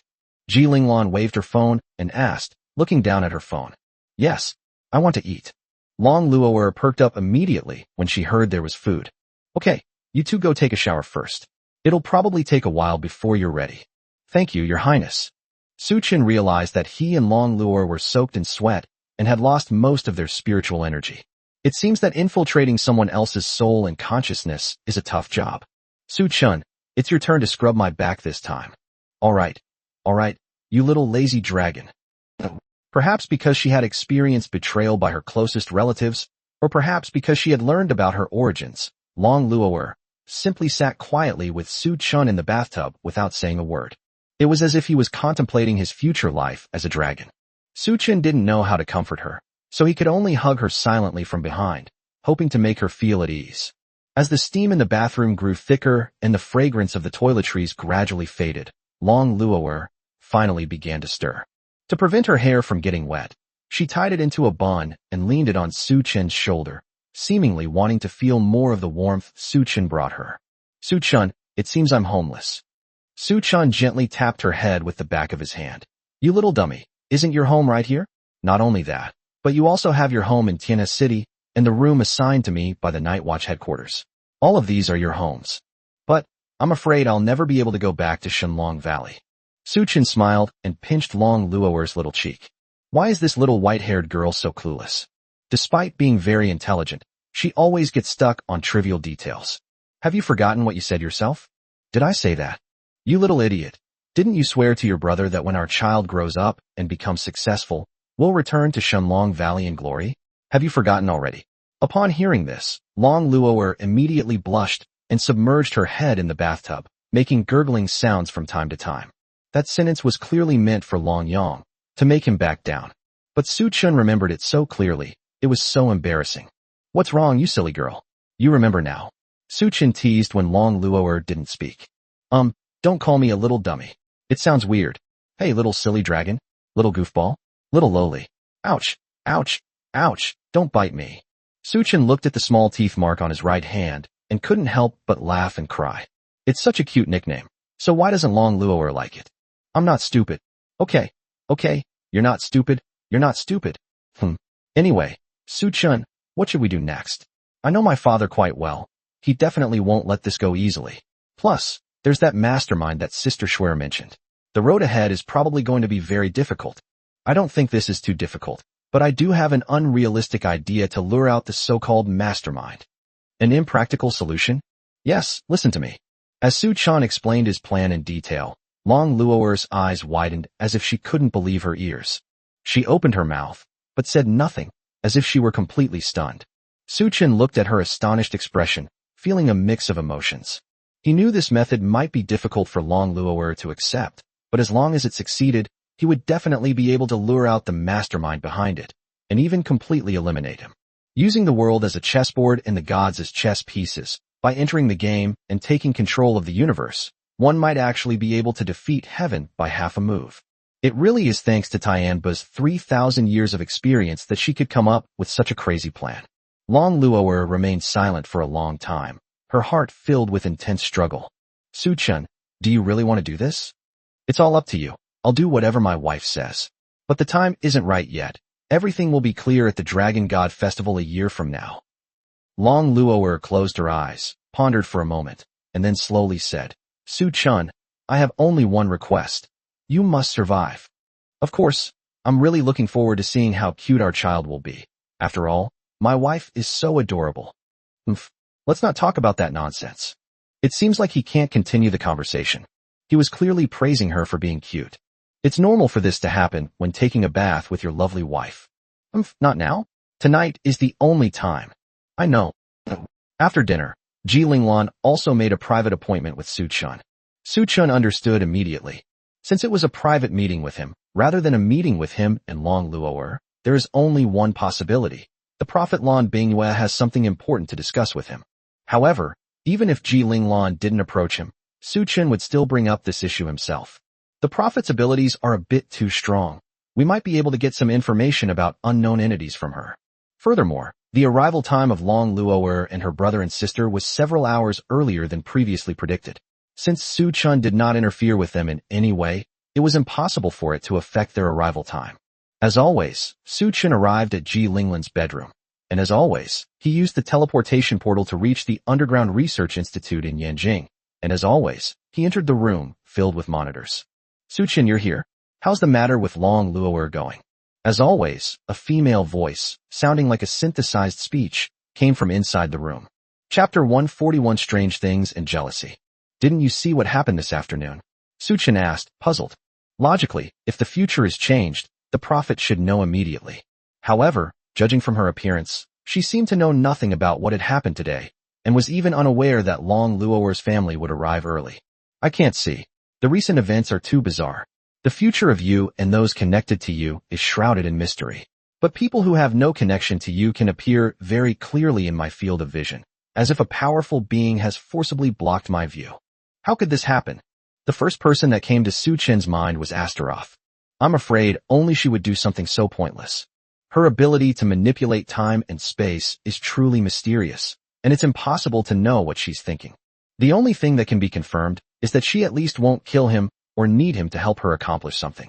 If I could, I would love to see her again and steal some of her magic for manipulating time and space. Judging from your expression, Long Luo'er probably wasn't taken back. Yes, but it left behind a series of troubles. If you don't mind, let me tell you about them. Half an hour later. If one could see Lan Bingyue's expression at this moment, it would surely be one of utter shock. Long Luo'er's brother and sister will arrive at the city that never sleeps at noon. During the standoff, her biological father will arrive shortly afterward, suppress Long Luo'er, and take her away. This is the future she saw 3 days ago, and that is an established fact. The question is, why 3 hours in advance? Su Chun and Long Luo'er's journey to the Sword Realm has no direct relation to the time they arrived in the city that never sleeps. Surely this doesn't mean they arrived here earlier? The dragon god awakened ahead of schedule? That shouldn't be happening. Moreover, in the future visions she had seen, the dragon god was an extremely arrogant being. She doesn't even respect the patriarch of the dragon clan, so it's impossible for her to sign a one-sidedly beneficial contract on her first meeting with a human. Something feels off.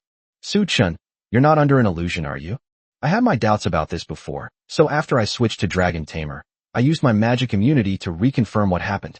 It should all be true. I see. Anyway, I think I have some clues about that so-called unknown entity you mentioned. Upon hearing this, Su Chun immediately perked up. Wow, the prophet is amazing. How could he know that? Who could it be? I just looked at the futures of all the dragons in the Divine Dragon clan, and found that their futures all end at next year's Dragon God Festival, except for 2 dragons. Su Chun frowned slightly. According to her, next year's Dragon God Festival should be held as scheduled, and the entire dragon clan will be massacred. One of the surviving dragons should be Long Luo'er, since I will definitely protect her. The other surviving dragon is likely a prime suspect. Who are the surviving dragons? One of them is Long Luo'er. Although her future is shrouded in mystery, it is clear that her future is not limited to this. The other dragon is the current empress of the dragon clan, Long Luo'er's biological mother, Long Menger. Is she her biological mother, Long Menger? As for Long Menger, Su Chun had heard Long Luo'er talk about her. He has hardly ever seen his mother since birth. He claimed to be busy handling miscellaneous matters within the clan, but in reality, he did nothing but cultivate every day and did nothing else. She was less a mother and more a blood relative than a stranger. The only thing worth noting is that she was the one who gave the order to attack Europas and seize the Kunlun mirror 30 years ago. It seems necessary to add Long Menger to the list of people to be given special attention. Back in his room, he found Long Luo'er sitting by the window, her eyes filled with loneliness, looking uneasy and anxious. The 3 artificial suns outside the window were very bright, shining on her face, but they could not illuminate the gloom in her heart. She shuddered when she saw Su Chun return to the room through Ji Linglin's teleportation portal. But then she put on a sullen expression and looked at Su Chun with a resentful look. It was as if Su Chun had come back even a minute later, they would have devoured him alive. Su Chun, you finally decided to come back. Look at the time. Long Luo'er's voice trembled slightly, as if she wanted to vent her anger and grievances. It's only 10:30, right? 10:30? How dare you say that out loud? Humph. Long Luo'er's tears welled up in her eyes, but she held them back. Su Chun scratched his head, somewhat puzzled. There shouldn't be anything urgent to deal with tonight, right? Why is she so angry? Regardless, apologize first.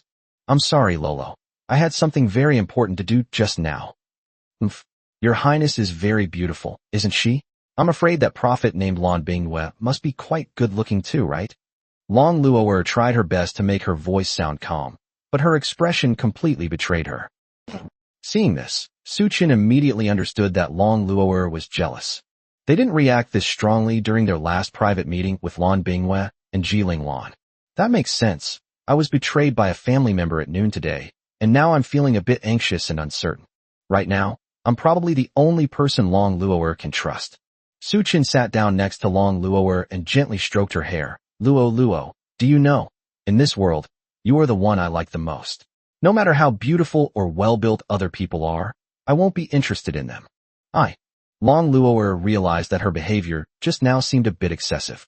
She didn't know what was wrong with her. Even though she liked Su Qin the most, she still couldn't help but lose her temper with him. He was clearly doing serious business at night. There was no way he could have gotten involved with Jiling Lan and Lan Bingwe. But for some reason, the thought of Su Qin being with them made her heart ache, even though such a thing was clearly impossible. What on earth happened? However, while Long Luo'er was lost in thought, Su Qin gently put his hand, which was stroking her long hair, around her waist and pulled her closer to him. Suddenly, a strong emotion surged between them, and their lips gently touched. Their breaths mingled, and at that moment, all misunderstandings and doubts seemed to vanish. Lolo, remember to think of a nice name for the baby. Chapter 142, Evening Gown. 2 months have passed in the blink of an eye. During this time, Long Luo'er's family did not come looking for her again. This is probably just the calm before the storm. But it doesn't matter anymore. No matter what happens, Su Qin will protect Long Luo'er. Meanwhile, under Ji Linglan's coordination, various activities in the never-sleeping city gradually resumed operation. Su Qin would participate in various activities in the city that never sleeps in the morning to hone his combat skills, and in the evenings he would discuss the origin of life with Long Luo'er in his room. Incidentally, I don't know what method Ji Linglan used, but she managed to give Long Luo'er the right to participate in activities in the city that never sleeps, and even gave her her own points card. Su Qin was fortunate enough to catch a glimpse of it. You won't believe it until you see it, and what you find will shock you. The points on my loyalty card are a whopping 7 figures. Good grief. So this is how the back door is opened, right? However, considering that she had killed an Emperor-level divine messenger, as well as dozens of King-level and Lord-level divine messengers, in the central square of the city that never sleeps, these rewards were well-deserved. However, these points are only allowed to be used by her personally. They are not allowed to be transferred to others, nor are Long Luo'er allowed to participate in duels, deliberately admit defeat, and then give the points to others. However, none of this had much of an impact on Su Qin. On the contrary, it reduced his burden considerably. In just a few days, they were using a mobile phone and connected to the internet, as if they had instantly transitioned from a primitive society to a modern society. After completing his cultivation of all the rare resources that Long Luo'er had robbed from the cultivation resource shop, Su Qin's cultivation level successfully broke through to the early stage of the hero realm, finally stepping into the threshold of becoming a human powerhouse. In addition, Su Qin also included Wu Jie in the God-slaying Golden Book. Her reaction was the same as that of Tianba and Ing Long. After going in and coming out, the expression on her face was one of undisguised shock. It really makes one curious about what kind of world exists within the God-slaying Golden Book. Sigh. Even Wu Jie and the others are unwilling to talk about it, and Xiao Jin's answers are ambiguous. What's there to hide? As Su Qin muttered to himself, Long Luo'er suddenly sent him a message. Su Qin, can you get me an evening gown? Upon seeing this message, he immediately pictured Long Luo'er dancing gracefully in an evening gown at a ball. She wasn't tall, but she was definitely the most attractive girl at the banquet. What does Lolo need an evening gown for? Doesn't she have that many points? There should be evening gowns for sale in the city that never sleeps, so why does she specifically need me to get one for her? After a moment of wild thoughts, Su Qin finally convinced himself by saying that Long Luo'er thinks her husband has better taste. Su Qin muttered to himself, there's really no way around it, as he replied to the message. What do you want? It must have both colorful white and vibrant black. Su Qin was stunned for a moment. What the heck? When did Long Luo'er learn such tricky internet slang? But soon, an image of a princess covering her mouth and chuckling flashed into his mind. Good heavens, Ji Linglan must have taught her some nonsense again. However, It seems that today is Ji Linglin's birthday, so Long Luo'er will probably wear an evening gown to Ji Linglin's birthday party. Okay. I will definitely fulfill my wife's request. Su-chun, I love you. I love you too, Lolo. After turning off his phone, Su-chun immediately switched to a sage-like state. I had previously learned spatial teleportation magic from Ji Linglan, although it was almost impossible to use it due to my low cultivation level. However, thanks to the sage's powerful magical analytical abilities, he managed to break down Ji Linglin's teleportation magic into 3 steps for its use. Although setting up a magic circle takes a lot of time, the effect is the same, and in this situation, there is ample time to cast a teleportation spell. A few minutes later, as Su-chun released his spiritual power into the magic circle, the spatial magic was finally successfully cast. A small spatial portal appeared in front of Su-chun, directly connecting to the house in Tiana City. Phew, it worked. The rule of the city that never sleeps is that you can't bring things in from outside to use here. The evening gown was for Long Luo'er to attend Ji Linglin's birthday party, and Ji Linglan has long since left the city never sleeps, so there shouldn't be any major problems, right? With this hope in mind, Su-chun stepped into the teleportation portal. Returning to his long-missed home, Su-chun was filled with emotion. If you include the time spent in the Sword Realm, it's been more than a year and a half since I left, and I do miss the wedding room we had when we got married. After grabbing his phone, Su-chun went to the largest clothing store in Tiana City. The streets were still crowded with people, and street vendors occupied almost 2/3 of the road. It was hard to believe that a few months ago, a natural disaster struck by a god, and more than half of the city was destroyed. Welcome, what can I do for you? The female sales assistant at the clothing store quickly greeted us with a smile. Do you sell evening gowns here? Preferably ready-made ones. Yes, what style do you need? It's for little girls, so it's best if it is built-in padding in the chest area, and the overall color scheme should be pure white with some black decorations. If you were to say colorful white or multicolored black here, you'd probably get a dirty look. The female waitress rested her chin on one hand, seemingly lost in thought. But soon, as if she remembered something, she pulled Su-chun into the storage room, where a rather strange evening dress was hanging on the display case. This is a pure white dress, similar in style to the one Su-chun bought for Long Luo'er before. At first glance, the material is as light as a cicada's wing and as smooth as silk. But after looking at it for a few more times, you get the urge to look away as soon as possible, and even want to leave immediately, as if you're possessed. The skirt of this dress is decorated with scattered black beads and black ribbons, which shimmer subtly and exude a sense of mystery. In an environment where the lighting is constantly changing, it might actually reflect all sorts of colors, and Long Luo'er's demanding request might actually be fulfilled. However, before Su-chun could speak, Xiao Jin's voice rang in his mind. Master, please make sure you take this outfit. Su-chun frowned slightly, silently asking Xiao Jin, is there anything special about this outfit?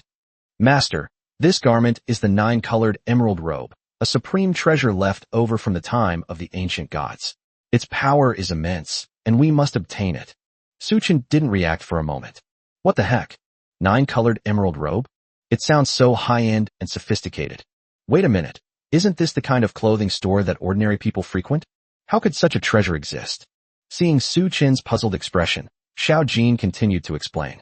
This 9-colored emerald robe is currently sealed, so it cannot be enchanted or have any beneficial effects. It is also enchanted with a banishing spell.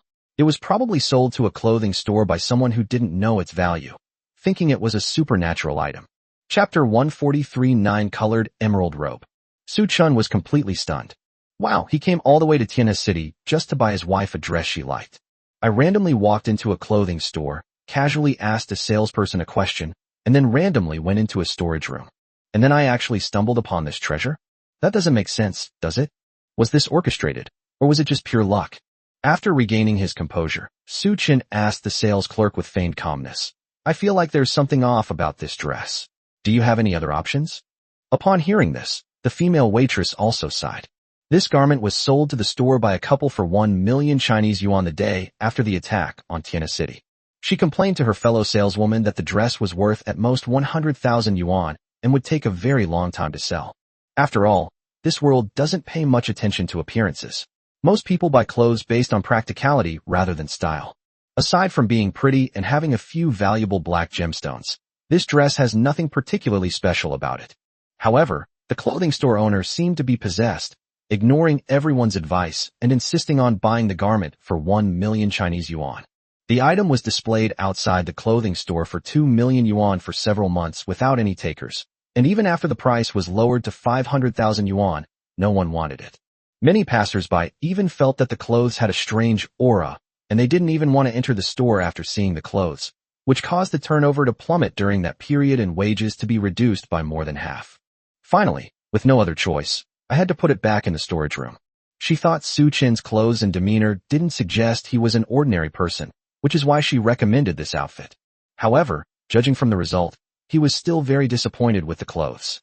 "Handsome sir, I think this outfit is actually quite nice. Although it looks a bit old, it's just because the lighting here is a bit dim. If you buy it for your wife, she'll definitely look 100 times more beautiful." The female sales clerk was really going all out to boost her sales. I really don't really want it. Is there really nothing else?" "Yes, we do have it, but other similar evening gowns are very expensive, starting at least 1 million Chinese yuan. This gown, on the other hand, is worth at least 1 million yuan just for the gemstones it's inlaid with. We're clearing out our inventory this time, so we'll sell it to you at cost price for 1 million yuan. What do you think? 1 million? That's a bit expensive. Can you make it cheaper?" Seeing this transaction, the female sales clerk became even more enthusiastic. "How about 800,000, a flat price? The jewels on this dress alone are worth more than that." "Too expensive. How about 500,000? I don't want any more than that." In the end, after some haggling, Su Chin successfully acquired the dress for 600,000 yuan. After leaving the shop, Su Chin also gave a crooked smile. To be honest, he could buy an item for $1 million if it didn't have a price tag. After all, this was said by Xiao Jin himself, that it was a treasure left over from the time of the ancient gods, so it must be true. Even if it's hundreds of millions, it's probably a huge profit. But he was cautious. There must be something wrong with these clothes being kept in the storage room instead of being hung outside to attract customers. If you buy too readily, people will definitely become suspicious, and they might even try to raise the price or refuse to sell. If you show that you don't want it from the beginning, and then follow the salesperson's persuasion and buy it reluctantly, the salesperson will feel that they have made a profit and will not suspect anything. "Xiao Jin, we've bought the clothes, but do you have a way to break the seal?" "Yes, but it's not convenient right now. The energy released when breaking the seal might shatter Tianhe City's defensive barrier." "Is that so?" Su Chin suddenly had a good idea. After successfully breaking the seal on this 9-colored emerald robe, giving it to Long Luo'er as a gift would surely be a wonderful surprise. Maybe we can even reward him with a free night. At this moment, inside the clothing store that Su Chin had just visited, a stylishly dressed couple watched Su Chin's departing figure, their eyes filled with greed. "Someone bought it. I told you. There must be some extraordinary people in Tianhe City," the woman said. "I originally intended to take that robe today, but it was unexpectedly bought today. That robe has a seal that even I, a formation master, cannot break. I really hope that person knows the secret," the man replied, a strange smile on his face. "I think that man definitely knows his stuff. You clearly set up a magic array on that robe, and even idlers below the Emperor realm would avoid it. I don't think his cultivation level is very high. The fact that he bought that robe means he must know the secrets behind it. Whether it is or not, we'll know once we try. This robe must contain a great secret to be able to set up a seal that even I, a peak Emperor realm array master, cannot break. Let's hurry, or we'll lose them."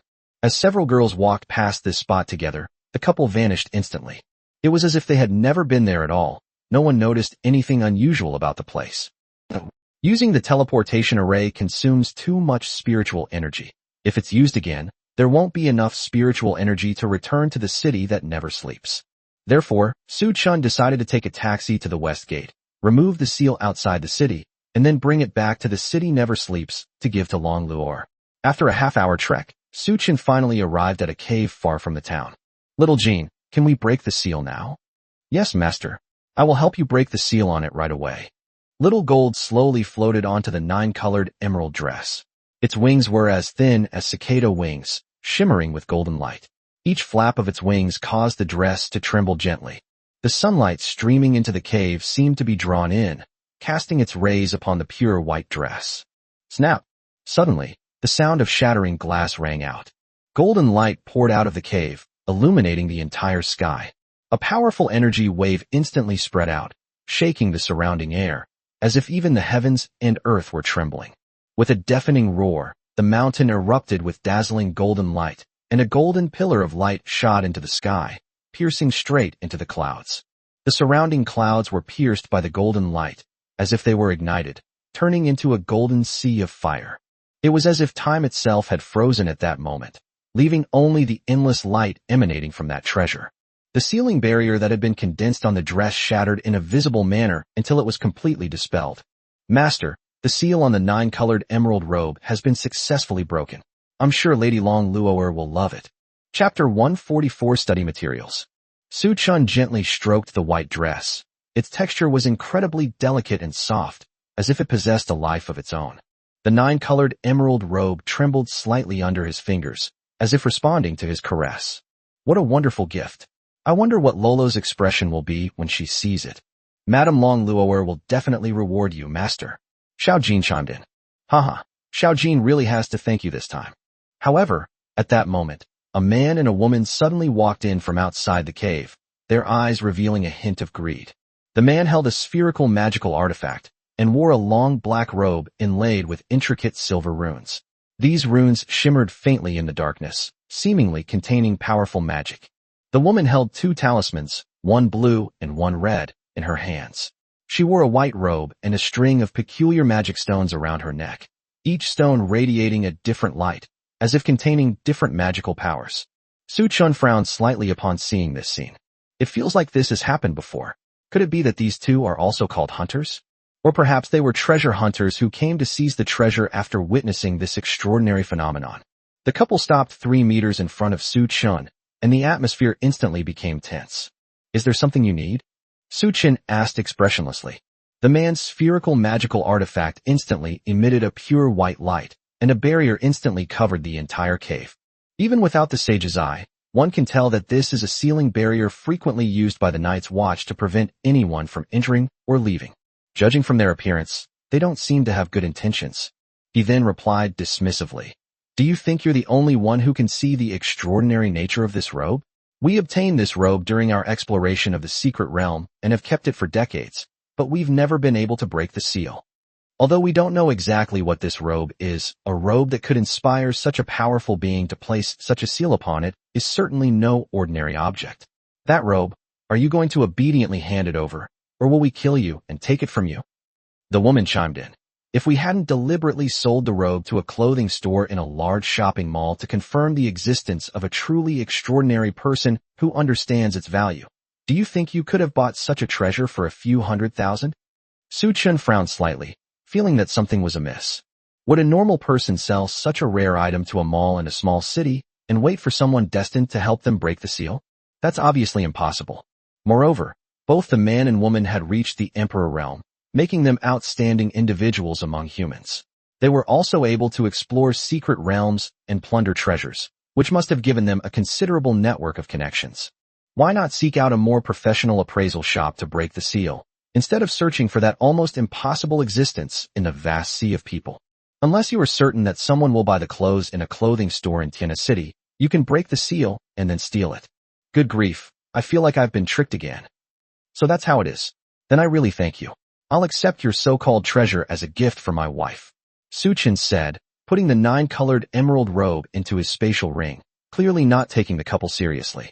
The couple were stunned for a moment upon seeing this. Isn't what they said obvious enough? This kid in front of them wasn't afraid of their threats at all. Could he be a powerful expert? The two nodded, wanting to test Su Chun's strength. The woman made the first move, and the red talisman in her left hand instantly transformed into a flame that attacked Su Chun. Su Chun remained calm and composed. After switching to Sage mode, he used the Sage's eye to begin analyzing and learning the magic. It's a spellcaster's duty. Then I'll accept the flame spell. As a towering flame appeared, Su Chun was completely engulfed by the sea of fire. Sigh, why bother?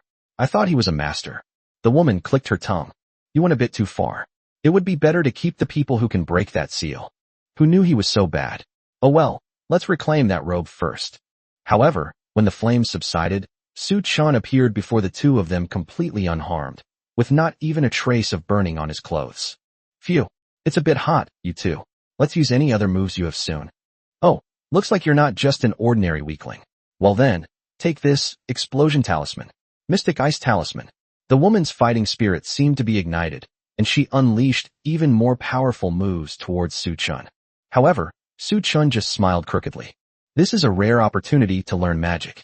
The woman's calling is Sequence 121 Spellcaster, a calling that involves casting spells on spells by inscribing magic onto them. Before becoming a god, Tiempa's original job was also a spellcaster. However, after becoming a god, she forgot many basic moves, which meant that there weren't many moves available for Su Chun to learn. Now that I've finally encountered a spellcaster, I'm going to make the most of him. Whenever she casts a spell, she switches to Sage Analysis to learn the spells that a spellcaster is proficient in. When the magic is about to hit her, switch to Dragon Tamer mode to be immune to magic damage. In just 3 minutes, they learn no fewer than 10 new spells. Is that all you've got? Can't you cast some other spells? Stop using the same ones all the time. Su Chun picked at his ear with his little finger, looking completely nonchalant. The couple seemed to realize that the situation was somewhat tricky. It was obvious that Su Chun was not an ordinary person. He could even use a peculiar kind of magic to defend against their attacks.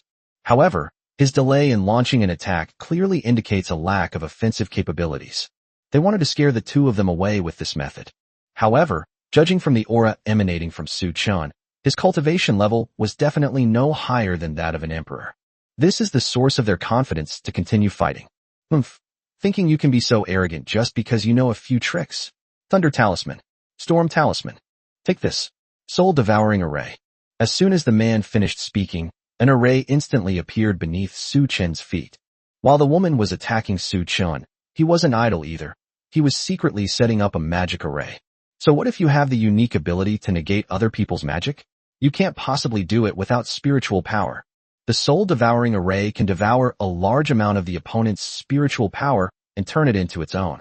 With this ebb and flow, it will definitely not be able to hold on. However, when Su Chun saw the magic array appear, he did not show the slightest sign of panic. The formation master frowned, sensing something was amiss. Why did Su Chun look at me with such a joyful expression? That's right, it's an expression of joy that comes from the inside out. What the hell is this? Is he not even afraid of the soul-devouring formation? That's impossible. Absolutely impossible. To the man's utter surprise, he had become a huge treasure in Su Chun's eyes. Chapter 145 Gift Giving. The man's divine calling sequence is number 119, the Array Master, which is also one of the divine calling sequences that is considered a pseudo-divine profession. They are extremely skilled at setting up various formations and barriers, and if used well, they can even withstand an army of thousands or even tens of thousands of people on their own. Many famous battles recorded in Chinese biographies involve the presence of array masters. The defensive barriers in every city in China were set up by elven array masters at China's request, with the country spending a significant amount of cultivation resources. Almost every 18-year-old boy or girl who has awakened as a formation master is hired by the National Defense Bureau with a hefty salary, and their status is almost on par with that of a clergyman. Moreover, perhaps because it's easy to lose one's life while learning to set up formations, formation masters with a realm exceeding the hero realm are extremely rare, almost becoming national treasures. Su Chun had previously mentioned to Ji Linglan the possibility of finding a formation master with a slightly higher level of skill to teach him formations. Unfortunately, even with Ji Linglan's status and position, she found it extremely difficult to handle. Nowadays, not only are we giving away a treasure for free, but we're also getting a free opportunity to learn formation techniques. Who are you, such great philanthropists? They've even extended their charity work to home delivery. However, it is essential to do a good job of putting on a good show. If he felt that the formation was useless to Su Chun, he probably wouldn't have brought out all of his family's secret techniques. This could be the legendary soul-devouring formation. Su Chun began to panic. Upon seeing this, the man's lips curled into a slight smile, revealing a smug expression. Let's see how long you can hold out. Now, amplification array. Elemental array. Activate. In an instant, the elements around the man began to become active, and the air swirled around him, forming an invisible vortex. Gradually, the surrounding elements connected with the two of them, transforming into countless threads of power that flowed into their bodies. After meditating with her eyes closed for a few seconds, the woman suddenly opened her eyes, chanted a spell, and quickly formed hand seals. A huge, deep red talisman appeared before her and slowly fell into her palm. Fire Dragon Talisman. Unleash. As the words fell, flames shot into the sky, like a giant fire dragon tumbling in the air, its scorching tongues licking the surrounding air and emitting a deafening roar. Flames danced wildly in the cave, turning everything in sight crimson. The fire dragon, accompanied by intense heat, charged towards Su Chun as if it wanted to devour everything. The air was thick with the suffocating smell of sulfur. After the fire dragon dissipated, what came into view was Su Chun clutching his chest and panting heavily. Clearly, in their eyes, Su Chun was already at his last gasp. How stubborn. Just die like that, and you won't have to suffer any more pain. The woman clicked her tongue in disdain. What a free test of our strength. Shaoling, I happen to have a few moves I haven't used much. Now's the perfect time to try them out, the man said with a lewd grin. Okay, I also happen to have a few moves that I've hardly ever used in actual combat. Then, the heaven-sealing array appears. The spirit-gathering array appears. The punishment barrier appears. Ice explosion talisman. Activate. Thunder talisman. Activate. Imprisonment talisman. Activate. After 10 minutes of frantic bombardment, the couple finally realized something was wrong. What happened? The man in front of me looked like he was on the verge of death. So why was he able to hold on for so long? Something's not right. Just then, the intro to a pop song suddenly started playing. Instantly, Su Chun changed his previous dejected state and quickly picked up his phone to answer the call. Although Su Chun did not turn on speakerphone, the girl's childish voice on the other end of the phone was still clearly heard by everyone present. Su Chun, what are you doing? Why is it taking you so long to get an evening gown ready? Upon hearing this, Su Chun realized that he had seemingly wasted too much time. Learning new magic is important, but I can't keep my wife waiting. I'm sorry, my dear wife, but I managed to get my hands on a really nice evening gown this time. You'll look absolutely stunning in it. Really? Thank you. I'll be waiting for you in my room. Okay, my dear wife. Wait 5 minutes, I'll be right back. Okay, I'll wait for you. The man and woman were stunned by what Su Chun said. What's the meaning? You want to spend 5 minutes dealing with the two of them? That's just wishful thinking. Do you really think you can go back alive? Even if you hand over the robe now, we won't let you go. The man's face was fierce, as if he was about to unleash a powerful attack. However, Su Chun seemed unwilling to pay attention to them. He muttered to himself in the void.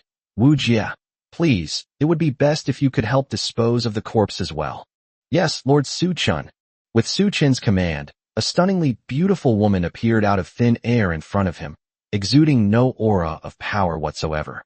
She seemed to be just an ordinary mortal woman, posing no threat whatsoever. But their intuition told them that the woman in front of them was no ordinary person. Just as they were about to say something, they found that they could no longer open their mouths. Their limbs were completely immobile, and even their consciousness began to gradually fade. They were frozen solid without even realizing it. The next second, the ice then shattered. The bodies of the man and woman turned into ice crystals, scattered throughout every corner of the cave. Two experts at the Emperor realm simply vanished from the world. When he returned to his room in the city of Never Sleeps, using a teleportation spell, he found Long Luo'er sitting in front of her dressing table, her lovely face reflected in the mirror. Her fingers glided lightly across the dressing table, stopping at a brightly colored eyeshadow palette. I opened the eyeshadow palette, gently dabbed some with my fingertip, and then carefully applied it to my eyelids. Then, she gently picked up an eyebrow pencil and began to carefully draw the shape of her eyebrows. Afterward, she took a rose-colored lipstick and lightly applied it to her cherry-like lips. 10 minutes later, she slowly turned around, her face slightly flushed, and looked at Su Chun, who had returned. Su Chun, you're here. My dear wife, you're already beautiful enough. If you put on any more makeup, the world will be destroyed because of your beauty. You're quite the smooth talker, but thank you for the compliment. All right, this is the evening gown you wanted, Su Chun said, taking out the 9-colored emerald dress from his spatial ring. When Long Luo'er saw the clothes Su Chun took out, she was completely stunned. At that moment, her eyes sparkled, like stars adorning the night sky. She held the pure white dress in both hands, as if it were a precious treasure. Su Chun, is this a gift for me? The spiritual power contained in this is probably even greater than the 5-colored brocade robe my mother wore. Long Luo'er seemed to know the value of this robe, and was so excited that she could hardly speak. Of course, only my dear wife is worthy to wear such a treasure. Su Chun, thank you. Don't cry, your makeup is all ruined. Su Chun picked up a handkerchief and gently wiped away the tears from Long Luo'er's eyes. They're just happy. Since you're in a good mood, could you grant me a small wish? Upon hearing this, Long Luo'er's face turned even redder. Of course she knew what Su Chen's so-called little wish was. So, she slowly sat on Su Chen's lap, her lips slightly parted, and the words she uttered were like sweet spells, making Su Chen completely unable to resist. Sure, but lately, for some reason, my dragon horns seem to have become very sensitive, so please don't touch them. Chapter 146, Ji Linglin's Birthday Banquet. Have you become very sensitive? Are you sick? Su Chen asked with concern. Let's put the rewards aside for now. Long Luo'er's problem isn't a huge one, but if it's the initial symptom of some kind of disease, then it will be difficult to handle. Although this world possesses healing magic and everyone's body is much stronger than in their previous life, various diseases still exist. However, it is different from the colds, fevers, stomach aches, allergies, and other illnesses that involve physical discomfort that I experienced in my previous life. Most diseases in this world are related to spiritual energy. For example, spiritual energy deficiency syndrome. Patients with this disease are unable to retain spiritual energy and spend their days in a drowsy state. For example, spiritual energy metabolism disorder. Patients with this disease are unable to release spiritual energy normally, cannot use magic, and spiritual energy will continue to accumulate in their bodies. They need to go to the hospital every once in a while to clear the spiritual energy in their bodies, otherwise they will die from the accumulation of spiritual energy. And so on. However, Long Luo'er's symptoms should not be related to any spiritual illness. I don't know. It shouldn't be an illness, at least I haven't had any other symptoms. I saw a doctor in the city that never sleeps, and there was nothing wrong with him. Long Luo'er drooped her head, looking somewhat disappointed. Did Long Xuan'er say anything? She said she didn't know either. She's lived in the dragon territory for even less time than I have, so she's probably even more clueless about dragons than I am. Xiaojin, can you contact Long for me? Received, Master. As soon as Xiaojin finished speaking, Long's voice echoed in Su Chen's mind. Lord Su Chen, may I ask what brings you here? Nothing special. I just wanted to ask you, what's the reason why the dragon horns have become so sensitive? Have the dragon horns become very sensitive? Although Long's expression wasn't visible, it was clear that he was deep in thought. After a moment, he replied dejectedly, I'm sorry, I don't know much about this. Although I am a dragon, I have hardly ever communicated with my fellow dragons, and I have never experienced anything like this myself. I see. It's all right. You can continue your cultivation. Su Chen turned to look at Long Luo'er, who looked even more mature after her makeup was done, and sighed. He picked up his phone and entered keywords such as dragon girl, dragon horns, sensitive, into the Baidu search bar, but as expected, he still found nothing. After all, information about the dragon race is strictly controlled in China. It would be a miracle if you could find it on Baidu. Lolo, if anything else happens, be sure to tell me immediately. I think there shouldn't be any major problems. Oh, and this is for you. Long Luo'er took out a black tuxedo from her spatial ring. It seemed to have several layers of enchantment on it. This is an evening gown. You have to come with me to Ji Linglin's birthday party later. I want to wear one too. This is the first time I've ever worn such formal attire. Su Chen reached out and gently stroked the fabric of the tuxedo. Its texture and luster clearly indicate that this tuxedo is extremely valuable and may even be impossible to obtain through ordinary means. It was obvious that Long Luo'er had put a lot of thought into it. Yeah, I even had it enchanted. Except for the lack of resistance to damage, it functions exactly like the night watchman's uniform. Thank you, my dear wife. If Long Luo'er hadn't been wearing makeup, Su Chen would definitely have picked her up and given her a good kiss. Compared to the gift you gave me, it's like a small dragon meeting a giant dragon. This is clearly a case of the little devil compared to the great wizard. Anyway, the meaning is the same. It's getting late. I'll ask Xiaolinglan to open the portal. You've got quite the entourage. Our princess from China personally opened a portal to pick you up. Haha, don't you even know who I am? At 2:30 p.m., Su Chen and Long Luo'er arrived at the courtyard of a manor through Ji Linglin's teleportation portal. Long Luo'er and Su Chen entered the manor villa together and were instantly shocked by the scene before them. The marble floor was as smooth as a mirror, reflecting the shadows of the two people. The magnificent chandelier was like twinkling stars, and the famous paintings on the wall revealed profound artistic heritage in every stroke. Upon entering the main hall, one is immediately struck by the large number of people, the bustling atmosphere, and the faint scent of perfume and wine in the air. What's noteworthy is that it seems quite a few people from other ethnic groups can be seen here. Elves, ghosts, foxes, flower spirits, winged beings. Even sea creatures rarely seen on land have come. Luo Luo, this place is so luxurious. Su Chen said softly, his eyes sparkling with excitement and curiosity.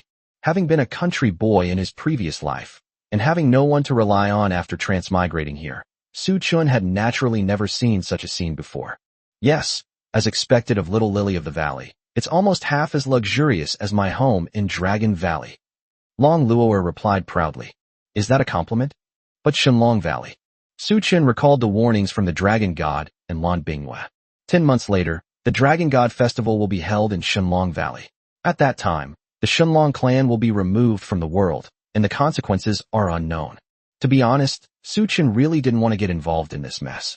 Regardless of whether the cataclysmic disaster is real or not, the fact that Long Xiao, Long Yang, Long Lianer, and the other dragons were willing to sacrifice Long Luoer to save themselves made Su Chen feel extremely disgusted. Even if his clan were wiped out, it wouldn't affect Su Chen in the slightest. It was purely a case of reaping what you sow. But as long as that unknown entity remains, Long Luoer will always be in danger, which is something Su Chen absolutely does not want to see. Let's not think about that anymore. Ji Linglan is over there. Let's go say hello. Long Luoer gently touched Su Chen's shoulder and whispered. Su Chen smiled slightly and looked in the direction Long Luoer pointed. There, a woman wearing a white veil and a sky-blue evening gown was chatting and laughing with a group of people. It was Ji Linglan. Her personality remained as gentle and refined as ever, and her speech revealed her noble temperament, although it was all an act. As the two looked at her, Ji Linglan also noticed them. After bidding farewell to the other distinguished guests, she went straight to Su Chen and Long Luoer. Su Chen, little dragon girl, we've been waiting for you. Ji Linglan greeted playfully, closing one eye. It's nothing. By the way, Linglan, how old were you again? 155, or? Before Long Luoer could finish speaking, Su Chen quickly covered her mouth. Good heavens, that's really good heavens. Is it inappropriate to ask someone else about the princess's age in front of her? However, Ji Linglan didn't seem to care and shrugged. I'm 165 centimeters this year, one step closer to dying of old age. Haven't you found the threshold to break through to the epic level yet? No, not even the slightest clue. I'm afraid I'll be stuck at the peak of the legendary level for the rest of my life. Sigh, the human race is truly pathetic. Hearing this, Su Chen was also stunned. She had only heard Long Luoer say that Ji Linglan was over 100 years old, but she never imagined that she was already halfway to her death. Chapter 147 Ji Linglan's painstaking efforts. To be honest, Su Chen didn't know how the human race could survive in such a world. Shortest lifespan, weakest physical condition, most fond of starting civil wars. Their fertility isn't particularly high, they don't have any special abilities, and they're not even the most prolific. Their only advantage is their intellect. They can invent some cutting-edge technologies to defend against foreign enemies. However, even high technology is ineffective against beings at the legendary level or above. Another advantage that can't really be considered an advantage is that the time to awaken one's calling is short, only 18 years. Long-lived races like the elves don't reach adulthood until they are around 100 years old, at which point they can awaken their divine calling. Most other races also take at least 30 years. Of course, the dragon race is an exception, being a completely overpowered race. Take lifespan as an example. Humans below the legendary realm can only live to around 100 years old at most. Even if they break through to the legendary realm, they only have a lifespan of about 200 years, and they may not even live that long. Many races, even those at the mortal realm, have a lifespan of more than that. Even with countless cultivation resources available, one still needs a significant amount of time to refine them in order to break through to a higher realm. Therefore, a trend has basically formed where the longer a race's lifespan, the stronger the race's overall strength. Of course, dragons are an exception. Long lifespan, top-tier physical attributes, short awakening time for their divine calling, extremely high magical aptitude, and exceptional learning ability. Sometimes it really makes you feel that this world is so unfair. Do you want me to share my insights when I broke through to the epic level? If you can break through to the epic level, you should be able to live for another 100 years, right? Who knows when you'll break through to the extraordinary level? Long Luoer asked with concern, not wanting to lose Ji Linglan, her good friend. Ji Linglan shook her head. My talent isn't that great. I relied entirely on cultivation resources to reach the peak of the legendary realm. I'm afraid I wouldn't be able to understand your insights at all, since I haven't even touched the threshold of the epic realm yet. What a pity. If there's anything you don't understand, feel free to ask me. As Su Chun listened to the conversation between the two women, he suddenly thought of the human-exclusive divine spark he had obtained in the secret realm of swords.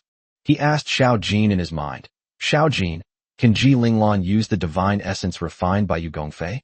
It is possible, but that deity is filled with the resentment of a large number of the dead, and I'm afraid Ji Linglan cannot withstand it. Can't handle it? Does that mean we can use it on her to make her a god, but after using it, she'll lose herself like Princess Amamiya? Yes, but Master can expend ability points to purify the resentment within the divine spark. Holy crap! Why didn't you say so earlier? Master has misunderstood Xiao Jin. Xiao Jin said from the beginning that ability points have many uses. If you can think of it, there is nothing you can't do. Su Chen's face darkened. It seems that Xiao Jin did say something like that. However, Su Chen selectively ignored it. Looking at it this way, it really was my fault. Okay, I forgot. So, how many ability points are needed to purify the resentment within a godhood? It requires 1 million ability points. How much? Xiao Jin, you're not kidding, are you? The reward for killing Orobus was 10,000 ability points. However, since the original Godslayer was the substitute, the reward was reduced to 1% of the original. In other words, Europas must be killed again to purify the godhood. Good heavens, this is truly amazing. I wonder if it has a function to desecrate a corpse. 1 million ability points. A fixed price, fair and honest, no credit. Sigh. If the dragon god could recover his full strength and cripple Astaroth before I could harvest him, the ability points given by a god emperor level expert are just a pipe dream. After chatting with Su Chun and Long Luo'er for a while, Ji Linglan went to greet the other distinguished guests. Greetings, High Priestess Minel. Thank you so much for attending my birthday banquet. Regarding the recent campaign against the divine envoys in the northwest of our country, I am truly grateful for your help. Thank you so much.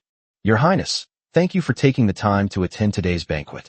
I am very honored to share this wonderful moment with you. Regarding our border defenses and food trade, I hope you will continue to cooperate with us. Elder Yi Chang'e, thank you for helping our nation defend its northern borders all this time. I am very grateful for your support. As for the cultivation resources you need, I have prepared them all, and they are all in these spatial rings. Dear seniors of the Fox clan, thank you all for taking time out of your busy schedules to attend my birthday banquet. You have helped us protect the maple forest from the invasion of the divine messengers, which is a great blessing to our Hua kingdom. I will drink this bowl of snow spirit wine in respect. It was less of Ji Linglan's birthday party and more of a Thanksgiving celebration. As a princess of China, she certainly has an obligation to express her gratitude to the people who protect China. However, judging from her breathing, she seemed to be very tired. That makes sense. She has to open portals for important figures in various places, spend a lot of time learning the etiquette of different races, and deal with many trivial conflicts. How can she not be tired? But this was clearly her own birthday celebration. So why did she have to act so humble, so solemn, so elaborate, and go to such lengths to express her gratitude to the foreign race? Little Linglan looks so tired. Yes, Lolo, I want to discuss something with you. I want her to. Before they could finish speaking, a cheerful voice interrupted their conversation. Su Chun and Lady Long Luo'er, I didn't expect to see you here. I thought I wouldn't see any familiar faces here. The two turned around and saw that it was Mu Xinghe. As a young prodigy of the Mu family, one of the 10 most powerful families in China, he would definitely be present at such an occasion. What a coincidence, Mu Xinghe. I can't believe I've run into you here. I haven't seen you much in the 2 months I've been in the city that never sleeps, do I? Su Chen replied enthusiastically. Long Luo'er didn't say anything, but silently hid behind Su Chun. Sigh. Mu Xinghe sighed deeply. Because of such a major incident, I was immediately sent back by my family. To be honest, Su Chun, I admit I lost to you last time when facing that king-level divine envoy, but I will not lose to you a second time. I hope that after this banquet, you can spar with me. Well, it was just a coincidence that I was able to defeat the king-level divine envoy that time. Without your help, I probably wouldn't have been able to take her down. But a sparring match. Is that all right? Thank you. Just then, a rough voice suddenly broke into their conversation. 2 human children are actually talking about killing a king-level divine envoy? Bragging so loudly in this kind of setting Do they completely disregard the legendary realm experts present? Chapter 148. They've hit a brick wall, haven't they? Suchin looked in the direction of the voice and found that the person who came was a middle-aged man dressed in fine clothes. He also had several knife scars on his face, which looked like they were deliberately healed without healing magic, in order to show off his domineering nature. Judging from the fangs that he reveals every time he opens his mouth, he is probably a distinguished guest from the werewolf clan. Su Chun and Mu Xinghe both frowned. They spoke very quietly, even compared to the voices of other distinguished guests chatting. Moreover, the two of them did not know this werewolf uncle at all, so what did he have to do with what they were talking about? Why are you, a burly middle-aged man, meddling in this mess? Is something wrong with you? Su Chun and Mu Xinghe were both sensible people. The best way to deal with such an unreasonable person was to ignore them. Sorry, we were talking too loudly. We'll be more careful next time. Mu Xinghe was the first to bow his head and apologize. Although he knew that Ji Linglan was being unreasonable, he was still a distinguished guest invited by Ji Linglan. His words and actions might affect the cooperative relationship between the two races, so he couldn't just let it go. Damn it, really. They said this birthday banquet would gather elites from all races. So how come there are two human brats here? Could these be the people invited by the princess of Hua Kingdom? We're so sorry if this has affected your experience. We'll leave right away. Mu Xinghe bowed again in apology, making himself appear very humble. Humph, useless human race, what a spoilsport. The werewolf uncle lost interest on the spot when he saw that his provocation had not elicited a strong reaction. The commotion seemed to have attracted the attention of some people nearby. However, it seemed that most of the powerful alien beings were pointing and whispering about the werewolf uncle, and no one seemed to be blaming Su Chun and his companions. Isn't that Lei Gang, the seventh young master of the werewolf clan? Hasn't Ji Linglan heard of him? Last time, he killed 3 Americans on the spot at the U.S. president's birthday party. Afterwards, relying on his werewolf clan background, the U.S. president had to personally bow down and apologize to him. How embarrassing. Yes, I've heard about this too. I don't understand why Ji Linglan invited him.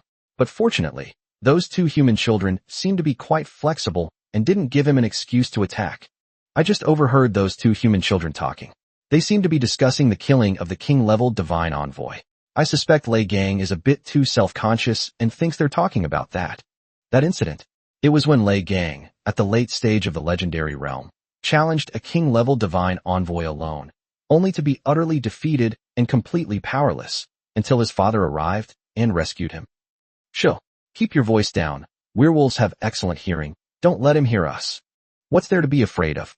He's a piece of trash who only reached the late stage of the legendary realm at over 300 years old, and his celestial sequence is also over 500. He can only bully humans. Do you think he dares to talk loudly in front of us?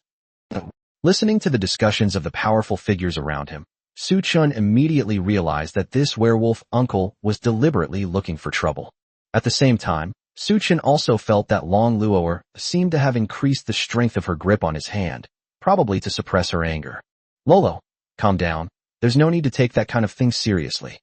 Su Chun, why are you so calm? He said those things to you. Even if you can tolerate it, I can't. Hearing this, Su Chun felt a warmth in his heart. Having a wife who gets angry when I'm wronged makes my life worthwhile. Sigh, I have to endure it. Before Su Chun could finish speaking, Lei Gang had already come up behind him with a playful expression on his face.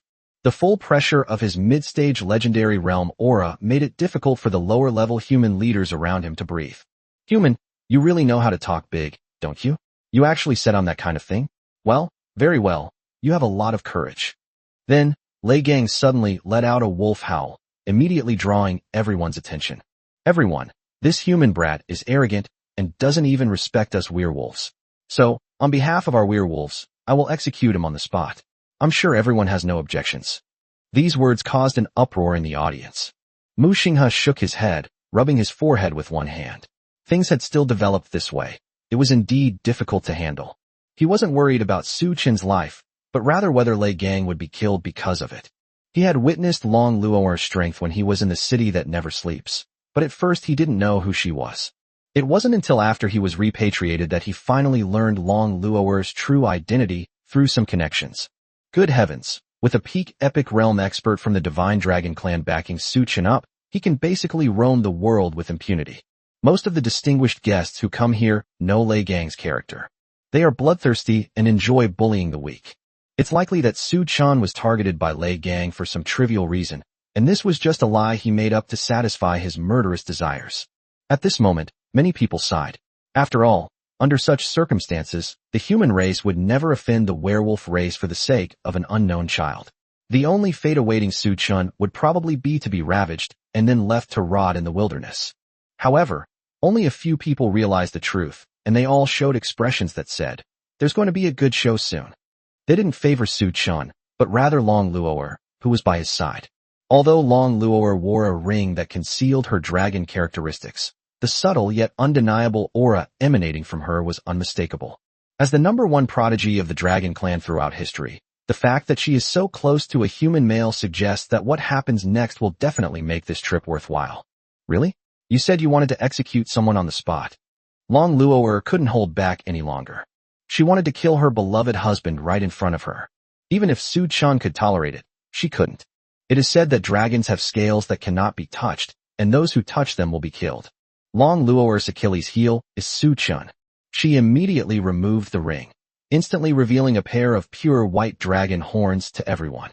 Immediately following, the pressure of a mid-stage transcendent realm expert was released towards Lei Gang, forcing him to the ground, unable to move. White dragon horns. God, dragon race.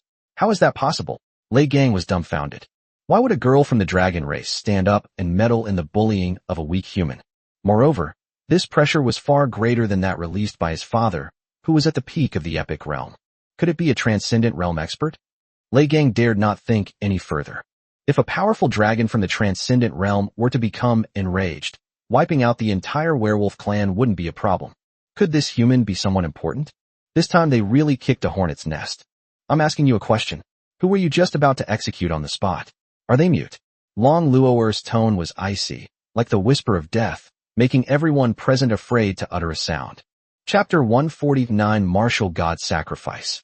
It's not that I drank too much just now, I didn't mean that, Lei Gang said, sweating profusely and his legs trembling uncontrollably. Face and dignity are no longer important. Regardless of the circumstances, if you manage to save your life after provoking the Dragon Clan, you've already won. However, the next second, he was suddenly struck by an invisible force that caused him to bleed from all 7 orifices, and he lay on the ground panting heavily. Long Luo'er actually wanted to kill Lei Gang directly. But considering that this was her best friend Ji Linglan's birthday party, it would be a huge loss to ruin the atmosphere of the birthday party for such a good-for-nothing. So she adopted another approach. By planting a tracking mark on Lei Gang, it wouldn't be too late to hunt him down after the birthday banquet, using Ji Linglan's teleportation magic. After all, Long Luo'er would never allow anyone who wanted to kill Su Chun to still be able to live in this world with impunity. I'm giving you 3 seconds to get out of here, and I don't want to see you again. Yes. I'll leave right now. Upon seeing this, Ji Linglan also let out a long sigh. She didn't initially plan to invite Lei Gang to her birthday dinner. Instead, she wanted to invite Lei Kai, the chieftain of the werewolf clan, to discuss some cooperation matters with him. Although the werewolf tribe does not share a direct border with China, nor do they have any special connection.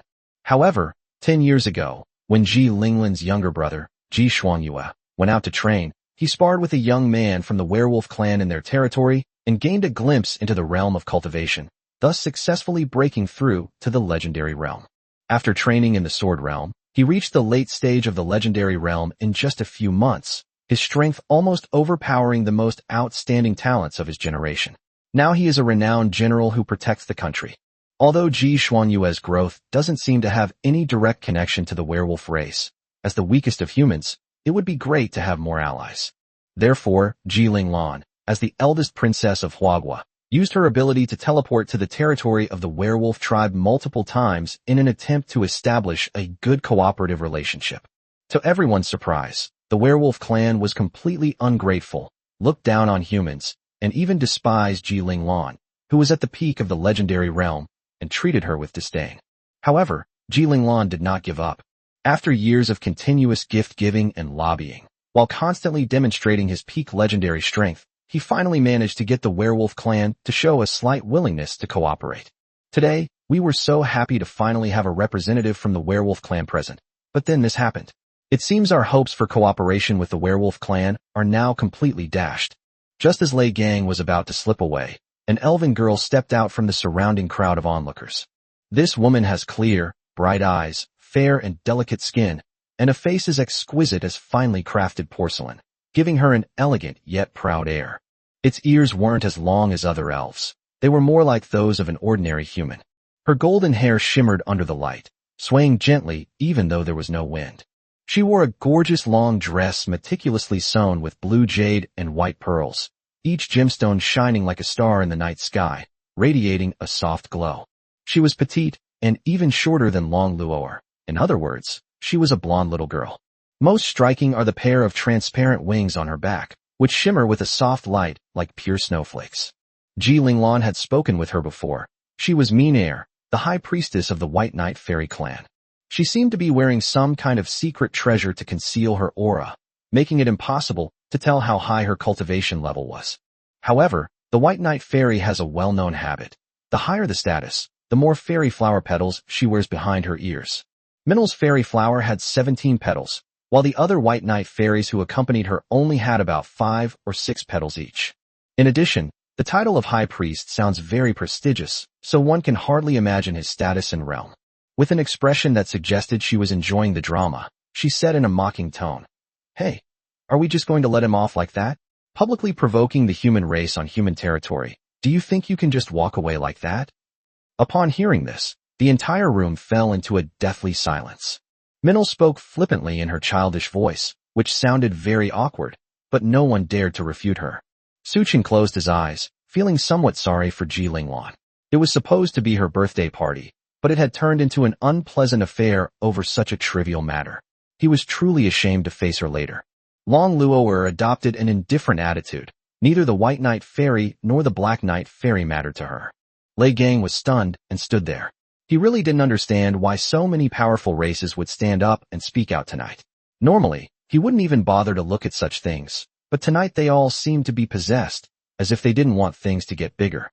After a few breaths, seeing that no one spoke, Minair also sighed. She walked slowly to Su Chun, looked him up and down, and then seemed to notice something unusual. A slight smile appeared on her lips. Suddenly, she turned around and announced to the crowd, "Does everyone know about the martial god festival of the White Knight Fairies?" Upon hearing this, everyone was puzzled, wondering why she would suddenly say something like this. The martial god festival is less a custom of the White Knight elves and more a custom of the entire elf race, except that the White Knight elves value the martial god festival more than other elf races. The elf race has a longer lifespan than the dragon race, and their mastery of magic is even greater than that of the dragon race. They are also the only race that can use magic without having awakened their divine calling. However, the elf race as a whole has relatively poor basic physical fitness, and it is almost impossible to find any who have awakened a special ability to use melee weapons. They are a race that specializes in magic. The White Knight Elves, a branch of the Elven race, possess a far greater mastery of magic than other Elven races. However, as a price, most adult White Knight Fairies are not even as physically strong as 10-year-old human children. Although magic can instantly destroy opponents in combat, magic is not omnipotent, and a weak body will inevitably cause some trouble in daily life. Therefore, the ancestors of the elf race devised a plan to use various rare cultivation resources as leverage to attract other physically strong races to settle in their territory and help solve some of their daily troubles. If you possess exceptional magical talent and your appearance aligns with the elven aesthetic, you might even be able to marry into the elven race, rising to great heights and enjoying the protection of a powerful race while also having access to abundant cultivation resources. But over time, more and more races learned that the elven race would recruit other races to settle there, and more powerful outsiders were attracted to join them, since everyone wanted to be accepted by a powerful race. However, the number of elves is small, and the number of other races they can accept is limited. So they came up with a plan to have the strongest alien warriors fight each other without using magic, and whoever was the strongest would be chosen. Perhaps because the elves are naturally physically weak, they seem to really enjoy the sight of strong people fighting each other hand to hand. So much so that they feel even more disappointed after recruiting enough strong people from other races. To alleviate this sense of loss, they would periodically gather powerful individuals from various alien races to fight each other, using rare treasures as prizes. Those who performed exceptionally well would receive all sorts of prizes. This is the origin of the Martial God Festival, which is also a well-known fact. Chapter 150, How did a perfectly good birthday banquet turn into a martial arts competition? The question is, why would Minel suddenly bring this up? Does it have anything to do with what's happening now? Seeing everyone's confusion, Minair added with a smile. Actually, I also overheard the conversation between those two human boys. I can roughly guess why that werewolf uncle was angry. It's nothing more than the prejudice between races and strength. Coincidentally, this place is a gathering place for elites of various races, and I happen to have a few odds and ends that I don't need that I can use as prizes. Also, I happen to be a priestess of the White Knight Fairy, so I have the right to hold the Martial God Festival. So, to ensure everyone enjoys the human princess's birthday celebration even more, I, in the name of the High Priestess of the White Knight Fairy, am temporarily hosting a Martial God Festival here to prove myself with strength. What do you all think? Upon hearing this, many powerful alien beings present clenched their fists, their faces filled with excitement. The Elven War God Festival is almost impossible to come by, let alone the most prestigious White Knight Elf War God Festival. And here gather hundreds of elite warriors from various races. As long as you can achieve good results in the Martial God Festival here, even if you are not chosen by the White Knight Fairy to join her, you can still gain a great reputation. Su Chen frowned slightly. He understood what Minel meant. She really loved making things worse. This is clearly Ji Linglan's birthday party. How did it turn into your show? How did a perfectly good birthday party turn into a martial arts competition? However, Ji Linglan did not seem to be dissatisfied with Minair's overbearing attitude. On the contrary, she seemed relieved and even looked very happy. This birthday banquet was originally held to express gratitude to all ethnic groups for their help to China. As long as these alien elites can have fun and their cooperation with China can be further strengthened, it wouldn't be a problem to hold a martial god festival at her funeral, let alone a small birthday banquet. Most importantly, the fact that the White Knight Fairy is holding the martial god festival on Chinese territory will become known to many races. The Elven race almost always holds their war god festivals within their own territory. There is only one reason why the Elven race would hold a war god festival in the territory of another race, that the Elven race has officially recognized that race and established an alliance with them. This is something that many races dream of. Now that humanity has achieved this, and China has achieved this, we can probably designate today as the anniversary of the alliance with the White Knight Fairy. A few breaths later, the volume of the entire manor seemed to be turned up to the maximum, and a thunderous cheer erupted. I agree. I raise all four hands in agreement. Woohoo! Take off. This trip was definitely worthwhile. I never expected to encounter the White Knight Fairy holding the Martial God Festival. Cool. We can't afford to waste that teleportation scroll in our clan now. I'm going to summon all the strongest members of my clan. I never expected that China could gain the approval of the White Knight Fairy. It seems we should also establish a cooperative relationship with China. Who knows, we might be able to get in touch with the Elven race through China someday. As the saying goes, some people are happy while others are sad. Lei Gang was completely panicked at this moment. What is the meaning of holding the Martial God Festival so suddenly? Could it be that the White Knight Fairy wanted to curry favor with the Dragon Clan, so she deliberately gave her an excuse to make a move? As long as one dies at the Martial God sacrifice, there will be no complaints. What the hell is this? Mina L clapped her hands, and the entire room fell silent instantly. Many powerful figures awaited his instructions, their eyes filled with excitement. All right. I know everyone is excited, but this Martial God Festival was held on short notice, so we didn't make many preparations, and we don't know much about the participants or their numbers. Therefore, this year's Martial God Festival will use a lottery system. We will set up 5 barriers outside the courtyard. People who draw the same number will be considered opponents and can use magic and their personal weapons. The winner will advance to the next round, and the loser will be eliminated. If you're unlucky enough to encounter an opponent with a significantly lower cultivation level, or if you believe you're about to lose and can simply concede, then I hope all you strong warriors can fully enjoy this Martial God Festival. As Minair finished speaking, everyone erupted in excitement once again, gathering outside the manor villa to await Minair's declaration. However, Minair's words the next second stunned everyone. Since I just said that everyone should prove themselves with their strength, settle scores and grievances, how about the opening performance of this Martial God Festival? Lei Gang of the Werewolf Clan, and this young man of the Human Clan. If you don't mind, let's start the event with your duel. What does this mean? Mina AI actually arranged for a human child to compete against the 7th young master of the werewolf tribe in a demonstration match?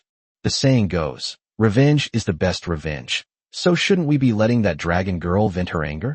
How did it turn into a competition with human children? Even if Lei Gang is weak and useless, he is still a legendary figure. That human child looks to be at most at the hero realm. Even if he is a priest, he is no match for the werewolf at the legend realm. The physical abilities of humans are inherently vastly different from those of werewolves. Now, things are really messed up. The skill level is still far behind. How can they possibly win? Could it be that the human actually spoke ill of Minil, and because he was afraid of the dragon race by his side, he could only use the excuse of holding the martial god festival to get rid of him? But this shouldn't be happening. The importance of the martial god festival to the White Knight Fairy is known to all. How could they possibly go to such great lengths to hold it just for the life of a human child? What exactly is her intention? However, upon hearing this, Long Luo'er was overjoyed and inwardly gave Miner a thumbs up. Women love seeing the men they like receive recognition and praise from others. Su Chun is clearly very strong, but she doesn't like to show off in front of others, which is making her very frustrated. When Long Luo'er was in the city that never sleeps, she would boast to almost everyone she met about how amazing and powerful her Su Chun was, which made Su Chun almost a celebrity in the city that never sleeps. Unfortunately, only a few people have witnessed Su Chun's true strength. Most people just smiled and echoed him, without genuinely praising him. Long Luo'er even made a fuss about it several times. Now, being able to display his strength in front of so many powerful alien races, just seeing their shocked expressions, is probably enough to fuel his dreams for several nights. Upon hearing this, Lei Gang's terrified expression vanished instantly, and he almost burst out laughing. He never expected that the White Knight Fairy would actually be on his side. Chapter 151: The Sage with a Longsword. Su Chun sighed as he watched Lei Gang's temper change faster than flipping through a book. You can tell exactly what he's thinking. He just wanted to kill himself at the Martial God Festival and then make a quick getaway. They can enjoy the thrill of torturing and killing humans without bearing any moral condemnation. After all, if one dies at the Martial God Festival, there's really nothing more to say. Weakness is the original sin. If Long Luo'er were to seek revenge on Lei Gang because of this, she would definitely become a laughingstock in the world, and might even gain the protection of the elf clan, soaring to great heights from then on. Su Chun, you're not allowed to hold back your strength this time. Long Luo'er shook Su Chun's right hand, saying excitedly, Sai, I have a feeling I've been dragged into something really serious. Can I just admit defeat? Su Chun put one hand to his forehead and shook his head. Don't mess around. If you win, I'll grant you any request. Really? Then I'll make sure he can't even admit defeat. Honestly, why are you always like this? The opening ceremony will begin in 5 minutes. Mina L snapped her fingers, and a sky blue light screen instantly covered the entire courtyard of the manor. Su Chun also took this opportunity to secretly switch to Sage mode and learn some skills. This is a spatial magic called close at hand, yet far away.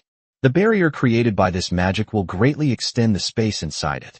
Although Ji Linglan's manor courtyard was only the size of 2.5 football fields, it was expanded hundreds of times due to the influence of the closest distance principle. Moreover, judging from the spiritual power released by Miner, even if 2 experts at the early stage of the transcendent realm were to fight a great battle within the barrier, the resulting battle fluctuations would not be enough to shake the barrier in the slightest. That's terrifying. Subsequently, Minadra's 4 companions also arrived at the 4 corners of the barrier, dividing the entire space of the barrier into 4 equal parts, forming 4 arenas for the duel. Such skillful maneuvering suggests that these night fairies must have held many martial god festivals before. Young man from the human race, are you ready? Miner appeared in front of Su Chun in a flash and asked. Su Chun also noticed that Minadra's teleportation just now actually used the magic Jichitianya. Since it's magic that can expand space, it can naturally also be used to shrink space. If you can shorten the distance between yourself and Su Chun to just 1 step, then in other people's eyes it will be like teleportation. I've learned something. Yes, I'm ready. I can start any time. Yes, truly worthy of being called a Chinese man, so full of backbone. As soon as Miner finished speaking, Su Chun and Lei Gang were instantly transported to the upper left corner of the field. Su Chun summoned his longsword, assumed a reasonably decent fighting stance, and waited for the opening remarks to begin the match. In contrast, Lei Gang summoned his natal weapon, a giant sword, planted it in the ground, and leaned his entire body against the blade, displaying a flippant attitude and completely disregarding Su Chun. If their race is stronger than yours and their cultivation level is higher than yours, wouldn't it be a piece of cake for them to slaughter you? Lose. It does not exist. How can a werewolf lose when they're right in the face? Given the human race's poor physical attributes, even if they reach the hero realm, their physical strength wouldn't be as good as that of a werewolf warrior, right? Hey, human doll, I thought you'd give up right away. Lei Gang said flippantly. As for why I say that, it's obviously to prevent him from admitting defeat. Many human men, for reasons unknown, always have a strange rebellious streak. Telling him not to give up only makes him more likely to give up. If you ask him to admit defeat, he'll be even less willing to admit defeat. Lei Gang had tortured and killed many humans, so he naturally knew a lot about these things. As it turned out, he was right. Su Chun did not admit defeat. Instead, he stared intently at him. Even if you beat him to a pulp, he probably wouldn't admit defeat. However, he was unaware that Lei Gang had become a gold mine in his eyes. A reward named Long Luoer. A gold mine that absolutely cannot be missed. How can I kill him in a cool way? This is so difficult. Which move would be considered cool in Long Luoer's eyes? The surrounding onlookers also gathered around, eager to witness this one-sided battle. That human brat actually refuses to admit defeat? What's he trying to do? This is the Martial God Festival. Even if he has a good relationship with that dragon girl, the White Knight fairies won't allow her to interfere in this duel, will they? Sigh. He probably wanted to show off his strength in front of that dragon girl. It's really not worth losing his life for that. Overestimating yourself. Let's just finish this already. It's a complete waste of time. Something's not right. Although I think this human child's cultivation level should be around the hero realm, he gives me a creepy feeling. Minil stared blankly at Su Chun, who was holding a long sword. The main reason she held this martial god festival was that she sensed a familiar aura on Su Chun and wanted to confirm her guess. The ancestor of the White Knight Fairy was the legendary sage Aisha, who protected the elven realm during Ragnarok and slew dozens of evil gods. Her memorial tablet still stands in the Fairy Spring, the sacred site of the White Knight Fairy. As the high priestess of the White Knight Fairy, Minil spent almost every day studying magic in front of Aisha's spirit tablet, receiving the wise man's earnest teachings, except when she went out to establish diplomatic relations. She was absolutely certain that Su Chun possessed the aura of a sage. But why is his signature weapon a sword? Shouldn't a sage's signature weapon be a staff? Could it be that they really made a mistake? High Priestess, it's getting late. We can begin. Minator's attendant reminded her. Minil shook her head, dispelling these distracting thoughts. After all, the sage is the greatest secret of the White Knight Fairy clan, and it is impossible for the world to know about it, nor is it possible for anyone to awaken the sage's duty. Perhaps they really did mistakenly believe it. Therefore, in the name of the High Priestess of the White Knight Fairy, I hereby declare, the Martial God Festival now begins. As soon as he finished speaking, Lei Gang drew the greatsword he was leaning against and charged towards Su Chun with a ferocious expression. You brat, prepare to die. However, Su Chun remained unmoved, keeping his sword raised and staring intently at Lei Gang, who was charging towards him. Spatial secret technique, instant distance. Light blade. Su Chun muttered to himself, took a step, and his figure instantly disappeared from the spot. In the blink of an eye, he was behind Lei Gang. In Lei Gang's eyes, Su Chun seemed to have vanished into thin air, disappearing from the spot in an instant. Damn it! Where did you run off to, you brat? He shouted angrily, but no one answered him. However, a few seconds later, when Lei Gang noticed that the powerful alien beings watching were all showing expressions of shock, he vaguely sensed something was wrong. A moment later, he found that the world in his eyes had been completely upside down and was even spinning. What's going on? This human child can actually use illusion magic? Damn it, don't think you can escape this calamity just because you know a little illusion magic. However, when the world in his eyes stopped spinning, he was completely stunned, because he saw his own feet standing in the courtyard. And through the gap between his feet, he saw Su Chun appear behind him as he retrieved his natal weapon. Chapter 152, Single-handedly supporting Long Luoer. This is a combination technique that Su Chun just came up with. The reason why the light blade needs to consume a large amount of spiritual power is mainly because it needs to consume a lot of spiritual power to gain acceleration when approaching the opponent. Then, the essence of the Blade Master is to kill the opponent at a speed that they cannot react to. Therefore, you can use the newly learned skill Close to the Horizon in Sage mode to approach your opponent, and then switch to Sword God mode to use the light blade to kill them. This method saves much more spiritual energy than using the light blade alone. It seems to be working quite well. Su-chun, you're so handsome. Long Luo'er exclaimed excitedly, skipping and hopping over to Su-chen's side. Hey Lolo, the competition isn't over yet. Is it a bit much for you to come in like this? What does it matter? That piece of trash's head is already gone. Those White Knight fairies were just so captivated by your handsomeness that they forgot to announce the results. Su-chen also sighed. However, the White Knight fairy did not prevent Long Luo'er from entering, so at least in terms of the outcome, there shouldn't be any major problems. Lolo, that reward? That move just now feels like it'll give me a month's worth of dream material. It shouldn't just be a light blade, right? Long Luo'er was as excited as a fangirl, completely lacking any of the demeanor of a powerful person. Well, I'll explain everything to you properly later. Let's leave here for now. Su-chun and Long Luo'er arrived together in front of Minerer and noticed that her expression was a little strange. High Priest, shouldn't we announce the results of this competition? Su-chun asked cautiously. Alright. Sorry, then I declare the exhibition match over. Su-chun from the human race has won this competition. Upon hearing this, the onlookers who had just been stunned by Su-chun's move finally came to their senses.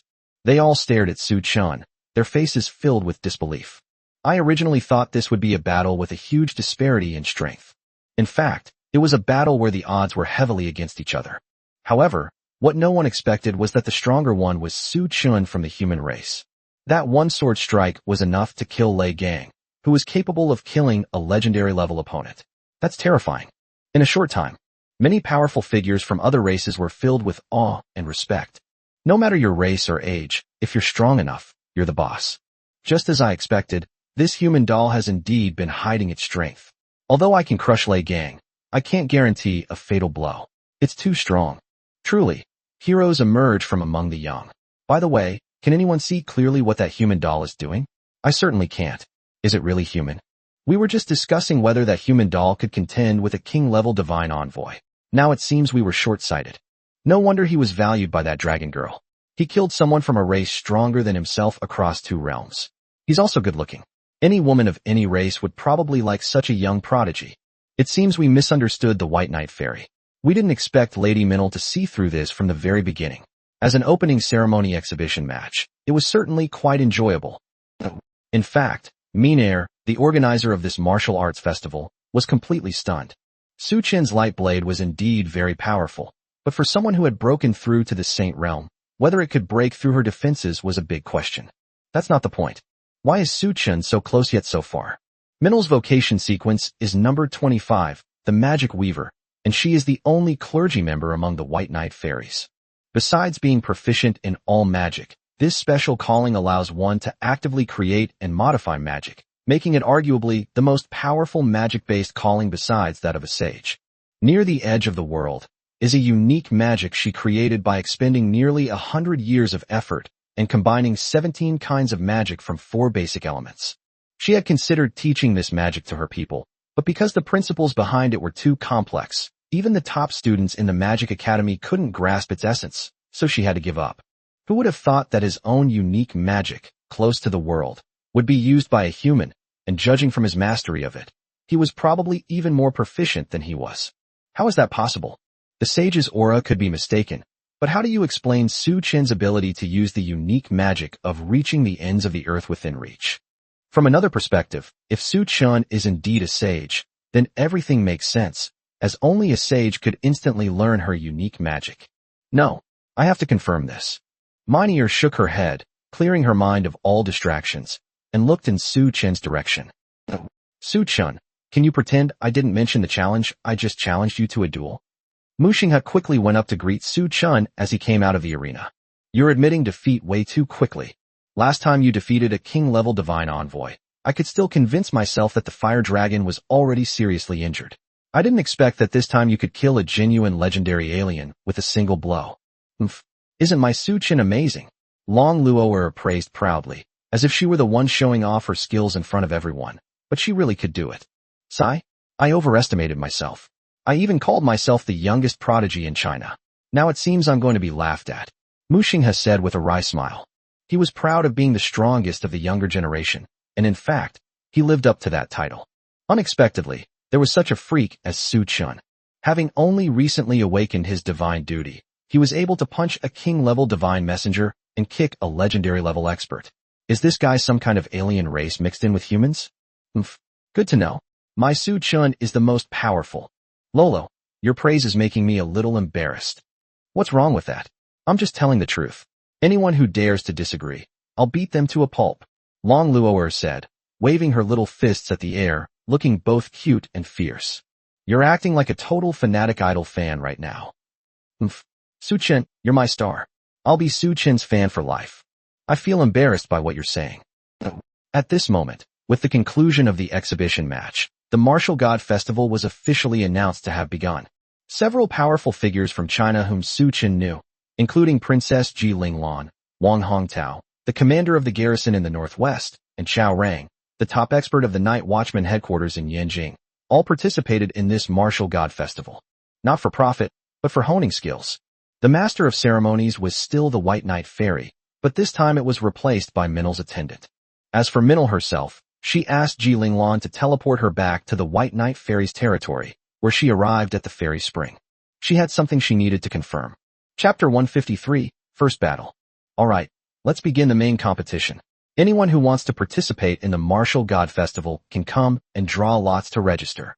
As the White Knight Fairy Master of Ceremonies finished speaking, all the powerful figures present surged forward. These people are clearly elite warriors from various races, yet they're scrambling to register like elderly folks at a market, even though there's no limit to the number of participants. Finally, Bai Qing, a handsome Fox clan member at the early stage of the epic realm, broke through the encirclement and eagerly approached the Master of Ceremonies. Hello, please draw lots.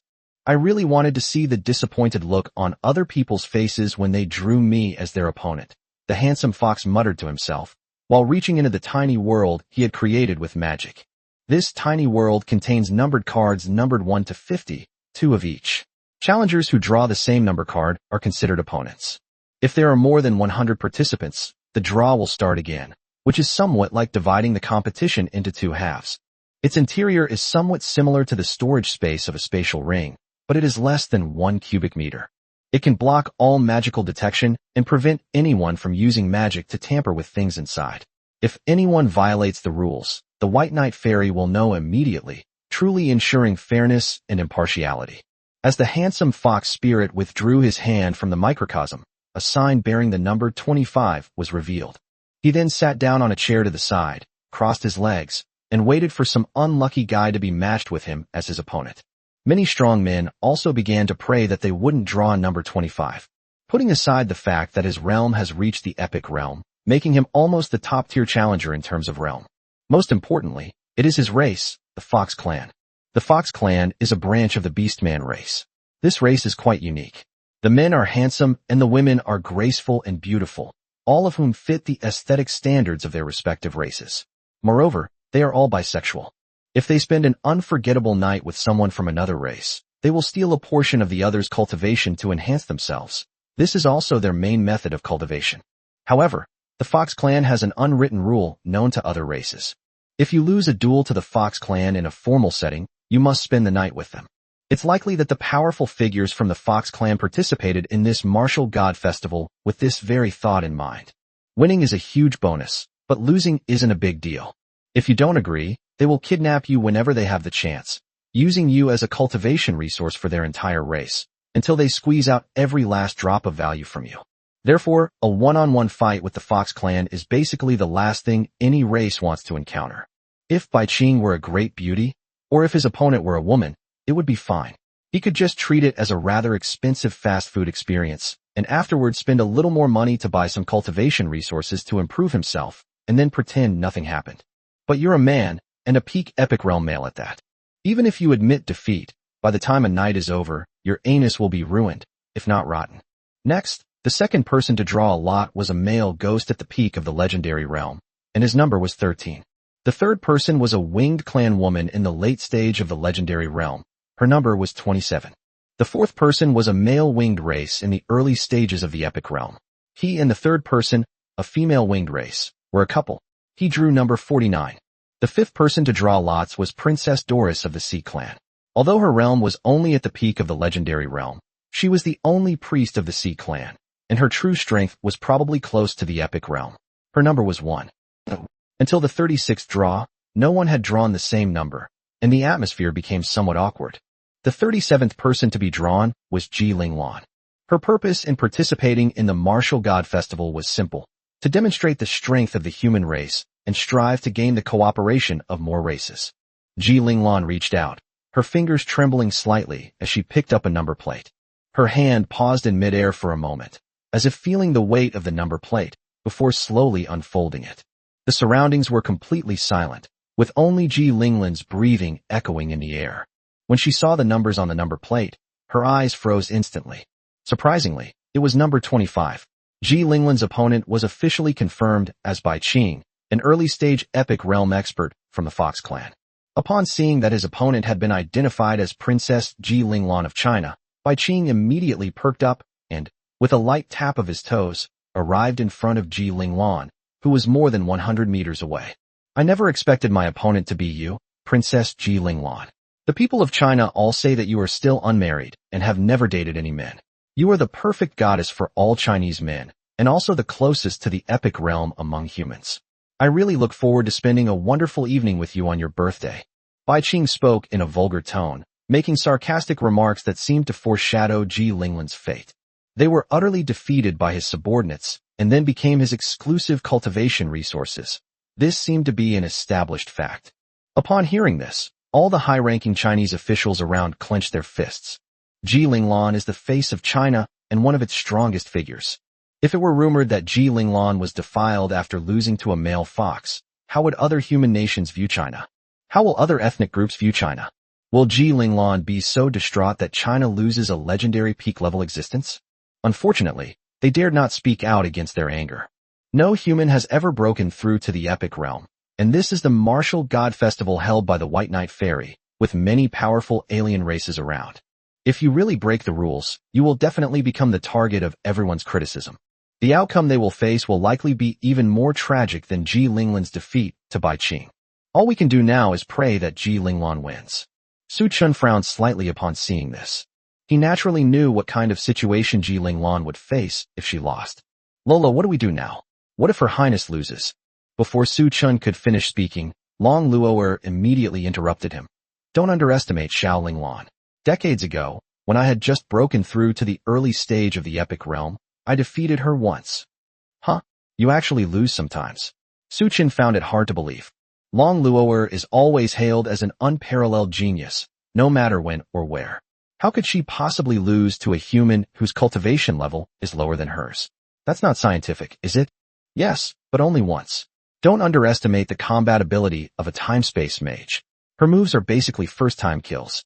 Even I only knew how to deal with her after she explained the weaknesses of her abilities. Is it that amazing? Yes.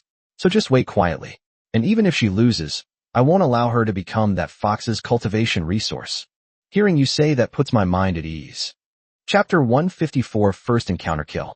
At this moment, Ji Linglan and Bai Qing were also taken by the White Knight Fairy to the first arena on the northwest side. Although the draw is still ongoing, many powerful alien races clearly have no interest in it, and have come to watch this duel that concerns the face of China. Who do you think will win? Ji Linglan is weaker than that foxman in terms of both racial strength and cultivation level, right? Is there even a question? Bai Qing will definitely win. It's a bit of a pity for Ji Linglan. I've never even seen what she looks like.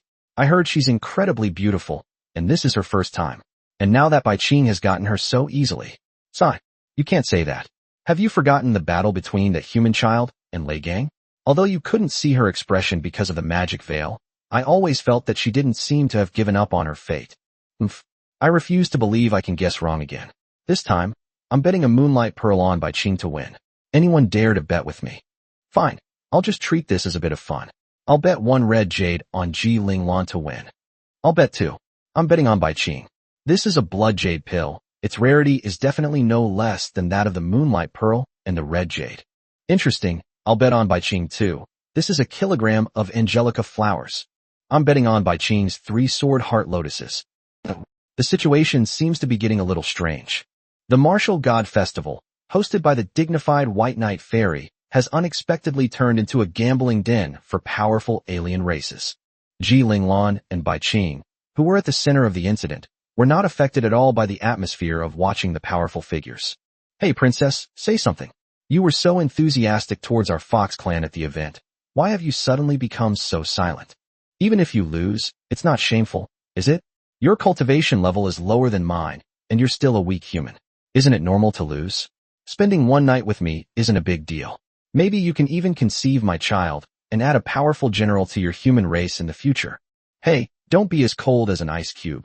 What if I lose all desire?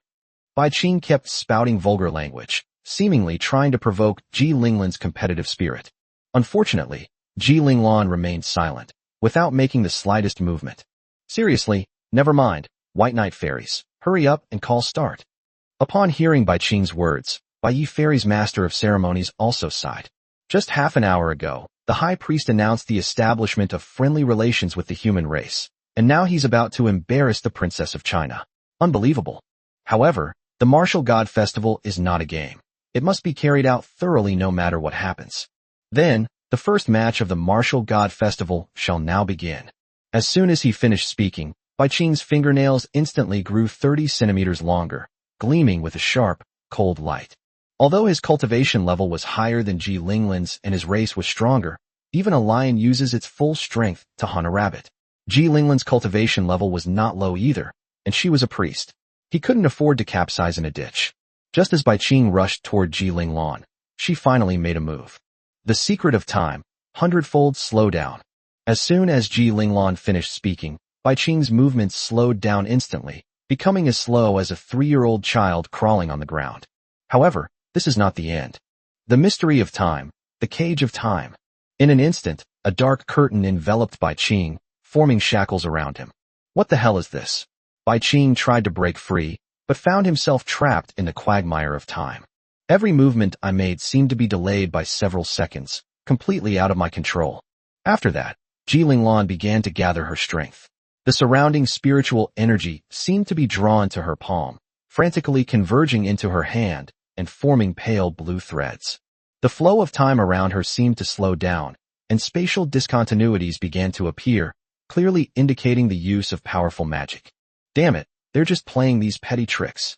With a roar, Bai Qing's physical strength increased several times over, forcibly breaking free of the time prison and continuing to charge towards Ji Linglan with his claws. The shockwaves generated during the charge alone formed hurricane-like barriers, whipping up the plants in the courtyard. The secret of time, time standstill. Clang. Just then, a huge bell rang out, and an eerie gray-white shrouded the area within 100 meters of Ji Linglan, seemingly foreshadowing the arrival of the apocalypse. Bai Qing, who was less than 30 meters away from Ji Linglan, seemed to have been frozen in place as if a pause button had been pressed. Immediately afterwards, Ji Linglan's right hand seemed to be enveloped by an invisible force, emitting a faint blue light. Spatial profound technique, spatial severing. As Ji Linglan's low moaning rang out, she slashed her right arm forward in the air. The plane in which Bai Qing was standing actually shifted from left to right starting from his knees, as if a painting had been torn in half. The eerie gray-white color faded away at this moment, as if a color filter had been applied, adding color to the surrounding scenery. The next second, Bai Qing's entire body suddenly fell straight forward. Boom! Due to inertia, his body, from the knees up, crashed directly behind Ji Linglan with a loud thud, kicking up a cloud of dust. A moment later, when the smoke and dust cleared, the scene showed Ji Linglan pointing her staff at Bai Qing, who was prostrate on the ground. This was clearly a warning to Bai Qing, telling him to admit defeat. Ji Linglan didn't want to cause trouble with the entire Fox clan because of the Martial God Festival, so there was absolutely no need to kill her. Although losing both legs is nothing to a powerhouse at the epic realm level, it is not fatal at all. You can find a magician who knows healing magic to restore you to full health later. However, judging from the current situation, losing both legs will definitely have a significant impact on combat power. In addition, the strength that Ji Linglan just displayed cannot be measured by ordinary peak legendary realm standards. This is not a battle that must be won, so there is no need to fight to the death. I admit defeat. Bai Qing lowered his head, like a humble loser, and in fact, he had indeed lost. At this moment, all the onlookers were once again dumbfounded. Ji Linglan actually won, and once again, she defeated someone with a higher cultivation level than her in a crushing manner. Why do I say again? Damn it, Just a few tens of minutes ago, Su Chun of the human race killed Lei Gang of the werewolf race in one move, and now Ji Linglan has instantly defeated a fox race expert at the epic realm. Are all humans actually faking their strength to deceive others? What happened to the claim that humans are the weakest race? How come they can all cross borders to kill enemies? This is not scientific. At this moment, all the powerful alien races looked at Ji Linglan with awe. However, what no one could have imagined was that all of this was within Ji Linglan's expectations. Beneath that pure white veil, Ji Linglan revealed a smug smile on her exquisite face. She thought to herself with disdain, "Tch, I thought the Fox clan's epic realm experts were so powerful, but is that all? You alien races dared to look down on us humans. Did you really think I was a pushover?" Chapter 155 Second Round. Your Highness is amazing. After Ji Linglan left the battlefield, Su Chun and Long Luo rushed forward to praise her. Having played many RPG games, Su Chun's concept of time-space sorcerers had always been limited to support roles, and he never expected them to have such strong offensive capabilities. Manipulating time and controlling opponents. This incredibly powerful skill actually exists. Although the sages I successfully deciphered all of Ji Linglan's spells, Su Chun was unable to cast them in his current state. The level of understanding is too low. The limitations are still too great. Fortunately, she wasn't a god, otherwise she would have truly violated the divine covenant. However, a question arose in Su Chun's mind. Why are gods not allowed to manipulate time, but there are no restrictions on the manipulation of time by beings in the lower realms? Thank you for the compliment, but I'm still not as good as you. Ji Linglan replied modestly. He's definitely not as good as my Su Chun. Long Luo interjected, as if Su Chun had become omnipotent in her eyes. Haha, that's for sure. How can I compare to your Su Chun? Ji Linglan glanced back and noticed that some powerful aliens seemed to be discussing the distribution of the bets they had just placed. Since the stakes in this bet are all cultivation resources, they cannot be distributed equally, which will definitely cause some minor conflicts. The remaining powerful alien races also returned to the White Knight Fairy's Master of Ceremonies to draw lots, and the Martial God Festival would not be stopped due to any unexpected circumstances. Sigh, don't flatter me. By the way, Lolo, aren't you participating? Su Chun had no hope of winning the Martial God Festival Championship. The reason why Lei Gang, who was in the mid-stage of the legendary realm, was able to kill him with a light blade was because he underestimated his opponent and did not take him seriously at all. Secondly, because his vocation sequence is only Greatsword Warrior number 533, which provides almost no physical enhancements. He can only summon his natal weapon, the Greatsword. After winning the opening ceremony, Su Chun did not need to participate in the first round of battles and directly advanced to the second round. His next opponent will definitely be wary of his light blade, and his strength will certainly not be weaker than Lei Gang's, making victory a complete pipe dream. However, he was still very curious about what kind of reward would be given to the winner of this impromptu Martial God Festival. If Long Luo participates, taking first place is a sure thing. It just depends on whether she's willing to get involved in this kind of minor skirmish. I'll participate. The prize from the White Knight Fairy must be very rare, and it might be a great boost for you. Long Luo said confidently, not believing she would lose at all. Then I'll thank you in advance, my dear wife. Sigh, I feel sorry for your opponent. Ji Linglan shook her head, while also praying that she wouldn't draw Long Luo as her opponent so soon. In Arena 1, Flower Fairy Ming Ming of the Flower Fairy clan voluntarily conceded defeat, and Doris of the Sea clan won, advancing to the second round. In Arena number 2, Night Song of the Ghost clan defeated Black Feather How of the Winged clan and advanced to the second round. In Arena number 3, Shadow 17 of the Shadow clan defeated White Feather Moon of the Winged clan and advanced to the second round. In Arena number 4, Meow Coco of the Cat Spirit clan defeated Chow Rang of the Human clan and advanced to the second round. As the White Knight Fairy announced the results of each arena, 4 hours passed quickly, and it was already past 7 o'clock in the evening. None of the powerful participants in the Martial God Festival showed any signs of fatigue. In fact, they became more and more excited as the battle progressed. Of course, there were also many challengers who, because the first battle was evenly matched, won the match but also suffered considerable injuries. Their spiritual energy and physical strength were exhausted, so they gave up the second round of the draw challenge.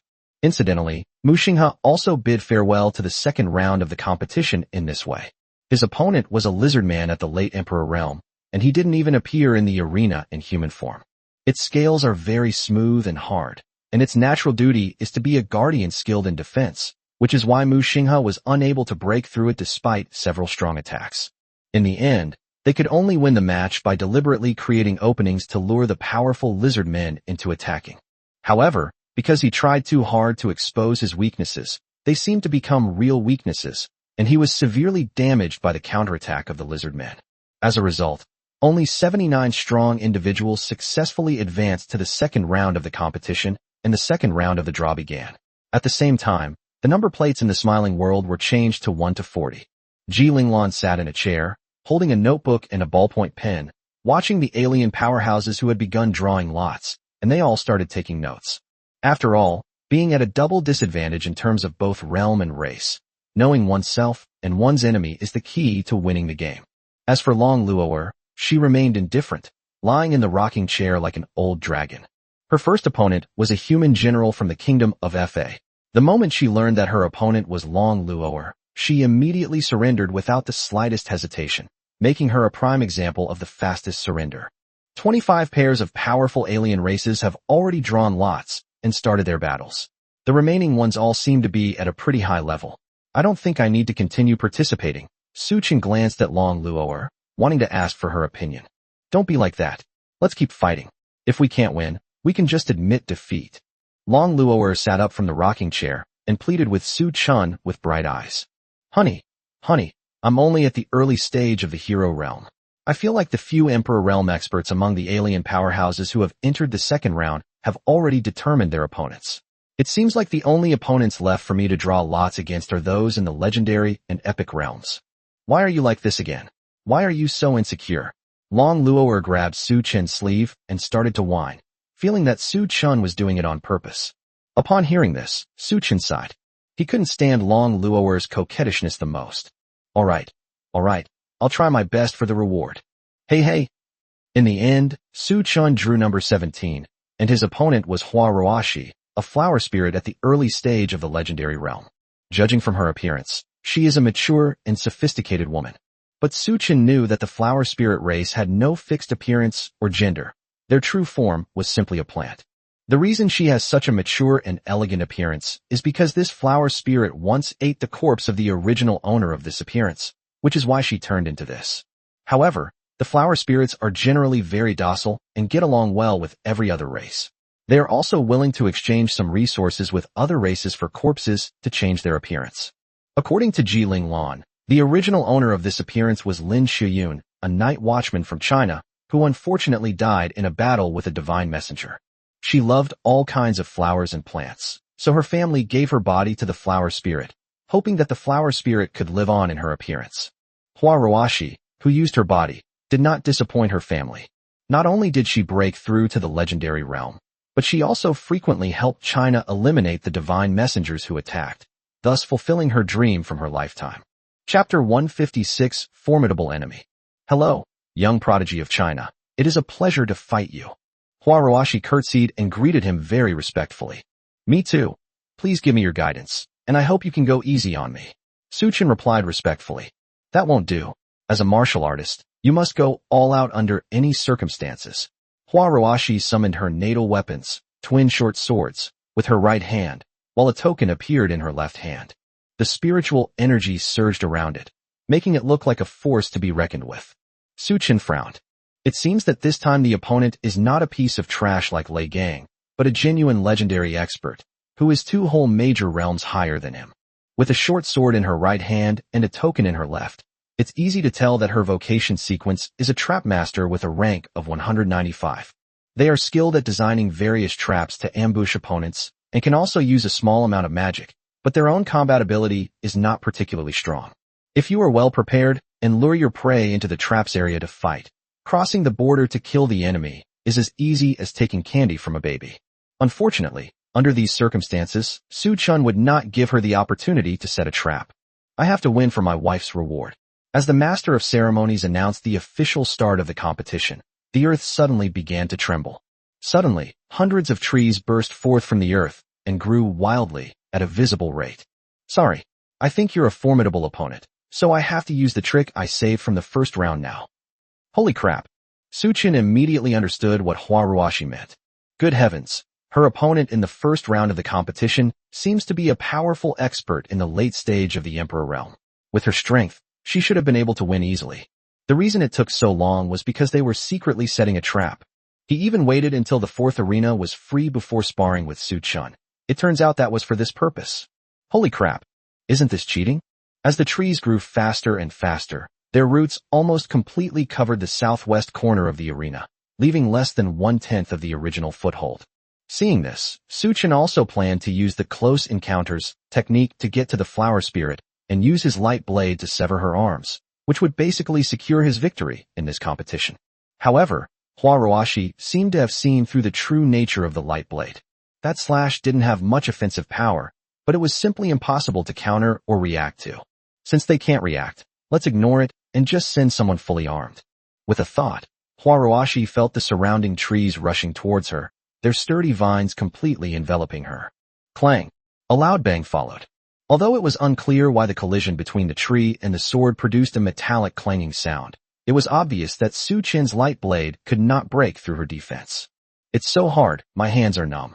Using the recoil from his strike, Suchun leaped onto a large, rapidly growing tree. However, when he stepped on the branch, he suddenly felt as if he had stepped on something. Looking down, I saw a rune emitting a red glow. Boom! The rune instantly absorbed the surrounding spiritual energy and exploded. Suchun reacted extremely quickly, using one foot to step on the tree trunk and performing a backflip to dodge the impact of the explosion. At the same time, he didn't forget to switch to Sage mode to learn some magic. This is a very basic explosive trap, not very powerful, but since it was set up in advance by a legendary trap master, being hit by it would definitely be bad enough. However, when Suchun did a backflip to avoid the first exploding trap and lightly touched the top of another tree with his toes, he discovered that there was another trap there. This time, it's not the most basic single-fire trap, but 3 extremely powerful chain traps. The first one used was the sticky trap, which has no offensive power and its uses are extremely limited. However, it does not require a process of absorbing spiritual energy like the explosive trap. It can be triggered directly upon contact. Although it would only take Suchun a second to escape this childish trap, which was as easy as a sticky mouse trap, given his physical abilities, that would be enough time for the second ice trap to absorb enough spiritual energy to release. Instantly, Suchun's knees and the entire treetop were frozen solid. The ice traps set up by the legendary experts created ice blocks that were almost as hard as titanium alloy plates. It was really impossible to break free for a while, and they could only watch helplessly as the third heavenly lightning trap began to gather spiritual power. Damn it, you forced me to do this. With a thought, Suchun switched to Dragon Tamer. At the same time, terrifying lightning struck down, hitting Suchun. Suchun's entire body was charred by the lightning and scattered to various corners of the courtyard by a gust of wind, but of course this was impossible. Not only was her body charred, but her clothes were completely undamaged, making one wonder if she was a natural insulator. What the heck? The healing runes that Huaruashi had formed in her hand dissipated, and she looked at Suchun, who was completely unharmed, with a bewildered expression. She didn't intend to kill Suchun, she only wanted to win the battle. Therefore, she had prepared healing magic and planned to cast it on Suchun immediately when he was struck by the heavenly lightning. Unexpectedly, Suchun was able to withstand her heavenly lightning trap, which is illogical. However, she only hesitated for a moment before immediately organizing the next round of attacks. Since magic traps don't do much damage to you, surely physical traps will work, right? With a gentle tap of her right hand, Huaruashi activated all 180 trap runes within a 100-meter radius centered on Suchun, emitting various colors.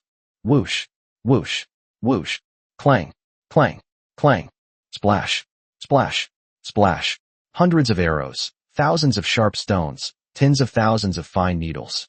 It formed a massive, dark net that swept towards Suchun. Suchun was also stunned for a moment. He really didn't expect there to be so many traps here. Was this really a martial arts competition? However, he did not panic. Huaruashi was perhaps the most formidable opponent he had ever encountered. Her light blade had been countered, she was incredibly clever, and she had made so many preparations in advance that he couldn't even get close to her now. But it is precisely because of such formidable rivals that progress can be made. He directly transformed the god-slaying golden book into a hemispherical shield, trapping himself inside it. At the same time, switch to Sage mode and use the protective array you just learned as a shield to free your hands. Finally, switch to the Eye of God and use the ability of X-ray vision to find Hua Ruashi's exact location. Everything is ready. Chapter 157 Near Death. These hidden weapons came whistling in from all directions, as dense as hail, each one carrying a fierce momentum, the sound of them tearing through the air resounding through the sky. Clang, clang, clang clang, da-da, bang. As the cacophony of various hidden weapons striking the shield rang out, a cloud of dust rose around Su Chun, reaching a height of nearly several hundred meters. Because her vision was blocked by the vines she had created, Hua Ruashi did not see clearly how Su Chun resisted the attack of her trap. Was it successful? Hua Ruashi still dared not lower her defenses, nor did she dare to remove the tree traps. They simply kept a close eye on their surroundings and prepared to launch the next attack. Once the vines are no longer protecting her, and Su Chun successfully unleashes his light blade, she will undoubtedly be defeated. Through the smoke and dust, she discovered a human-shaped figure lying motionless on the roots of a large tree, seemingly devoid of any life force. Lying on the ground, is he dead? Hua Ruashi panicked a little. If Su Chun really dies from her series of attacks, that girl from the Divine Dragon clan will definitely come after her. So she immediately activated the storm trap to disperse the smoke and dust, trying to confirm Su Chun's current situation.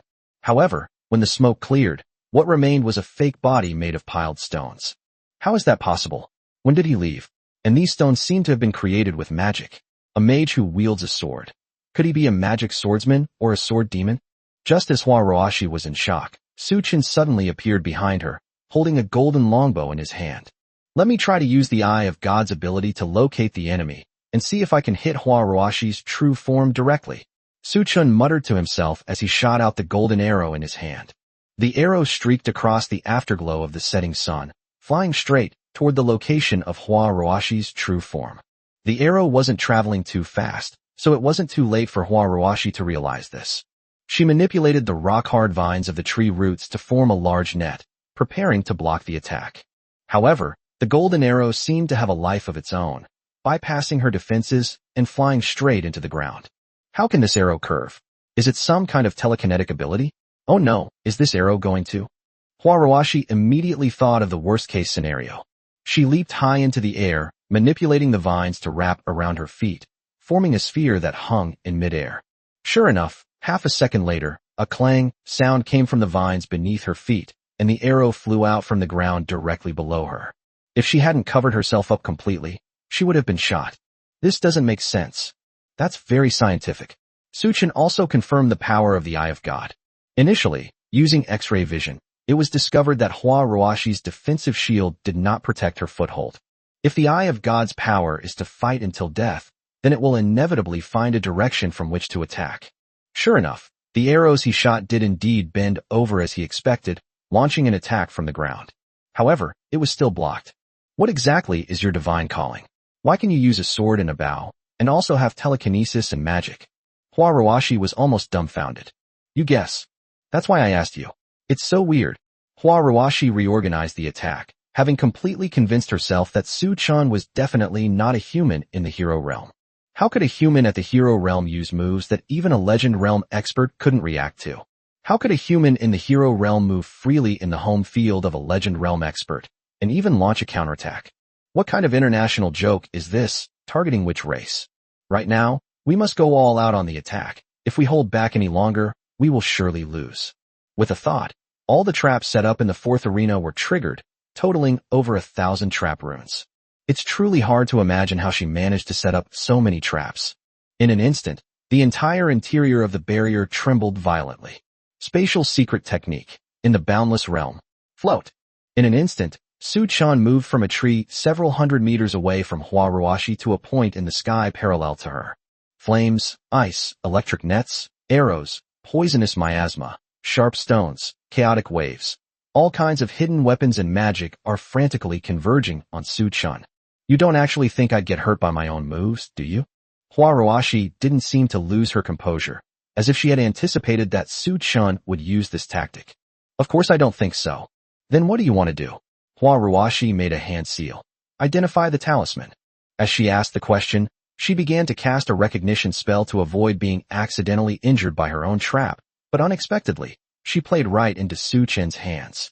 Su Chen smiled crookedly. He was glad that she had finally used this move. Otherwise, he really wouldn't have been able to break through her vine defense. Ever since Su Chen learned Hua Ruashi's trap magic using the Sage's Eye, he has come to understand one thing.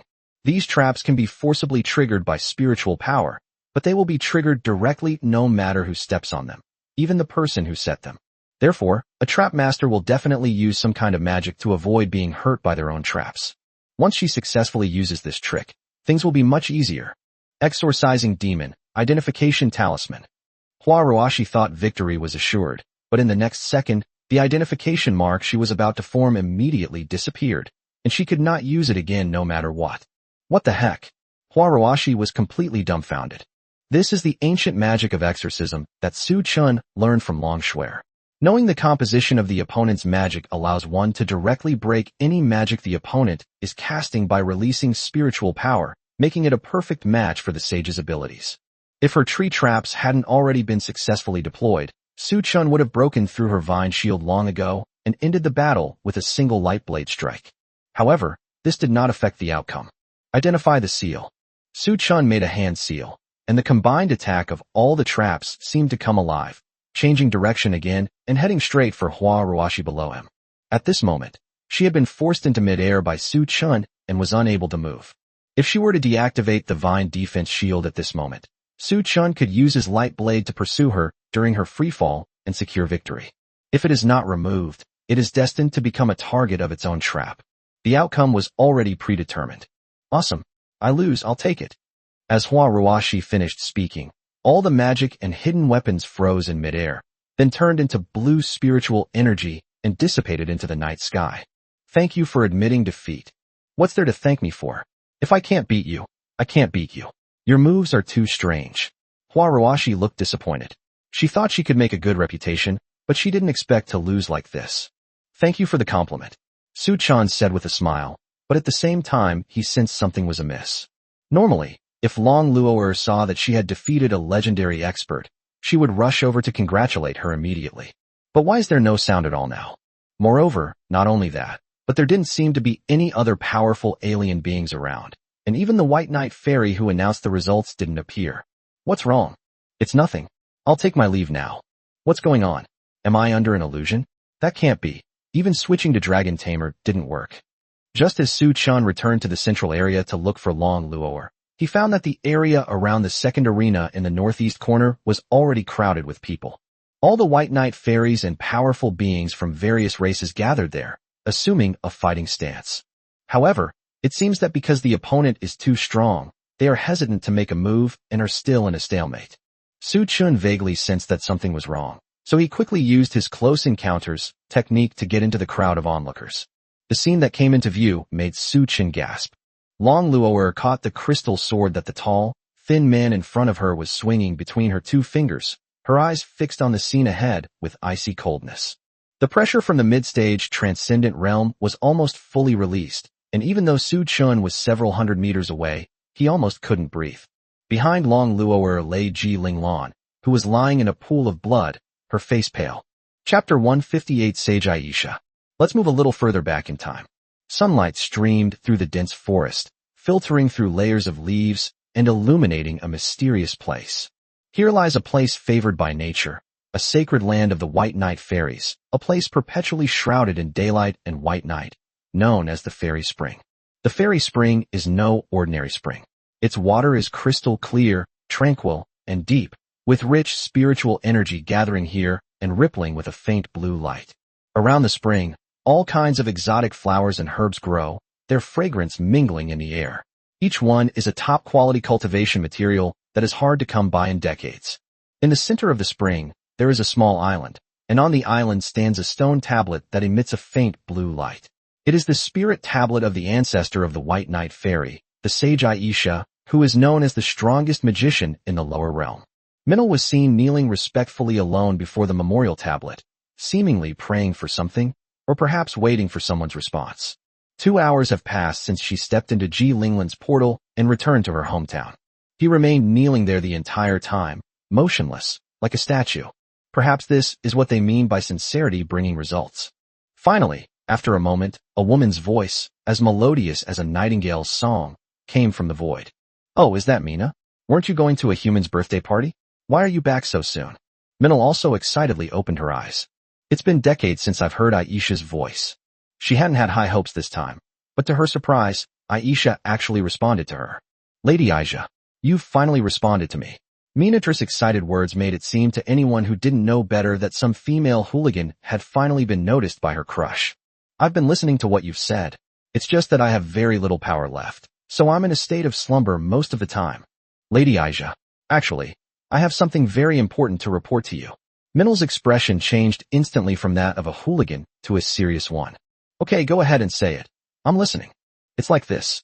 I was invited to a high-ranking official's birthday banquet in China today to solidify the cooperative relationship between our two races, but instead I encountered an extraordinary human male. As Minal spoke, she used impressionism to project her memories. The scene shown is Su Chun confronting Lei Gang. However, after only 3 seconds of looking, Aisha gossiped. I didn't expect that Mina actually likes human men. Whether it's your followers or your alien assistants, they're all women. I almost thought you were a lesbian. No, my sexual orientation is perfectly normal, and there's no way I could ever like a human. Really? Let's not talk about that anymore, sir. You should finish watching this clip first. A moment later, Su Chun on the screen killed Lei Gang once again. In particular, the moment when she released the close to the ends of the earth and light blade was slowed down many times by Mina's subjective will. Aisha also stopped her teasing tone and fell silent. This sword technique, though 1,000 times slower, I remember it should be Li Haojuan's signature move, Lightblade, right? Isn't his soul in the sword realm?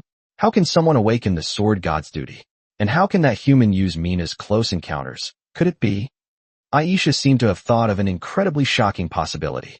Even though you can't see her expression right now, you can almost feel her excitement. Who is this human? Aisha's voice trembled slightly, and even her speaking speed became rapid. His name is Su Chun.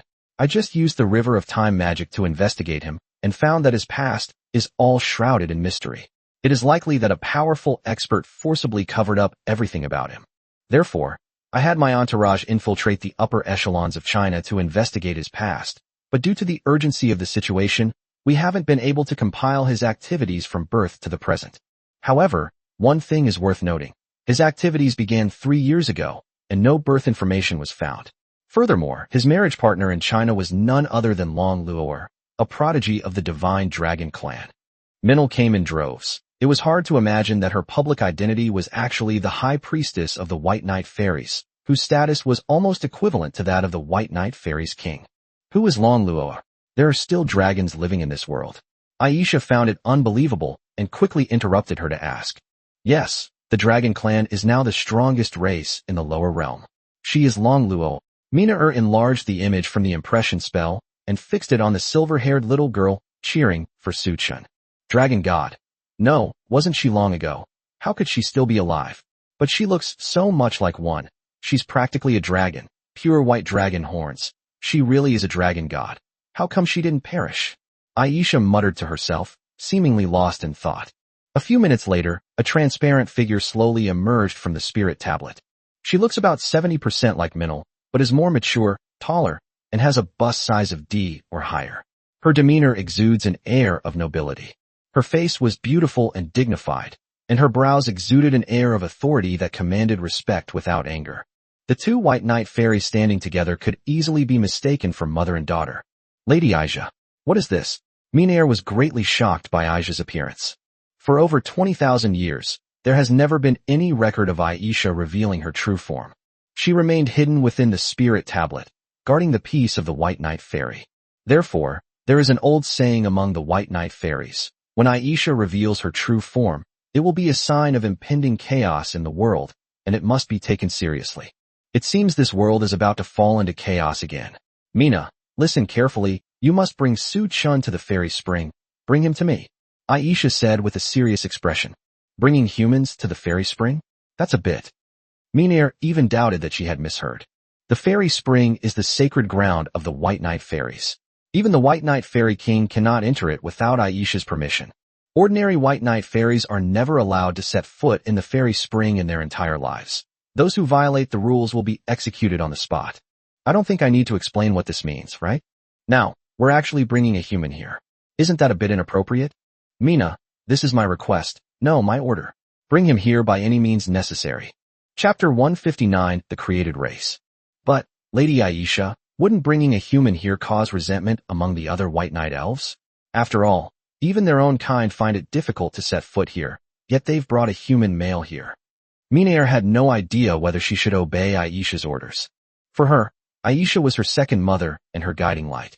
Pouring out her experiences, anxieties, and questions to the memorial tablet every day seems to have become her motivation to live. Everything she did was so that every few decades, someone could occasionally hear a few words from Aisha, and that would be enough. Therefore, Aisha's words are sacred decrees, and they are everything to her. Even if she were told to die immediately, she would obey unconditionally. However, bringing a human to the fairy spring not only violates the rules set by their ancestors for generations, but may also make the existence of the fairy spring and Aisha known to the gods outside. This involves not only her life, but also the fate of the entire White Knight fairy race. How should I choose? Minna, are you not even going to listen to me anymore? No, that's not it. Bringing a human male here without a proper reason might upset our fellow human beings. Whether for public or private reasons, she wanted to know the real reason why she had to bring humans here. I'm sorry, Mina. The truth may be too cruel for you, but please forgive me. Do you want to know everything about the White Knight fairy? Mina L seemed a little nervous. When she first met Aisha, she asked her the same question. Do you want to know everything about the White Knight fairy? At the time, she was full of youthful vigor and didn't quite understand the meaning of those words. I thought it was some kind of traditional custom related to the White Knight fairy. She believed she could learn about her race through continuous interaction with her fellow countrymen and, not wanting to waste Aisha's time, politely declined her offer. Aisha never mentioned it again, perhaps acknowledging the consequences of her actions. However, I never expected that Aisha would bring this up again under these circumstances. What is the truth? Upon seeing Minal, Aisha seemed to have a sudden realization. She closed her eyes, paused for half a minute, and then explained. The White Knight fairies are a race I created with magic. Their sole purpose in continuing through generations is to help me find someone, and that person is Suchan. Upon hearing this, Minal was instantly stunned. Even though he could hear every word clearly, he couldn't understand what Aisha meant at all. Create?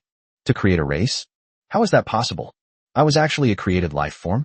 No, if it's the sage Aisha, then anything is possible. But why is that? To create an entire race, or the renowned White Knight fairies among the lower realms, just to find a human? Isn't this putting the cart before the horse? Seeing that Minal seemed lost in thought, Aisha continued. Mina, you are very smart, your level is not low, and you have awakened the Magic Weaver, a race that creates magic. You are the child I have the most hope for in the past 27,000 years. Therefore, I hope you can understand the truth about the White Knight fairy. The truth. Meinir raised her head, looking at Aisha with teary eyes. Do you remember the Godslayer I told you about? I still remember. He was the person you had a crush on, and it was because of him that you never married. Before Minal could finish speaking, Aisha tapped her on the head, telling her to stop. You're doing this on purpose. You're avoiding the important parts and talking about all these irrelevant things. Well, I do like him, that's undeniable, but let's not talk about such trivial gossip right now. Aisha coughed twice and continued to explain. The Godslayer once said that the gods of the future divine court will inevitably confuse the masses, causing suffering to the lower realms. At that time, there will definitely be a new Godslayer who will inherit his will, slay evil gods, and protect the world. However, for a Godslayer to grow stronger, he must go through countless tribulations and cannot easily reveal his identity. Therefore, he must have a powerful and trustworthy partner to accompany him. Those ancient gods have lived for far too long, their realms having long since reached the God Emperor and true God realms. They are simply not something that the current beings of the lower realms can defeat, nor can they be matched by the newly awakened Godslayers. Therefore, we, the followers of the Godslayer, came up with a solution. To store a portion of our soul power in the Godslayer's magical artifact, the Golden Book of Godslayer, so that future prodigies who awaken as Godslayers can use our power to overcome that difficult period of growth. Unfortunately, the fruits of our life's work cannot be stored in the power of our souls. Therefore, we came up with another idea, to store our divine power only in the Godslayer's Golden Book, while hiding the rest of our inheritance in various corners of the world, waiting for the successor of the Godslayer to find us. Well, I've been waiting here for thousands of years, and it's gotten so boring. I know nothing about the outside world, so I created you all. Firstly, so you could chat with me, and secondly, to help me find the successor to the Godslayer. Upon hearing this, Minal suddenly realized what was going on. No wonder no one in the world awakens to the sage's calling. No multiple people can awaken the same divine office. And since Aisha's soul has not yet completely fallen into reincarnation, the will of heaven will naturally consider her to still be alive. Moreover, according to her logic, after awakening as a Godslayer, one will possess the power of a sage and be able to instantly learn all magic in the world. No wonder Su-chun used her close encounters technique. No wonder Aisha was so excited. It turns out he's the Godslayer. Oh, I see. Mina responded excitedly, but it was obvious to anyone with eyes that she was faking it. I'm sorry, but please forgive me. Su-chun. He carries an important mission, and I must fulfill it no matter what. Mina closed her eyes. Mina was confused about whether to hate or rejoice at what Aisha had done. But thinking about it, it makes sense. It's understandable to feel disappointed when you realize that you're just a tool created by someone else. But on the other hand, it was precisely because Aisha created the White Knight Fairy that she herself was able to be born into this world. Without Aisha, there would be no her. A moment later, Minal slowly opened her eyes, as if she had made up her mind. Lady Aisha, may I ask you a question? Okay, go ahead and tell me. I don't know how to save this world, nor do I want to know, but I only want to ask one question. If Su-chun accepts your inheritance, can we still meet like this? Chapter 160, Celestial Venerable Level Divine Envoy. The scene shifts back to Su-chun. He was stunned by what he saw. What the hell is going on? Although Ji Linglan appeared to be alive, she had fallen into a coma due to the severity of her injuries. Who is the tall, thin man confronting Long Luor? Is the martial arts competition still going on? A few breaths later, the tall, thin man in front of Long Luor spoke first. Hey, what do you mean by this? Just because you're from the Dragon Clan, does that mean you can interfere in other people's martial arts competitions at will? This is the Martial God Festival. Long Luor replied coldly. You still ask me what I mean? Xiao Linglan has already admitted defeat. Why are you still pursuing her?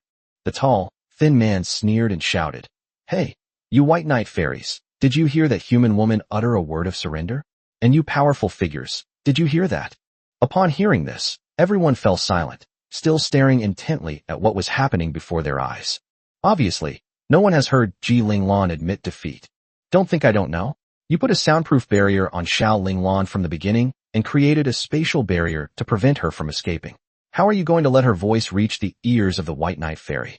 Aren't you just admitting what I said? So the duel is still going on, right? I can kill her without any problem, can I? Snap! With a crisp sound, Long Luoer could no longer bear it, and crushed his crystal sword with 2 fingers. Originally, Long Luoer was watching Su Chen's duel in the 4th arena.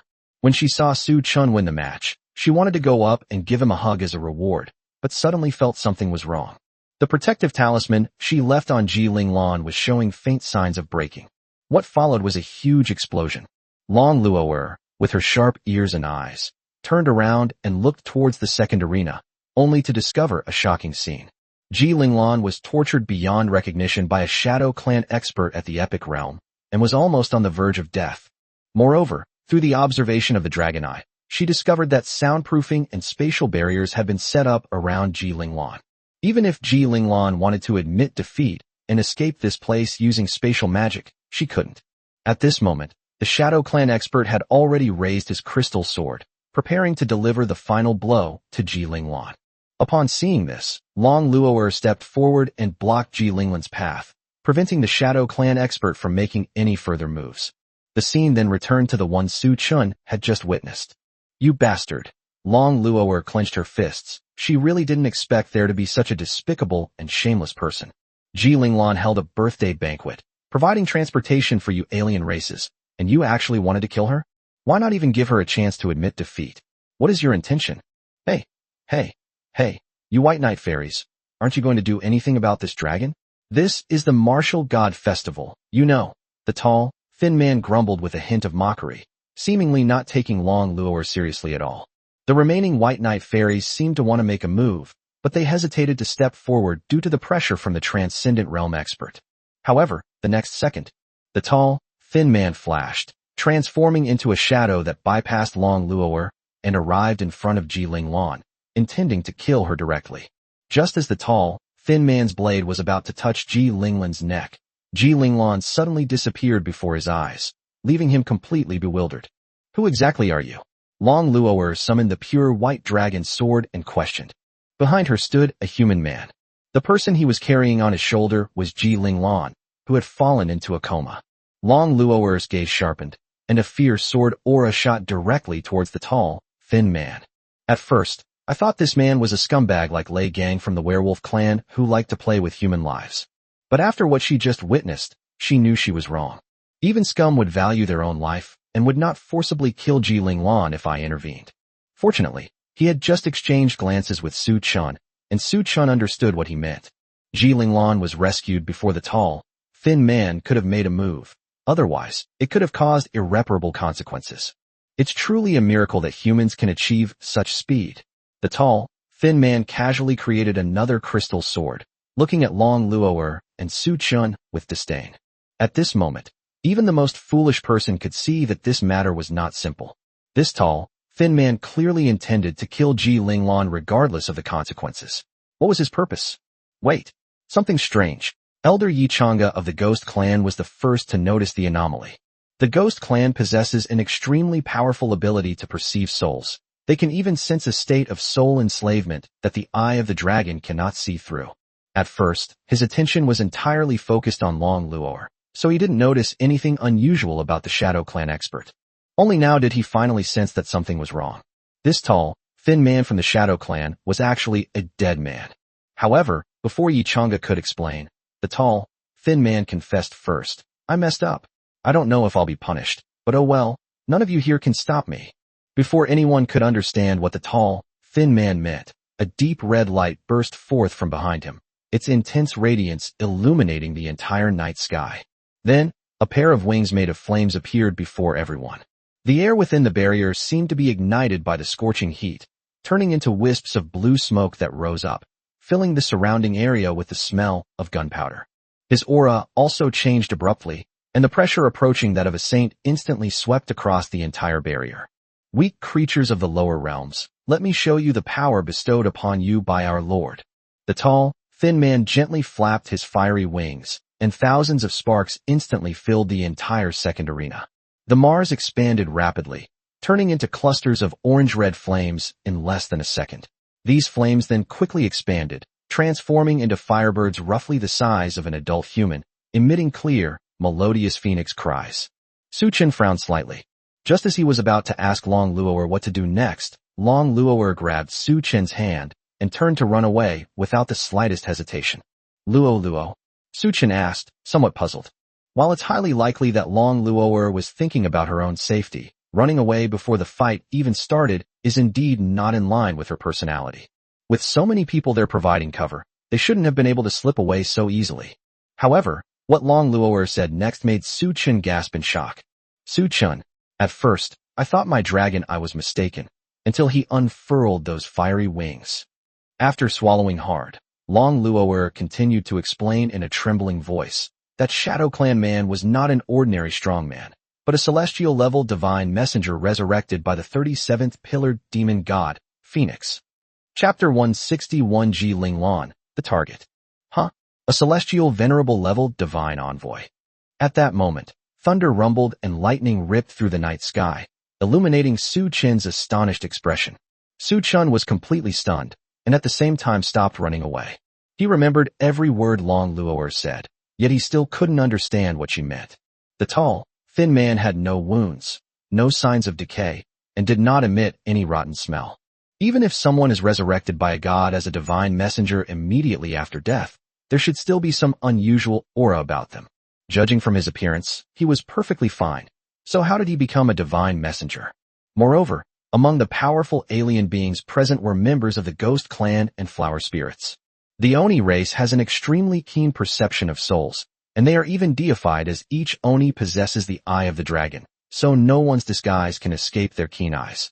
Flower spirits, who consume corpses for nourishment and appearance, are exceptionally sensitive to the smell of decaying bodies and would certainly recognize the body of a Shadow Clan man.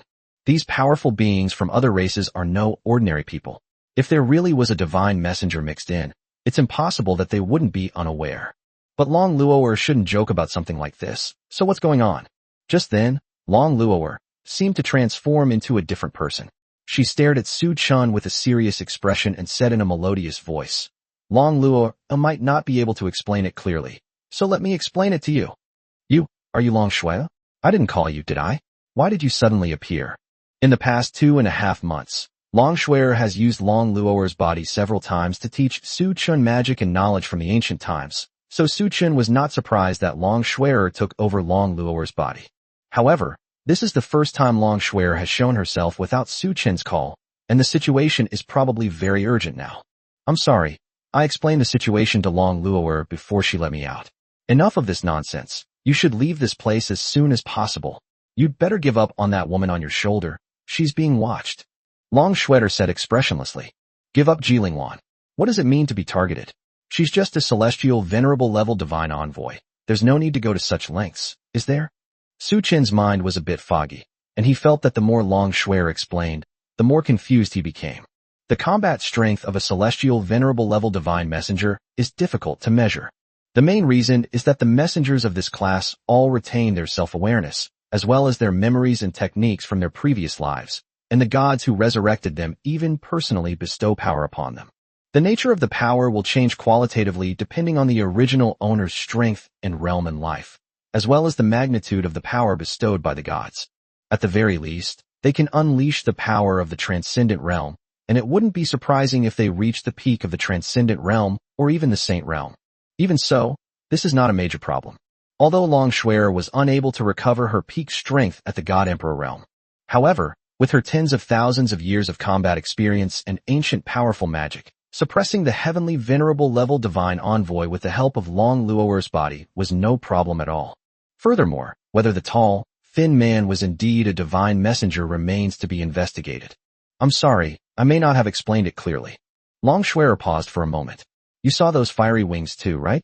There is only one God in this world who can grant divine messengers the power of fire feathers, and that is the 37th pillar demon god, Phoenix.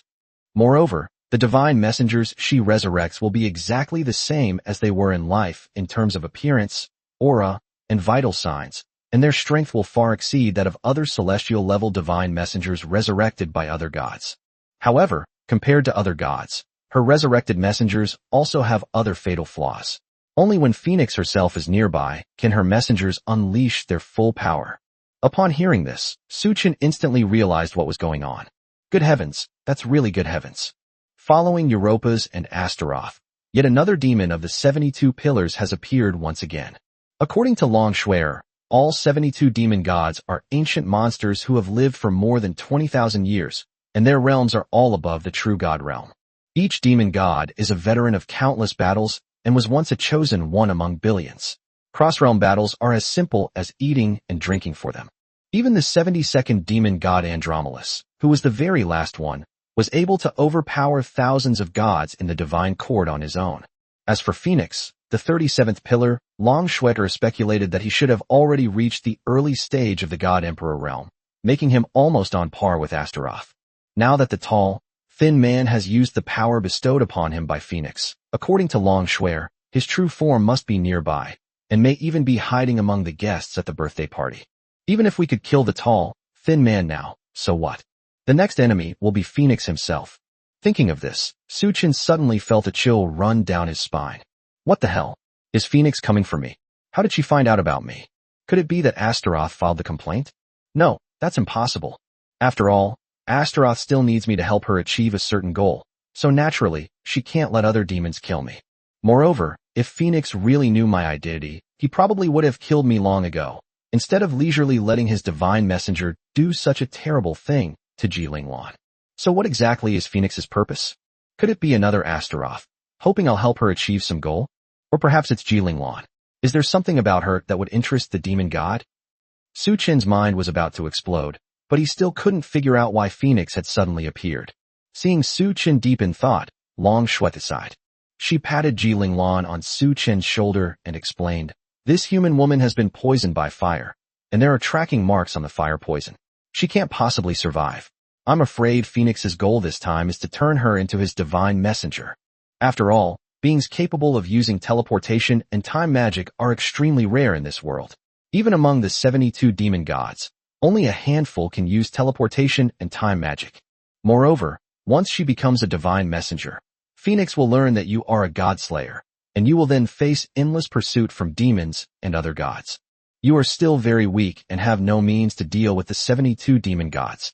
You must hide yourself no matter what. So give up on her. If you can't bring yourself to do it, then I'll do it for you. Throw her body into the void rift, so she won't be found and turned into a divine messenger, and you'll be safe. Chapter 162 Siege. On the other side, inside the barrier set up by Minil, Shadow 17, a powerful member of the Shadow clan, who was in the crowd, finally realized that something was wrong. At first, he thought Shadow 40, the tall, thin man with fiery wings, was playing a prank and trying to pull off some unusual tricks. After all, that's just how Shadow 40 is by nature. He can't stay still and always likes to get into all sorts of trouble. The problem is that, judging from the pressure released by these firebirds, the spiritual power they contain is definitely extraordinary, and each firebird possesses the strength equivalent to an epic realm expert. Even a powerful magic expert at the Dominator realm couldn't sustain such a high consumption of spiritual energy to summon so many powerful firebirds. That's not the key point. Shadow 40's calling simply doesn't grant him the ability to use such large-scale magic. How exactly did he summon these firebirds? There's definitely something fishy going on here. Shadow 40, are you crazy? This is the martial god festival held by the White Knight Fairy. What are you doing? Shadow 17 transformed into a shadow and rushed out of the crowd, arriving in front of Shadow 40 to question him. However, what awaited him was not a reply, but the flames of a phoenix that could burn everything in the world. Varied. In less than a second, Shadow 17, a peak epic realm expert, was devoured by the fire feathers behind Shadow 40, leaving not even ashes behind. Everyone was stunned by what they saw. He killed his own comrade without saying a word. Has he gone mad? Not good. This aura. Everyone, escape immediately. The group of White Knight fairies shouted, and at the same time, they joined forces to cast defensive magic to resist these firebirds. However, before the defensive magic could be successfully cast, Shadow 40 revealed a sinister smile. You think such a simple trick can stop me? Shadow 40 snapped his fingers, and the White Knight Fairy, who was casting a defensive spell, was instantly engulfed in flames without any warning. However, such flames were child's play for the elves, who were proficient in magic. With a surge of energy, all the White Knight Fairies broke free from the flames and appeared before everyone unharmed. Damn it! Do they really not take us seriously? Ghost Clan Elder Yi Changa clicked his tongue, slamming his hands on the ground, instantly creating a mud wall hundreds of meters high that enveloped the Shadow Clan man and the Firebird. However, after holding out for less than 3 seconds, hundreds of firebirds broke through the mud wall and flew straight into the sky, circling high above as if searching for prey. However, this also bought the White Knight Fairies time, allowing them to successfully add defensive barriers to all the powerful figures of various races present, so they no longer had to worry about the effects of the high temperature of the flames. Upon witnessing this scene, the powerful figures from all races mustered all their strength. With so many legendary and epic realm experts present, why would we be afraid of a mere nobody from the Shadow Clan?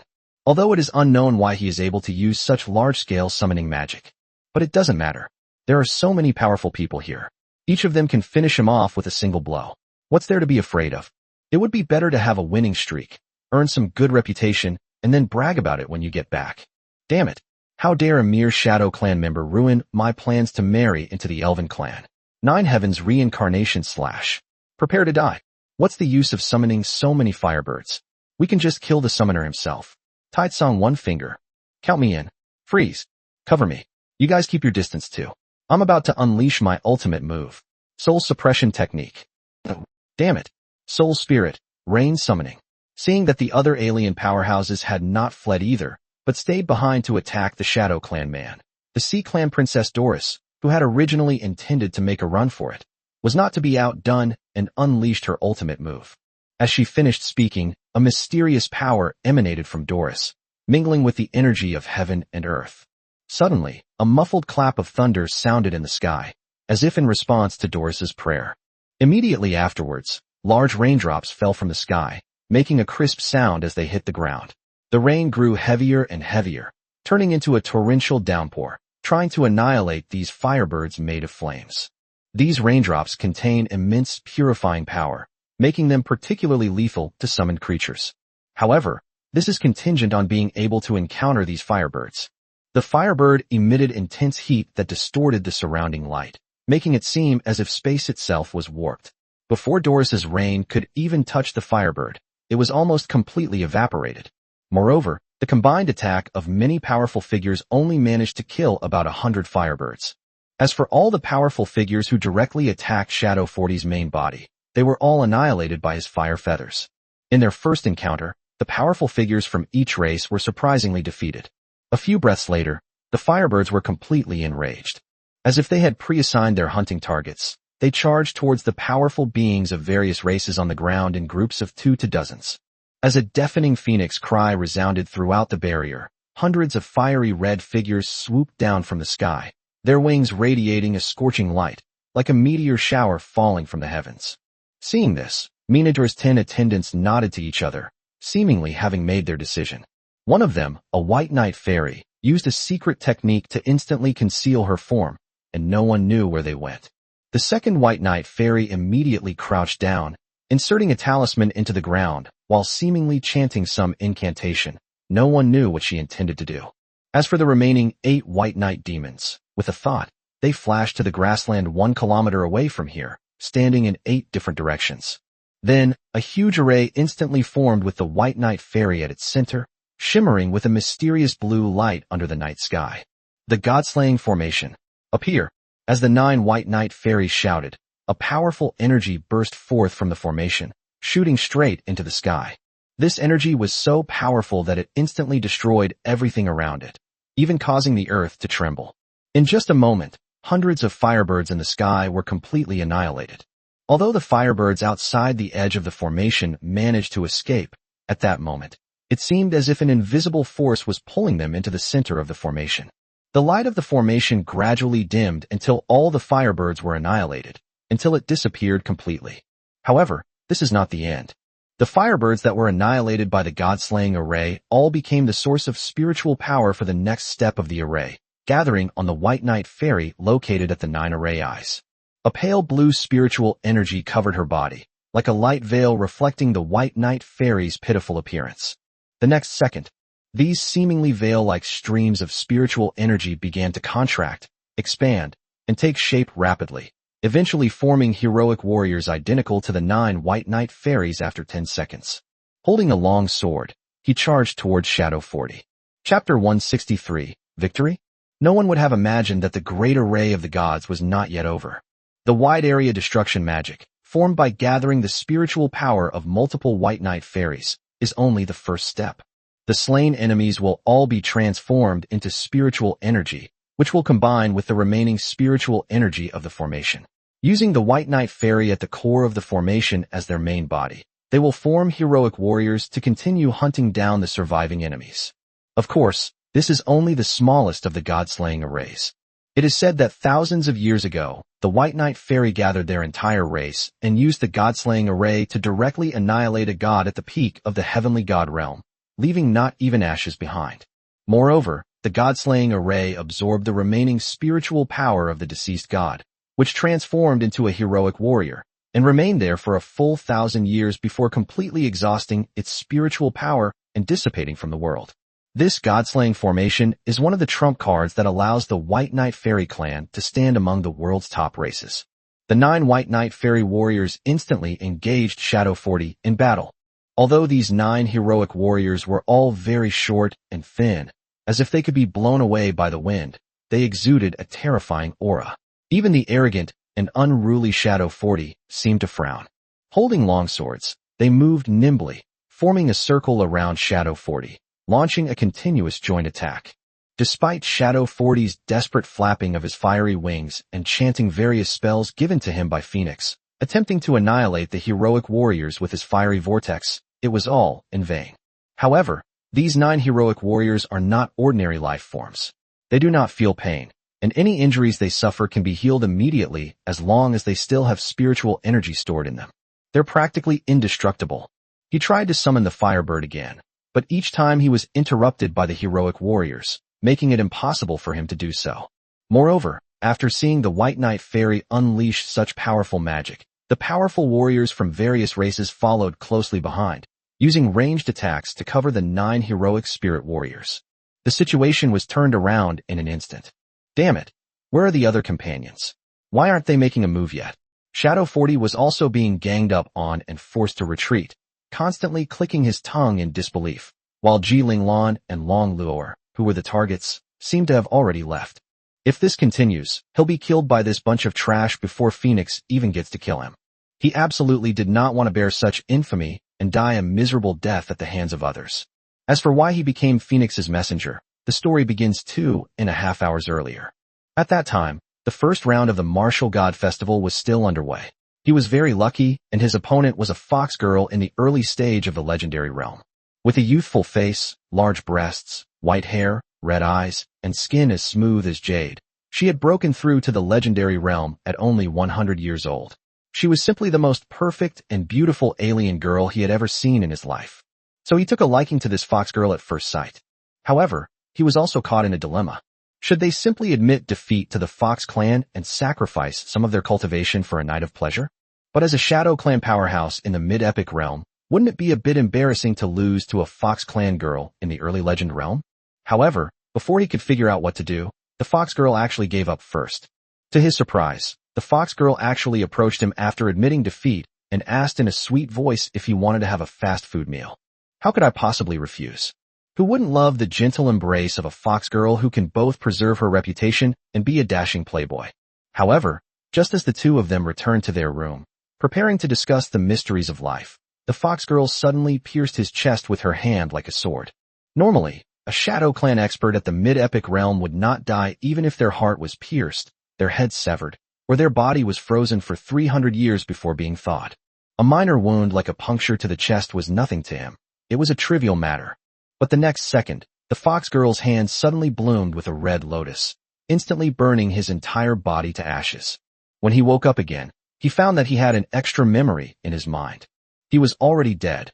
He was now merely a divine messenger resurrected by Phoenix, and the fox girl was also one of the divine messengers resurrected by Phoenix. His current orders are to kill Ji Linglan and Long Luo and bring their bodies back to Phoenix. Damn it, what the hell is this? Why am I? Suddenly, Shadow 40 felt as if his soul was about to be annihilated, and at the same time, he received another order. Kill Ji Linglan at the Martial God Festival and find a way to bring her body back, or you will die. He simply couldn't believe that he had actually become a plaything of the gods, a divine messenger whom he once despised, loathed, and looked down upon the most. However, when he felt the power within him approaching the peak of the extraordinary realm, and the body that would never perish, he smiled with relief. The transcendent realm is something he may never reach in his lifetime. Immortality is the most coveted existence for all beings in the lower realms. How could it be obtained so easily now? Moreover, this body didn't seem as wretched as I'd imagined. There was no stench, no wounds, and injuries healed quickly, even making me more adept at handling it than before. Perhaps being a divine messenger isn't so bad, even though life and death are entirely in the hands of the gods. In the end, Shadow 40 resigned himself to his fate. Since things couldn't be changed, he would accept it. Phoenix is also one of the demon gods. Having such a master might be the real opportunity. He returned to the courtyard's barrier to draw lots again, and as expected, he drew Ji Linglan as his opponent. Perhaps because he hadn't tasted the resentment of the fox girl, or perhaps because the divine messenger was born with hatred for the living, Shadow 41 felt an urge to ravage the graceful Ji Linglan when he saw her. Since I'm going to kill her anyway, I might as well torture her, brand her with fear of me, and then kill her. Maybe after she becomes a divine messenger, she can become my plaything. But to everyone's surprise, the situation spiraled completely out of control. Long Luo actually managed to break into the Martial God Festival right in front of Bai Yi Fairy and save this human woman. You damn dragon. Every time you make a move it's for the human children. Are you out of your mind? Not only that, but you all ran away, leaving me to be surrounded and attacked by the others. Most importantly, why the hell didn't the other companions hidden in the crowd step forward and kill these people? The The scene returns to the present. Shadow 40 struggled to withstand the continuous attacks from these heroic warriors and powerful figures from various races, retreating steadily until it was almost at the edge of the barrier. He accidentally stepped on a trap rune. This trap rune doesn't look special at all, and the spiritual power it contains is very low, so it shouldn't be able to cause any harm to a celestial venerable level divine messenger. So he didn't pay much attention to it. However, he was wrong. The trap rune emitted a dazzling light, directly obscuring the vision of all the heroic warriors and powerful figures of various races present. What happened? Don't panic. It's probably just a trick. Focus and don't let him get away. Damn it. You piece of trash, Shadow Clan member. You killed my friend and you think you can get away with it? It's alright. My perception is very strong. He seems to be still in the same place. Don't rush in yet. There might be something strange. However, when the light faded, the scene that came into view left everyone somewhat puzzled. Why, my lord? Shadow 40 let out a long howl, then collapsed with empty eyes, showing no signs of life. There was no further movement. Chapter 164, Risking Everything. There are two sides to the story. Before Su Chun could respond to Long Schwanner's explanation, Long Luo'er immediately stepped in. No, I don't agree to give up Ji Linglan. Since Long Schwer has now returned to Long Luo'er's Soul Sea, Su Chun naturally cannot see the process of the two dragons debating. However, judging from the embarrassed expression on Long Luo'er's face, it seems that Long Schwer has managed to persuade Long Luo'er. It's obvious that Long Schwer was using Su Chun's life to persuade Long Luo'er. According to her, to save Ji Linglan, it was necessary to remove the fire poison in her body and the tracking mark on the fire poison. The reason Phoenix didn't immediately catch up was probably because she felt that with the tracking marks, she could control the situation and therefore didn't confront them directly. Once the fire poison is removed, the tracking marks attached to it will also be removed, and Phoenix will definitely be able to detect it. Furthermore, since the scene of Su Chun and Long Luo'er taking Ji Linglan away had already been seen, Phoenix would definitely find out about it, and would definitely find the two of them without holding back.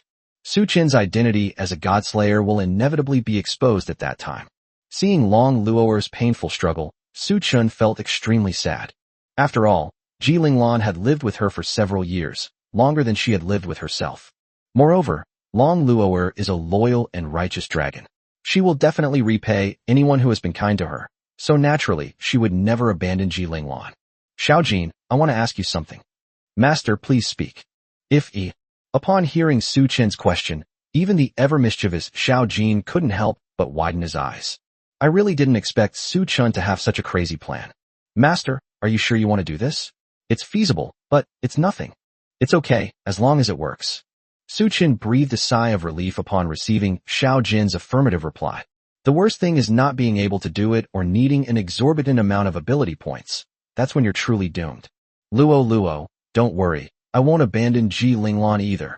Su Chun patted Long Luo'er's little head and wiped away the tears from the corners of her eyes. Su Chun, but what about the fire poison and the tracking mark? Don't worry, I have a plan. Even if Phoenix catches up, I have a way to kill him. Upon hearing this, Long Luo'er's eyes widened instantly. Kill the demon god at the God Emperor realm?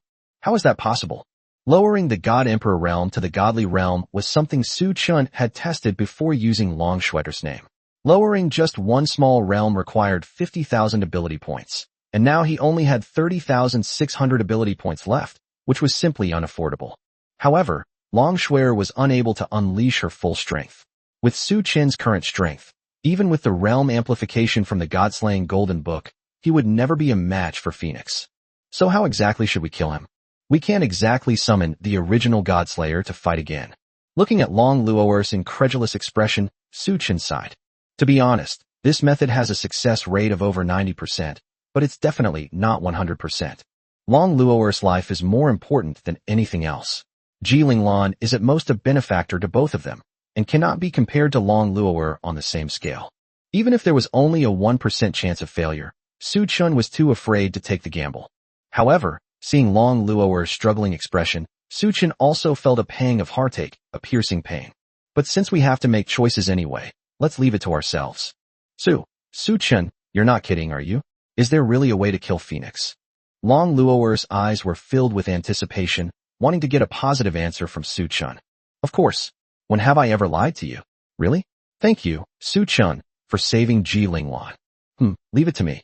Long Shuer, you heard me, right? Can I ask you to help remove the fire poison from Ji Linglan's body now? Although he didn't get a response from Long Shuer, Su Chun could sense that Long Shuer must be having a terrible headache right now. She was so worried about Su Chun and Long Luo'er's lives, and yet they still wanted to jump into the fire pit. It was simply unbelievable. However, there was nothing that could be done. Long Shuer had already signed a contract of servitude, and Su Chen's orders were paramount. Since Su Chun said he had a solution, it seems we have no choice but to trust him. For now, we can only offer assistance from the sidelines and try our best to increase the success rate.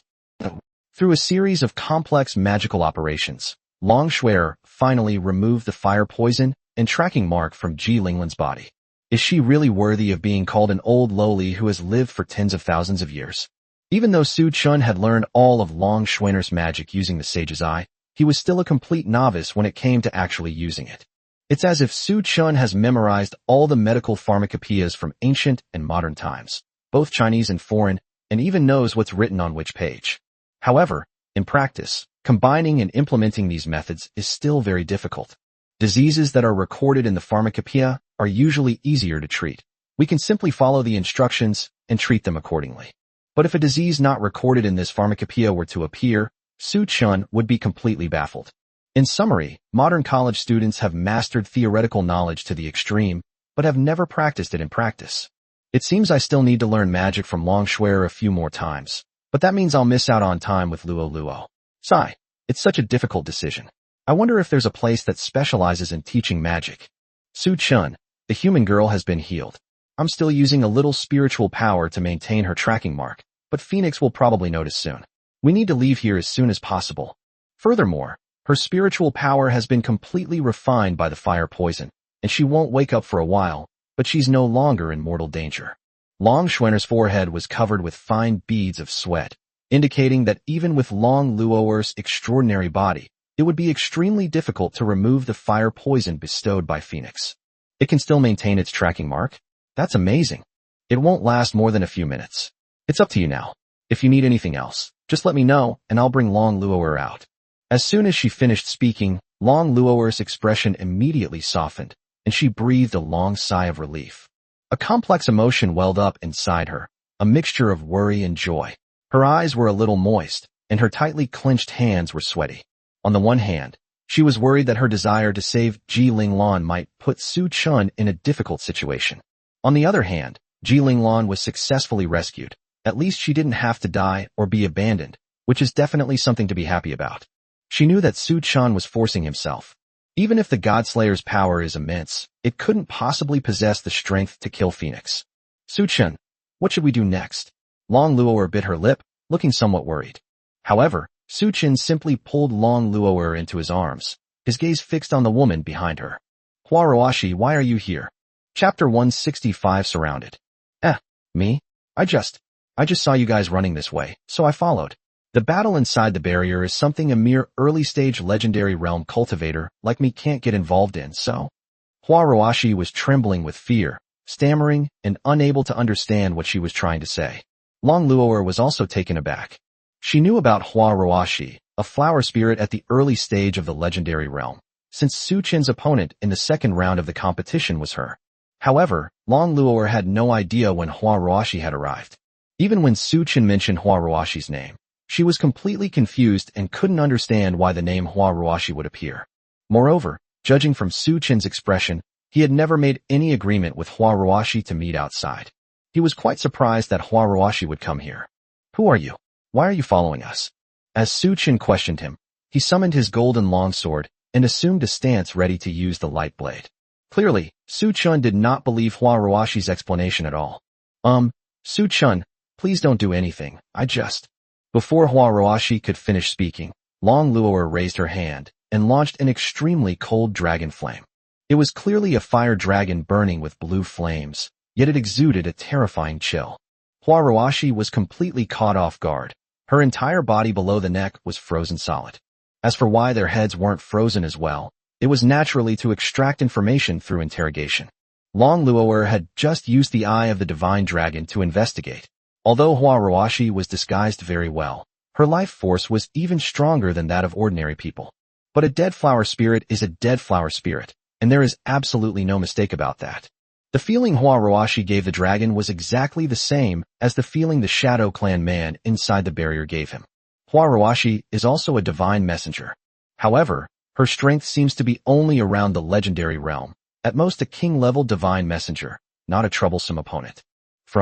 As soon as Long Luo'er finished speaking, Hua Roashi's eyes dimmed instantly, as if she was waiting for Long Luo'er's instructions. It seems that it could be either a divine messenger or some other creature. As long as it is a conscious being, it can be forcibly controlled using the dragon language. Su-chun, you should ask her. After all, you should know her better. Su-chun asked in a deep voice. Hua Roashi, why did you come here? Someone sent me to find you, but I've forgotten who it was. Su-chun and Long Luo'er looked at each other, somewhat bewildered. Hua Roashi is currently under the control of Long Yu, right? How could you say something so ambiguous? Could it be that her memories have been altered? Or perhaps the divine messenger's memories are forcibly erased after being manipulated by the dragon language? Su-chun shook his head, clearing his mind of distractions, and continued to ask, why did that person ask you to come find me? Why didn't he come find me himself? I've forgotten all about it. What is your name? My name is Hua Roashi, and the original owner of my body was Lin Xiuyue. Su-chun frowned slightly, feeling that something was amiss. Judging from Hua Roashi's expression, it seems like she really doesn't know anything. It was as if they had come here on purpose to stall for time. Sure enough, Su-chun's guess was confirmed in the next second. Bang! With a cracking sound, Hua Roashi's body from the head down shattered completely, turning into ice crystals that fell to the ground. However, the next second, something strange happened. These tiny ice crystals began to burn, and the shape of the flames kept moving and changing. In the blink of an eye, the flames merged together, and the sea of fire completely covered Hua Roashi's original spot. Su-chun, something's not right. I know, let's go quickly, Su-chun said, quickly pulling Long Luo'er away from there. However, at that moment, the flames began to shrink rapidly, condensing into a human shape.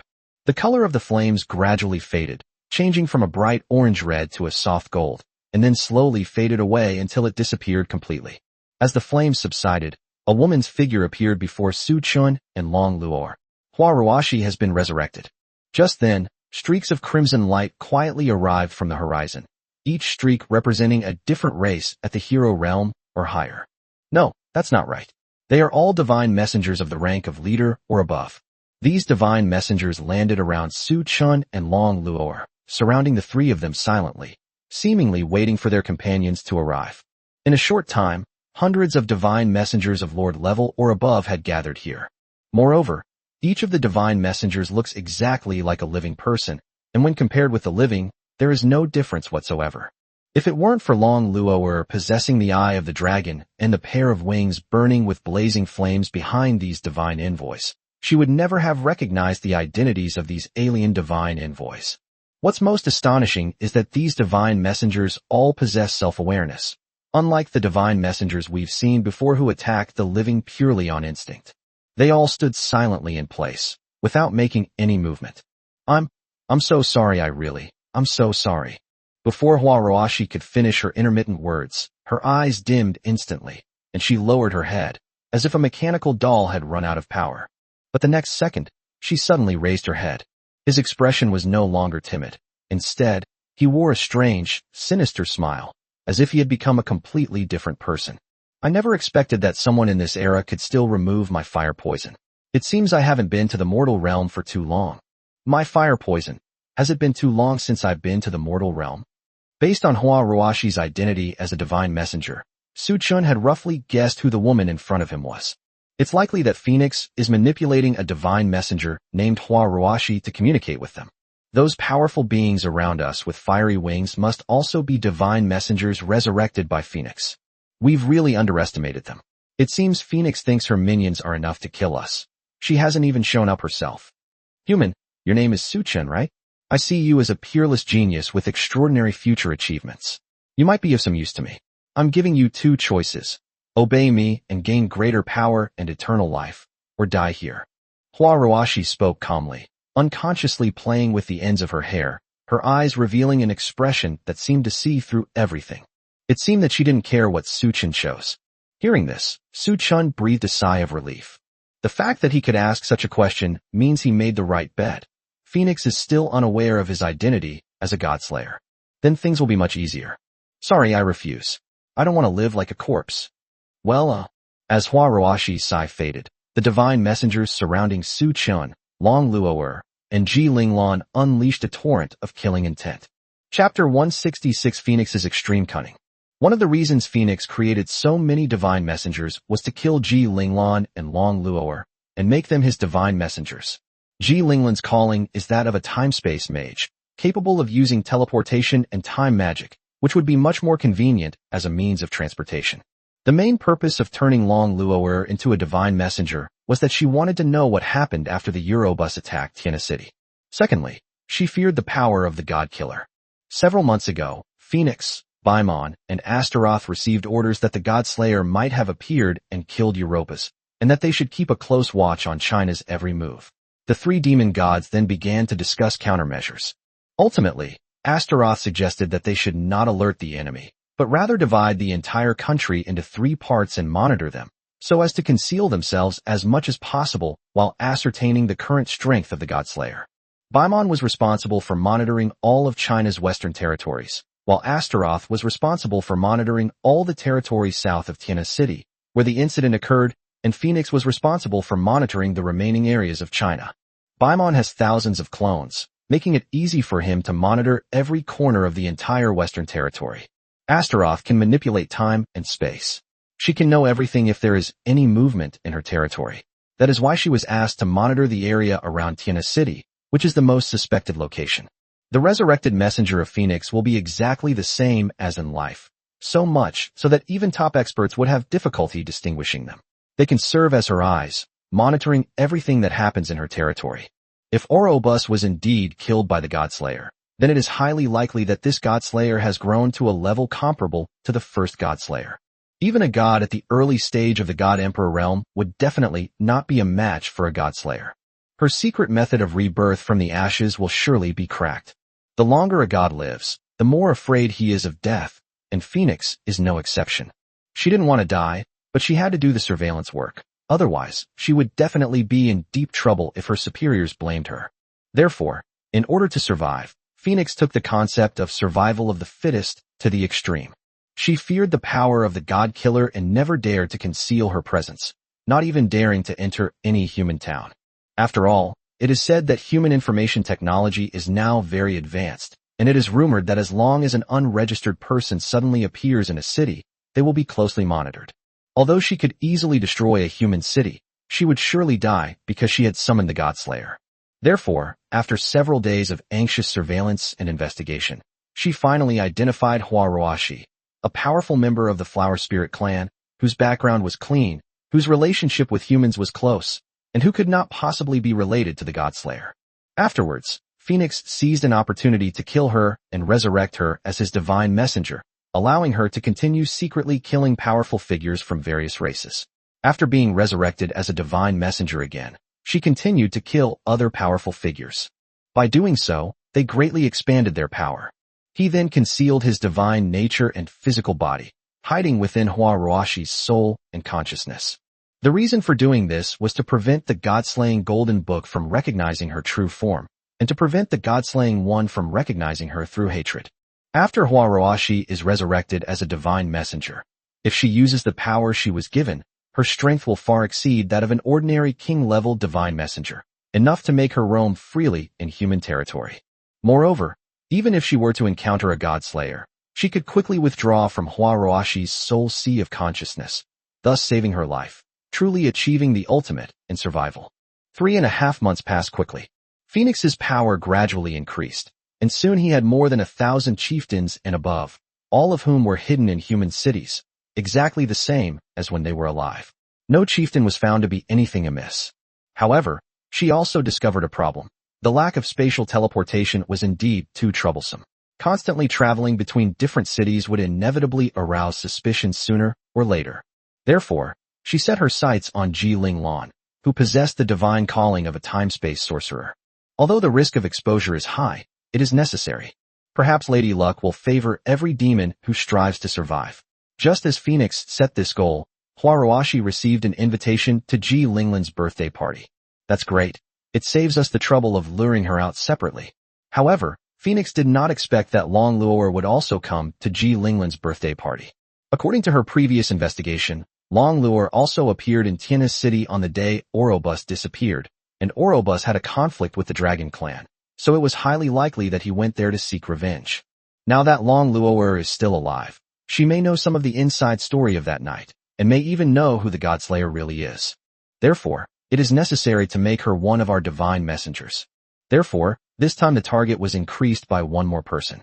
According to Phoenix's investigation, the man next to Long Luo'er is highly suspicious. However, this man has only awakened his divine duty for about 4 months. Even if he is a Godslayer, he could not possibly defeat Europus, who is at the peak of the true God realm. However, one should be cautious in everything. After reviving Ying Sishi as a celestial venerable level divine envoy, she hid her own soul within the soul sea of a white-haired fox girl and returned Huarawashi's soul, completely severing the connection between Huarawashi and her own soul. The current Huarawashi has all the same memories, personality, moves, and power as she did in life, and she doesn't even remember that she ever died. She is now Huarawashi, a powerful flower spirit in the early stage of the legendary realm, and has absolutely no connection with Phoenix. The Godslayer would never recognize her. After making all the preparations, we can test Su Chen's strength. As it turned out, Phoenix's idea was correct. Although Su Chen was an unparalleled genius, killing enemies across realms was as easy for him as eating and drinking. However, his realm is undoubtedly only at the hero realm, and even with the help of the Godslayer's power, he could not possibly defeat Europus, who is at the peak of the true God realm. After eliminating all risks, the plan should have proceeded smoothly. But to everyone's surprise, Shadow 40 didn't obey his orders. He could have simply killed Ji Linglan cleanly in the arena and then retrieved her body later. But instead, he had to create so much trouble. Now look what happened. Long Luo'er rescued Ji Linglan and stood on the opposite side of so many creatures from the lower realms, only to lose even after using her own power. Damn it, he's more trouble than he's worth. If Phoenix hadn't felt that annihilating the soul consciousness of her divine messenger and having her manipulate, it would be very troublesome. She will personally control all the divine messengers to eliminate any unexpected factors. But it's no use thinking about it now. Now that everyone's attention is on Shadow 40, it's the perfect opportunity. All we need to do next is kill Ji Linglan and Long Luo'er. Phoenix immediately annihilated Shadow 40's soul and issued orders to all the nearby divine messengers. Gather outside Yanjing City and kill Ji Linglan and Long Luo'er. Chapter 167 Breakthrough. A piece of trash at the hero realm dares to give you attitude. Who gave you the right to speak to my lord like that? One of the leader-level werewolf envoys in the group roared and charged at Su Chen with bared teeth and claws.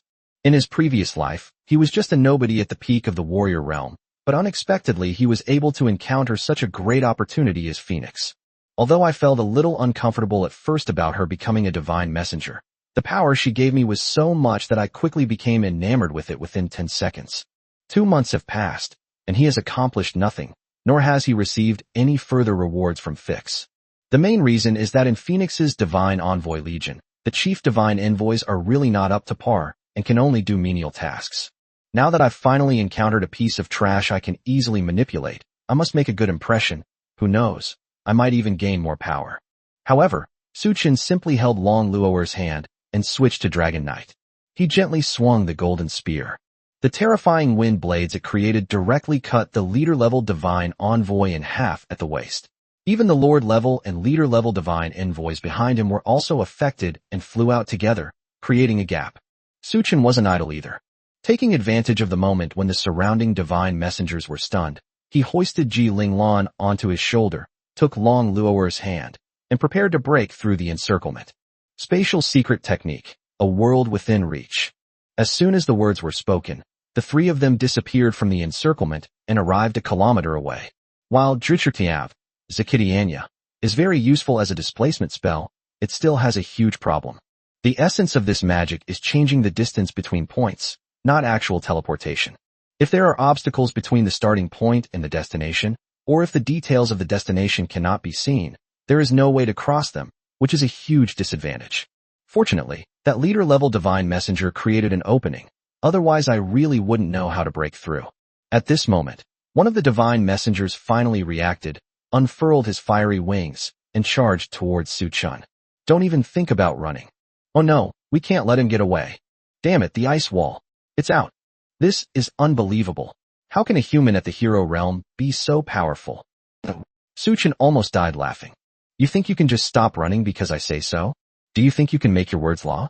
Spatial secret technique, a world within reach. Spatial secret technique, a world within reach. Spatial secret technique, a world within reach. In less than 5 minutes, Su-chun had already led Long Luo'er and Ji Linglan away from the envoy's encirclement for more than 100 kilometers. The spiritual energy was almost depleted. Although we should be able to use the close to the world skill a few more times, it's better to save some spiritual energy for now. Su-chun, are you alright? Long Luo'er quickly touched Su-chun's face with both hands, looking at him with concern. It's nothing, a minor issue.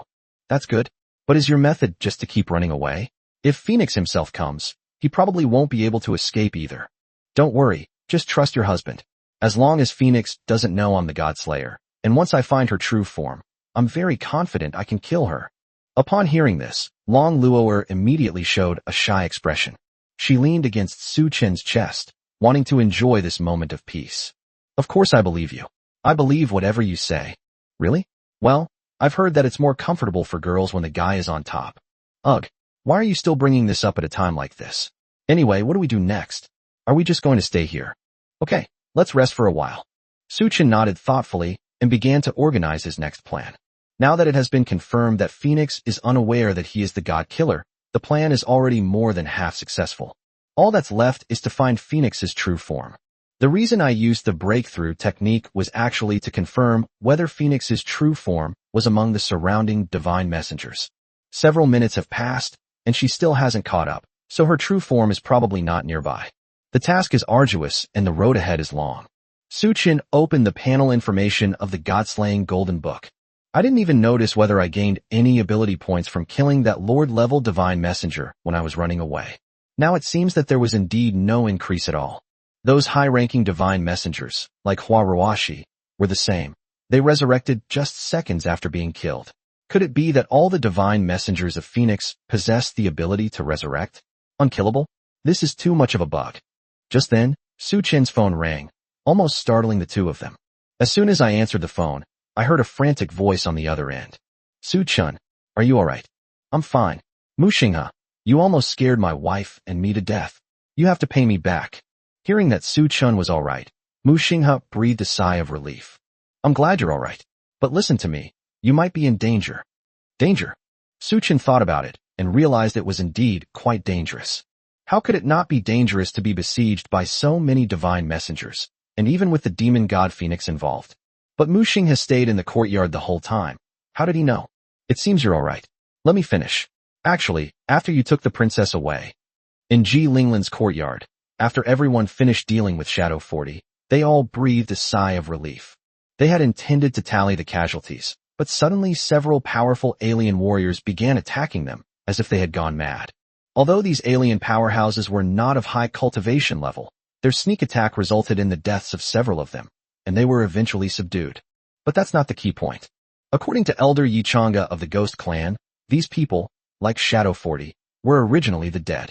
In other words, these people are all messengers of God. The fact that at least one divine messenger was among the distinguished guests who infiltrated Ji Linglan's birthday banquet, and that they only revealed themselves now, is truly terrifying. Mu-shingha was eliminated in the first round of the competition because his cultivation level was only at the peak of the hero realm. He did not participate in the siege of Shadow 40, but he did see a few strange details because of this.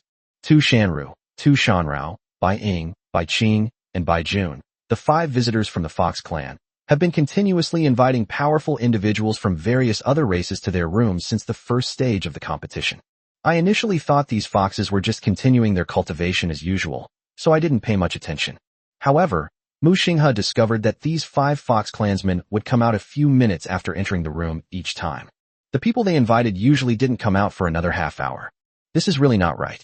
Putting aside what the Fox clan could possibly cultivate in those few short minutes, it's over as soon as they take off their clothes. Chapter 168 Awakening. Most importantly, Mu Xinghe recognized two of the alien powerhouses who had been invited by the Fox clan.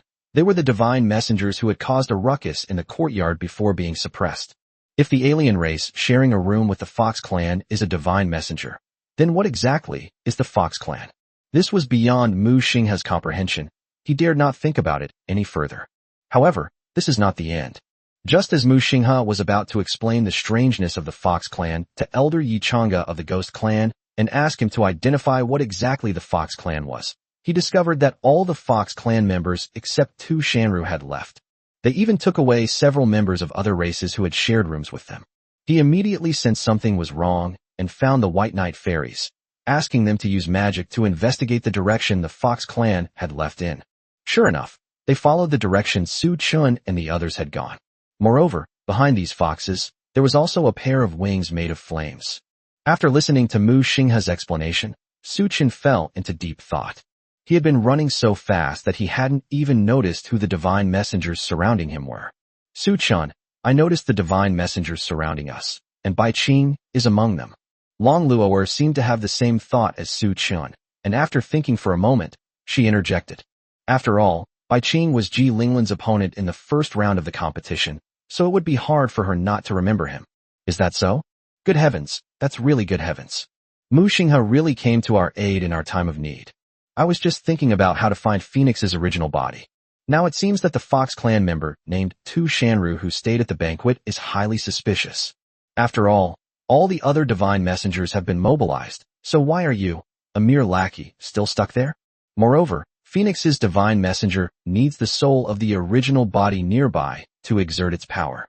If the original body catches up, there is no need to manipulate Hua Roashi to make the divine messenger use its power.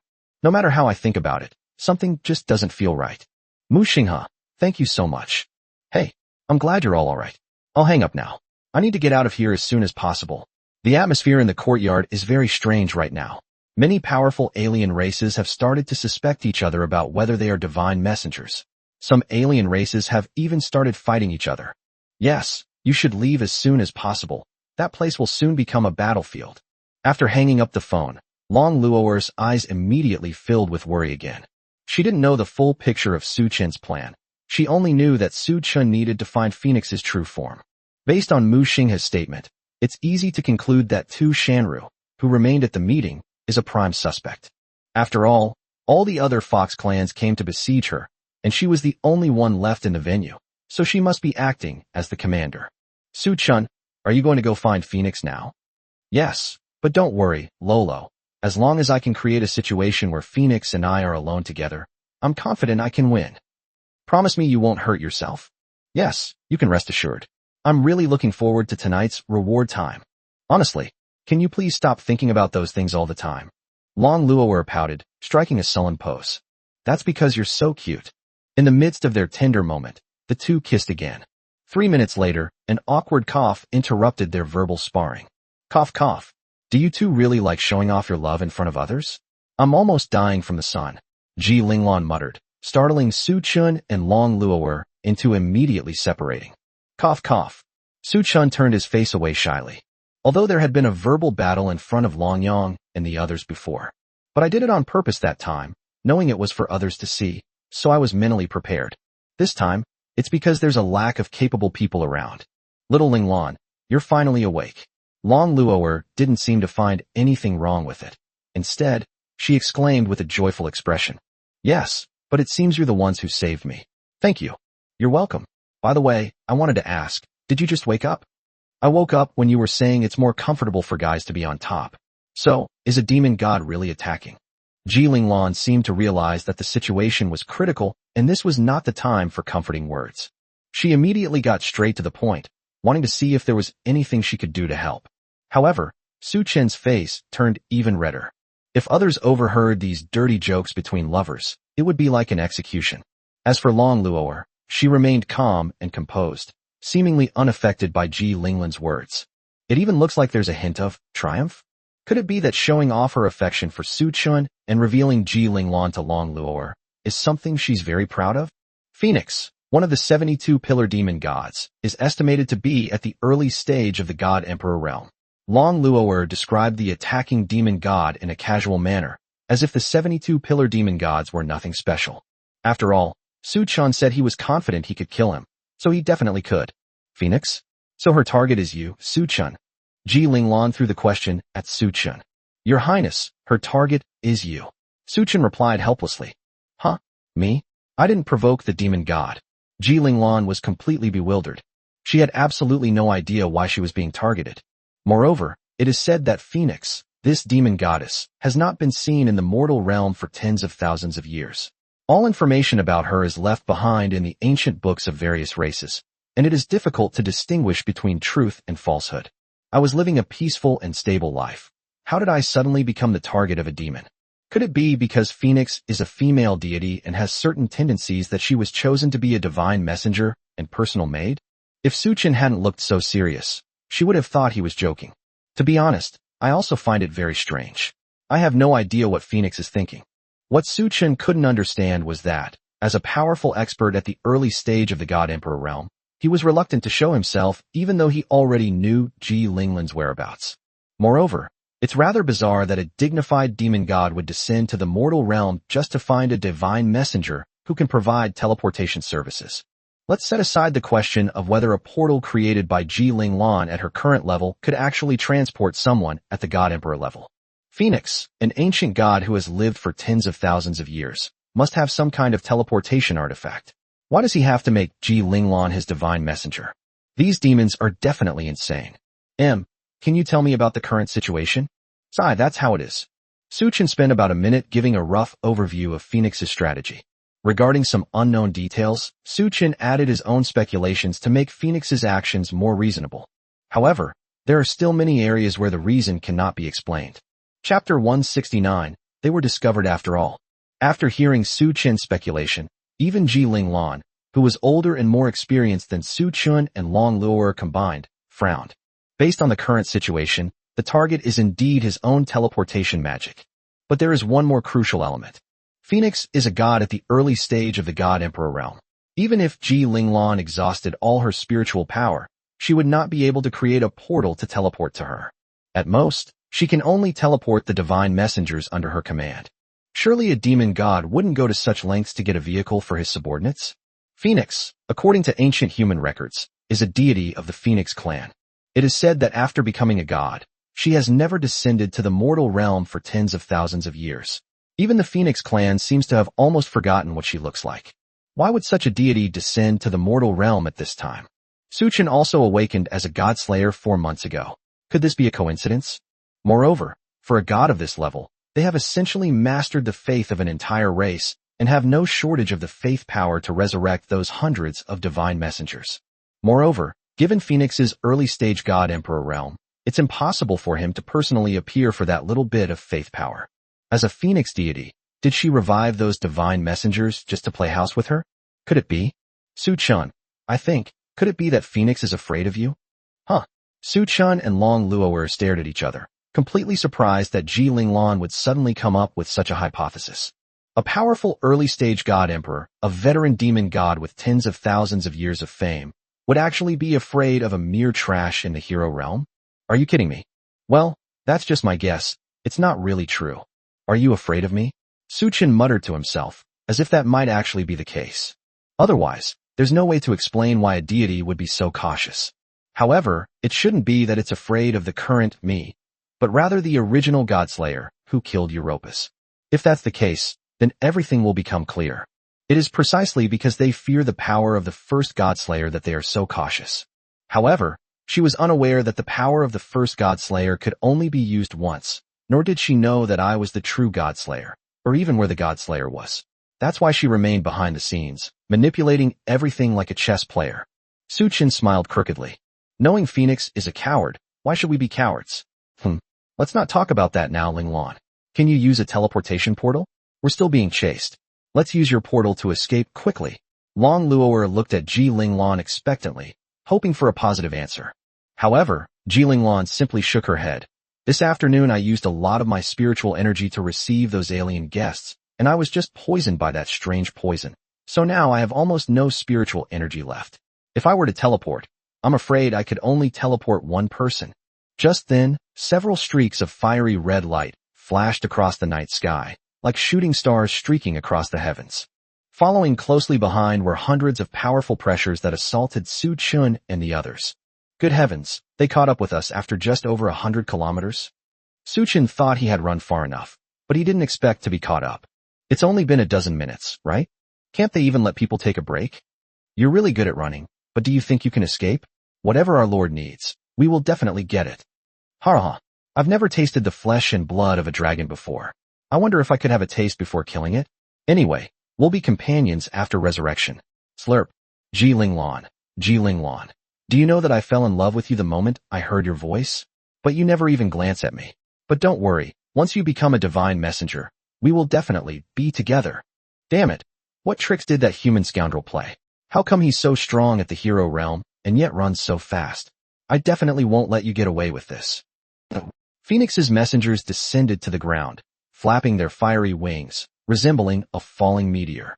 Each divine messenger that falls to the ground will unleash a fiery wind that burns everything around it to ashes.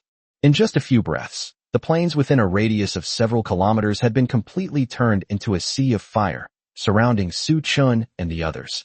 Su Chun, use Ji Linglan's teleportation portal to leave here and go find Phoenix. I'll hold them off here.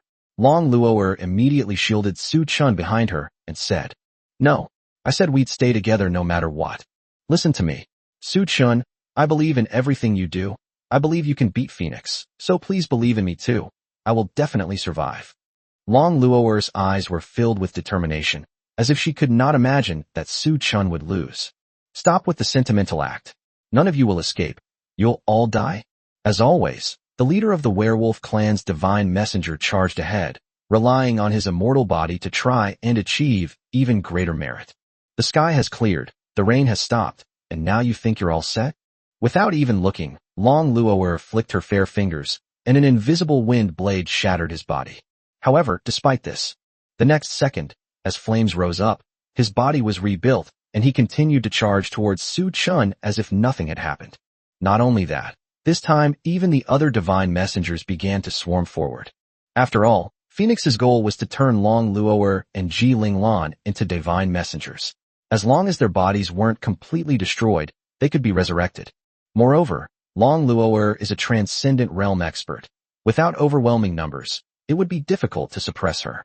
Divine Dragon's profound technique, world-destroying dragon flame. Divine Dragon's profound technique, azure dragon flame. Divine Dragon's profound technique, 9-colored glazed flame. Long Luo'er continuously unleashed large-scale magic at the surrounding divine messengers, but to no avail. These divine messengers seem to be able to revive no matter how many times they are killed. They are simply inexhaustible and impossible to kill. Heavenly Maiden Ba, Englong, Wujia, heed my command. Slay the divine messenger and protect Luo. Although my spiritual energy was nearly depleted from using the close to the world technique too many times, it might not last much longer. And we also have to bet that Phoenix doesn't recognize these three gods, but the current situation doesn't allow for thinking about so many miscellaneous things. As Su Chun gave his command, the entire space trembled. Suddenly, three ordinary people, who exuded no aura of power whatsoever, appeared beside Su Chun and knelt down on one knee, showing him the utmost respect. Chapter 170 Battle on the Plains. The next second, Wu Jie made the first move. A vast expanse of ice. Wu Jie gathered her spiritual power in her hands and gently waved them. A terrifying cold current instantly swept across hundreds of meters ahead, starting from her. The chief divine messenger, along with his fiery wings, was frozen into an ice sculpture, which then shattered into countless small ice crystals. The Lord-level divine messenger had frostbite on all four limbs, hindering his movement and making it difficult for him to move an inch. Although it has almost no impact on divine messengers of the king level or above, it is enough. Just then, Englong made his move. Dragon Thunder. He made a hand seal, and lightning flashed and thunder roared across the dark night sky, illuminating the entire plain as if it were already noon. In an instant, the sky was torn apart, the earth was pierced, and pitch-black lightning raged across the plain.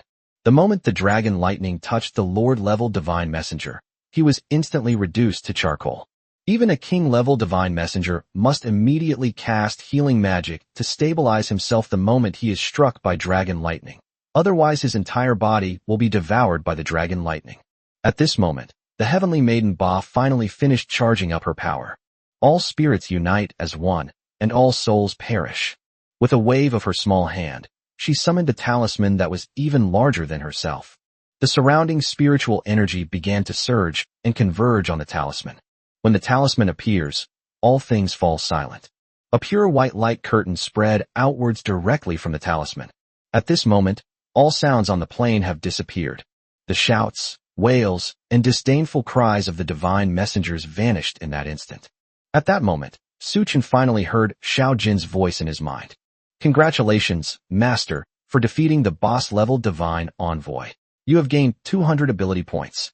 Congratulations, Master, for defeating a Lord-level divine envoy. You have gained 400 ability points. Congratulations, Master, for defeating a King-level divine envoy. You have gained 800 ability points. Su Chun was stunned for a moment. He didn't expect that an enemy that could resurrect infinitely could also be killed. No, I'm afraid these divine messengers aren't resurrected indefinitely. Su Chun had also learned the Heavenly Maiden Demon's ultimate move, which could drain all the surrounding spiritual energy and at the same time deliver a devastating blow to the souls of all enemies. If death was due to the annihilation of the soul, then those whose souls had long since dissipated but were still resurrected as divine messengers should have died immediately as well. Among the divine messengers living in the world, there are countless soulless ones. Since it has nothing to do with the soul, then it must be spiritual power. It seems that these phoenix messengers need to consume a certain amount of spiritual power to be resurrected each time. The Heavenly Maiden Ba's move was a lucky accident, as it perfectly complemented Wu Jie and Ying Long's efforts to harvest the weaker divine messengers. These chieftains, lords, and even kings and emperors initially charged forward fiercely, but once they saw that some of their companions had died, they began to panic. To receive the phoenix's power as a reward for meritorious service, one must first survive. If they're all dead, giving them more power won't do any good. Most of these divine messengers were willing to follow Phoenix because of the power and immortality she bestowed upon them. Once you die, you lose everything. Having already experienced death, I naturally don't want to experience it a second time, especially since this time it's real death. In a battle between two armies, morale is key. Once morale is lost, even a large number of people will just be a mob. At this moment, Long Luo'er seized the opportunity to come to Su Chen's side and said, Su Chen, you should go. Leave this to us. We'll handle it. But listen to me. You can't interfere with our battle if you stay here. Besides, don't you humans always say that there should be trust between husband and wife? I trust you so much, so please trust me. Seeing that Su Chun was still hesitating, Long Luo'er had no choice but to reveal her trump card again. If you can beat Phoenix, I'll give you a special reward after you return victorious, a reward you'll never expect. Before Su Chun could reply, a woman's voice suddenly came from the sky. Why are you running away? Isn't becoming my divine messenger a great opportunity for you? Hua Ruashi, was it you who led these divine envoys to find us?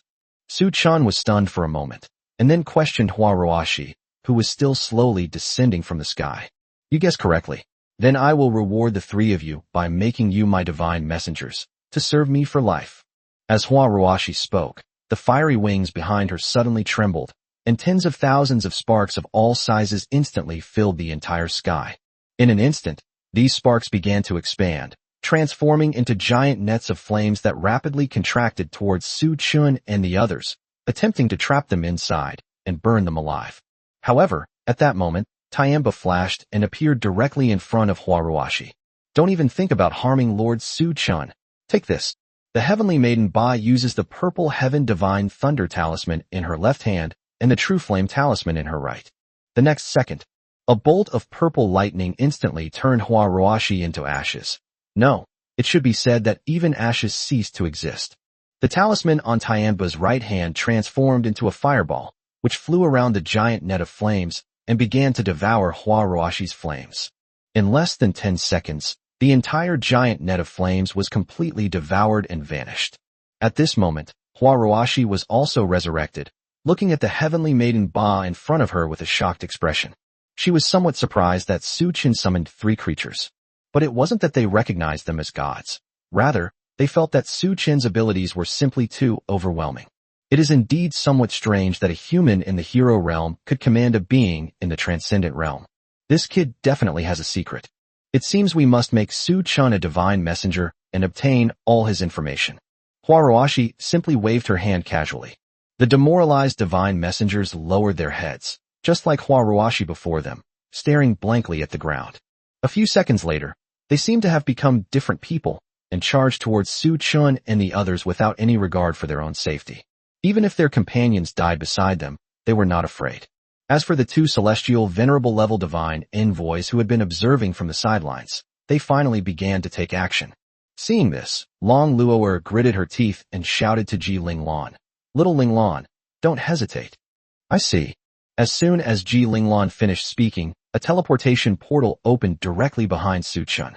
Despite being very small, it looks like it could break at any moment. But that's enough to teleport Su-chun alone. With a gentle push from Long Luo'er's small hand, Su-chun was pushed into the teleportation portal. "Wait, Lolo." Su-chun reached out, wanting to hold Long Luo'er's hand, but found that the portal had already begun to close. From his perspective, he couldn't even see Long Luo'er's cute little face clearly. "Su-chun, I believe you can defeat her, so please believe me too. I will be alright." Chapter 171 The Depths of the Soul. With a flash of light, Su-chun found himself back in the courtyard of Ji Linglan's banquet. It seems that several large-scale battles took place here, causing the spatial barrier created by Minil using the close to the ends of the earth technique to be completely shattered, leaving only a pitted courtyard. Most of the alien races have already evacuated from here, leaving only a few races closely related to humans, as well as the wounded who are resting in place after exhausting their spiritual and physical strength. "Hey, isn't that Su-chun from the human race? I remember he left with Ji Linglan, so why is he back alone now?" Elder Yichanga of the Ghost Clan clutched his chest with one hand, panting heavily, clearly having suffered considerable injuries in the battle just now. The reason why the Ghost Clan is still here is mainly because Ji Linglan and Elder Yichanga have a personal relationship. A few years ago, when Yichanga was training outside, he suddenly learned that an internal strife had broken out in the Ghost Clan and that his family members had all been imprisoned by another faction of Ghost Clan members. They were very likely to become victims of the power struggle. Just when he was at his wit's end, Ji Linglan used teleportation magic to send him back, and at the same time helped him gather his close friends from other races. They ultimately succeeded in rescuing their family and seizing power. Therefore, Ji Linglan can be considered Yichanga's savior. The demons are known for their loyalty, so he wanted to help them to the end and naturally stayed. "I don't know, but I've observed it several times, and it shouldn't be a divine messenger disguised as a human." Night Raven, the Ghost Clan companion beside Night Longa, chimed in. "It's hard to say now. In the past, we could tell the divine messengers apart without even looking at them. But the divine messengers we encountered tonight are completely undetectable without soul searching. Who knows what tricks they're up to this time?" Yichanga analyzed rationally, while slowly approaching Su-chun. "Master, leave it to me." As soon as Night Raven finished speaking, he flashed and appeared directly behind Su-chun. Before Su-chun could recover from parting with Long Luo'er, someone suddenly pressed a sword against his neck from behind. "Don't move." He was stunned for a moment, thinking that he had been assigned to Phoenix as soon as he was teleported over. But unexpectedly, he was regarded as a divine messenger by the Ghost Clan. "I have urgent matters to attend to. I don't have time to play guess who I am with these demons." Yichanga slowly walked towards Su-chun, exuding an aura that could not be refused, and releasing almost all of his early-stage transcendent realm pressure. If Su-chun is identified as a divine messenger, he will probably be reduced to ashes in the next second. "Don't move. We need to verify your identity," shouted the Ghost Clan man behind Su-chun. "Sai, I hope you can hurry. I'm in a rush." Su-chun was also helpless. However, this also shows that the Ghost Clan still cares about the human clan. After all, most of the alien races had already left this place under these circumstances, and it was already quite good that the Ghost race was able to stay here to clean up the mess. Regarding the Ghost Clan's ability to recognize souls, it should be similar to Long Luo'er's Divine Dragon Eye, where they can see something in just 1 second, and that's it. Hopefully nothing goes wrong. "I apologize, young human brother, this was just in case. I apologize for offending you." The next second, Yichanga used the soul secret technique double pupil to examine Su-chun's soul sea of consciousness, wanting to confirm whether there was anything unusual about Su-chun's soul. It was a pure white world, with nothing inside. There was no sound, No color, nothing at all. I don't know which way to go, where I am, or how much time has passed. No matter where you go, it's all white. You can't see anything else at all. It even makes one wonder if they have ever moved around here at all. Where exactly is this place? Yi Chang'e was somewhat bewildered. He has lived for over 500 years and has now reached the late stage of the transcendent realm, making him one of the top experts of the ghost clan. I have seen countless strong people, countless losers, and countless imprisoned souls, but I have never seen Su Chen's sea of consciousness like this. There was absolutely nothing to be found. He tried to use his detection magic, but found that there was no spiritual energy at all, and even his own spiritual energy had been drained. He felt he would go crazy if he stayed here for even a second longer, and he had to leave as soon as possible, but to his surprise, he couldn't leave no matter what he tried. He began to run frantically, but no matter what he did, he couldn't find the boundary of this pure white world. Finally, he gave up and stopped struggling. I've lost track of how much time has passed, a year, 10 years, 100 years, 1,000 years, 10,000 years. Perhaps, how long it takes doesn't matter anymore. Because there's no way to leave this place, not even death is permitted. One can only watch this endless expanse of pure white slowly forget everything. However, when Yi Chang'e awoke again, 10 years had passed. He no longer remembers anything that happened in the pure white world. His memory remained stuck at the moment he probed Su Chen's memories. During his 10-year slumber, he did nothing, yet his cultivation level steadily rose, even reaching the threshold of the Saint Realm. Given just a little more time and resources, he could break through to the Saint Realm immediately. In the final moments of his life, he broke through to the Dominator Realm, fighting against several gods without being defeated. All the demons regarded the Night Song as a miracle. Despite lacking divine status, he gained the faith of all the demons. Lacking divine status, yet treated as a god among demons, is truly terrifying. Of course, that's all in the future. Let's go back to the present. I thought Yi Chang'e would test his soul very quickly. But 1 second, 2 seconds, 3 seconds, 10 seconds, 30 seconds. A minute passed, and Yi Chang'e still didn't react. The demons traveling with them seemed to have sensed something was amiss as well. Elder, what's wrong? When Yi Chang'e's companion gently patted his shoulder, he fell straight down like a puppet with its strings cut, his eyes becoming utterly empty. It looked as if the soul had been annihilated. At this moment, Su Chen was stunned. All the demons were stunned. Even the White Knight Fairy, who was watching this scene from the side, was stunned. A powerful expert at the Transcendent Realm was immediately attacked after glancing at Su Chen's soul, who was at the Hero Realm. Elder, what's wrong? The other members of the Ghost Clan also gathered around to check on Yi Chang'e's injuries. At the same time, he began to cast various healing spells, trying to see if he could awaken Yi Chang'e. However, all of this was to no avail. Yi Chang'e still showed no signs of waking up. At this moment, all the eyes of the alien races present were focused on Su Chen, who looked completely bewildered. Su Chen was stunned for a long time before he came to his senses. He didn't do anything. So how did Yi Chang'e suddenly faint? Just because Yi Chang'e glanced at him in the crowd, she was so captivated by his handsomeness that her soul ascended to heaven? We were already pressed for time, and now this unexpected situation has arisen. This is absolutely insane. Chapter 172, Misunderstandings Deepen. I'm splitting open. What the hell is this, Xiaojin? Can you explain? I'm sorry, Master. This involves the rules of heaven. If I reveal it, you will still be punished by heaven. Holy crap, stop messing around. Su Chen glanced at the ghosts and White Knight fairies around him. He had a premonition that if he didn't provide a reasonable explanation within 10 seconds, he would be instantly suppressed by these guys and subjected to all sorts of torture to extract a confession on how to awaken Yi Chang'e. We haven't even met Phoenix yet.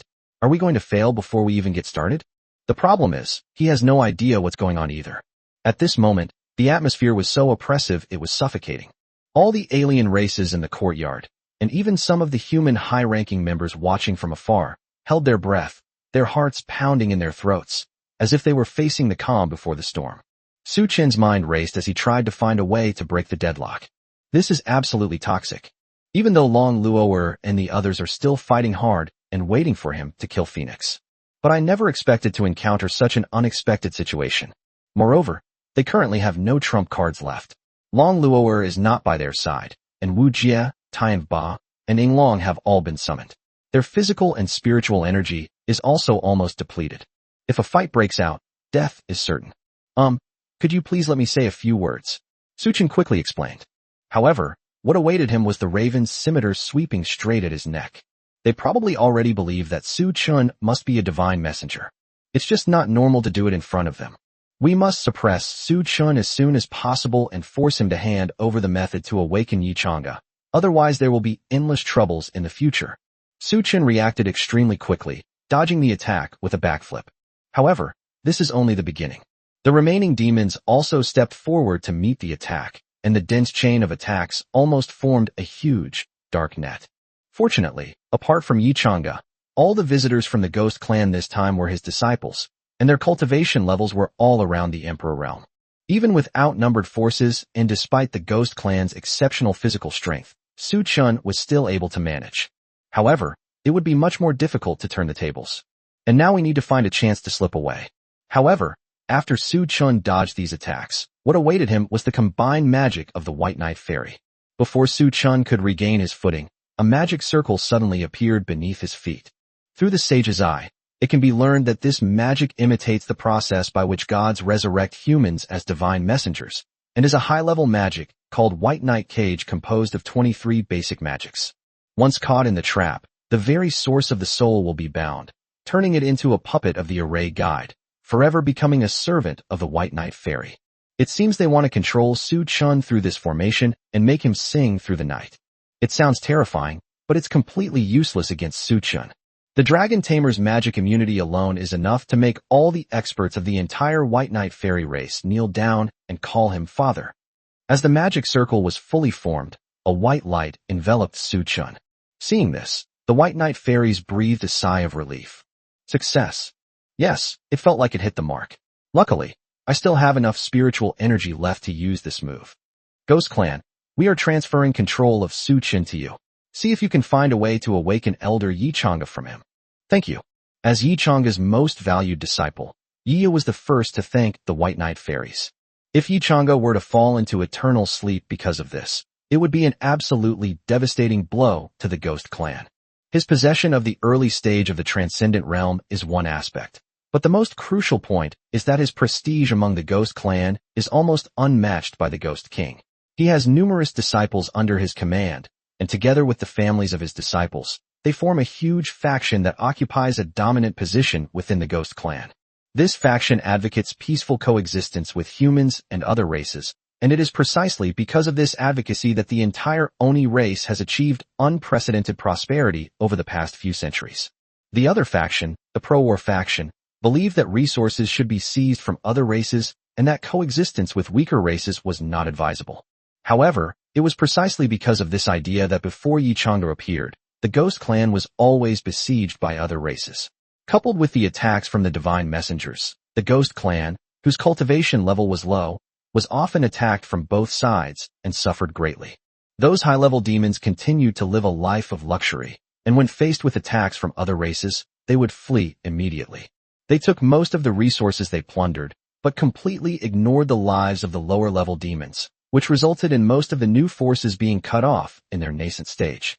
As the lifespans of high-level demons gradually come to an end, and with no new generation of geniuses to replenish their fighting strength, the demon race will inevitably perish. Therefore, Yi Chang'e must not fall, and we must awaken Yi Chang'e no matter what the cost. However, when the light screen dissipated, Su Chun appeared before everyone unharmed. He seemed completely unaffected. How is that possible? Something's wrong. Something's not right. Why isn't it working? As expected, there's something fishy about this Su Chun. I was his witness in the second round of the competition, and I saw that he could basically ignore the magic of that legendary flower spirit. He's definitely not human. Damn it. This is a real problem. The heroic warriors have already exhausted their spiritual power, and we don't have enough spiritual power to cast the god-slaying array a second time. The White Knight Fairies all wore embarrassed expressions, never expecting that the White Knight Cage, created by 10 White Knight Fairies combined, would be broken so easily. All the demons no longer dared to make any rash moves. Even the most powerful magical fairies in the world could break his large-scale magic spell so easily. Calling him a celestial envoy would be an underestimation. As for Su Chun, he was practically cursing. Long Luo'er was still waiting for her, but she had to waste her time on this ridiculous misunderstanding. It was utterly speechless. The situation has reached a stalemate once again. The ghosts and the White Knight fairies no longer dared to act rashly in the face of the terrifying power that Su Chun had displayed. The ability to ignore the combined magic of 10 legendary level or higher White Knight fairies is beyond just being considered evil. It's downright terrifying. Just as the atmosphere was becoming tense, another silvery white shooting star streaked across the sky. Upon seeing this, the White Knight fairies breathed a sigh of relief and revealed joyful smiles. They knew that they had won. A blonde Loli gently flapped her transparent wings and slowly descended to the ground. Her long, golden hair danced in the wind, perfectly complementing her exquisitely beautiful face, elegant and noble demeanor, and petite figure. Even in a world that doesn't place much emphasis on appearance, she would surely inspire many men to want to own one. This is perhaps what is meant by a fairy descending to earth. Chapter 173. Why is this happening? At this moment, just as all the White Knight fairies wanted to approach the blonde Loli, ask her for help, and explain the current situation to her, the blonde little girl ignored her fellow creatures and instead flapped her transparent wings, slowly flying towards Su Chun. Your Excellency Su Chun, it's so good to know you're all right. Mina L gave Su Chun a standard business smile and a perfectly curtsy. Instantly, the entire venue fell into dead silence. The White Knight fairies all stood there dumbfounded. They were a little confused as to why Minair would greet Su Chun. Wasn't she here to help subdue Su Chun? Why does it seem like she and Su Chun have a better relationship than family? Su Chun is a divine messenger, the culprit who caused Yi Chang'e to fall into a coma. Why are you giving him that look? Even the women who were Minair's personal guards never saw such a smile or heard such a greeting. Why is that? Su Chun was also a little confused about what the high priest of the White Knight fairy was trying to do. Judging from her expression, she seemed to be on my side. Could it be that I have a constitution that easily attracts Lolis? No, I can't delay any longer. Every second I linger here will put Lolo in even greater danger. Just as Su Chun was lost in thought, Mina suddenly turned to face the powerful members of the Ghost Clan and the White Knight Fairy. What are you doing? Su Chun is my honored guest. Why do I get the feeling you're about to fight? These words once again shocked everyone 300 years ago. What is all this nonsense? It's important to understand that the High Priest of the Night Fairies is not the same as other High Priests. Her status is almost equal to that of the King of the Night Fairies. In some matters, it even has more power than the King of the Night Fairies, possessing the right to execute the King of the Night Fairies. Once someone is regarded as a VIP by such a being, it's essentially equivalent to being a state guest of the entire White Knight Fairy race. How could this not shock everyone? High Priest, Su Chun. He may very well have been resurrected as a divine messenger. Although it's difficult to tell from his appearance, Although the White Knight Elves didn't know the reason behind Minal's decision, they didn't ask any further questions. Their long-held philosophy has always been, don't ask what you shouldn't ask, and you'll know when the time is right. However, before they could speak, Minaker immediately interrupted. I've already checked with Elder Yi Chang'e. It's just that his soul has fallen into a deep sleep. It has nothing to do with Su Chun. Besides, he only had himself to blame. While it's rare for someone to suffer a backlash for probing another's soul, it's not uncommon. Just because you're a ghost and have strong soul perception doesn't mean you can avoid such things, right? I vouch for Su Chun's identity. He is human, not the divine messenger you claim. If anything goes wrong, I, Minair, will bear all the responsibility. But the White Knight Fairies looked at each other, completely bewildered. I really don't understand why Minal is so biased towards a human male. If it weren't for the strong spiritual energy emanating from her and the Philosopher's Stone, the treasure of the White Knight Fairy, one would almost suspect that Minal had also become a divine messenger. After all, the Philosopher's Stone was a treasure personally bestowed by Aisha upon each High Priestess of the Night Fairy. If the wearer's soul is found to be abnormal, he will inevitably perish and be erased from the world. At this moment, Yi Chang'e's disciple, Yiya, interjected. High Priest, we ghosts respect you as our senior, but this matter is of utmost importance. Please be careful with your words and actions. Despite the vast difference in their cultivation levels and racial status, this matter concerns Yi Chang'e and the future of the Ghost Clan, and absolutely cannot be dealt with hastily. I understand. Minal nodded and casually took out an elven flower from her spatial ring and tossed it to Night Raven. Night Raven was a little confused. He looked at the elven flower in his hand, which radiated endless spiritual power and had 16 petals, and had no idea what Minal wanted to do. Elf flowers are flowers that elves often wear on their ears, and their appearance changes depending on the wearer's realm, strength, status, and vocation. The more petals a flower has, the rarer it is, which is why the value of a fairy flower varies greatly. But it's obvious without a doubt that this fairy flower is priceless and could even drive a transcendent expert crazy. This flower is an elven flower that I wore behind my ear for over 100 years. All elves should know its origin. Your possession of this flower means that I am on the same side as you. I hereby declare that I, on behalf of the White Knight Fairy, will become the supporter of your Ghost Clan's peace faction. Is that acceptable? Upon hearing this, the Ghost Clan, the White Knight Fairy, and the high-ranking human clan members who were still there gasped in shock. Goodness, this is really good. The entire White Knight Fairy race becoming the backing of the Demon Clan. Isn't this joke going a bit too far? No, that's not the point. Minair actually made such a guarantee to protect a human male. Just who is Su Chen?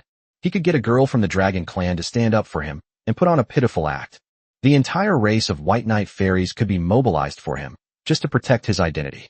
He was able to kill a werewolf in the legendary realm, a feat achieved by crossing 2 major realms from the hero realm. Just who is Su Chen? Could it be that he is actually a seasoned player in the dating game, and has his own unique approach to picking up girls whose looks haven't fully developed yet, which is why he was able to trick Minair and Long lure 2 petite girls into his hands? This is so bizarre. At that moment, all the demons swallowed hard. Gaining the support of the White Knight Fairy is indeed far more influential than Yichanga alone. Although I feel bad for Elder Yichanga, if I keep making trouble, Minair might change her mind.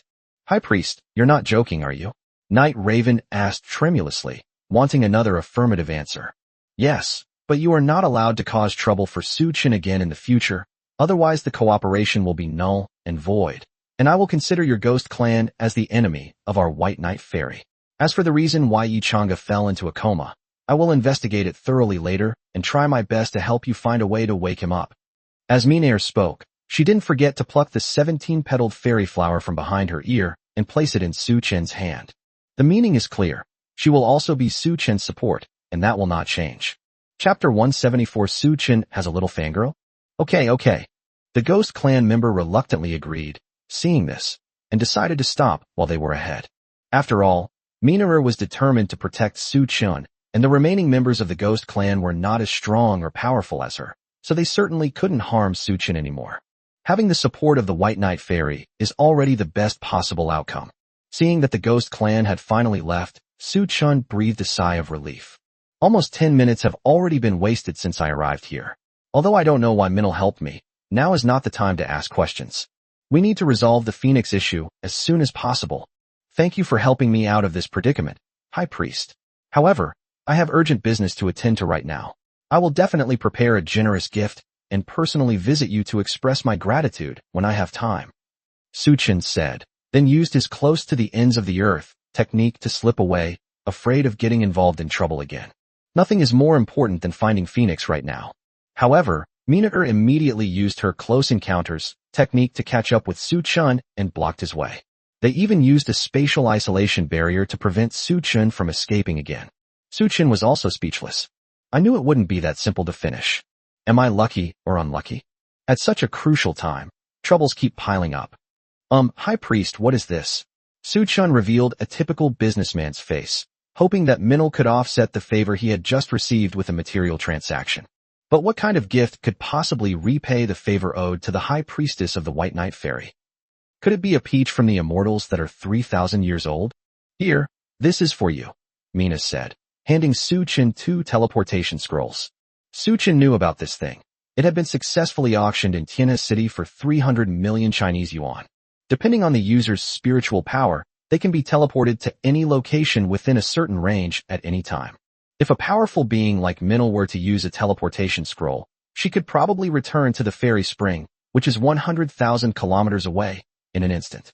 However, these are disposable items, and many people are used to keeping them as family heirlooms, with very few people actually using them directly. Although it sounds extremely rare, this thing seems a bit beneath the status of the High Priestess of the White Knight Fairy. What are you trying to do? Su Chen had a vague premonition that something was wrong. The fact that Minil is giving him this thing at this time is definitely not a gift. It's more likely that she has some trouble to ask him for help with, which is why she's bringing out something like this. Sure enough, Su Chen's guess was confirmed in the next second. Su Chen, come back to the fairy spring with me. I have something very important to tell you. You can't refuse. Go back. Something important. Seeing Mina's awkward and hesitant expression, Su-chun was about to burst out laughing. Isn't this just like a sweet, innocent, and naive little girl wanting to confess her feelings to a sporty senior? Is it possible that I'm the kind of guy who gets liked by little girls from all races? If you're going to confess, then confess. But couldn't you please not do it at such a crucial time? And why do I have to go back to your hometown to confess my feelings? Is this also a custom of the White Knight Fairy? Yes, hurry up and come with me, Mina said, preparing to use her spiritual power to activate the teleportation scroll and teleport Su-chun directly back to the fairy spring. If we were to actually teleport there, that would be terrible. Wait. I have things to do. If you want to confess, just say it now. I already have Luo, so I won't accept her anywhere. Upon hearing this, Mina immediately rolled her eyes at Su-chun. How narcissistic is this human to actually believe that the high priestess of the White Knight Fairies would fall in love with him? I helped you out. Would it kill you to come with me now? Minator said, arms crossed, looking like a domineering female CEO. Sorry, I really don't have time. And the person I like is Luo. I won't accept you. Sigh. Alright, I'll wait 10 minutes.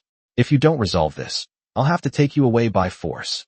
Minil clearly didn't want to dwell on the confession. Why would a dignified White Knight Fairy, over 1,000 years old, get entangled in such matters with a human man whose age is not even a fraction of hers? Seeing Minator's appearance, Su-chun breathed a sigh of relief. It seems that this blonde Loli in the Saint Realm has compromised. The power of love is truly immense. Even a powerful person of this status can fall deeply into it. Speaking of which, having my little fangirl help my wife, it's a bit strange, but it should be fine, right? Actually, I have another favor to ask. My Luo is still fighting on the plains more than 100 kilometers to the east. I estimate that her situation is not optimistic. Could you please help her? If you can agree, I promise to go back to Fairy Spring with you after this is over. Okay. Su-chun clasped his hands together and pleaded in the softest, most tender tone. Upon hearing this, Minil was completely stunned. I, the High Priest of the White Knight Fairy, personally invited you, a human male, to be a guest of the White Knight Fairy's sacred land, and even helped you resolve the trouble you just had. I have already given you enough face. And yet you think I've fallen in love with you? Not only do you want me to wait for you, but you also want me to fight for your wife. Good heavens, really good heavens. If you weren't Lady Aisha? Fine, I'll bear it. Alright, but it's a deal. Once you've sorted things out, you have to come back to Fairy Spring with me. After some internal struggle, Minair agreed to Su-chun's request. After all, Aisha had told her the most crucial secret of the White Knight Fairy, which clearly showed that she recognized her efforts. As a big fan of Aisha, Minair will do whatever it takes to fulfill Aisha's request. Even now, they have to bow and scrape before a human. Really? Thank you so much. By the way, could you also send all those people in the courtyard away while you're at it? Upon hearing this, Mina was absolutely furious. If Su-chun hadn't been specifically named by Aisha to be taken back, she would have definitely let him experience the wrath of a Saint Realm expert. But for now, we have to endure it. Once we return to the Fairy Spring and Su-chun has received Aisha's inheritance, it won't be too late to vent our anger on him then. As for Su-chun, he just smiled crookedly. Sure enough, when dealing with his little fangirl, as long as he uses a slightly sweet tone and adds a pleading phrase like please at the end of the sentence, she will definitely agree. The period dramas I watched in my past life were indeed somewhat useful after all. I feel bad for Minair, but there's nothing I can do about it. After all, if a beautiful woman made such a request to her suitor, no man could resist. If it can help Long Luoer, selling a little bit of my looks shouldn't be a big problem, right? As long as this White Knight Fairy doesn't turn into a Yandere Loli because she was rejected after confessing her love, it's fine. A golden-haired, maniacal Loli in the Saint Realm. Just thinking about it is terrifying. However, with the help of a Saint Realm expert, Long Luoer should be much safer. Su-chun could now carry out his plan with peace of mind. Alright, I'm coming right now. You hurry up and finish dealing with your mess. Minil shook her head helplessly, then spread her transparent wings and flew eastward. Thank you. Chapter 175, A Mighty Demon God, actually uses seduction? After getting rid of the entanglement of the little fangirl Mina, Su-chun breathed a sigh of relief. Fortunately, she was reasonable enough and not the kind of fanatical girl who idolizes celebrities, otherwise I really wouldn't know what to do. Hopefully, I won't encounter any more trouble. However, Su-chun also felt quite happy. Attending a birthday party resulted in gaining a saint-level fangirl who seemed extremely respectful towards him. It was an unexpected delight. What does this tell us? This shows that she has nowhere to put her charm. As long as he doesn't turn evil. Su-chun opened the God-slaying golden book and checked his attribute panel. He found that his ability points had reached 44,000 and were still steadily increasing. It seemed that Long Luo'er hadn't encountered any major trouble. A divine messenger is still a divine messenger. Even if the gods bestow power upon them and personally control them, they are no match for Long Luo'er and her companions. When Su-chun stepped into the birthday banquet venue, he found it empty, and there wasn't even a servant cleaning up the mess. He switched to the Eye of God, gathered spiritual power in his eyes, and began to search the entire manor villa using his X-ray vision. Sure enough, in Ji Linglan's room on the 3rd floor, they found the figure of a white-haired fox girl. She was lying on the bed with her eyes closed, her brows slightly furrowed, and a few beads of sweat could be seen on her forehead. She looked embarrassed, like someone who was playing a MOBA game and was in a losing situation. Isn't this her true form? And she hasn't even noticed me coming even though we're so close. And why can't I sense the power of the Godslayer? Su-chun muttered to himself as he stepped onto the stairs and walked towards the room. Just then, Xiao Jin jumped out and explained, Master, the soul of Phoenix, the 37th of the 72 demon gods, has been detected. This god has violated the second boundary of faith in the divine covenant. Hearing this, Su-chun was stunned for a moment. I've never heard Xiao Jin give me any hints when I've encountered other gods before, so why is it that he's giving me this hint only this time? Is this a right exclusive to the 72 demon gods? Moreover, she actually violated the second divine covenant by forcibly changing other people's beliefs. I thought she must have violated the peace treaty, just like Europus. Little Jean, I have a feeling that Phoenix's resurrection of so many divine messengers causing chaos on human territory should be a violation of the third peace treaty, right? Yes, Master. However, the Book of Godslaying only records the first time a god violates the divine covenant. After all, whether a god commits one crime or multiple crimes, it's the same. There's no need to list them all. Upon hearing this, Su-chun almost spat out a mouthful of blood. Good heavens, no wonder Astaroth, despite manipulating time so many times, was charged with violating Article 7 of the Divine Covenant, which states the supremacy of the Divine Court. It was almost enough to make you wonder if she was manipulating time. Now you know why. But Phoenix is clearly a God Emperor level expert. So how come he hasn't noticed me even though I'm so close? Her current situation is that she is hiding in the soul sea of other people in a soul state, so she can only have the perception ability of that fox girl. Upon hearing this, and considering Ji Linglan's previous thoughts, Su-chun was certain that Phoenix was a coward. Conceal your true form and hide your soul within the soul consciousness of another, so that the Godslayer will not detect it. If Su-chun didn't possess Xiao Jin, most people would probably think he was just an unfortunate messenger of the gods who was killed and resurrected by Phoenix. At this moment, Xiao Jin suddenly changed his expression, flew his small body to Su-chun's front, and said with a serious face, Master, do you really want to challenge Phoenix? The method you suggested to me before, while likely to kill Phoenix, isn't 100% successful. For your safety, I don't recommend doing anything you're not confident about. Upon hearing this, Su-chun simply smiled indifferently. My wife says that if you believe in yourself, then nothing is impossible. Besides, the probability of anything in the world is neither 100% nor 0%. Everything I've done in the past has been a gamble. It's just that the success rate is so close to 100% that it's considered 100%.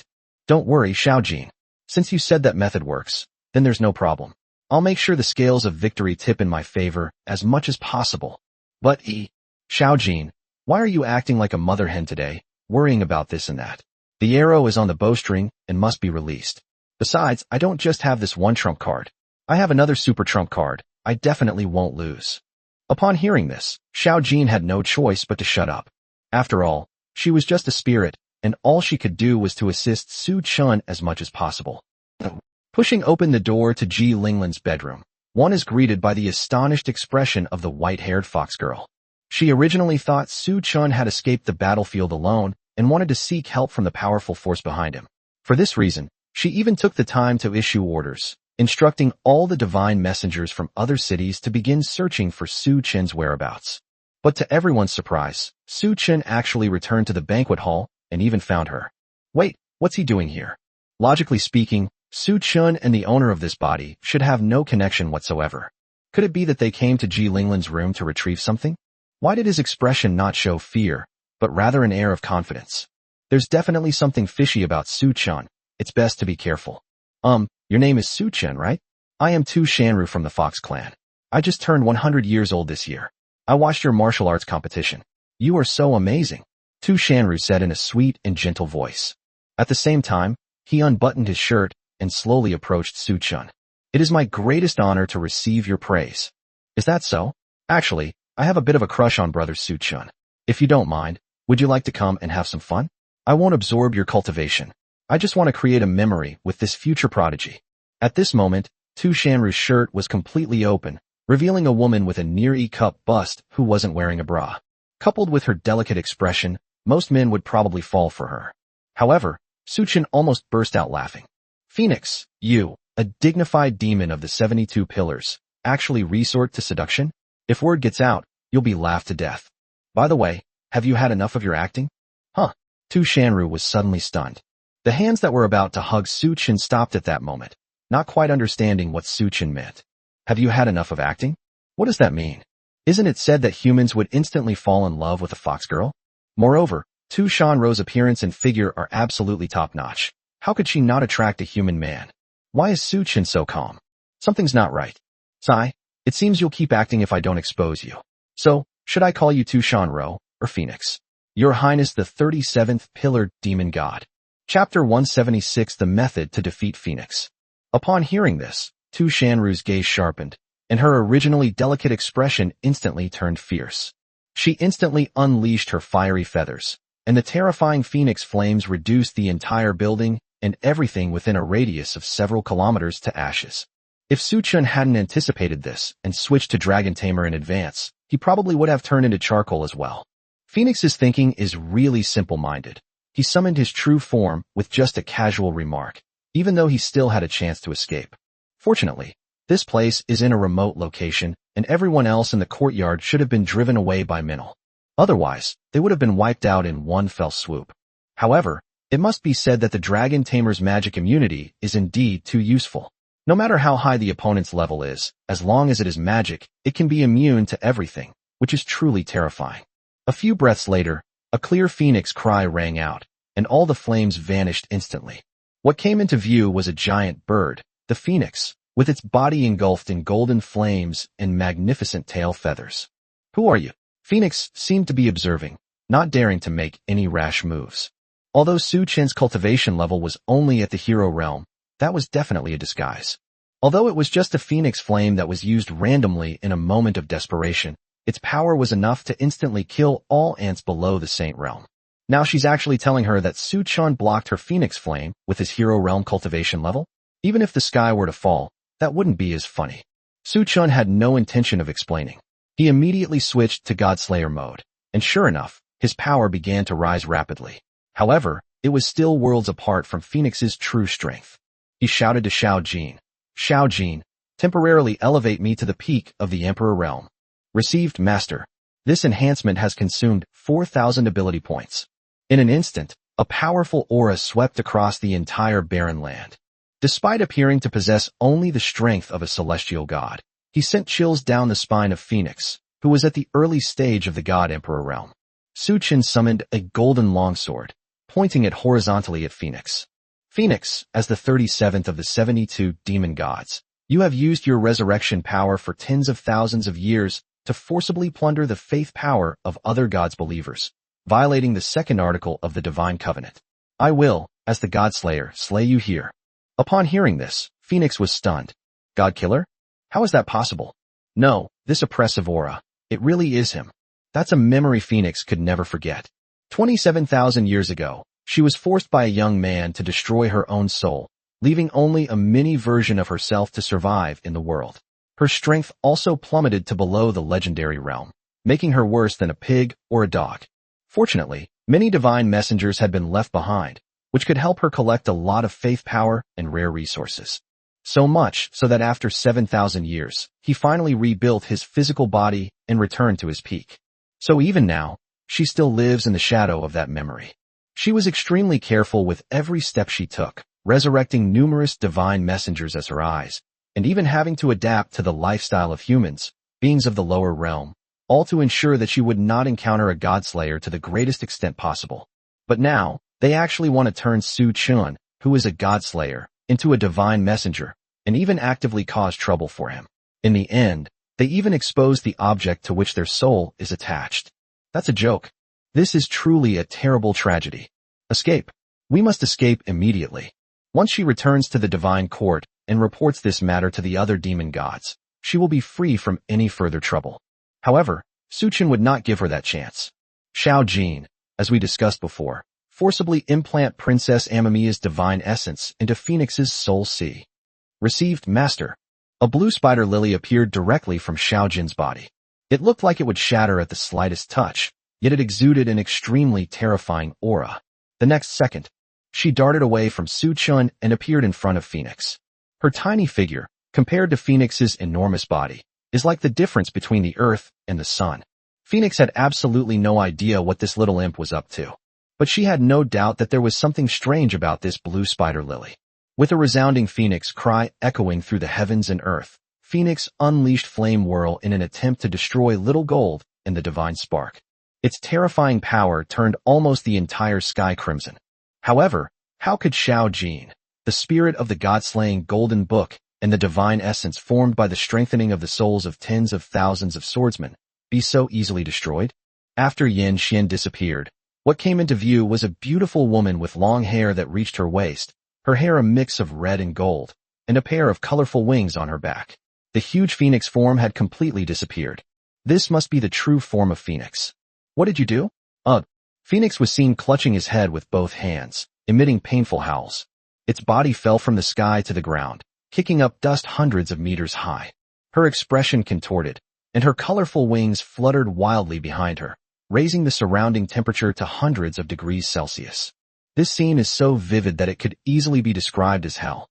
If Su Chun didn't possess a body comparable to a celestial being, he would probably have been burned to death by the intense heat in an instant.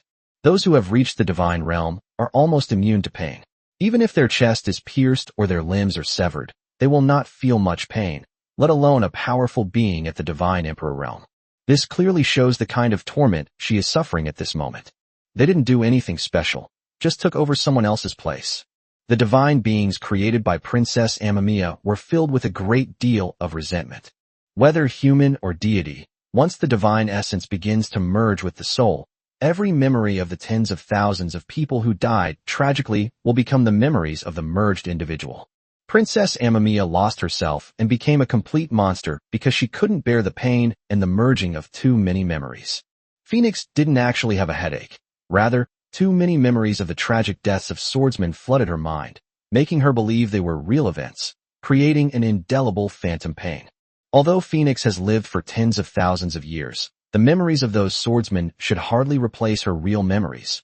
But as a god, she must not have experienced the memory of the tragic deaths of beings in the mortal realm. But that's not the key point. Most importantly, a deity is only allowed to possess one divine status. This is a heavenly rule established by the creator god, and no deity is allowed to violate it. Su Chun implanted a divine spark specifically for humans into Phoenix, which certainly couldn't be completely integrated with her, but it could squeeze out her original divine spark during the integration process.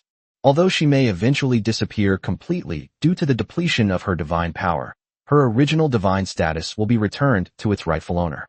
But that's enough. If we can buy some time, there is a way to kill Phoenix. Chapter 177 Fierce Battle. Forcibly implanting a godhood was originally an extremely difficult task, and Su Chun was prepared for a protracted battle. Unexpectedly, Phoenix's fear of the Godslayer's power gave Little Gold an opportunity, allowing the plan to proceed smoothly. Without their divine status, gods lose their infinite source of spiritual power and their ability to escape back to the divine court. Moreover, once a god loses its original divine status, the power of faith collected during the period when the god existed will also be lost. Gods like Tianba and Wu Jie, who didn't have many followers among the lower realms, all reached their realms through conventional cultivation methods.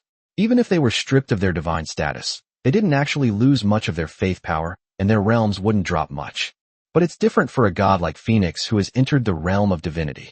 The higher one's cultivation level, The slower one's cultivation speed becomes when using cultivation resources, and it may even be completely useless. More than 99.99% of the rare cultivation resources in this world are of little help to those who have stepped into the divine realm. Take the Azure Dragon Jade, a reward obtained in Flying Dragon Valley, for example. As long as she can stabilize the rampaging spiritual power, Long Luoer will be able to break through a small realm after fully refining it, and may even gain some insight into breaking through to the Saint Realm. For experts at the Divine Realm, even 100 or 1,000 pieces of Azure Dragon Jade might not be enough to help them break through a minor realm. The remaining less than 0.01% of resources are basically controlled by the various ancient gods of the Divine Court. Each one used is one less available, and it is extremely difficult to obtain them repeatedly. Therefore, for gods above the Divine Realm, the only way to improve their cultivation level is by obtaining the power of faith from beings in the lower realms. However, the number of beings in the lower realm is limited, and most of them already have faith, so it is impossible for them to risk violating the divine covenant by forcibly recruiting believers.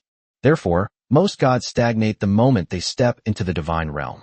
Once a powerful being in the divine realm loses their divine status and the support of faith, their realm will inevitably fall. Suchun opened the book of God-slaying and discovered that Phoenix's realm had already plummeted to the peak of the heavenly god realm in just a few minutes, and there was still a trend of further decline. Although doing so would mean losing a hard-won divine status, it would be worth it.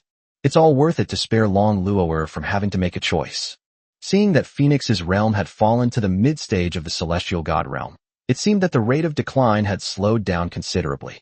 Su Chun then transformed the god-slaying golden book into a long sword and charged towards her. "What on earth did you do?" As Phoenix questioned him loudly, the sky darkened visibly, and the ground beneath their feet suddenly began to tremble violently. "No, it's not trembling, it's melting." Su Chun sensed something was wrong and leaped into the air with one foot, immediately switching to sage form to cast a levitation spell.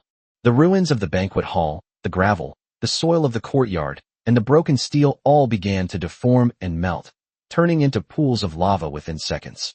However, this is not the end. The next second, golden light poured down from the sky, and streaks of deep red flame began to rage across the heavens, as if thousands of ferocious monsters had opened their giant mouths and were tearing at Su Chen's body. Su Chen squinted at the scene, not feeling that it was particularly difficult. A body at the celestial god realm wouldn't have much of a problem even if it were bathed in lava. The problem is that the tuxedo that Long Luoer gave her can only withstand temperatures of around 1,000 degrees Celsius, which is far inferior to lava. "A gift from my darling wife must not be damaged in the slightest." He raised the golden longsword, transforming it into a sphere to cover his entire body and resist the erosion of the fiery winds. In just a few seconds, the fiery winds had almost completely dissipated. Su Chun casually waved his hand, splitting the god-slaying golden book into a long sword and turning the sphere into a shield under his feet. He took a step forward and stood directly in front of Phoenix, his longsword pointed at her neck. "Leave me alone." A flash of anger appeared in Phoenix's eyes, but it was quickly replaced by intense pain, as if he were still struggling with the memories within his divine essence. She swung her right hand, which was burning with intense flames, and it collided with Su Chen's longsword. The moment Su Chen's attack was blocked, pale golden cracks instantly covered the entire surface of the longsword. Phoenix clenched his fingers tightly, crushing the golden sword energy that Su Chun had unleashed. The ensuing golden flames, like ignited gasoline, spread across Su Chen's entire body along the golden sword. Su Chun grunted and quickly switched to Dragon Tamer mode, finally stopping the spread of the golden flames. However, due to his weak body at the peak of the Emperor realm, he inhaled scorching air with each breath, resulting in a small portion of his lungs being burned. Fortunately, Su Chun instantly switched back to Godslayer. Otherwise, the pain in his breath alone could have made him lose his mind. Thump! A terrifying aura suddenly exploded outwards from Su Chen's center. The surrounding lava was all thrown hundreds of meters away by this shockwave. Phoenix, who was in a frenzy, seemed to realize something, and his expression suddenly changed. She suddenly flapped her 5-colored wings, creating 2 fiery whirlwinds that attacked Su Chun. Boom! The golden sword light intertwined with the fiery whirlwind, and the ground within a radius of several hundred meters instantly sank several meters. The howling whirlwind of flames swept the lava that Su Chun had been thrown away several kilometers away, turning the area into a vacuum zone devoid of any air. Because his lungs had just been burned, Su Chun was having difficulty breathing. Now, in a complete vacuum, his blood was starting to boil. He gritted his teeth, swung his sword forcefully, and a flash of golden light suddenly appeared. With a sharp clang, the golden sword transformed into a streak of light, flashing across the sky and severing Phoenix's wildly fluttering, multicolored wings.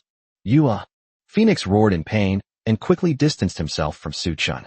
She tried to restore her 5-colored wings using the technique of rebirth from the ashes, but found that she could not restore them no matter what she did. I don't want to die, I don't want to die, I don't want to die. Phoenix frantically cast fire magic around him, but it was all in vain. Since she is not yet fully integrated with the divine essence, she has no way to escape back to the divine court. And now, she has even lost the wings she was so proud of, lost the ability to fly, and has nowhere left to retreat. Did those people you killed want to die?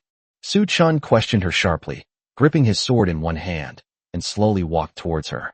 Chapter 178-1. Su Chun's every step was like a countdown to the end of life, striking a chord in Phoenix's already crumbling heart. Phoenix seemed to have been completely awakened by Su Chun's killing intent, or perhaps he had already overcome the tens of thousands of resentful thoughts, and his mind began to clear. She began to beg for mercy, retreating continuously. As for Su Chun, he approached Phoenix step by step, wielding his golden longsword. No, I don't want to die. I haven't lived enough. I don't want to. Godslayer, why are you forcing me like this? Because you hurt my Luo, and you hurt my Luo's best friend. If you knew this would happen, why did you do it in the first place? Su Chun stared coldly at Phoenix, raising his long sword to finish her off. No, please spare me. I'm willing to become your subordinate. I know everything about the divine court. Phoenix began to beg for mercy. For her, the dignity of the demon god was far less important than her own life. She is only 100,000 years old, which is just a fleeting moment compared to eternal life. She wanted to reach the level of a god emperor or higher, to achieve true immortality, to witness the end of this world, and more. Unfortunately, the Godslayer won't give her another chance. If apologies were effective, what would be the point of having a divine covenant? Too late. Damn it, Phoenix roared to the sky. Since there is no way to retreat, then let's fight with our backs to the wall. After learning of Su Chun's identity as a Godslayer, she immediately dispatched her divine messenger to the vicinity of Tianhe City as quickly as possible. If she can escape into Astaroth's surveillance range, she will surely be able to recognize her divine messenger. As long as Astaroth is there, even if she dies tragically at the hands of a Godslayer, she can be resurrected by reversing time. However, the backlash from resurrecting a God Emperor might cause Astaroth's cultivation level to drop, so she might not be willing to help. But regardless of whether we can get her help, there's always a glimmer of hope. Phoenix began to gather divine power, and the originally pale blue spiritual energy flow turned golden yellow under her influence. She stretched out her right hand and slammed it heavily on the ground, her eyes flashing with resentment. A massive surge of spiritual energy rushed into the ground, and in an instant, countless deep golden pillars of flame burst forth from beneath the hard rock, trapping Su Chun in the center. Then, like the fingers of a giant, they bent and clenched, trying to engulf Su Chun. The high temperature of tens of thousands of degrees Celsius burned the tuxedo that Long Luo had given to Su Chun to ashes in just an instant. Su Chun was both shocked and furious when he saw this. What's infuriating is that this tuxedo was a gift from Long Luo, and it's just gone like that. What's astonishing is that even though Phoenix's cultivation level has dropped by nearly 2 major realms, he still possesses such formidable strength. It's really hard to imagine how strong she was at her peak. Xiao Jin, Phoenix's realm has already fallen to the early stage of the celestial god realm, right? Can we use ability points to weaken her realm? It's possible, but for a god in the divine realm, lowering their realm is extremely expensive. You could spend 10,000 ability points to weaken her realm to the peak of the dominator realm. So much is needed for just one minor realm. Su Chun sighed. Although the cost is high, you have to use your ability points when necessary. Moreover, the temporary realm upgrade is about to expire, and we must ask Xiao Jin to renew it. Little Jin, keep using up your resources, and continue to help me reach the peak of the Emperor realm. Yes, Master. This time, a total of 14,000 ability points were consumed. Su Chen's gaze sharpened, and he suddenly swung his sword horizontally, directly slicing through the pillars of fire that were approaching him. The howling sword wind tore through the remaining flames, causing fractures in these pillars of fire. Phoenix knew that these pillars of fire alone would not be effective against the Godslayer, so he quickly organized the next round of attacks. Heavenly fire spreads across the plains. Phoenix made a hand seal, and tens of thousands of meters above the ground, countless sparks of all sizes were gradually coalescing into shape. However, the next second, just as Phoenix's secret technique was about to succeed, a golden sword shadow suddenly appeared from within the flames enveloping the pillar of fire. The sword light tore through the void, forming a void rift hundreds of meters long, and slashed straight at her snow-white neck. Her pupils contracted slightly, and she immediately stopped casting the spell, channeling her spiritual power to form a fire shield in preparation for blocking this fatal blow. However, this is just deceiving oneself. Phoenix's current realm has fallen to the peak of the Dominator realm. Although it will not continue to decline, his strength is far weaker than it was at its peak. She underestimated her strength. The golden sword light easily shattered her fire shield and severed her right arm as easily as cutting paper. Phoenix frowned, his fear replaced by a burning rage. With a powerful wave of her remaining left hand, the sparks that had been gathered at an altitude of 10,000 meters began to converge, forming 6 enormous fireballs. Then these fireballs transformed into 6 golden beams of light that descended from the sky, evolving into 6 fire phoenixes the size of golden pheasants. Despite having lost her wings and right hand, she moved forward instead of retreating. 6 fire phoenixes circled around her like guardian angels, transforming into venomous snakes that viciously attacked Su Chun. Su Chun moved with his will, flashing between the fire phoenix's continuous attacks, and arrived in front of Phoenix in an instant.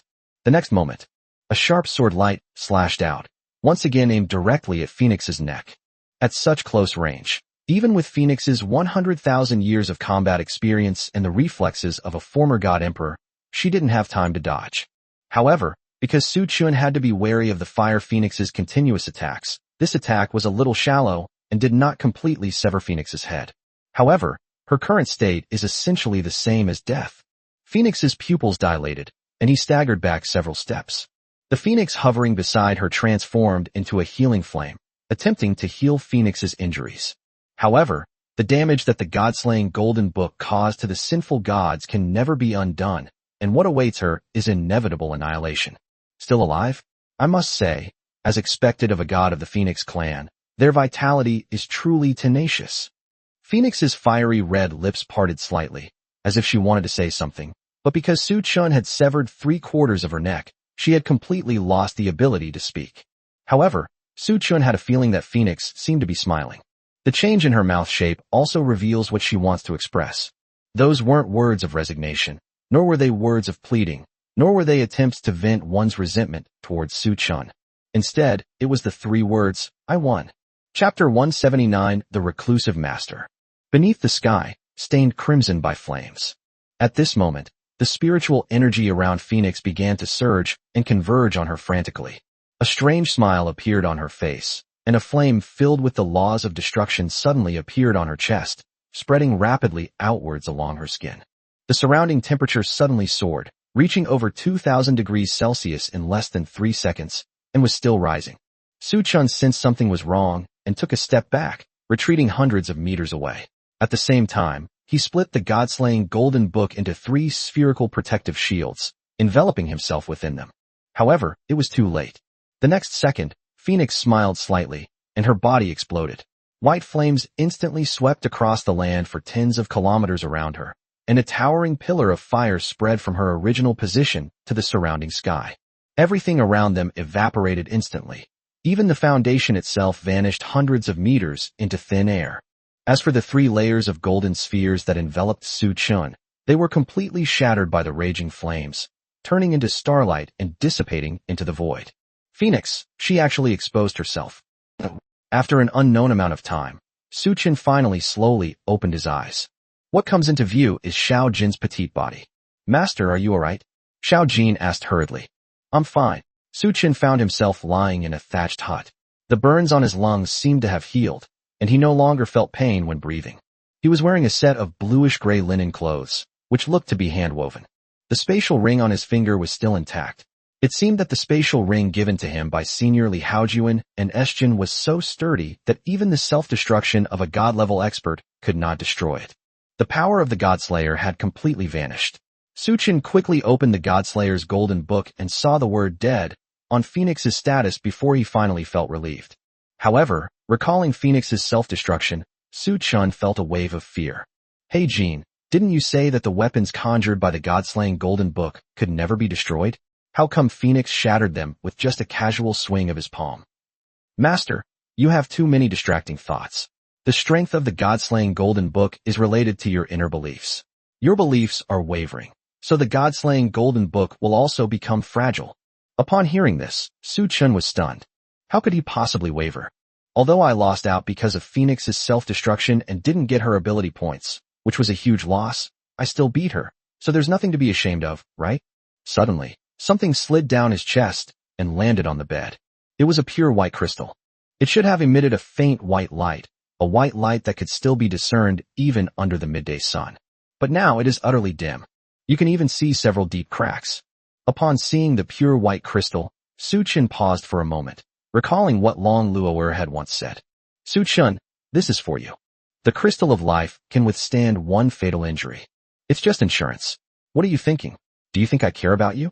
If the crystal breaks, you'll have to work for me for the rest of your life to pay off the debt. Suchun picked up the white crystal and gently stroked it. Memories of his time with Long Luo'er, from their first meeting to falling in love, flooded his mind instantly. Those were the happiest moments of his life. Lolo, you still save me. How can repaying this debt in one lifetime be enough? If there is reincarnation, I will repay you for all eternity. Suddenly, Suchun realized that now was not the time to dwell on the past. Where exactly is this place? Why is he here?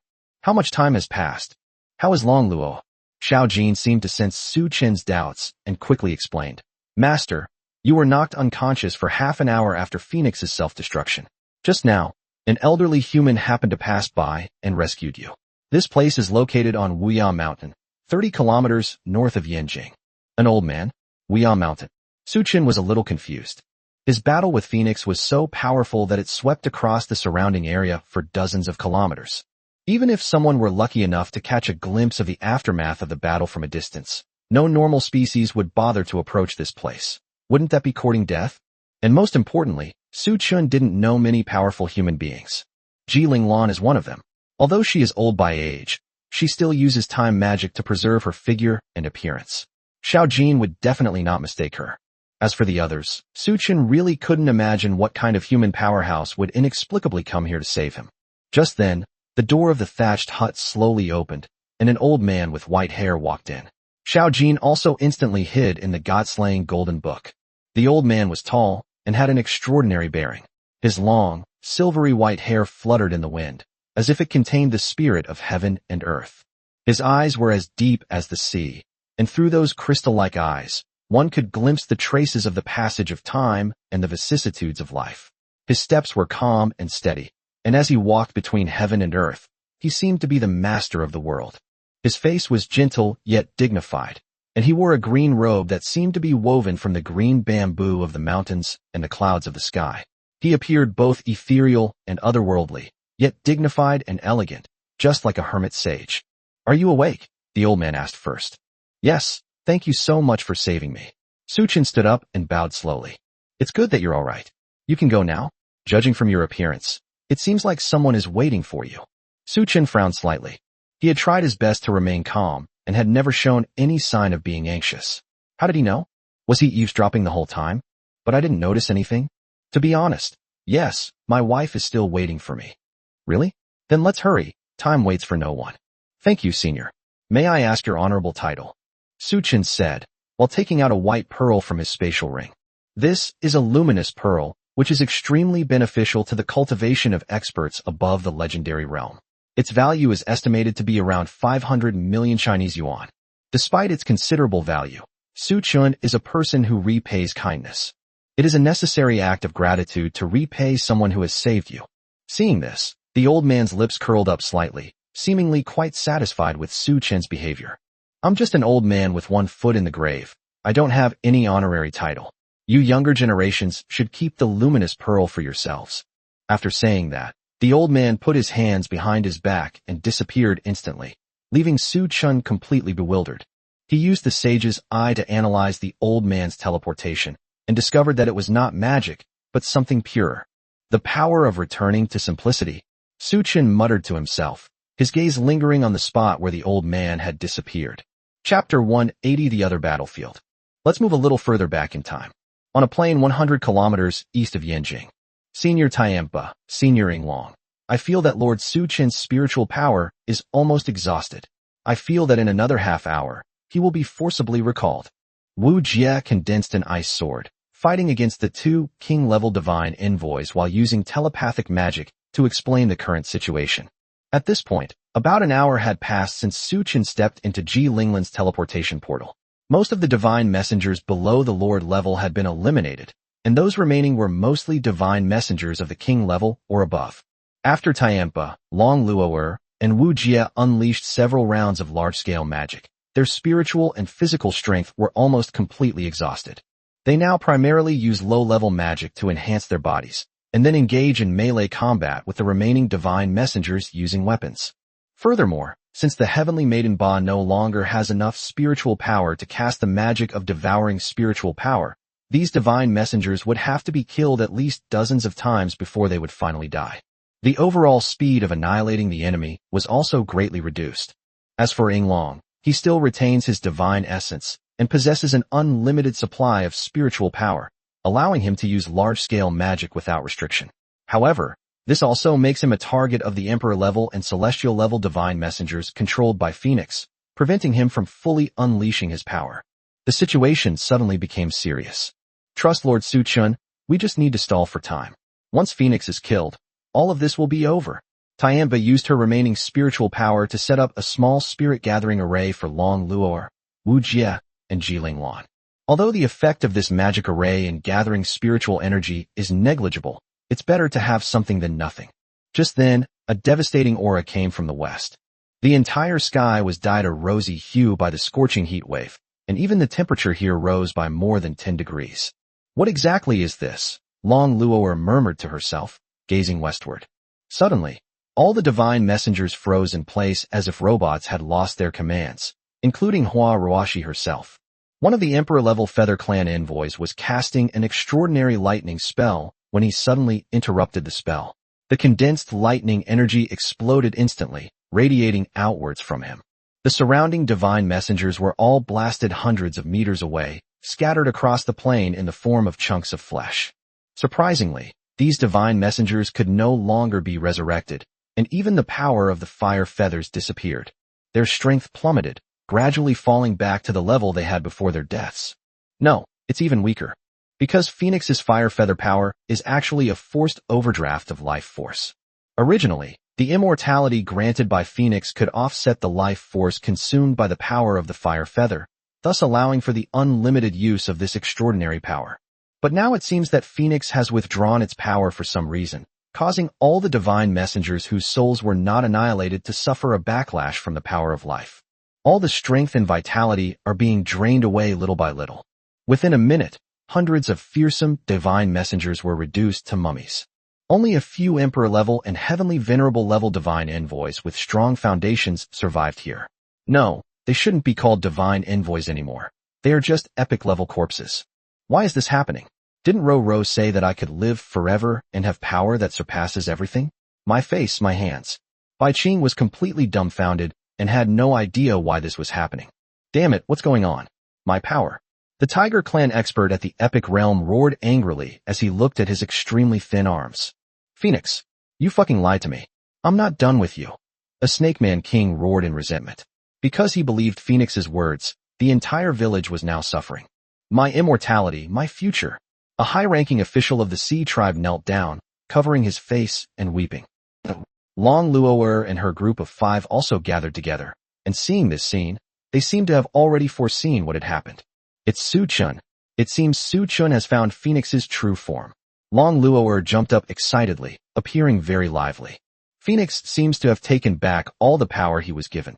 He must be in a tough battle to do so. Ji Linglan analyzed calmly. My Su Chun is amazing. He can even defeat gods at the God Emperor level.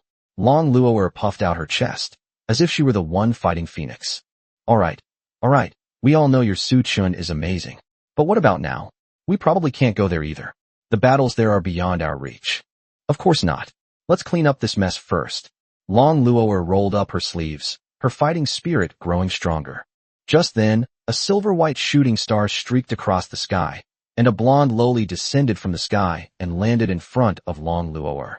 She placed her small hand on her red lips, looking at Long Luo'er with a curious gaze. You're the White Knight Fairy Super Priest, right? What are you doing? Long Luo'er looked at the blonde Loli in front of her with a blank expression, completely bewildered. There was no hostility about her. On the contrary, she had Su Chen's aura. What the hell is this? Su Chen shouldn't know her, right? Could it be Su Chun? Long Luo'er dared not think any further. Minator's figure is extremely similar to his. Could it be that Su Chun could hook up with any girl with such an appearance? Minator seemed to see through Long Luo'er's concerns and teased her with a smile. What are you thinking? Who would dare to steal your man? No. Mina glanced at the people around Long Luo'er and seemed to have figured something out. I was originally thinking about whether to ask Long Luo'er out for a private chat, but now it seems unnecessary. With a gentle wave of her small hand, the few surviving divine messengers were all sealed by a crystal barrier, losing their ability to move. But she did not kill these divine messengers.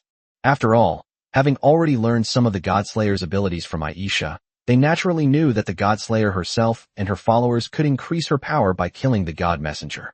There's absolutely no need to steal this kill. Don't worry, Su Chen asked me to come and help you, but I didn't expect that you would be finished here. It seems that the power of the Godslayer is indeed strong. Even the 72 demon gods are at a disadvantage. Upon hearing the word Godslayer, Long Luo'er and the others were stunned. They truly hadn't expected that this White Knight Fairy would also know about the Godslayer. After Long Luo'er came to her senses, a hint of hostility instantly appeared in her eyes. Not only as a woman, she is naturally hostile towards those who resemble her and have had contact with Su Chun. Furthermore, it was because Minier knew that Su Chun was the Godslayer and feared that she would reveal his murderous intent. Chapter 181 Invitation and Exile. What do you want to do? Threaten me? Or something else? Despite facing Minier, who was at the Saint Realm, Long Luo'er remained fearless. Once the other gods learn of Su Chen's identity as a Godslayer, it won't just be one Phoenix coming. As his wife, she had to eliminate any potential dangers no matter what.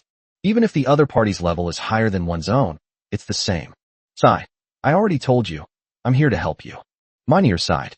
Su Chen should possess the power of a sage, and we White Knight Fairies are a race created by the first sage, Lady Aisha. Our purpose is to help Lady Aisha find a successor to the sage and pass on the legacy to him. However, I didn't expect that Su Chen's claim of having important business to attend to was actually about slaying a god. Sigh. Thank goodness I didn't forcibly take him back to the fairy spring. I almost ruined everything. Upon hearing this, everyone was stunned once again. This statement contains a lot of information and requires some time to digest. After a few breaths, Long Luo'er was the first to come to her senses. Once, when Su Chun was in the Sword Realm, he heard the first sword god Li Haojuan say that one of their companions was indeed a sage named Aisha. I originally thought she would definitely set up some kind of trial like Sword Mountain or Flying Dragon Valley, like Li Haojuan and Este, waiting for other challengers to take on the challenge. Unexpectedly, they created a race with the sole purpose of finding Su Chun. Good heavens, that's really good heavens. So, you really have no connection with Su Chen at all? You're in cahoots with us? Yes. After this is over, I will take Su Chen back to Fairy Spring to pay respects to Aisha. If you are worried, you can come along. With Jilinglan there, I can save a few teleportation scrolls. No, I won't go. Now it was Minator's turn to be stunned. I've made myself so clear, how could I still be rejected? Long Luo'er, do you understand this? Before Minator could finish speaking, Long Luo'er immediately and decisively replied, I'm not going. Looking at Long Luo'er, who had her arms crossed and looked sullen, Minator instantly figured out the reason based on her experience of living for over 1,000 years. Long Luo'er is definitely jealous and sees Minator as a rival in love. That is indeed the case. Long Luo'er never took Su Chen back to her hometown, Shenlong Valley, but Minator was able to take Su Chen back to her hometown before her. This is unreasonable, this is not allowed, this is impossible. As a seasoned veteran who has lived for over 1,000 years, wouldn't it be a piece of cake for him to manipulate this dragon child, who is not even 100 years old? Long Luo'er, don't you want Su Chen to become stronger? to become as strong as you. At the same time, Divine Court, Phoenix capital. As a portal opened, a red-haired little girl, less than a meter tall, fell out, muttering something repeatedly. Damn it, Su-chun, right? Godslayer, right? Heh, you didn't expect this, did you? I survived the second time. Phoenix sneered with a sinister smile. This was the second time she had used her soul to self-destruct. The first time she encountered the first Godslayer, she was driven to the brink of despair and had no choice but to self-destruct her soul in search of a way to survive. It took her 6,000 years to recover her full strength. The second time, this time, she encountered the Godslayer again and was once again driven to the brink of despair. Fortunately, when Su-chun severed his own neck, the divine energy he had forcibly implanted was completely exhausted, and her original divine essence returned. Although it cannot immediately recover to the strength of the early stage of the God-Emperor realm, it still possesses all the functions that a godhood should have. Furthermore, the divine messenger who went to Tianhe City successfully met Astaroth and received her affirmative answer. The dead cannot be saved, but the living can be. As long as Phoenix survives this attack on the Godslayer, no matter what fate befalls her body, she can restore it. So she immediately destroyed her soul in an attempt to gain a chance to escape. She certainly felt that such a lowly trick would be useless against a Godslayer, but it would be enough to create even the slightest opening. In the end, she succeeded. The Godslayer did not pursue her. She successfully escaped back to the Divine Court. Despite being covered in wounds, she managed to escape. As long as we report the news about the Godslayer, we will definitely be able to avenge this incident. At this moment, a beautiful girl wearing a JK uniform and with the face of a school beauty walked over slowly, bent down, and gently stroked Phoenix's unwilling face. What's wrong, Phoenix? Why are you looking like this again? What bad luck? Why did the Godslayer appear in my surveillance area? My luck is absolutely terrible, Phoenix exclaimed, clicking her tongue in disbelief. Coupled with her height, which was even shorter than that of an elementary school student, the contrast was simply off the charts. All right, stop complaining. I'll go explain the situation to the other demons. Astaroth, can you please stop touching me? My divine messenger just told you that if I survive my self-destruction, you have to use time magic to help me regain my strength. Yes, of course, I always keep my word. Hurry up. Okay. As Astaroth finished speaking, a terrifying power of the laws of time instantly swept across the entire divine court, turning the world's colors into an eerie gray-white. Apart from her, the time of all the gods was frozen, including Baal, the first of the 72 demon gods, and Belial, the lord of the demon gods. The supreme mystery of time is something that no god can contend with. Even those at the peak of the God-Emperor realm are no exception. Astaroth looked at the diminutive Phoenix in front of him and gave a faint smile. I always keep my word, but which version of myself did I make that promise to you? Is it the same version of myself now? Astaroth stood up and casually waved his hand, reversing the timeline of the entire divine court by 2.5 minutes, returning it to the point before Phoenix arrived. Of course, except for Phoenix. She remained standing quietly in the same spot, without making the slightest movement. However, at this moment, Phoenix's body began to dissipate, disintegrate, and eventually return to nothingness. A coward like you, it feels like even using time exile on me would be the greatest reward for you. But your death, I can certainly make good use of. Astaroth stared indifferently at the spot where Phoenix had disappeared, a hint of melancholy in his eyes. The next second, time began to flow throughout the entire divine court. Astaroth, meanwhile, had already returned to his residence and was leisurely lying in bed reading a book that could never be finished. A book titled Who Am I? Chapter 182, Demon God's Palace. This is a small courtyard full of pastoral scenery.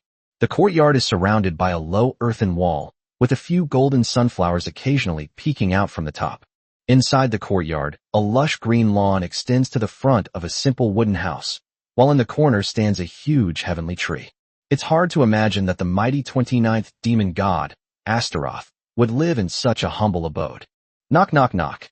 At that moment, Astaroth's door seemed to be knocked on, producing a slight tremor. What is it? Baimon, Cain, and Colossal. Astaroth slowly sat up and casually pushed open the door covered with a protective magic array. The three demons entered the room and came to Astaroth's bedside. Cain and Croesus bowed deeply to Astaroth, who was lying on the bed, showing their utmost respect. Astaroth, Phoenix's life-bound jade left in the demon god's temple has shattered. She has perished. Baimon said tremulously, his expression still one of shock. Originally, the 72 demon gods had no need for something like the life jade to confirm each other's life or death, since no god in this world would dare to provoke a demon god. But things are different now. The appearance of the Godslayer has undoubtedly sounded a huge alarm. Therefore, after Europa's disappeared, Belial ordered all the demons to leave their life gems in the demon temple. Its purpose is to determine whether the demons of each side have perished, where precautions need to be increased. Just how powerful is the Godslayer? Phoenix is a demon god known for its tenacious vitality. In terms of survival ability, almost no other god can compare. Even the top 10 demon gods would find it difficult to completely kill her. It was precisely because of her difficulty in being killed that she was assigned to monitor China. Unexpectedly, the Godslayer was able to kill her outright, without even giving her a chance to escape or warn others. This has far exceeded their expectations. As another demon god, Baimon, who monitors China, he has thousands of clones, and his main consciousness can freely transfer to each clone. To completely eliminate Baimon, all of his clones must be annihilated. As long as one clone remains, he can keep creating clones indefinitely, making him impossible to kill completely. It is also one of the most difficult demon gods to kill. However, he could not guarantee that the Godslayer would not possess any special abilities. After all, even the infinitely resurrected Phoenix could be killed, so who knows if the Godslayer could annihilate all of his clones in one fell swoop. Really? I didn't expect Phoenix to be killed. It seems this Godslayer is no ordinary being. Astaroth continued to look at the book with a calm and collected expression, completely ignoring the demons like Baimon. Astaroth, now that it's confirmed the Godslayer is in China, what should we do? Should we continue monitoring him? Baimon was starting to have second thoughts. At first, I thought that monitoring China was a pretty simple job. Now it only evokes fear. His realm is the late stage of the God Emperor realm.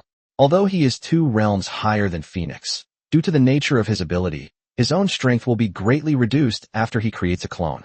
He now has nearly 10,000 clones, and each clone, including his main body, is only at the peak of the true God realm, which is far inferior to Phoenix's early God Emperor realm. If you really encounter a Godslayer, you might really be doomed. Of course we must. After all, it's an order from Lord Belial. We definitely have to carry it out. Astaroth remained calm and composed, completely ignoring Baimon's changing expression. Astaroth, I know you are very powerful, but the current Godslayers are definitely enough to warrant our attention. I think it would be better to gather all the demons together and destroy the entire Huagua kingdom. Cain interjected coldly. I also think this method is feasible. The Godslayer is ultimately just a human, and he must have some attachments in human countries. Once we destroy the entire China, he certainly won't be able to protect so many friends, and he might even shatter his Tao heart. And when that time comes, all 70 of our remaining demon gods will gather in China. I refuse to believe we can't kill a mere Godslayer. You agree, right, Astaroth? Klosser chimed in. The room fell silent instantly upon hearing this. Klosser did not experience the era when the first Godslayer dominated the divine court, so he naturally did not know the Godslayer's abilities. But Baimon and Cain shouldn't have done that. I think. Just then, all the demon gods suddenly received a message in their minds. Assemble at the demon god's temple. Attendance is mandatory. Astaroth also revealed a faint smile. Finally, the time had come. Since the title of the 72 demon gods was established, this situation has only occurred 3 times. The first time was 20,000 years ago when Sun Wukong wreaked havoc in the divine court. He killed more than 10 of the former 72 demon gods. It was not until the first demon god Baal and the second demon god Agars joined forces that the riot was finally quelled. It was truly terrifying. The second was the god selection competition that took place 10,000 years ago, when the 72 demon gods selected several outstanding gods to participate in the selection in order to cultivate some confidence. As a result, a human, at the early stage of the epic realm, fought against several gods at the peak of the epic realm without being defeated in the god's chosen competition. No matter what methods the demon god used, he could not stop him from winning first place in the god's chosen competition. That human messed up the plan, almost completely disrupting it, forcing them to convene a demon god conference to change the plan. This time, however, marks the 3rd time all the demon gods have gathered. It seems that Phoenix's death has finally made all the demons take the matter seriously. Sigh, let's gather first. It won't be good if Belial gets angry later. Astaroth finally put down his book, slowly stood up, and casually waved his hand to open a portal. Yes, Baimon stepped into Astaroth's portal with a dejected look on his face. At this meeting of the Demon God Temple, he must return to the Divine Court no matter what, and can no longer continue his work of monitoring China.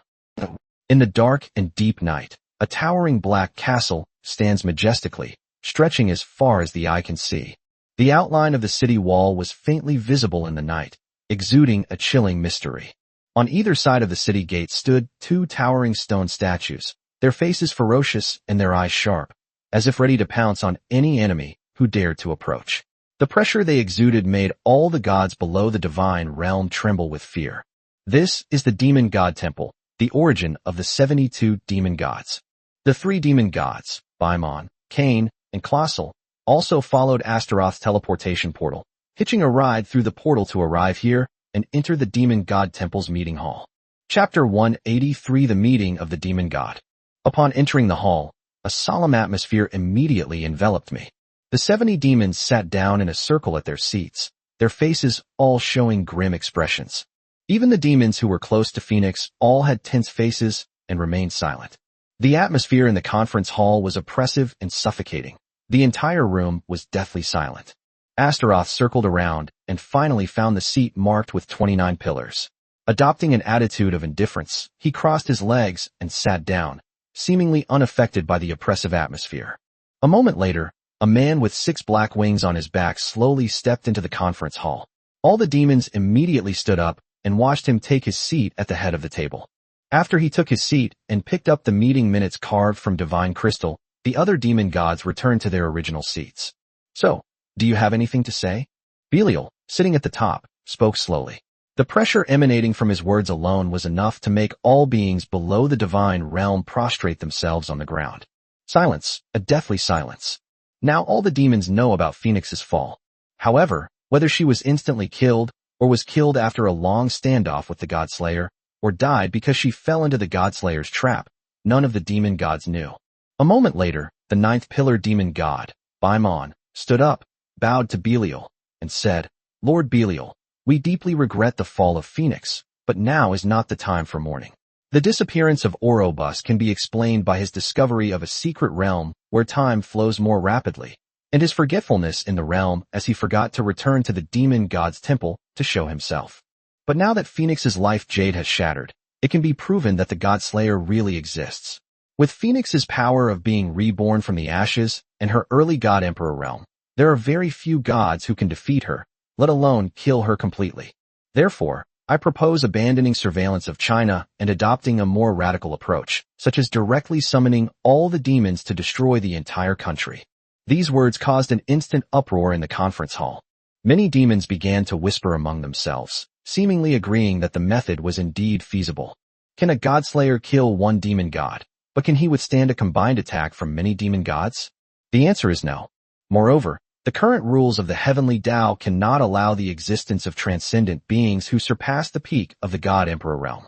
Even if a Godslayer is strong, he can only exert the strength of the peak of the God Emperor realm at most. Among the 72 demon gods, the first demon god Baal, the second demon god Agars, the third demon god Vasak, and the demon god Lord Belial reached the peak of the God Emperor realm, while there were also 9 demon gods in the late God Emperor realm. No matter how strong the Godslayer is, he is still just one person and cannot possibly withstand the combined attack of so many demons. It has now been confirmed that the Godslayer is in China, which is indeed a good approach. However, at this moment, Astaroth slowly stood up and spoke in a flippant tone. This method won't work. Let's not even talk about the demons who joined after Ragnarok. Have you all forgotten the Godslayer's ability to never stop until death? As long as the target he has his eye on doesn't die, he will never die. However, he has a particular requirement for this target, which is hatred. Unlike the Godslayer's innate hatred, this hatred stems from within. You destroyed the entire nation of China. What if you kill the Godslayer's friends among humans and then become their targets? How can we win against an existence that is impossible to kill? These words were undoubtedly a bucket of cold water poured on the demons and gods. While the ability to fight to the death was the original Godslayer's power, who can guarantee that the current Godslayer doesn't possess such an ability? Destroying China, or even the entire lower realm, would be very simple for a demon god. But if it caused the Godslayer to trigger the fight to the death curse, That would be the real trouble. What should we do? Asked the 58th demon god, Ami, anxiously. I think it's better to continue monitoring. We must confirm the identity of the Godslayer no matter what. If all else fails, we should get more divine messengers to act as spies. Cain, the 53rd demon god, replied with a serious expression. Cain, have you been scared out of your mind by the Godslayer? Now that Phoenix is dead, who else but her could pull off such a deception? Even a mortal fool could recognize the smell of that rotting corpse, right? Shax, the 44th demon god, said disdainfully. Cain shut his mouth. Perhaps, as Shake said, he was truly terrified by the Godslayer and had even forgotten that. Why don't we send those gods in the divine court who haven't violated the divine covenants to monitor China? As long as we give them enough resources, they'll be willing to serve as slaves to the creatures of the lower realms, suggested the 33rd pillar demon god, Jabwa. Indeed, as long as the divine covenant is not violated, even if a Godslayer can recognize the god's identity, he probably won't kill him outright. The 38th demon god, Hampa, rested his chin on his hand and echoed with a deep expression. So it's decided then? I happen to have a few hundred lackeys at my disposal, said the 66th demon god, Samongli. No, this method won't work. The second pillar demon god, Agars, rarely spoke up to refute. The small world within the golden book of God's layers contains the rules of the heavenly Tao. For gods, it is a supreme cultivation holy land that far surpasses the divine court. Those gods may very well succumb to the sugar-coated bullets of the God's layers and choose to submit. If even one god submits to the Godslayer, our intentions might be exposed. Phoenix has been dead for some time now, but the Godslayer hasn't come after us yet, which means he's kept the secret. This matter is of utmost importance. We must proceed with caution. Upon hearing this, all the demons who were discussing the plan fell silent. Indeed, as Agar said, the fact that the plan hasn't been exposed yet is the best news. The problem is, destroying China is not an option, and monitoring China risks exposing the plan. So, are we just going to let the god killers go unchecked? Astaroth, judging from your expression, you seem indifferent to the matter of the Godslayer. Belial's sharp gaze shot directly at Astaroth, who was almost dozing off to the side. For such an important meeting, isn't it a bit much for you to act as if it's none of your business? No, they actually already have a good idea. Upon hearing this, all the demons turned their gazes toward Astaroth, wondering what kind of trick she was up to. Oh, Belial looked at Astaroth with a curious expression. Belial's assessment of Astaroth, one of the 29 demons, was almost equal to that of the first 9. She is a demon god who manipulates space, controls time, travels between the past and the future, and stands at the end of the river of time. I really don't know what kind of solution they'll come up with. Astaroth revealed a playful smile and said, as for what the method is, I can't explain it. After all, it involves the rules of heaven, and I might not be able to withstand divine punishment. However, if we give them 3 years, no, it's only 2 years and 9 months now, they can eliminate the Godslayer. Therefore, during this period, could you please refrain from interfering in any matters concerning the lower realm and entrust them entirely to me? Chapter 184 The Veteran Mina L.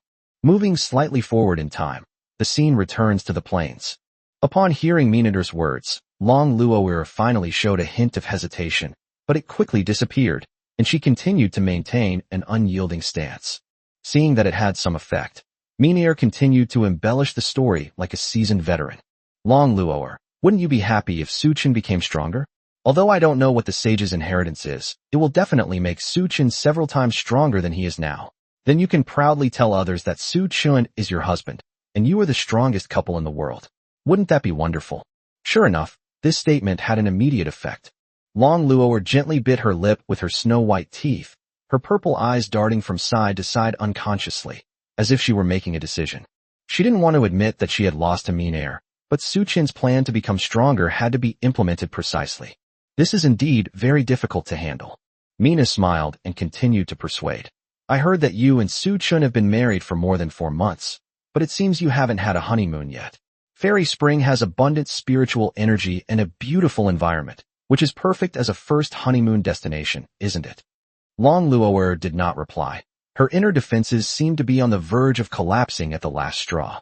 Besides, didn't you ask my attendant about your dragon horns becoming sensitive? Don't you already have a dragon baby? The Fairy Spring is full of rare and precious treasures, which can provide your little one with more nutrition and spiritual power. Even if you don't care about Su Chun becoming stronger, you have to think about your unborn baby. I can promise you that as long as you and Su Chun stay there for one day, you can use all the resources of the fairy spring freely. They're all yours. Long Luo, seemed to be completely persuaded. I wanted to refuse Minal's shameless request, but she offered just too much. Long Luoer had also heard a little about the fairy spring. The spring is filled with cultivation materials that are rare to find even once in 100 years.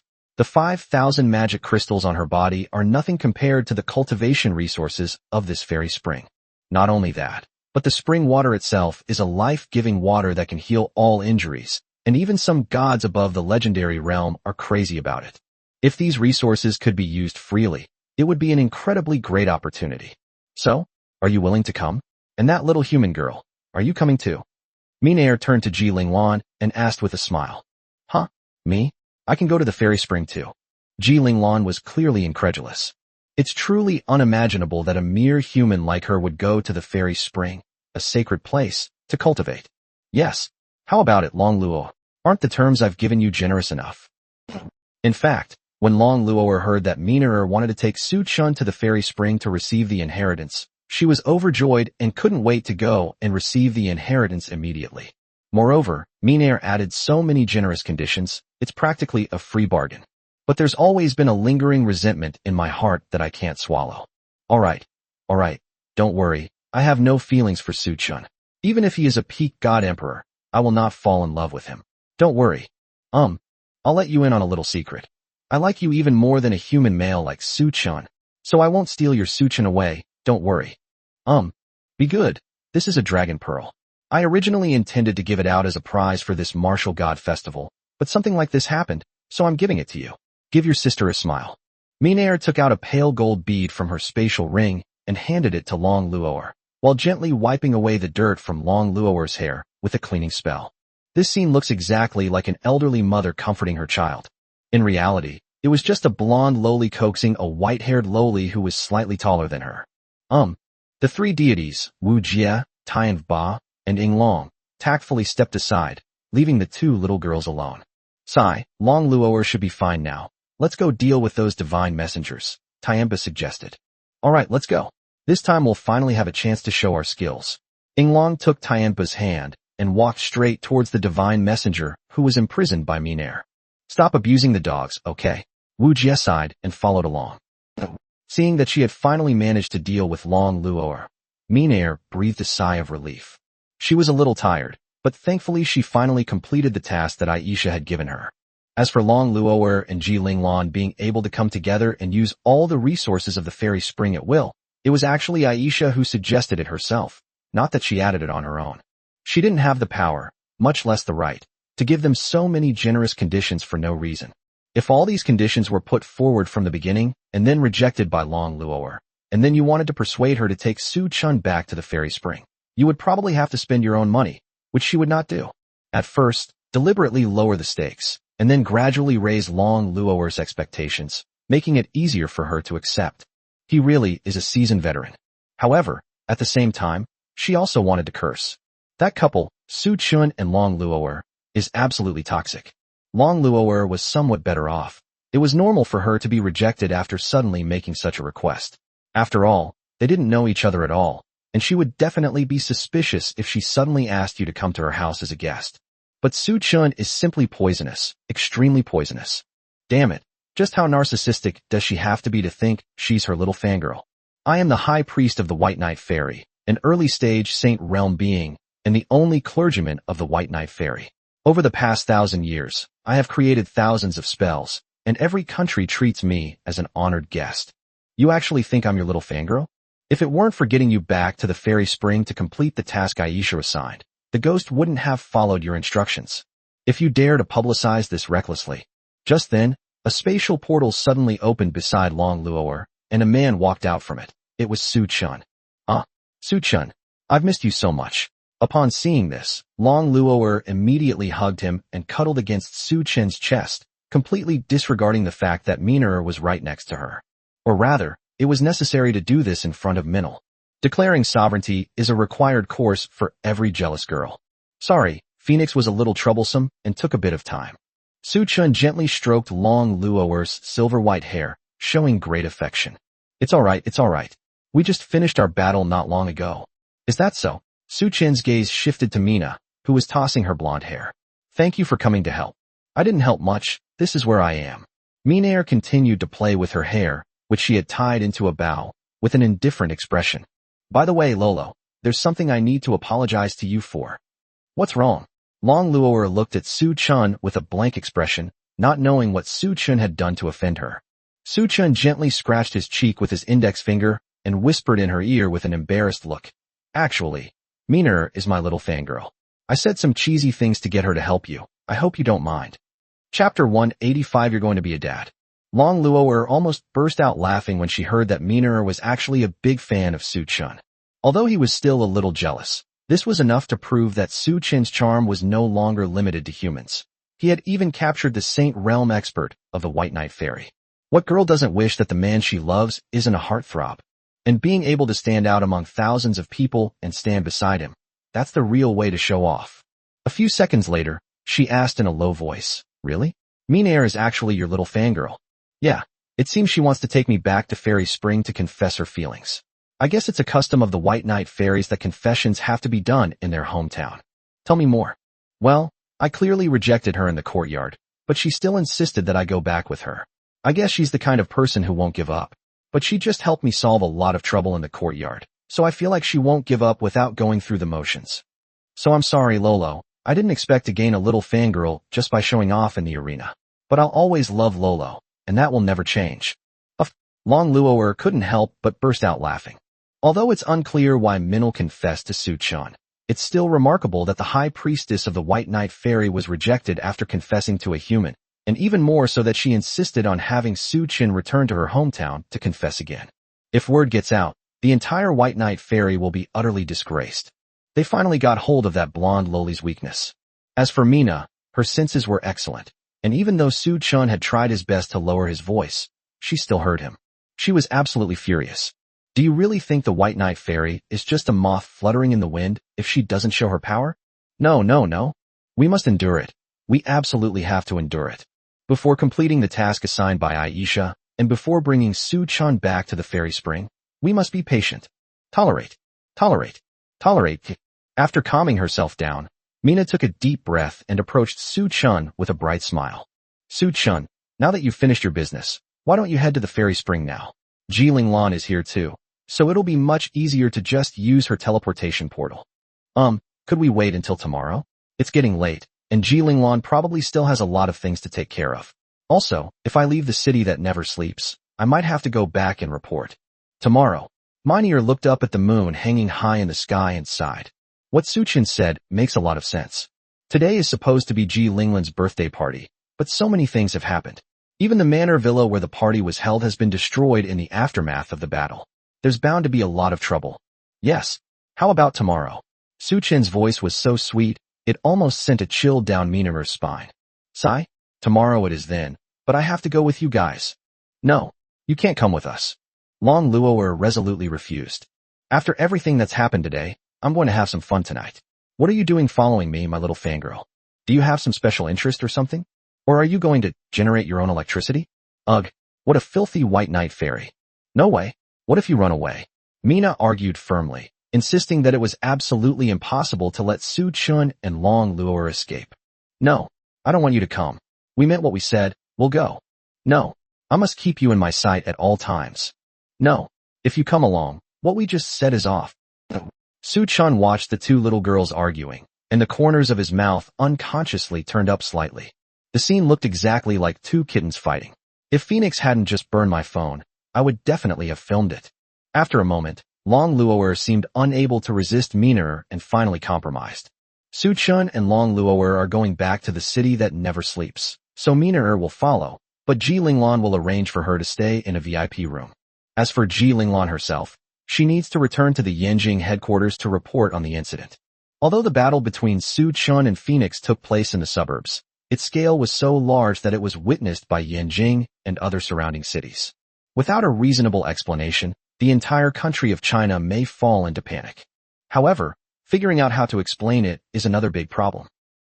That evening, Warm artificial sunlight streamed through the gaps in the curtains, falling on Su Chun and Long Luo'er's faces. They sat at a small table by the window, each holding a steaming cup of coffee, the air filled with a rich aroma. Su Chun broke the silence first, gently taking Long Luo'er's hand. Luo, do you know? When you pushed me into the teleportation portal before, I was terrified. Long Luo'er looked guilty and replied in a coquettish tone, I'm sorry. In that situation, I felt that it was the best choice for you to leave alone. Even if I went with you, I wouldn't be able to interfere with your fight with Phoenix. These are two different things. Promise me you won't do it again. I'm sorry. Long Luo'er gently leaned on Su Chen's shoulder, closed her eyes, as if recalling those beautiful times. Oh, right. There's something else I need to apologize to you for. Su Chen said, taking out the cracked crystal of life. It can negate a fatal blow, making it a life-saving trump card. This, Long Luo'er's eyes widened in disbelief. She never expected that the crystal of life would actually crack.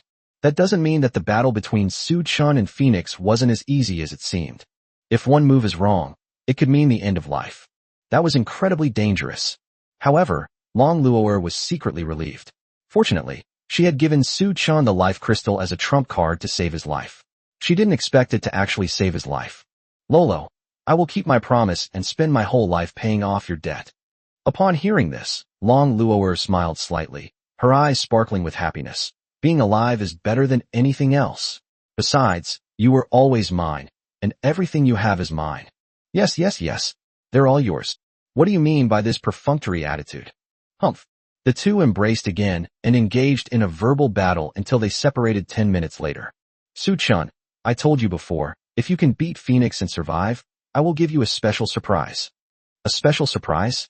Su Chun was a little confused. Could it be a permanent promotion ticket? That was such a pleasant surprise. Long Luo'er's cheeks flushed slightly as she gently stroked her belly with both hands. Su Chun, you're going to be a father soon. Chapter 186 News of the Falling Star Pool Secret Realm.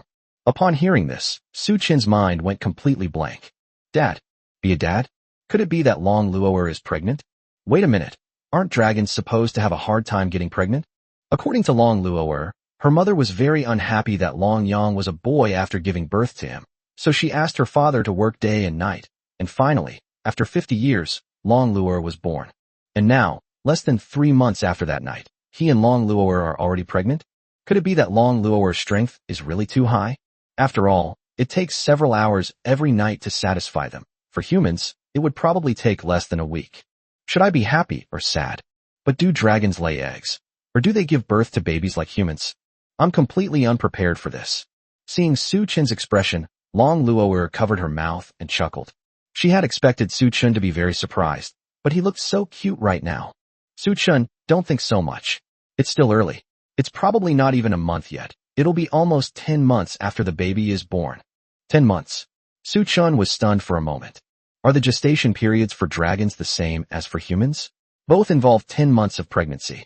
It's only been 10 months. Su Chun suddenly thought of the Dragon God Festival 10 months later. That unknown entity will definitely not let this go, and will surely make its move during this period. If Long Luo'er were to get pregnant, it would definitely put a lot of strain on her small frame, especially in the last 3 months. If we had been ambushed at that time, our lives might have been in danger. Yes, so I've decided that since that White Knight Fairy agreed to let me stay there as long as I want, we'll stay until we've plundered all the resources she has. Haha, you still seem quite hostile towards her. She said it herself, so she can't blame anyone else. As the High Priestess of the White Knight Fairy, she can't go back on her word. Yeah, haha. By the way, Su Chun, it's so late, come and rest. When you gave me the 9-colored emerald robe at noon, I promised you that tonight would be your show. Long Luo'er blushed slightly, acting coy and alluring. Wait. You already have a baby, wouldn't doing this. Long Luo'er immediately interrupted. It's all right. I'm a dragon. I'm perfectly healthy. But no buts. I've been fighting all day. I'm exhausted. So I'll reluctantly let you move your back. You've been thinking about this all day anyway. Lolo, you really understand me. The next day at noon, Su Chun and Long Luo'er were still asleep when they were suddenly woken up by a series of urgent knocks on the door. Who is it, so early in the morning? Su Chun rubbed his eyes, yawned, and ran to open the door after getting dressed. I thought it was Mina Air, a little fangirl, but it turned out to be Luo Shireen and Li Jianfeng. Su-chin frowned slightly. They seemed quite anxious. What's wrong? Judging from your expressions, it seems like something terrible has happened. Of course it's a very important matter. Luo Shirin exclaimed excitedly, while taking out an internal notice from the night watch. Su-chin took a look and found that the Falling Star Pool's secret realm had been discovered and would probably open in the next 3 days. Holy crap, I almost forgot. Su-chin slapped his forehead, only then remembering that Astaroth had mentioned to him that a natural secret realm would open 3 months later near Star Moon City at Falling Star Pool, containing a treasure that Su-chin desperately needed, and that he absolutely had to get his hands on it. Although less than 3 months have passed in reality, Su-chin has spent more than 2 years in the Sword Secret Realm. With the addition of almost 3 months in reality, nearly 2.5 years have passed in his mental time, so he has really forgotten about it for a while. Because the secret realm was discovered by the Night Watch squad of Tiana City, and it was within the jurisdiction of Xingyue City, the Night Watch members of these 2 cities had priority in exploring the secret realm. The new Night Watchers who have come to the city that never sleeps are all the best in their respective cities, and they will naturally be invited to participate in this exploration of the secret realm. However, this trip to the Falling Star Pool secret realm is different from attending Ji Linglin's birthday banquet. If one chooses to go to the secret realm, one will no longer be able to stay in the city that never sleeps to cultivate. Luo Shirin and Li Jianfeng's main purpose was to seek Su-chin's opinion. After all, Su-chin is now recognized as the strongest new night watchman in the city of Never Sleeps, and is the idol of many newcomers, so he naturally has a lot of authority to speak on the matter. So, are you going? Luo Shirin asked expectantly. Within these 3 months, Luo Shirin and Li Jianfeng also successfully broke through to the mid-stage of the Hero Realm, which is a small realm higher than Su-chin's. However, the 2 of them had already decided that Su-chin was a super big shot, and as long as Su-chin could take them to the Falling Star Pool secret realm, they would definitely be able to reap a lot of benefits. Of course we'll go. We absolutely have to go. How could we miss such an opportunity? Su-chin, I knew you wouldn't abandon us. Luo Shirin exclaimed excitedly. Haha, we're all newbies. Why talk about abandoning each other? Let's cheer each other on. Li Jianfeng breathed a sigh of relief upon hearing this. It must be said that Luo Shirin truly lives up to her reputation as a sunny girl. Her enthusiastic words quickly convinced Su-chin to agree. The charm of idols is truly amazing. Su-chin, what are you talking about? At this moment, Long Luoer seemed to have been awakened by the noise outside the door. She changed into a milky white pajama with a cartoon dragon pattern and came out. Long Luoer, good afternoon. Luo Shirin greeted him warmly as always. Good morning. What's your name again, idol girl? My name is Luo Shirin. I feel like I've introduced myself several times already. Yes, so what do you need Su-chin for? Lolo, it's like this. Didn't Astaroth mention before that there's a Falling Star Pool in Star Moon City, where a secret realm will open? It's time for it to open now, but it seems the Night Watchers discovered it first. Su-chin quickly leaned close to Long Luoer's ear and whispered. I forgot. Long Luoer slapped her forehead, realizing she had really forgotten about such an important matter. They really do look alike. They forgot something so important together. I have agreed, but I would like to ask for your opinion, since this is information from Astaroth. Opinion? Long Luoer rested her chin on her hand. Long Shuer once told me that she had never heard of a god named Astaroth before, and she had no clue about her purpose. However, she believed that she would protect you at least until the 3-year period agreed upon with you arrived. Chapter 187 Meaner, Starving and Destitute. Upon hearing this, Su-chin nodded thoughtfully, becoming even more certain of his own thoughts. Yesterday, when facing Phoenix, Su-chin's chances of defeating her were less than 50%. After all, Xiaojin couldn't guarantee how much Phoenix's realm would drop after being forcibly implanted with Amamiya's divine power, or whether it would drop to a level that Su-chin could defeat. The reason he believed he had a 90% or higher chance of defeating Phoenix was because he trusted that the demon Astaroth would help him at the crucial moment. Su-chin always felt that Astaroth was a very contradictory individual, and he couldn't understand what she was thinking at all. But one thing is certain. She will stop at nothing to achieve her goal. Astaroth set the time frame at 3 years and the realm at the epic realm. There must be some intention behind this. It's impossible for him to just say 3 years and reach the epic realm without any reason. There must be some unspeakable secret behind this.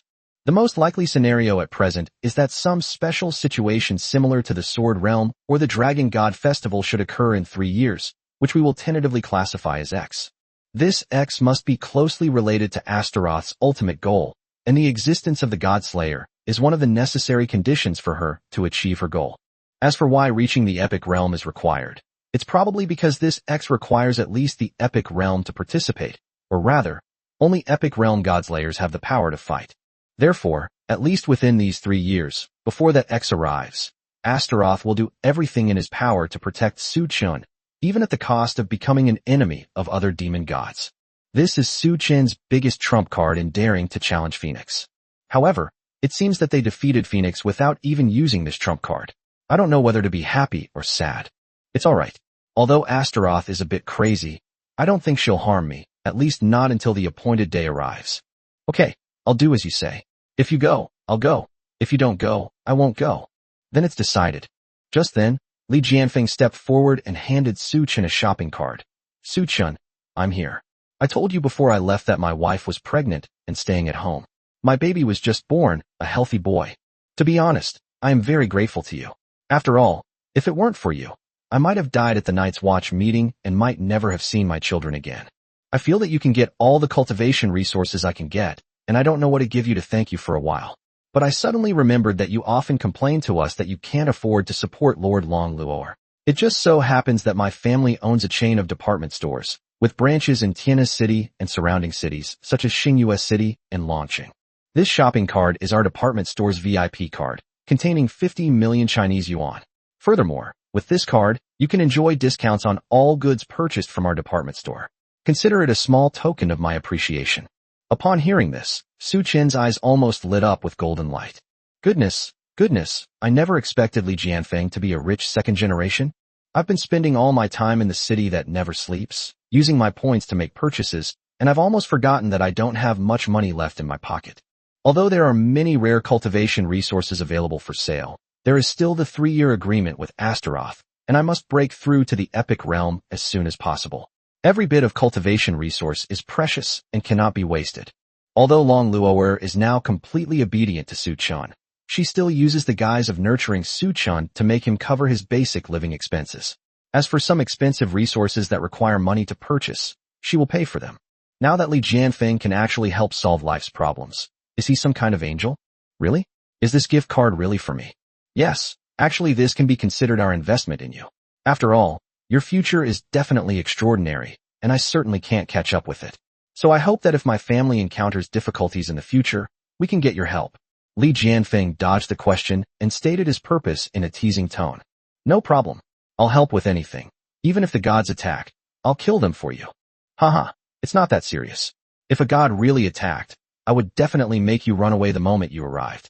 Besides, I would be more convinced if you said your wife was a god slayer. Long Luoer laughed again. But it makes sense, though. Anyone would think it's a joke to challenge a god with a mortal body. However, if a god were to attack, Su Chun would be at the forefront immediately without you needing to inform him. Just then, Su Chun suddenly felt his heart stop beating. It's as if he was caught cheating on his girlfriend with his mistress. It's like being on your phone during class, then looking up to find the teacher right next to you. It's like accepting chocolates from a female student who likes you on Valentine's Day, then immediately sharing them with your roommate, only to be seen by the female student. Su Chun mechanically turned his head to look down the corridor and found a blonde little girl standing there, looking at him with a sweet smile. Despite the girl's adorable smile, Su Chen's heart began to race for some reason. It seems. I promised her I would go back to the fairy spring with her today and listen to her confession. At this moment, Long Luoer and the others also noticed Su Chen's unusual behavior and looked in the direction of Su Chen's gaze. At this moment, Long Luoer revealed a helpless expression of oh no. Luo Shirin gave an expression that seemed to say, what an adorable girl. Li Jianfeng, however, showed an expression of disinterest. As a normal male, it's impossible for him to have any interest in a blonde Loli who is less than 1.5 meters tall. At most, they would only think to themselves, this girl will definitely be a great beauty when she grows up. Su Chun and Long Luoer, can you explain to me if I misheard? I think I heard you two going somewhere else. Mina took small steps and slowly approached Su Chen's room. Despite not releasing any pressure, it still made Su Chun and Long Luoer involuntarily take a few steps back. No, you must have misheard. We were just discussing where to have lunch. Su Chun quickly explained. Yes, you guys agree, right? The idol girl and that sword-wielding guy. Long Luoer immediately chimed in. Luo Shireen also has a high EQ. She immediately saw through Su Chun and Long Luoer's predicament and quickly covered for them. This cute little girl, don't be angry. We were just talking about where to have lunch. Oh, it's lunchtime. Actually, I haven't eaten a single bite since yesterday. Can I come eat with you? Please, brother Su Chun, sister Long Luoer. Mina L expressed her thoughts in a coquettish tone, vividly portraying her extreme poverty and hunger. Anyone who didn't know better would really think she was a lost elementary school student in a city that never sleeps. It seems she won't give up until she brings Su Chun back to the fairy spring today. Chapter 188, A Difficult Choice.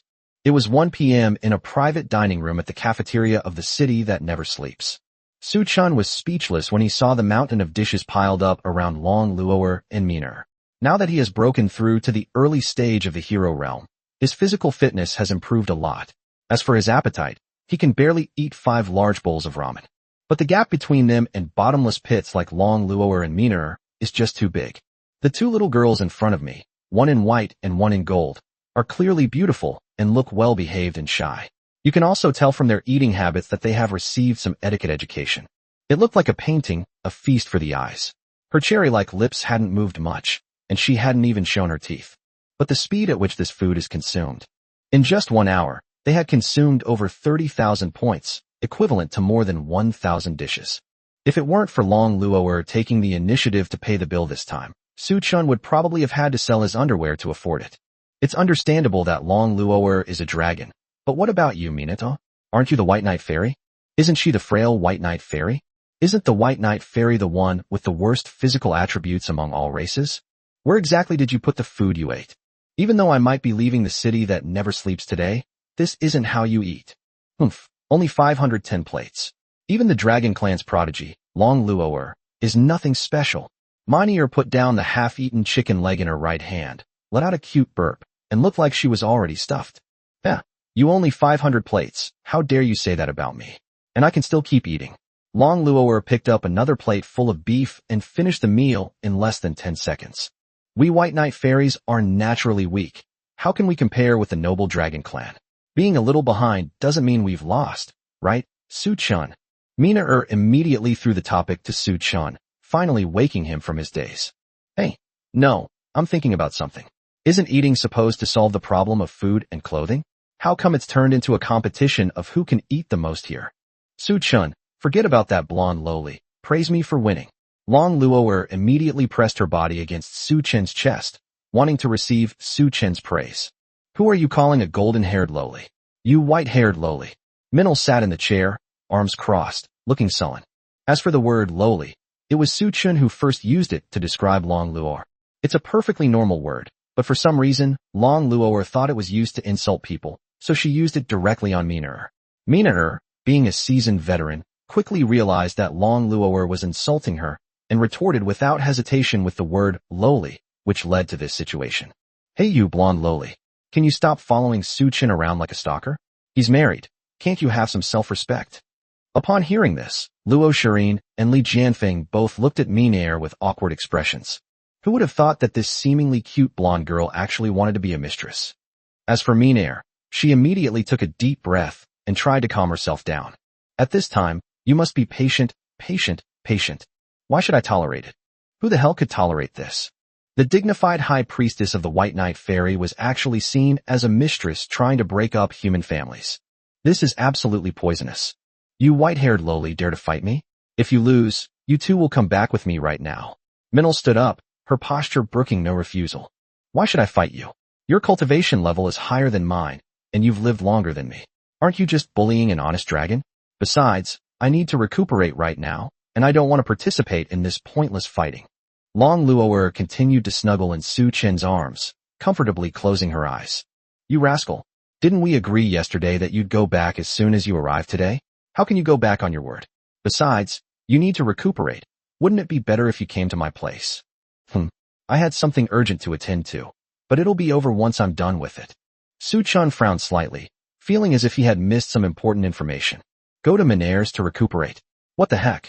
Minair was supposed to go back to the fairy spring to confess her feelings, wasn't she? It sounds like I and Long Luoer are going to be staying there for a while. Su Chun, we'll take our leave now. We feel like what's coming next isn't something we should be listening to. Luo Shirin and Li Jianfeng immediately stood up and left the private room. I'll come to your room later. Okay. From Long Luoer's words just now, you can tell that the blonde little girl should not be viewed with ordinary eyes. It has lived longer than Long Luoer, has a higher cultivation level, and has a similar appetite to Long Luoer. It even dares to challenge Long Luoer in front of her. What kind of being is this? They no longer dare to think about it. The saying goes, ignorance is no excuse, but knowledge is a crime. It's best to stay out of this matter. Seeing that Luo Shirin and Li Jianfeng had left the private room, Su Qin switched to sage mode and cast a soundproof barrier to prevent anyone from eavesdropping. Minel, what exactly is your purpose in sending me back to the fairy spring? Su Qin asked with a serious expression. Upon hearing this, Minair rolled her eyes at Long Luoer. I painstakingly explained to her yesterday the importance of returning to the fairy spring. Why haven't I told Su Qin yet? You did this on purpose, didn't you? Did she deliberately want him to keep thinking she was his little fangirl? You're both poisonous. You two are poisonous. Sigh, that's how it is. Minair recounted what she had told Long Luoer yesterday, adding embellishments and describing the consequences. The more she spoke, the more agitated and outrageous her story became. Finally, a conclusion was reached. If Su Qin hadn't gone back to the fairy spring with her today, the world would probably have been destroyed or something. Su Qin nearly coughed up blood. It seemed he had been too narcissistic. He thought Mina Air was coming to confess her love, but it turned out to be something so important. The legacy of the sage Aisha is terrifying to even think about. But now it was Su Qin's turn to be in a dilemma. According to Astaroth, the treasure of the Falling Star Pool secret realm is something Su Qin must obtain. As for the sage's legacy, it's not too late to get it after obtaining the treasure of the Falling Star Pool secret realm. After that, you can rest and recuperate at the fairy spring until the child is born. But judging from Mina's attitude, if she didn't go back with him immediately, she would be following him around from now on. This is really a difficult situation. Chapter 189 The Contract with the White Knight Fairy. Miss Minel, I'd like to apologize for the misunderstanding earlier. I'm a very tolerant person. As long as you come back to the fairy spring with me right now, everything is negotiable. Don't try to change the subject. This is all for your own good. How can you be so ungrateful? Su Qin sighed inwardly. As expected, this golden-haired Loli wouldn't give in so easily. Right now, I need to come up with a reason that she can accept. Otherwise, being watched by a Saint Realm expert at all times would eventually give you a heart attack. Miss Minair, to be honest, we were just discussing the upcoming natural secret realm. There are treasures there that I desperately want, and I absolutely must get them. So, please give us a few more days. Once we clear the realm and get what I want, I will definitely go back with you. Su Qin adopted a very humble attitude. After all, it was indeed my fault for wronging Mina Elf first. If it weren't for her help dealing with the Ghost Clan and the White Knight Fairy yesterday, I estimate that I would have been delayed for a very long time. If Phoenix notices this and he runs away, all our efforts will have been in vain. Not only that, Minair also brought news of the sage's legacy and promised to give Su Qin a large amount of rare resources. It would not be an exaggeration to call her a benefactor. But he didn't appreciate it and rejected her kindness one after another, which was honestly a bit unreasonable. There's nothing we can do about it. The timing was just really unfortunate. We can probably stall Minel for a while, but we probably can't stall the secret realm. We can only try to communicate with her properly. I'd also like to ask you for help. Long Luoer echoed, lowering her tone as if the hostility she had felt moments before had completely vanished. Sigh, I don't even know what to say to you. What kind of treasure could possibly exist in a natural secret realm that appears in a human territory lacking spiritual energy and be worth your attention? Are the treasures of our fairy spring inferior to those found in such a place? Minair floated in the air in a sitting position, her expression one of utter helplessness. Aisha did not specify a time for her to bring Su Qin back, but isn't it better to do these things as soon as possible?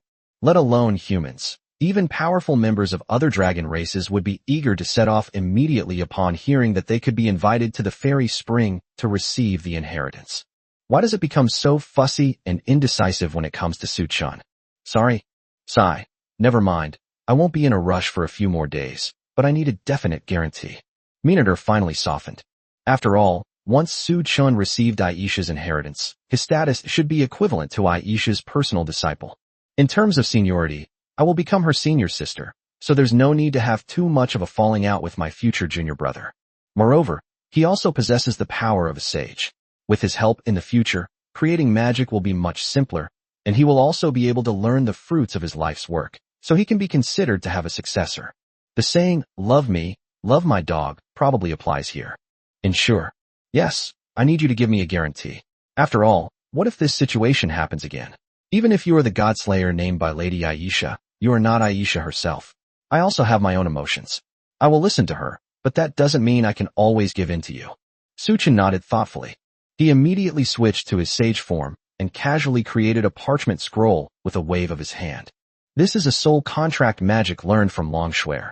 It will be imprinted on the soul, and both parties who sign the contract must fulfill any responsibilities written on the parchment. Soul contract magic? I didn't expect you to be able to use such a lost magic. Where did you learn it? Minal seemed very curious about Suchin's soul contract magic, her eyes shining with golden light. Well, I learned it from a senior. If you know this magic, it'll be much simpler. Is that okay? As Suchin spoke, he wrote down the contents of the contract on the parchment. 1. Suchun will immediately follow Minerer to the fairy spring after the end of this Starfall Pool secret realm, and must obey this order no matter what emergency occurs. 2nd, from the date of signing the contract, Minerer shall not cause any more trouble for Suchun, nor shall she follow him on her own, or use any props or magic to monitor Suchun and Long Luo'er's every move. 3rd, if either party breaches the contract, the other party may acquire ownership of the other party's property for 1 year. 4th, Mina must not have any improper thoughts about Suchun. As for the consequences of breach of contract, it was Mina who suggested it, but Suchun also agreed. After all, this isn't some life or death feud. There's no need to risk your soul being annihilated for breaking the contract. That's too frightening. If Suchun breaches the contract, Mina will gain ownership of Suchun and can then take him back to Aisha. So as long as she signs this contract, she can complete the mission after the secret realm ends, regardless of whether Suchun keeps the agreement. It's a win-win situation. Moreover, Suchun is a married man. Even if there is only a 1 in 10,000 chance, if she accidentally becomes Suchun's woman, there shouldn't be any serious consequences. At least in terms of chastity. Suchun's idea was simple. If Minaer breached the contract, he would be a free saint-level henchman for a year, without even needing a supply of spiritual energy. He would be a perfect employee, so why not take it? Given her identity, she can probably gather a lot of powerful alien races, giving her more options when the Dragon God Festival arrives. The 4th clause was added by Long Luo'er without her permission. Although the misunderstanding that Mina was Suchin's little fangirl has been cleared up, it doesn't stop her from being jealous. Who knows if Minaer, this ancient relic who has lived for over 1,000 years, will suddenly change her mind. Taking her back to see Aisha is just a pretext. She actually wants to seduce Suchun. As Suchin's only legal wife, she must prevent such a thing from happening. So is it settled then? Is that all right? Suchin asked cautiously. Okay, that's settled then. I'll take the next few days to explore the human cities. It feels like decades since I last visited. I wonder what kind of amazing technology humans have invented this time. Have a great time in the secret realm.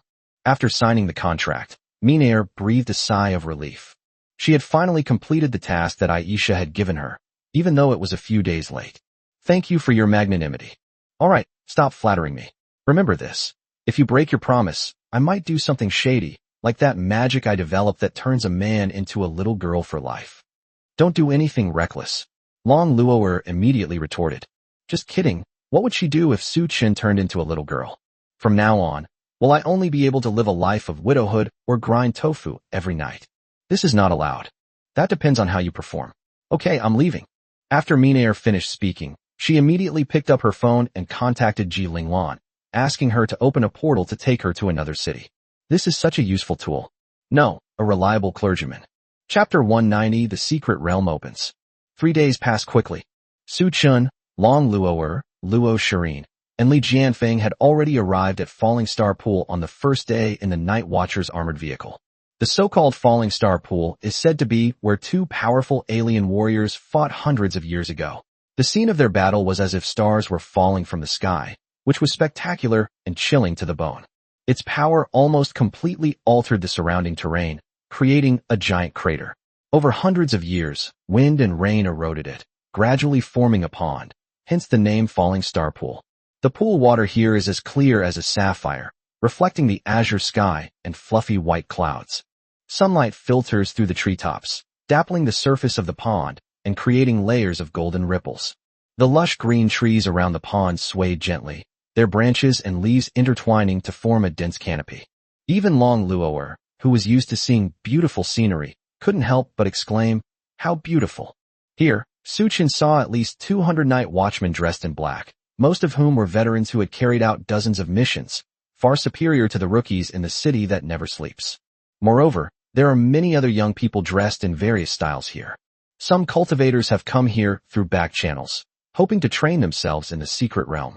Treasure hunters have come here to explore, paying money in the hopes of obtaining some treasures from the secret realm. Some streamers and celebrities have gotten here by pulling strings and using back channels, hoping to ride the wave of popularity of the secret realm to increase their own fame. Many are direct relatives of high-ranking officials, eager to gain a reputation for successfully conquering the Falling Star Pool secret realm, believing it will greatly benefit their future inheritance of their mantle. The majority of them are top students from vocational colleges in nearby cities, totaling more than 2,000. Most human territories are devoid of spiritual energy, and Falling Star Pool is no exception. In fact, it is even more sparsely populated than other places, so the natural secret realms formed there are generally not very difficult to access. Based on past precedents, in natural secret realms of this level, as long as there is an expert at the Emperor realm present, they can basically roam freely. Even if you're just a novice at the samurai level, as long as you don't get surrounded by monsters, you're basically safe from any danger. Moreover, the Night Watch headquarters dispatched several legendary level experts this time. These students are mostly nearing graduation, and they have all signed up for combat training courses, meaning they will soon be heading into dangerous battlefields. Although they excelled academically in school, they lacked a crucial element, rigorous training. This time, the Night Watchman will lead the exploration, and the students will travel together in safe areas, which will broaden their horizons. Despite the potential risk of death or irreversible long-term effects, the benefits outweigh the drawbacks compared to improving combat skills. Su Chun, you actually broke through to the hero realm? Yu Chanqian, Su Chen's former captain of the third squad, seemed to have spotted Su Chun and stepped forward to ask incredulously. As the captain of the third squad of the Night Watchers in Tiana City, I will definitely be coming to Falling Star Pool as the vanguard to explore this time. She wasn't doing it for any other reason than to see if she could touch some other little treasures. As for the supreme treasures born in this secret realm, she didn't even dare to dream about them. There are several legendary experts here, so it's not her place to compete. Zhang Chenhai and Zhang Haiba remained in Tiana City on duty and did not come here to participate in the exploration. Captain Yu, it's been a long time. You've become even more beautiful.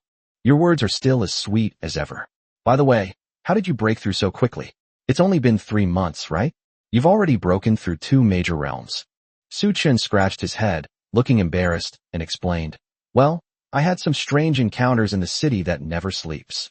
At this moment, Luo Shireen immediately interrupted with a smile. "Sister Chanqian, you don't know how amazing Su Chen is.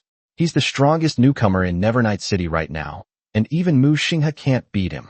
"They the strongest newcomer? Even Mu Xinghe lost to him? Could it be the one who supposedly killed a king-level divine envoy?" Yu Chanqian was increasingly shocked as she listened. He didn't know much about the city that never sleeps. All that is known is that among this year's Night's Watch rookies, one newcomer surpassed all the other promising rookies with overwhelming force, winning first place. Many of the Night's Watch veterans could not defeat him, making him one of the future pillars of the nation.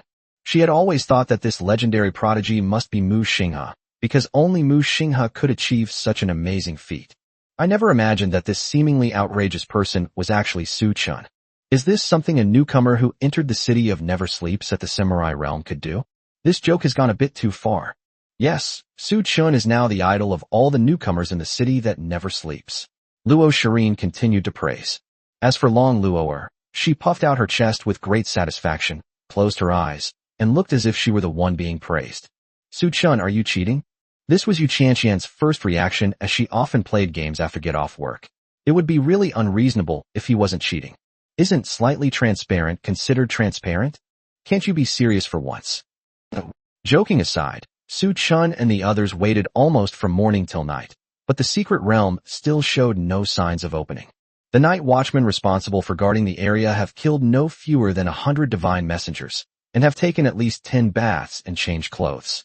Just now, Yin Ning, the director of the Night Watch headquarters of Starmoon City, who is also Luo Shirin's biological mother, personally led a team to kill several Lord-level divine messengers.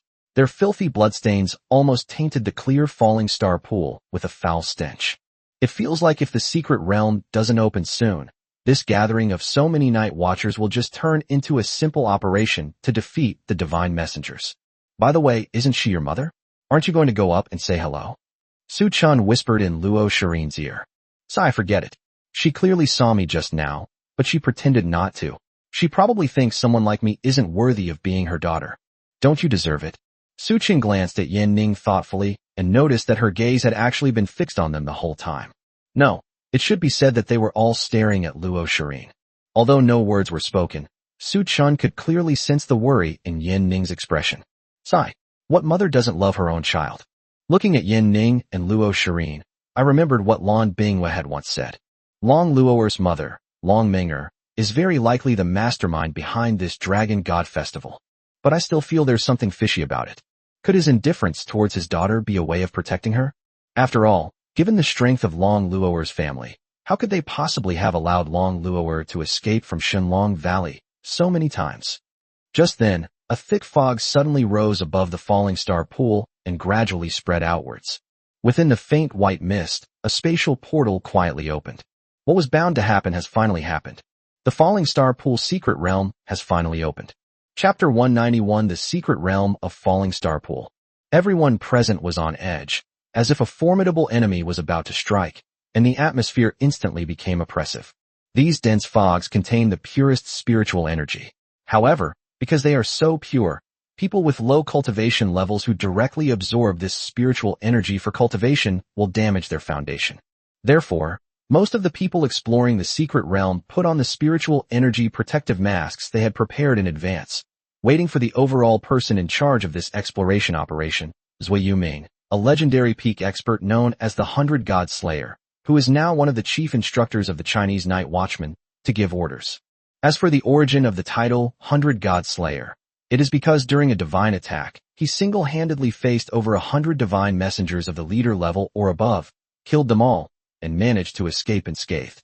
It certainly couldn't be referring to the killing of hundreds of gods. However, Zui Yuming suddenly felt something was wrong.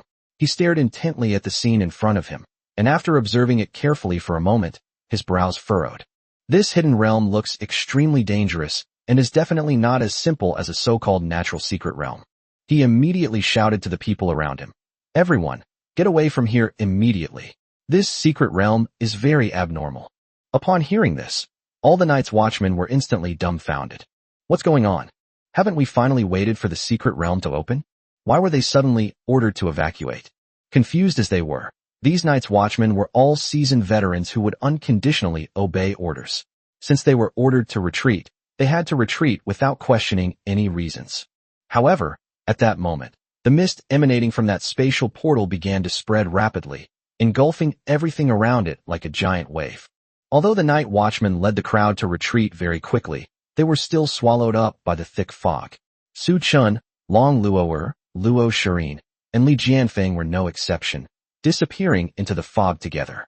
After an unknown amount of time, Su Chun found himself in a strange world.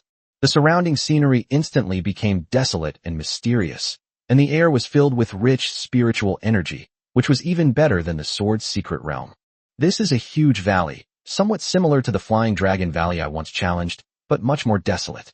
In the distance stands a colossal ancient tree that towers into the clouds, roughly estimated to be at least 10,000 meters tall. Its branches and leaves shimmer with a faint light, as if each leaf contains an incomparably mysterious spiritual power. Su Chun, what exactly is going on? Hearing Long Luoer's bewildered question from beside him, Su Chun breathed a sigh of relief. Fortunately, I managed to grab Long Luoer's hand in the heat of the moment. Judging from the current situation, it seems that everyone who was swallowed by the mist has been randomly teleported to various locations within the secret realm. Lolo, it seems like we've all been forcibly teleported into the secret realm. Su Chun took out his phone and found that he couldn't even turn it on. It seems the electronic devices were damaged due to the unique environment of the secret realm. Damn it, this is a brand new phone. Forcibly teleported to a secret realm? That's quite rare. In previous years, Long Luoer had explored many hidden places while traveling around the world. However, Once these secret realms are opened, they always form a stable spatial portal. I have never encountered a secret realm that actively and forcibly pulls people in. As expected, Astaroth, that madman, was up to no good. Just then, Su Chun and Long Luo'er suddenly heard a crisp sound of something cutting through the air behind them. Su Chun subconsciously lowered his head and turned to the side. Long Luo'er snapped her fingers, and a metallic clanging sound was heard, accompanied by a loud bang.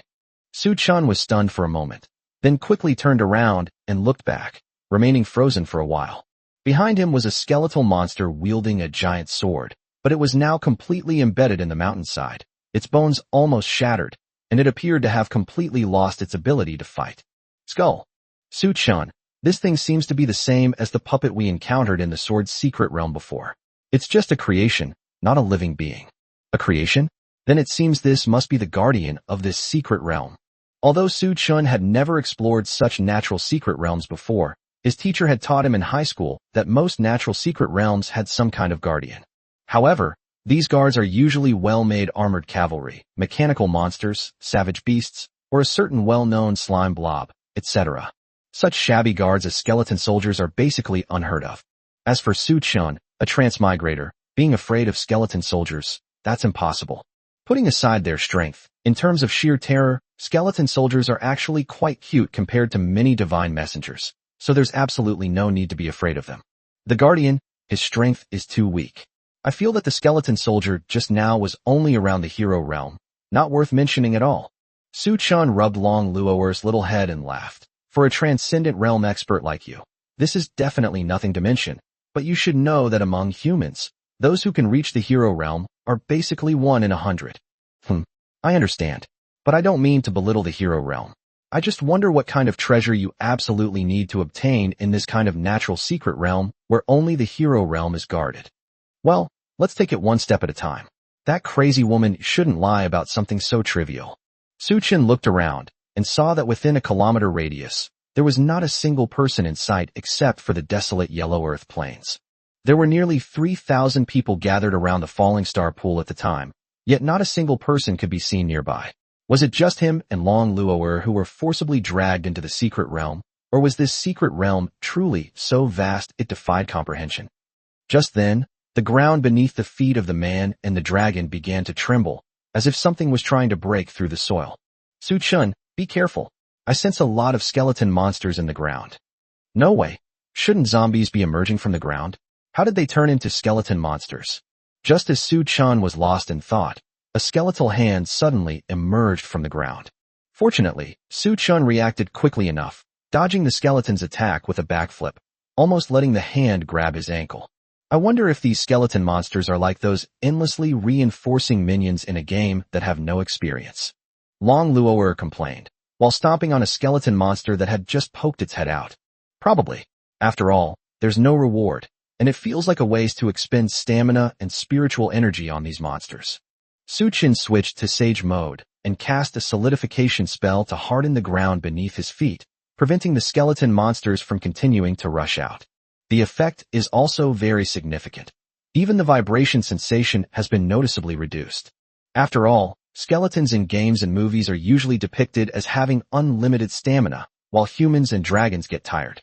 Plus, there are no rewards, so it's not worth wasting time on them. Su Chun, you should conserve your spiritual energy. Leave this to me, Long Luo'er muttered. Haha, definitely next time.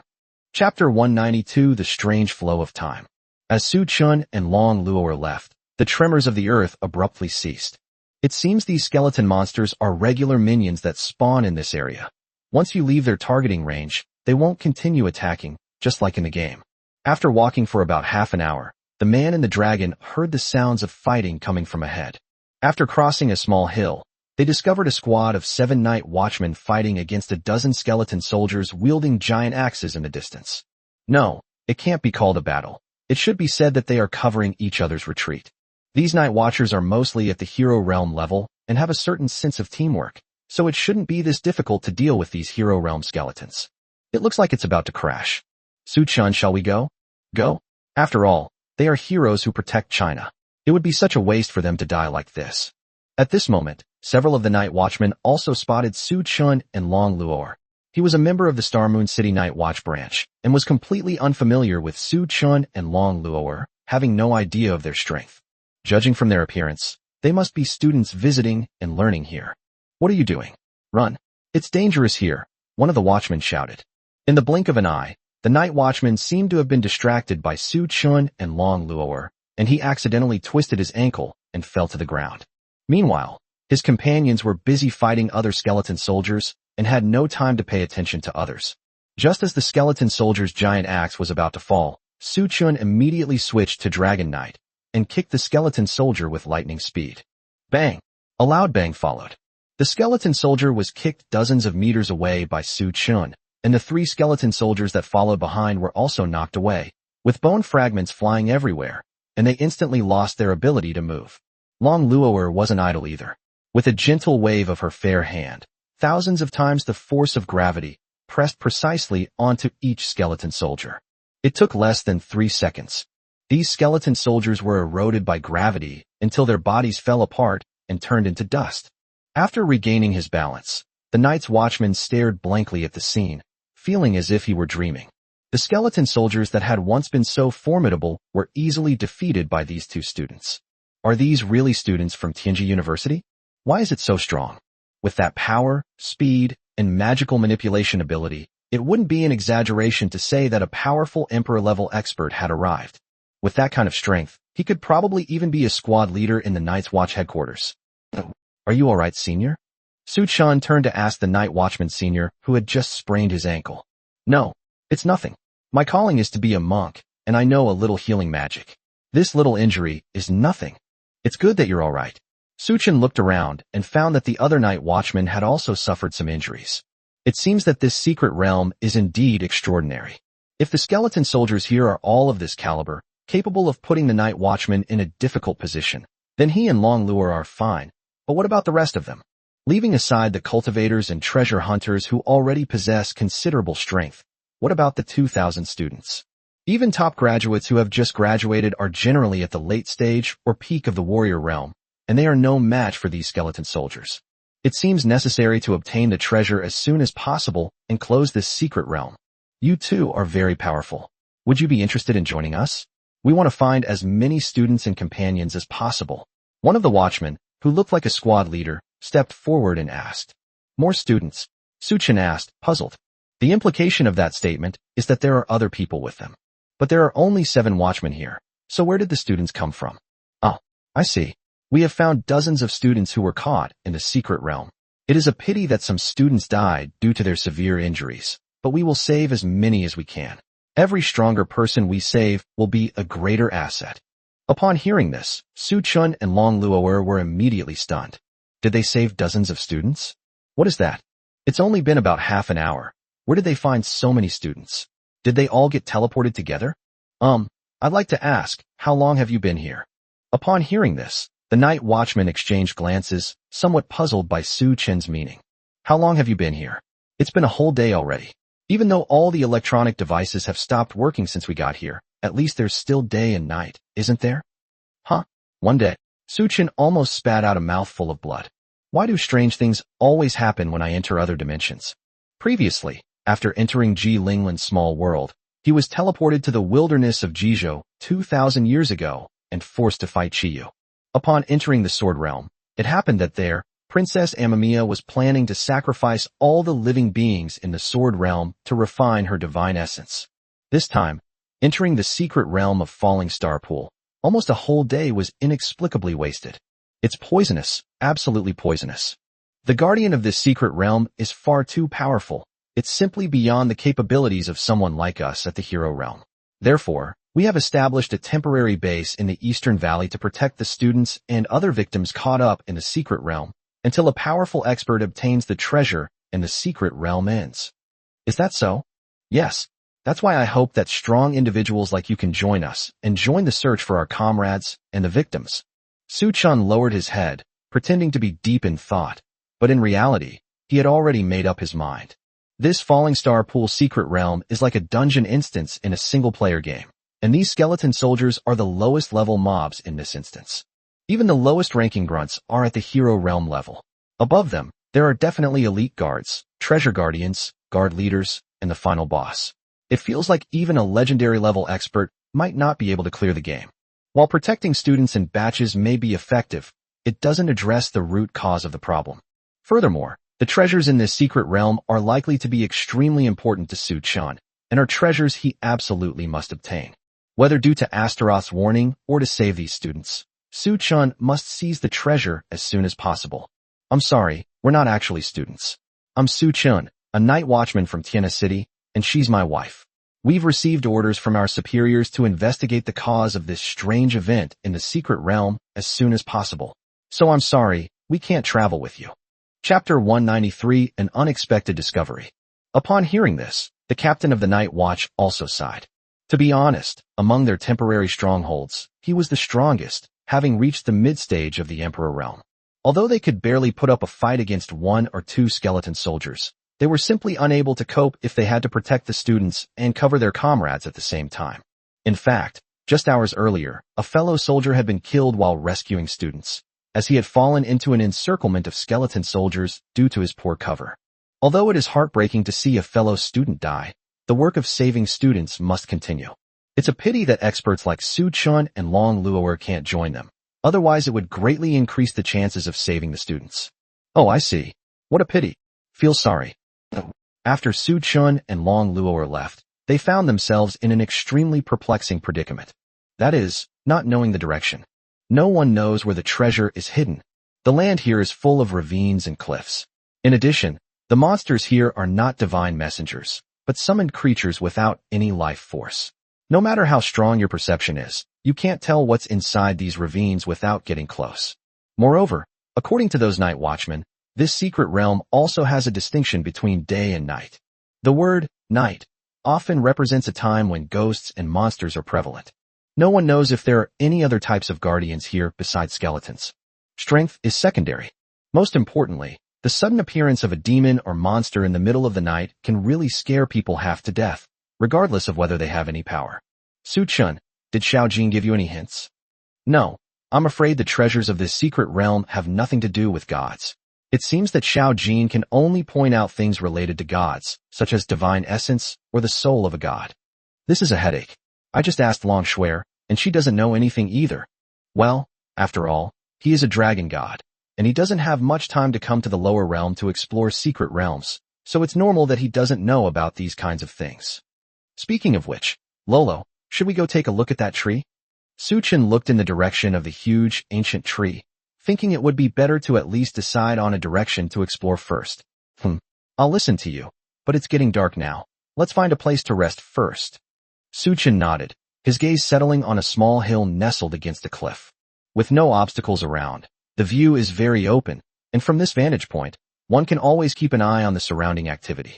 If you cast a solidification or petrification spell on the ground beneath your feet, and then build a defensive barrier, you should be able to get through the night without any problems. As for whether or not to have sex in the open, I think I'll pass. It would be too embarrassing if someone saw us. They encountered several more attacks by skeleton soldiers along the way. Although this was not a problem for Su Chun and Long Luo'er, they eventually grew tired of it. These skeletons, which offer no reward and ignore all pressure, charging headlong into death without any purpose other than expending energy, are utterly disgusting.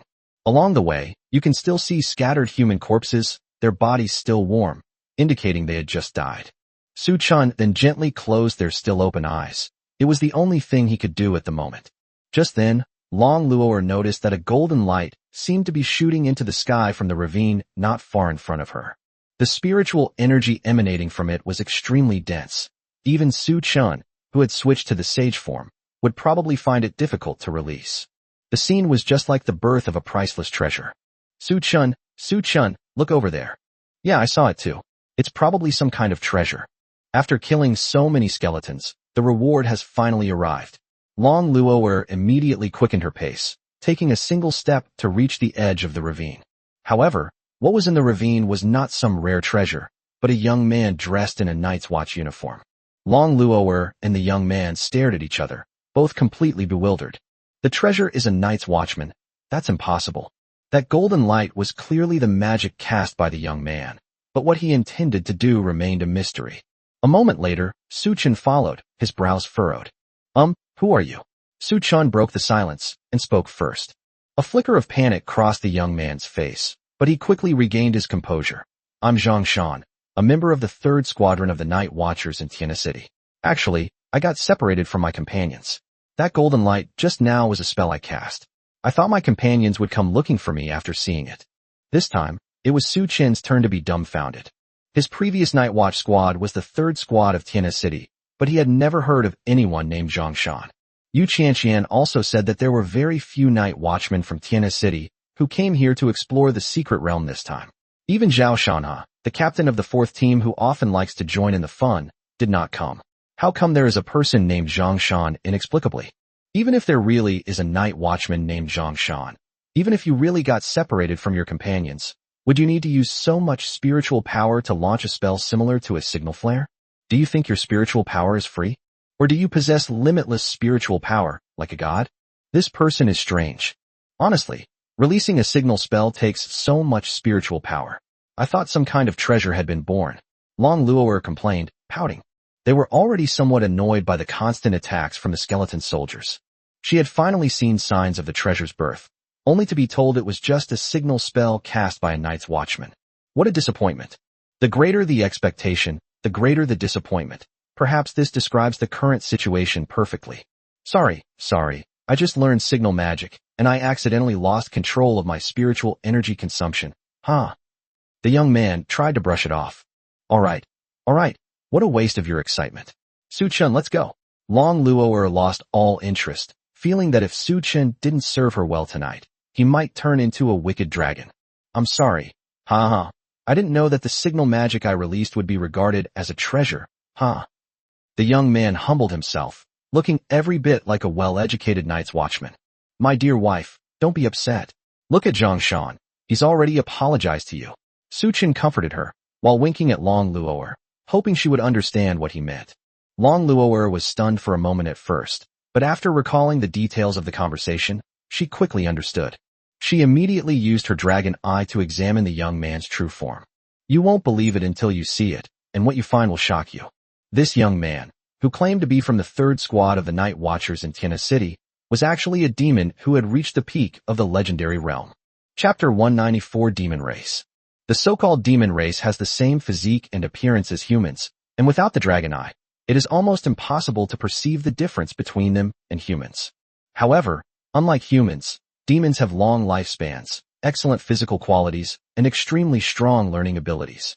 Their control over magic is also among the best of all races, making them, in short, a low-end version of dragons. In gaming terms, he's a hexagonal warrior.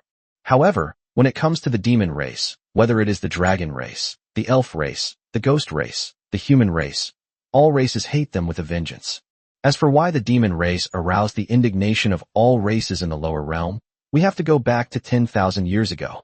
The total number of beings in the lower realm is finite, and the amount of faith power that can be provided to the gods is also finite. Therefore, most gods, without violating the divine covenant, can only choose to resurrect the dead beings of the lower realm as their divine messengers, in order to provide them with a continuous source of faith. The problem is that the total number of living beings is finite, and the number of dead beings is certainly also finite. Moreover, the world gradually became more peaceful after Ragnarok. In order to prevent the appearance of divine messengers, various races would destroy corpses as soon as possible, so as not to give the gods any opportunity to take advantage. In this situation, apart from a few reckless gods who dare to wage war against the beings of the mortal realm, it is almost impossible to find any corpses anymore. Forcibly changing the beliefs of believers of other gods would violate Article 2 of the Divine Covenant, Boundaries of Faith. To create a large number of corpses and resurrect them as divine messengers would inevitably violate Article 3 of the Divine Treaty, the Peace Pact. If one wishes to create a race that worships its own faith, it would inevitably violate Article 8 of the Divine Covenant concerning the Creator God. However, these challenges are no obstacle for gods who aspire to become stronger. Since I can't wage war against the beings in the lower realms, why not let them start a war and create a large number of corpses? The method was good, but then another problem arose. If no one believes in you, you cannot command the races of the lower realms, so how can you instigate war? To provoke a war, you need to at least collude with a high-ranking member of a race. But why should such a person take your orders? Trying to lure them with rare resources? That's even less likely. The gods who originally wanted to collect faith power by resurrecting the divine messengers must have been low-level gods who weren't doing very well. They wouldn't even use their precious cultivation resources themselves, so how could they possibly use them as a bargaining chip for persuasion? This is completely putting the cart before the horse. Conversely, if one or more races believe in you, you don't need to start a war to create divine messengers. After all, you already have a continuous source of faith power, so why start a war and ruin your future? Therefore, the world maintained this delicate balance of peace for tens of thousands of years, until 10,000 years ago. It is said that 10,000 years ago, a powerful demon race member, perhaps out of his mind, disregarded the warnings of many predecessors and companions and resolutely accepted a terrifying inheritance of killing. He proves his path through killing, lives by slaughter, and grows stronger through killing. The inheritance that even the demon god dared not easily touch was obtained by a powerful member of the demon race. What motivated him to accept this tradition, and where he found it, remains a mystery to this day. Moreover, it wasn't just him who was affected by the killing aura inherited from the killing lineage. Seeing how powerful he became after receiving the inheritance of slaughter, the other members of the demon race could not resist the temptation to become stronger and also chose to receive the inheritance. By the time other races realized what was happening, all the demons had already cultivated their killing intent and become incredibly powerful, forming another public enemy after the divine messenger, plunging the world into chaos once again. Meanwhile, the gods who couldn't find the corpses also amassed a fortune in faith power, and at the same time, they began to pay attention to the demon race, a race known for its slaughter. Without any cost, all that is needed is to tell them where the living are and where the power to kill can be obtained, and these demons will immediately raise their blood-stained hands to create corpses for these gods. The demon race cultivates by killing living beings, while the gods improve their realm by creating divine messengers. It's a match made in heaven. With the gods as their backing, even when faced with an attack from all the creatures of the lower realm, the demon race managed to survive and even became more prosperous than other races.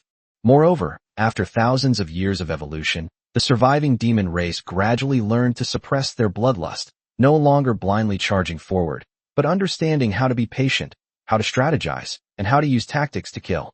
But the only thing that cannot be changed is their bloodthirsty souls and the fact that they are the lackeys of those gods.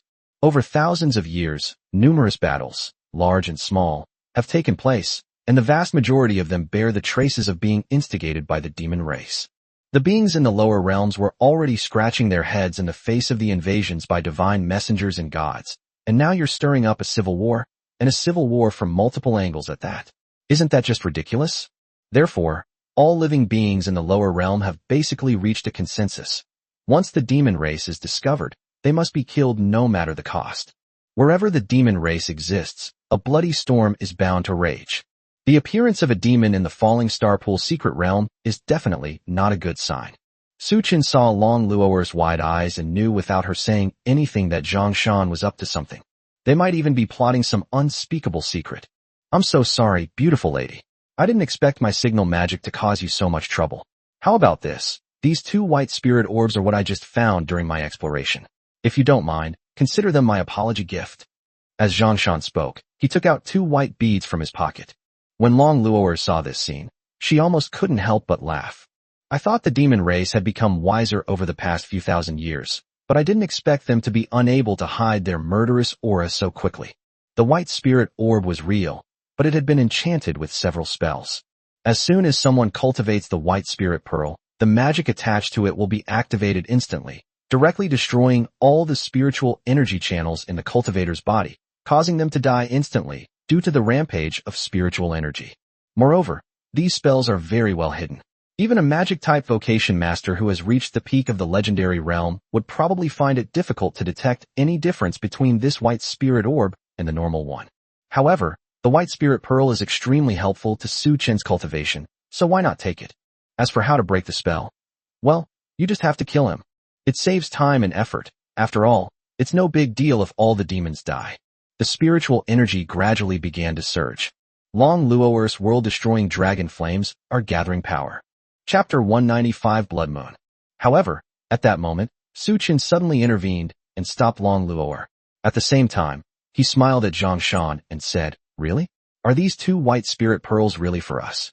Of course, as a senior, it's only natural to take care of the juniors. Zhang Shan smiled and placed the two white spirit beads into Su Chen's hands, who had a fawning expression. Although Long Luo'er didn't quite understand Su Chen's actions, she still unconditionally trusted him. But they also left themselves a backup plan. She would kill Zhang Shan instantly if he made any unusual movements. After all, supporting her husband is a good wife's duty. Thank you so much. Actually, we're students from Tiana City's #1 vocational college. We originally wanted to broaden our horizons during this secret realm trip, but we were unexpectedly forcibly drawn into it and got separated from our companions and teachers. We just used every last means of survival to barely escape from that horde of skeleton monsters. So, Brother Zhang Shan, could you protect us for a while? Upon hearing this, a hint of ruthlessness flashed across Zhang Shan's face, but he quickly returned to his original cheerful demeanor. Sure, no problem. As a member of the Night Watch, protecting the students is my duty. Zhang Shan felt terrible, but he dared not make a move. It wasn't that they were afraid that killing Su Chun and Long Luo'er would be discovered by others. Rather, he had a premonition that the seemingly ordinary little girl was probably hiding a lot of strength, and that her true identity was definitely not as simple as that of a student. The man's cultivation level appeared to be around the hero realm, but since he could act alongside a little girl who was hiding her strength, his true power was probably far beyond what could be measured by an ordinary hero realm weakling. Although the chances of the two of them defeating him together are extremely slim, it is always best to be cautious. Moreover, if a real battle were to break out and attract the attention of powerful Night's Watch members nearby, thus revealing their true intentions, things would become very difficult. We must not let our own negligence ruin the great cause of the entire demon race. That's why he chose the ancient method of using magic to enhance cultivation resources, killing enemies invisibly. Although we will lose two relatively rare treasures, it's safer. And don't you guys sleep at night? The physical capabilities of the demon race are sufficient to withstand several days without sleep. Can we humans do the same? As time passed, the sun in the secret realm slowly set, casting its last rays upon the earth before gradually disappearing behind the distant mountains. Night fell, and countless stars began to twinkle in the sky. A bright moon slowly rose, casting its soft light. Su Chun and Long Luo'er leaned against the rock wall of the ravine, chatting and laughing, seemingly having completely let their guard down. Zhang Shan patrolled the area constantly, like a dutiful guard, always keeping an eye on the surroundings. Seeing that the two of them were still awake, Zhang Shan deliberately revealed a weakness by casting a barrier spell around them, wanting to see their reaction. There was absolutely no reaction. They didn't even pay attention to me. However, Zhang Shan was still uneasy and cast several more protective barriers in succession. After all this commotion, Zhang Shan had a general idea of Su Chun and Long Luo'er's strength. Although they had hidden their true abilities, if they were to actually fight, Zhang Shan could definitely kill them instantly without anyone noticing. However, he still thought it would be safer to make his move after they fell asleep. Long Luo'er also understood Su Chen's intentions during the conversation and was glad that she hadn't killed the demon race. After all, judging from the signal magic Zhang Shan just used, it was clear that there were other companions in the secret realm.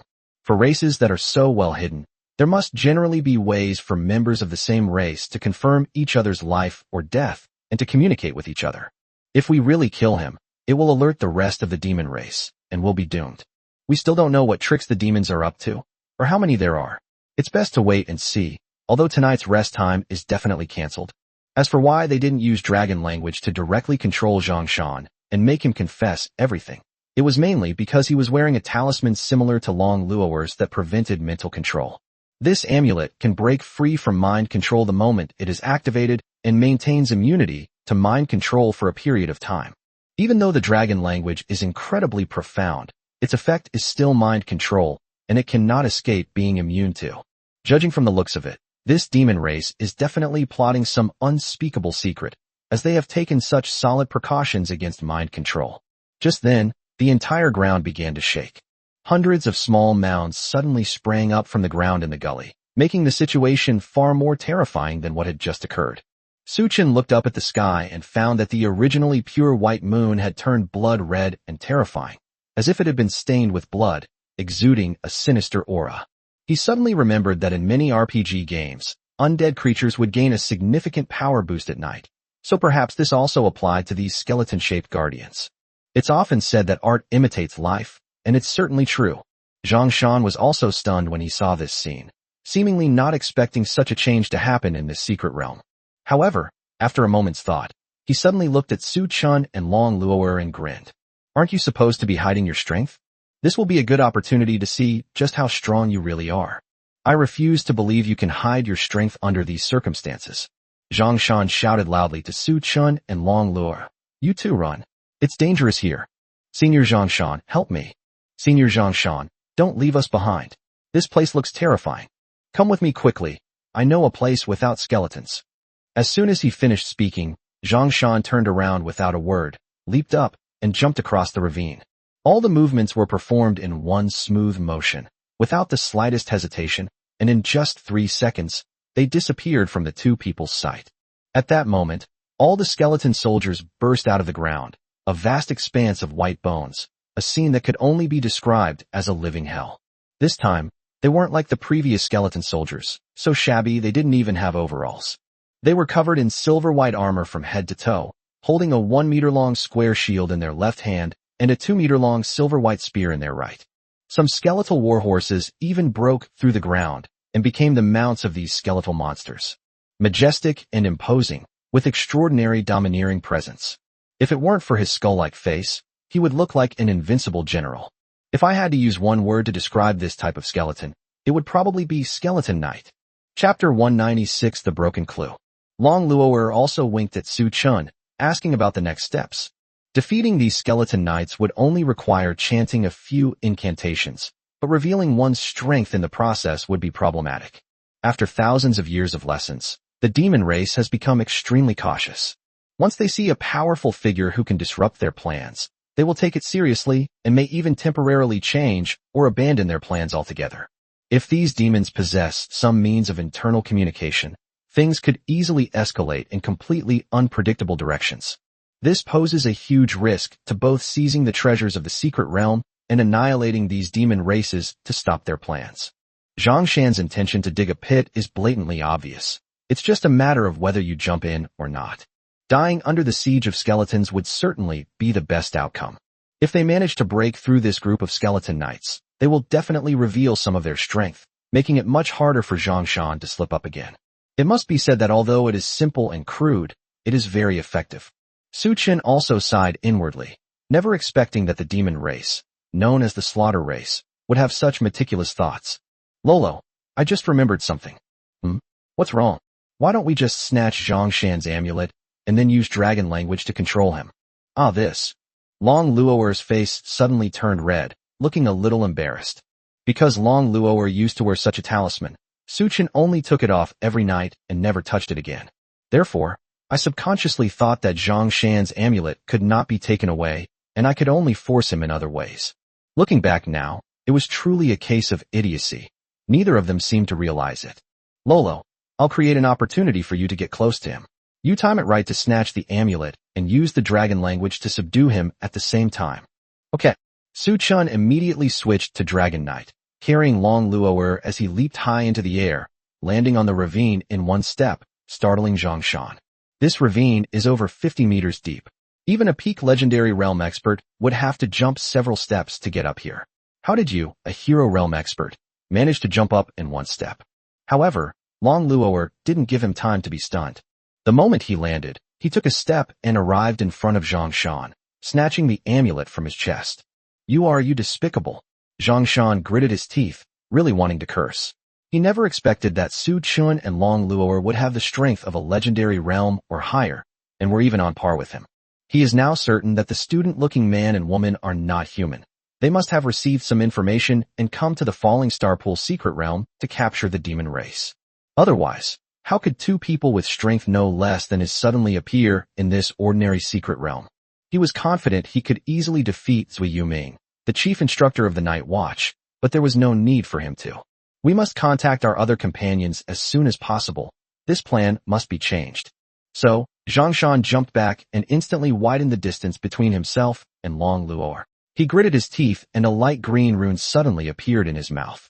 Su Chun felt a sense of foreboding when he saw the light green runes. Analysis using the Sage's Eye reveals that this rune is composed of two types of magic. One of them is remote communication magic. Unlike point-to-point telepathic magic, this magic is somewhat similar to creating an online chat group. As long as everyone leaves a mark on each other at the beginning, they can be pulled into a chat group. As long as one person activates the magic, everyone can receive the message without any delay. The other is conditional self-destruct magic. This kind of magic is applied to the assassins trained by some large corporations or families in China. This kind of magic, once certain conditions are met, will immediately activate regardless of the host's will. For example, it might cause the user to self-destruct immediately when preparing to leak top-secret information, after being captured, when surrounded by many enemies, or while escaping a location, etc. The magic on Zhang Shan was a self-destruct magic that relied on mental control. Lolo wait. However, it was too late. After snatching the talisman, Long Luo'er immediately shouted, "Yes!" The dragon's words instantly shattered Zhang Shan's mental defenses. Before he could report the news to his companions, his eyes suddenly became vacant, indicating that Long Luo'er's use of dragon language had succeeded. But the next second, the spiritual energy on Zhang Shan's body began to go berserk, and at the same time, the spiritual energy around him also began to surge. His eyes were bloodshot, and he exuded a powerful spiritual energy that seemed to devour everything around him. This is about to self-destruct. Long Luo'er immediately realized something was wrong and rushed to Su Chen's side to cast a defensive spell. Boom! When this violent spiritual energy reached its peak, Zhang Shan's physical body could no longer withstand its pressure. His body suddenly exploded, turning into a dazzling light. The skeleton night in the ravine, the withered trees on the lush slope, the lifeless wilderness, the silent night sky, all were enveloped by this white light. After the white light dissipated, the ravines within a radius of several hundred meters had all been leveled. Those skeleton knights vanished without a trace, not even leaving a speck of dust. Cough cough. Long Luo'er used wind magic to disperse the smoke and dust, but she still couldn't help coughing a few times. Zhang Shan's self-destruction was not merely a simple explosion of spiritual energy. It also contained several strands of the laws of destruction, which even a transcendent-level physical body would find difficult to withstand. Fortunately, several layers of defensive magic were cast. That self-destruction was too intense. Cough cough. Thank you so much, Lolo. Otherwise I feel like this day next year would be my death anniversary. Can you please stop saying such unlucky things? Really? Long Luo'er put her hands on her hips, very dissatisfied with Su Chen's negative attitude. Haha, sorry. But then again, he's dead. His companions will definitely notice the commotion here. Su Chen sighed inwardly. This time it's a huge loss. Not only did they fail to uncover the true intentions of the demon race, they even alerted them. This is absolutely a disastrous start. Let's just take it one step at a time. Don't you always say that there's always a way out? And if there isn't, then just try to find one. It's good that nothing's wrong. You really know how to apply what you've learned. But now's not the time to admire. Let's get out of here. There seems to be a cave over there. It's so late. Let's go and rest for a while. Is this rest you're talking about legitimate? Chapter 197 Secret Oasis. The blood moon hung in the sky, and apart from the group of skeleton cavalry, there seemed to be no other unusual occurrences. Nothing happened that night, and the next morning arrived quickly. When the sun was high in the sky again, everything around us had returned to peace. Too much time has been wasted on this demon race. We must find the treasure of the secret realm as soon as possible to end this journey. Su Chen and Long Luo'er, one person and one dragon, continued on their way in the original direction, using the close to the ends of the earth technique without reservation. But they still felt that the distance between them and the giant ancient tree had not decreased at all. The journey took a full day, during which we saw many student corpses, and even some night watchmen. Su Chen stared at the corpses, their eyes still open, speechless for a long time. How cruel. We came here with hope, but all we feel is despair. Su Chen glanced at Long Luo'er, who was watching him, and breathed a sigh of relief. Thank goodness she was there, otherwise I would have been driven crazy. After another half day, this time I finally saw a patch of emerald green in the distance. It was an oasis, standing out brightly in this desolate world. However, just as Su Chen was about to take a step and run towards it, he was suddenly stopped by Long Luo'er, etc. Lolo, what's wrong? There are demons here. Long Luo'er used her dragon eye to its fullest extent, and could even see figures hundreds of meters away clearly. Upon hearing this, Su Chun was stunned for a moment. They hadn't seen a single living person for a day and a half, and then suddenly they encountered the demon race. They didn't know if it was lucky or unlucky. How many demons are there? He's alone, but he's surrounded by many students and night watchmen. I don't know what he's up to. To blend in with the crowd? Su Chun fell into deep thought. It is highly likely that Zhang Shan's death was already known to his compatriots. Among humans, there is no demon race capable of killing a peak legendary realm cultivator, so the first thing that comes to mind is definitely an outside force. If outsiders have infiltrated this secret realm, then choosing to stay with humans would indeed be a good way to confuse them. But this also means that the demon race has many hostages in its hands, and any rash action might provoke these demons to go on a killing spree. So, should we go over there? Long Luo asked. Su Chun glanced at the enormous ancient tree in the distance. Let's go over there. After all, we have no idea where the treasure might appear. Upon arriving at the oasis, the lead night's watchman greeted them with great enthusiasm. He is Shui Rang, the captain of the 9th squad of Xingyue City, and his cultivation level has reached the peak of the Emperor realm.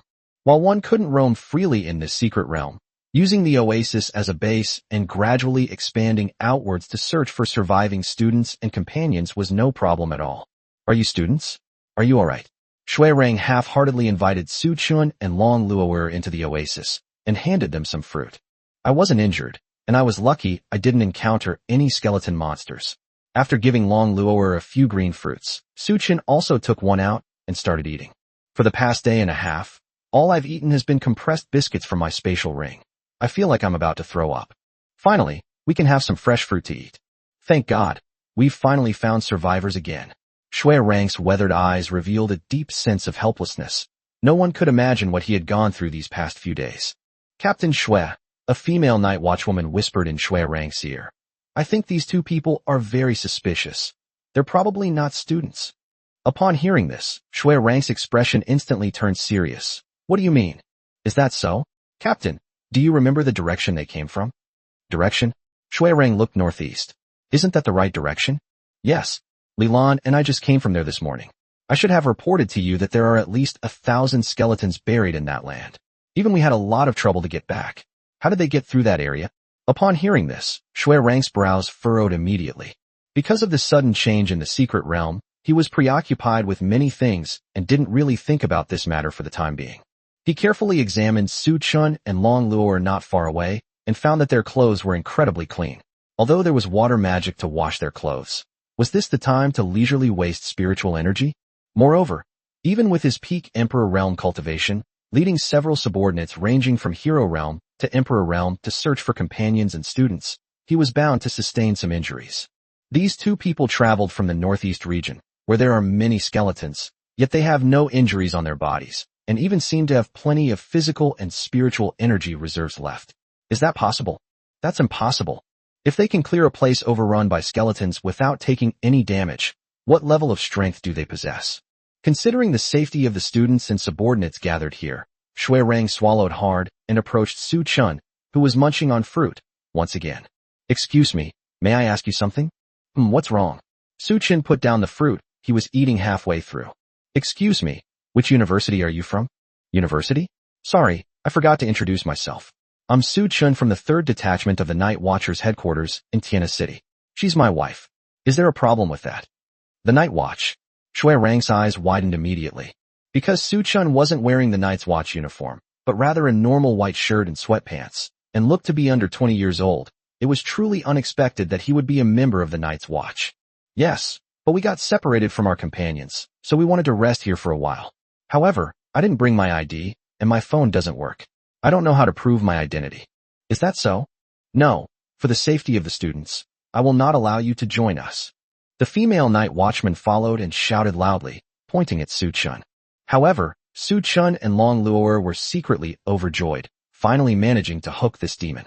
The only certainty is that Zhang Shan did not successfully send a message to the other demons when he self-destructed. Therefore, Su Chun and Long Luo's information would naturally not be revealed to others. Why are you so blatant in rejecting others? Do you have some kind of secret to hide? This time, we can't afford to fail again. Chapter 198. The plan successfully completed.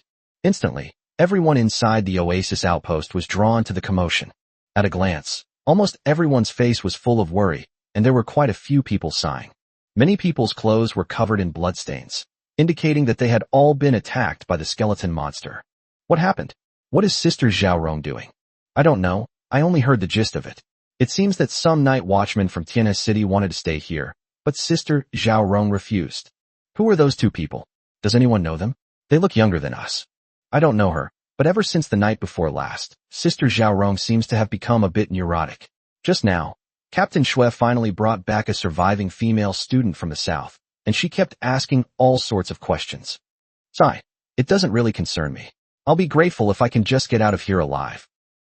Xuerang also let out a long sigh. In this situation, I really don't know what to do. Zhao Rong had been with him for a little over 2 months, though not for a very long time.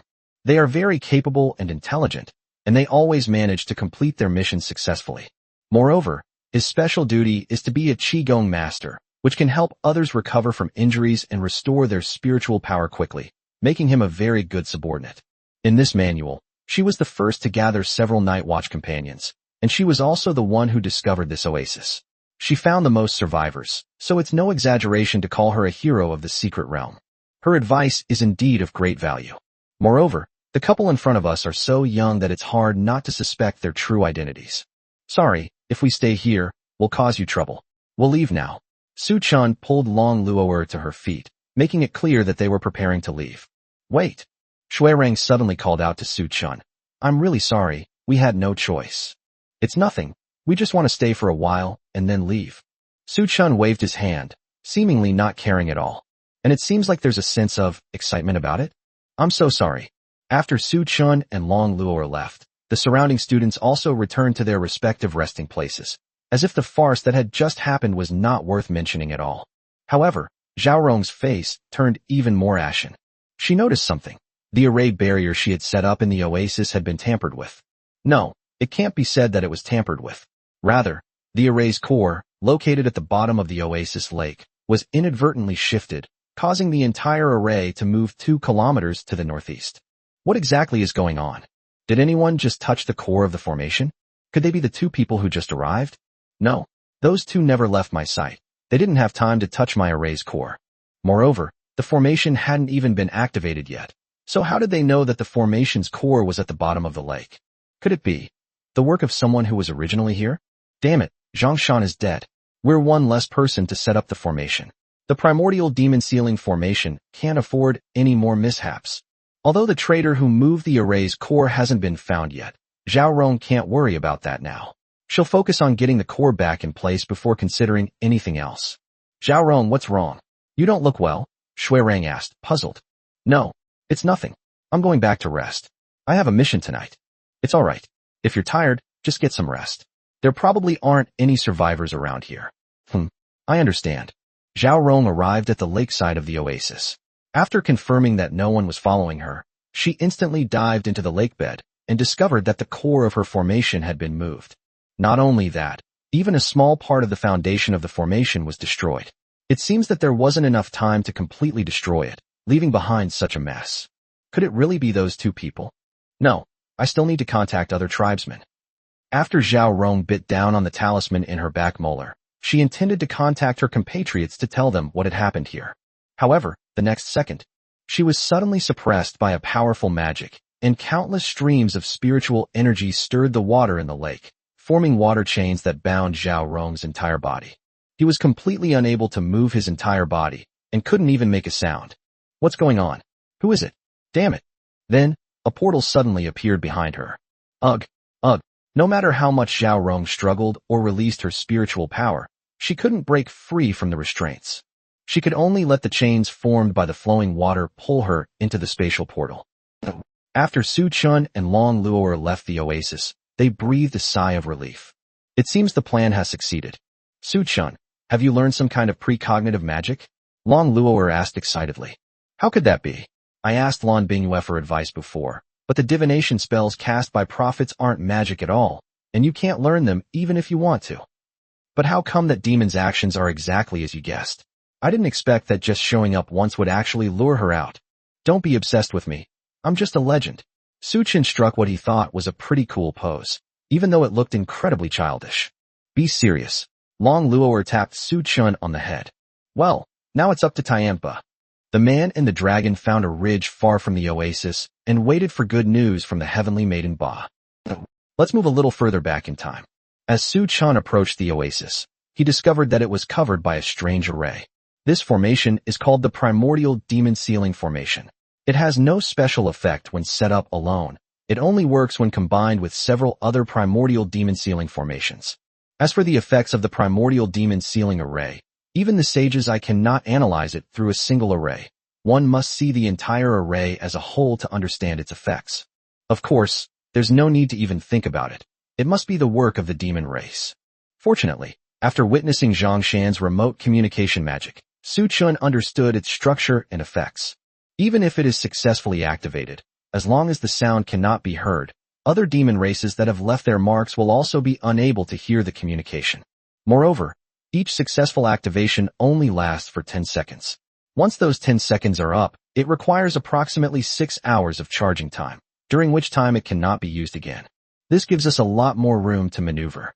Therefore, as long as we can suppress the demon immediately after he successfully casts the communication spell and let the spell's duration expire, we can minimize the chances of other demons learning about this place.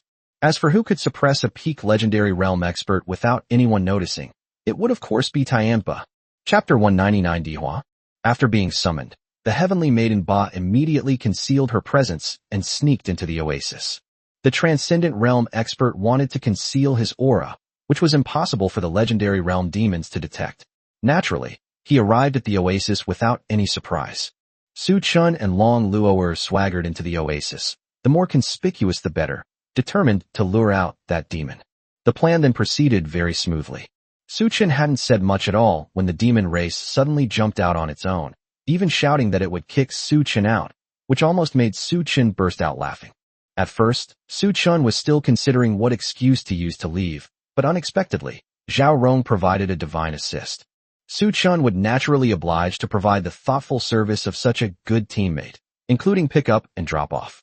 Thus, the heavenly maiden Ba, hidden in the oasis, moved the array's core, suppressing Zhao Rong in one swift motion, without the slightest hesitation, and directly brought Zhao Rong before Su Chun. The reason why the foundation of the formation was not completely destroyed is mainly because the formation has been set up for too long. If it were destroyed in this way, the oasis on the formation would likely be destroyed as well. At that time, all the humans on the oasis will be wiped out. After much thought, I decided to give up. Zhao Rong slowly opened her eyes and found herself bound to the ground by an array, unable to move. Her spiritual power was also completely sealed, making it impossible for her to cast any spells. The only thing that could move was its own mouth. This is cough cough. Zhao Rong coughed up a few mouthfuls of water stuck in her trachea and gasped for breath. You're finally awake. Su Chun said helplessly. Why? Why are you here? What do you want? Zhao Rong asked, somewhat confused. Her last memory was of being dragged into a spatial portal by water chains. She remembered nothing after that. She looked around and found that it was completely dark, the blood moon was high in the sky, and the scarlet moonlight was shining on the whole earth. In addition, there were scattered white bone fragments all around, indicating that a major battle had just taken place here.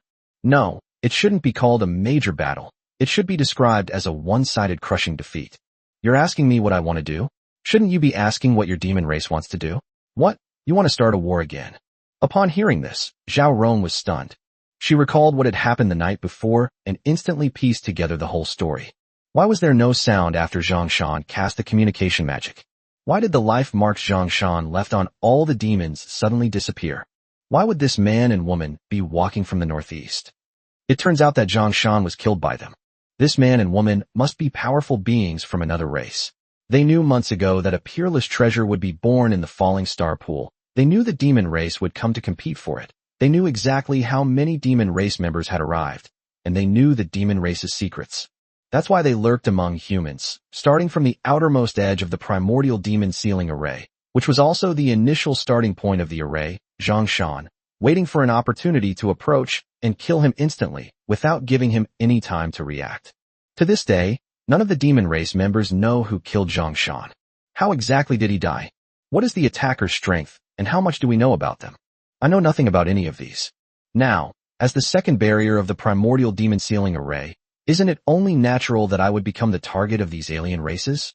Moreover, they did not completely destroy the foundation of the formation, but instead relocated the array they had placed within the oasis. Based on this alone, it can be confirmed that these alien powerhouses knew the full details of the plan. If the array's core is not in its designated location, even if the primordial demon sealing array is successfully deployed, it will not achieve the desired effect. There is even a very low probability that all the demon race members who participated in setting up the primordial demon sealing array will suffer a backlash. Not only that, but since I am currently unable to activate remote communication magic, and the array has been set up, my companions will assume that everything is normal and will continue to set up the array. Judging from the fact that they did not kill themselves, they must have known that their own people would notice their death, which is why they chose to suppress them and restrict their movement. Therefore, this man and woman from different races only need to suppress her here and continue to delve deeper into the direction of the heavenly Tao tree, and they will definitely be able to catch their fellow countrymen who do not know the truth off guard. Cutting off communication and taking them down one by one is exactly the kind of thing Lao Lu does. But I can't deny that this method is indeed ingenious. Who exactly are you? Even though Zhao Rong was still at the mercy of Su Chun, it didn't stop her from questioning him sharply. Just a loving couple living in Tiana City. So what exactly is your purpose? Su Chun said, while signaling Tianba to use a talisman to corrode Zhao Rong's body. Su Chun was unaware that Zhao Rong had already been converted. He simply wanted to find out the demon clan's purpose. Since mind control is unusable, the only option left is the oldest method, torture. Zhao Rong sneered, completely unafraid of Su Chen's threat, displaying an attitude of a dead pig is not afraid of boiling water. Su Chun and Long Luo'er looked at each other, speechless. At this moment, the heavenly maiden Ba, who had been waiting on the sidelines, leaned close to Su Chen's ear and whispered, Lord Su Chun, I have a move I'd like to try. Do you have a solution? Yes, I have a corpse puppet talisman that can forcibly transform the living into my corpse generals. Upon hearing this, Su Chen immediately recalled his battle with Time Ba. When she trapped herself with the six-pointed star array, she once took out a huge talisman and shouted that she wanted to turn herself into her corpse general. That was probably the corpse puppet talisman. Xing Tian, who once fought against Long Luo'er, was probably one of her corpse generals. And if she dies and we extract information from her, it shouldn't trigger her self-destruction, right? But what's the difference between a corpse general and a divine messenger? They're both transformed from corpses. Can we extract information about the demon race? Yes, there is a difference between a corpse general and a divine messenger. Even though I am no longer affiliated with the divine forces, I can still control a corpse general. However, I cannot give him power like a divine messenger can, and I can only provide him with the power of faith.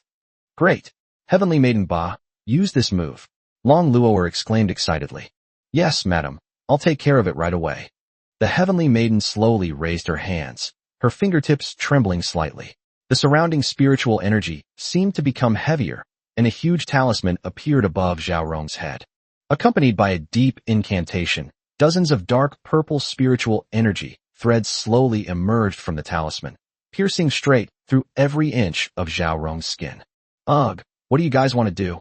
As Zhao Rong's wails echoed, more and more threads of spiritual energy surged from the talisman, growing thicker and thicker, gradually lifting Zhao Rong's entire body as if pulling a puppet. The Heavenly Maiden Ba gently pulled on the threads of spiritual energy, and Zhao Rong's limbs began to twist in unnatural directions. Even her entire head rotated 180 degrees. This scene is truly terrifying. Chapter 200, Another Self-Destruction? Upon seeing this, Su Chun and Long Luo'er took a step or two back, and beads of cold sweat appeared on their foreheads. I never expected that this seemingly harmless Heavenly Maiden Ba would unleash such wicked moves. Fortunately, the Heavenly Maiden Ba at that time didn't possess divine power, and she hadn't been completely offended, otherwise she really wouldn't even know how she died. At this moment, Zhao Rong's consciousness began to fade. She understood that she was about to become someone else's puppet, about to reveal all the information about the demon clan, and about to bear the infamy of being a traitor to the demon clan. She was unwilling to accept this fate, unwilling to become someone else's plaything, unwilling to be remembered with infamy for eternity, unwilling to have spent months in hiding only to miss the moment when the demon race would dominate the world. As long as the demon race can rule the world, they can slaughter all living beings at will, use their bloodlust to break through to the divine realm, and seek revenge on any god. What does death matter in the face of racial justice? My lord, please forgive me. With a determined heart and a gritted teeth, a surge of frenzied spiritual energy instantly converged towards her brow. This surge of spiritual energy was so powerful that it directly severed the purple threads of over 100 corpse puppet talismans. Oh no, Lord Su-chun, she's about to self-destruct. Huh? Another self-destruction. Su-chun almost spat out a mouthful of blood. Why is it that all the opponents I've been facing lately seem to love self-destruction? Phoenix, a demon god, is already in a difficult situation if he doesn't get ability points to use self-destruct. Zhongshan's self-destruction was broken because of his conditional self-destruction magic, not to mention you're using self-destruction too. Does this mean we'll have to deal with these self-destructing guys every day from now on? Moreover, didn't the heavenly maiden Ba restrict her physical movements and the flow of spiritual energy? Why can he still cast self-destruct magic? Damn, this is absolutely toxic. The next second, the purple threads of the corpse puppet talisman were all torn off by the spiritual energy flow between Zhao Rong's eyebrows, and even the suppressing barrier that imprisoned her was shattered. Zhao Rong's body slowly floated into the air, and a white light gradually burst forth from between her eyebrows. Su-chun originally intended to use the magic-breaking technique to interrupt her self-destruct spell. The problem is that Zhao Rong's self-destruction this time was not magic at all, but a magical prop. This kind of magical tool is somewhat similar in nature to the talismans of a spellcaster. Both involve inscribing magical formulas onto a carrier and then using spiritual power, tearing, blood, or other methods to activate it, thereby conserving spiritual power. For magic that has already been successfully cast, breaking the spell has no effect whatsoever. Seeing the surrounding spiritual energy surging more and more, and the white light gradually expanding, Tianba and Longlure also rushed to protect Su-chun and set up several defensive barriers. Su-chun didn't sit idly by either. He immediately summoned the god-slaying golden book, switching it into a sphere that enveloped all three of them. Rumble! With a flash of white light, a deafening roar instantly vaporized everything around them. The small hill that was originally dozens of meters above the horizon has been transformed into a basin. Su-chun and the others were thrown a kilometer away by the shockwave from the explosion. Due to the spherical protective shield, they even rolled several hundred meters on the ground before finally coming to a stop. Holy crap, are these demons crazy? They're self-destructing again.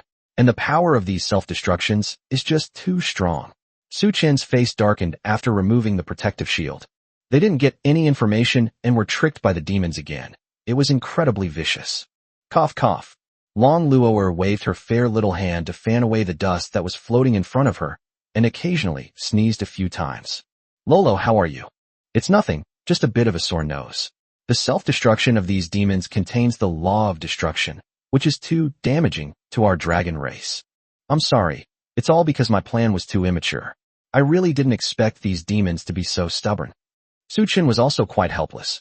To be unyielding to the death, and to be willing to sacrifice oneself for the ultimate goal of one's race sounds like the voice of a hero of that race.